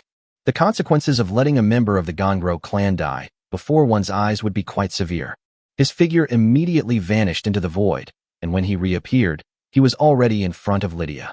A flash of blood-red light appeared in his palm, and a blood-red longsword appeared in his hand. With a casual wave of his hand, a streak of blood-red sword light pierced through the air. The crimson sword light collided with the massive tsunami, and the two forces eroded each other. Seconds later, the massive tsunami was breached. Amidst the whistling of sword light, they had already closed in on the siren. However, with a burst of white flames, the crimson sword light was shattered in an instant. The Netherfire zombie lord arrived beside the siren banshee, his eyes filled with coldness as he looked at the two opposite him. He slowly spoke. "No matter what kind of power you have behind you, I will not let you pass today. I have no way out." If he abandons this territory, the enormous loss of faith power will make his future path extremely difficult. As for why they don't move to another territory, that's just a joke. For a saint-level being to provide such a massive amount of faith power, the territory must belong to another saint-level being. White flames began to flicker on his hands, sweeping across the void in front of him. Burning heaven purgatory. White flames shot into the sky, illuminating all directions. The crimson flowers in the sky were all burned, and the ashes were scattered across the earth. A colossal fiery phantom stomped on the earth, causing the entire land to tremble. Its enormous fiery pupils looked down upon all living beings, like a god descending. The siren was not idle either. The power of heaven and earth was manifested once more, transforming into streams of water, each containing boundless killing intent. On the other side, with a roar, the demon lord unleashed a terrifying abyssal demonic aura that raged like a vast ocean. Falkross needed to take care of Lydia, so he was a little hesitant to fight freely. However, if Lydia is not taken care of, it becomes a 1-against-2 situation, which is even more difficult. However, the demon lord had no such concerns. Although he was just an ordinary demon lord, he was still one of the supreme bloodlines. The succubus lord opposite him exhaled a breath of foul air, which spread like mercury, penetrating every nook and cranny. The demon lord shuddered, a hint of confusion flashing in his eyes. But he quickly returned to normal. It transformed into a streak of black light, its sharp claws tearing through the void, revealing its murderous intent. The succubus lord transformed into a streak of light, her figure moving through the void. Succubi don't have such strong bodies. If they were hit, they would die on the spot. The demon lord's lips curled into a sinister smile, and his large hand clenched instantly. In an instant, the space on the battlefield seemed to materialize, becoming almost impossible to move. The succubus lord felt as if she were stuck in a quagmire, and her speed dropped by more than half. By the time she realized what was happening, the enormous demon wings had already covered her eyes. The terrifying claws, imbued with abyssal demonic energy, had already arrived. "Help me!" The succubus lord cried out in desperation. Her cries for help were answered. An inexplicable force spread out, and an invisible shockwave separated the entire battlefield. All wars ceased in an instant, and they gazed at each other from afar. All the allied soldiers wore solemn expressions. They knew very well that this was a true powerhouse. The succubus lord patted her chest, looking as if she was still in shock. A strange ripple appeared in the void, and a blurry figure slowly came into view. The demon lord, Fakros, and even Salindi all felt their blood and energy surging wildly. The primal desires within one's heart are stirred up and are almost impossible to suppress. The blurry figure let out a soft exclamation and said, "Huh, a mere king can actually remain unaffected." The only one present who was unaffected was Lydia, the vampire queen. His patience was terrifying. Putting aside strength, the other party's mentality is definitely the best among everyone present. Even with the background of the Gongro clan, he must have experienced a great deal to have climbed all the way to the peak of the second-level main god. "When did the vampires have such a powerful new generation?" the blurry figure said again. As soon as he finished speaking, a terrifying killing intent swept across the land. As a creature of the abyss, friendliness is only a small part. The majority is crazy and extreme. Regardless of the consequences, the act of brutally killing a powerful new generation of vampires must have felt incredibly satisfying at the time. The blurry figure narrowed its eyes slightly, and a terrifying killing intent materialized. They didn't actually attack, it was just a simple eye contact. Lydia stood there, motionless, looking as if she were frozen in fear. But he knew in his heart that it was no longer his business. A beam of blood-red light descended from the sky, its terrifying power sweeping across the heavens and earth. Along with the blood-red light, there was also a strange fluctuation. The fluctuations weren't strong, but they felt very mysterious. "Does your excellency think that my vampire clan has no one to rely on?" A vast sound echoed between heaven and earth, and an aged figure slowly emerged from the blood-red light. The terrifying pressure of a demigod was like the sky collapsing and the earth sinking. Meanwhile, on the other side, an inexplicable power surged forth, and a young figure slowly stepped out from the void. The void rift behind him closed instantly, and blood-red pupils surveyed the battlefield. This unexpected change took everyone by surprise. It was just killing one vampire king, so why are there two more powerful figures appearing? There's no need to elaborate on the old man's character. The demigod-like aura emanating from him was as deep and boundless as the ocean. As for the young people on the other side, they couldn't see through it, and couldn't even perceive its level. However, the power of law surrounding that young man speaks volumes about his identity. After all, he is a demigod. The old man and the young man exchanged a glance, then looked away, both turning to look at the succubus demigod opposite them. The succubus demigod dared not be careless at this moment. Her blurry figure slowly solidified and appeared in everyone's sight. Perfect. This is what Mufong was thinking. She was so alluring that she could evoke primal desires in people with every smile and frown. Ignoring the other party's posture, Mufong slowly said, "Succubus, do not block my way." Chapter 144: The Battle of the Demigods. The succubus demigod narrowed her eyes slightly. At this moment, she felt immense pressure. After all, the two people opposite her were demigods.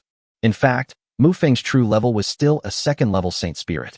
However, having mastered the rule of equivalence, his true combat strength can no longer be measured by his cultivation level.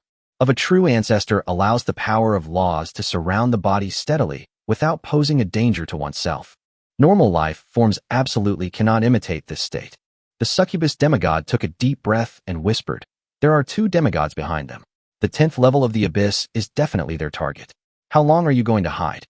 As her words fell, an invisible spiritual force surged forth across the battlefield. A spirit appeared before everyone. This is a demigod of the wandering soul race.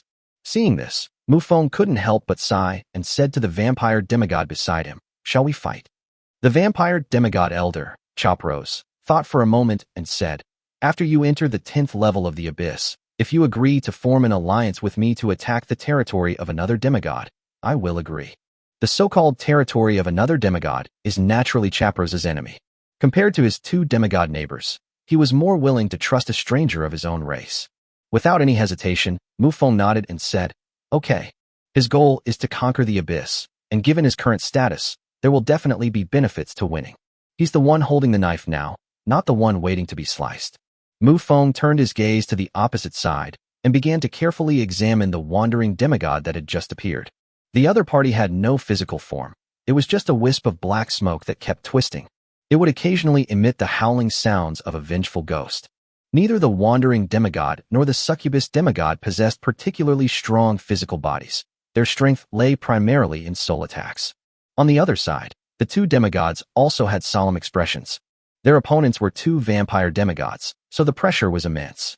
A gentle smile graced Chapros's aged face as he vanished from his spot in an instant. A terrifying blood loss circulated within their bodies, and everyone felt their blood begin to stir. Surrounding Mufong also began to move in a mysterious and regular manner. The formless and intangible law of equivalence swept over the two demigods opposite them. The succubus demigod chuckled and said, "This handsome young man is mine now." As soon as she finished speaking, pink flames burst into flames on her body. Pink flames and the law of equivalence collided. The law of equivalence instantly transformed, turning into the same pink flame as the one on the other side. After the two laws collided for several tens of seconds, they both gradually dissipated. Upon witnessing this scene, the succubus couldn't help but curse her bad luck inwardly. She knew that the other party was using the principle of equivalence. This kind of thing becomes stronger when faced with strong opponents and weaker when faced with weak opponents. It can be described as a panacea among the laws. When the difference in strength is not too great, the opponent is almost invincible. Chopros was equally curious. It was quite rare for a vampire demigod to not possess the law of blood. Out of 10 demigods, you can probably only find one. After a clash of laws, Mufong had figured out his opponent's strength. Demigod, first stage. This level of strength is just right for Mufong. If it were someone like an angelic demigod in the second stage, it would probably be a bit too much for them. The difference in strength between the 4 stages of demigod can be comparable to the difference between 2 major realms. Because below the level of demigod, only by breaking through a major realm can one undergo a qualitative transformation. However, each of the 4 stages of a demigod's advancement represents a completely new form of the power of laws. After a moment's thought, Mufong decided to borrow the power of that non-existent true god. Divine magic, illuminating the sacred realm. Mufong's body began to become ethereal and then slowly disappeared into the world. Then, a brand new succubus demigod appeared before everyone's eyes. Pink flames also burned on its body, just like the one on the other side. The succubus demigod, Olivia, was immediately startled. This is the work of a true god. Could it be a junior member of a large vampire family sent out for training? She murmured to herself. However, no matter what, it's impossible to get her to leave. At most, after winning, you just shouldn't kill your opponent. The pink flames on her body burned even more intensely, arousing the archer's primal desires. On the other side, the fake Olivia was the same. The blood law within Chopros surged wildly, condensing into an overwhelming torrent of blood that ravaged the wandering demigod. It's useless. The wandering demigod chuckled. The surrounding space shattered instantly, and the ghostly demigod was completely hidden in the void. Chapros's eyes narrowed slightly. This wandering demigod actually possessed the laws of space. However, he remained completely calm and did not take the other party seriously at all. While the laws of space are powerful, they are also a law of power that is extremely polarized. The weak can only grasp a little bit of the basics. At the very least, one must reach the level of a second-level main god to cause a massive shattering of space with a mere wave of the hand. The law of blood gathered in his palm, condensing into a long sword of the law of blood. With a single swing of the sword, crimson sword light traversed thousands of miles, shattering space itself. For a demigod, shattering space is not a difficult task. The wandering demigod turned into a wisp of black smoke, and the space around him began to repair itself rapidly, without causing him any harm. The black smoke transformed into a giant hand and gently waved toward Chapolos. Click click. A sound like shattering glass rang out, and cracks like a spider web rapidly spread through the void. A flash of sword light shattered the space that had only a few cracks. Chop Rose gave a disdainful smile and said, "Is this all there is to your spatial laws? It's rather ridiculous that this is just a superficial understanding of spatial principles. It can manipulate space to create cracks and attack the enemy. However, for a demigod, shattering space is an easy task, and such an attack is nothing to worry about. You use space to attack me? No problem, I'll just shatter this space." The smile on the wandering demigod's face gradually faded. He hated it most when others mocked him for having mastered the power of space. After all, lies don't hurt people, but the truth is the sharpest knife. His attack power is even weaker than Mufong's. Compared to the war between the two, the Reflection Sanctuary on the other side seemed much stranger. Two stunningly beautiful women who looked exactly alike were seen exchanging flirtatious glances at each other during their battle. Chapter 145 Storm, Great Catastrophe. And at these times, the atmosphere between the two would become increasingly strange. The way they looked at each other carried a hint of ambiguity. Who had already vanished into nothingness couldn't help but twitch the corner of his mouth. This was the first time he had ever seen such a battle since his debut, especially since he was the protagonist. To get the battle back on track, Mufong said, "No life can defeat itself."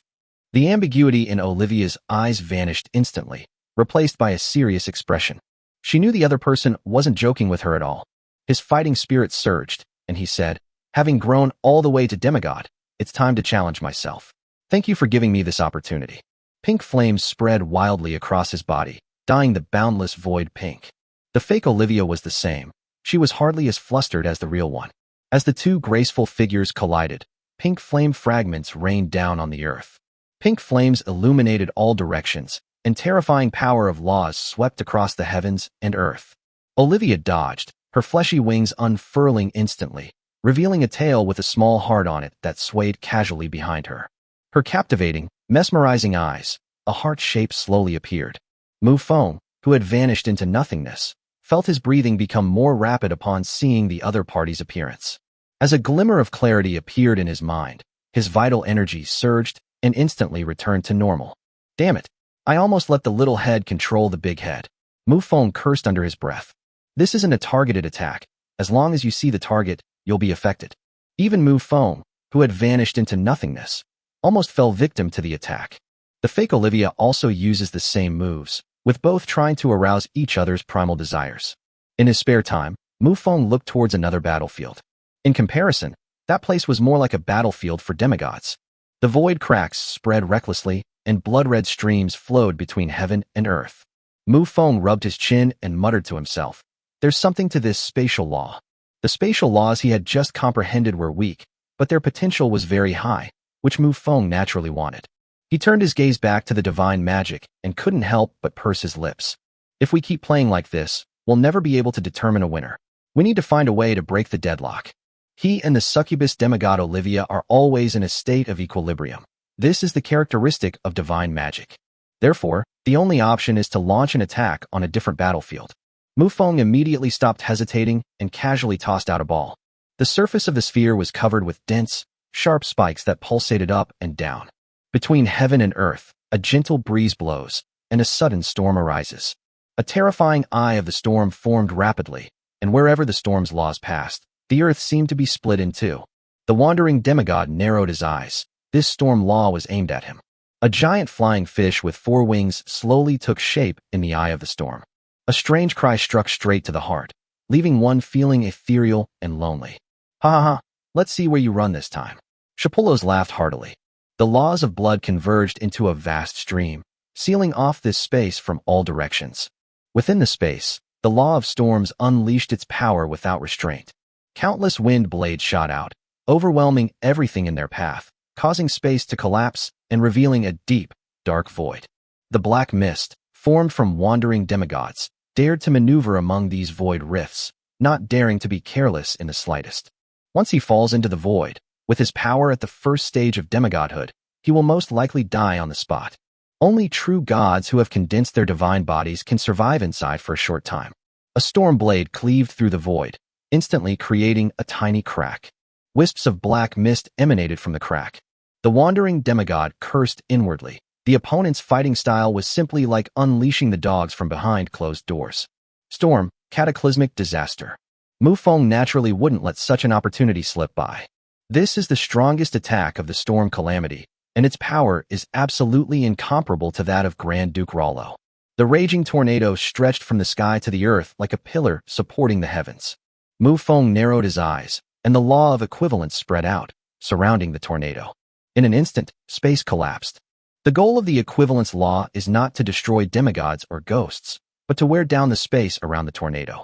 Mufong's output of the equivalence law was completely consumed, but the surrounding space also paid the same price.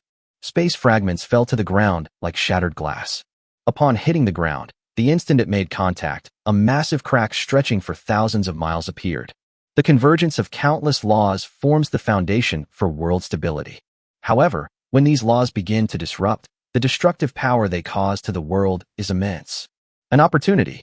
Olivia's eyes widened instantly. In that brief moment, the fake Olivia seemed to have lost a significant amount of power. The pink flames twisted in the void before transforming into a giant pink heart. Olivia opened her mouth slightly and gently blew a breath forward. The giant heart began to beat, and then it crashed into the fake Olivia. The fake Olivia is the same. A giant heart flies out. Two hearts collided, and pink flames spread across the endless void. Because Mufong applied the law of equivalence to other situations, the fake Olivia actually lost this attack. The fake Olivia stood in the void, her body engulfed in pink flames, but it wasn't her own. Olivia smiled, her flames already enveloping the other person. So beautiful, let me get intimate with you.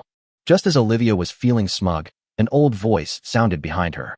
Alarm bells rang instantly in her mind, and without thinking, she turned around and spat out a mouthful of pink flame. The crimson streams converged into a sea, from which a crimson hand stretched out, seemingly possessing the power to seize heaven and earth. All the pink flames gathered in the giant hand, and with a clench of the hand, they were instantly extinguished. A crimson light approached Olivia at an extremely fast speed. Poker. A black mist swept rapidly through the space, accompanied by the collapse of a section of space, and the blood-red hand plunged directly into the deep void. The black mist lingered beside Olivia, looking utterly shaken. Just now, he was almost killed by that storm calamity.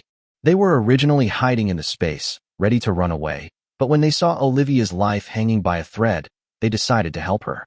Chapter 146, Devouring the Dimensional Spirit. After all, if the enemy dies, then if the Allied forces reach the 10th level of the abyss, they will have nowhere to escape. Chapolos flashed with a bloody light and reappeared beside the fake Olivia. Looking at the other person, and then, seeing Mufong's bewildered expression, she said, "Can I take a bite? This is a female demigod. Her blood must be incredibly delicious." Mufong was instantly speechless and said, "No way. No way. Abilities are meant to be used to their fullest potential. If you let me take a bite out of you, I'll give you my wife to take a bite out of." Chopros pleaded. Below the battlefield, Fracross's eyes were practically rolling to the sky. "Don't look at me, everyone. I don't have a father like that." Faced with the stares of those around him, Faka said helplessly. Mufong simply ignored the other party and turned his gaze to the two opponents opposite him. Compared to the beginning, the black mist around the wandering demigod named Poker had faded considerably, indicating that it had sustained significant injuries in the previous battle. A massive storm swept by, eventually settling right in the middle of the four powerful figures. The four people looked at each other from a distance, the atmosphere tense and ready to fight. Olivia whispered to the playing cards beside her. "Playing like this isn't going to work. I know. I have an idea now. Can you cooperate with me?" Poker whispered back. The two looked at each other and understood what each other was thinking. The black mist twisted and contorted, and spatial rifts extended from it, heading straight for the enormous eye of the storm. The eye of the storm spun rapidly, its blades spreading out and shattering all of space. Without space, what use are your spatial laws? Chopros clenched his fist, and the law of blood transformed into a crimson hand, filling the entire arena with a bloody aura. Pink flames erupted from the fake Olivia, twisting and turning until they finally took the shape of a bow and arrow. The black mist on the opposite side of the playing cards churned and then stretched into a long, thin line. The crimson hand immediately changed direction, heading towards the long, thin thread to grab it. Space leap. Just as the two were about to collide, the long, thin line snapped in two. The huge gap formed by the fracture in the middle was exactly where the blood-red hand was located. A pink feathered arrow shot out like a laser beam. Meanwhile, on the other side, A pink feathered arrow also hurtled through the air. The two arrows collided, and pink flames raged across the sky. At the epicenter of the fiery explosion, a thin black line rapidly extended outwards. Burst. Then, under everyone's watchful eyes, the thin black line broke off in one section. The small, broken section of the thin black line, like a wild horse, hurtled towards the person. Shapulos was startled and quickly said, "Run." After he finished speaking, he transformed into a beam of blood-red light and fled into the distance. The pink flames swept across the void, heading into the distance as well. Boom. The broken black thread exploded directly in the void. In an instant, the massive collapse of space took shape. The surrounding space was instantly shattered, revealing a deep, dark void. Seeing this scene, even Mufong started to break out in a cold sweat. You should know that those thin black lines are formed by the black mist condensed from the playing cards. In other words, the thin black line is the body of a wandering demigod. That person is self-destructing with their body.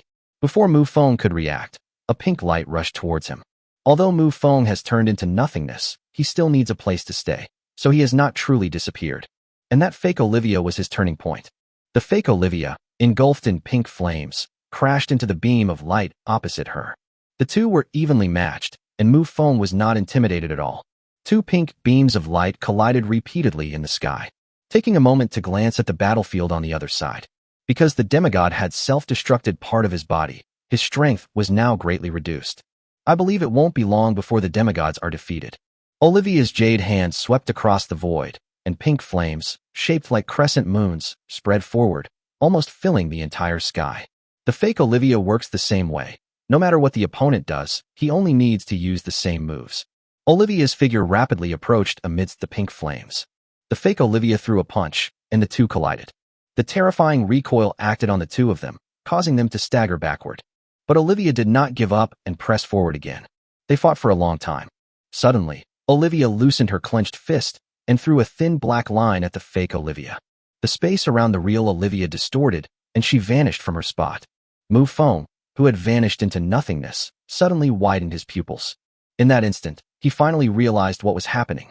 The wandering demigod's entire body transformed into a thin black line, and then, using his teleportation ability, split in two. Amidst the explosions of the two arrows, the thin black line split in half again. One half exploded directly, while the other half remained hidden in the space. During Olivia's charge, she was naturally caught by the opponent.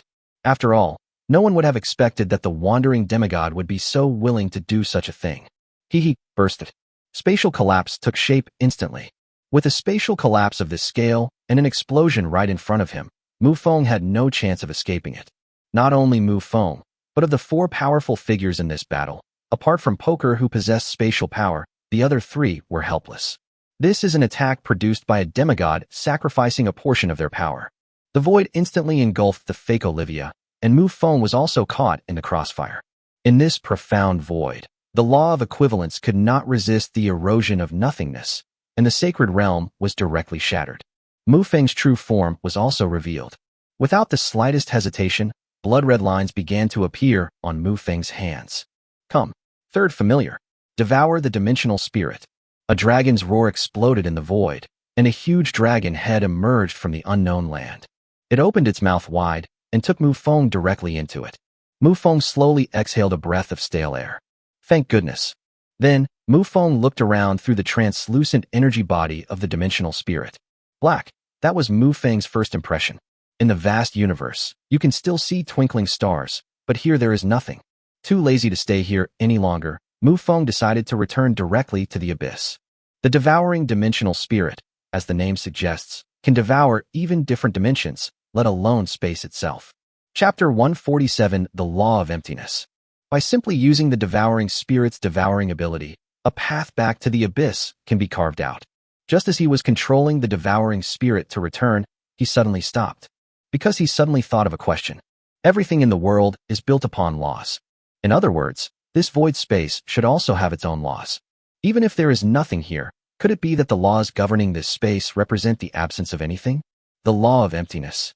Mufong murmured to himself in confusion. Since we're already here, there's no harm in giving it a try. On the battlefield, the wandering demigod is already half dead, so the vampire demigod should be fine. The demigod was already severely injured when he faced the attack of the Abyss Calamity. Now, having lost half of his body and caused 2 more self-destructions, his condition is extremely poor. Don't face a demigod. Escaping shouldn't be a problem for Shalinti and Lydia. Since the soldiers were all undead, they were not within Mufong's consideration. The most important point is that Mufong rarely comes here. It's important to understand that summoning 12 familiars wasn't entirely without cost. It requires the use of one's own true spiritual blood, which involves the very essence of life. Since we've already paid a huge price to summon them, wouldn't it be a shame to end it so hastily? Mufong immediately closed his eyes and began to sense the emptiness around him. After a long while, a slight smile appeared on his lips. Abyss Battlefield. Chop Rose transmitted his voice to Lydia. Do you have any connection with that guy? For vampires, there are many ways to sense whether someone is dead. For example, the marked connection between a blood servant and its master. Although we are separated by different spaces and cannot find the specific location, we can sense whether the origin of life exists. Lydia shook her head and said, there is no such link between me and the Lord. This kind of thing needs to be asked of Eiffel, or blood servants like Luo Qianqian, or blood slaves. Shapolos remained calm upon hearing this, believing that the other party was unlikely to die. After all, the other party had used divine magic before, and it is suspected that they have a backer at the level of a true god. A true god, having condensed a divine body, can survive briefly in the void. He would certainly go to save people. He then turned his gaze to the other 2 demigods. He had already automatically ignored the wandering soul demigod poker. Given their current condition, it would take them at least 100 years to recover to their peak. However, Olivia is in pretty good shape right now. Moreover, the laws that the opponent possesses have a certain restraining effect on Chop Rose. It's not that the opponent counters the law of blood, but rather that they counter Chop Rose himself.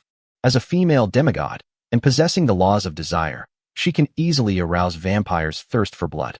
While it wouldn't make Chop Rose lose his mind, even the slightest distraction could be fatal in a battle between demigods.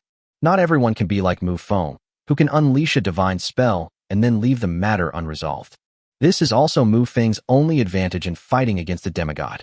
Shapolos pondered for a moment, then turned and said, the allied forces shall retreat for now and establish a stalemate with the enemy until your lord returns. Lydia nodded without hesitation and then ordered the allied forces to retreat. Since even the top-tier combatants are already prepared to wait, there's no need for him to be stubborn. Neuro World, Emerald Desert. Luo Qianqian stood in the sky, looking down at the dense swarms of sand scorpions. She declared loudly, Zerg, I give you 2 choices, death or submission. The dense swarm of sand scorpions, a female sand scorpion with half a human body growing from her back, had her eyebrows slightly furrowed. She is Werner, the mother of these sand scorpions. He is also one of only 4 kings in the Emerald Desert. The barrenness of this desert exceeded Luo Qianqian's initial expectations. Fortunately, there was a Zerg queen here, and with her original 8-fingered spider queen, she suddenly had 2 Zerg queens. Moreover, she was very clear that under Mufong's command, he possessed a much larger amount of basic resources, which was exactly what the Zerg needed. Werner looked upwards, a hint of hesitation in her eyes, and asked, Where do you come from, sir? Dawn Continent, one of the 4 overlords, the Blood Clan. A look of shock flashed across Werner's eyes. She already knew that a great war had taken place on the Dawn Continent, and that there must have been a change of power. After all, the scene of the demigod's descent and the towering black sword were both captivating the world's attention. She never expected that there would be a vampire clan that dominated the continent. This is one of the 5 supreme races of the Abyss. To become a Zerg under the command of the vampires, that's not a bad choice. Your Majesty, Lord of the Sand Scorpion clan, Werner pays his respects. Luo Qianqian's lips immediately curled into a smile. This was the first king she subdued in the Emerald Desert. As for the other 3, whether to kill them or subdue them was no longer important. On the contrary, she hopes the other 3 can be a bit more headstrong so she can level up faster. Of Neuro, an endless ocean. In this ocean far from 2 continents, islands of all sizes are scattered in a picturesque way. Looking out over the ocean, a huge shadow swept across the water. 8 long tentacles swung wildly, and the suckers were filled with sharp and terrifying fangs. Moreover, behind that giant octopus monster were numerous smaller octopus monsters. Fanged octopus, this is a marine unit. And the giant octopus monster at the very front is none other than the only hero in the ocean, the great sea monster. A glint of intelligence flashed in his large eyes, revealing the presence of wisdom within them. This is a very unusual scene, because sea monsters are usually not intelligent. This is thanks to a skill acquired from the ocean. Soul reincarnation technique. One can split one's soul in two and then inhabit the bodies of other beings. And this enormous sea monster is, to be precise, an extension of the ocean itself. With the terrifying fighting power of a sea monster, coupled with its intelligence, its combat power skyrockets. Its enormous eyes swept across the sea ahead. In the distance, seahorses with hands and tridents were watching them menacingly. Kill. The unique communication method spread out, and the fanged octopus behind him shot out like an arrow in the ocean. The sea monster's enormous tentacles swung freely in the water, and its sharp claws could tear a seahorse in two the moment they touched its body. Chapter 148 Ancient Gods. Vortex. Accompanied by a muffled sound from the ocean, a hidden undercurrent formed the shape of a tornado and charged toward the sea monster. Yu-Hai slowly and steadily moved his enormous tentacles in front of him, instantly calming the seawater and bringing it back to tranquility. With a flick of its 8 tentacles, the massive body seemed to move through the deep water as if there were no resistance. Even the hero-level seahorse was terrified when it saw such a colossal creature. Its contorted body thrashed wildly, trying to escape the area. But he was no match for the enormous sea monster. The sea monster's 8 tentacles could swing at a speed that was equivalent to a seahorse leaping hundreds of times. The enormous tentacles lashed out at the seahorse, instantly turning it into a cloud of blood mist. And it was at this very moment. The power within the sea monster underwent a qualitative change. The surging, wave-like power of blood and chi began to transform, evolving towards extraordinary power. Yu Haiyang's current situation is rather unique. Because he turned the sea monster into his own clone, the sea monster and Yu Haiyang are the same being. Correspondingly, Yu Haiyang will not receive double experience as compensation. After all, the enemies that Mufong personally killed before could not gain experience points for the troops under his command. However, Yu Haiyang does indeed have 2 bodies. Therefore, the levels of the sea monster's clones and its original body in the ocean are not interchangeable. This is different from Mufong's illusory will, because the illusory will is merely a manifestation of power and cannot be considered a separate life form at all. Therefore, at this moment, the sea monster is about to transform into a king, but as for the ocean itself, it is still a hero at its peak. The aura of a king emanated from the area, and with the weight of the ocean, this pressure became even more terrifying. A strange roar resounded from the deep sea, shaking the entire world. The seahorses, who were fighting the sea monster, were already terrified and threw down their weapons to flee into the distance. This is just the outer edge of the endless sea, and there isn't even a single king-level power here. For Yu Haiyang, a lord of the sea, this will be the starting point of his rise. Perhaps no one would have guessed that Yu Haiyang was merely a gifted individual who possessed the talent of a great lord. However, among the entire 3rd batch of awakened beings, he was the 2nd lord to be promoted to the rank of king. Even Du Mu of this world, a god-level Titan soldier, is far inferior to Yu Haiyang. After all, talent is just talent. Rising from humble beginnings, miracles are never lacking in this vast universe. Region 011, the continent of August. Charlotte held the dropper-shaped spear in her hand, her gaze coldly fixed on the king opposite her. At that moment, the king looked terrified and prepared to run away. Unfortunately, Charlotte would never let the other party slip away, because she's about to break through. A white spear light pierced the sky, and blood splattered across the heavens. At the peak of his power, Xia Luo could easily defeat even those of the same level. It should be noted that among Mufong's 3 heroes, Xia Luo's background is definitely the most profound. The power of heaven and earth surged like a vast ocean, boiling and reveling, as if welcoming their new king. Charlotte was clad in the Blood Valkyrie costume, and the white wings behind her gave her a somewhat sacred feel. She gazed at the battlefield below, her eyes showing no sign of joy. Compared to their previous strength, it is now utterly insignificant. As his strength reached a critical point, Charlotte officially advanced to the 1st level of the Holy Spirit. Behind the battlefield, Lily looked at Charlotte, who seemed to have descended from the heavens, and couldn't help but curl her lips. She would definitely have snatched that experience point. As the 1st warrior in the territory to be promoted to the Holy Spirit, the sense of honor is still very strong. With Charlotte's advancement to the Holy Spirit level, the remaining soldiers of the Holy Altar Alliance were all thrown into panic. However, Charlotte did not launch a massacre. She retreated directly to the rear of the battlefield. Next, Lily will dominate the battlefield. In nothingness, Mufong suddenly opened his eyes, then immediately looked in one direction, his brows furrowing tightly. He always felt that there was a pair of eyes watching him from that direction. Suddenly, Mufong sensed something and controlled the devouring spirit to move half a body length. A streak of azure sword light flashed past me. Mufong turned around instantly and looked in the direction from which the sword light came, but there was nothing there. Just as he was wondering what was going on, another sword light was already aimed at his back. Mufeng's figure vanished instantly, and the enormous devouring spirit dissipated as well. As Mufong stood tall in the void, a sound emanated from within the void. It's truly unbelievable that a saint-level being can master the laws of the void. Immediately afterwards, two figures slowly appeared to Mufeng's left and right front. Mufong immediately fixed his gaze on that spot. It has two sharp horns on its forehead, a blue gem on its chest, and its skin is entirely azure blue. Otherwise, it is no different from a human. Mufong frowned slightly. He had never seen or even heard of such a race before.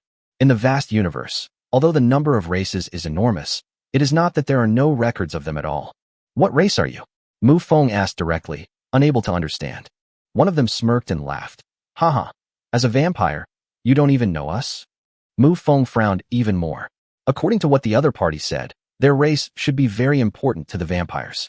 And considering that the other party intended to kill him from the start, they were definitely an enemy, not a friend. They must be mortal enemies at the ethnic level. However, Mufong had absolutely no recollection of any of these things in his ancestral memories. His inherited memories consisted mainly of information about vampires.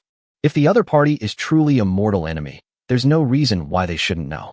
Looking at Mufeng's condition, the other person couldn't help but sneer and said, "Looks like he's a vampire hiding in some remote, impoverished place, unknown even to our ancient god race." Ancient god, Mufong murmured to himself. As he uttered those two words, Mufong suddenly felt a splitting headache. Many fragmented images suddenly appeared in my mind. It was a terrifying existence standing tall in the starry universe, surrounded by countless stars. Although the other party was enormous, based on its physical characteristics, it should be the ancient god race that the two people just mentioned. Opposite that terrifying being, a beautiful figure stood in the void. She had a full head of white hair and a tall, slender figure. Even from behind, she was an absolutely stunning beauty. Chapter 149 Return. But when the other person turned their head slightly, Mufong saw their face. With wrinkled skin and an aged appearance, she was clearly an old woman. Mufeng's expression instantly brightened. Although he had never seen her before, he was certain that the white-haired old woman in that memory fragment was the second true ancestor. The following footage was also intermittent. By the time Mufong could clearly recall it again, this vast starry sky had become a tomb. The terrifying being still stood in the void, but the white-haired old woman opposite it had vanished. Mufong shook his head, and a question that had been bothering him was finally answered. That's why the second true ancestor, who had already reached the peak of the supreme god, still perished. Ancient gods. She's a high-ranking vampire, with inherited memories. One of the ancient gods opposite him saw a glint of shrewdness gradually flash in Mufeng's eyes and understood what was going on. Mufong turned his gaze to the two ancient gods opposite him, his eyes filled with barely concealed killing intent. Whether it's stepping into the abyss for the first time, being a blood elf on the continent of Agu, or participating in the great battle to advance to the 10th level of the abyss. His identity as a vampire brought him great convenience, so as the new vampire ancestor, Mufong naturally had to shoulder some responsibilities. Let's start by collecting some interest from the two of you. As soon as Mufong finished speaking, he vanished from the spot. The two ancient gods opposite him chuckled and vanished as well. Mufeng's gaze swept back and forth, and he instantly locked onto an ancient god. The ancient god met Mufeng's gaze and a hint of surprise flashed through his mind.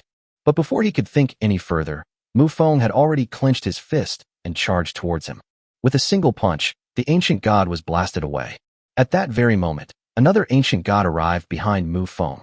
The large hand formed a claw, and an inexplicable force gathered in its palm, grabbing towards Mufeng's back. Mufong turned around and delivered a side kick, sending the ancient god flying as well. Without the slightest lapse in concentration, Mufeng's figure shot forward like an arrow released from a bow, closing in once again. The ancient god's lips curled into a strange smile, showing no sign of panic whatsoever. Mufeng's fist was already close to his chest, but his opponent made no attempt to defend himself. The next moment, a fist carrying the force of 10,000 pounds pierced straight through his chest, as if it had hit a wisp of air. Mufong frowned slightly, then instantly retreated, creating distance between himself and his opponent. The law of nothingness? Mufong asked, somewhat puzzled. After this period of comprehension, Mufong also grasped some of the void laws. The opponent's state just now was a characteristic of the law of emptiness. However, these two ancient gods were not even at the demigod level, so they could not possibly have mastered the power of laws. Could it be that the ancient gods could master the laws even before reaching the demigod level? No. Mufong shook his head frantically in his heart. Mufong himself achieved his current state only because of his powerful true ancestor bloodline. If any random member of the ancient gods can do this, then there's no point in continuing the fight. We might as well just wait to die. Ancient gods opposite him wouldn't give Mufong time to think. A figure vanished into the distance in an instant, only to reappear in front of Mufong. This time, Mufong was prepared.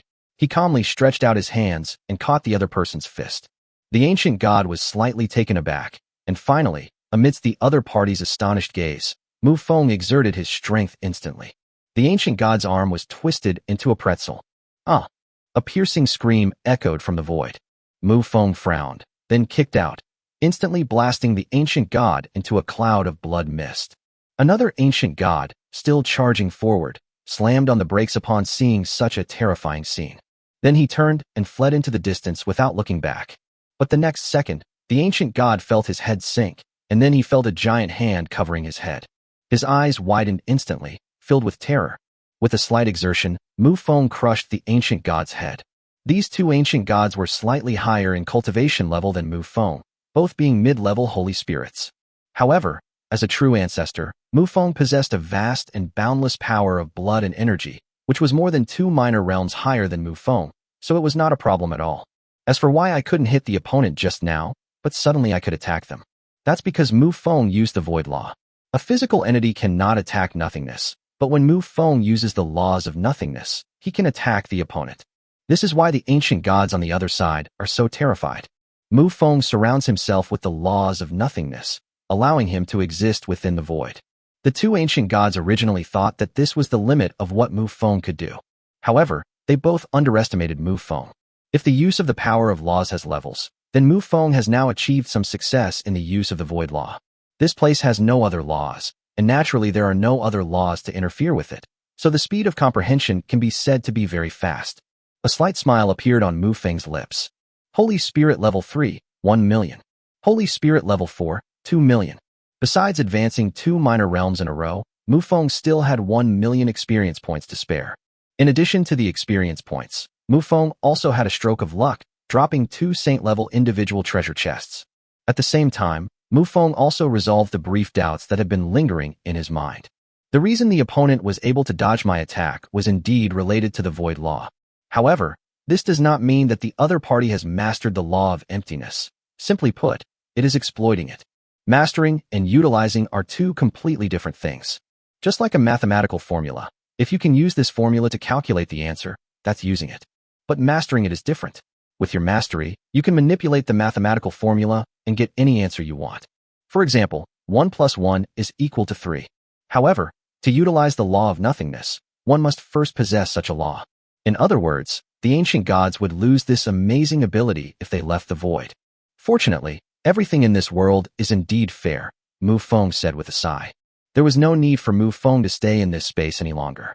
He had already grasped some of the principles of emptiness, which was like building the first floor of a house.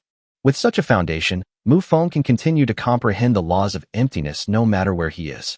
Blood-red patterns appeared out of thin air on his hand, and a huge dragon head formed from transparent energy slowly emerged. The dragon's head opened its massive mouth and ripped fiercely at the void before it. In an instant, a huge spatial rift formed. Mufong slowly took a step forward, and his figure disappeared into the void. Chapter 150, The Void Series.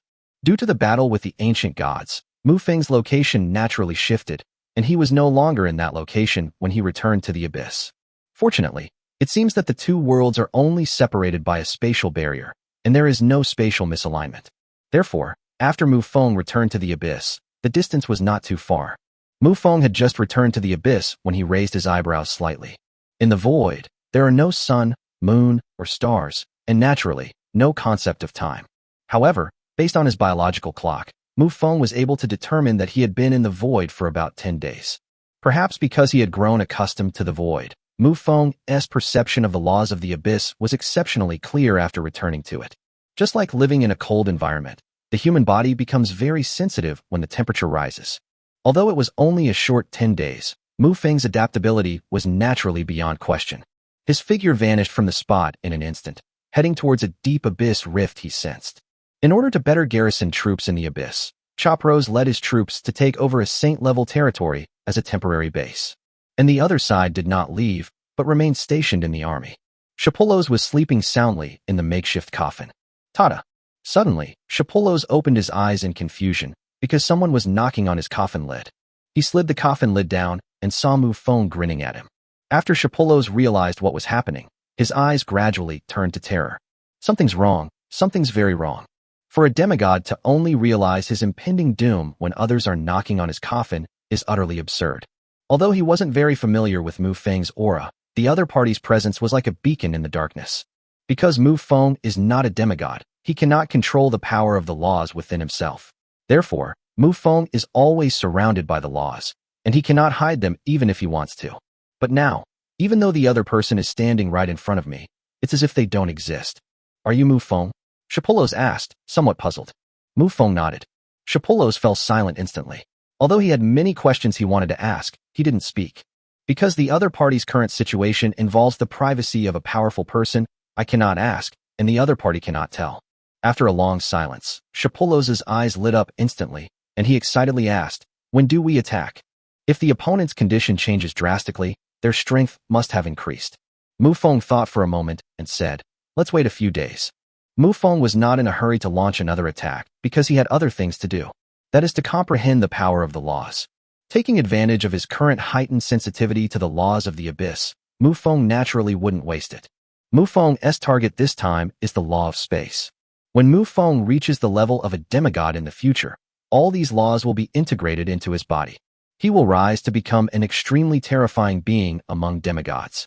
After reaching the level of demigod, one can comprehend new laws, but for demigods, the focus is more on strengthening existing laws, which is a matter of advancing one's realm. Mufong is currently laying the foundation for his future demigod realm.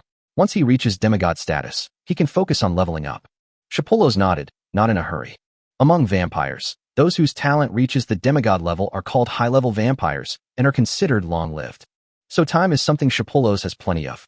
Mufong stopped bothering the other party and flashed into the main hall of the territory. Instead of going into seclusion, he chose to open 2 saint-level treasure chests. Congratulations, Lord, for opening 2 saint-level individual treasure chests. The following items have been obtained. Sacred Artifact, Illusion. Item description. A sacred artifact that can freely transform into any shape, in all shapes and sizes, fulfilling all your weapon needs. The downside is that it has no special abilities. Item, Heart of Nothingness. Item description. Wearing the Heart of Nothingness allows you to move freely in the void. Mufong looked at the 2 items, both of which were related to the void. And neither of these items is simple. The previous illusory transformation, though lacking any special abilities, is undoubtedly a powerful sacred artifact. He can transform into any weapon you need, from swords and spears to halberds, axes, hooks, and forks, making him a true all-rounder. As for the Mind of Emptiness, there's no need to say more. Entering the void is not difficult. All you need to do is shatter space. But getting out of there is definitely a problem that will last a century. Even Mufong would have to pay the price of his life essence. After putting away the 2 items, Mufong sat upright on the throne and slowly closed his eyes. Dawn Continent, the capital of the vampires. A young man waited anxiously in the hall, glancing inside every now and then. Behind the man were several dwarves. They were also pacing back and forth, looking very impatient. This person was none other than Li Qing, who had sold large quantities of iron ore to Mufong a long time ago. The world has undergone tremendous changes. These lords of the blue planet basically have to ally with local forces to put on a facade, otherwise they will be purged. For the current lords of Blue Star, the best identity to obtain is the knighthood of the vampires. The first requirement is that the territory must be within the vampire clan's territory. The second requirement is that one's abilities reach at least the elite level. The third requirement is a political background check. As long as you haven't resisted the Lockerbie army, you can pass. Li Qing fully met the 3 requirements above, so he wanted to come and obtain the knighthood of the vampire clan. Mufong didn't pursue the matter further, mainly because there was no need to kill them all. Firstly, countless Blue Star Lords were affected by the Great War, and more than half of them have already died. Amidst the chaos of the battlefield, the core lords were scattered in unknown locations. Most importantly, Mufong now possesses absolute power and is able to stabilize the situation. Allowing these people to live in one's territory can increase the territory's prosperity, thereby gaining more faith. Mufeng's current strength is largely due to the enhancement of his faith power. A moment later, the door was pushed open, and a female vampire stepped out. She was holding a 5-pointed star badge in her hand, one of which was lit up, while the other 4 points were dull. This is the badge of a 1-star knight belonging to the vampire territory. When Li Qing saw the badge, his eyes widened instantly, and he was extremely excited. Everyone knows that the strongest member of the vampire clan is a demigod-level powerhouse. When facing a lord of this caliber, you'd have to step aside unless you're completely out of your mind. Chapter 151 Rematch. Since we can't beat them, the best way is to join them. Luckily, the vampires have opened up a way to obtain the title of knight. Just then, several more people walked in from outside the main hall. Li Qing looked over and, judging from the other person's appearance and clothing, he should also be a Blue Star Lord. Not every lord of the Blue Planet is so stubborn as to dream of becoming some kind of overlord. Steadily upgrading and enjoying the current status of a lord is also a good situation. On a macro level, all these people belong to Mufeng's territory. Just like when Mufong was in Lockerbie Forest, he belonged to Moon City. Time passed quietly, and a month later, when Mufong opened his eyes again, the 3 kinds of laws around him almost condensed into a rope-like shape. The law of equivalence, the law of nothingness, the law of space. Slowly exhaling a breath of stale air, Mufong silently said to himself, "System, sign in." Congratulations, host, you have successfully checked in. You have received the following items. Ownership, Perlo Trading Company. Item description, the Starry Universe, owned by the Perlo Trading Company. Mufong was slightly taken aback. Was this a move to put him on the path of a super rich tycoon? However, Mufong didn't really care about such a reward. That's a Starry Sky-level merchant guild. There must be demigods among its members. Mufong possesses overwhelming strength. He can at most obtain the title of honorary president, and then be given a pittance to get rid of him. If those people were a little more malicious, they might just kill them outright. He casually took out a scroll from the system space. It was the contract of the Perlo Trading Company, with a strangely shaped seal stamped on it. He shook his head and ignored those things. Mufeng's voice rang out, saying, "Everyone, assemble in the main hall." A moment later, all the generals gathered in the main hall. Chapolos also rose from the dead. Upon arriving at the main hall, he looked around, trying to find his place. After all, he was a demigod. He couldn't possibly stand below. Unfortunately, he didn't find his place. Mufong didn't keep them in suspense and said directly, "We're sending troops into the Abyss Rift, with our target being the 10th level of the Abyss." Upon hearing this, Chapolos forgot all about finding a seat and exclaimed excitedly, "You're finally ready." Seeing the other party's excited expression, Mufong asked in confusion, "You really want me to go to the 10th level of the Abyss? Just how much of a grudge do you have against that so-called enemy?" Choprost looked a little embarrassed and stammered, as if he didn't really want to talk. Seeing this, Mufong asked again, "What race is your opponent?" "Same race." Mufong immediately leaned back tactically. On the 10th level of the Abyss of Emotion, 2 vampire demigods were lurking next to an Abyss Rift. "Since we're of the same race, there's no need for this, is there?" Mufong asked, even more puzzled. Seeing that the other party kept asking questions, Chapolos sighed helplessly. His last glance fell upon his son, Fokeros, in the main hall. Fokeros instantly understood, and as if he hadn't heard or seen anything, he turned and left the hall. With him taking the lead, the others followed suit and left one after another. The vampires under Mufeng's command, however, do not care about Chopros. Seeing this, Mufong waved his hand, and from then on, only the 2 of them remained in the hall. Chapolos sighed again and said, "That guy is actually my brother." "Your biological father?" "Half-siblings." Chapolos then continued, "Back then, we were the 2 rulers of our respective territories. Then a woman appeared whose blood was different from everyone else's, extremely special. As long as one obtained her unique blood, one could comprehend the different laws of blood, thereby making the power of the laws stronger and igniting the divine fire. It was because of this that we fell out." Mufong nodded in agreement. The environments of the void and the abyss are different, and it was precisely because of this difference in environment that Mufong was able to comprehend the laws of space. If the other party wants to advance through the blood of one person, it certainly won't be something that can be done in a short time. Therefore, it is impossible for two people to drink blood together. One of them must monopolize it. Thinking of this, Mufong suddenly asked, "How long have you been separated from your family?" 2,000 years. Mufeng's gaze was somewhat strange as he said, "So that guy's current strength." Chapullos looked somewhat embarrassed, scratching the wrinkles on his face as he said, "The divine fire has already been ignited." Mufong was instantly speechless. Igniting the divine fire is the second stage of becoming a demigod.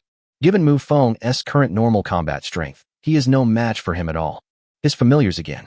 But getting him to summon his familiars would be a matter of life and death. The guy in front of me and his brother don't look like they're fighting to the death at all.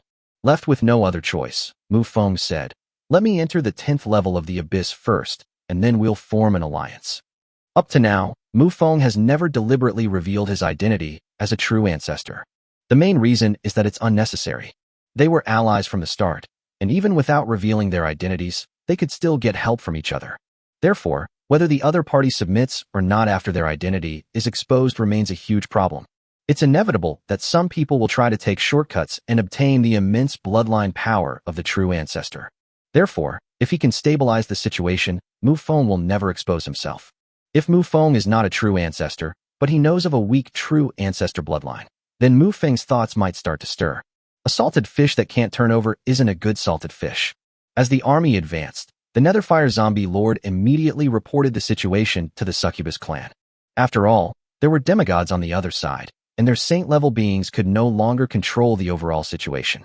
Standing high in the sky, Olivia sensed a terrifying aura emanating from the opposite side and couldn't help but curse. Are you ever going to stop? Even if a demigod gains a slight advantage in a war, it is difficult to achieve a complete victory, let alone kill the other. Chopro smiled and said, "This time is different, because a demigod will fall here next." As if in response to his words, the surrounding space instantly solidified. Olivia was shocked and immediately wanted to flee the area. As if she were in a swamp, Olivia moved very slowly. Chapullos crossed his arms, looking like he was watching a show. "Stop pretending. Hurry up and do something. Do you really think I'm omnipotent?" Mufong saw that the other party was watching the show. A black line immediately appeared on his forehead. Keep in mind that he had only just comprehended spatial power and was not even as good as a wandering demigod. Chapter 152, Slaying a Demigod. It took him most of his spatial laws to solidify this space. Chopros curled his lip, but he didn't continue watching the show. He transformed into a streak of blood and rushed forward. A terrifying demigod-like aura erupted, raging across the heavens and earth. A massive, crimson hand that blotted out the sky instantly materialized, accompanied by numerous crimson streams. The stream gathered in the palm of the giant hand, and then a blood-red beam of light shot out. A blood-red beam of light pierced through the heavens and the earth, illuminating the vast expanse of land in a crimson hue. Olivia's face was extremely pale, and pink flames ignited in her hands as she casually flung them forward. The pink flames transformed into the shape of a heart and collided with the crimson beam of light. At this point, she had little will to fight left, because she knew that another vampire demigod had returned from the void. This is a very alarming sign. The only way to get out of there is for a level 3 true god to personally go and rescue them. In addition, that vampire expert had previously used divine magic. It's a foregone conclusion that there's a level 3 true god behind the other side. Just as she was pondering this, she suddenly felt that the space around her had returned to normal. She was puzzled and quickly began to investigate. In the far distance, a figure radiating blood-red light darted and shifted through the space. In front of that figure, a cloud of black mist was constantly dodging and weaving. Needless to say, that black mist was none other than the wandering demigod, Poker. Mufong didn't focus all his attention on Olivia. He was more focused on searching for the wandering demigod. Given their current condition, it's impossible for them to return to the battlefield.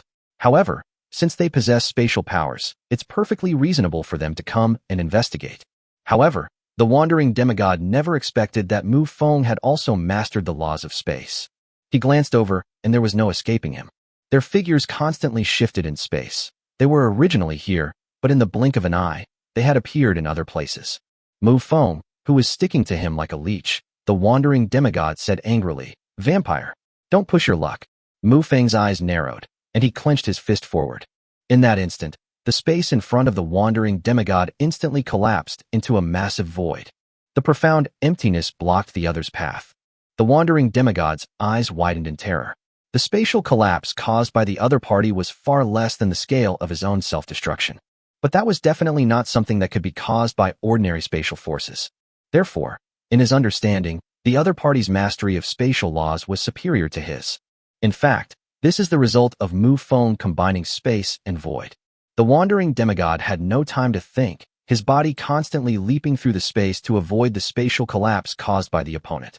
Mufong did not directly use spatial collapse to attack his opponent, otherwise the opponent would fall into the void and die immediately. Since he didn't kill the person himself, but rather indirectly through the environment, Mufong wasn't sure if he would receive a reward. By utilizing the laws of space once again, the surrounding space is completely flattened, causing spatial stagnation and blocking the opponent's spatial jump. Although Mufeng's understanding of the laws of space is far inferior to that of the demigod Yuhan. However, the demigod's current condition is extremely poor, with only 1/4 of his power remaining. Seeing that dodging was becoming increasingly difficult, the wandering demigod hardened his heart. Its body twisted again, turning into a black line, and another half of the black line broke off and flew towards Mufong. Mufeng's lips curled slightly. He was no longer afraid of such attacks. Even if he falls into the void again, he will still have the heart of the void, making it impossible for him to pose a danger again. Click. Collapse of space was without the sound of an explosion. It was like glass shattering. Mufong used spatial power to stabilize the small area where he was located, but the surrounding area had already revealed a deep void. The power of space spread out, instantly filling all the space, and once again chased after the wandering demigod. The wandering demigod's eyes were filled with terror.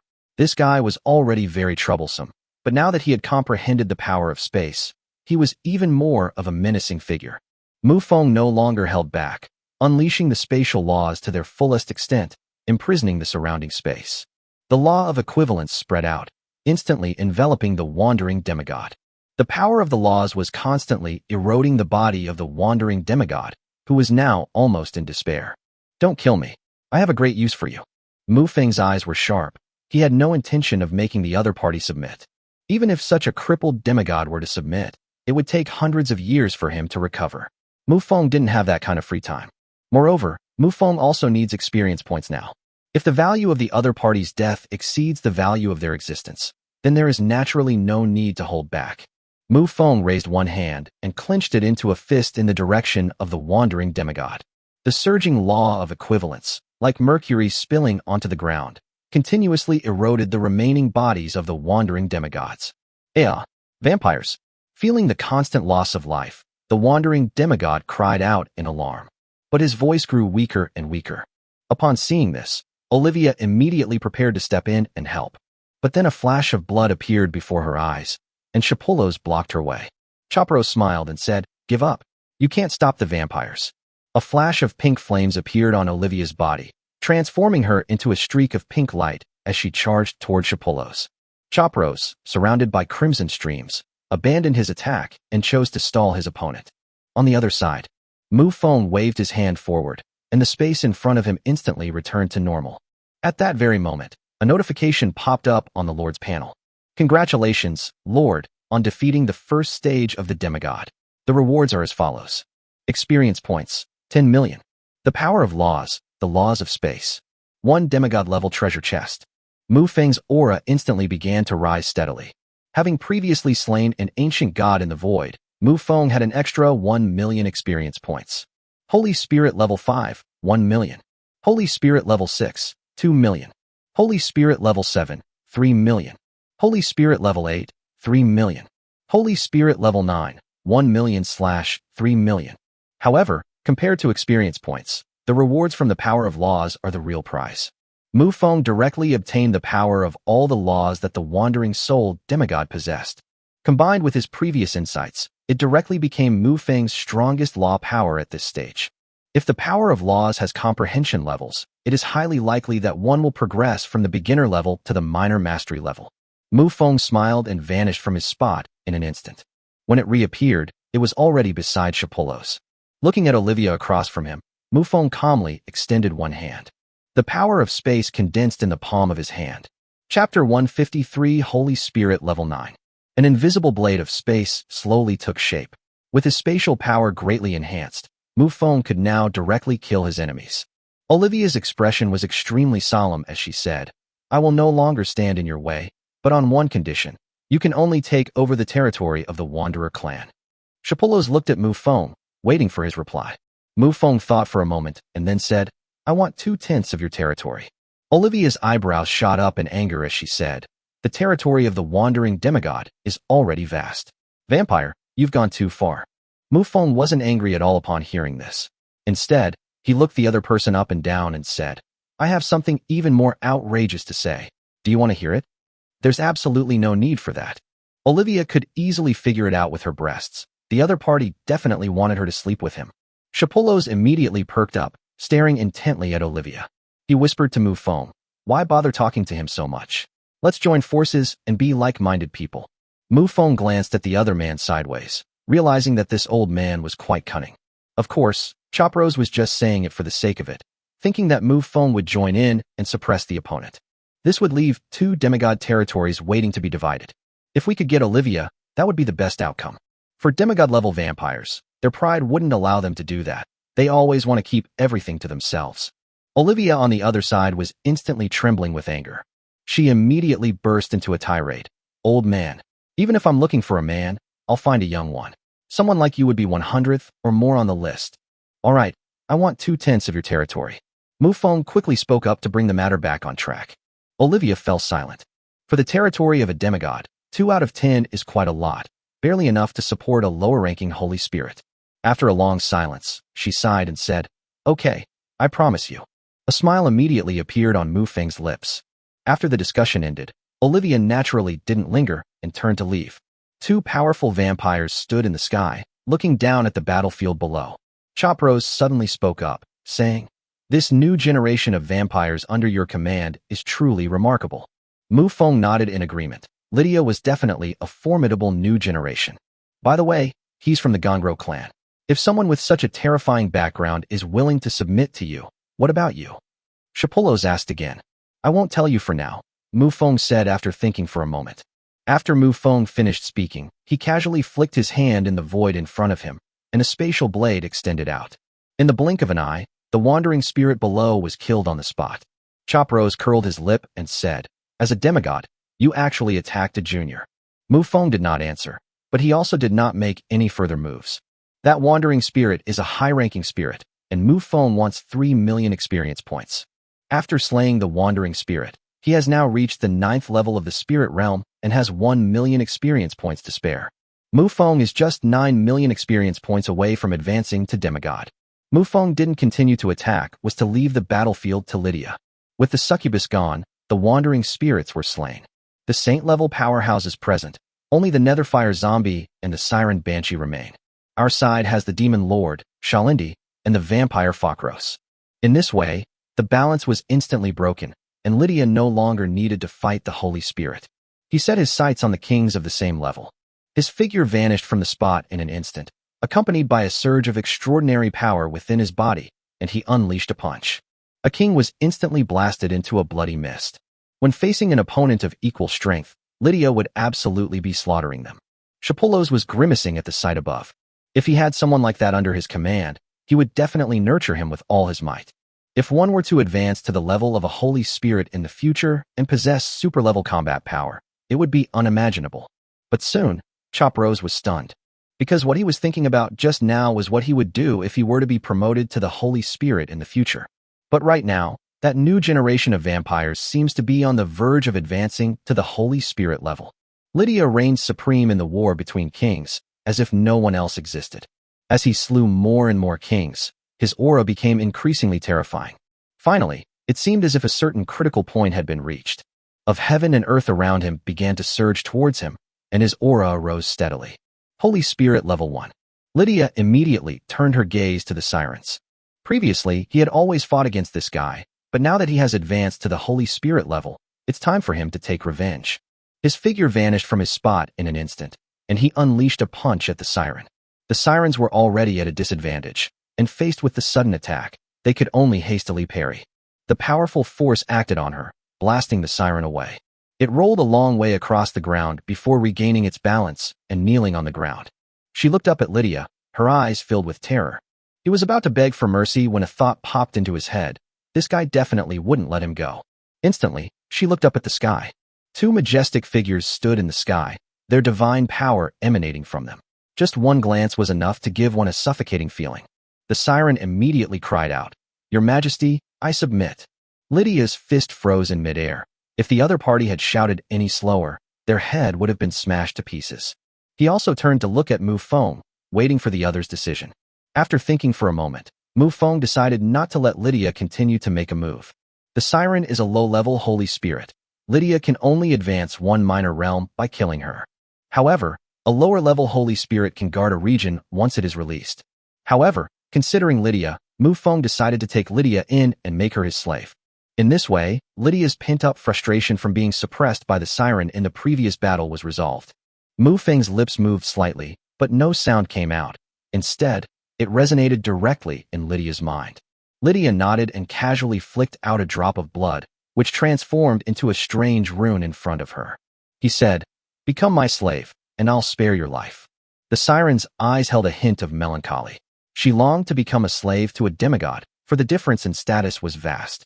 But there was no time for her to choose, and she reached out and grabbed the rune in front of her. The Netherfire zombie lord remained on the battlefield. Seeing that things were hopeless, he also began to consider his fate. He immediately turned his gaze to Falkros, who was fighting him. Chapter 154 Big World. Falkros seemed to sense the other party's thoughts and immediately unleashed a blood-red incantation. "The choice is yours, just like hers." The Netherfire zombie lord sighed helplessly, but had no choice but to accept it. In fact, compared to the beginning, they are now much less resistant and have submitted. They witnessed the fall of a demigod, a powerful demigod who was considered a god in their hearts. The difference between a holy spirit and a demigod may seem to be only one realm, but this difference is as vast as the difference between heaven and earth. The 10th layer of the abyss. After returning to her castle, Olivia paced back and forth in the main hall, her heart filled with turmoil. Previously, for demigods had been entrenched around this abyssal rift.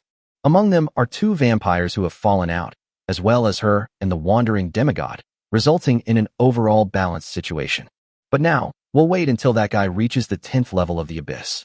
Such a scene flashed through Olivia's mind. Good heavens, all three of my neighbors are vampires.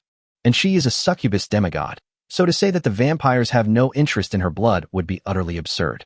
Suddenly, Olivia's eyes brightened.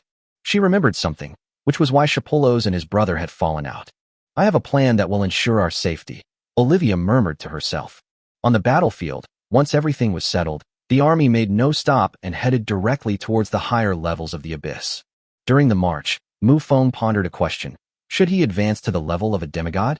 Because during the upcoming march, they will inevitably encounter the territories of other saint-level powerhouses. Mufong could easily gain 9 million experience points if he wanted to. After some time of consideration, Mufong decided to set the time for advancing to demigod status for 1 month later. Mufong wanted to advance to the level of a demigod, but he also wanted to obtain more power of laws, so he gave himself a month. For a holy spirit to break through to demigod status, a month is far too short. It has already happened in the blink of an eye. Even the flame titan of the eternal volcano on the continent of Agu would need several hundred years to break through to become a demigod. Mufong immediately hid in the void and began to comprehend the laws on the march. An endless vast ocean. Yu Haiyang, whose clones had broken through to the king level, unleashed a massacre in this sea area. Although this sea area was nominally allocated to the moon, elves, and dragons, they were too indifferent to it due to its barrenness.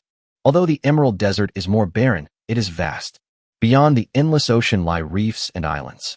This is the largest island in the entire outer region, large enough to form a small island nation. Inside the Lord's Hall, Dumu couldn't help but frown slightly. During this period, the marine races in the surrounding waters were massacred by the powerful, which made it difficult for him to remain calm. Although these marine races were not his subordinates, they were scattered around the island and served as one of his defensive lines. Just then, a titan about 5 meters tall walked into the Lord's Hall. "My lord, there's something going on in the sea." Dumu quickly asked, "Were the marine races massacred?" "Yes, the enemy looks like a group of octopuses." "An octopus? What is its strongest ability?" Dumu asked again. Titan's expression darkened upon hearing this, and he said, "I sense the pressure of a king." Dumu gasped instantly, which meant the other party was a king.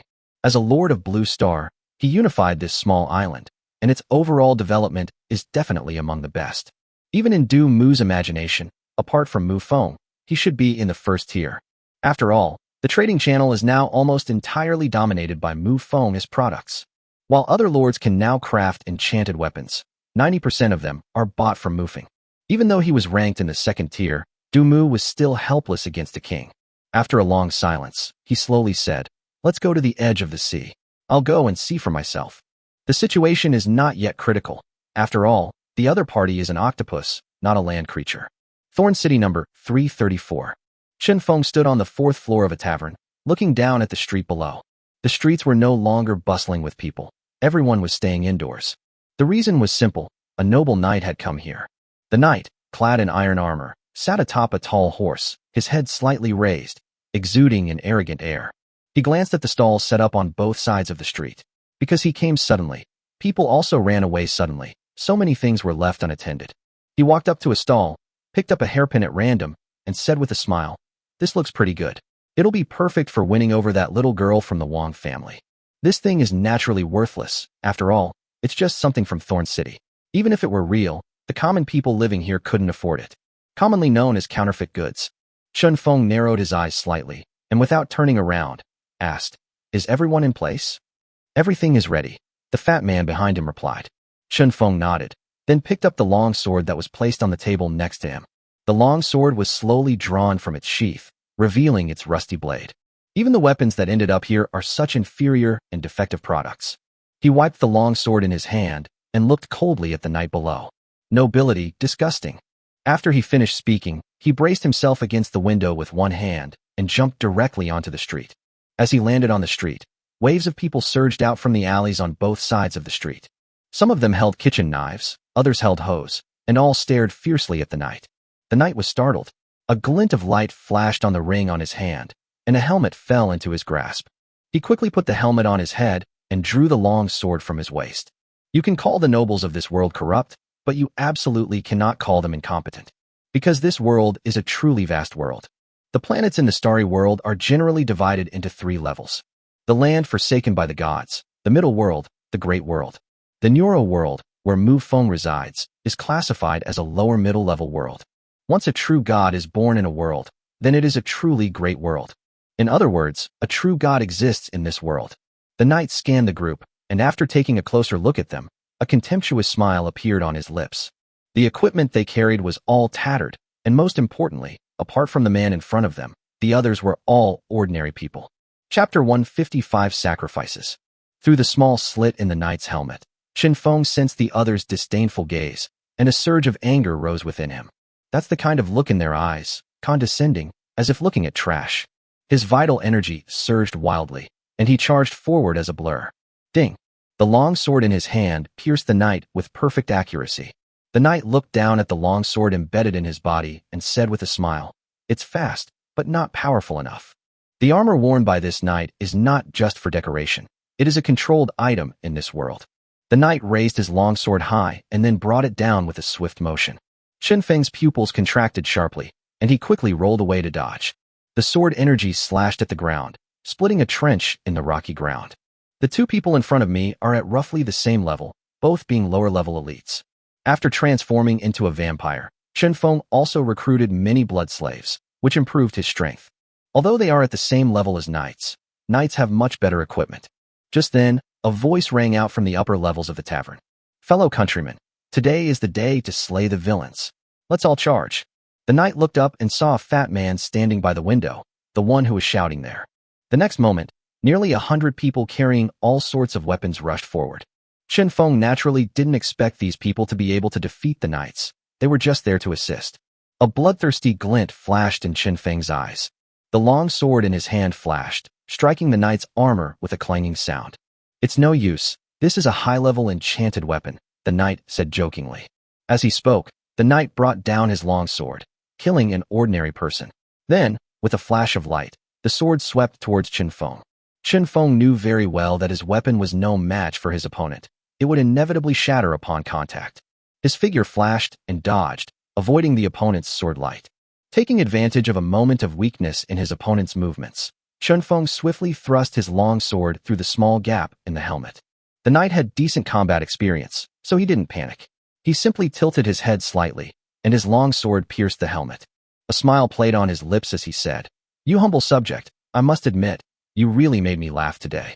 It wouldn't be bad if there were more people like you in the boring days to come."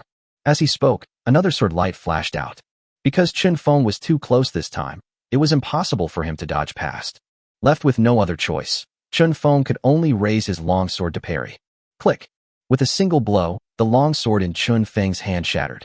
He let go of the broken long sword and threw it on the ground, then reached for his lower back with his other hand. A cold glint flashed, and blood splattered. The knight's pupils suddenly contracted, and he looked down at his chest in disbelief. At this moment, Feng was holding a steel awl, which had already pierced through the armor on his chest. This steel cone is the very one Feng used when he transformed into a vampire. Although it has lost its magical runes, its durability remains unaffected.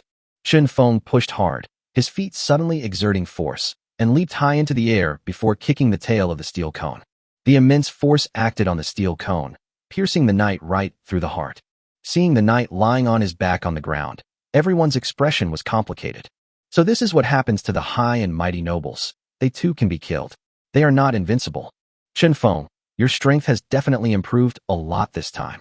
The fat man excitedly ran out of the tavern, saying as he ran. Feng steadied his breathing, shook his head, and said, "No, I don't intend to absorb his blood. No, this is an elite level 1. As long as you obtain his blood, your strength will be infinitely close to that of a mid-level elite," the fat man said anxiously. The remaining 70-odd ordinary people were also looking at Feng with burning eyes. The stronger the opponent is, the more confident the others will be. Feng was aware of this, but he still did not intend to absorb the other party's blood. He slowly spoke, saying, "I will offer him as a sacrifice to the gods." Everyone's pupils contracted sharply upon hearing this, their hearts filled with shock. To make these people follow him wholeheartedly, besides increasing his own strength, he could also reveal the god behind him. Although Mufong is not a god, how could these people possibly come into contact with him? In their eyes, flying through the sky, disappearing into the earth, moving mountains and filling seas. Isn't that what gods are like? Soon, several people carried the knight's body to an abandoned warehouse. In the very center of the warehouse, there was a small altar surrounded by 4 stone pillars. The group placed the body in the very center of the stone pillar, with Feng leading the way by kneeling at the very front. To the left rear is the fat man, and to the right rear is Duer, who is wearing a black robe. As for why she was wearing a black robe, it's related to Duer's current position. Although they were rebels, they existed in the form of a church. Duer is a saint in the church. Feng was chanting in an obscure and difficult-to-understand language. He was praying. As a believer, this is the knowledge he was born with when his bloodline was converted. Mufong, who had just stepped into the 10th level of the abyss, couldn't help but slightly open his eyes. He sensed that the believers were singing his name. At the same time, Mufong also sensed the offerings, and a smile involuntarily appeared on his lips. Although such offerings were like roadside trash to him, it was still a good start. Mufong thought for a moment and took out a lot of useless items from the system check-in. Even if it's a reward for subordinates, it now has to be at least at the extraordinary level. So Mufong simply took out most of these useless items and gave them to the other party. These things have directly become the foundation of the current rebel forces. And most importantly, these believers receive a reward for the existence of their faith. In this way, Feng is the initiator, but he will definitely not be the final destination. Because faith remains, even if Feng dies, another Feng will step forward. Mufong took a deep breath and felt incredibly refreshed. This is the 10th level of the abyss. The demonic energy of the abyss is indeed dense. An endless expanse of land, a gloomy sky. This is the main theme of the abyss. Shapolos then came to Mufeng's side and casually handed him a parchment scroll. Mufong took the parchment scroll, unfolded it, and discovered that it was a map. There are 6 abyssal rifts marked on the map. You can enter the 11th level of the abyss through these rifts, but the distance is too far. Chapter 156 Semi-Artifact. Some abyssal rifts are even outside the map, simply marked with an arrow for illustrative purposes. The abyss rift beneath their feet was right in the center of the map. There are 4 territories in total, which completely surround this abyssal rift. Mufong put away the map and looked in one direction, where the Wandering Soul clan was located.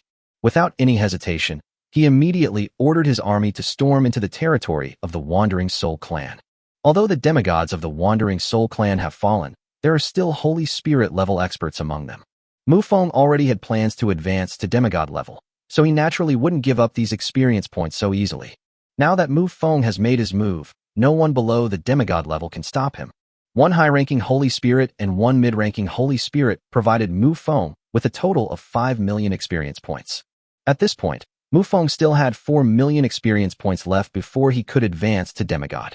After defeating the opponent's powerful warrior, Mufong went directly into the main hall of the Wandering Soul clan. Mufong naturally wouldn't interfere with the remaining clearing of the territory. Seated on the throne in the Grand Hall, which was in a completely different style, Mufong looked down. At this moment, one person on the scene was very nervous. That was the Demon Lord. Mufong glanced at the other person and said calmly, "What's your name?" The Demon Lord trembled and quickly stepped out of the ranks, kneeling on one knee and respectfully saying, "Your Majesty, my name is Kosal. You've contributed a lot along the way, so the Iron Fortress will be yours," Mufong said. Upon hearing this, the Demon Lord was overjoyed and quickly kowtowed in gratitude. Don't misunderstand. Mufong isn't doing this out of kindness. The Steel Fortress was still within Mufong's territory, but the enemy had occupied it. In other words, the Demon Lord before them was already a subordinate force of Mufong. After briefly explaining a few things, everyone left one after another to attend to their own business. Shapolos suddenly appeared in the hall and said excitedly, "When do we set off?"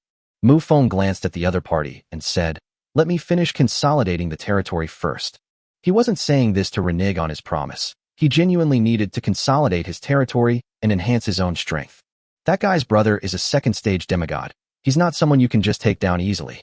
Different stages of a demigod is enormous. Simply put, a second-stage demigod can defeat 3 first-stage demigods. The succubus demigod is included. They can only manage a draw. Choprost was somewhat disappointed and said listlessly, "Then I'll go take a nap first, and call me when you're ready." As soon as he finished speaking, a flash of blood appeared, and he disappeared from the spot. After the other party left, Mufong began his treasure chest opening journey. Defeating or conquering a territory will grant you a stronghold chest, which is a reward that will appear directly on your lord's panel. And he currently has quite a few treasure chests. Demigod level individual chest, demigod level stronghold chest, saint level stronghold chest x3, and king level stronghold chest x2.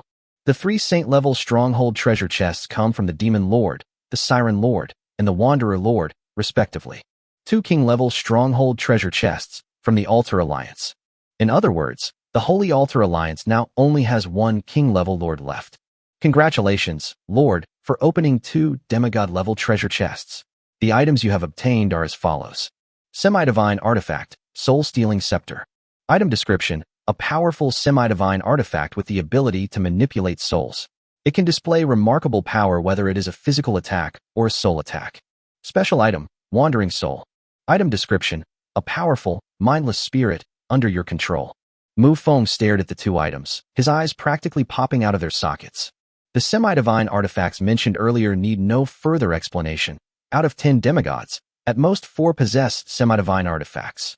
If he is just a simple demigod without any powerful backers, then he most likely doesn't have any demigod artifacts.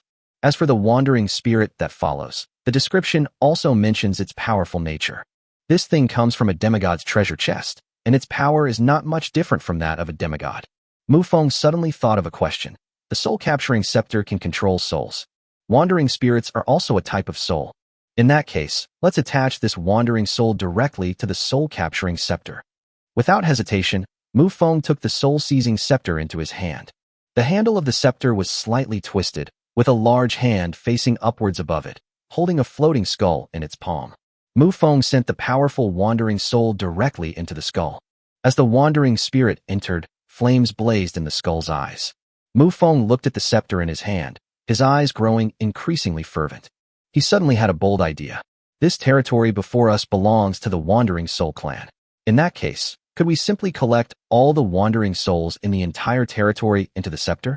Although many wandering spirits died during the attack, a considerable number still escaped or scattered in various places. His thoughts became increasingly difficult to suppress, and in a flash, he appeared high in the sky above the castle. Mufong slammed the scepter in his hand heavily into the void, as if it had hit the ground, with a muffled, thunderous sound. Throughout the entire territory, all the wandering souls who were fleeing in panic were suddenly drawn in by something. Their bodies were no longer under their control, and they were sucked away in terror. This territory is the territory of a demigod, and it is even slightly larger than the Lockerbie Forest. Although a large number of wandering souls were killed, the sheer number was still terrifying given the sheer size of the population. The dense, long, black mist almost filled the entire sky.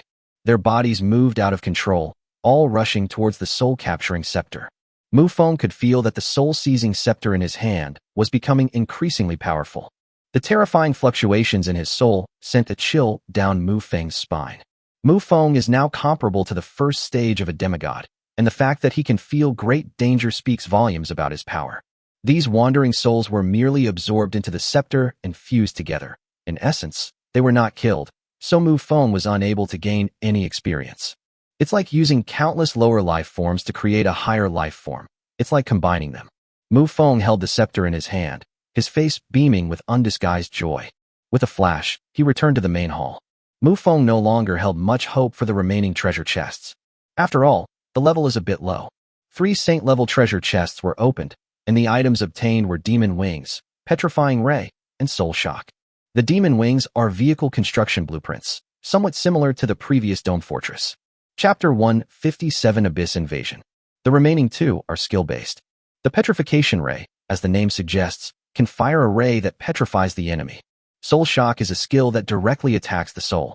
Mufong naturally looked down on such a skill at this stage, and simply put the scroll away, intending to reward his subordinates later. I opened the remaining 2 treasure chests and got 2 extraordinary weapons, which I put away along with the 2 skills. Just then, Salandi entered the hall. Mufong looked over, and saw the other person standing in the middle of the hall, then respectfully bowing. "My lord, my mother has something to discuss with you," Shalindi said respectfully. "There's no one else here. Why are you making such a fuss?" Mufong said in surprise. Their relationship wasn't this awkward when they were alone together before. Upon hearing this, Salindi said, "This is the main hall. You are the lord of the territory and a demigod. If you want to flirt, go to the bedroom." Mufong immediately understood. This was because he had displayed great prowess on the battlefield, which had earned him a greater sense of admiration from his opponent. And when one admires the strong, one naturally loses a sense of casualness. Since Shalindi was originally the lord, she was a strong woman, and it was impossible for her to show that kind of adoring look in her eyes, so it turned out like this. Fortunately, the other person hasn't completely changed. As they said, once they got to the bedroom, Mufong spoke up. "Do you know what it is?" "I don't know. Mother didn't tell me," Shalindi replied, shaking her head. Then Mufong summoned Lydia and instructed her to guard the territory in the abyss. Even after Mufong left, there were still 3 saint-level experts guarding the territory. Lydia, the demon Xerxes, the siren. Although it was useless against demigods, Mufeng's previous reputation deterred other demigods from making any rash moves. All the wandering souls in the territory had already been taken in by Mufong. The remaining ones were all races other than the Wandering Soul clan, making them easier to take over. Mufong also planned to go back in person, since another demigod was looking for him, and the matter was certainly not trivial. With a flick of his hand, Mufong carried Shalini back to a lower level of the abyss through the abyss rift. With Mufong's current strength, his speed goes without saying. Mufong soared into the sky from the abyss rift, choosing not to return to his territory, but instead heading straight into the Lockerbie Forest. This was Mufeng's second visit to the magnificent Moon City, and this time he was able to see everything clearly. It's not just about appearances, but about the information in each item. For example, the 4 enormous moon-shaped structures surrounding the city's perimeter. This thing is not just an ornament. It possesses immense power when wielded, seemingly comparable to the Holy Spirit. Led by Shalini, Mufong flew directly past the main hall and arrived deep within Moon City. Before them lay a pool of water shimmering in the moonlight, and at its edge stood a female moon elf, the new lord of Moon City. When the female moon elf saw Mufong arrive, she quickly turned around and bowed. The pool behind him rippled with moonlight, and a blurry figure formed from the moonlight slowly appeared. "You 2 step back." The ethereal sounds echoed here, seemingly capable of purifying one's soul. Shalindi and the lord of Moon City bowed to each other, and then the 2 left together. Jonah, the demigod of Moon City, glanced up and down at Mufong and suddenly said, "You seem to have become even more evil." Mufong didn't deny it at all. Instead, he nodded in deep agreement. Of course, this evil aura did not come from him, but from the soul-stealing scepter stored within his body. All the gods in this world, including races, can be roughly divided into 3 categories: righteous gods, malevolent gods, and evil gods. Vampires, on the other hand, belong to the ranks of malevolent gods. Simply put, they are brutal, but not evil. Mufong scoffed at such a classification, not caring what category it was, as it had nothing to do with him. Of course, I also sense that you have become stronger, Zona said again. Mufong narrowed his eyes and said, your perception is quite good. I have indeed become much stronger. So what brings you here? Zona immediately stopped being mysterious and said, I want to use your power to suppress the Abyss Rift. A question mark immediately appeared above Mufang's head as he asked, didn't you already suppress that Abyssal Rift? The Abyssal Rifts that have already appeared are the result of the merging of 2 worlds, and cannot be reversed by the power of a demigod. However, the Abyssal Rift does not appear out of thin air. It will first appear as a small spatial rift. At this point, even a demigod-level expert still has the ability to intervene. The problem is that this Abyssal Rift was supposedly suppressed when the troops were sent to Dawn Continent. Zona looked helpless and said, the rift was indeed suppressed, but it seems to have been discovered by an evil demigod who wants to use it to invade our world, so he used his power to break open the Abyss Rift again. Mufong thought for a moment and asked, is it possible to sense the opponent's strength? She's roughly a bit stronger than me, Zona answered truthfully. Mufong felt much more at ease. He was only slightly stronger than Zona, which meant he was still in the first stage of demigod. If it were the second stage of a demigod, Zona wouldn't use the word some to describe it. After thinking for a moment, Mufong had already made up his mind and said, let them come. There's no need for us to interfere. Zona tilted her head and asked in confusion, why let him in? Wouldn't it be better to turn him away? Mufong didn't know how to explain it to the other party. After all, he gained a great deal from killing a demigod, while these natives did not have this advantage. Mufong casually said, I am a vampire, belonging to the Abyss race. By having the other party open the Abyss Rift, I can take this opportunity to invade the Abyss. Although there are still many Abyssal Rifts on the 10th level of the Abyss, if they go to even higher levels, Mufang's strength will be somewhat insufficient to cope. The Abyssal Rifts are spread throughout the Abyss like elevators, one after another. Distance is a problem when trying to find another Abyssal Rift on the same level. So Mufong has opened up this one elevator. If he could open another one, that would be the best outcome. Gave Mufong a deep look and said, having too large a territory isn't all good. There will come a day when you'll be overwhelmed with tasks. Upon hearing this, Mufong also seriously considered the question. There is no danger on the continent of Agu, and there is no problem on the continent of Dawn. The only place that might require a powerful guardian is the 10th level of the Abyss. Although things appeared calm on the surface, the neighbors on either side were, after all, demigods. Chapter 158, An Adventure at the Ocean. If everything goes smoothly, that's fine, but if something unexpected happens, it's useless without a demigod in charge. This is what Zona meant when she said that having too much territory isn't all good. Upon closer examination, Mufong actually still has the Storm Calamity available. However, Storm Calamity is not a demigod after all. If he were to fight a demigod-level powerhouse one-on-one, he would most likely be killed. The last time they were able to severely injure a wandering demigod was when they teamed up with Chopros. More than anything, the factors that tipped the scales were the overwhelming force, rather than the sheer power of the storm. Mufong rubbed his chin, thinking that he needed to advance to demigod faster. If Mufong was at the level of a demigod when he attacked the 10th level of the Abyss, then the succubus demigod would definitely not have escaped. Once the enemy is dead, there's no need to worry about defending the area. Looking at Zona, Mufong said, I will not make a move in the Abyss Rift. War makes him stronger, so he will never stop waging war. Zona sighed helplessly. Currently, there are 4 demigods in the world of Neuro. The territories of dragon demigods and angel demigods here are subordinate to those of angels, and their true forms do not remain here. The remaining vampire powerhouse was a war maniac. Zona felt really tired. Mufong did not linger any longer and returned to the vampire capital alone. Saladin did not come back with him, since he was free and wanted to stay in Moon City for a while longer. Mufong sat on the throne in the Lord's Hall, pondering how to advance to demigod. Although you are still 5 million experience points short, experience points are not the only way to level up. That's just a convenience offered by the Lord's panel. If Mufong wanted to, he could still use a massive amount of faith power to replace experience points and break through to the demigod realm in one fell swoop. This is also one of the upgrade methods for native life forms, only it's a little slower. System, check-in. I've been busy conquering the abyss lately, and the quality has increased considerably. Host has successfully checked in and obtained a wisp of the flame law. Mufong's eyes instantly turned strange. This system truly understood human nature.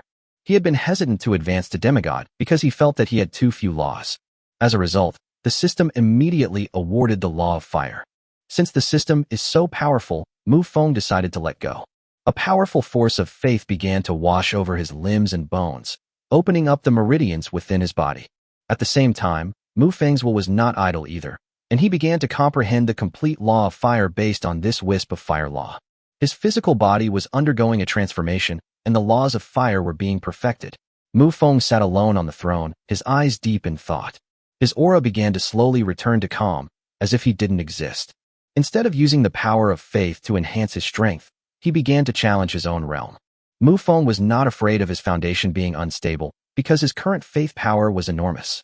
The 10th layer of the abyss is the territory of demigods, and the territory of Dawn Continent is also at the demigod level. In addition, there's the continent of Augu, and the territories of other levels of the abyss. The territories he possessed, when combined, were enough to support approximately 3 demigods. But Mufong is just a holy spirit. Although the time spent ruling these territories was very short, the power of faith was so immense and of such high quality. If it weren't for the true ancestor's bloodline and physical body being too powerful, an ordinary holy spirit would have been unable to withstand it long ago. Mufong left Moon City. Juona still stood on the moon pool. Her brows furrowed slightly. She truly did not want to go to war with the abyss. Since Mufong wasn't going to help her, she would go and suppress the abyss rift herself. The laws of moonlight emanated from her, mending and patching up the world. The 10th level of the abyss, somewhere. A demigod of the dead had flames burning in his eyes, and there were 2 other demigods beside him. The undead demigod suddenly exclaimed in surprise, "A demigod-level expert has stopped the abyss rift from opening." "How strong are you?"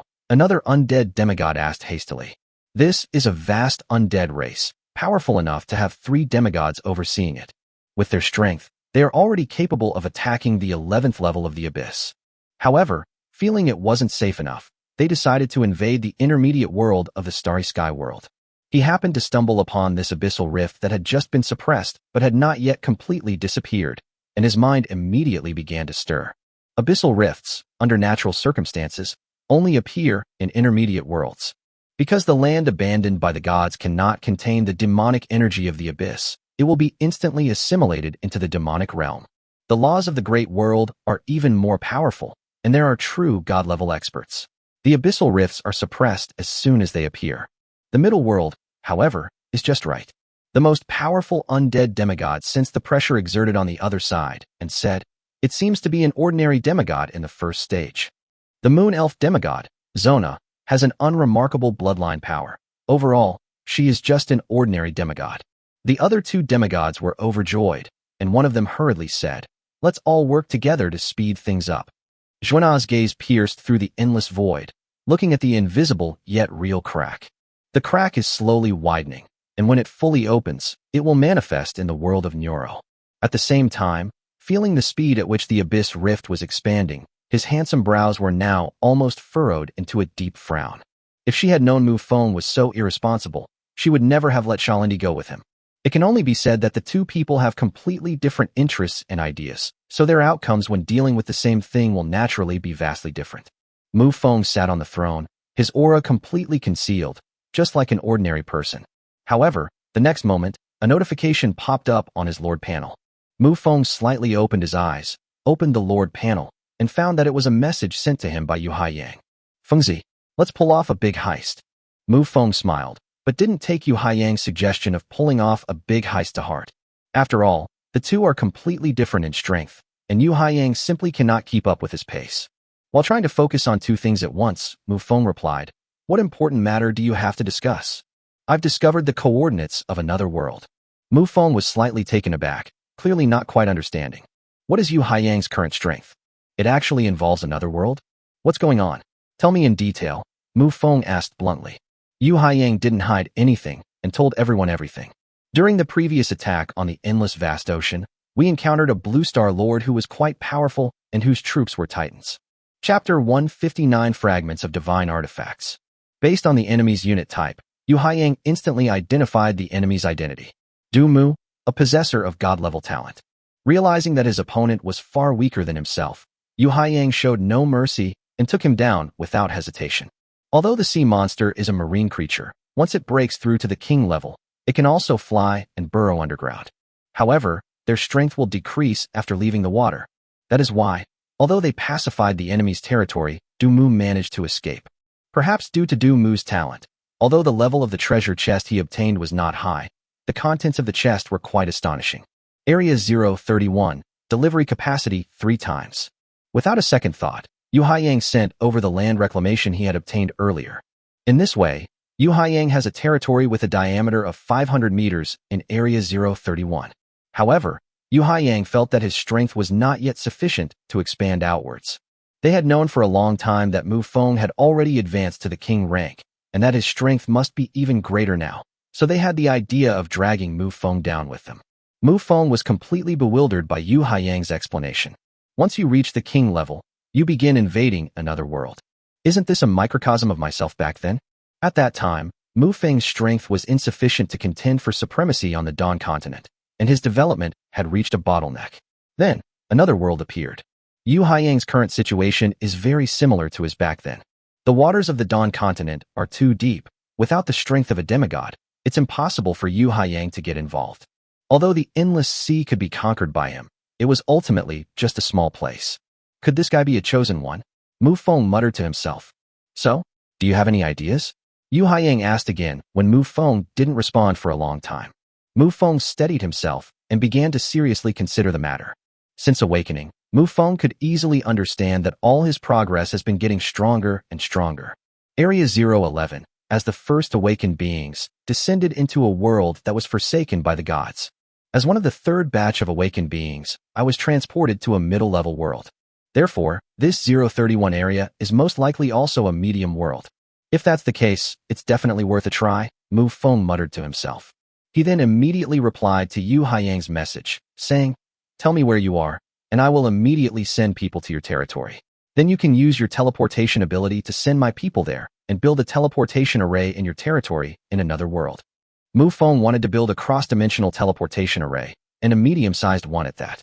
Although I didn't get it in Moon City, I found it in the territory of the wandering demigod. Throughout his conquests, Mufong has acquired far more spoils than those displayed on the Lord's panel. Yu Haiyang was slightly taken aback when he saw the message. Was his brother really going to play this big? Even though he had never been in contact with a teleportation array, he could understand it just by thinking about it. They can use the teleportation array to get there, but the other side can also use it to get there. It's a double-edged sword. However, he did not intend to persuade him, because he knew Mufeng's personality and that he would not do anything without being sure of success. After ending the chat, Mufong immediately contacted Xiao Luo and Lily. Upon learning the news, Charlotte immediately returned from the continent of Agu. But Lily didn't, because there was only one last step left before they could take down the entire Holy Altar Alliance. Meanwhile, Lily is just 1 point away from breaking through to the Holy Spirit level. After learning about the situation, Mufong did not insist, but instead told the other party to return after breaking through to the Saint Spirit level. As soon as Xiao Luo stepped into the magnificent hall, her eyes immediately locked onto Mufong. Although Mufong had no aura left, Xiao Luo, being someone who had been through similar experiences, naturally knew what the situation was. This is a demigod advancement. Her beautiful eyes curved into crescent shapes as she spoke. Congratulations, true ancestor, on your imminent entry into the ranks of those vying for supremacy over the stars. To enter the vast starry universe and gain a place within it, the demigod realm is the ticket. Only by reaching the demigod realm can one master the laws and open up world passages. If 2 worlds are at the same level, a demigod can use the laws of one world to directly open a world passage in the other. However, there are 2 requirements. You need to know the coordinates of the other world, and the other world must not have any barriers. Of Neuro today is in a state without any global barriers. Planets with global barriers all share a common characteristic. The entire world has been unified, and a very long time has passed. To unify the entire world, there must be a supreme being who surpasses all others. This powerful individual then used the laws of the world to construct a world barrier to prevent others from invading. Building global barriers takes a long time, which in turn requires a long period of peace. Mufong smiled and said, I need some more time. With the bloodline of His Majesty the true ancestor, this time will not be too long, Charlotte said. Mufong nodded in agreement. It wouldn't take him long to break through to demigodhood. It was precisely because of the short time frame that Mufong chose this method. If we were to send him into seclusion for a few years, it would be more worthwhile for him to go out and kill a few holy spirits. I'm giving you a task. You must act with caution and not be as reckless as before, Mufong instructed. Charlotte blushed slightly, feeling a little embarrassed. She knew that the true ancestor was referring to the incident a long time ago when she robbed a caravan. Fortunately, the Glorious Empire and the dragons later engaged in a great war. Otherwise, the Glorious Empire would certainly have taken the time to investigate. Your Majesty, true ancestor, please rest assured, I will never make such a mistake again, Charlotte said respectfully, bowing. Mufong nodded and then gave the instructions in detail. After receiving the order, Charlotte left the territory with 10 king-level vampires and 3,000 vampire soldiers. Mufong could certainly send out more vampires, but this is enough as an advance force. After all, the land reclamation from the ocean is only 500 meters deep. Watching the other person's departing figure, Mufong said, System, sign in. Mufong has been in seclusion for several days now. After all, Yu Haiyang has already swept across an island and returned to his territory. Congratulations, host, you have successfully checked in. You have received the following items. True Artifact Fragment, 3 Lives Demon Mirror Fragment January 5th. Item description, a 1/5 fragment of the 3 Lives Demon Mirror. Although it is only a fragment, it can still unleash a portion of the true God's power. Function 1, 3 Life Projection, which can project 2 illusions of oneself. Chapter 160 Youthful Appearance. Note, the complete 3 Lives Demon Mirror has 5 abilities, but after it was broken, each fragment carries 1 ability. If you want to unleash the full power of the artifact, please collect the other fragments. Mufeng's mind went blank for a moment, and then he couldn't help but rub his eyes. Fragments of a true divine artifact? After a brief moment of joy, Mufeng's expression turned grim. Because Mufong knew that the sign-in system was intelligent, and the two had communicated before. If someone suddenly does something big to me, does it mean I'm in danger? And it's difficult to handle on my own. Undeniably, this artifact fragment is Mufeng's best asset at this stage. The soul-capturing scepter has instantly turned into a worthless nuisance.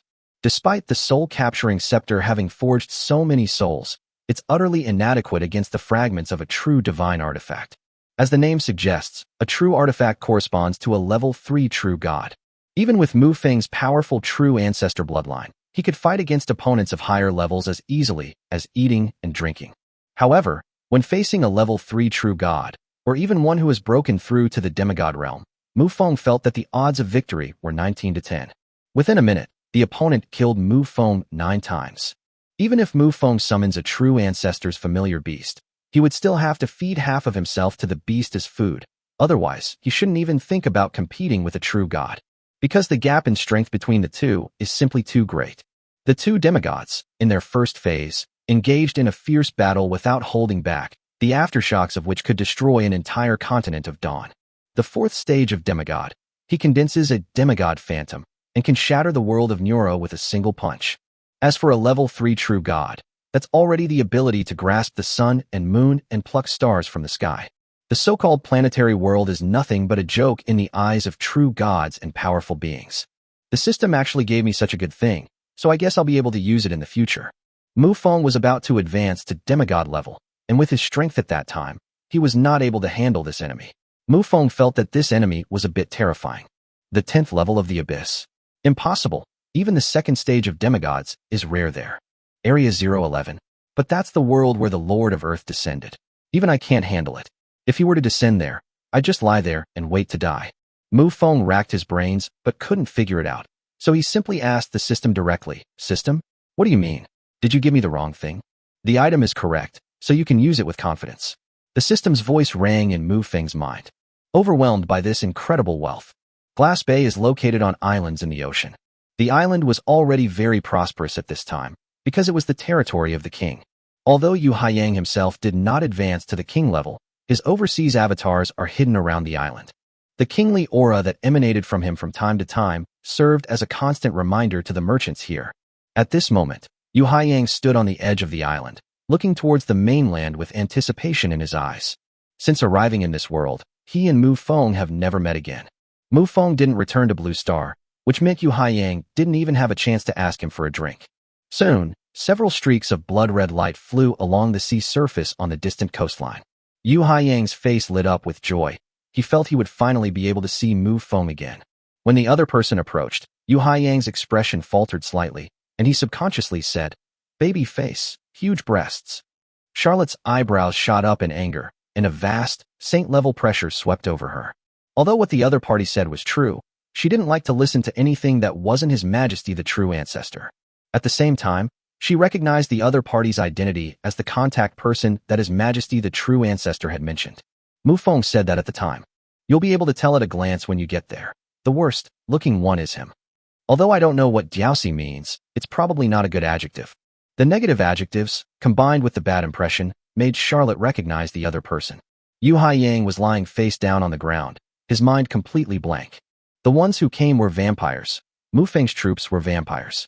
So this means it's Mufeng's unit, a saint level? Looking up behind Xiaoluo, he saw 10 kings and 3,000 heroes. He knew Mufong was stronger than him, but wasn't it a bit outrageous? Since the other party was, after all, the contact person, Xiaoluo didn't go too far and quickly withdrew his oppressive aura. Landing on the island's beach, Charlotte glanced at Yu Haiyang and said, "Let's send us to another world." As soon as Yu Haiyang felt the pressure on his body ease, he immediately sprang up.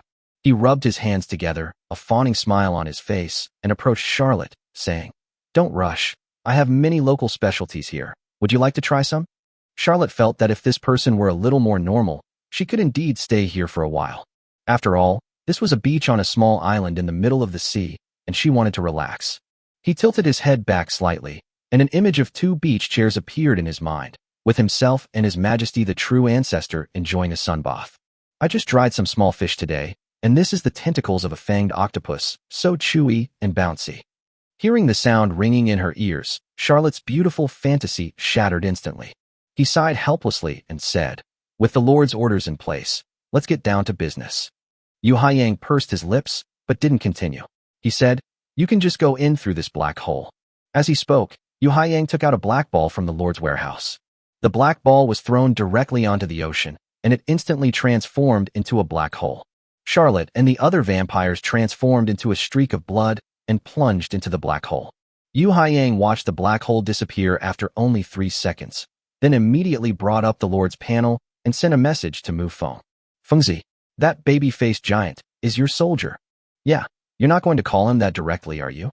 If it were anyone else, Mufong would never ask such a question, but this is Yu Haiyang, so it's hard to say. "Hee, I couldn't help but shout it out."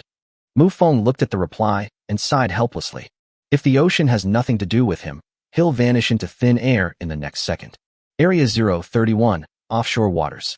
This world has only one super-large continental plate and one enormous ocean. On a small island with a diameter of 500 meters, a black hole suddenly appeared in the sky, and then more than 3,000 beams of blood-red light shot out from it. The moment Charlotte arrived in this world, she immediately began to sense her surroundings. Without a doubt, all I could perceive was the ocean. "You guys, go and build the teleportation array." Chapter 161, Ocean Races.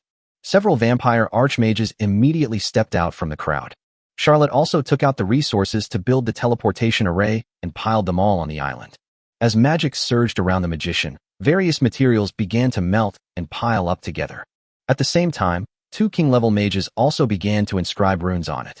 This is a medium-sized interdimensional teleportation array. With their strength, it would take them about a month to build such an array. If Lilith had successfully advanced to the Holy Spirit level at that time, this period of time would have been significantly reduced. After instructing the other party to build a teleportation array, Charlotte spoke again. "Spread out and scout the surrounding area in pairs." "Yes, ma'am." The 2 vampire kings then formed a team and dispersed in all directions. Charlotte herself did not leave, but remained on the island. Mufong sat on the throne in the main hall and opened the Lord panel. As before, there is another chat channel, Area 031. Mufong rubbed his chin, looking at the messages in the chat channel. "What's the situation on the Holy Church's side? Everyone, please don't do business with Li Dalong. That guy is a swindler. I asked for 10 enchanted weapons, and he cheated me out of them, giving me only defective ones. Oh yeah, my lord's hall has been successfully upgraded to level 4. Holy crap, is this for real? The person upstairs is amazing. Perhaps because of its absence, Area 031 appeared much more normal overall. It's the standard beginner village template. Although nearly half a year has passed, the strength of some normal lords is at most at the commander level. Those who have reached the hero level at this stage are already considered to be among the top tier.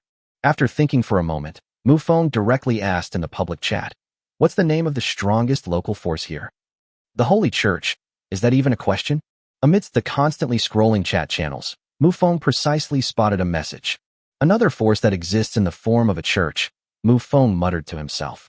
Although the question was very simple, and the other party's answer was also very simple, it contained many questions.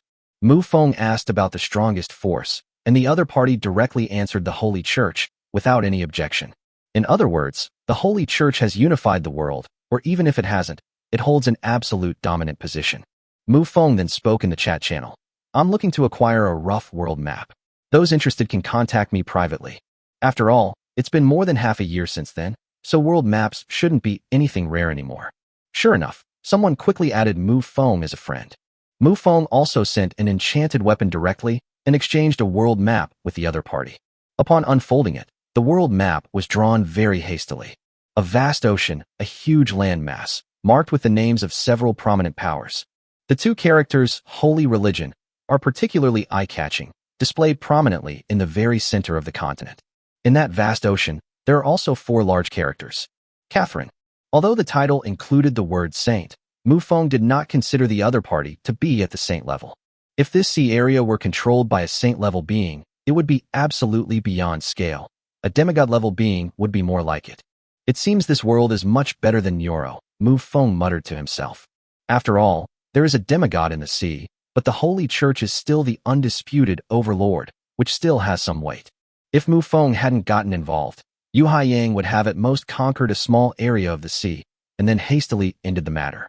However, now that Mufong has made his move, the world is bound to face tremendous upheaval. 2 vampire kings sped across the boundless sea. Their gazes swept over the sea below, and a look of joy appeared on their faces. Because in their perception, the further they went, the more life appeared in the sea below, which proved that they had found the right direction. About 2 hours later, with their combined strength at the king level, they had flown very, very far away. Covered in a thin film of blood, the 2 figures dived into the sea. The 2 stood on the coral reef, gazing at the even larger coral reef in the distance. This coral reef is so large that it's roughly equivalent to a giant underwater mountain. The gaps between the coral reefs resemble individual rooms. The 2 vampires could see figures moving through the gap. Clearly, this enormous coral reef is a city belonging to underwater life.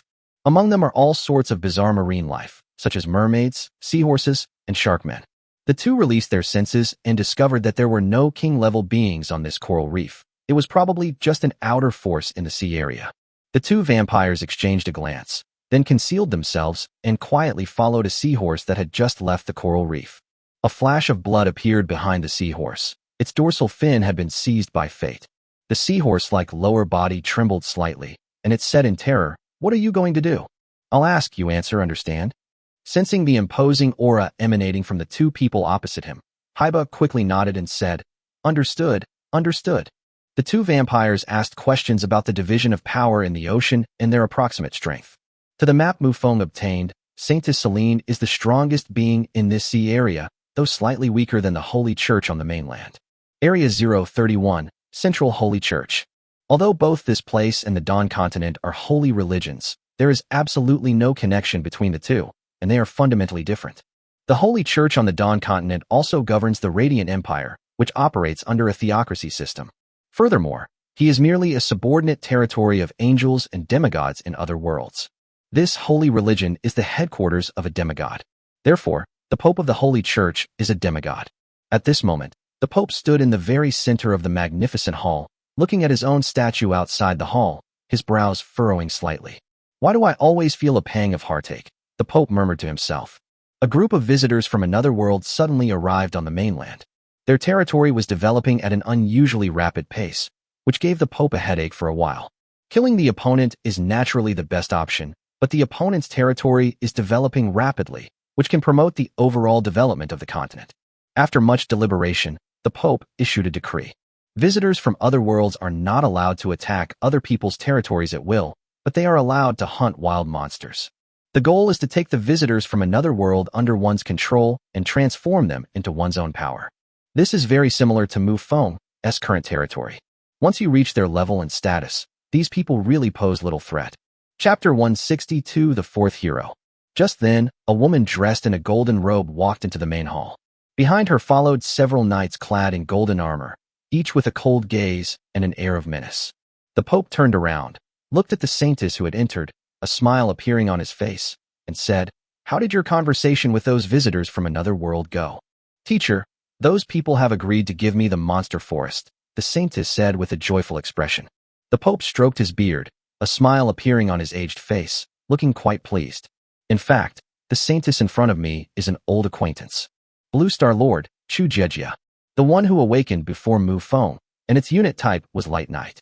Due to the special nature of her unit, she is naturally aligned with the Holy Church. Furthermore, while troop types have a growth cap, the Lord himself has no such cap. With enough experience points, even a pig can reach the peak of the Holy Spirit realm. As for breaking through to demigod level, that requires some intellect to comprehend the power of laws.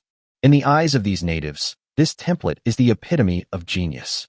He was destined to reach the pinnacle of the Holy Spirit realm and could also summon the Knights of Light, which immediately caught the eye of the Holy Church. The Pope directly accepted Chu Jejia as his disciple and has been teaching her with great care ever since. With the Holy Church as her backer, Chu Jejia's growth has been smooth sailing. When hunting wild magical beasts, the Holy Church directly used its power to create a magical beast forest for the other party, allowing them to hunt to their heart's content within it.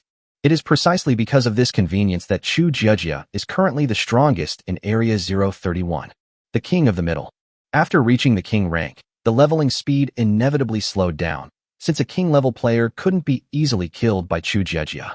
With a smile, the Pope stroked his beard and said, "In a while, you will go to Tianhai to represent the Holy Church and have exchanges with them." The so-called Tianhai refers to that vast sea area, which is also the territory of Saint Celine. Chu Jejia's face was full of joy as she said, "I've wanted to go to the sea for a long time. I've loved the ocean since I was little." Region 011, the continent of August. The magnificent magic circles in the sky are interconnected, creating a scene that is both beautiful and terrifying. Lily stood in the sky, and with a flick of her finger forward, terrifying magic rained down from the sky. The only remaining lord of the Holy Altar Alliance has long since fled, but his subordinates within his territory cannot escape. This lord's subordinates included 2 kings. Furthermore, due to the extreme imbalance of power between the 2 sides, no one could restrain Lily, so Lily was also slaughtering ordinary soldiers. After all the enemies were killed, Lily naturally rose to the Holy Spirit level. The power of heaven and earth surrounded her, and her curvaceous body exuded a sense of strength. After the war on the continent of Agu ended, Lily didn't linger at all. Following the orders of the true ancestor, he manipulated the War Black Tower, collected all the war behemoths, and then returned to the Blessed Sanctuary. When Lilivy arrived at the main hall of the Blessed Sanctuary, she saw several unfamiliar figures. Dwarves. Lily, Saxington immediately bowed and said, "My lord, these dwarves have come to surrender." Lily Wei's expression remained unchanged. This scene was exactly what everyone had expected. After the Holy Alliance was defeated, only the dwarves remained on this continent. The dwarven leader could easily see that the alliance was about to crumble. Then the dwarves thought of the giant beasts roaring on the battlefield, and the beautiful, yet terrifying vampires. Charlotte's ascension to the Holy Spirit rank was something everyone knew. Therefore, the dwarves felt that such a war was unnecessary and decided to simply surrender. From that moment on, the entire continent of Agu fell into Mufeng's hands. Although there are still some combat professionals scattered around, these people have no territory and will never pose a threat to the Lord. Mufong sat on the throne and opened the Lord panel. His focus was now on the experience points needed to level up.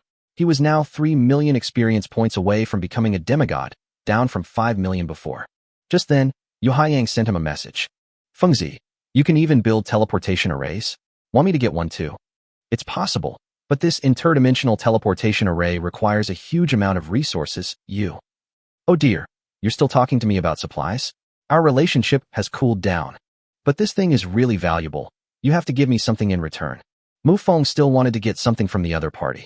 After all, Judging from Yu Haiyang's current performance, he can be considered a powerful minor lord, and he might have some good stuff in his possession. Yu Haiyang didn't reply to the message for a long time, seemingly struggling with his inner thoughts. All right, here you go, just hurry up and do it. Along with the message, an item was also sent. Hero Core. Mufong's eyes lit up instantly. As a lord's strength and territory increase, the value of various items decreases, and he gradually falls behind. However, the Hero Core is absolutely indispensable, spanning all stages of power across the entire territory. Even if Mufong grows to his peak, a powerful new generation is still indispensable. No lord would complain that his territory has too few heroes. Okay, deal. Mufong said directly. While there are a considerable number of hero cores within the lord's circle, they are generally not leaked out. Once you obtain a hero core, you'll most likely use it immediately. People like Yu Haiyang, who have inventory on hand, are extremely rare. After obtaining the hero core, Mufong immediately sent Lily, who had just returned to the territory, to the Bolyu Bay area to build a teleportation array. He himself immediately went to the hero altar. As the hero core was poured into it, the stone pillars of the hero altar began to glow faintly. An inexplicable pulling force spread out, and Mufong's eyes narrowed involuntarily. Something's definitely not right. Mufong's strength was no longer what it used to be. He had already explored the power of laws and was aware of everything that was happening before his eyes. He realized something. When others summon heroes, it seems they are creating a completely new life. But for oneself, it is the true calling. Summon a vampire who already exists to act as your hero. Mufong stopped thinking about it, because even if he figured it out, his strength wouldn't be able to change anything. The light on the hero's altar before us gradually intensified. As the light reached its peak, a figure appeared within it. With each step, the other person stepped out of the light. Chapter 163. One body, two souls. Mufong stared intently into the distance. She was a woman who was under 30 years old and was wearing a red dress. Her red dress was much more conservative than that of another hero, Lily. Her entire body was covered up almost completely, with only her ankles visible at most. Name: Lorna Crow. Jana Crow. Race: Vampire. Level: Holy Spirit Level 4. Loyalty: 100, 100. Growth ceiling: Level 1 Eternal God King. Skills: Mastery of all vampire magic, Mastery of all vampire skills, Mastery of general magic, Mastery of general skills. Special skill: Twin, an innate ability, a unique existence with two souls in one body. Mufong looked very surprised. This was the legendary dual soul body. The person in front of you may appear to be just one person, but there are two souls hidden inside his body. Rona looked at Mufong standing below the altar, blinked, and soon a look of joy appeared on her face. She gracefully lifted her skirt, preparing to quickly descend from the altar to pay her respects. However, when the other person stepped onto the stairs, they suddenly lost their balance and tumbled down the stairs. Seeing the person lying face down in front of him, spread out like a starfish, Mufong couldn't help but feel a black line appear on his forehead. He seems a little dim-witted, Mufong thought to himself. Soon, with a slight exertion of his arms, the other person was able to lift his body up. When Mufong looked up again, he noticed something different. Her once gentle, clear eyes now held a sharp edge, as if she were a completely different person. Mufong was instantly relieved.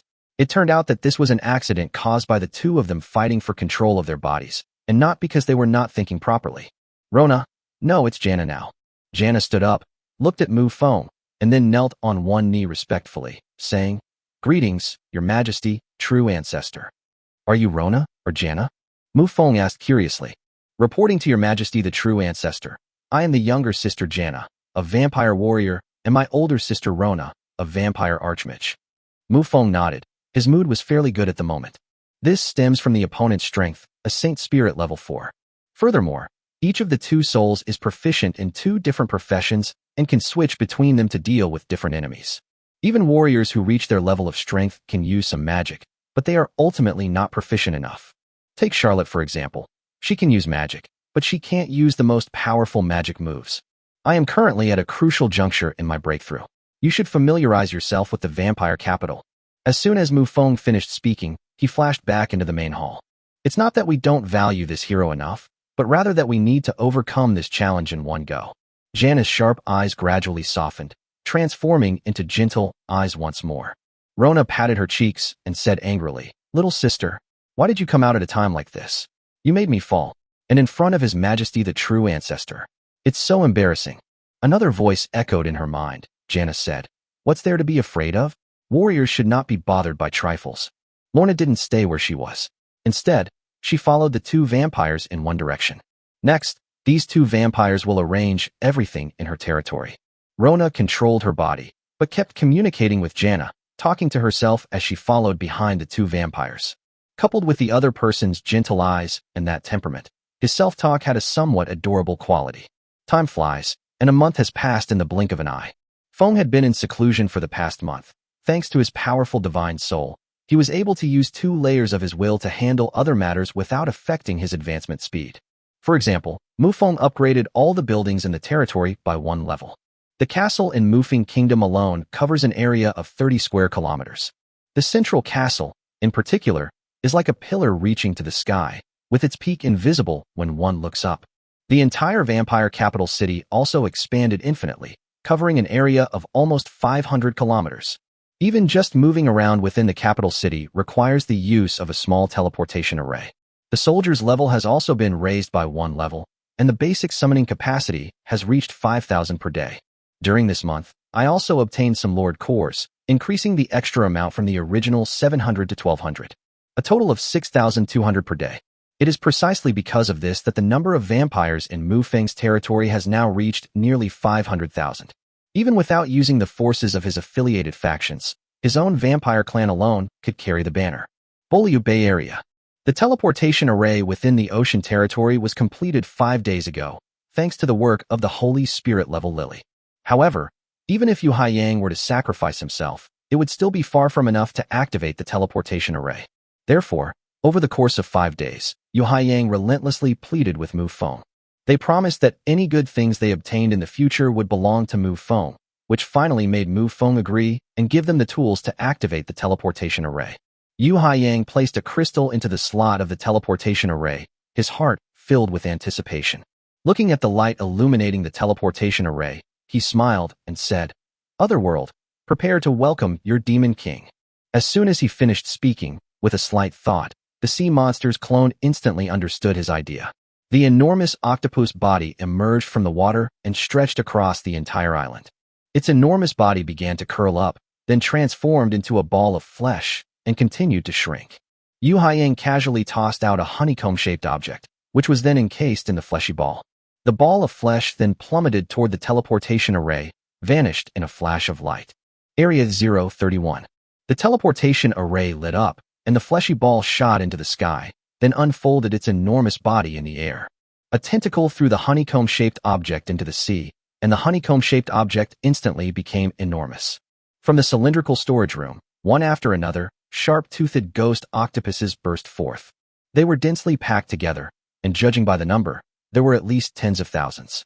This thing is actually an insect nest, similar to the one Luo Qianqian has. However, the quality is much worse. At this moment, there is only one teleportation array on the island, and a small number of vampires are stationed here. After all, this place is too small to be used as a base. Within a 500-kilometer radius of the island, the vampires had already erected numerous defensive lines. This small island is located in the core area. The sea monster's enormous body plunged into the sea, while the fanged octopus behind it dragged the insect nest in one direction. After walking for about a day, Yu Haiyang chose this location to build his nest. Chapter 164 Divine Might. Because of the existence of the insect hive, it won't take long to build a base in the ocean. Furthermore, due to the mobility of the insect hive, the location chosen by the ocean is relatively far from the teleportation array, since they came to invade. Just then, the sea monster's enormous eyes suddenly turned in one direction. In his perception, there was a huge sailboat sailing in one direction. I've already made some gains so soon after arriving, Yu Haiyang thought to himself. Then, with a flick of its giant octopus tentacles, it sped off in that direction. On the deck of a sailboat, Chu Jiejia held onto the railing with both hands, a smile on her lips, her eyes slightly closed as she tilted her head back, enjoying the sea breeze blowing in her face. This is the sea, it's so beautiful. But as soon as she finished her reflection, her expression turned serious, and she stared intently in one direction. A massive shadow swept across the ocean, and the aura of a king was rapidly approaching. The soldiers on deck raised their rifles and looked warily into the distance. Although the sea monster was on the seabed, It could see the people on the deck from a great distance. That's Chu Jejia. As the object of Yu Haiyang's secret crush back then, he could naturally recognize her at a glance.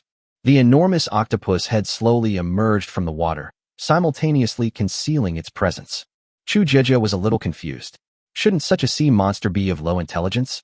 She had naturally read many of the collected books and recognized the identity of the sea monster. Just as she was wondering, a voice suddenly came to her mind. Chu Jejia, it's me, Yu Haiyang. Chu Jejia's expression of confusion deepened. Yu Haiyang? Who is that? She asked in confusion. The Lord of Blue Star? Looking at the sea monster in the distance with its bouncy skin, nodding up and down like jelly, Chu Jejia's face showed a strange expression. First, he sensed the opponent's strength, a lower-level king. Having determined that the opponent was weaker than herself, Chu Jejia turned to the soldiers behind her and said, "This sea monster seems to be intelligent. I'll go and talk to it." After saying that, he soared into the sky and flew towards the sea monster.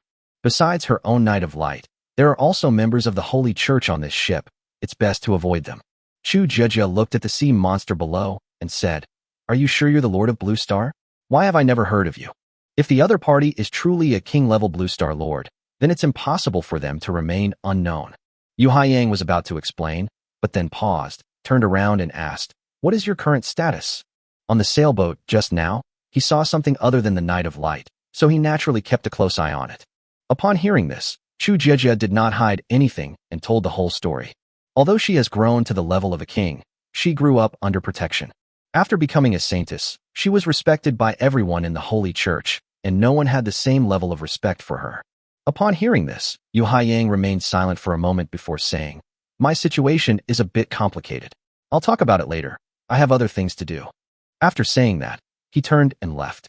He came to invade this world. Chu Jejia is now the holy maiden of the Holy Church, so they are essentially on the opposite side. When the other party talked about the Holy Church, they looked very proud, so it was obviously impossible to turn them against it. Since that's the case, let's just say nothing and meet on the battlefield in the future. Yu Haiyang is no longer the student with clear eyes he once was, but a ruthless ocean lord. Almost there. Just a little bit more. It's done. In the abyss, a demigod of the undead race looked at the abyss fissure before him and shouted with delight. At a normal pace, it will take at least several years for this abyssal rift to officially appear in the Neuro world. However, with 3 demigods acting as promoters, this time was significantly reduced. The moon elf Zona sighed as she looked at the abyssal rift that had appeared in the far north. The dragon demigod, otherwise the other party would never have allowed the abyssal rift to appear on its territory. The entire far north was trembling violently, and a huge rift stretching 50 kilometers in length and width was slowly unfolding. The iceberg is sinking, and seawater is pouring into it. A demigod, his eyes burning with flames, began to peer into the world beyond. In his perception, there was a demigod whose aura was as bright as the moon. "There's only one demigod," the undead exclaimed in delight. The other 2 undead were also overjoyed. If it were just a demigod, they could have dealt with it in no time. Then what are we waiting for? Let's attack together. Within the massive, abyssal fissure where seawater continuously poured in, the body of a demigod rose into the sky. But the next moment, a streak of dark light swept across the sky. The first undead demigod to emerge didn't even have time to react before his body was pierced by the dark light. The remaining 2 undead were slightly taken aback, their gazes fixed on the light swirling in the sky. That was a scepter. Just one glance at the skull on it gives you the feeling that your soul has been stolen. The next moment, a powerful aura descended upon this place. The 3 undead demigods all looked on in horror, their eyes fixed on one direction. It was a bustling capital city. Inside that magnificent hall, a young vampire slowly stood up. Although they were far apart, the terrifying aura was like a lion awakening. The young man flashed and appeared above the castle. The 5 shimmering lights above his head represented the power of 5 laws. They all converged into a small stream, constantly colliding above the young man's head, sparks flying everywhere. With each spark that appears, a large amount of power of law flows into it, attempting to turn the fleeting spark into a raging flame. This is something any demigod would know. This is the ignition of divine fire, preparing to advance to the second stage of demigod. Thanks to Mufong's profound foundation in the laws, the moment he advanced to demigod, his power of laws collided with each other, attempting to ignite the divine fire. Yes, the instant the abyss rift opened, Mufong advanced to demigod. Standing high in the sky, Mufong unleashed his aura without reservation. The immense divine power descended like the heavens, and the terrifying pressure forced everyone to bow their heads to the ground. Mufong looked up at the constantly intertwining power of laws above his head. Now that he had the opportunity to advance to the second stage of demigod, Mufong naturally wouldn't give it up. He roared to the sky, and the whole world trembled. In that instant, the sparks created by the collision of the laws transformed into a raging inferno. Chapter 165, Lord's Second Stage. The raging flames above his head slowly seeped into Mufeng's body through his brow. The oppressive aura belonging to the second stage of demigod emanated from him. Advancing to demigod status, Mufong had accumulated a vast amount of power based on the laws of nature. Now that it has made a breakthrough, such a foundation is not only reflected in its strong combat power among its peers. Breaking through to the second stage of demigod was a natural progression. Mufong raised his head slightly, his gaze fixed on the deep universe. A pure black planet gradually transforms from a black outline into a solid form. Not only Mufong, but everyone who looked up could see a giant planet. The planet seemed so close that it blocked half the sky from view. Without any hesitation, Mufong opened the Lord's panel. Because at this moment, the Lord's panel showed an anomaly, appearing simultaneously with that planet. In the very center of the Lord's panel, rows of text stretched horizontally across the center and could not be closed. A Lord has been detected to have advanced to the demigod level. The second stage of the Lord's advancement and the path of world advancement are now open. An unknown planet will merge with this world, creating a large world with a binary star system. Along with the planet come enormous challenges.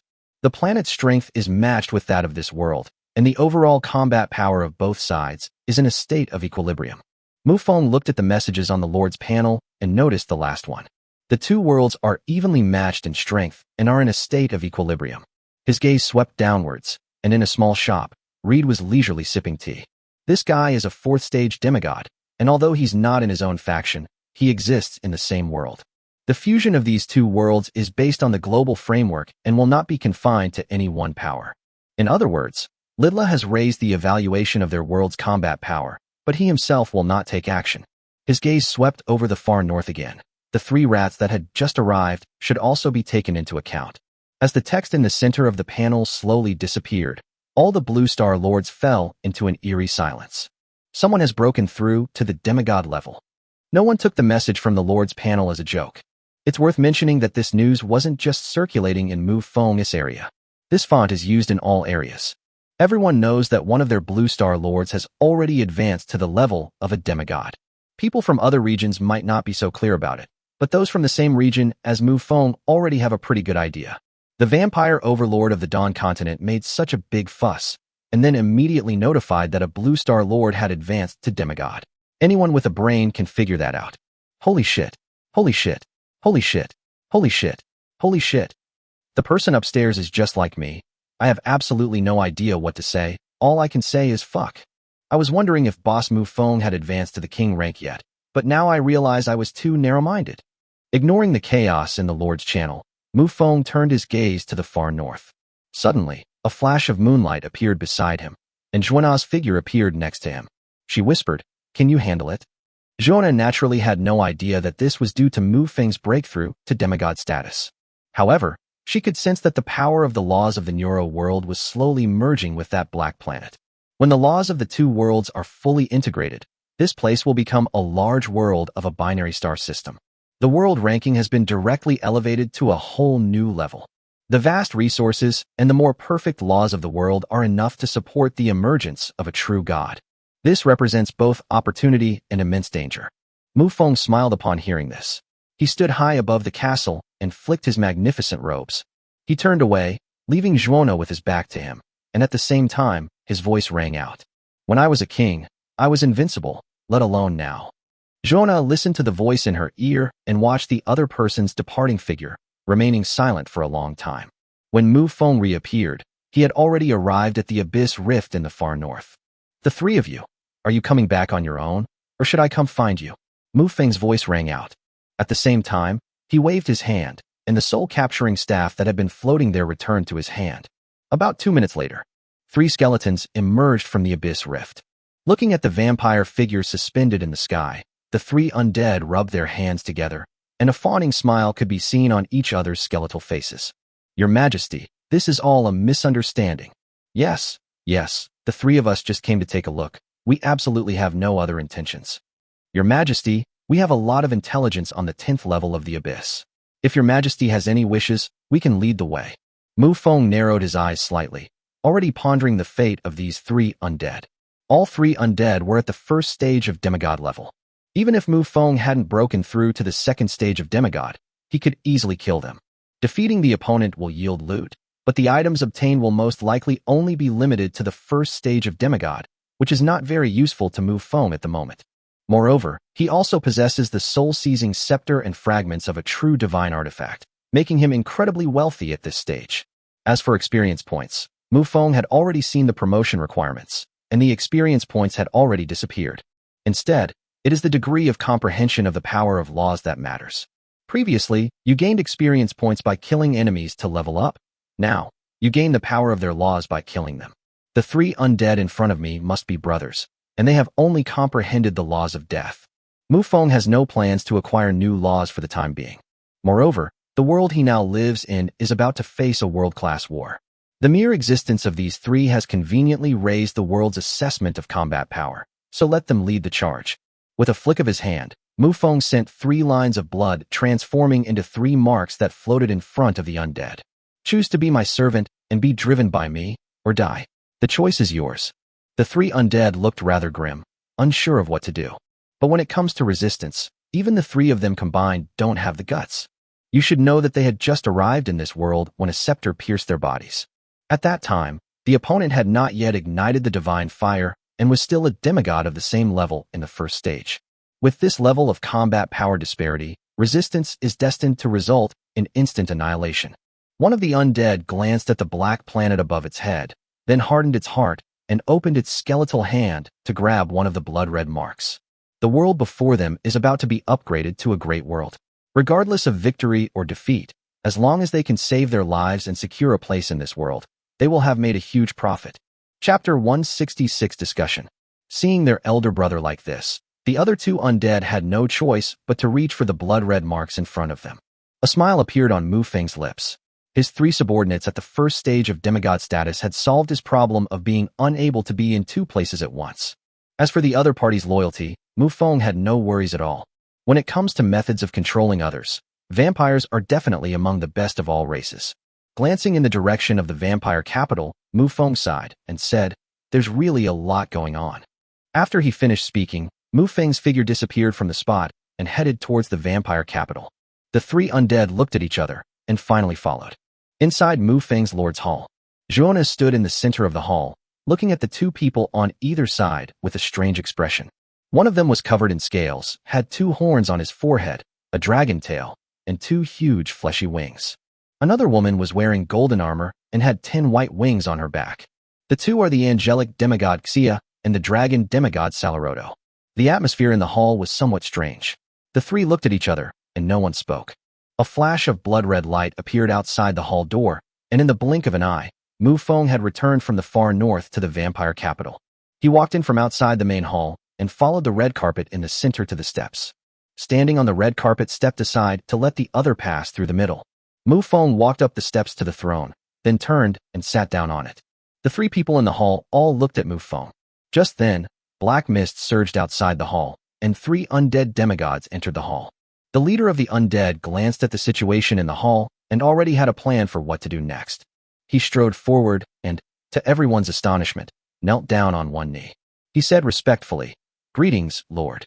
Since the other party has already placed a blood mark on us, there's no need to be sentimental anymore." Clearly choosing sides gives their leader more say, which in turn allows them to reap more benefits in the future. This is what they should be doing now. The other 2 undead did the same, kneeling on one knee and respectfully addressing their lord. "Rise." Mufeng's calm voice rang out from the throne. He then turned his gaze to the angelic demigod and the dragon demigod, and said in a mocking voice, "You 2 are usually elusive, but now that Neuro is about to ascend to the status of a great world, you seem to be planning to come and get a share of the pie."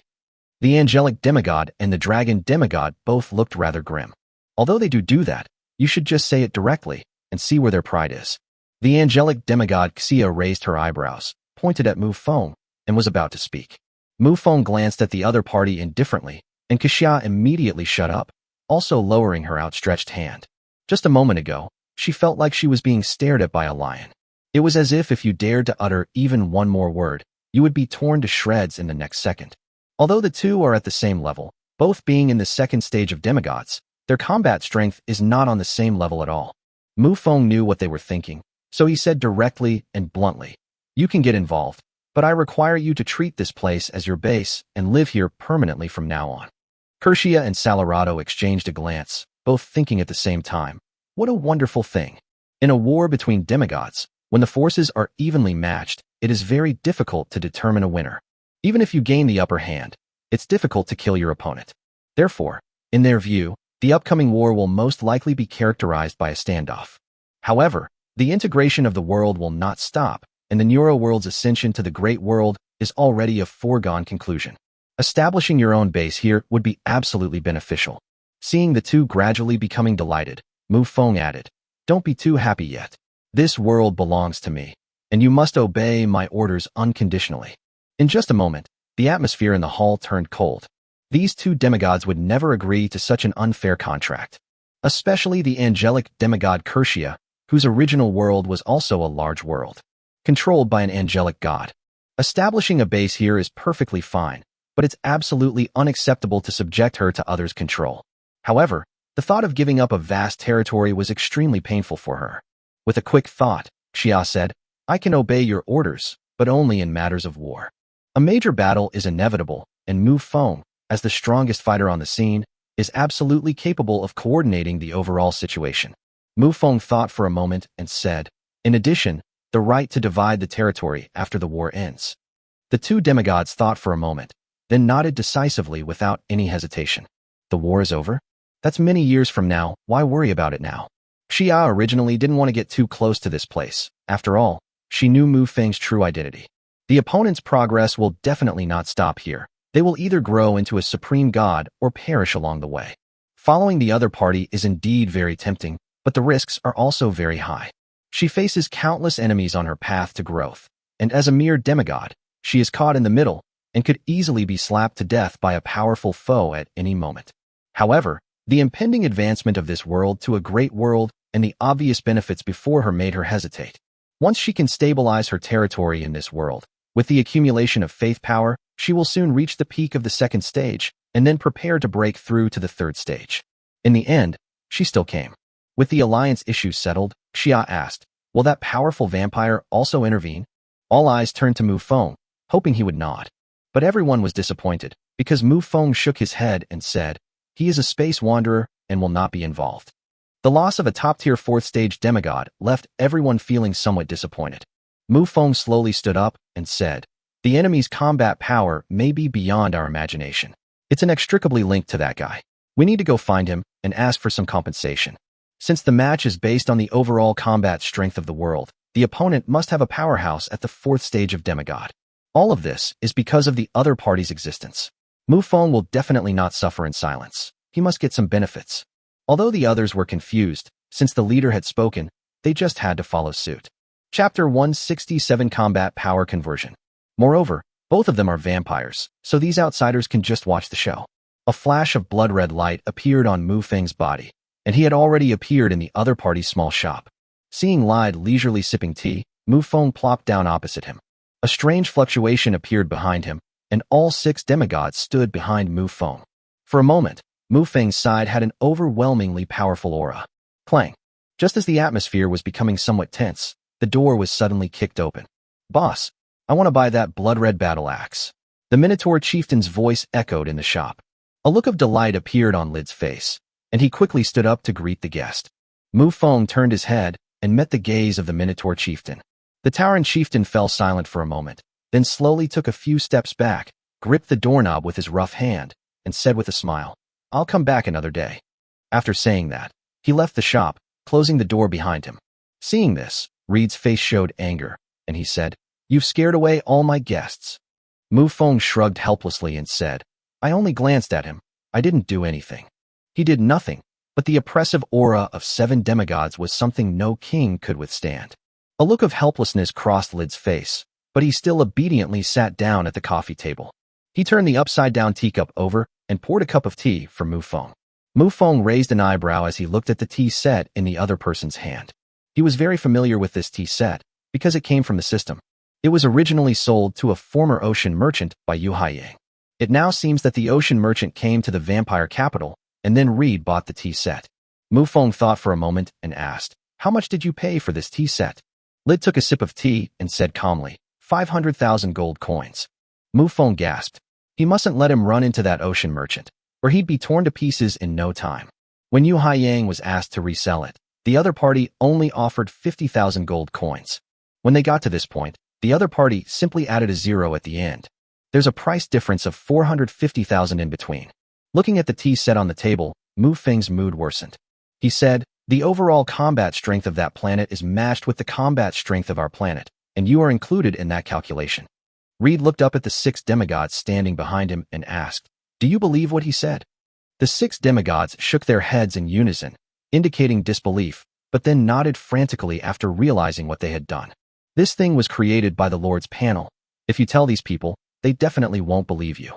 After all, to a normal person, this is a random event, and the opponent's combat strength should also be random. As the only person in the know, Mufong said bluntly, "Either you go and lead the vanguard, or give me a divine artifact." "Did you omit a word and a half?" Reed added. Mufong nodded and extended his hand, saying, "You know it yourself." Lid immediately shut up and remained silent. He sighed, a flash of blood-red light appeared in his hand, and then a scepter appeared in his hand. The scepter is blood-red overall, with a crescent moon at the top that shimmers with a blood-red light. Mufong reached out and took the scepter, examined it carefully, and then threw it to Zhuana. Zhuana caught the scepter somewhat dizzily, her brain not quite processing it yet. This is a genuine semi-divine artifact, and it arrived in my hands looking so fresh and clean. What's causing this feeling of unreality? Having gained the benefits, Mufong didn't intend to stay any longer and disappeared from the spot in a flash. Zhuana reacted quickly, disappearing in a flash of moonlight, fearing that Mufong would take back the semi-divine artifact after he left. Inside the Lord's Hall, Mufong sat on the throne once more, his gaze falling upon the 3 undead demigods below. The other 3 have all returned to their respective territories, so there's no need for them to stay here. After all, 2 more demigods need to establish their own capitals, so the original scale is definitely not enough. Mufong thought for a moment and said, "The 3 of you should gather the undead army here and station it in the Emerald Desert." The Emerald Desert is vast and sparsely populated, making it a perfect place to settle the undead race who do not require resources. The 3 demigods nodded in unison and then went to attend to their business. Mufong sat alone on the throne, pondering the specific combat strength of that black planet. Since the 2 sides are evenly matched in combat strength, it's not hard to guess. Lid, 4th stage of demigod. Zhuana, 1st stage of demigod. 3 undead demigods, the 1st stage of demigods. Since the matching time was the very first moment of Mufeng's ascension to demigod, Mufong also corresponds to the 1st stage of demigod. After all, there was a very small time gap between Mufeng's advancement to demigod and his becoming a 2nd stage demigod. In addition, angelic demigods and dragon demigods should also be included. Both of them have territories in this world, and they will inevitably arrive once war breaks out, so they will definitely be included in the calculation. Among them, the angelic demigod Kerja is a 2nd stage demigod. Under normal circumstances, the overall combat power level of the Neuro world is equivalent to that of 4 demigods. But who would have thought that there would be a 4th stage demigod who didn't do anything productive? Who would have thought that at that very moment, 3 undead demigods would invade the world? Mufong sighed and focused his mind on his own body. At this moment, 5 radiant lights were coiled within his body, swirling around a flame. The 5 rays of light represent the power of 5 laws. The law of equivalence, the law of nothingness, the law of space, the law of fire, the law of blood. Mufong had not deliberately tried to comprehend the law of blood within it. He advanced to demigod status. The blood flowing through his body automatically contained the law of blood. Moreover, his level of comprehension is quite high. It is the strongest of his 5 laws. Secondly, there's the law of space, thanks in part to that wandering demigod. Mufong did a quick calculation and concluded that his combat strength was sufficient to fight a 4th stage demigod. With the addition of the soul-stealing scepter and fragments of true artifacts, he is virtually unmatched among demigods. If one uses their hidden resources, escaping from the hands of a true god is not a problem. If Mufong were to risk his life, he might not be unable to fight against a true god-level expert. Just then, a voice rang in Mufeng's mind. This is a magical message from Lydia. Your Majesty, true ancestor, do you have time to visit the abyss? The situation here is a bit complicated. Chapter 168, Wandering Among Them. Mufong sighed helplessly, then looked up at the distant starry sky. The dark planet was still just an outline. It would take some time before it could descend upon us. However, the situation in the world of Neuro is very chaotic right now, with many demigods here. After thinking for a moment, a ball of flame broke free from Mufeng's body. The flames twisted and contorted before him, then transformed into a humanoid phantom. This is a skill I acquired a long time ago, Willpower Phantom. Now that Mufong has advanced to demigod status, this skill has also received an epic buff. Mufong can differentiate a kind of law power, which evolves into a law phantom. The law phantom is an evolution of the law, possessing the combat power of a first-stage demigod. Having lost the physical support of the true ancestor's bloodline, the law phantom is merely a regular first stage of a demigod. Leaving behind a phantom image of the law, Mufong headed alone to the 10th level of the abyss. The 10th layer of the abyss, within Chapros's territory. When Mufong's aura appeared in the territory, Chapros's face immediately lit up with ecstasy. He slammed his glass down on the table, then stood up to greet him. The moment Chapros saw Mufong, he asked suspiciously, "You've broken through to the second stage of demigod?" Mufong no longer needs to hide his cultivation level. Even someone at the first stage of demigod can sense his level. As the lord of the territory, this kind of deterrent power was exactly what he needed. Mufong nodded directly. Chapros excitedly slapped his thigh and said immediately, "I'll raise an army right away. Let's attack the territory of Garok." Gerald Philly, that's his brother's name.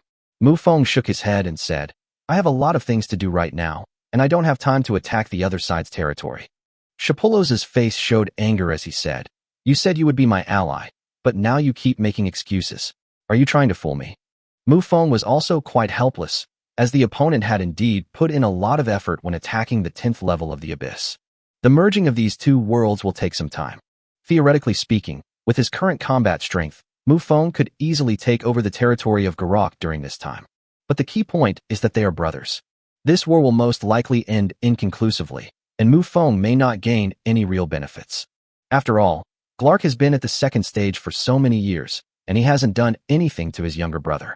Mufong said, "The world I'm in right now is at a critical juncture in its advancement, and I simply can't spare the time."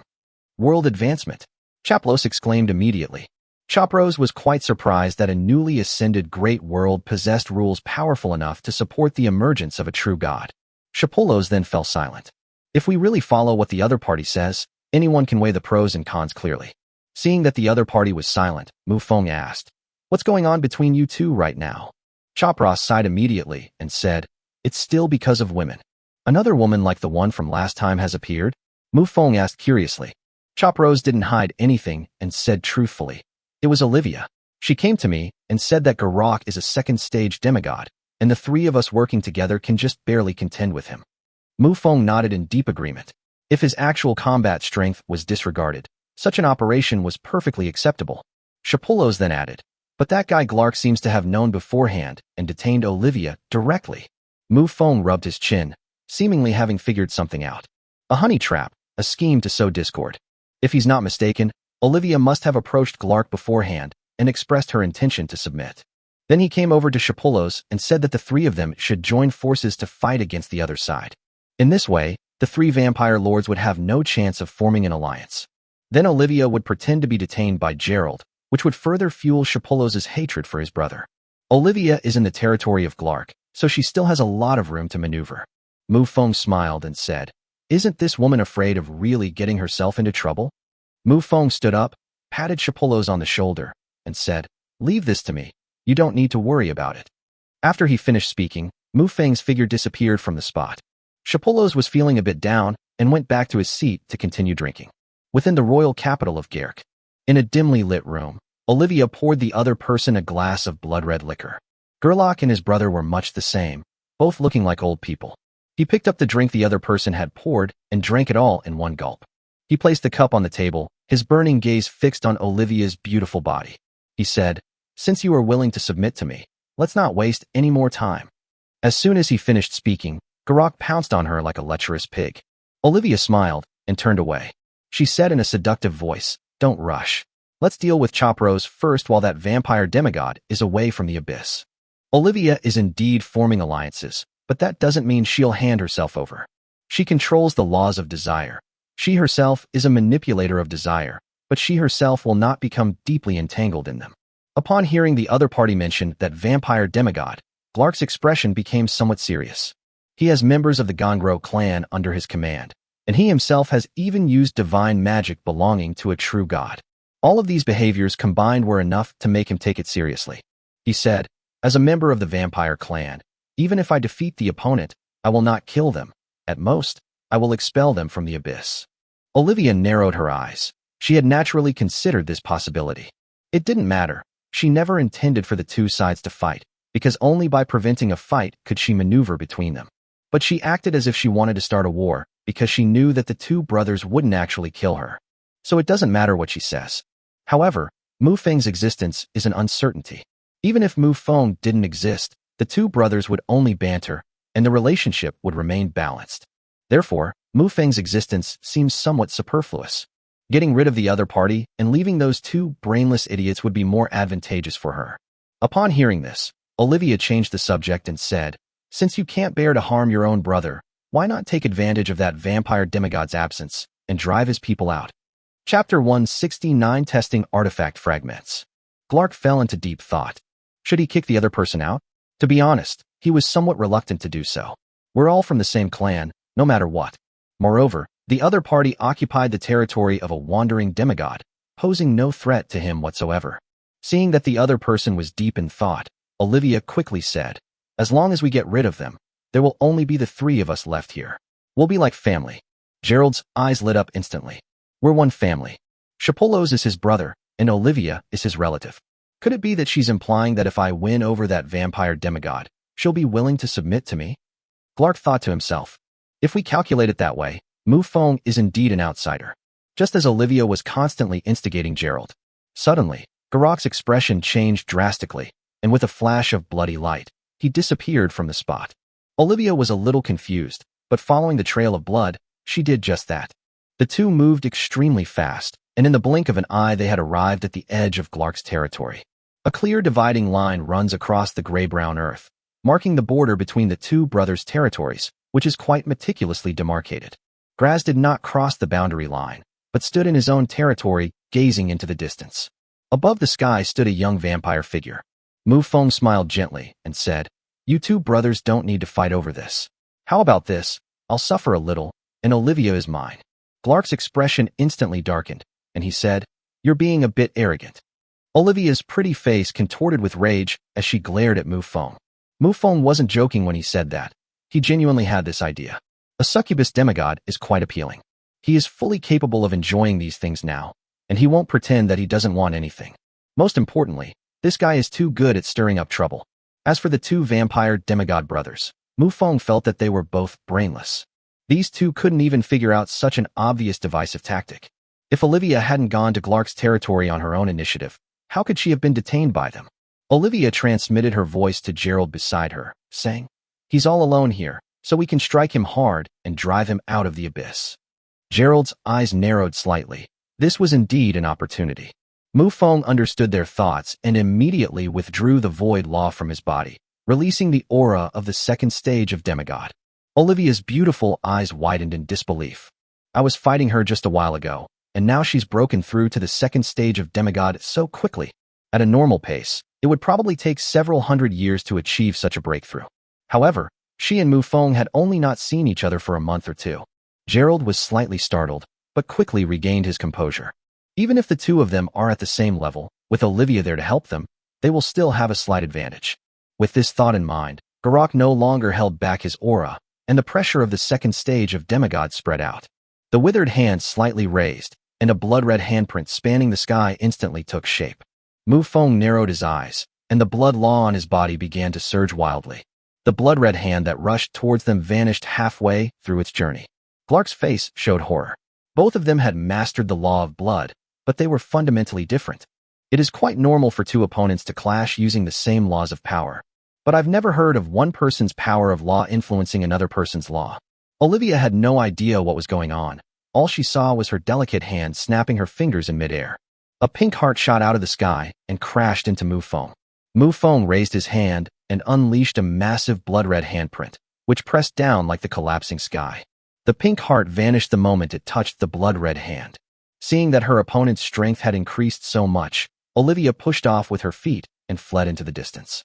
In a war of this magnitude, it's best for her to stay far away and play a support role. Garak looked up at the colossal hand that blotted out the sky, his body radiating a brilliant crimson light. He roared to the sky and transformed into a streak of blood-red light, charging towards the blood-red hand. The enormous, blood-red hand that blotted out the sky suddenly emitted a burst of crimson light from its center. Garak's figure emerged from within, actually passing through the center of the crimson hand.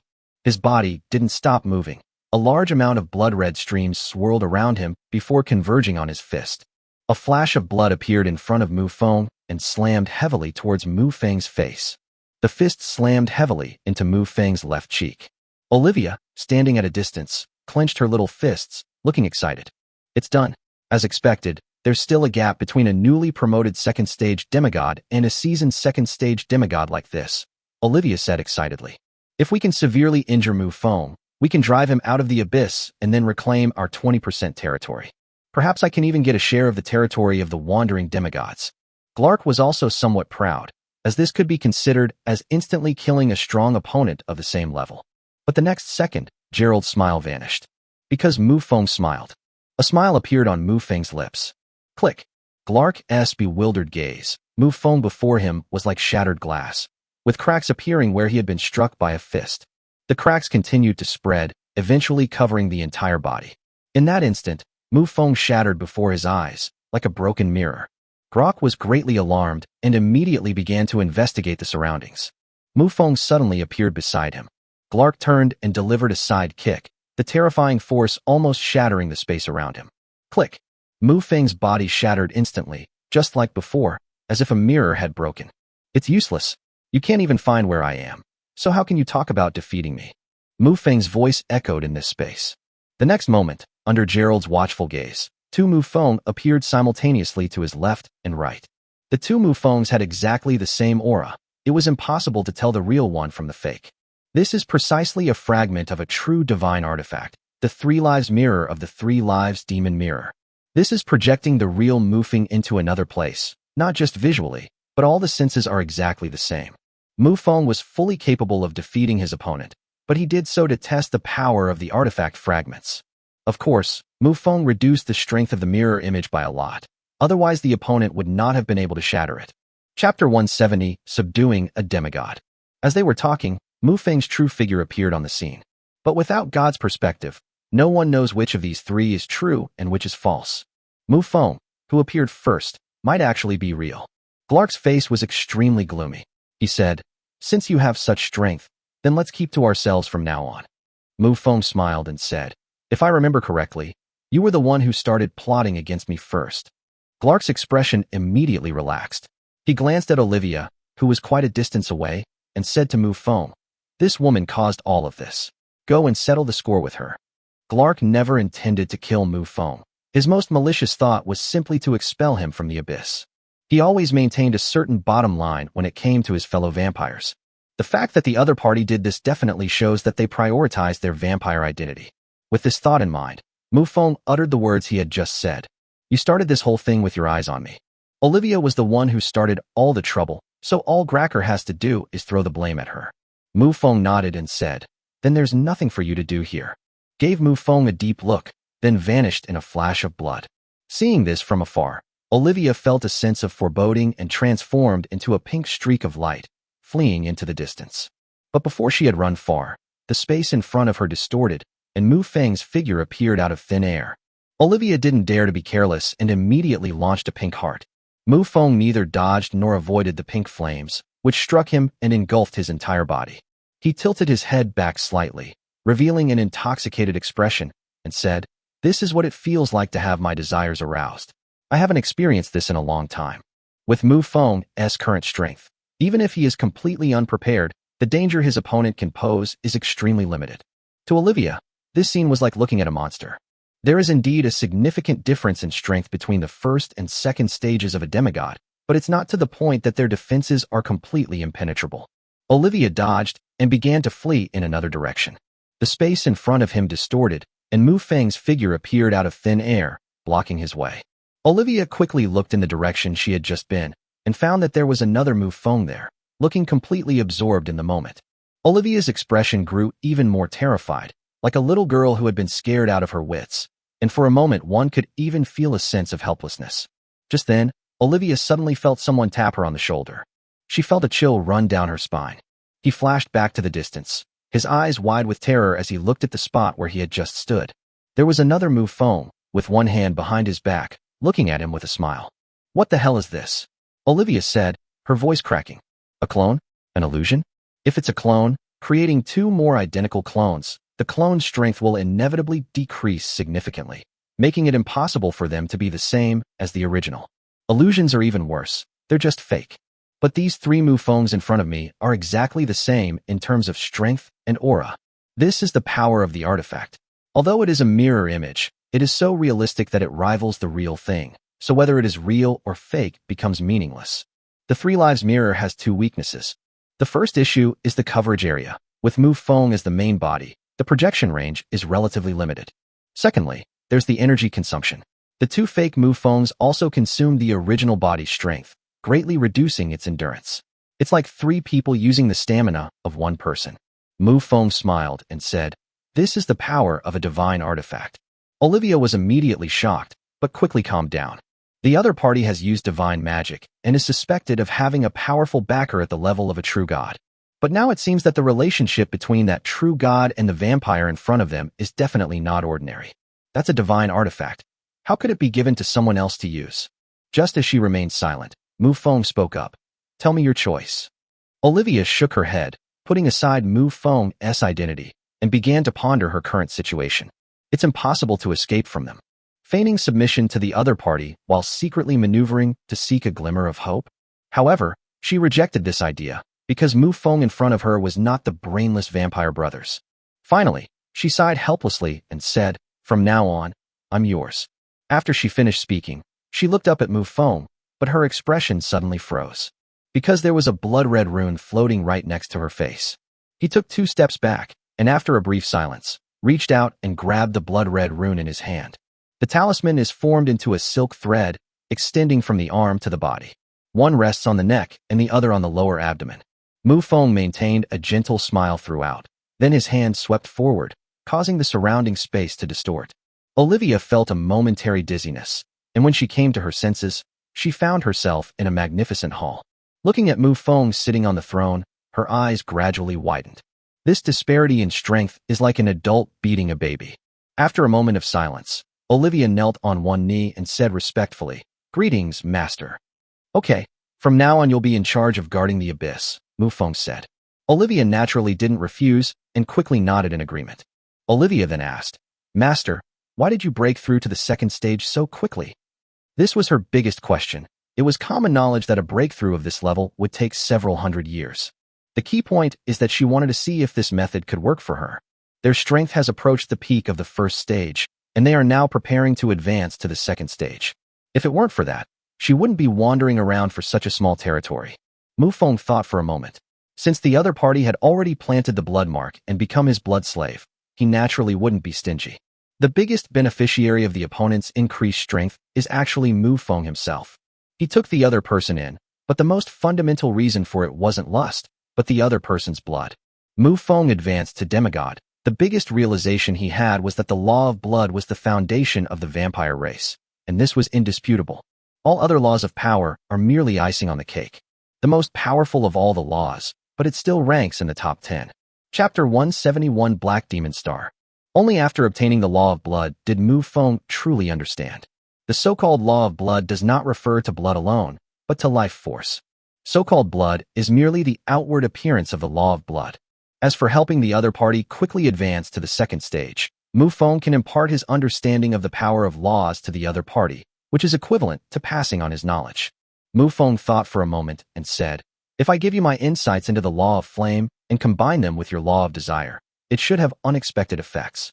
The other party's desire law is also manifested in the shape of a flame. However, it lacks the intensity of a normal flame. Instead, it arouses desire in people's hearts. If it were combined with the laws of fire, it might have two different effects, leading to more variations in combat. Olivia's face lit up with joy, and she quickly and respectfully said, "Thank you for the gift, Master." Mufong slowly rose from the throne and walked down the steps. After her initial excitement, Olivia felt uneasy when she saw the other person walking towards her. Her head was slightly lowered, and she knelt motionless on the ground. Mufong lifted the other person's chin with his hand, examining her exquisite and charming face. The next moment, the flickering flames could be clearly seen in Mufeng's eyes. Although the law of fire was not in Mufeng's possession, he only imparted his understanding of the law of fire to the other party, rather than directly giving him the law itself. A moment later, Olivia had many more memories about the laws of fire in her mind. A look of joy reappeared on her face as she looked up at Mufong. The flames in Mufeng's eyes had dissipated, but a trace of bloodlust flashed across his eyes. Olivia blushed. She knew exactly what to do next. After all, she was a succubus. Although they lack practical combat experience, their experience is definitely not low, because it is the racial memory engraved in their minds. After a period of time, Olivia watched Mufeng's departing figure and thought to herself, "If I ever look for a man again, I'll never date a vampire." Mufeng's departing figure suddenly paused, and he turned around to glance at the other person. Olivia chuckled awkwardly and said, "I was just joking. I'm not thinking about finding a man." Mufong did not linger on this matter. He vanished in a flash of blood. Olivia breathed a sigh of relief, realizing the domineering nature of high-ranking vampires. Dragging my somewhat tired body, I slowly got out of bed. The reason she complained like that was because serving a vampire is really troublesome. When your soul is almost ascending to heaven, it's incredibly annoying when someone suddenly bites your neck. This isn't growing strawberries, it's actually sucking blood. Mufong left the abyss and returned to the Dawn continent. Sitting on the throne in the grand hall of the vampire capital, he felt the changes within his own body. Obtaining Olivia's first blood, the blood law clearly became even more powerful. After briefly experiencing it, Mufong withdrew the illusory image of the flame law and then brought up the Lord's panel. There are now 3 treasure chests lying in the warehouse on the Lord's panel. 2 of them are demigods, and 1 is a saint.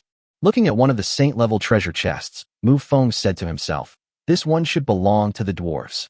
Although the dwarves do not possess individual combat strength at the saint level, they have created a war machine with saint-level power.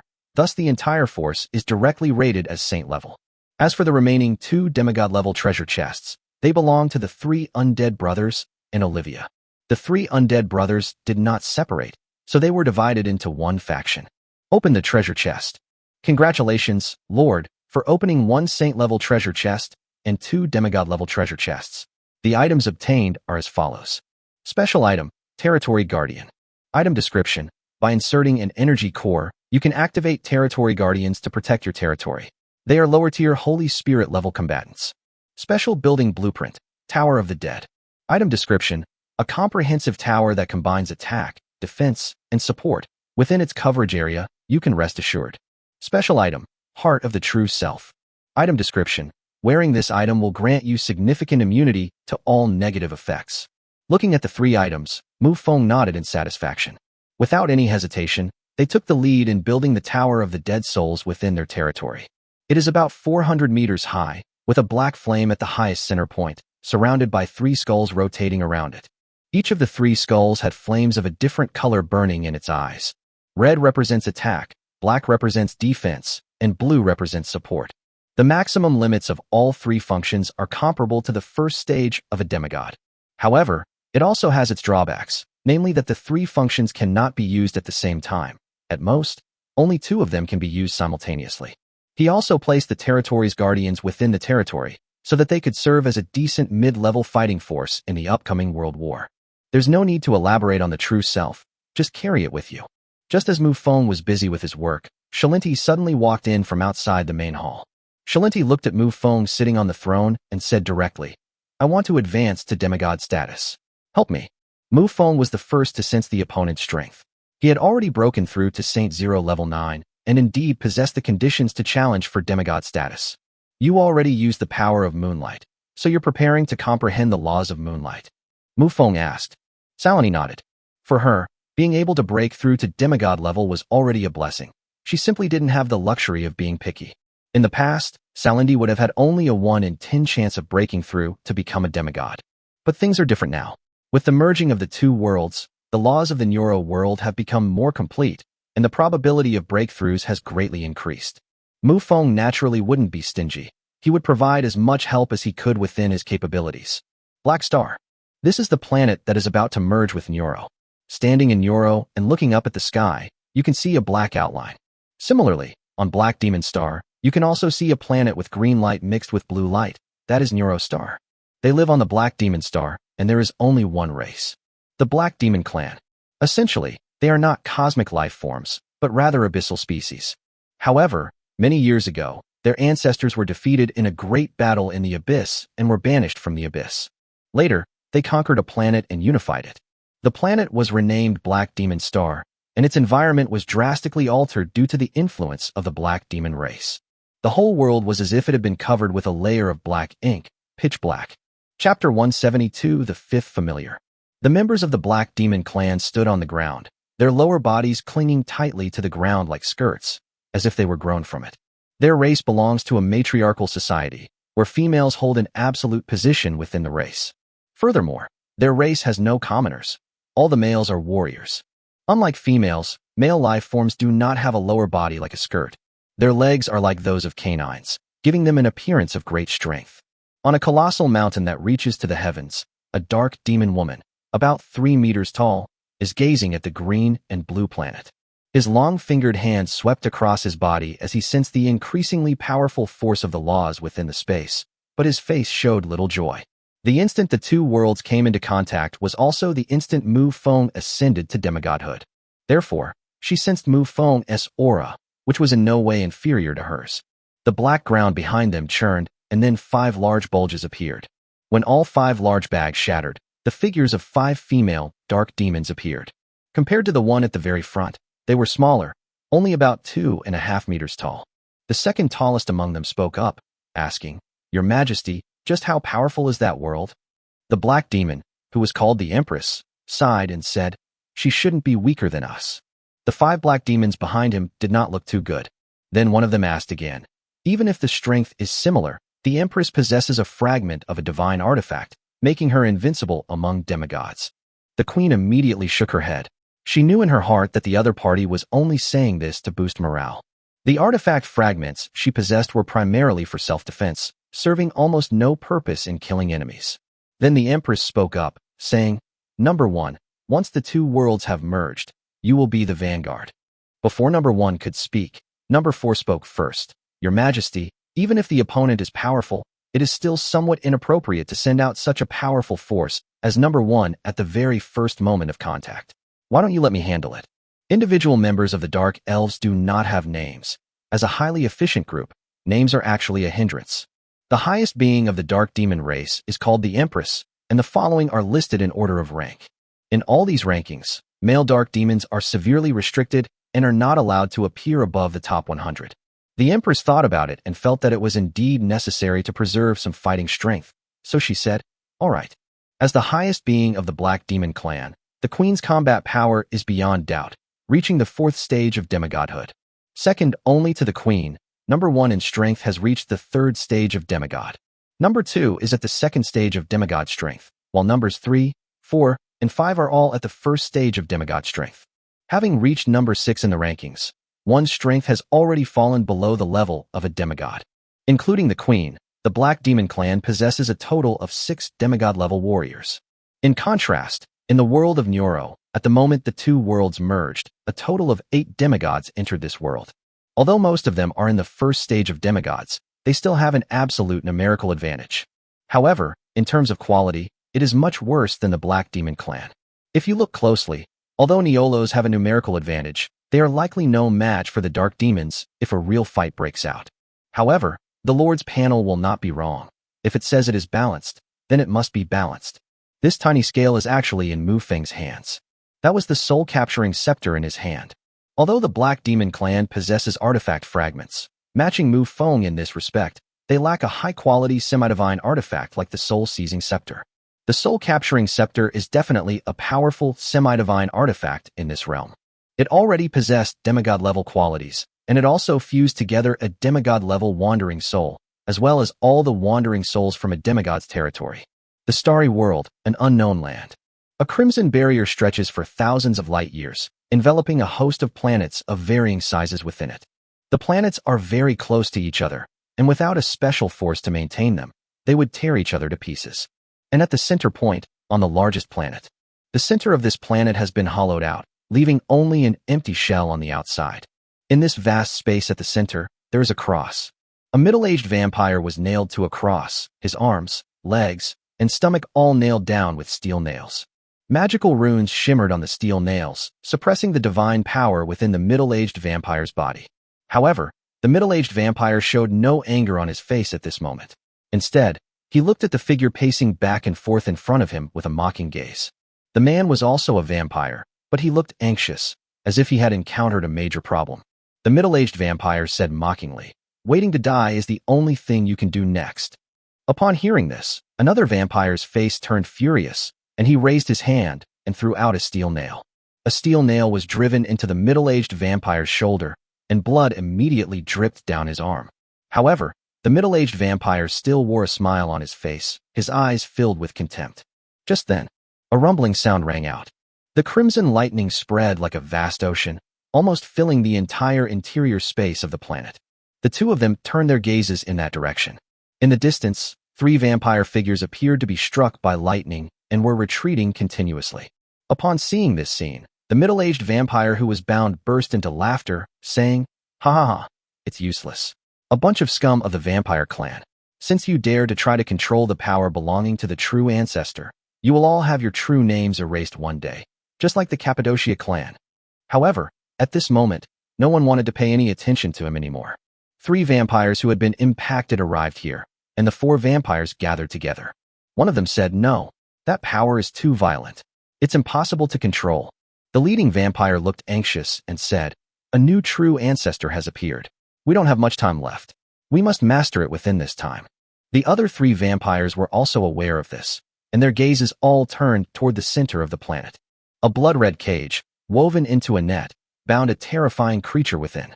The creature was glowing with blood-red light, and crimson lightning crackled around it as it tried to break through the blood-red cage. The lion's low growls echoed continuously, venting its anger. A pair of blood-red eyes coldly stared at the 4 people, as if they wanted to devour them alive. This blood-red lion is a familiar of the true ancestor. The 5th familiar beast, blood-red fury. I owe you 2 chapters. I'll make it up to you on Saturday and Sunday when we have the day off. Chapter 173, The Lion Unleashed. The bound vampire in the middle spoke up again, mocking, "Heh, that's the great power of the true ancestor. You vampire scum will never be able to get involved in it." The other 4 vampires didn't bother arguing with him, because time was of the essence. One of the vampires raised his hand and flung out several steel nails, reinforcing the seal once again. Without further hesitation, they focused all their attention on controlling the Crimson Fury. As the 5th familiar of the true ancestor, it possesses extremely terrifying lightning laws. Below the supreme god, it is the greatest of all lightning. As long as they can control the other party and do not face the supreme god, they can reach the pinnacle of power. I originally thought it would take a long time for a new true ancestor to appear, but I never expected it to happen so quickly. Just as they were beginning to think of a solution and put it into practice, the crimson barrier that enveloped numerous planets suddenly began to blur. Immediately afterwards, the crimson barrier began to disintegrate, turning into wisps of white mist. A strange roar echoed across thousands of light years, spreading into the endless starry sky. The 4 vampires perked up and immediately looked towards the outside of the planet. In the far distance of the starry sky, where white mist swirls, a giant pincer tears through the mist and swings across the starry sky. Within the white mist, pairs of blood-red pupils gradually appeared. A crimson hand emerged from the white mist, its immense size carrying boundless power, turning countless stars to dust wherever it passed. The aura of a second-level immortal god permeated the starry sky thousands of light years away. A terrifying power of divine soul spread out, causing the planet to tremble violently wherever it went, as if it would collapse at any moment. The 4 vampires turned extremely pale upon seeing this scene. Their opponent was a level 2 main god, but they were not afraid of that. Those who dare to covet and act upon the true ancestors' familiars must be quite powerful. Among the 4 vampires before us, the leader has already reached the level of a first-level eternal god king. The other 3 are also level 2 immortal gods. However, what they feared was not the vampire, but the enormous pincers that emerged from the white mist. As a vampire, this kind of knowledge is practically textbook knowledge. True Ancestor Volume 4. Beast, Mist of the Shell, an ultimate being who possesses the ability to become ethereal. Roar. The restrained blood rage seemed to sense the changes outside and immediately let out even more furious roars. Its massive body kept crashing against the blood-red cage, trying to break free. The leading vampire said, "You all quickly take blood fury and leave. I'll hold off those guys outside." Under normal circumstances, they could directly manipulate this sea of stars to leave. However, the outer barrier has been fogged up, and this special space has been connected to the cosmos and is no longer under their control. As soon as he finished speaking, his divine powers surged forth, and he appeared before the army. However, the moment he appeared, the huge crab claw was already aimed at him. Meanwhile, the white mist in the distance gradually dissipated, revealing the true appearance of the shell mist. A huge, silvery white crab. The law of etherealization spread throughout this starry sky. Even laws invisible to the physical body were completely etherealized. The space lost its ability to hold objects, and was now under everyone's gaze. The vampire standing in the vast starry sky began to twist and elongate. His body, starting from his fingertips, gradually transformed from flesh and blood into white mist. Sensing the changes within himself, the vampire god king was immediately filled with horror. Having no time to stop the enemy, they immediately fled into the distance. The enormous crab claw slammed down on him, and the terrifying pressure it exerted as it moved tore apart countless stars. Just then, a roar of a lion pierced through the sea of stars. Crimson lightning extended outwards, its terrifying destructive power tearing the entire starry sea to shreds. The God King dodged the giant crab claws and looked toward the core area of the star sea. The massive planet at the center point is now completely shattered. A middle-aged vampire, riddled with bloody holes, stood amidst the ruins, a maniacal grin on his face. "Ha ha ha, you really think you can trap me like this?" The vampire god king had no time to pay attention to the other party, because he was already locked onto by a terrifying killing intent. A sea of crimson lightning spread out, turning the entire visible, vast starry sky a blood red. The terrifying blood laws emanated from the vampire god king and clashed with the crimson lightning. However, the next moment, all the blood laws he had unleashed were rendered ethereal, turning into a visible white mist. Blood-red fury and shell mist. These 2 scroll beasts belonging to the true ancestors are both at the god king level and are among the best. Although that vampire king was also a god king, he was definitely not on the same level as the 2 familiars. Crimson lightning suddenly appeared before the Blood Clan god king, and the lion's face with its gaping maw was clearly reflected in his eyes. The lion raised its paws high, and several streaks of crimson light flashed, scattering the blood of the vampire god king across the starry sky. He forcibly stabilized his battered body and spat out a stream of blood. Then, he merged into the crimson light and disappeared in the blink of an eye. The second-level main god who had just destroyed the star sea sighed upon seeing this scene. He still managed to escape. Just as he was speaking, a flash of bloody light appeared beside him, and a middle-aged vampire, whose body was still bleeding from the holes in his body, appeared next to him. The middle-aged vampire said, "There's nothing we can do about it. Without the control of a true ancestor, being able to unleash even half of their power is already the limit. Familiars depends on the true ancestor. Only under the true ancestor's summoning and control can they unleash their true power. However, even in their current state, their combat power is absolutely not something that a low-level god king can match."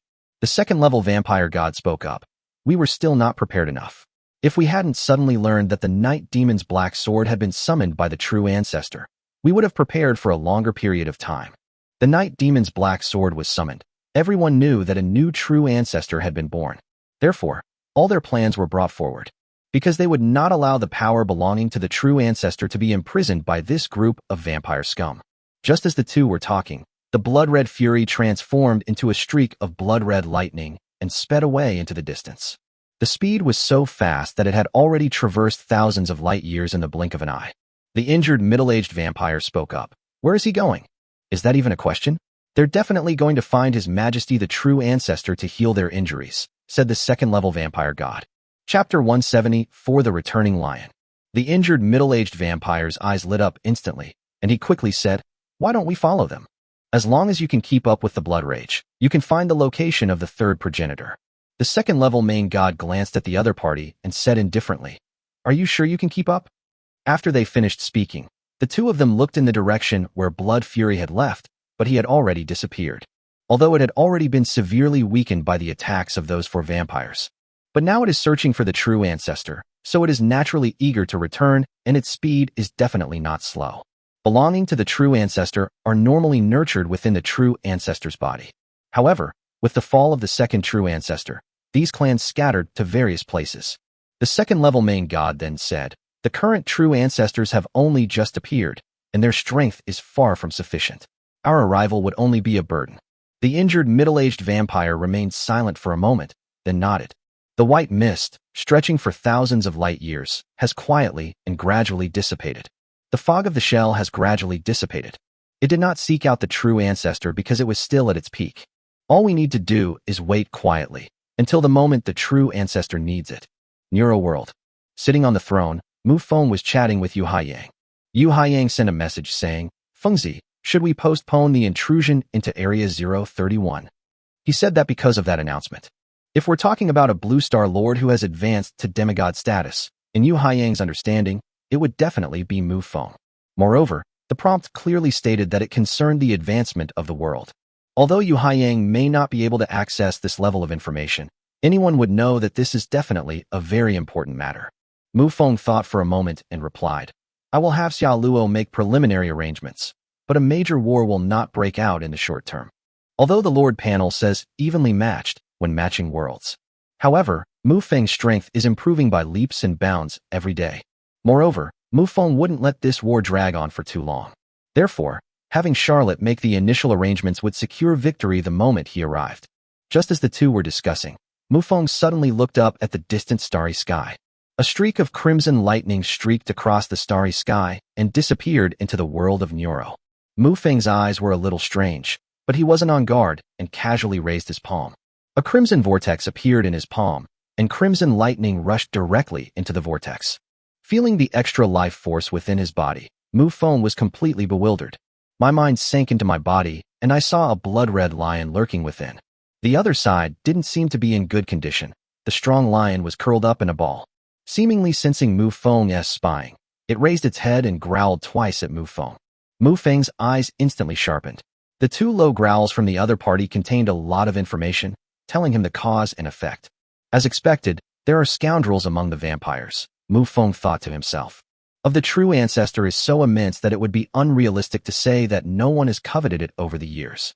As Mufong mobilized the power within his body, a large amount of his primordial essence surged towards the Crimson Lion, healing its injuries. Sensing this action, the Crimson Lion roared twice more. This is to express gratitude to Mufong. Mufeng's mind returned to normal, and thinking about what the Crimson Lion had just told him, he couldn't help but think to himself, indeed, one should not underestimate the heroes of the world. The vampire who imprisoned the Crimson Lion, although a level 1 eternal god king, was far weaker than the former. Nevertheless, the other side was still able to imprison the Crimson Lion. This proves that strength and methods cannot be judged by appearances alone.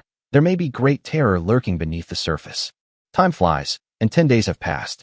Inside the vampire capital, in a luxurious mansion in the 2nd district, Lily and Lydia sat at a table. The two looked at each other strangely, both glancing at Luo Na, who was constantly serving dishes. Lilywei couldn't help but say, "Sister Rona, isn't this enough?" She said that because the table in front of her was almost piled up like a small mountain. Lorna waved her hand and said, "When distinguished guests come to visit, of course I must show my sincerity." Since she was summoned, she has been left idle in the capital. It wasn't that Mufong didn't intend to entrust him with an important task, but rather that a world war was about to break out, and sending the other side out at this time would obviously not be a wise move. In order to prepare for the upcoming war, all the heroes except Charlotte have been summoned back to the vampire capital. Furthermore, Rona has just been summoned, and according to the code of law in Mufeng's territory, she currently only holds the title of Baron. However, considering Rona's Saint level 4 strength, A luxurious mansion was still arranged for her in the second area. Lorna knew that she had not achieved any military merits, and she had no complaints about the title. Of course, this was what Rona was thinking. Her younger sister, Jana, had long anticipated the merging of the two worlds so that she could make her mark and obtain a higher title. When all the dishes were placed on the table, they had piled up into a small mountain like a pyramid. Looking at the scene before her, Lorna scratched her head sheepishly and said, "I accidentally did too much. Please bear with me." Lily and Lydia exchanged a glance, both speechless. However, I still have a lot of goodwill towards this new hero. At that moment, Rona's eyes, which had been as calm as autumn water, suddenly turned sharp. She picked up the wine jug beside her and said loudly, "Come on, let's drink until we drop." The other two were a little confused by this sudden turn of events. However, out of politeness, he still elegantly picked up the wine glass. At this moment, Jana didn't care about the wine glass or anything like that. She simply picked up the wine jug and tilted her head back to drink. The other two were even more bewildered by the drastic change in the person's personality. Leaving aside the three heroes who are currently in contact, a huge uproar has broken out throughout Mufong's entire territory. In order to prepare for the upcoming war and enhance the overall honor of the territory, Mufong, unlike any other being outside the vampire clan, initiated the promotion to the title of Baron. In the original vampire code, anyone who was a vampire could obtain the title of Baron. However, it does not specify how foreigners can obtain a baronship. Now we have it. Those who make outstanding contributions to the territory now have the opportunity to obtain the title of Baron. Chapter 175, The Forgotten Existence. For these Earth Lords, overthrowing this territory was impossible. All they could do was integrate into it. Emerald Desert. Although the Abyss Rift is separated from here by an ocean, this is not a problem for the three demigods. They have many ways to station undead soldiers here. At this moment, the Emerald Desert is home to a staggering 5 million undead soldiers. Nevertheless, they did not relinquish their territory on the 10th level of the Abyss. In the Emerald Desert, the territory of a Blue Star Lord. This lord is the same female lord that Luo Qianqian encountered when she came to the Emerald Desert. Liwaner. At this moment, Luo Qianqian was in the other party's territory. After finishing her business in the Emerald Desert, Luo Qianqian came to the other party's territory again. Luo Qianqian naturally felt close to Liwaner, who shared the same identity. Luo Qianqian with stars in her eyes, and said, "You really only had 1 year to become a king. That's amazing." Luo Qianqian was clearly pleased and said, "Of course. For a Blue Star Lord, the advancement speed is very fast at the beginning. Only after reaching the king level will the advancement speed be much slower due to the size of the world. Even a Blue Star Lord cannot casually hunt down a king, let alone the fact that the number of kings is limited. The once invincible Mufong was limited by Moon City and almost never killed any of the local kings." As Liwaner spoke, she seemed to remember something and whispered, "Then that demigod is." Luo Qianqian raised an eyebrow and said, "That is my master, Mufong. Are you sure he's from the same region as me? Why is he leveling up so fast?" Liwaner said incredulously, "When you're at the king level, if you can kill a holy spirit, all you'll get are resources that are a level higher. So your leveling speed can't possibly slow down," Luo Qianqian said with great interest. There is absolutely no need to hide these things. Mufong's advancement to demigod was something all the lords of Blue Star knew, as there had been a general announcement. Although it wasn't explicitly stated who it was, anyone with a brain could guess the area where Mufong was located. After these people returned to Earth, the news naturally spread. When Liwaner saw the other person mention Mufong, an admiration would involuntarily appear on their face, and for a moment, she became even more curious about that person. The vampire capital. Mufong took out 2 blood-red spheres from the system space. Needless to say, both of these blood cells came from system check-ins. Blood Pool is a strategic weapon belonging to the vampire clan. They are Blood Pool, Celestial Star Shield, and Blood Pool, Godslayer. Gravity Star that Mufong acquired a long time ago. Mufong now has 3 strategic weapons. Moreover, Gravitational Star absorbed a lot of blood during the war on Dawn Continent, making it the most powerful of the 3. However, Gravitational Star is an auxiliary type. Mufong put away the 2 blood pools and stopped cultivating. Instead, he turned his gaze to Eiffel, who was standing next to the throne. Servant summoned, is now the steward of Mufong Castle. Moreover, more than half a year has passed, and the other party has long since transformed into Mufong's form. Long ago, Eiffel's talent ceiling had already been raised to the level of a 3rd-level true god. Although Mufong has been working hard during this period, his talent has not changed yet. Ethelil is not very strong. He is merely a lower-ranking king. Because the other party rarely goes out, and most of the time is busy with things in the castle. As he was thinking, Mufong suddenly felt a weight on his other shoulder and turned his head to look. Her face, as round as a signal-receiving dish, was now staring directly into Mufeng's eyes. Mufong was startled and instinctively slapped him. Nightshade spread its wings and swiftly dodged past. Looking at the owl flying in the hall, Mufeng's brows furrowed slightly. He muttered to himself, "What is this thing?" After a moment, Mufong seemed to remember something, and his eyes widened. Holy crap! This owl was a pet egg that Mufong obtained from the system's daily check-in a long time ago. At first, nothing happened, but as time went on, Mufong actually forgot about the other party. This is absolutely abnormal. Mufong looked at Eiffel and asked, "Do you remember this?" Aphrodite shook her head blankly. She had no recollection of ever having an owl like that in the castle. Mufong gasped in shock. I had seen the opponent's skills before. One was Eye of Insight, and the other was Absolute Stealth. Considering the other party's current situation, this absolute concealment seems to be more complex than it appears on the surface. This is a bit beyond the scope of what's taught here. Through the connection between master and servant, Mufong also sensed the other party's strength. Holy Spirit. The opponent has no way to gain experience points, yet they managed to level up to the Holy Spirit level in just over half a year. Mufong asked the system in his mind, "System, this pet is a bit scary." Of course, anything produced by the system is guaranteed to be of the highest quality. "This thing won't cause any accidents, will it?" Mufong asked cautiously. After all, this absolute concealment can even make others ignore one's existence on a conceptual level. The other party is currently only at the Saint Spirit level. Even Mufong, the master who is at the second stage of demigod, has already forgotten about the other party without seeing him in person. "Don't worry, there won't be any problems at all," the system said confidently. After thinking about it, Mufong felt relieved. The other party's ability is just strange, which does not mean that it is really powerful. Just then, Nightshade cried out and looked towards the starry sky outside the main hall. Mufong, sensing something amiss, stepped out of the main hall.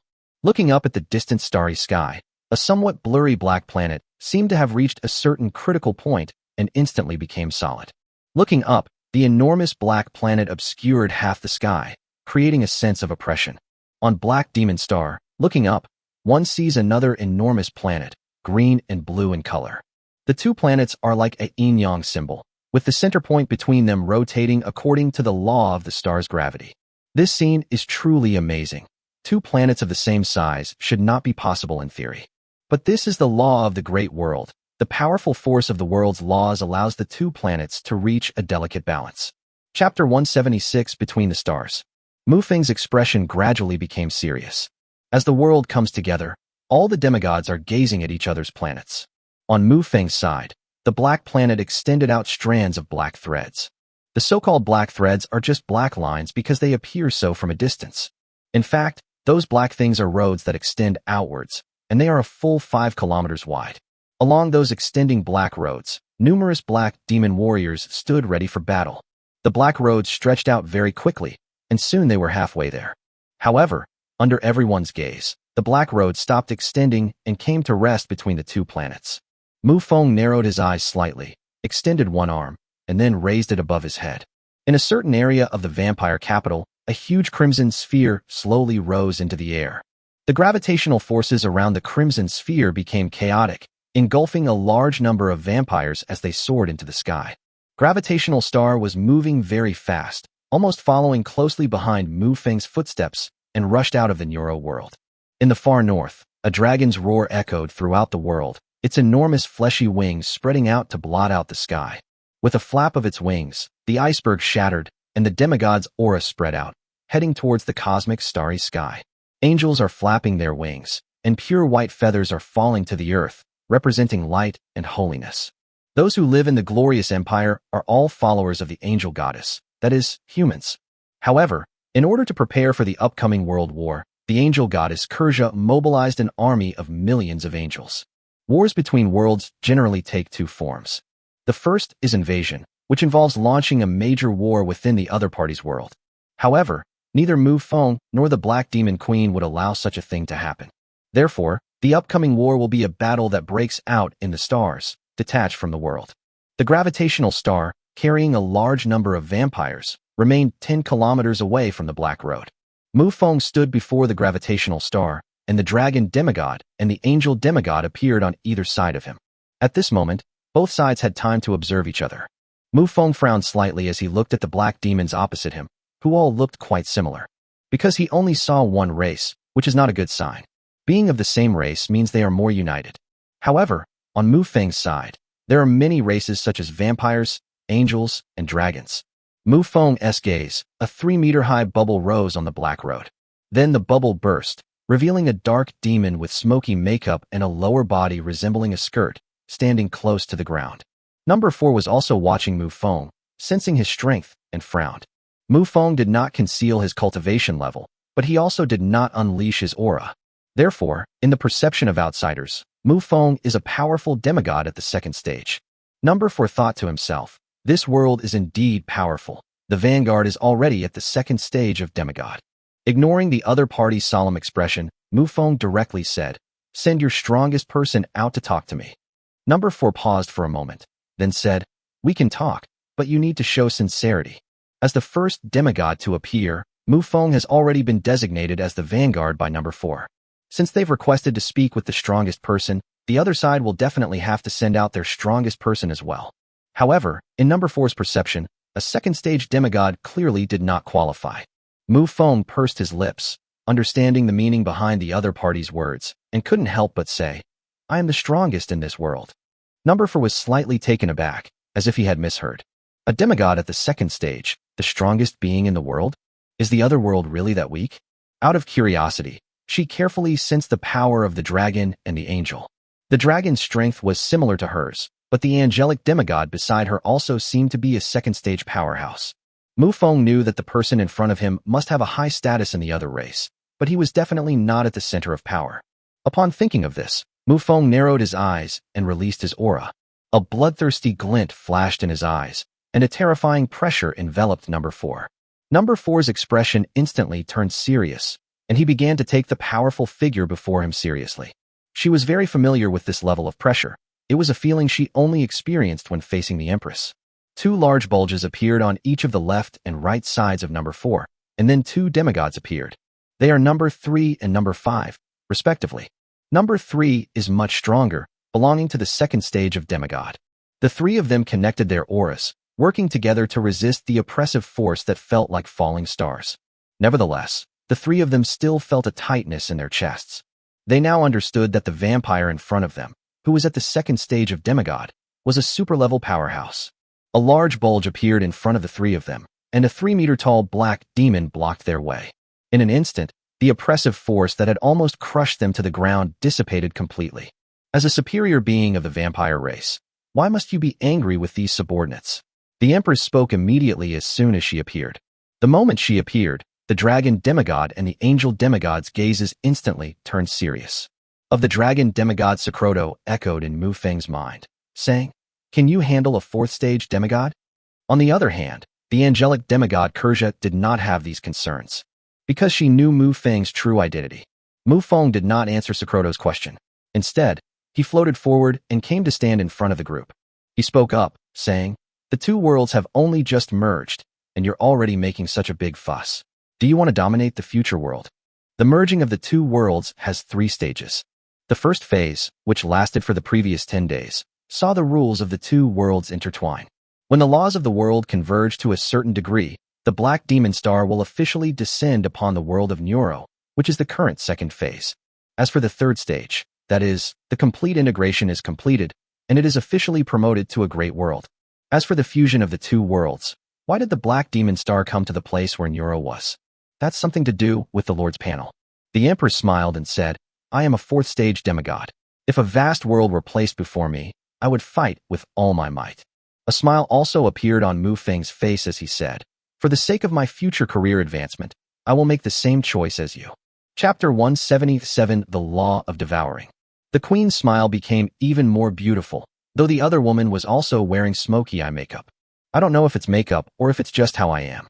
In any case, according to Mufong's observation, all the women of the Black Demon clan seemed to have this appearance. The Empress's gaze swept past Mufong, down to the blue-green planet, and finally settled on a small shop in the vampire capital. She couldn't help but ask, "Will this gentleman become our opponent?" This is a very important matter. Having just faced Mufong's oppressive aura, the Empress knew very well that he was a top-tier expert whose strength was comparable to her own. That fourth-stage demigod from the opposing world also intervenes. The Empress feels the situation is not optimistic. Reed seemed to notice her gaze, and with a smile, he raised his teacup and made a clinking motion in the air. The Empress smiled and nodded slightly. The Empress then turned her gaze to Mufong, awaiting his reply. Mufong had no intention of lying to the other party and said directly, "He is a star wanderer. If Lid were to join the battle, then their side would have 2 demigods at the 4th stage of combat power, easily wiping out the opponent. Moreover, the other party lived in a small shop, and at first glance, it seemed like they were living a carefree and leisurely life. Combining these 2 points, you can pretty much figure it out, and there's no need to lie to the other party. Moreover, given Mufong's current strength and status, he has no desire to rely on the power of others." The Empress nodded and then said, "I acknowledge your strength, but the gap in cultivation level is something that can never be bridged." Mufong nodded in deep agreement. His physical strength and skill-destructive power can reach the level of a 4th-stage demigod. However, unless he is at the 4th stage of demigod, he will never be able to use the abilities belonging to that level. Take, for example, the Phantom of a demigod. For a demigod in the 4th stage, the demigod Phantom is actually an extremely powerful ability.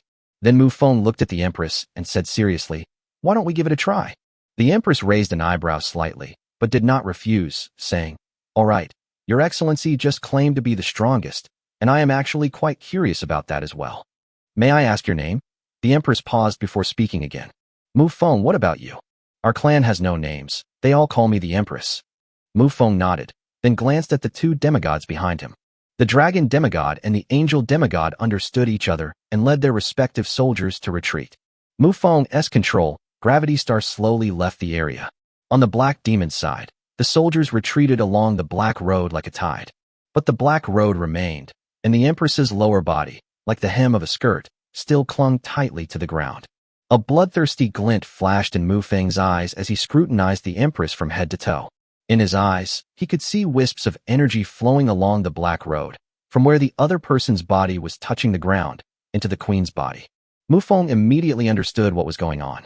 If we compare Mufong and the Empress to 2 mobile phones, then the Empress is like someone who is always plugged into a power bank. This is precisely why the females of the Black Demon clan can continuously draw energy from the earth, thus giving them such a high status within the clan. Once only the 2 of them remained, the Empress placed her hand on her lower abdomen and gave a slight bow. The Empress felt that the person was worthy of such a gift, being a super-ranked vampire. Then she looked up at Mufong, raised one hand slightly, and pointed her palm at Mufong. In an instant, the 5 fingers transformed into black ink, extending into a large amount of black, viscous matter that formed a huge hollow circle, attempting to envelop Mufong within it.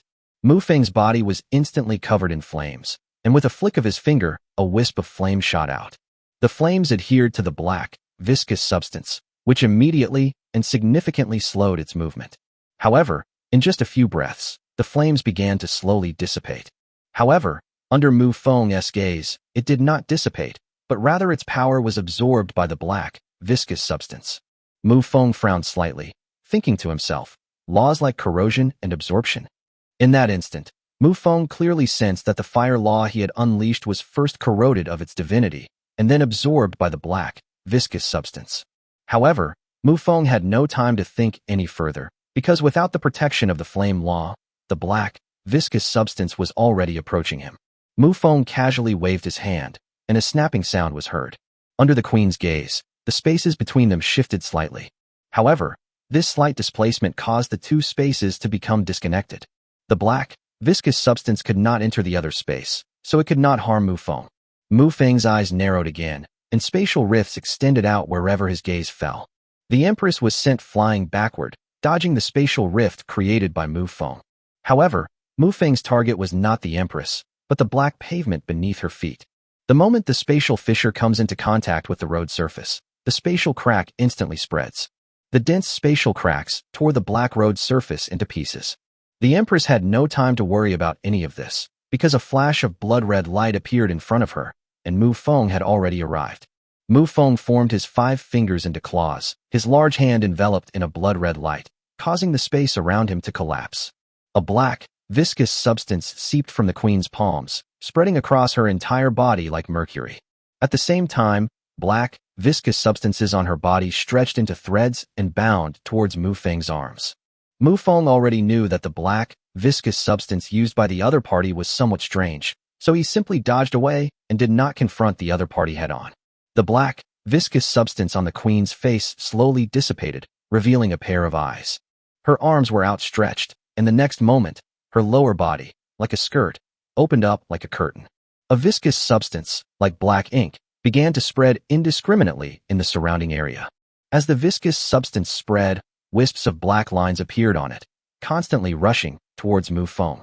However, since there were very few of these black threads, and flames erupted on Mufong's body, these black threads could no longer get close.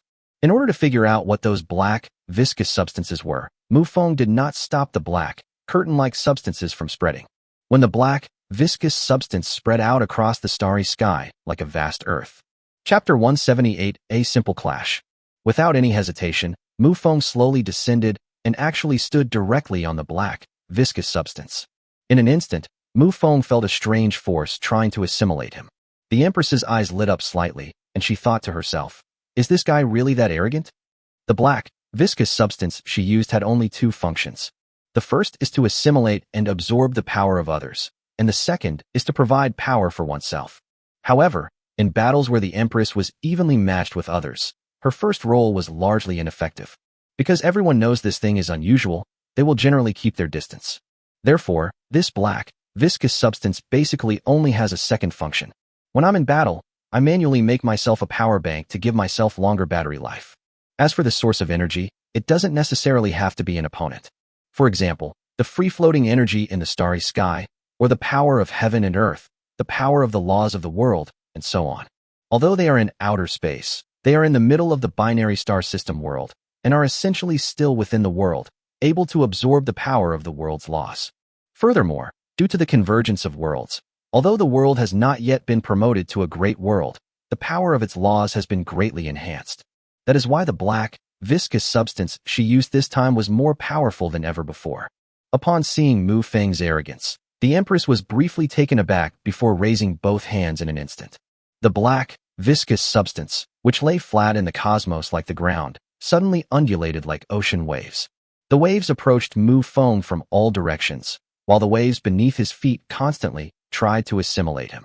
Above their heads, the black, viscous substance materialized into threads, weaving into a net that pressed down upon them. Mufong neither dodged nor avoided, letting these black, viscous substances corrode his body. Everything was progressing too smoothly, which made the Empress a little wary.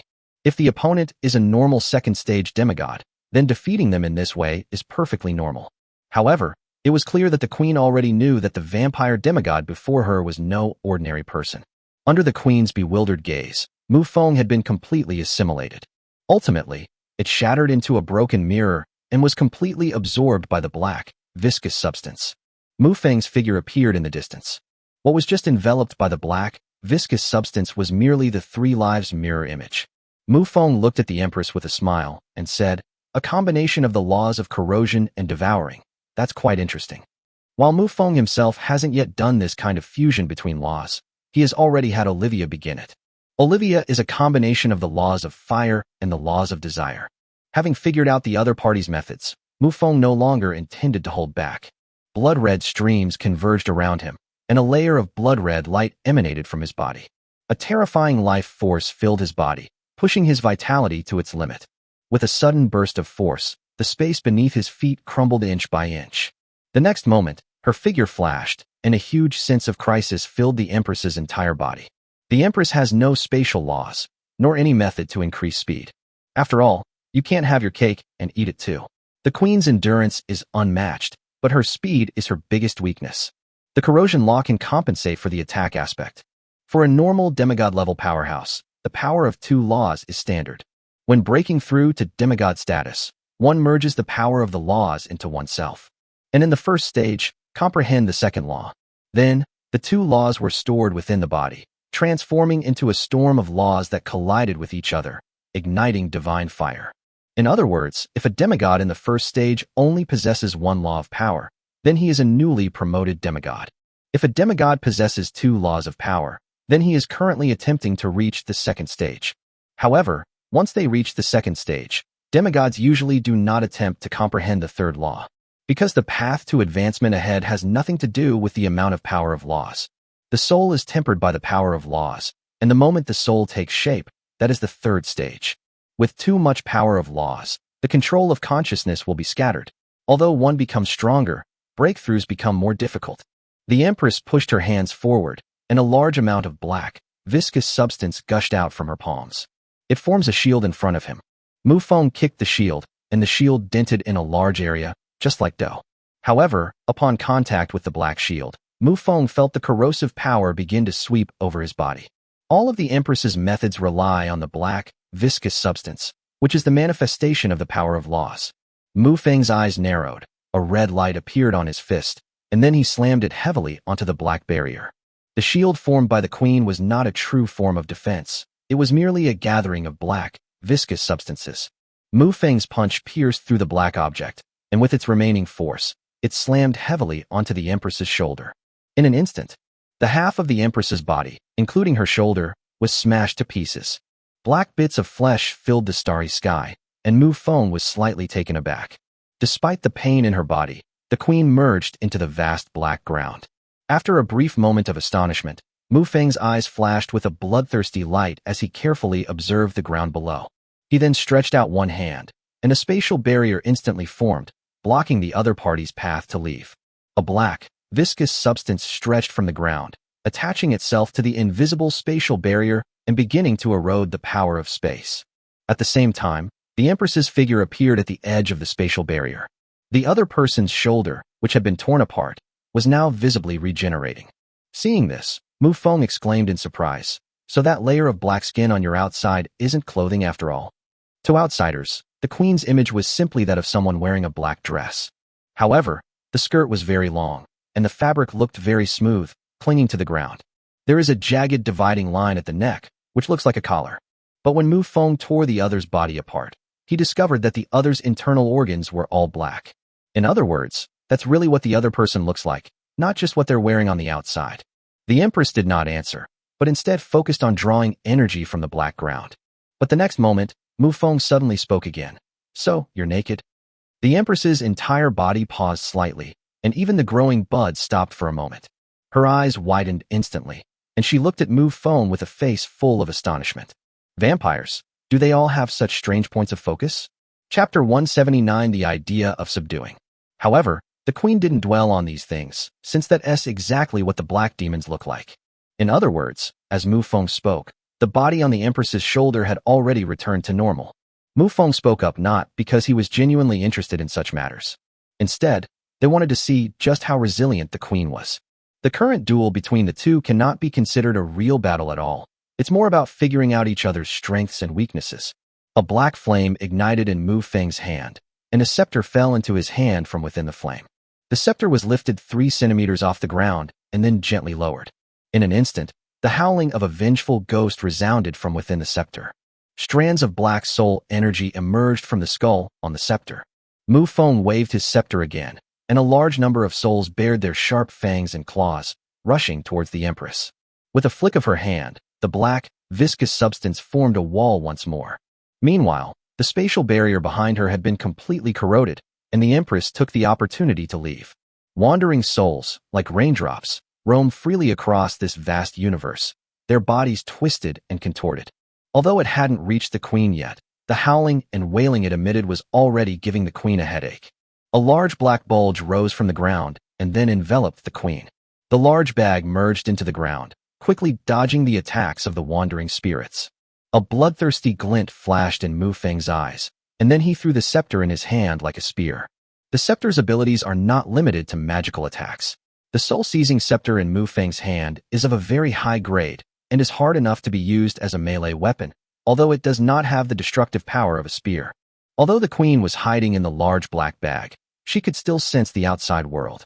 As she watched the dark light streak across the starry sky, the Empress's body split into several parts. 3 fleshy spheres of black, viscous matter fled in 3 different directions. Mufong's control, the soul-seizing scepter smashed one of the fleshy spheres into pieces. However, The fragments quickly came together again, forming a smaller version of the queen. With a wave of his hand, Mufeng's soul-seizing scepter returned to his grasp. The three empresses on the black ground merged together once again. Just as the queen was about to speak, a dark light flashed past behind her, and the soul-seizing scepter pierced through her body. Looking down at the large hole in her chest, the empress's eyes were filled with confusion. She looked up at Mufong in front of her, but Mufong was not standing still. Instead, he had already approached her, raised his scepter high, and brought it down on her head. Meanwhile, in the empress's perception, besides the two Mufongs in front of and behind her, there was another one to her side. A large amount of law power surged from Mufeng's body on the side. The laws of fire materialized, forming a circular wall of fire on the black ground. At the same time, the surrounding space began to solidify, attempting to prevent her escape. Faced with such a combination of techniques, the queen only showed confusion, not much fear. The next moment, Mufong, standing in front, slammed the soul-seizing scepter heavily onto the empress's head. A sound like a watermelon bursting rang out, and the queen's head was smashed into pieces. At the same time, Mufeng's 5 fingers formed claws, and the soul-seizing scepter that pierced through the empress's body flew back again. This time, the soul-capturing scepter flew back horizontally, splitting the queen's body in two. After the 3 Mufongs finished doing all this, their eyes were fixed on the piece of minced meat on the ground. None of the 3 Mufongs showed any joy, because they had not received a kill notification from the Lord's panel. Just as Mufong was carefully sensing, his expression suddenly froze. 2 of the Mufongs shattered, leaving only 1 true Mufong. Mufong looked into the distance, where the edge of the black ground was. A large bag slowly bulged up, and as the bag broke apart, the queen's figure was revealed. Mufong looked at the piece of meat again. It was still in pieces, with no change. He raised his hand and removed the fire and spatial laws that had sealed this area. Looking at the empress in the distance, he said, "So that's how it is. You don't have a physical body in the true sense. In the vast universe, there are all kinds of strange and wonderful life forms. Today, Mufong has truly broadened his horizons. The dark demons are essentially dark demon cores. Their bodies, formed from black, viscous substances, are merely an outward appearance. As for where the opponent's core lies, Mufong still has no clue after fighting for so long. The goal is to kill the opponent without destroying their core." Mufong looked down at the pure black planet. The ground was covered with a black, viscous substance. As long as the core remained, these substances could transform into bodies. This race is practically indestructible. Furthermore, this world has been unified by the dark demons for a long time, and the planet has been highly modified, making it the dark demon stronghold. In addition, due to its long period of rule, Black Star has a world barrier. Destroying the entire planet is practically impossible for Mufong given his current strength. The queen smiled, held her hand up to her eyes, looked at the black, viscous substance seeping from her palm, and said, "This is a characteristic of our black demon race, a race that is very difficult to kill. But your combat strength is very low," Mufong said mercilessly. Although Mufeng's combat power is already among the top of the demigods. However, the fact that the Dark Demon clan could destroy the opponent's body twice in such a short period of time can only mean that the Dark Demon clan's combat power is too weak. The queen did not deny it, but nodded and said, "The world is fair." Mufong shrugged. What the other person said was right, but also wrong. If the world were truly fair, then Mufong wouldn't be such a bug-like existence. The system provided him with powerful external forces, especially the true ancestor bloodline, which can be described as a scene that changed the pattern of the starry sky. Mufong didn't dwell on this question, but instead asked, "Would you be willing to become my subordinate?" The empress fell silent upon hearing this. After a long silence, she said, "It seems unlikely at this stage." Based on the fact that the dark demons are difficult to kill, the queen felt that she had the ability to fight for control of the great world. The opponent could hardly kill her, and this was only the first level. The empress also possessed a fragment of a true divine artifact that could save her life. Even if Mufong smashed her 10,000 times, it wouldn't be a big deal. But the queen only needed to seize one opportunity, just that one, to secure victory. Mufong sighed helplessly. He also really wanted to bring the special beings of the Black Demon clan under his command. Chapter 180: The Idea of Breakthrough. Once the opponent arrives, they will become the strongest fighting force after the vampires. After all, the opponent doesn't have the powerful combat strength of the vampires, but letting them defend will definitely drag the enemy into the abyss. The queen thought for a moment, then said, "Your Excellency, if you were to join my ranks, we would be virtually invincible among the demigods. Mufong was speechless. Considering his growth to this point, this was the first person who had tried to subdue him. Not wanting to elaborate on the matter, Mufong said, "In that case, the next time we meet, it will only be when my clone is dead." As soon as he finished speaking, Mufeng's body flashed with bloody light, and he was already in front of the army formation. A suction force erupted from the queen's palm, drawing away all the black, viscous substances, and she too vanished from the spot. The two stood facing each other in front of their respective armies, their thoughts known only to themselves. Inside the Lord's Hall in the vampire capital. This time, Mufong did not sit on the throne, but stood in front of it. As he paced back and forth, he glanced at the people below and said, "As you can see, the Black Demon clan is not strong in combat, but they are difficult to kill. This will inevitably lead to a protracted war, which is not what I want." At this moment, all the demigods of the world of Neuro were gathered in the Great Hall. If the opponent is an ordinary race, Mufong would actually be the biggest beneficiary of a prolonged war. The massive amount of experience points he gains will make his vampire clan even stronger. However, without completely killing the dark demons, there is no experience point gain, which is quite unprofitable. After Mufong finished speaking, his gaze turned to the dragon demigod and the angel demigod. He didn't know much about these two people, but he figured they probably weren't simple people either. The dragon demigod lowered his head slightly. He truly had no way to help. Dragons are one of the most powerful races in the cosmos, but not every dragon has a powerful backer. On the other hand, although the angel race is not one of the bloodlines of Shinkong Jigao, the angel demigod Xia really has a way to solve all of this. Mufong has developed considerable insight and noticed the differences between the two. The dragon demigod remained silent, looking utterly helpless. Although the angel demigod didn't speak, his face showed a certain composure. Mufong knew in his heart that Xia did not want to reveal her true colors. But now it's not up to them. Mufong waved his hand slightly and said, "Everyone go down. Xia, stay here." Xia immediately launched into a brainstorming session. The vampire in front of me dismissed everyone but kept me by his side. Did he have designs on me? After all, angels represent holiness, and in the eyes of some evil beings, it is a very pleasant thing to make such holy beings fall. Vampires are also an important group. Otherwise, a race like the Blood Angels wouldn't exist. The dragon demigod didn't say much, but obediently withdrew. The battle with the Empress made everyone aware of Mufong's strength. Without the intervention of a true god-level expert, someone like Mufong would be invincible. When only the two of them remained, Mufong slowly sat on the throne, and a terrifying aura emanated from him. Xia's previously composed expression immediately turned serious. She knew in her heart that the other party was going to dig up her secrets.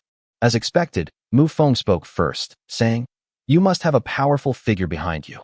After a moment's thought, Xia decided not to hide anything and honestly said, "In the divine realm where I exist, there is an angel goddess." If the title angel goddess is uttered by someone below the level of a demigod, then it likely refers to a demigod.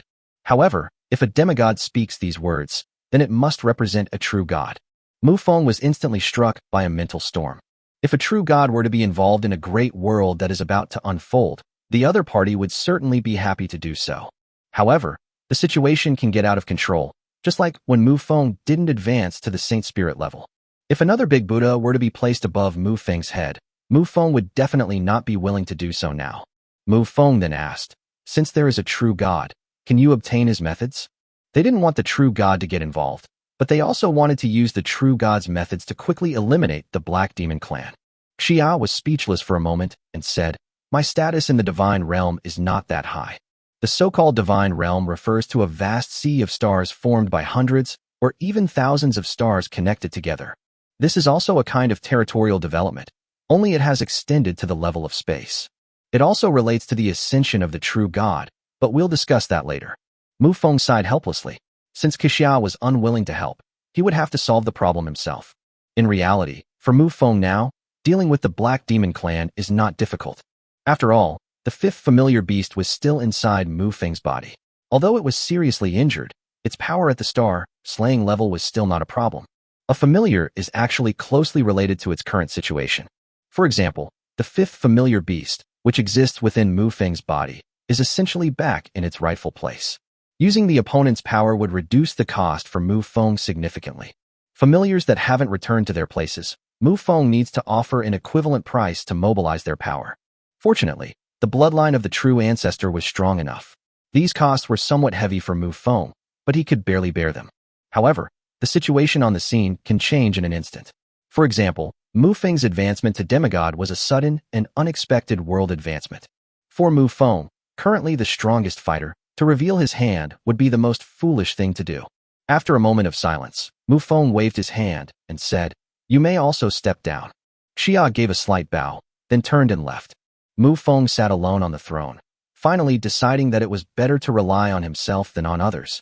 Instead of entrusting things to outsiders, it's better to improve your own abilities to the next level. For example, breaking through to the third stage of demigod. For a normal demigod, such a breakthrough would take a very, very long time. However, Mufong has already broken through from 0 to the second stage of demigod in half a year, so it is not impossible for him to do so now.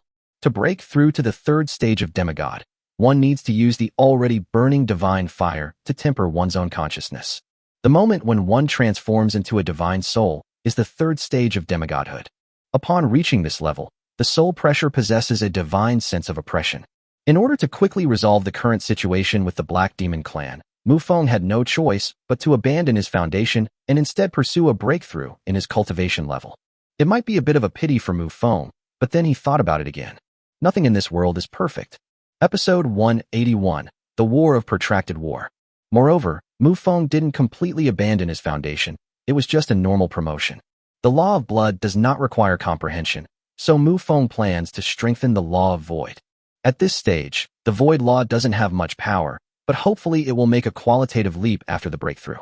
The immense power of faith within his body transformed into incomparably pure energy. All the power of the laws surrounded Mufong's consciousness within his body. His consciousness became even stronger under the tempering of the divine fire. Black Star. On one of the highest peaks, the queen stood idly. Dark demon demigods appeared behind him. Number 1 spoke up. "Your Majesty, is there really no way to defeat them?" The queen pondered for a moment and said, "At this stage, it seems not. After all, what the other side showed in that confrontation was probably only the tip of the iceberg." The 5 demigods behind him were somewhat melancholy, knowing that their opponent was by no means simple. After a moment, the queen suddenly spoke up. "In that case, we should use our advantages and prepare to attack."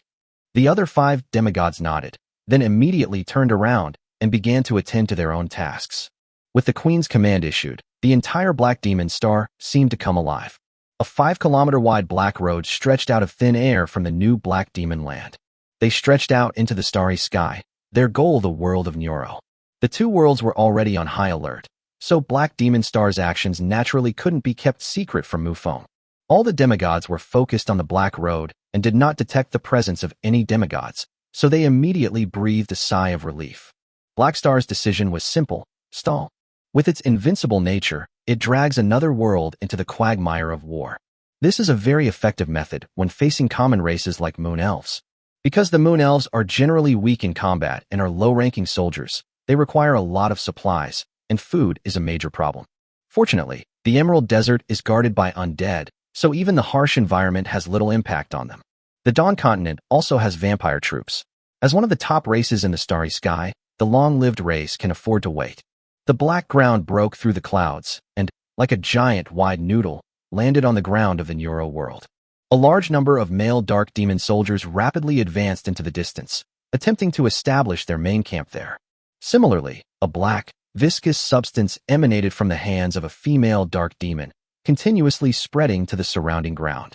Although they look the same, the black, viscous substance cast by these lower-ranking female dark demons has only simple effects. For example, modifying the environment can deplete the opponent's vital energy during battle. And progress is very slow. That's just how the dark demons are. They're not very strong in combat, but they're incredibly annoying. Although Mufong was tempering his will, it was impossible for him to cut off contact with the outside world. Instead of ordering the expulsion of the Dark Lord's vanguard, he allowed them to establish themselves there. After all, in any kind of war, the aggressor usually has to pay a greater price. Mufong also planned to continue defending, and finally unleash his decisive power at the crucial moment to secure victory. To strengthen the defenses, Mufong reclaimed the subordinate Lord's Hall on the first level of the Abyss. This thing was placed in the scorched earth as soon as it entered the Abyss. Furthermore, this item is a special type of object and can be moved freely. However, Mufong did not place it in the 10th layer of the abyss, because the 10th layer of the abyss is the territory of the wandering demigods, and the various defensive facilities are already quite impressive. Mufong directly placed the subordinate Lord's Hall in the Emerald Desert. Within the territory of the subordinate Lord's Hall, Mufong can construct buildings. Mufong has acquired quite a few treasure chests through his long campaigns, but they are all of very low quality. Among these low-level treasure chests, Mufong obtained a considerable number of defensive structures. Placing all these buildings within the territory, while not of much use to the strong, is currently just a war between lower-level players. At the same time, Mufong also placed the War Black Tower in Lockerbie Forest. He then directly ordered Zorna to forbid the Moon Elf soldiers under the enemy's command from engaging in battle. After all, Moon Elves are just an ordinary race and cannot withstand such a drain. Mufong now has the capacity to stabilize the overall situation, so he naturally won't do anything that forces someone into a difficult situation. After a series of arrangements, Mufong resumed his cultivation. Just as his will entered his body, he heard a low roar. Consciousness looked in one direction, where the Crimson Fury slumbered. Sensing Mufong's gaze, Blood Fury roared again. 12 familiars is different. For example, Blood Rage has the intelligence of a normal living being. However, some familiars are not even considered living beings. They are merely objects. Hearing the other party's roar, Mufong already knew what the other party wanted to express. He wanted to advance to the 3rd stage of demigod, and Blood Fury had already sensed it. In order to help Mufong, he was willing to use his own Crimson Lightning to temper Mufeng's consciousness. The divine fire ignited by the opponent's Crimson Lightning was far more powerful than Mufeng's. It's no exaggeration to say that if the other party wanted to, they could turn Mufeng's consciousness into ashes in the process. However, Mufong was not afraid. Every vampire could betray him, but his familiars would not. Because familiars exist in reliance on the true ancestor, a familiar without the true ancestor can at most be considered a slightly more powerful god king. Mufong then no longer hesitated and used the other party's divine fire to temper his consciousness. The moment they made contact, Mufong felt the frenzy of the other party's divine fire, which made him feel extremely uncomfortable. Somewhere in the Lockerbie Forest, on the continent of Dawn. This is the territory of a Blue Star Lord, and the overall architectural style is not much different from that of humans. This stems from the enemy's unit, the Advanced Human Artisans. The reason he is not an ordinary human is because this lord is a great lord with the talent of a great lord. For example, characters like the Knights of Light are essentially human, just with a more advanced class added to their class. This lord's name is Yukuin. At this moment, in the Lord's Hall, besides Lord Yukuin, there were 4 other lords. Over a long period of time, many lords have explored each other's territories. Those who are weak are wiped out directly, while those of similar strength are kept at a superficial level of peace, or even formed an alliance. Yukuin and the other 4 lords were in an alliance. Yukuin rubbed his hands together and said, "The opportunity has finally arrived." Chapter 182. The Zerg prepare to massacre their army. The opportunity he was referring to was, of course, this world-class war. As Mufeng's identity was exposed, some previously unimportant details about him were brought to light during his early years, not to mention the major events on the continent. It is precisely because of this understanding that we have become even more fearful. They didn't even dare to dream of the strength of a king, let alone a demigod. So they want to make a name for themselves in this world-class war. In this way, they could obtain the title of Baron. Even if they were to submit to a demigod from a local power instead of Mufong, it wouldn't be anything shameful. Moreover, Mufong, like them, naturally had no aversion to the natives. The other 4 nodded, and one of them said, "Then let's get moving. I need to go back to my territory to gather troops." The lords have been developing for more than half a year, and now they all have tens of thousands of troops under their command. In addition, with the addition of some small local forces in the vicinity, some were killed and others absorbed. Their fighting strength should not be underestimated. In the Lord's Hall of the vampire capital, Luo Qianqian stepped inside, her eyes burning with fervor as she looked at Mufong sitting on the throne. Compared to being forced at the beginning, she is now completely willing, and even regards it as an honor. It is precisely because she has grown to the level of a king that she can better understand the power beyond that level. Luo Qianqian bowed respectfully and said, "Master, what is it?" Mufong didn't speak, nor did he even lift his eyelids, but his voice already echoed in the hall. Luo Qianqian lowered her head even further and said respectfully, "Reporting to Master, my strength has reached the 9th level of king. Please appoint me as the vanguard." The current battle is the first contact, and also the beginning of a war of attrition.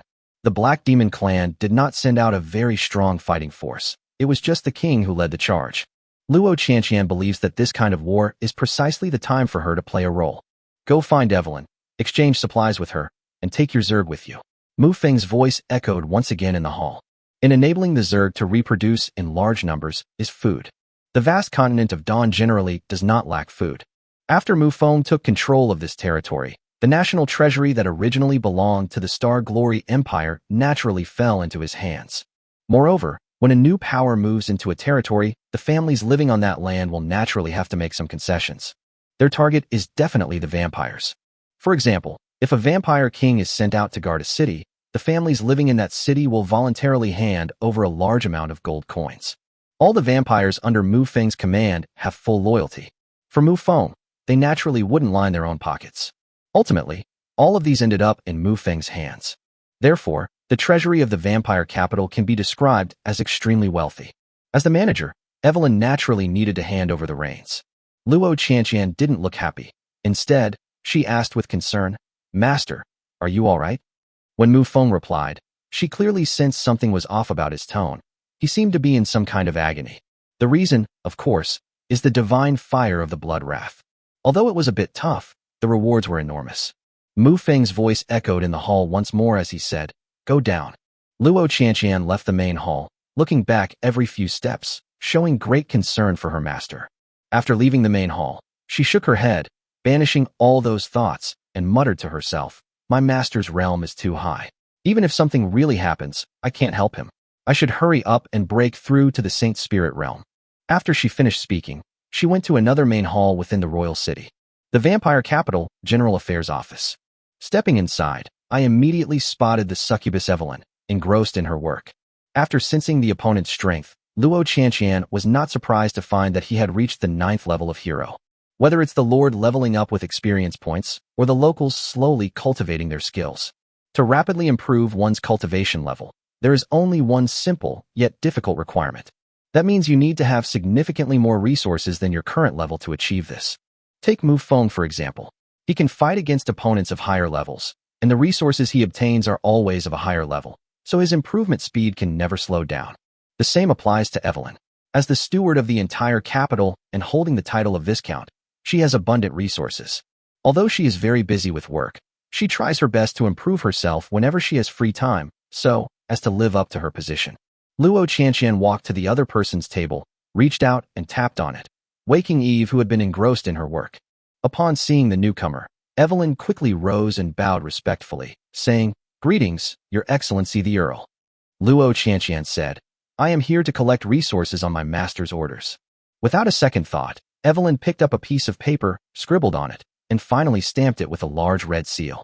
Having obtained what she wanted, Luo Qianqian did not linger there and went directly to the supply storage area. This is the first district of the capital, located on the edge of the city, second only to the castle, and where all the buildings are situated.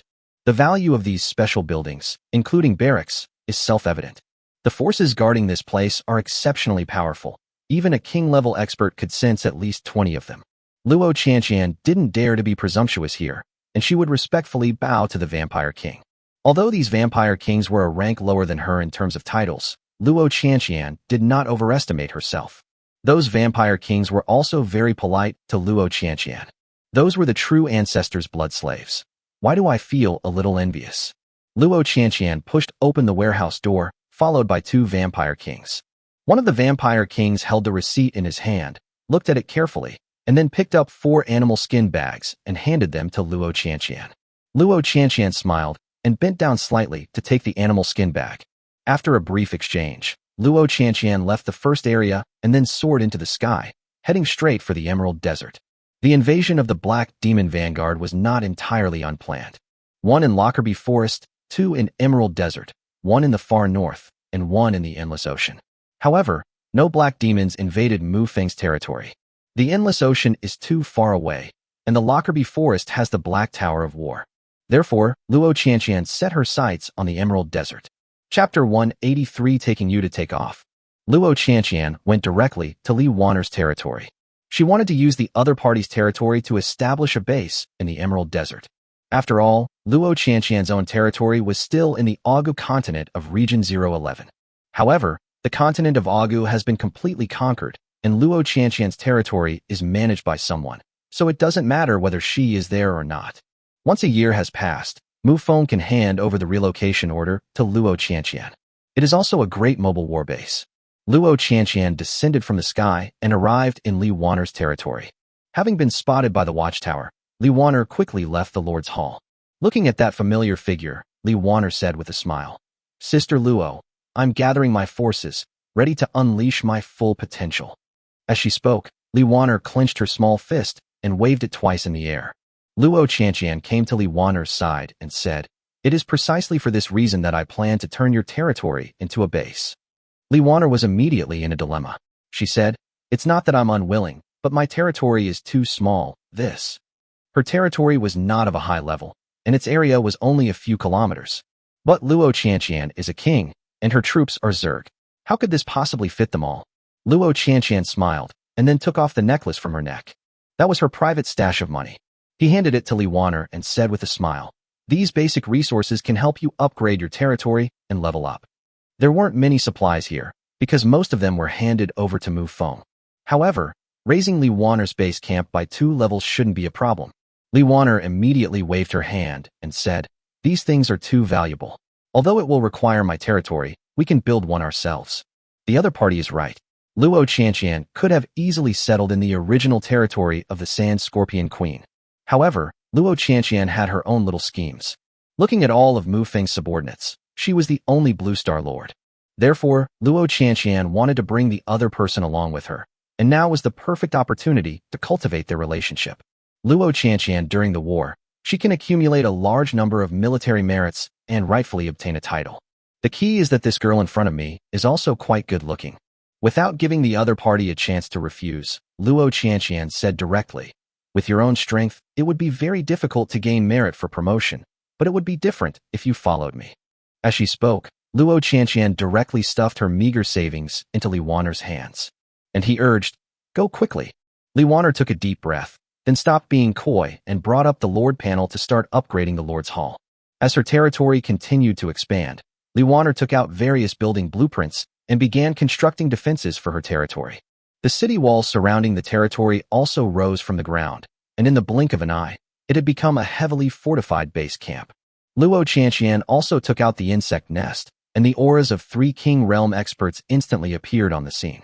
2 of the kings are heroes summoned by Luo Qianqian, the 8-Finger Spider Queen and the Beetle King.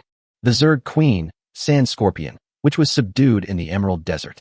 Looking at the 3 insectoids in front of her, Luo Qianqian gave the order. The 2 queens shall begin hatching, and the Beetle King shall defend the territory. At the same time, he handed the 4 animal skin bags to the 2 female insects respectively. The 2 female insects opened the package, and their eyes immediately lit up. Damn it, when have we ever fought such a rich war?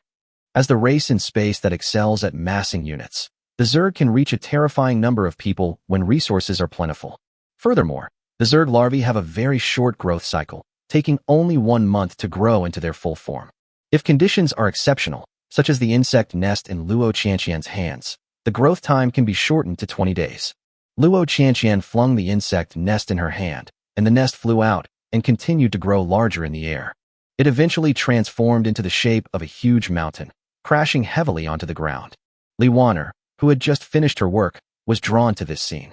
Looking at the huge, writhing ball of flesh, Li Wanner got goosebumps all over her body. He quickly looked away and went to Luo Qianqian's side, saying, "It's all built now." Luo Qianqian clapped her hands and said, "I'm almost done here too. Now we just need to wait." The Zerg Queen does not need to mate to reproduce. She can lay eggs on her own, which is very convenient. Time slipped through our fingers, and a month passed in the blink of an eye. 334 Thorn City. Chen Feng was standing in the most luxurious manner in the city. After their initial development, this group of rebels had escaped their predicament as underground rats. They possessed sufficient power and a large enough number of people to directly rule the 334 Thorn City. However, it turned out that such a decision was wrong. After all, they were just a group of commoners, lacking sufficient strategic vision. When they captured 334 Thorn City, it meant they were playing their cards openly. Even Mufong had to be patient when he was at the king rank, let alone these people. outside the city gates of the City of Thorns at this moment. On the endless expanse of giant thorny vines, armored soldiers with weapons in hand stared coldly ahead. Their armor and weapons occasionally shimmered with magical light. These are all enchanted weapons. The resources belonging to a vast world make this world extremely rich. Even an army of tens of millions can forge standardized enchanted armor and weapons. The fat man rushed in, panting heavily. He said anxiously, "Master, something terrible has happened. Those people have indeed arrived, and we've even detected the aura of a king-level expert." Chun Feng's heart sank to the bottom, and his last glimmer of hope was completely shattered. The hero level in such a short time, let alone the king level. Living in a thorny city of commoners, such strength makes one invincible. However, they were no match for the regular army from Giant Tree City. Just then, a woman wearing a long robe embroidered with gold thread walked out from the side hall. Duoer said, "Master, the enemy is powerful. I suggest we retreat immediately and preserve our strength." Chen Feng thought for a moment and nodded in agreement. It is absolutely impossible to fight against a regular army. Otherwise, all the wealth he had painstakingly accumulated would vanish in an instant. Given the vastness of the world and the crisscrossing giant thorns, the landscape of this world can be described as a chaotic mess. To be precise, there is no land in this world, because all the huge thorns are rooted in the ocean. Chapter 183: The Evil Gods Peeping. The entire world was covered by water, and only the towering thorn bushes and ancient trees were the places where people could live. Chen Feng made his choice, but he did not take all his subordinates with him. The believers who were on guard duty atop the city walls were simply abandoned. Outside the city walls, the aura of a king-level being drew nearer as three figures stood across the military formation. Looking at the city in the distance, one of the women fanned her nose with her hand and said with disgust, "No wonder it's a place where commoners live. I can smell the stench of decay even from this far away." Another young man smiled and said, "Don't you like being tortured? You can go inside and capture a couple of slaves from the lower classes." Just imagine the scene. A female noblewoman of the empire, a powerful woman of royal caliber, actually has such a fetish, and she doesn't even hide it. The female ruler wasn't angry. Instead, she actually imagined it in her mind. The common people exuded a strange, foul odor. They were lowly beings, yet they ravaged and plundered his body like wild beasts. As she thought about it, the female champion's face suddenly flushed red, and she couldn't hold on any longer. The young man was speechless. He was just saying it casually, but this guy actually took it to heart. Another king shook his head helplessly, then looked towards the distant city. Both of his teammates were eccentric, so he didn't expect them to do anything. But it doesn't matter. It's just a small rebel army. He can wipe them out in an instant if he makes a move. Kill. At his command, 50,000 soldiers raised their spears, and the soldiers at the front raised their shields. Their military bearing was impeccable, their formation imposing, and their fighting spirits soaring to the heavens. Just this alone was enough to make the believers defending the city walls tremble with fear. The first Giant Tree City is also known as the Holy Light City. He is the central authority of power in the entire world. Here, a single brick could easily bring down a whole host of earls. Strength is often linked to titles, and in this world, a count-level title usually signifies a king. Marquis corresponds to the Holy Spirit, and Duke corresponds to a demigod. As for the prince, he was a genuine god-level powerhouse. In other words, in this great world, besides the emperor, there is also a true god at the level of a prince. At this moment, in the great Holy Light Hall, the emperor on the throne slightly opened his eyes. As if some difficulty was weighing on his mind, his brows furrowed slightly. Suddenly, his brow relaxed, and he muttered to himself, "It must be that guy's accomplice." Just now, the emperor noticed the worship of the evil god. The emperor's control over the world is terrifying. He can detect even the slightest impurity in faith. All of this stems from his strength. He is not an ordinary true god. True god level. The divine spark has been formed, which is the peak of true god. There are only 3 minor realms within the true god level. A demigod's phantom condenses into a divine body. It becomes a true god, or a first-level true god. Then, he completely merged the power of the laws within his body with himself, and gave birth to supreme power, which is divine art, at the second level of true god. Then a true self was created, which transformed into a divine personality, a true god of level 3. The next step is to condense the great world, transform it into one's own divine kingdom, and break through to become an immortal supreme god.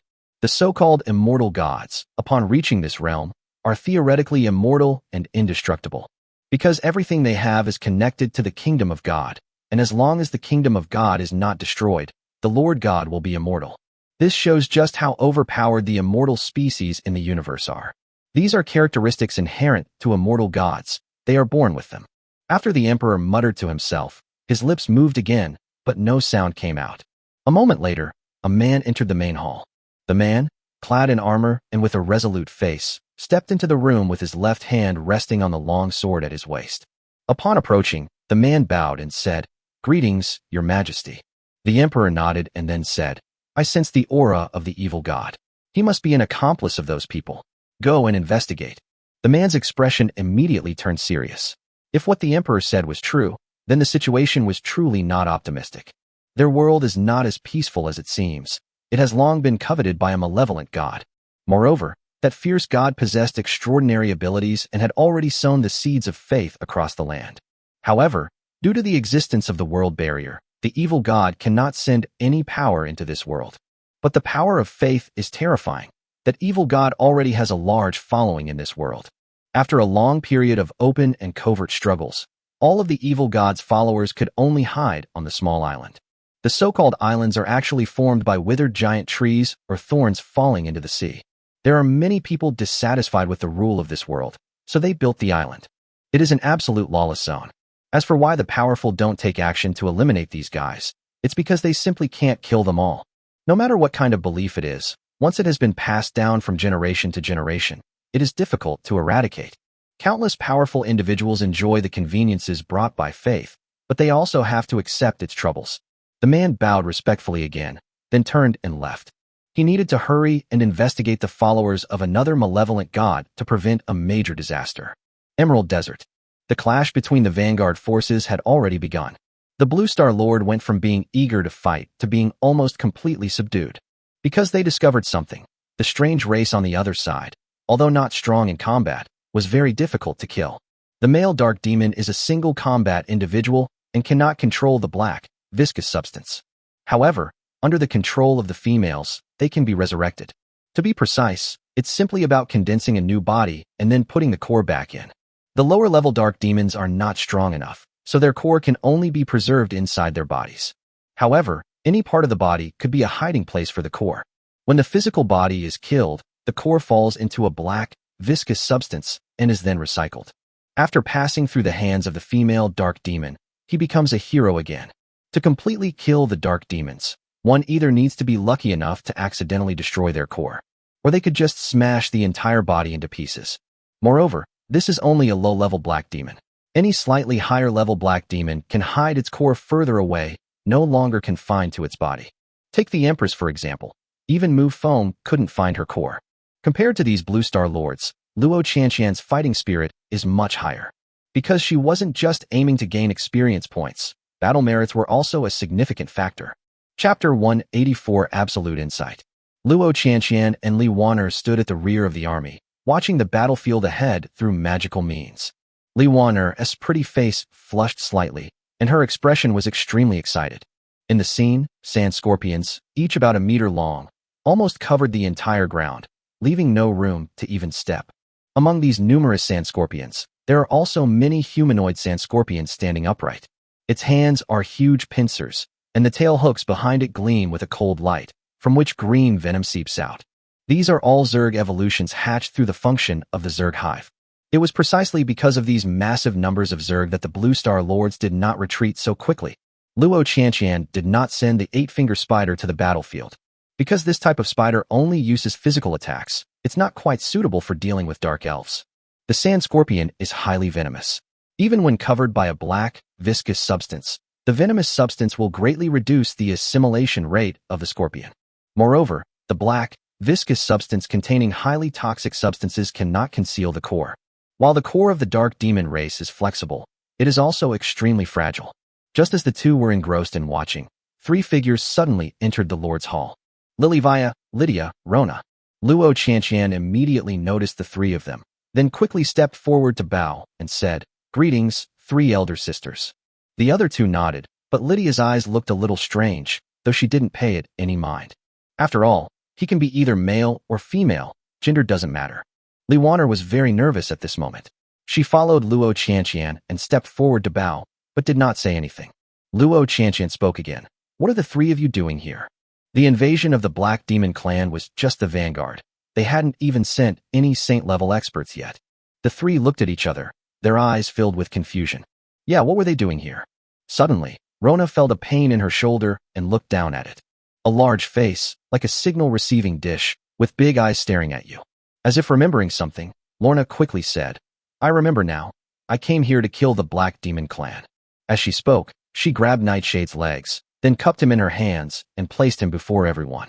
Nightshade was also quite helpless, flapping its wings but not resisting. Upon noticing the night shadow, Lily and Lydia's memories began to return. Because her current title is too low, Lorna is thinking of making military achievements to get a promotion. However, they all knew that the core of the Black Demon clan was hidden very well. Once Rona makes a move, the Black Demon clan will inevitably send out a saint-level powerhouse of equal strength. A Dark Demon clan's saint-level powerhouse can already be hidden very, very far away. Just as they were feeling helpless, an owl suddenly snatched the fruit plate from the table. Because of Nightshade's initiative, the three of them naturally noticed each other. At the same time, I also remembered this true ancestor pet, which had a very low profile. Considering that Nightshade itself has two abilities, one is stealth and the other is insight. Absolute concealment. It can even erase others' memories of you. What about insight? If they could find the core of the Dark Demon clan, they felt it was worth a try. They then went to find Mufong, and with Mufong's authorization, the scene before them unfolded. After understanding the cause and effect, Luo Na's clear, bright eyes suddenly turned sharp. At the same time, she said, this thing is too strange. We should act quickly while we still have the memory. Lily and Lydia wholeheartedly agreed, and without even saying goodbye to the others, they turned and headed to the battlefield.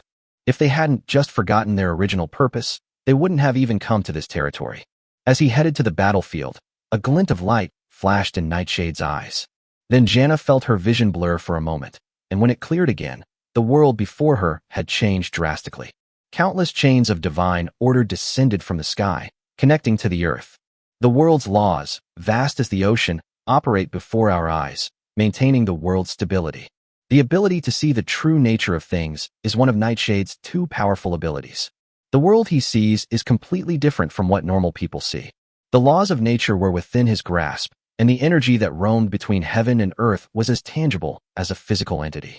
Janna exclaimed in surprise, holy crap, what kind of monster is this? Being able to clearly see the laws of the world means that Nightshade can easily comprehend any one of them.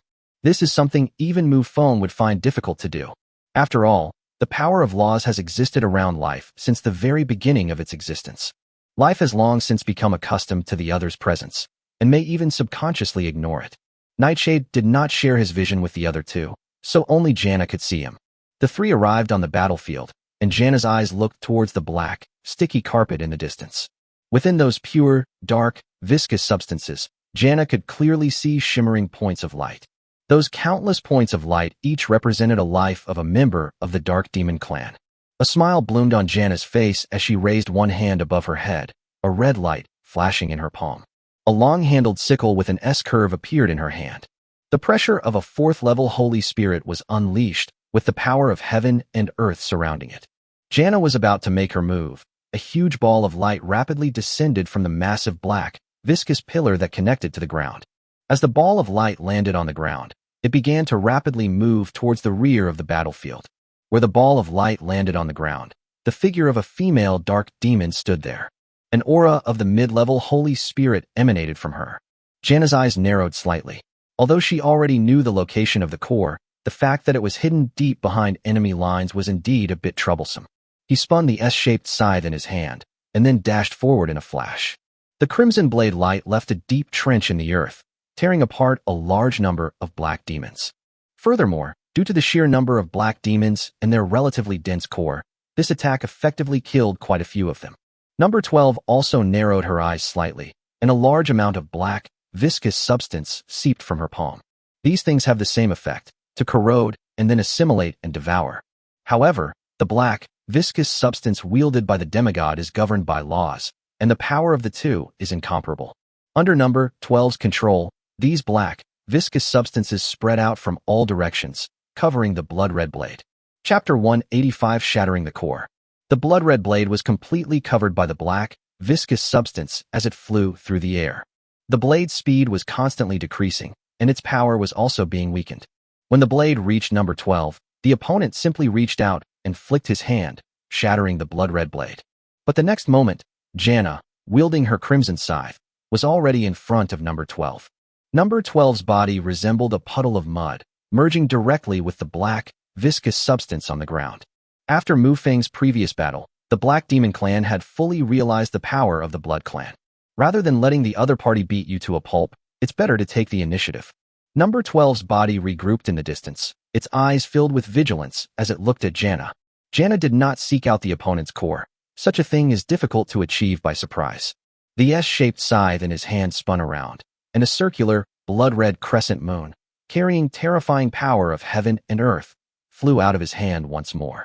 At the same time, she swung her scythe again, and a blood-red blade of light flew along the ground, directly splitting the sticky substance on the ground in two. Janna's figure transformed into a streak of blood-red light, and her two powerful attacks, along with her main body, rushed towards number 12.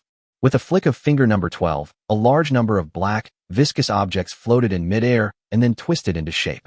They transformed into swords, spears, and halberds, and with a flick of the arm, they flew out. When these black, viscous substances collided with the circular blood blade, the black, viscous substances shattered instantly. The circular blood blade remained powerful, heading straight for number 12.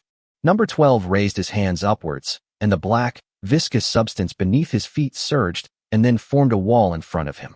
The circular blood blade bounced backward a distance like a bird hitting a net, but it failed to break through the black, viscous substance. However, another attack, a blood-red blade flying close to the ground, cut through the black, viscous substance in two. Number 12 felt a momentary daze, and Janna was already standing in front of him, carrying an S-shaped scythe. With a flash of blade light, number 12's body was instantly split in two. The two halves of the body fell to the ground like mud, and then merged with the black, sticky substance on the ground. Janna didn't wait. Her figure transformed into a streak of blood-red light, rushing towards the rear of the Black Demon Clan. Number 12, who was still forming his body, was slightly taken aback. After realizing what was happening, the core hidden behind him trembled violently. The vampire woman had a clear objective. Her direct target was the core of number 12. Anyone with a sound mind can figure this out. The core of number 12 was hiding in a viscous substance and was rapidly moving to another location. The dark demon race represents life force, but the body is also very important.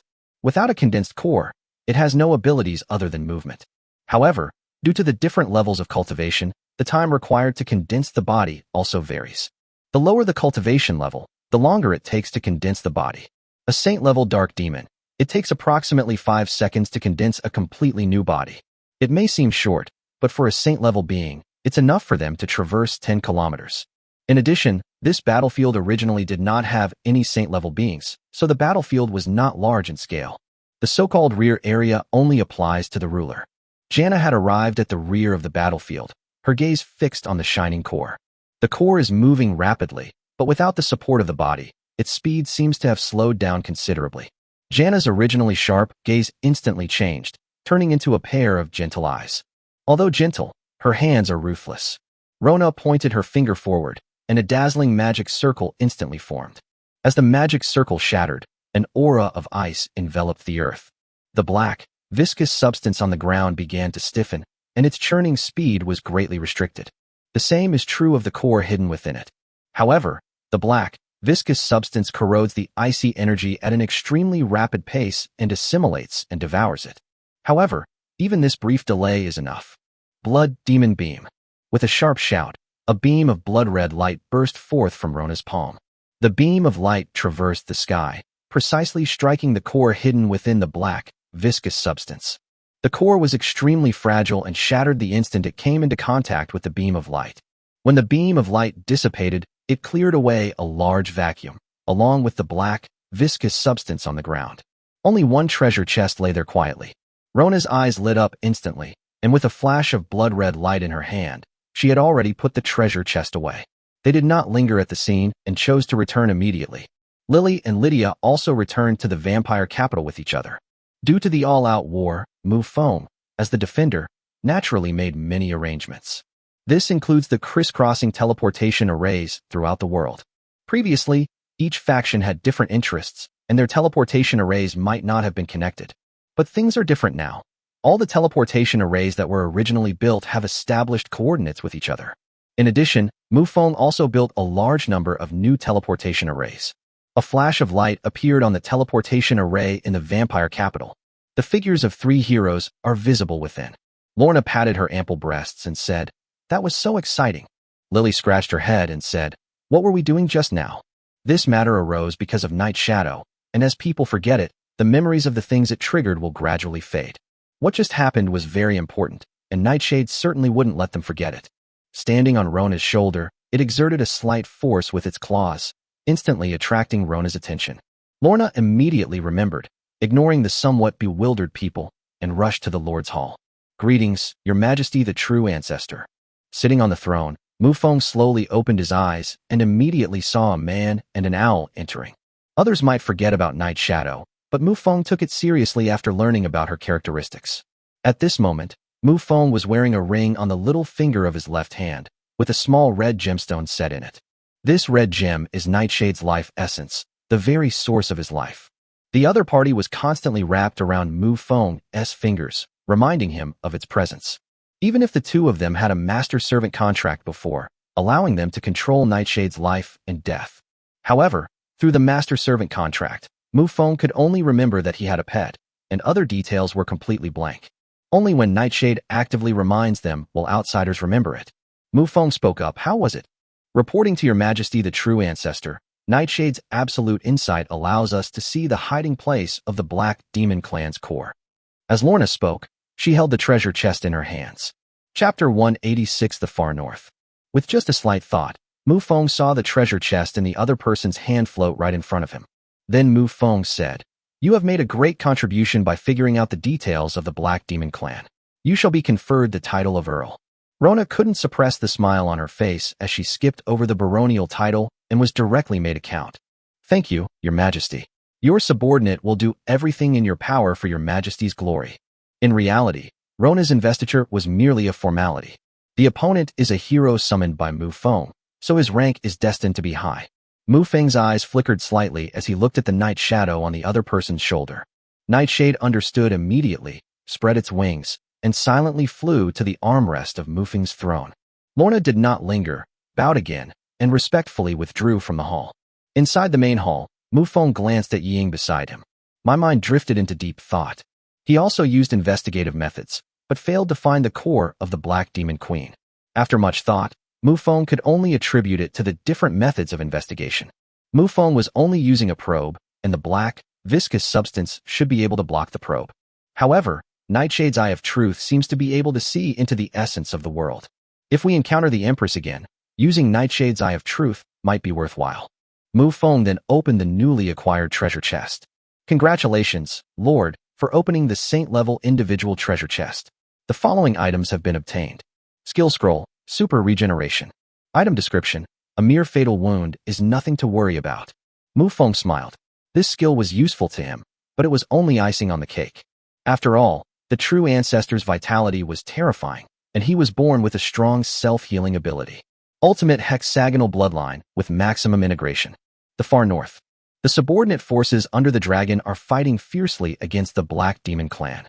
A centaur lord drew his bow and knocked an arrow, which pierced the sky and instantly tore a dark demon to pieces. But not long after, the body of the black demon appeared from another location. The centaur lord immediately cursed and said, "What the hell is this thing?" If you don't understand the centaur lord's mentality, imagine an unkillable mosquito that keeps circling around you. The dragon lord beside him sighed and said helplessly, "In terms of combat power, I can kill 2 with 1 punch, but that's not a real kill." As the two were talking, a large hole suddenly appeared in the ground. A steel claw, gleaming with a cold light, gripped the entrance to the hole, and a huge rat's head poked out from inside. The rat said in a high-pitched voice, "This war is so frustrating. The ground is completely covered with a black, sticky substance, so I can't dig any holes at all." That giant rat was the Terrain Spirit Lord. The Centaur Lord and the Dragon Lord exchanged a glance, both feeling a sense of sympathy for the enormous rat. The terrain where there is no way to dig tunnels weakens the combat power by more than half. Just as the three were exchanging complaints, the black, viscous substance in the distance began to churn violently. The large bulge gradually swelled up, revealing a female dark demon within, emanating a saint-level aura. As this oppressive aura appeared, the expressions of the three kings changed drastically. A dragon's roar echoed from behind, the sound of clashing weapons reverberating throughout the heavens and earth. The platinum dragon spread its wings, its golden vertical pupils filled with boundless killing intent, its gaze coldly fixed on the saint-level black demon. Two saint-level beings confronted each other, and the invisible power of heaven and earth surged wildly. The next moment, two more large packages rapidly descended from the black, viscous pillar that connected to the ground. As the large package shattered, two more saint-level female dark demons appeared. The platinum dragon narrowed its eyes slightly, and it couldn't help but sigh inwardly. As expected of a powerful race, their insight is indeed sharp. Despite being outnumbered 3-1, the platinum dragon was not intimidated, all thanks to his Saint Spirit level 9 strength. In the vast starry sky, although dragons are not the supreme bloodline at this stage, they once were. This is exactly the same as the current vampires. The platinum dragon transformed into a golden ray of light, its terrifying killing power filling the heavens and earth. With a flash of golden light, the enormous dragon claw instantly tore a saint-level being to shreds. Black, viscous substances surged from both sides, attempting to trap the platinum dragon within them. With a slight flap of its enormous wings, the dragon's massive body, as large as a mountain, transformed into a beam of golden light and soared into the sky. Inside the Lord's Hall in the vampire capital, the dragon demigod Salaroto, in human form, slowly walked into the hall. Looking at Mufong, who sat on the throne with his eyes slightly closed, his eyes were filled with solemnity. How long has it been? The aura emanating from the opponent has become even stronger. After a moment's hesitation, Salaroto spoke. Your Majesty, the Dragon Clan needs your help. I will send the undead to assist you. Mufeng's voice echoed in the hall. Salaroto got the answer he wanted and didn't linger there. After a brief moment's thought, he bowed slightly before turning and leaving. In the far north, the Great War continues. The Platinum Dragon fought 3 opponents alone, but held its own in no way. Saint-level black demons opposite him were often torn to pieces by him. At this moment, the terrifying combat power of the dragon race was fully revealed. The Platinum Dragon's golden pupils coldly gazed at the 3 holy spirits. Just as he was displaying his divine power, the clouds in the sky were instantly blown away. Under everyone's watchful eyes, a large package was moving rapidly from the black, viscous pillar that connected to the ground. Among such a large, black, viscous substance, the size of the large bag was not conspicuous. However, the aura emanating from it is as dazzling as a beacon in the night. That was a demigod. Above the icebergs in the far north, a similar dragon's might emanated. The dragon's roar echoed through the heavens and earth, and Salaroto's form began to expand rapidly. With its gaze fixed on the rapidly moving large bag, the claws gripping the iceberg instantly unleashed unparalleled power. The massive iceberg beneath their feet shattered instantly, the distant ocean surged, and a terrifying force stretched for thousands of miles. When the 3 holy spirits of the Dark Demon clan descended, Salaroto had already sensed something was wrong. It should be noted that what is currently unfolding is merely a war between vanguards, with the highest combat strength being no more than that of a king. This is true not only in the far north, but in all the Black Demon invasion points. However, the Black Demon clan acted out of character by sending 3 saint-level beings. Something was definitely amiss. Furthermore, the dragons in the far north are also at a critical juncture, and Salaroto cannot afford to be careless. The unusual behavior exhibited by the Black Demon clan clearly indicated that they had sensed what the Dragon clan was planning to do. Chapter 187 Advancement to Demigod. For all the high-ranking officials, the affairs of the Dragon clan, though secretive, were like a brand name. Take Mufong for example. He already knew what was going on when Salaroto came to him for help. This story begins a long time ago, with the war between the far north and the Dragon's Nest and the Holy Radiant Empire. For a dragon demigod, it is obviously unrealistic to completely plunder the territory of another demigod. But Salaroto did it anyway, which proves that the other party had ulterior motives. In addition, there are the Frost Dragon and the Platinum Dragon, both of which are at the peak of the Holy Spirit realm. The meaning behind it is self-evident. Salaroto intervened, wanting to elevate one of the dragons to demigod status. Such situations also occurred in Mufong's territory. Take, for example, Shalindi now. The laws of the two worlds have merged, but in the Neuro world, the power of the laws converges towards a single point, so the Black Demon Clan naturally falls short. Whether it's Salanti or the Frost Dragon, the Dark Demon Clan has already noticed. However, the Dark Demons had no way to deal with Salanti. Because of Mu Feng's existence, he is like an insurmountable mountain. To stop Salanti's advancement, one must defeat Mu Feng, which is tantamount to directly conquering the Neuro world. Naturally, the Dark Demons focus their attention on the dragons. Overall, although the hope is slim, the Dark Demons will not just stand by and watch. And most importantly, although both of them are breaking through to demigod status, their progress is completely different. With the help Mu Feng is currently providing, it will take Shalindi about 100 years to advance to demigodhood. Of course, this is only at this stage. Mu Feng is still growing, and maybe the next treasure chest will contain something helpful. However, the Frost Dragons were completely different. Long before the war between the empires broke out, they had already been accumulating the foundation of demigods. Although dragons are powerful, their physical strength is insufficient to bear the laws of nature before they advance to the level of demigods. Therefore, no one noticed when the other party left the pass midway and engaged in a great battle with the Holy Radiant Empire. At that time, Mu Feng's strength was far less than it is now, and his keen perception of the power of laws was also far from sufficient. Furthermore, since the two sides are allies and have shared the bond of being imprisoned together in the Holy Light Prison, they naturally wouldn't expose each other's true colors, as doing so would be an insult to the other side. If Mufong were to look at the Frost Dragon from back then, he would naturally be able to see the clues at a glance. Although he didn't realize it at the time, Mufong guessed it when Salaroto came to him for help. The schemes of a demigod are terrifying. Every move they make has a hidden meaning. Salaroto's terrifying dragon body caused ripples in the space wherever it passed. Sharp claws reached out to grab the pillar of the black, viscous substance. 5 sharp beams streaked across the sky, instantly slicing the pillar of black, viscous matter into 5 pieces. The black, viscous substance on the ground, having lost its energy supply, immediately began to shrink in size. However, number 5 naturally wouldn't let the other party succeed. The large black bag instantly shattered, revealing the other party's body. A thick, black, viscous substance seeped from the palm of his hand, so thick that it formed threads that dripped onto the ground. At the same time, number 5 reversed his hands, and a vast amount of black, viscous matter fell like a galaxy, pressing down on Salarotok. A dragon's roar pierced the heavens and earth, and its terrifying dragon might was unleashed without restraint. The vast glaciers of the entire far north were trembling as a result. Salaroto's laws of power are not as flashy as they seem. Power is his law. An unparalleled power pierced through heaven and earth. It's terrifying, might seemingly capable of tearing everything apart. In the blink of an eye, number 5's body was torn to pieces. However, all of this was in vain, and number 5's body appeared on the black, viscous substance on the ground.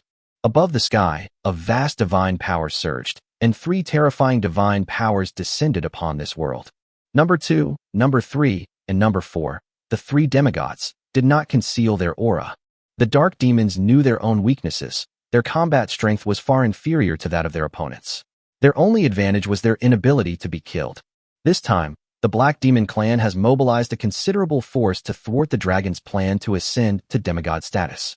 The second one has reached the second stage of demigod strength. Although the strength of the Black Demon Clan at the same level is extremely weak, they still have no problem bullying those of lower cultivation levels. Salarato's expression also turned serious. Now, all he hoped for was Mu Feng's help. In the distant sky, dark blue mist surged wildly, and the oppressive aura of the 3 demigods was already upon them. Within the dark blue mist, the figures of 3 skeletons emerged. The leading undead demigod said, "The 3 of us have arrived." For a demigod's speed, traversing the entire world is not a difficult task. However, they were in no hurry to make a move. For a demigod, that's exactly what they wanted, that kind of prestige. Salarato sensed the presence in the distance and breathed a sigh of relief. As long as Mufong keeps his word and is willing to help their dragons, the Frost Dragon's advancement is a foregone conclusion. The 3 undead demigods were in high spirits at this moment, their aura of death sweeping across the heavens and earth, as if they were the masters who reaped life. But at that moment, the space in front of them distorted and a blurry figure appeared. The entire world fell silent. The 3 undead demigods paused for a moment, then simultaneously withdrew their auras. The figure before me was an energy entity with a blurred face. However, everyone in the entire neuro world knows that this energy entity is none other than Mufong, the illusory image of the law. The Black Demon Clan deployed their second demigod, a second-stage being, which they naturally could not defeat on their own. Although there was the angelic demigod Xia, ever since they learned of the power behind her. Mufong was somewhat wary of the angelic demigod Xia. Mufeng's idea is to minimize the enemy's efforts during wartime, reduce their share of territory during land division, and then gradually push them out of the world. Having finally gained control of a region, Mufong would absolutely not allow any uncontrollable factors to get involved. Even if it costs him half of his life essence and the power of blood rage, Mufong will not give up this excellent chessboard. This illusory image of law condensed the power of Mufeng's 3 laws. Space, nothingness, flame. His realm is at the 2nd stage of demigod, but his strength has already reached the peak of the 3rd stage of demigod. Let alone number 2. Even if the Empress came, she could fight the opponent to a draw. A cold glint flashed in number 2's eyes as he stared intently at the distant phantom of the law. Chapter 188 Contracted Beasts. This is the person standing in front of them, who has blocked the advance of the Black Demon Clan. Since the goal is to prevent the Frost Dragon from advancing to demigod status, the Black Demon Clan naturally won't waste time here. Without a single word being spoken, a major battle erupted on the spot. Above the sky, black, viscous substances formed threads that fell to the earth like an inverted Milky Way. Mufeng's eyes narrowed slightly, and then there was a click. A spatial rift stretching for thousands of miles instantly formed in the distance. It was a misalignment between spaces, a thin line that just passed through the body of a dark demon demigod. Number 5 was split in 2, and the 2 halves of its body lost energy and fell like mud. The spatial laws that Mufong now possesses are not the half-baked ones that the wandering demigod had back then. The black, viscous substance on the ground surged, and number 5's body reappeared. Mufong watched this scene with a calm expression, then looked up at the starry sky beyond the world. Mufeng's perspective at this moment is quite strange. His position seemed to be atop a treetop, with the chains of law reflected in his eyes. This is Night Shadow's shared field of vision. Within the black, viscous substance connecting the 2 worlds, Mufong saw 3 shining cores.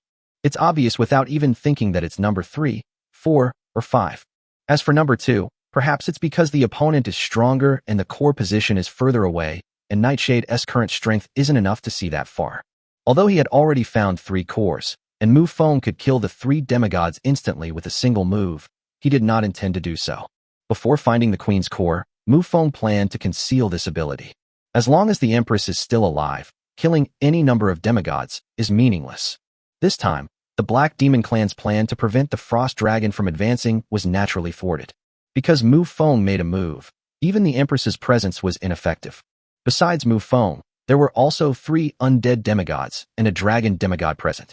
The Black Demons had only intended to give it a try, and only after their 4 demigods were killed an average of over 200 times did they gradually retreat. Mufong immediately returned to his territory. His current concern is how to quickly improve Nightshade's strength. After all, Nightshade was only at the saint level. Although she had eyes that could see through the essence of the world, the distance she could observe was very limited for a demigod. Mufong sat on the throne, and as he was thinking, his eyes suddenly lit up. He thought of something: the familiars of the true ancestor. The true ancestor's familiar beasts are not born with them. Could Mufong add another familiar beast to the true ancestor's bloodline? Nightshade's 2 abilities are practically bug-like. It has every right to be a familiar of the true ancestor. What we lack now is strength. A bloodthirsty glint flashed in his eyes as he looked at Night Shadow on the armrest of the throne. Night Shadow tilted his head and looked at Mufong. Their eyes met, and they understood each other's thoughts. Nightshade silently spread its wings, gladly accepting its master's arrangement. The true ancestor's desire to contract a new familiar is completely different from acquiring a blood slave. It's definitely not something that can be easily subdued by simply inscribing a blood-red rune. Contracts, rituals, and blood ties are all indispensable. Mufong plans to complete the contract and bloodline fusion first. As for the ritual, he doesn't have that ability yet. He touched his brow with his finger, and then a drop of blood appeared from his fingertip. Nightshade also opened its beak and spat out a drop of blood. Their blood flowed into each other's bodies, and a wondrous connection was established at that moment. A blood-red mark appeared on Mufeng's forehead, and Night Shadow transformed into a beam of light, entering Mufeng's body. They have just exchanged their life essence and blood, this is just the beginning. Fortunately, Mufeng's consciousness was strong enough to allow him to multitask. During the process of establishing a contract with Nightshade and merging their bloodlines, he also advanced to the third stage of demigod. Black Demon Star, atop a massive mountain. The 4 demigods who went into battle have now returned. They bowed to the queen, and the second one said, "Your Majesty, we have failed." The Empress nodded, her expression unchanged, as this was exactly what she had expected. Number 5, who was standing nearby, thought for a moment, then stepped forward and said, "Your Majesty, number 21 has been killed." Was he killed accidentally, or did the enemy actually find his core? The Empress asked. If a large-scale battle breaks out between the two sides, the battlefield will be too large for the Holy Spirit-level core to hide outside the battlefield. In the event of a large-scale attack, it is indeed possible to be killed by the enemy. Number 5 replied, "It seems the other side has found the core of number 21. Their target is very clear." Upon hearing this, the Empress frowned, a bad premonition creeping into her heart. She muttered to herself, "I wonder if that guy can find the core." As she spoke, with a thought, the Queen's core, hidden on the Black Demon Star, instantly changed position. Number 2 then spoke up. "Your Majesty, that vampire expert shouldn't be able to detect our core, otherwise we would have died more than 200 times already." Number 2 then recounted the battle that had just taken place. The Empress nodded, feeling somewhat relieved. Not hold back if she could kill 4 demigods in one fell swoop.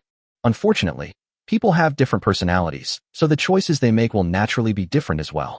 Of course, the most important point is that the other party has only found the core of the Holy Spirit. This method might not work at the level of demigods. Time flies, and a month later, in a small shop in the vampire capital, Mufong sat at a small table in the shop, while Li Da, opposite him, was pouring tea for him using a tea set produced by the system.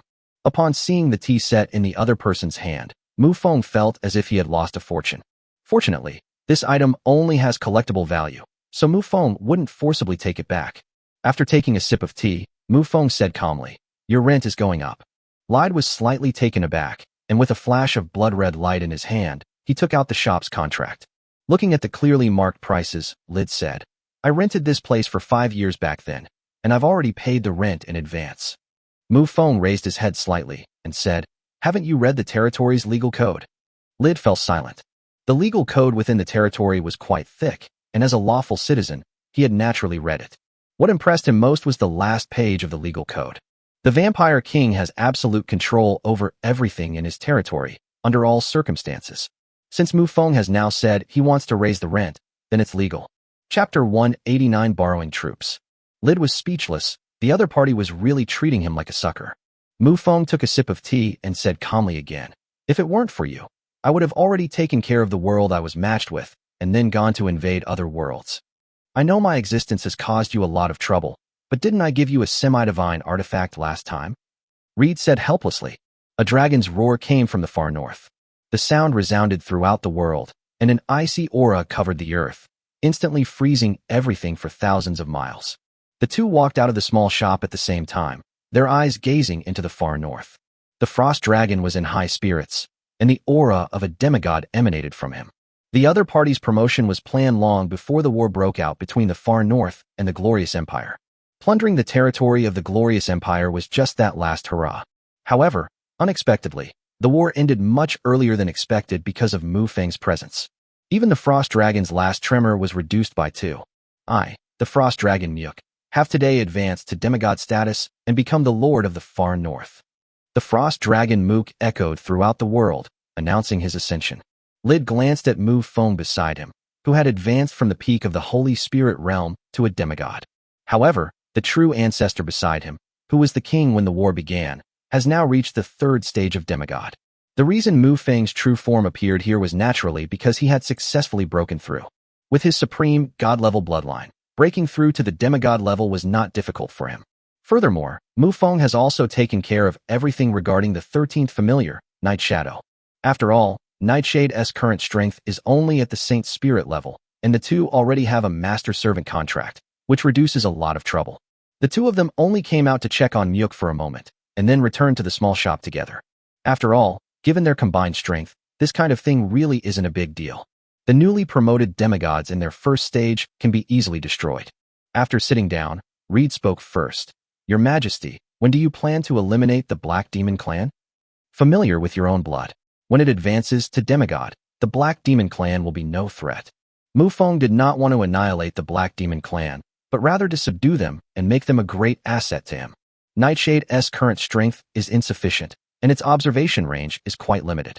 Once the opponent advances to demigod status, they will surely be able to find the Queen's core.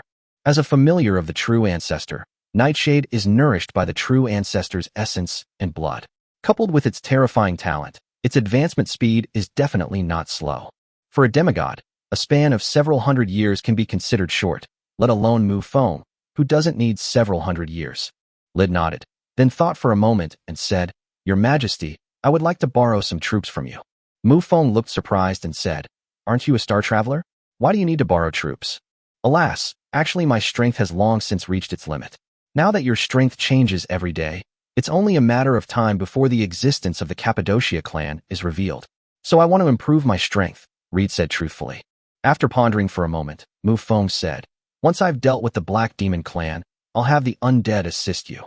The other party's next step is to advance to the true God realm, and the other party will serve him sooner or later. Mufong can consider this an investment in advance." At the same time, Mufong could also imagine that the world the other party wanted to invade must be quite powerful. The other party is a space wanderer who currently has no religious foundation. To support the other party's advancement to true God, it would require at least 2 top-tier, mid-level worlds, if not a large one. With the bloodline of the other party's 13 vampire clans, it was barely enough. Having agreed to the other party's request to borrow troops, Mufong asked a question, which was also the purpose of his visit. "I'd like to ask you, how much do you know about the ancient gods?" Upon hearing Mufong mention the ancient god clan, Lid's pupils contracted momentarily, but quickly returned to normal. After taking a sip of tea, Lid calmly said, "The ancient gods are a very powerful and mysterious race." "How powerful? How mysterious?" Mufong pressed on. Lid tilted his head slightly, seemingly lost in thought. After a long silence, he sighed and said, "Alas, the mystery of the ancient gods comes from the void, and their strength comes from their killing of the second true ancestor, which brought an end to the glory of the Blood Clan." Mufong felt somewhat helpless. He knew all of what the other party was saying. In the void, he encountered 2 ancient gods whose remaining inherited memories also marked the reason for the second true ancestor's fall. He saw an old woman with white hair, but Mufong knew in his heart that it was not her true appearance, but a manifestation of excessive burning of her life essence. Even a supreme god, an invincible being who roams the starry universe, has come to such an end. It's both heartbreaking and terrifying. Mufong asked, "Do you know the details of that battle back then?" "The second progenitor wiped out the Cappadocia clan first, and then perished himself." Reed's timeline already existed. Upon hearing this, Lid shook his head and said, "I don't know the specific details. To be precise, no one below the supreme god knows them. But when the Great War started and ended, that ancient god said 2 sentences that spread throughout the entire starry universe." "What did you say?" Mufong quickly asked. Lid looked at Mufong and slowly said, "Fate says you cannot defeat me." What was said at the end? "The rules of fate are predetermined, and no one can escape its arrangements, including you," Reed said. When Mufong left Lid's place, he had a worried look on his face. That ancient god talks about fate. Is he just showing off, or can he really control fate? Mufong muttered to himself. He sat alone on the throne, muttering to himself as he turned his palms over. A black sphere appeared in my palm, its interior deep and dark, like a blank starry sky. This was something he obtained from the system check-in. It wasn't an object, but a divine spell. Divine magic, the realm of nothingness. It was precisely because of the appearance of this thing, coupled with the ancient gods they had encountered before, that Mufong asked Li to this question. The newly acquired divine art, Void Kingdom, is, without exaggeration, Mufong's strongest ability in his normal state. This method undoubtedly comes from the ancient gods, because it requires the laws of the void to activate. It was precisely because they were so powerful that Mufong felt even more wary of the ancient god clan. Chapter 190, Contacting Reinforcements. Divine Magic, the Realm of Nothingness. It includes various abilities such as control, attack, and mental intimidation. Mufong even felt that if the Black Demon Queen could be hit by his Void Kingdom 3 times, he could kill her without damaging her core. However, for Mufong, who has already advanced to the 3rd stage, destroying the opponent's core might not be a difficult task. In the 4th stage of demigodhood, one already possesses the ability to destroy a star with a single blow. Although Mufong is only at the 3rd stage of demigod, his current strength is probably already invincible among demigods. The Holy and Glorious Empire. In a newly built, magnificent temple, the angelic demigod Kersia gazed with sorrow at the far north. Kersia was deeply concerned about the Frost Dragon's advancement. The current global situation is far from optimistic for her. All of this stems from that great battle back then. After all, the Holy Radiant Empire was the only surviving enemy force in that great war. Whether it's dragons or moon elves, they are all allies with a sense of loyalty to the vampires. The moon elves, in particular, are practically inseparable from the vampires. Any order given by Mufong is an order, and the moon elf demigod Zona will execute it immediately without uttering a single complaint. Although there was no explicit declaration of submission, the superior-subordinate relationship was already very clear. The three forces are almost completely united, except for her, the angel demigod, who is an anomaly. The result of this situation is quite simple. Neither the dragons nor the moon elves have any powerful backers. Mufeng's strength is something both sides are happy to see. After much deliberation, Xia finally decided to bring in an ally from the bright world. It couldn't possibly be the true god who controls the great world, because if the true god were to descend, Xia's interests would shrink drastically. Moreover, even if a true god were to come, with the opponent's true ancestral bloodline, he could only maintain the situation for a short time. The true ancestor's strength will definitely not stop here. The opponent's strength is inevitable. Once the opponent gains the ability to kill a true god, then Kersia will inevitably face reckoning. Xia plucked a feather from her wing, muttered some incantations, and then threw the feather away. The feather crossed the endless starry sky and arrived in a world filled with sacred hymns. Another angel saw the feather, and a look of shock crossed her face, but it quickly turned into ecstasy. The angel goddess before us has reached the peak of the 3rd stage of demigod power.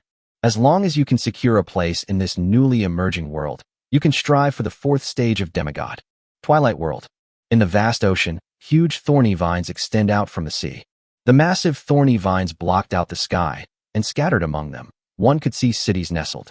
Since leaving the 334 Thorn City, Mufong has arrived in the vast ocean below. The remaining rebel Christians number only about 5,000. In order to better develop the faith, Saint Dole suggested that all these people be sent out to spread the faith more effectively.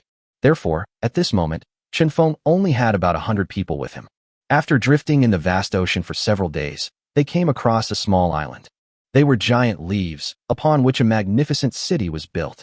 Mufong and the other believers discussed and decided to enter the city in batches so as not to attract the attention of others. 3 groups of people led the way, and Mufong, Fatty Duoer, and 2 others entered the city as the 4th group. Unfortunately, the moment they stepped into the city, they still attracted the attention of others. There is no other reason. As a saintess, Duoer tried her best to conceal her feminine characteristics, and was even wrapped in a black robe, making it impossible to distinguish between her gender. However, in this lawless area, the thugs still managed to identify the other party by their footprints and the scent they carried as they passed by. In fact, her identity is not important. What matters is that she is a woman. Without the constraints of law, the difference in strength between realms directly defines the social status between people. 3 people walked on the dilapidated street.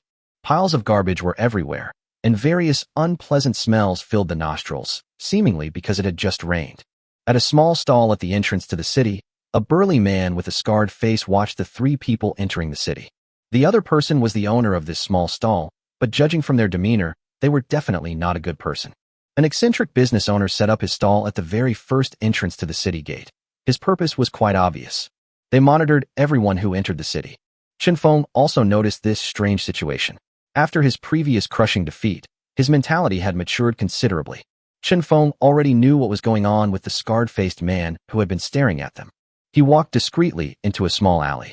Water dripped continuously from the eaves on both sides, and shoes splashed water when they stepped on the ground. Mufong suddenly stopped in the middle of the alley and said coldly, "Come out, all of you." As he finished speaking, more than 30 people poured out from each end of the alley. The burly man with the scarred face that I saw when I entered the city was right there among them. Mufong had been driven out of the previous 334 Thorn City like a stray dog, and his mood at this moment was definitely not pleasant. Being cornered in the alley by others only fueled his anger to the extreme. Duoer, standing to the side, subconsciously tightened her long robe, her expression beneath the hood revealing a hint of nervousness. As a saint of the church, she already had a strong sense of enlightenment. As a saint, the only thing she needs to dedicate herself to is the God she believes in. All other lives are worthless. Even touching her would be blasphemy against the gods. The fat man looked around and noticed that there was a small door in the courtyard wall on both sides. Ignoring the people blocking both sides, he kicked the small door open. Fatty and Duoer walked in together and left the scene. The thugs on both sides did not give chase, because in their perception, the two who left were just ordinary people. Once we can deal with the young man in front of us, the other two will be ours for the taking. The scarred, burly man's lips curled into a smile, but just as he was about to speak, a flash of blood appeared before his eyes. He covered his throat in disbelief, as if trying to say something. But he kept gurgling and spitting out bloody bubbles, but he couldn't utter a single word. The moment Qin Feng made his move, anyone who wasn't an ordinary person could sense his strength. Hero level 1. On a global scale, such power is like that of an ant. Chapter 191 Saintess Celine. But with that kind of strength, killing them would be more than enough. The carnage in the alley officially began, with Qin Feng transforming into a blood-red afterimage, ruthlessly reaping lives. 20 people paid the ultimate price, and the rest immediately knelt down and begged for mercy. Qin Feng did not continue to exterminate them. As a newcomer, he needed some followers to do things for him. The remaining 40-plus people knelt on both sides of the alley, kowtowing and begging for mercy. Qin Feng stood in the middle of the alley, blood dripping continuously from the long sword in his hand. On a distant rooftop, a pair of eyes were watching this scene. The young man frowned and muttered to himself, a follower of the vampires.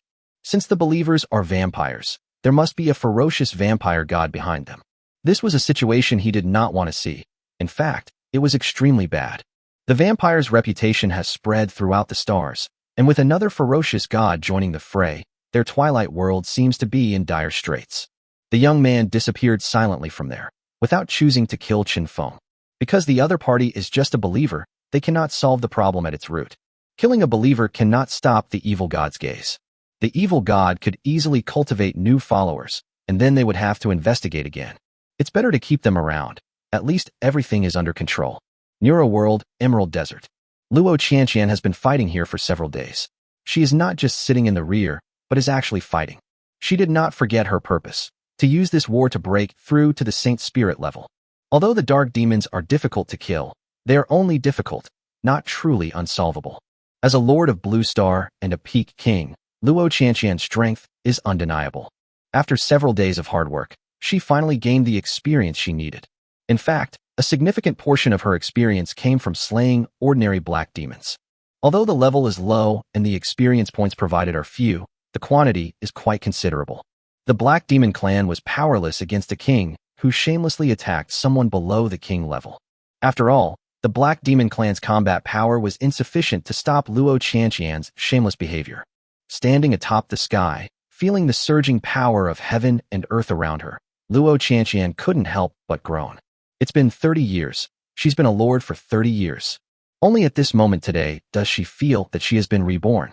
The number of Zerg under his command has reached 7 million. This is still the result of continuous attrition during the war. Luo Qianqian herself has reached the Saint Spirit level, and she has a terrifying master behind her. Having achieved her ultimate goal, Luo Qianqian sensed the other side, but did not detect any saint-level beings. She had no intention of continuing the fight, and immediately chose to withdraw from the battlefield. Area 031. Blood stained the sea red, and the battle continued here.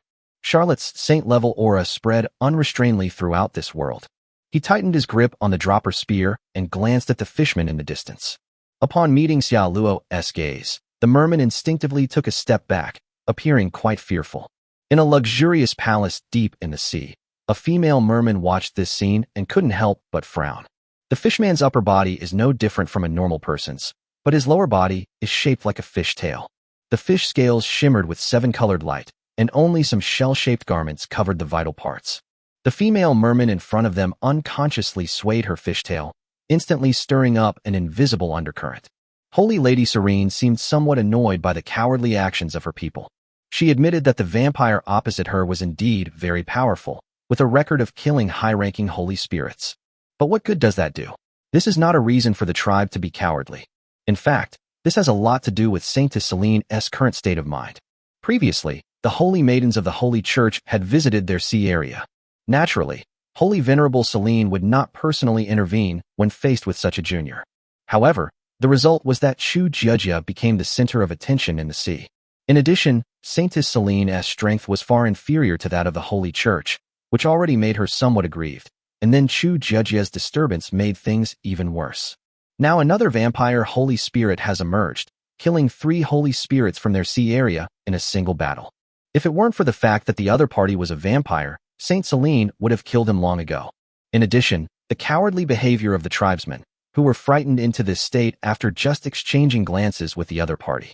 Holy Lady Serene finally couldn't hold back any longer. The 7-colored fish tail of its lower body swayed slightly, and its figure had already disappeared into the palace. Charlotte felt the sudden pressure from the demigod, but her face didn't show much tension. When Saint Celine suddenly appeared and saw the other party's unwavering expression, she became even more convinced that there was a powerful figure behind the other party. After a moment's consideration, Saintess Celine said, "Vampires, stop here." Charlotte remained calm and said indifferently, "I cannot make a decision in accordance with the Lord's will." The Holy Venerable frowned slightly and said in confusion, "The being behind you is not here. If I were to make a move now, I could easily kill you. Why don't you retreat?" Charlotte laughed upon hearing this and said, "I believe that if you dare to make a move, you will be the one who dies." For a high-ranking vampire, 1 or 2 deaths are insignificant. Because they have the blood pool skill, as long as they accumulate a certain amount of blood, they can be resurrected. This was mentioned in a skill description a long time ago. However, reviving a person is no simple matter. The total amount of blood required is quite terrifying. Charlotte had been fighting on all sides, and her strength had reached the level of a mid-level holy spirit. The blood she had accumulated was enough for her to be resurrected. Moreover, Charlotte firmly believed that His Majesty the true ancestor would not abandon her.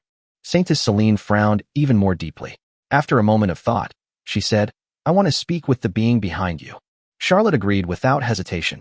After all, the other party was a demigod. Through the mutual connection of bloodlines, Xia Luo made contact with Mufong. As for why there was a bloodline connection, it was naturally because Xia Luo had been bitten by Mufong. Upon receiving the news, Mufong immediately created a phantom image of the law. The power of the law phantom wasn't very strong, but that was only in relation to Mufong. Space, flames, and the illusory image of 2 laws condensed together. Due to Mufeng's breakthrough in realm, the law phantom is currently at the 3rd stage of demigod, but only a normal 3rd stage demigod, without the ability to transcend levels. Only half of his will was transferred, but it was empowered by the already formed divine soul and carried with it an incomparably powerful divine might. Chapter 192, The New Angel Demigod. As the immense divine power descended upon this place, the seawater beneath their feet surged and boiled, and the marine creatures hidden within fled into the distance. Saintess Celine's pupils suddenly contracted. She sensed the aura belonging to a divine soul. That's the ability of a 3rd stage demigod. A blurry, illusory figure stood in the sky, looking down at Saint Celine above the sea. Celine swallowed nervously and asked, "Are you a powerful vampire?" The illusory image of will before me consisted only of space and flames. I did not sense the blood law that was standard for vampires.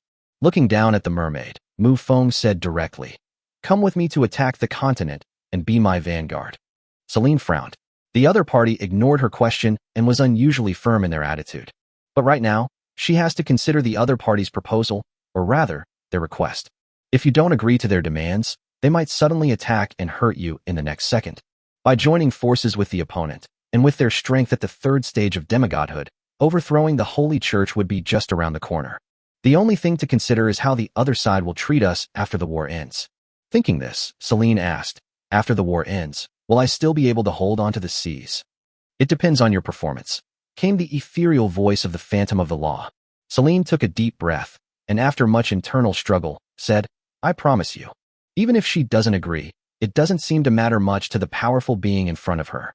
They could even immediately subdue the sea area and then turn around to attack the Holy Church. After only a brief conversation, Mufong had already achieved his goal, and the illusory image of the law began to retreat. The divine power that had enveloped the sea gradually dissipated, and Celine's tense mood finally calmed down. Mufong made this arrangement because he was currently unable to free himself from the situation. But the march of war will not stop. Never. Absorb all the power you can, and don't let any experience points slip by.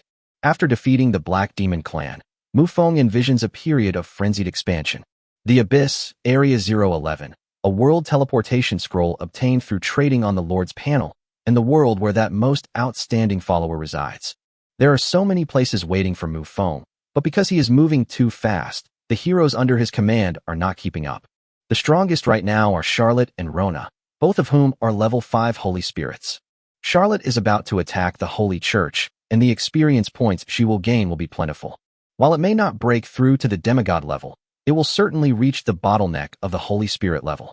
Therefore, at this stage, Mufong will absorb external forces to the greatest extent possible. Once his hero has grown up, the conditions for Mufong to absorb external power will become much more stringent. Time ticked by in my ears, and 3 months had passed in the blink of an eye. On this day, Mufong sat on the throne and opened his mouth to say something, but no sound came out. However, all the powerful beings in the entire Neuro world have already received the news. A terrifying demigod's aura stretched across the sky, rapidly approaching the vampire capital. 2 colossal dragon demigods from the far north transformed from their massive dragon bodies into human form before stepping into the vampire territory. The aura emanating from him was also significantly reduced, a sign of respect for the vampire lord. When the 2 dragons arrived at the main hall of the vampire capital, they discovered that someone had already arrived before them. 3 undead demigods and a moon elf demigod. The group nodded to each other and then prepared to enter the main hall. But the next moment, golden holy light shone on the distant horizon, and sacred hymns resounded from the void. The angelic demigod Xia looked at another angelic demigod beside her, who was radiating golden light, and said with a worried expression, "Perhaps you should tone it down a bit." The angelic demigod next to her is named Lolita. Lolita was the reinforcement that Xia brought from the world of light. Furthermore, Xia explained the situation in this world very clearly, with particular emphasis on Mufong. Her strength is at the 2nd stage of demigod, but she is able to rival the Dark Demon Queen, who is at the 4th stage of demigod. Mufeng's level increase this time was not a big deal, and very few people knew about it. Lolita was quite shocked by this, but quickly put it out of her mind. After all, everyone knows the fighting strength of the Dark Demon Clan. At the same level, the normal fighting strength is 5, so the Dark Demon Clan's fighting strength is probably only 4, or even 3.x. If we disregard their difficulty to kill, then they are truly a sewer race. Therefore, in conclusion, the true combat power of that vampire expert is probably among the stronger ones in the 3rd stage of demigods. Lolita felt that her ideas were already quite bold, given the common knowledge about the starry sky. Therefore, in this first meeting with that powerful vampire, Lolita must demonstrate her strength in order to gain more influence and reap greater benefits in the future. Therefore, when Lolita stepped into the territory of another powerful figure, she did not conceal her aura at all.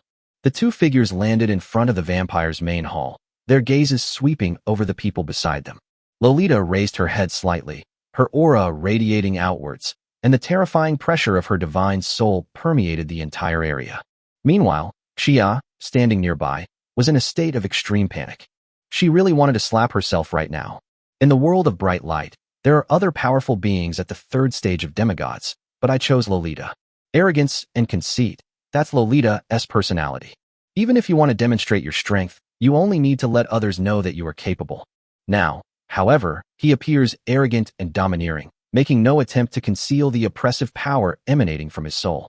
This isn't about showing strength, it's clearly about making others bow down.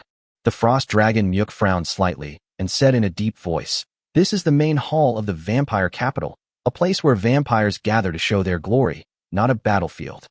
Although Salaroto did not speak, his aura had already spread out, and he had not forgotten the help he received from the vampires. Although he was a member of the Star Dragon clan, he had never had any allies, which is why he went to help the Frost Dragon to escape his predicament of being all alone. Without vampires, he would be a lonely dragon. Even a major war with the Glorious Empire could very well result in them being humiliatingly driven out of this world. The other party helped the dragon race advance and also secured a place for him in the future world. The gratitude he owed them was beyond words. Facing a demigod in the 3rd stage, the aura of the 2 dragons was naturally far inferior. The dark blue mist began to surge, and the auras of the 3 undead demigods intertwined. Chapter 193, The Void Kingdom. The aura of death, unique to her, surged toward Lolita. "Jonah, who was standing to the side, tilted her head and thought for a moment, feeling that she couldn't just stand by and watch. At the very least, she had to fit in. The power of moonlight poured out, and a brilliant moon rose behind it. Xia, standing next to Lolita, gritted her teeth. Since this was an ally she had brought in, she would go all the way down this path. We back down now, wouldn't we be caught in the middle and disliked by everyone? The atmosphere on the scene was tense, with the auras of the 8 demigods clashing together. Even though the plaza in front of the Mufong Hall was quite magnificent, it now appeared very crowded. The clouds in the sky were dispersed, and each demigod's power occupied a part of the sky. As their forces clashed, a clear dividing line appeared between the two teams. Just then, a slender, fair-skinned man dressed in commoner's clothes walked across the dividing line, heading straight into the main hall. He glanced at the 2 angelic demigods beside him and said with a smile, "It's best not to anger the Lord. Let's talk inside." There's a reason why Lid suddenly appeared here. He wanted to borrow troops from Mufong, and the other party had already agreed. Furthermore, Lid had long believed that it was only a matter of time before the other side announced the existence of the Cappadocia clan to the stars. Furthermore, they also need help from others, so it would be unreasonable to ignore everything. While they wouldn't necessarily fight on the front lines for the enemy, they could certainly defend their territory without any problems. Lolita concealed her aura, tilted her head, and whispered in Xia's ear, "You didn't say that there were such terrifying beings among the vampires." Xia was also momentarily stunned. She had truly forgotten about the other person. Isn't this guy a star wanderer? Wasn't he supposed to be uninvolved? Lid ignored the crowd and went into the main hall first. The 2 dragon demigods and the 3 undead demigods exchanged glances, then gave the angel demigod a cold look before following Reed into the hall. Zona followed closely behind, and the 2 angelic demigods entered last. Lolita entered the main hall last, and looked up to see Mufong on the throne. The other person had a smile on their face, and was looking them up and down. He glanced at Lid beside him without making it obvious, and suppressed his thoughts. Seeing that everyone had arrived, Mufong acted as if nothing had happened in the main hall, and calmly said, "There are 2 reasons why I called everyone here today. The fusion between the 2 worlds is about to be completed. In less than a month, the world beneath our feet will become a single great world." After a pause, Mufong continued, "Now that the world has been united, it's time for us, this scattered bunch, to unite as well." These words sparked a mental whirlwind among everyone. Joanna tilted her head, her eyes slightly rolled upwards, as if she were thinking about something. Before anyone else could react, Joanna stepped out of the group, knelt on one knee, and said, "Joanna, the Moon Elf, and her race of Moon Elves are willing to submit to the Vampire Lord. If the Moon Elves didn't align themselves with the vampires, they would be the weakest demigod faction in the entire world. Considering their already good relationship with vampires, setting an example now would be a good outcome." The 2 dragons exchanged a glance and understood each other's thoughts. The 2 immediately stepped forward, knelt on one knee, and said loudly, "Greetings, Lord." Mufong raised his hand, signaling the 3 of them to stand up. Finally, all eyes fell on the 2 angelic demigods. Xia felt a pang of bitterness. It seemed she was still destined to be disconnected from this vast world. As a demigod in the world of bright light, she would never submit to anyone else. Lolita thought for a moment. Although there was a vampire at the 4th stage of demigod present, now was not the time to back down. If it really doesn't work, we can always tell the true god of the bright world about this. With this in mind, she stepped forward and said without the slightest fear, "Your vampires are stronger, so we should obey your orders during the war." Obeying your orders does not mean submitting to you. This is the superior subordinate relationship between allies. Mufong leaned lazily against the throne, lost in thought. If we kill these 2 people here, it will definitely attract the attention of the powerful figures behind them. However, the other party is unwilling to submit. If you let them leave, they will certainly not give up easily. It might involve the true god behind it all. Having finally taken charge of the household, Mufong wouldn't do something so foolish. If you can't kill the other person, and you can't let them leave, then there's only one way left. Sat up slightly, his lazy body becoming colder. Xia's heart was pounding in her throat. It would be a lie to say that Lolita wasn't nervous, considering there was a 4th stage demigod standing right next to her. Under everyone's watchful eyes, Mufong slowly rose and walked up the steps one by one. As he walked, everyone's vision blurred for a moment. The surrounding halls had disappeared, replaced by a space so dark it was almost impenetrable. Mufong, a multicolored black circle, was rotating regularly. It's a wonderful metaphor. It's colorful, yet you can immediately tell that black is the main color, with everything else just accents, making it impossible to ignore. Moreover, that thing seemed to be attracting people's attention, and they found themselves looking at it without realizing it. Lid was startled and quickly turned his head, beads of sweat already sliding down his forehead. The two angels and demigods were also momentarily dazed, but instantly came to their senses. But unfortunately, it was too late. Instead of returning to the original main hall, the surrounding space remained a pure, dark expanse, where everyone's figures had vanished. Lolita immediately panicked, and golden holy light burst forth, with vast divine power emanating from her body. Her soul swept forward, reaching a boundless expanse, utterly empty. The two men grew increasingly tense, and even began attacking their surroundings aimlessly. 1 day, 1 month, 1 year. It's impossible to calculate how much time has passed. Time becomes chaotic here, as if everything truly exists. Inside the main hall, Mufong had already reached the bottom and held a miniature black hole in his hand. At the center of that black hole, everyone can see what's inside. Those were two angels and demigods. However, the two angelic demigods were acting very strangely at this moment, their bodies being stretched out like noodles and constantly twisting. As for demigods, they know the reason for this situation. The space. There is no space to contain it, so the body becomes like this. However, those inside are unaware of it, or even aware of it, so everything seems normal from the inside.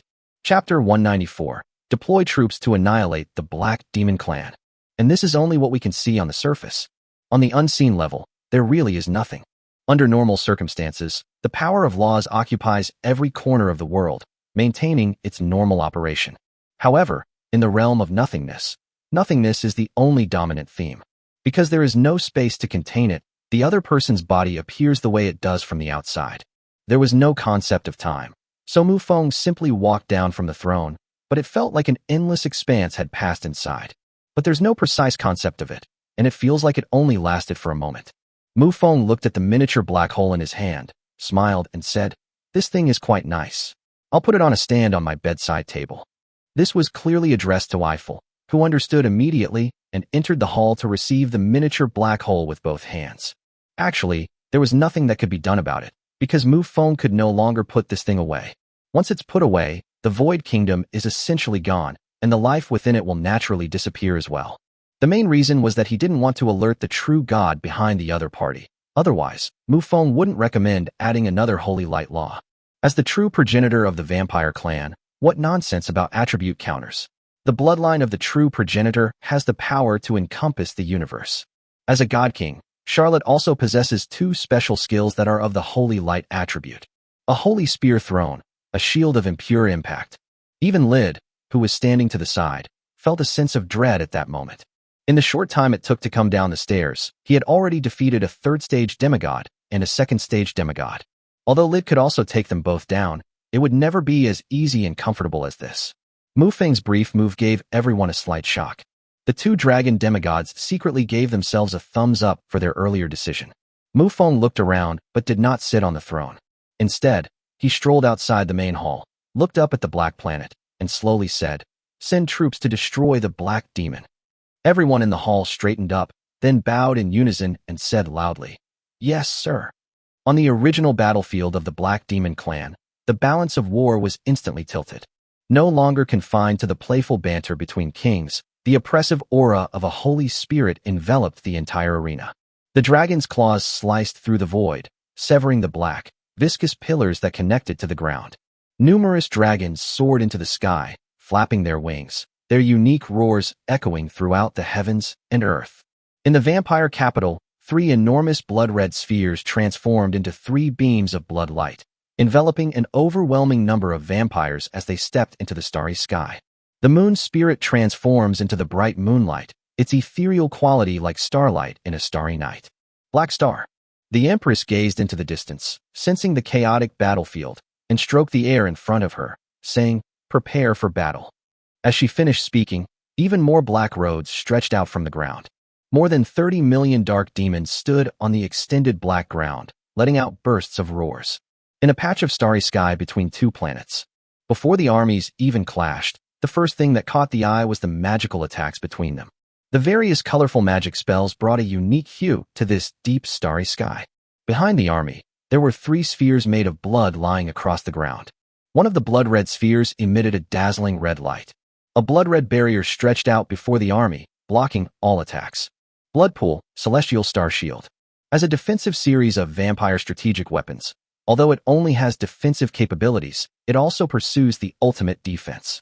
Even the Dark Demon Clan's Holy Spirit couldn't handle such a massive shield in a short time. A blood-red sphere nearby also flashed with a dazzling red light. A beam of crimson light extended out, instantly annihilating a large number of black demons upon contact. Blood Pool, Star Slayer. Although it is called a star killer, it is far from being able to do so at this stage because it lacks a large supply of blood. Nevertheless, the fourth demigod behind the Black Demon army was also torn in half due to his inability to dodge. The remaining gravitational celestial body also emitted numerous wisps of red energy. It is connected to each vampire, providing them with a massive energy supply. Because of its existence, the gravity in the area is completely controlled, and one can move freely within the area with just a thought. This also allows a large number of soldiers to conserve energy by controlling their bodies. After all, before reaching the king level, flying requires using various abilities, and since they are abilities, they consume energy. Even flapping its wings takes a lot of energy. In the very center of the road of the Black Demon army, a 3-meter-high mound bulged up, revealing the figure of the queen. The Empress had just emerged when, in a daze, she saw a dark light hurtling towards her. His soul then severed, and his body was smashed into a bloody mist. The Empress's body reappeared in the rear, her gaze filled with anger as she looked into the distance. The dark light circled the scene once before finally landing in Mufong's hand. Looking at the Empress opposite him, Mufong narrowed his eyes. He had no intention of talking to her. He would subdue her first. The surrounding space rippled, and his body vanished from the spot.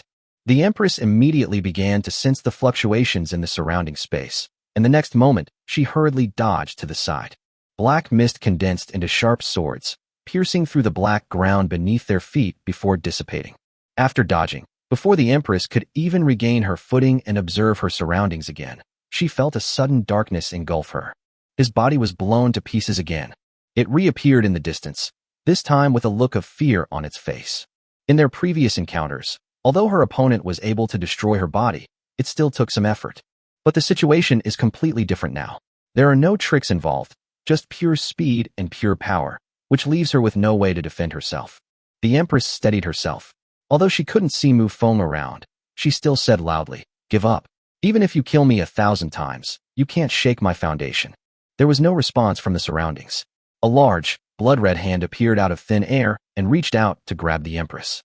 The Empress floated backward, trying to dodge the attack. However, from the palm of that giant hand, a vast spatial force extended out, constantly pulling the space towards the giant hand. Although the Empress was retreating, the space continued to move forward, making it impossible for her to escape. The Empress looked at the large hand that had covered her, slowly closed her eyes, and automatically disconnected her consciousness. The next moment, the large hand clenched, and the Empress inside was crushed into minced meat. Chapter 195, 3 Cores. The demigods, who were fighting alongside the other dark demons, were greatly encouraged by Mufong's divine might. The clash between the demigods lasted only a dozen seconds, but the Black Demon Queen had already been killed 3 times. As for the dark demons, it's no big deal, but all the demigods know it. Mufong would never speak without reason, and as a demigod, he would not wage a meaningless war. Since the other side has decided to send troops to destroy the Black Demon clan, they must have some kind of means to achieve this. The Empress's body reappeared, causing a ripple in the space in front of her, where Mufong stood. The Empress showed no signs of power, appearing to be giving up entirely. The two are not on the same level in terms of combat strength. The only advantage the two have is that the other cannot be killed. In that case, there's absolutely no need to fight. Let them kill us. Mufong smiled and said, "You think I can't kill you?" Although his tone was calm, even carrying a hint of a smile, the Empress felt a sudden tightness in her heart for no apparent reason. Then, under his wary gaze, Mufong raised one hand above his head, palm facing up, and suddenly clenched it into a fist. The crimson runes extended down from his fist, covering half of his arm before gradually fading away. At the same time, Mufong's voice rang out in this starry sky. "Come, 13th familiar, Eye of the Universe." A mysterious force surged forth, and chains of laws suddenly appeared in the void. The chains intertwined, each end embedded in any place in the void. On both planets, chains of laws extend into the void, eventually disappearing into the infinite distance. On the dark, viscous ground, wisps of white light shone into everyone's eyes. The 13th familiar, the eye of the universe, who sees the truth of the world. Compared to the previous 12 familiars, Nightshade's power is quite weak. However, for Mufong at this stage, it is more than enough. The Empress was immediately horrified, for the white light that appeared on the ground was actually the core of the Black Demon clan. At the same time, the Empress also had a feeling that she had been seen through. Her pupils suddenly contracted, and she instantly looked up. A gigantic pupil stretched across the starry sky, like the eye of the heavens looking down upon all living beings, and nothing in the world could escape its insight. The eye of the stars had no specific location in the Empress's perception. However, everyone present could see the huge pupil directly above them simply by looking up, without even the slightest deviation. It was as if the pupils were located on the top of my head and moved with me. In her panic, the queen quickly turned to look at Black Star. Above the Black Demon Star, four dazzling white lights shone brightly, bringing a long-lost, unusual glow to this entirely black planet. Mufong noticed it as well, but then paused for a moment. His gaze swept across the entire room, and he began to count them one by one. There are 4 white lights extending across the black ground beyond the planet. This is the core belonging to numbers 2, 3, 4, and 5. However, there are 4 beams of white light within the planet, which also represent 4 cores. One of them should be number 1, a powerful being in the 3rd stage of demigods. One of them must belong to the Empress, so what about the other 2? After a brief moment of surprise, Mufong began to look more closely. Under the gaze of the eye of the universe, 3 of the cores separated into wisps of energy, all of which connected with the Empress. Mufong immediately understood that this Empress in front of him had 3 core members. After the initial panic subsided, the Empress managed to calm herself down. Don't panic, don't panic. The other side has only found the core. There is still a world barrier on Black Demon Star. The other side can't get in. The Empress comforted herself in this way. Mufong withdrew his gaze, then looked at the Empress and said, "I'll give you one last chance. Submit to me." The queen, no longer flustered, said, "You have only found the core, but you have no way to destroy it." Mufong sighed. It seemed he still had to make a move. The soul-seizing scepter in his hand unleashed a massive black mist, which began to surround and kill the queen from all directions. Instead of breaking through the encirclement, the Empress chose a better method. She deliberately severed the connection between her soul and her body, and then condensed a new body in the distance. His gaze immediately turned to the distance, and then his expression gradually became one of astonishment.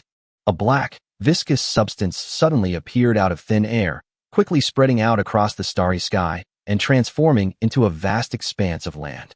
A 3-meter-high bulge rose from the ground, and the figure of the Empress appeared.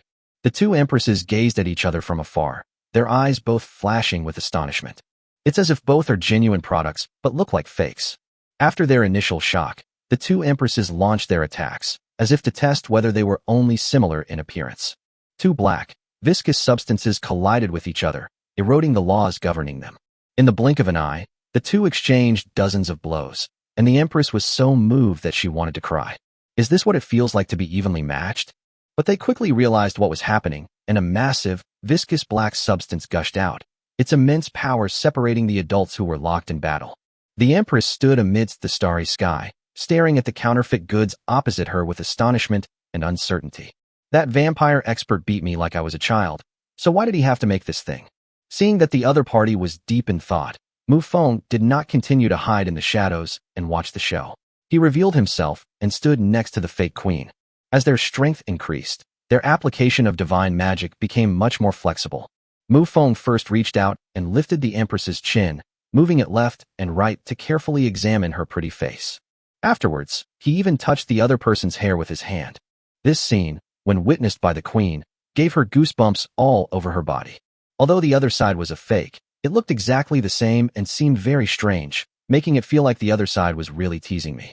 Just as she was feeling annoyed, Mufong suddenly spoke up. "You two have fun, I have things to do." As soon as he finished speaking, a stream of law power flew out from Mufeng's body. The illusory form of the law instantly takes shape. It is an equivalent law. At the same moment, the fake queen beside her also rushed out, with black, viscous substances surging like waves behind her. The Empress had no idea what the other side was planning, and could only fight alongside the fake Empress. Mufong rippled, and when he reappeared, he was already in front of the world barrier of Black Demon Star. The world barrier is built upon the foundation of the laws governing the entire world. Chapter 196, Entering Black Demon Star. Therefore, it is almost impossible for anyone below the level of a true god to break through the barriers of the world by brute force.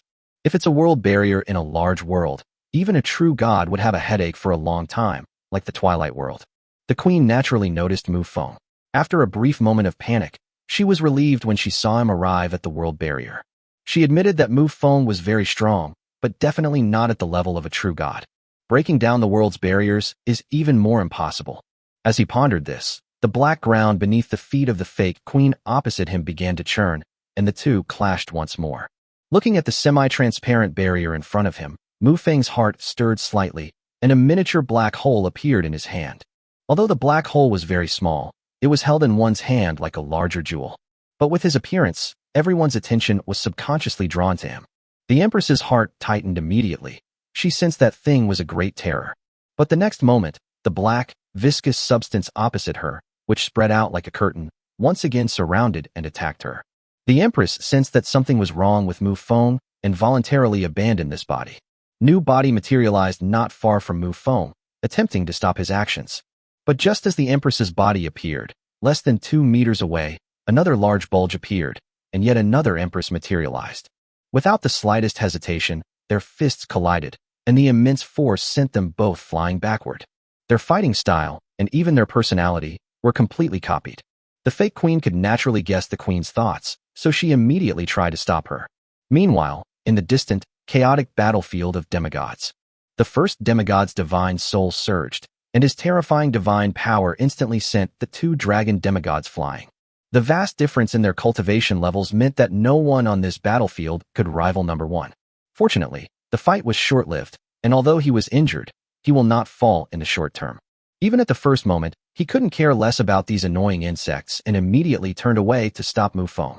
Mufong prepared to place the miniature black hole on the world barrier. In Mufong's imagination, the Void Kingdom represents absolute nothingness. By placing the Void Kingdom on the world's barrier, a gap can be carved out. But the next moment, the black, viscous substance surged like ocean waves.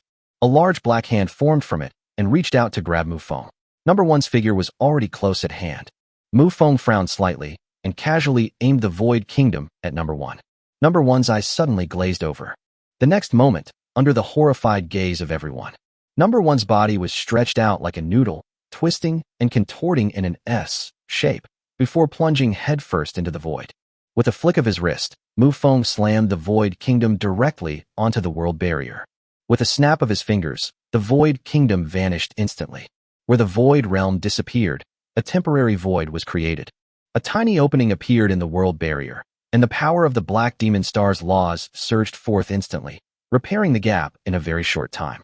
However, Mufong reacted quickly, and in a flash, he entered the Black Demon Star. All the Dark Demon demigods were no longer in the mood to care about the other demigods. Their bodies went limp like mud, and they voluntarily gave up their bodies outside. The next moment, all 6 demigods of the Black Demon clan returned to Black Demon Star. The demigods outside looked at each other in bewilderment. They had no way to cross the world barrier and enter, so they could only watch from the outside. Their bodies appeared on the highest mountain peak, looking up at Mufong in the sky, their sense of crisis reaching its peak. Mufong stood high in the sky, gazing at the black earth below, which was truly pure black. If it weren't for the eye of the universe illuminating the other party's core, there truly wouldn't be a second color. Mufong turned slightly to the side, calmly raising one hand to hold a miniature black hole in his palm. He said coldly, "Now do you still think I can't kill you? Your methods are truly terrifying." The Empress replied with a solemn expression. Just then, number 1's voice suddenly rang in the Queen's ears. "Your Majesty, beware of the black hole in their hands. That thing can obliterate our will. The body is not important to the dark demons, but their will cannot be replicated. To manipulate a created body, one needs to incorporate consciousness into it. However, once you are trapped in the Void Kingdom, you will first fall into a daze, and there will be no time to actively disconnect your consciousness. As the Void Realm is destroyed, a portion of its consciousness will also vanish into nothingness. Number 1's willpower has already been partially lost, and his soul has been injured. The Empress's pupils constricted instantly. her heart filled with utter horror. Forcing herself to regain her composure, the Empress spoke. Your Excellency, you vampire, please withdraw. From this day forward, shall we share this great world? Under reasonable circumstances, we may obey your orders. Upon hearing this, Mufong scoffed. This kind of superior-subordinate relationship was not recognized by the Lord's panel, and there would be no treasure chest reward. I've worked so hard for so long, but in the end I have nothing, and the other side has even taken over half of my world. If Mufong could agree to that, he might as well just find a block of tofu and smash his head against it. Seeing that the other party was determined to go down a dark path, Mufong decided not to say anything more. He flipped his palm, and the Void Kingdom in his hand fell straight down. The moment it was released, the size of the Void Kingdom instantly expanded. A colossal black hole descended from the sky, drawing the attention of all the black demons. His vision blurred for a moment, and his body was stretched and twisted like a noodle as he entered the void. Although the 6 demigods had made preparations in advance, apart from the Queen and Number 1, the other 4 demigods were still drawn into the Void Kingdom. Mufong snapped his fingers, and the Void Kingdom that stretched across the sky vanished instantly. A massive amount of willpower was extinguished, and even when the body was reassembled, there was a sense of disorientation, as if something was missing. Mufong rippled, and under the effect of spatial teleportation, he instantly appeared in another place. The Empress instantly raised her hands, and the black, viscous substance on the earth, like a vast ocean, began to surge and boil. Wave after wave of viscous seawater crashed against Mufong. A large bulge appeared in the waves, and Number 1's figure burst out of the air. With his 5 fingers spread out, a black, viscous substance stretched out like a curtain, attempting to envelop Mufong. Chapter 197 3 Lives Countercurrent. Mufong dodged the overwhelming black, viscous substance with a swift movement.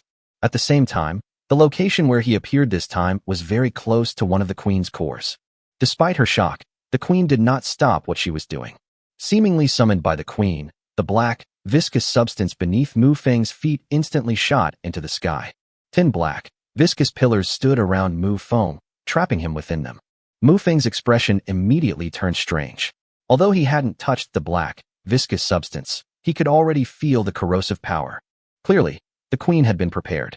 However, Mufong was not flustered. He was only surprised that he could feel the corrosion even without touching the black, viscous substance. After all, under the watchful eye of the universal eye, these traps have long been exposed. The reason they kept going in was because the core was inside the trap. To destroy it, they had to go in.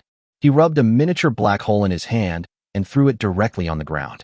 Furthermore, Mufong activated his spatial power, continuously pulling the surrounding space into the black hole. The black, viscous substance on the ground surged wildly into the black hole. The number of black, viscous substances in this area suddenly decreased significantly. As a result, the 10 pillars surrounding Mufong also shrank considerably. The black ground in the distance churned wildly, as large amounts of viscous matter surged towards it, replenishing its energy. The other demigod bodies had also materialized, and seeing Mufong fall into the trap, they all rushed forward to help.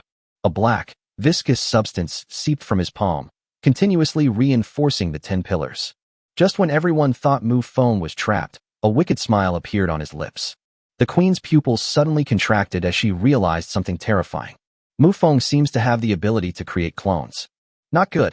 After a startled cry, the Empress's consciousness was severed, and she quickly formed a new body in another location. But unfortunately, it was too late. The real Mufong stood above the sky, crimson mist rising from his palm. He clenched his fist in the void below, and a large, blood-red hand appeared out of thin air. The crimson hand reached down to the ground, penetrating more than 100 miles into the earth, and finally grabbed a core that was flashing with white light. The core was extremely fragile. The crimson hand only exerted a little force, and the core was crushed instantly. In that instant, Number 1's eyes became somewhat dazed, followed by a blank stare. Consciousness receded like the tide, and the body melted into the ground like mud. Congratulations, Lord, on defeating the 3rd stage of the demigod.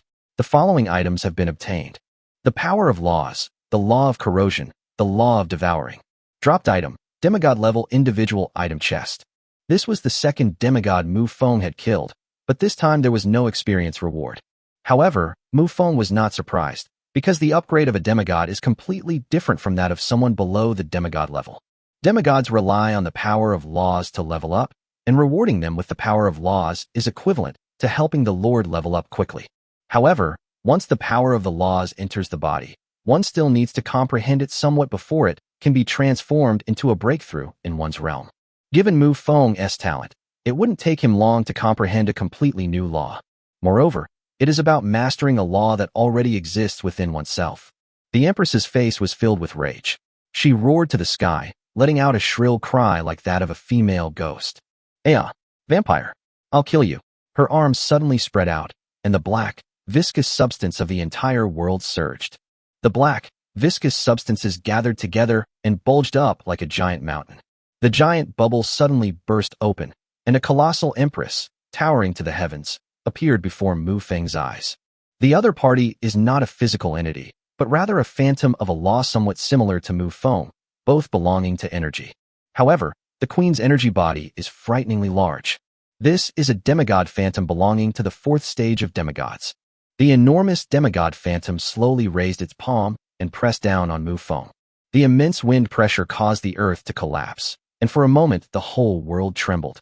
But the next moment, a large hole suddenly appeared in the palm of the demigod's illusory hand that blotted out the sky. A miniature black hole tore through the palm, shot into the sky, and finally dissipated in the heavens. The Empress's real body let out a muffled groan, as if she had suffered a considerable injury. In previous battles, the queen had never used the demigod phantom.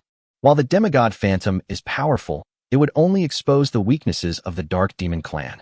It is precisely because the demigod phantom is so powerful that it needs to be infused with more will. However, once the demigod phantom is injured, it will also lose the same will. Similarly, the demigod phantom, being the foundation of a realm, is generally not revealed in battle unless it is a life or death struggle. The demigod's phantom had no physical form, and the large hole in his palm instantly healed. The Empress's anger could no longer be contained. She opened her mouth wide, and a thick, black substance that blotted out the sky spewed out from her mouth. This time, Mufong didn't dodge or even fight back. He was directly covered by the black, viscous substance. The Empress was initially overjoyed, but the next moment, she felt a sharp pain in her heart, as if someone had squeezed her heart. Cold sweat immediately broke out on her forehead, and she didn't even dare to look in that direction. It felt like a pair of large hands were constantly moving over my heart. The feeling was so real. Covering Mufong gradually faded away, and Mufong's figure disappeared. In the end, the Empress looked into the distance. Beside one of his cores, Mufong was stroking it with his hand, as if he were cherishing some rare treasure. The Empress immediately closed her eyes, raised her head slightly, and took a deep breath, as if suppressing her inner rage. This vampire in front of me is very powerful, and not only is he powerful, but he's also very cunning. The battle has continued until now, and it is the mirror image that has fallen into the trap, and it is also the mirror image that is facing the demigod phantom. The Empress chuckled softly for a moment. It turns out that people can laugh when they are extremely speechless. Mufong stroked the core with one hand and said, "I'm giving you one last chance to submit to me." The Empress stretched out her arms, and the enormous demigod phantom had vanished. Her eyes instantly turned sharp, and she said in a stern voice, "You really think you can kill me?" As he finished speaking, click, a sound like the ticking of a clock's second hand rang out. Behind the queen, a fragment of a mirror, only 1/5 of its original size, floats in the air. 3 lives countercurrent. Mufong's pupils suddenly contracted, and his body began to rapidly rewind, like a film playing in reverse. Chapter 198, so stupid, he's drooling. Outside of Black Star, it truly feels like watching a film played in reverse. Because once you leave Black Demon Star, the 3 lives reversal technique can no longer cover it. Although they are fragments of a divine artifact, reversing time is definitely not an easy task. Finally, Mufong's figure froze on a certain spot on the Black Demon Star.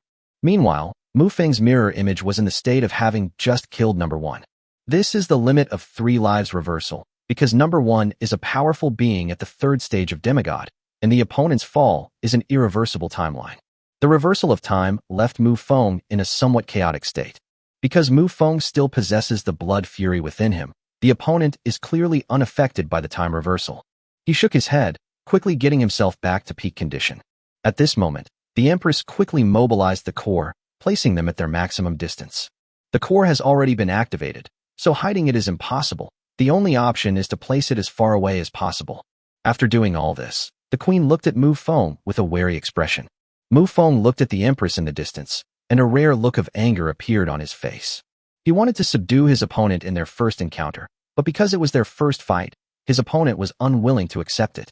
After the battle just broke out, I killed the enemy 3 times in a very short time and extended an olive branch, but the enemy still did not agree.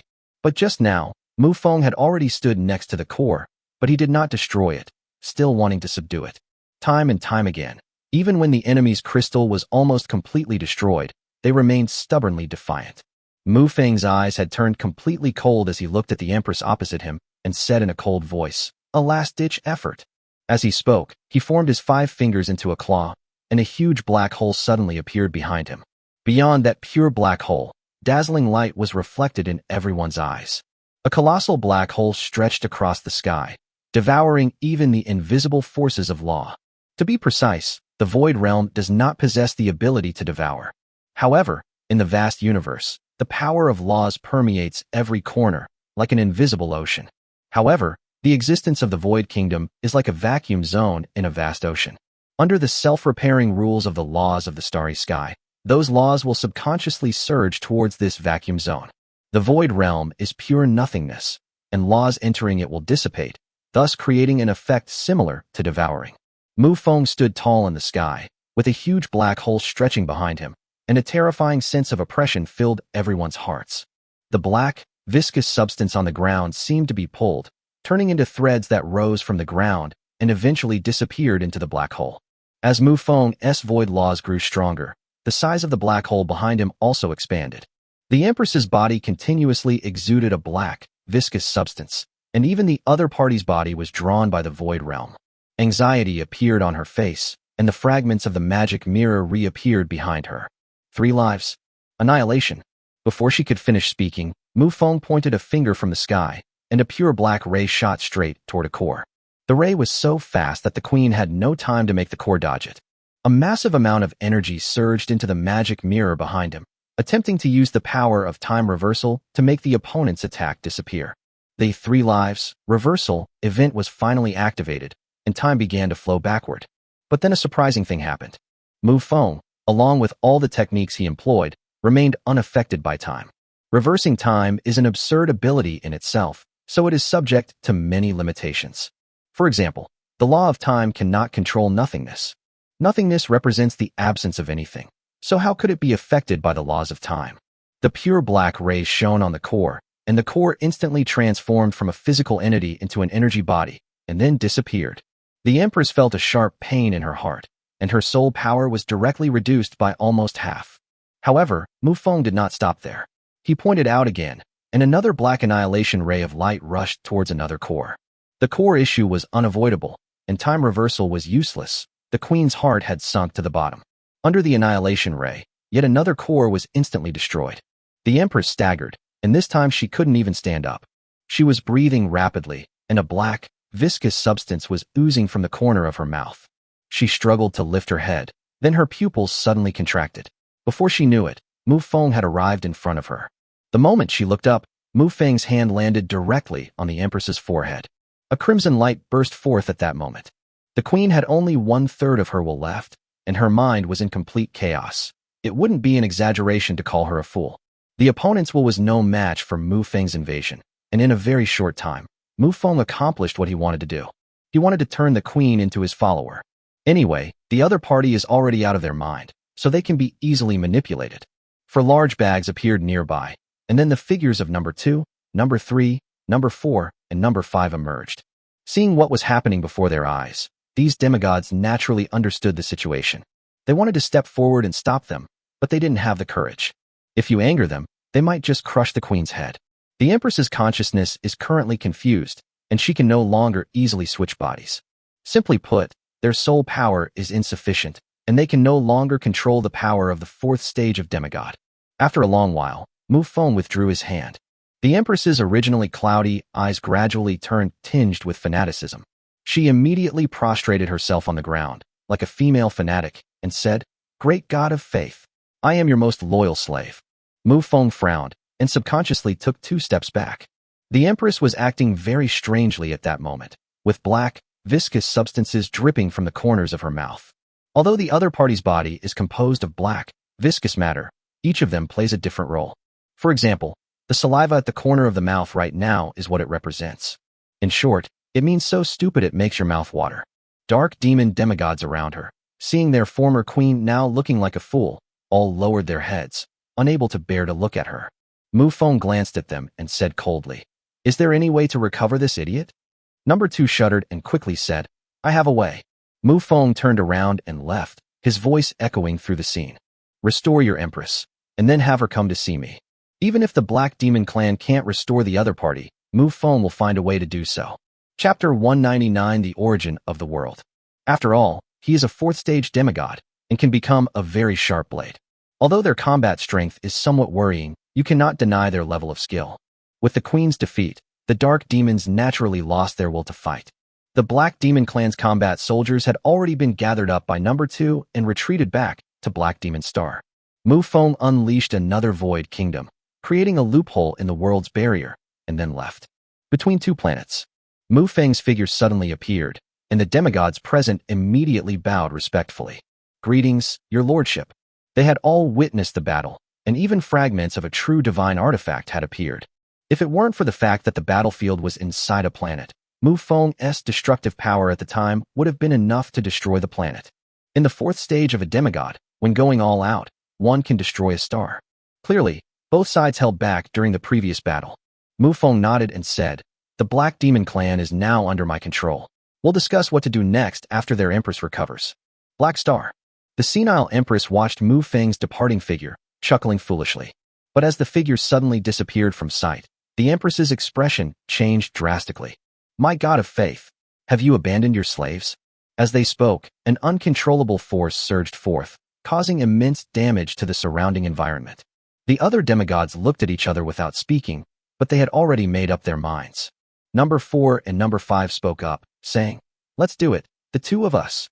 The expressions of both Number 2 and Number 3 were somewhat complicated, and they also felt a pang of reluctance.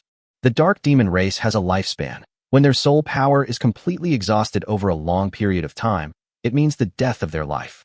However, as a race with a clear class distinction, the Queen naturally had her own privileges.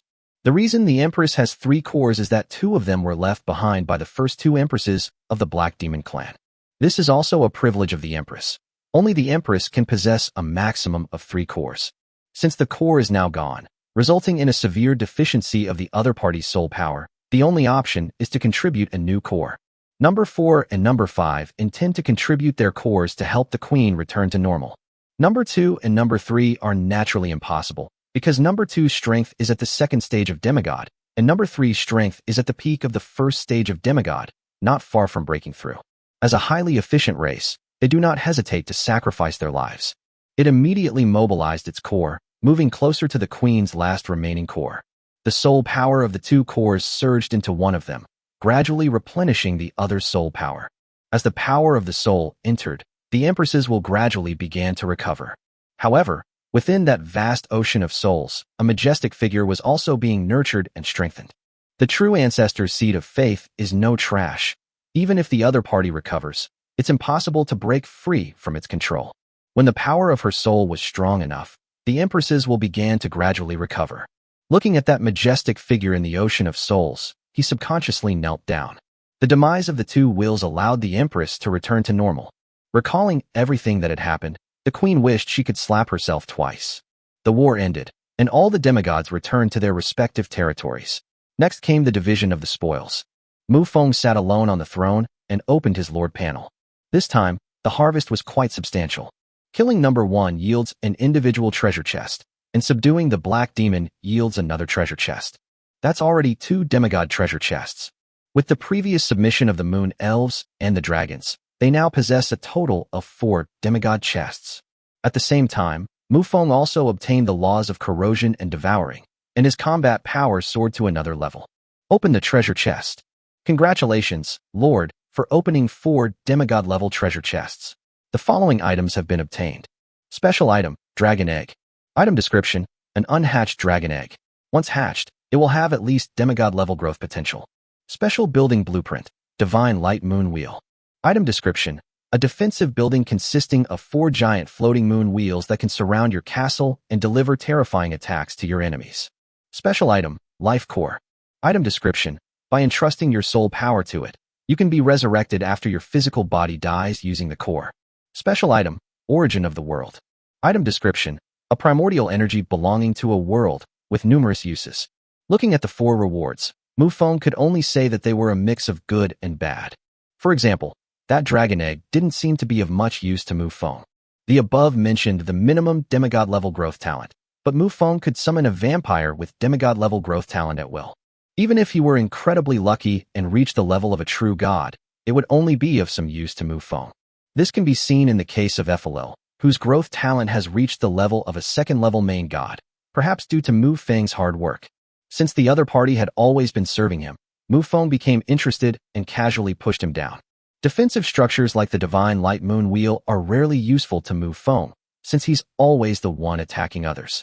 Even in the war with the Black Demon clan, Mufong would not allow the war to spread to his own territory. The life core might come in handy later, as it is, after all, a means of resurrection. For the true ancestor, resurrection is not a difficult task, but it is another path. The second ancestor perished because he burned too much of his life essence. Mufong stroked his chin and looked at the last reward. The Lord's panel doesn't specify the exact function of the other party in the World Origin section. It only mentions that they have many uses. Since there was no explicit label, Mufong understood that this thing could be used anywhere. Extract a trace of the world's essence and add it to the supporting laws. As expected, the power of laws also received the same boost, but due to the scarcity of the world's origin, the extent of the boost was very limited. Another wisp was extracted and added to the soul-seizing scepter, resulting in a slight improvement in its quality. Wow, what a jack of all trades. It can enhance one's strength and improve the quality of weapons, seemingly making it usable anywhere. However, Mufong did not use it all at once, but instead put it away. After all, this stuff is quite limited, and it might come in very handy in the future. Just then, Reed entered from outside the hall, bowed respectfully, and said, "The war is over. May I depart?" So eager. Chapter 200 Granting of Territories. Lid simply smiled faintly, and then said, "Your Majesty, the true ancestor has traversed the world, and you should know that what we are waiting for is only an opportunity, not the ability to dominate the world." Mufong simply nodded silently upon hearing this. In the upcoming Neuro world, if a true god-level expert were to intervene, Mufong would have to temporarily step aside. If the other side has actually raised the issue of fighter jets, then the world they intend to attack must be anything but simple. Mufong thought for a moment and said, "Then what about your identity as a star wanderer?" "I've long forgotten about it. Your Majesty, the true ancestor should know this better than I do," Reed replied calmly. Mufong was overjoyed and quickly said, "I will have the undead race raise an army of 5 million to fully assist you." The 3 undead demigods belonging to the Abyss commanded a vast number of undead. Even a mere king-level force like Corruption Scorched Earth can muster an army of 2 million, let alone an undead demigod. Lid immediately bowed and said, "Thank you, Your Majesty, the true ancestor." Although Lid's belief has always been that Mufong should announce the existence of the Cappadocia clan to the entire starry sky. However, at this stage, the other party has already realized Mufong's strength, so they are preparing for the future. Otherwise, if in the future Mufong were to make a declaration to the entire starry sky, but Lid couldn't muster the matching combat power, wouldn't that be extremely embarrassing? Time flies, and 10 days have passed in the blink of an eye. In the magnificent palace of the vampire capital, Mufong sat alone on the throne, his gaze sweeping over everyone below. The 3 undead demigods have already assisted Reed in conquering another world and are not in the main hall at the moment. This council meeting not only included demigods, but also all the holy spirits under Mufeng's command, making it a grand assembly. In addition, there was Charlotte, who was not present. Mufong glanced around. In the previous battle, the core of the Black Demon clan had been lit up, and everyone had gained a lot. In addition to the heroes he summoned, there were 3 newly promoted holy spirits. Rosa was the first unit he summoned. Mufong nodded in satisfaction. After all, it was the first unit he had summoned. She was summoned along with Ephelil, but the two cannot be compared. In addition to the 3 newly promoted holy spirits, the heroes under their command have also been greatly improved. Lily has reached the level of a high-ranking holy spirit, and Rona and Lydia are not much different. With just one more major battle, the strength of his heroes will almost reach the level of demigods. Finally, Mufeng's gaze settled on the Black Demon Queen. Mufong asked with great interest, Have you ever regretted your resistance back then? The Empress blushed with shame and immediately knelt down, saying, I, your humble servant, tried to stop the invincible army of the god of faith with my insignificant body. Now I realize that it was truly like throwing an egg against a rock. Although he heard what he wanted to hear, Mufong still felt a little uncomfortable. After all, the Empress had always been aloof and superior, and even when she sought peace, she did so with a condescending expression. Their current attitude is truly unworthy of the other party's title. In this world-class war, Mufeng's gains can be considered a minimum. After all, the Empress was controlled by special means. Although they were her followers, they could not generate the power of faith. Mufong immediately said, 1/3 of the Black Demon Clan's territory has been vacated to welcome the arrival of a new force. As a top-tier intermediate world, Black Demon Star is definitely not small in scale, making it absolutely impossible for the other side to occupy an entire world. After all, Mufong had already made many promises at the beginning of the war, and now it was time to fulfill them. Mufong then spoke up, saying, the Moon Elves and the Dragons will each take half of the territory. The Dark Demons ceded 2/3 of the planet's territory, leaving the remaining land to be taken over by both factions. As for angels, they are no longer being considered at this point. The Queen, the 2 dragon demigods, and Zona immediately stepped out of the group and bowed respectfully. Although these territories are divided among various forces, they are all under Mufeng's command, so it doesn't matter who they are given to. After resolving the issue of territory division, Mufong voiced his doubts. After the fall of the Black Demon Clan's number 1, there should still be 5 demigods, including the Empress. Why are there only 3 now? The Queen immediately looked ashamed and then recounted what had happened. Numbers 4 and 5 sacrificed their cores in order to return to normal and have perished. Mufong simply nodded silently, without showing any particular emotion regarding the fall of the 2 demigods. For a lord of a territory, death is not a big deal. Mufong then said again, let me see the fragments of the true divine artifact you possess. Without any hesitation, the Empress immediately presented the 1/5 fragment of the true artifact.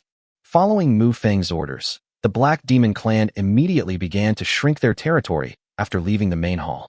The black, viscous substance on the ground began to shrink rapidly, like the receding tide. As the desertified land gradually came into view, this land was finally illuminated by the long-awaited light. Looking up, a large area of the once black planet had turned yellow. Under the influence of the laws of the larger world, this devastated land will soon be reborn with greenery. Although the Moon Elves and Dragons have settled on Black Demon Star, Mufong has not taken over their territory in Euro, instead allowing them to operate on 2 fronts. It's rather awkward, really, because both of these factions have abyssal rifts within their territories, and Mufong doesn't want to take them over. If Mufong wants to send troops into the abyss again, he can simply go directly there, since the lords of both sides won't stop him anyway. After resolving the overall war situation, Mufong then became busy again. Naturally, it is necessary to establish global barriers. As a new world on the horizon, Mufong, as the absolute leader of this world, naturally shoulders the responsibility of building world barriers. Even with Mufeng's formidable strength, it would still take him a considerable amount of time to construct a world barrier for a large world. The process of communicating the laws of the entire world and transforming them into a solid barrier is extremely complex. The world of heaven and earth. This is a vast world, but the world of today has lost its former prosperity. Everywhere was a scene of devastation. The rebel forces, though initially small, had now spread like wildfire. The battle between the 2 true god-level powerhouses in the sky above the entire world resembled a scene of impending doom.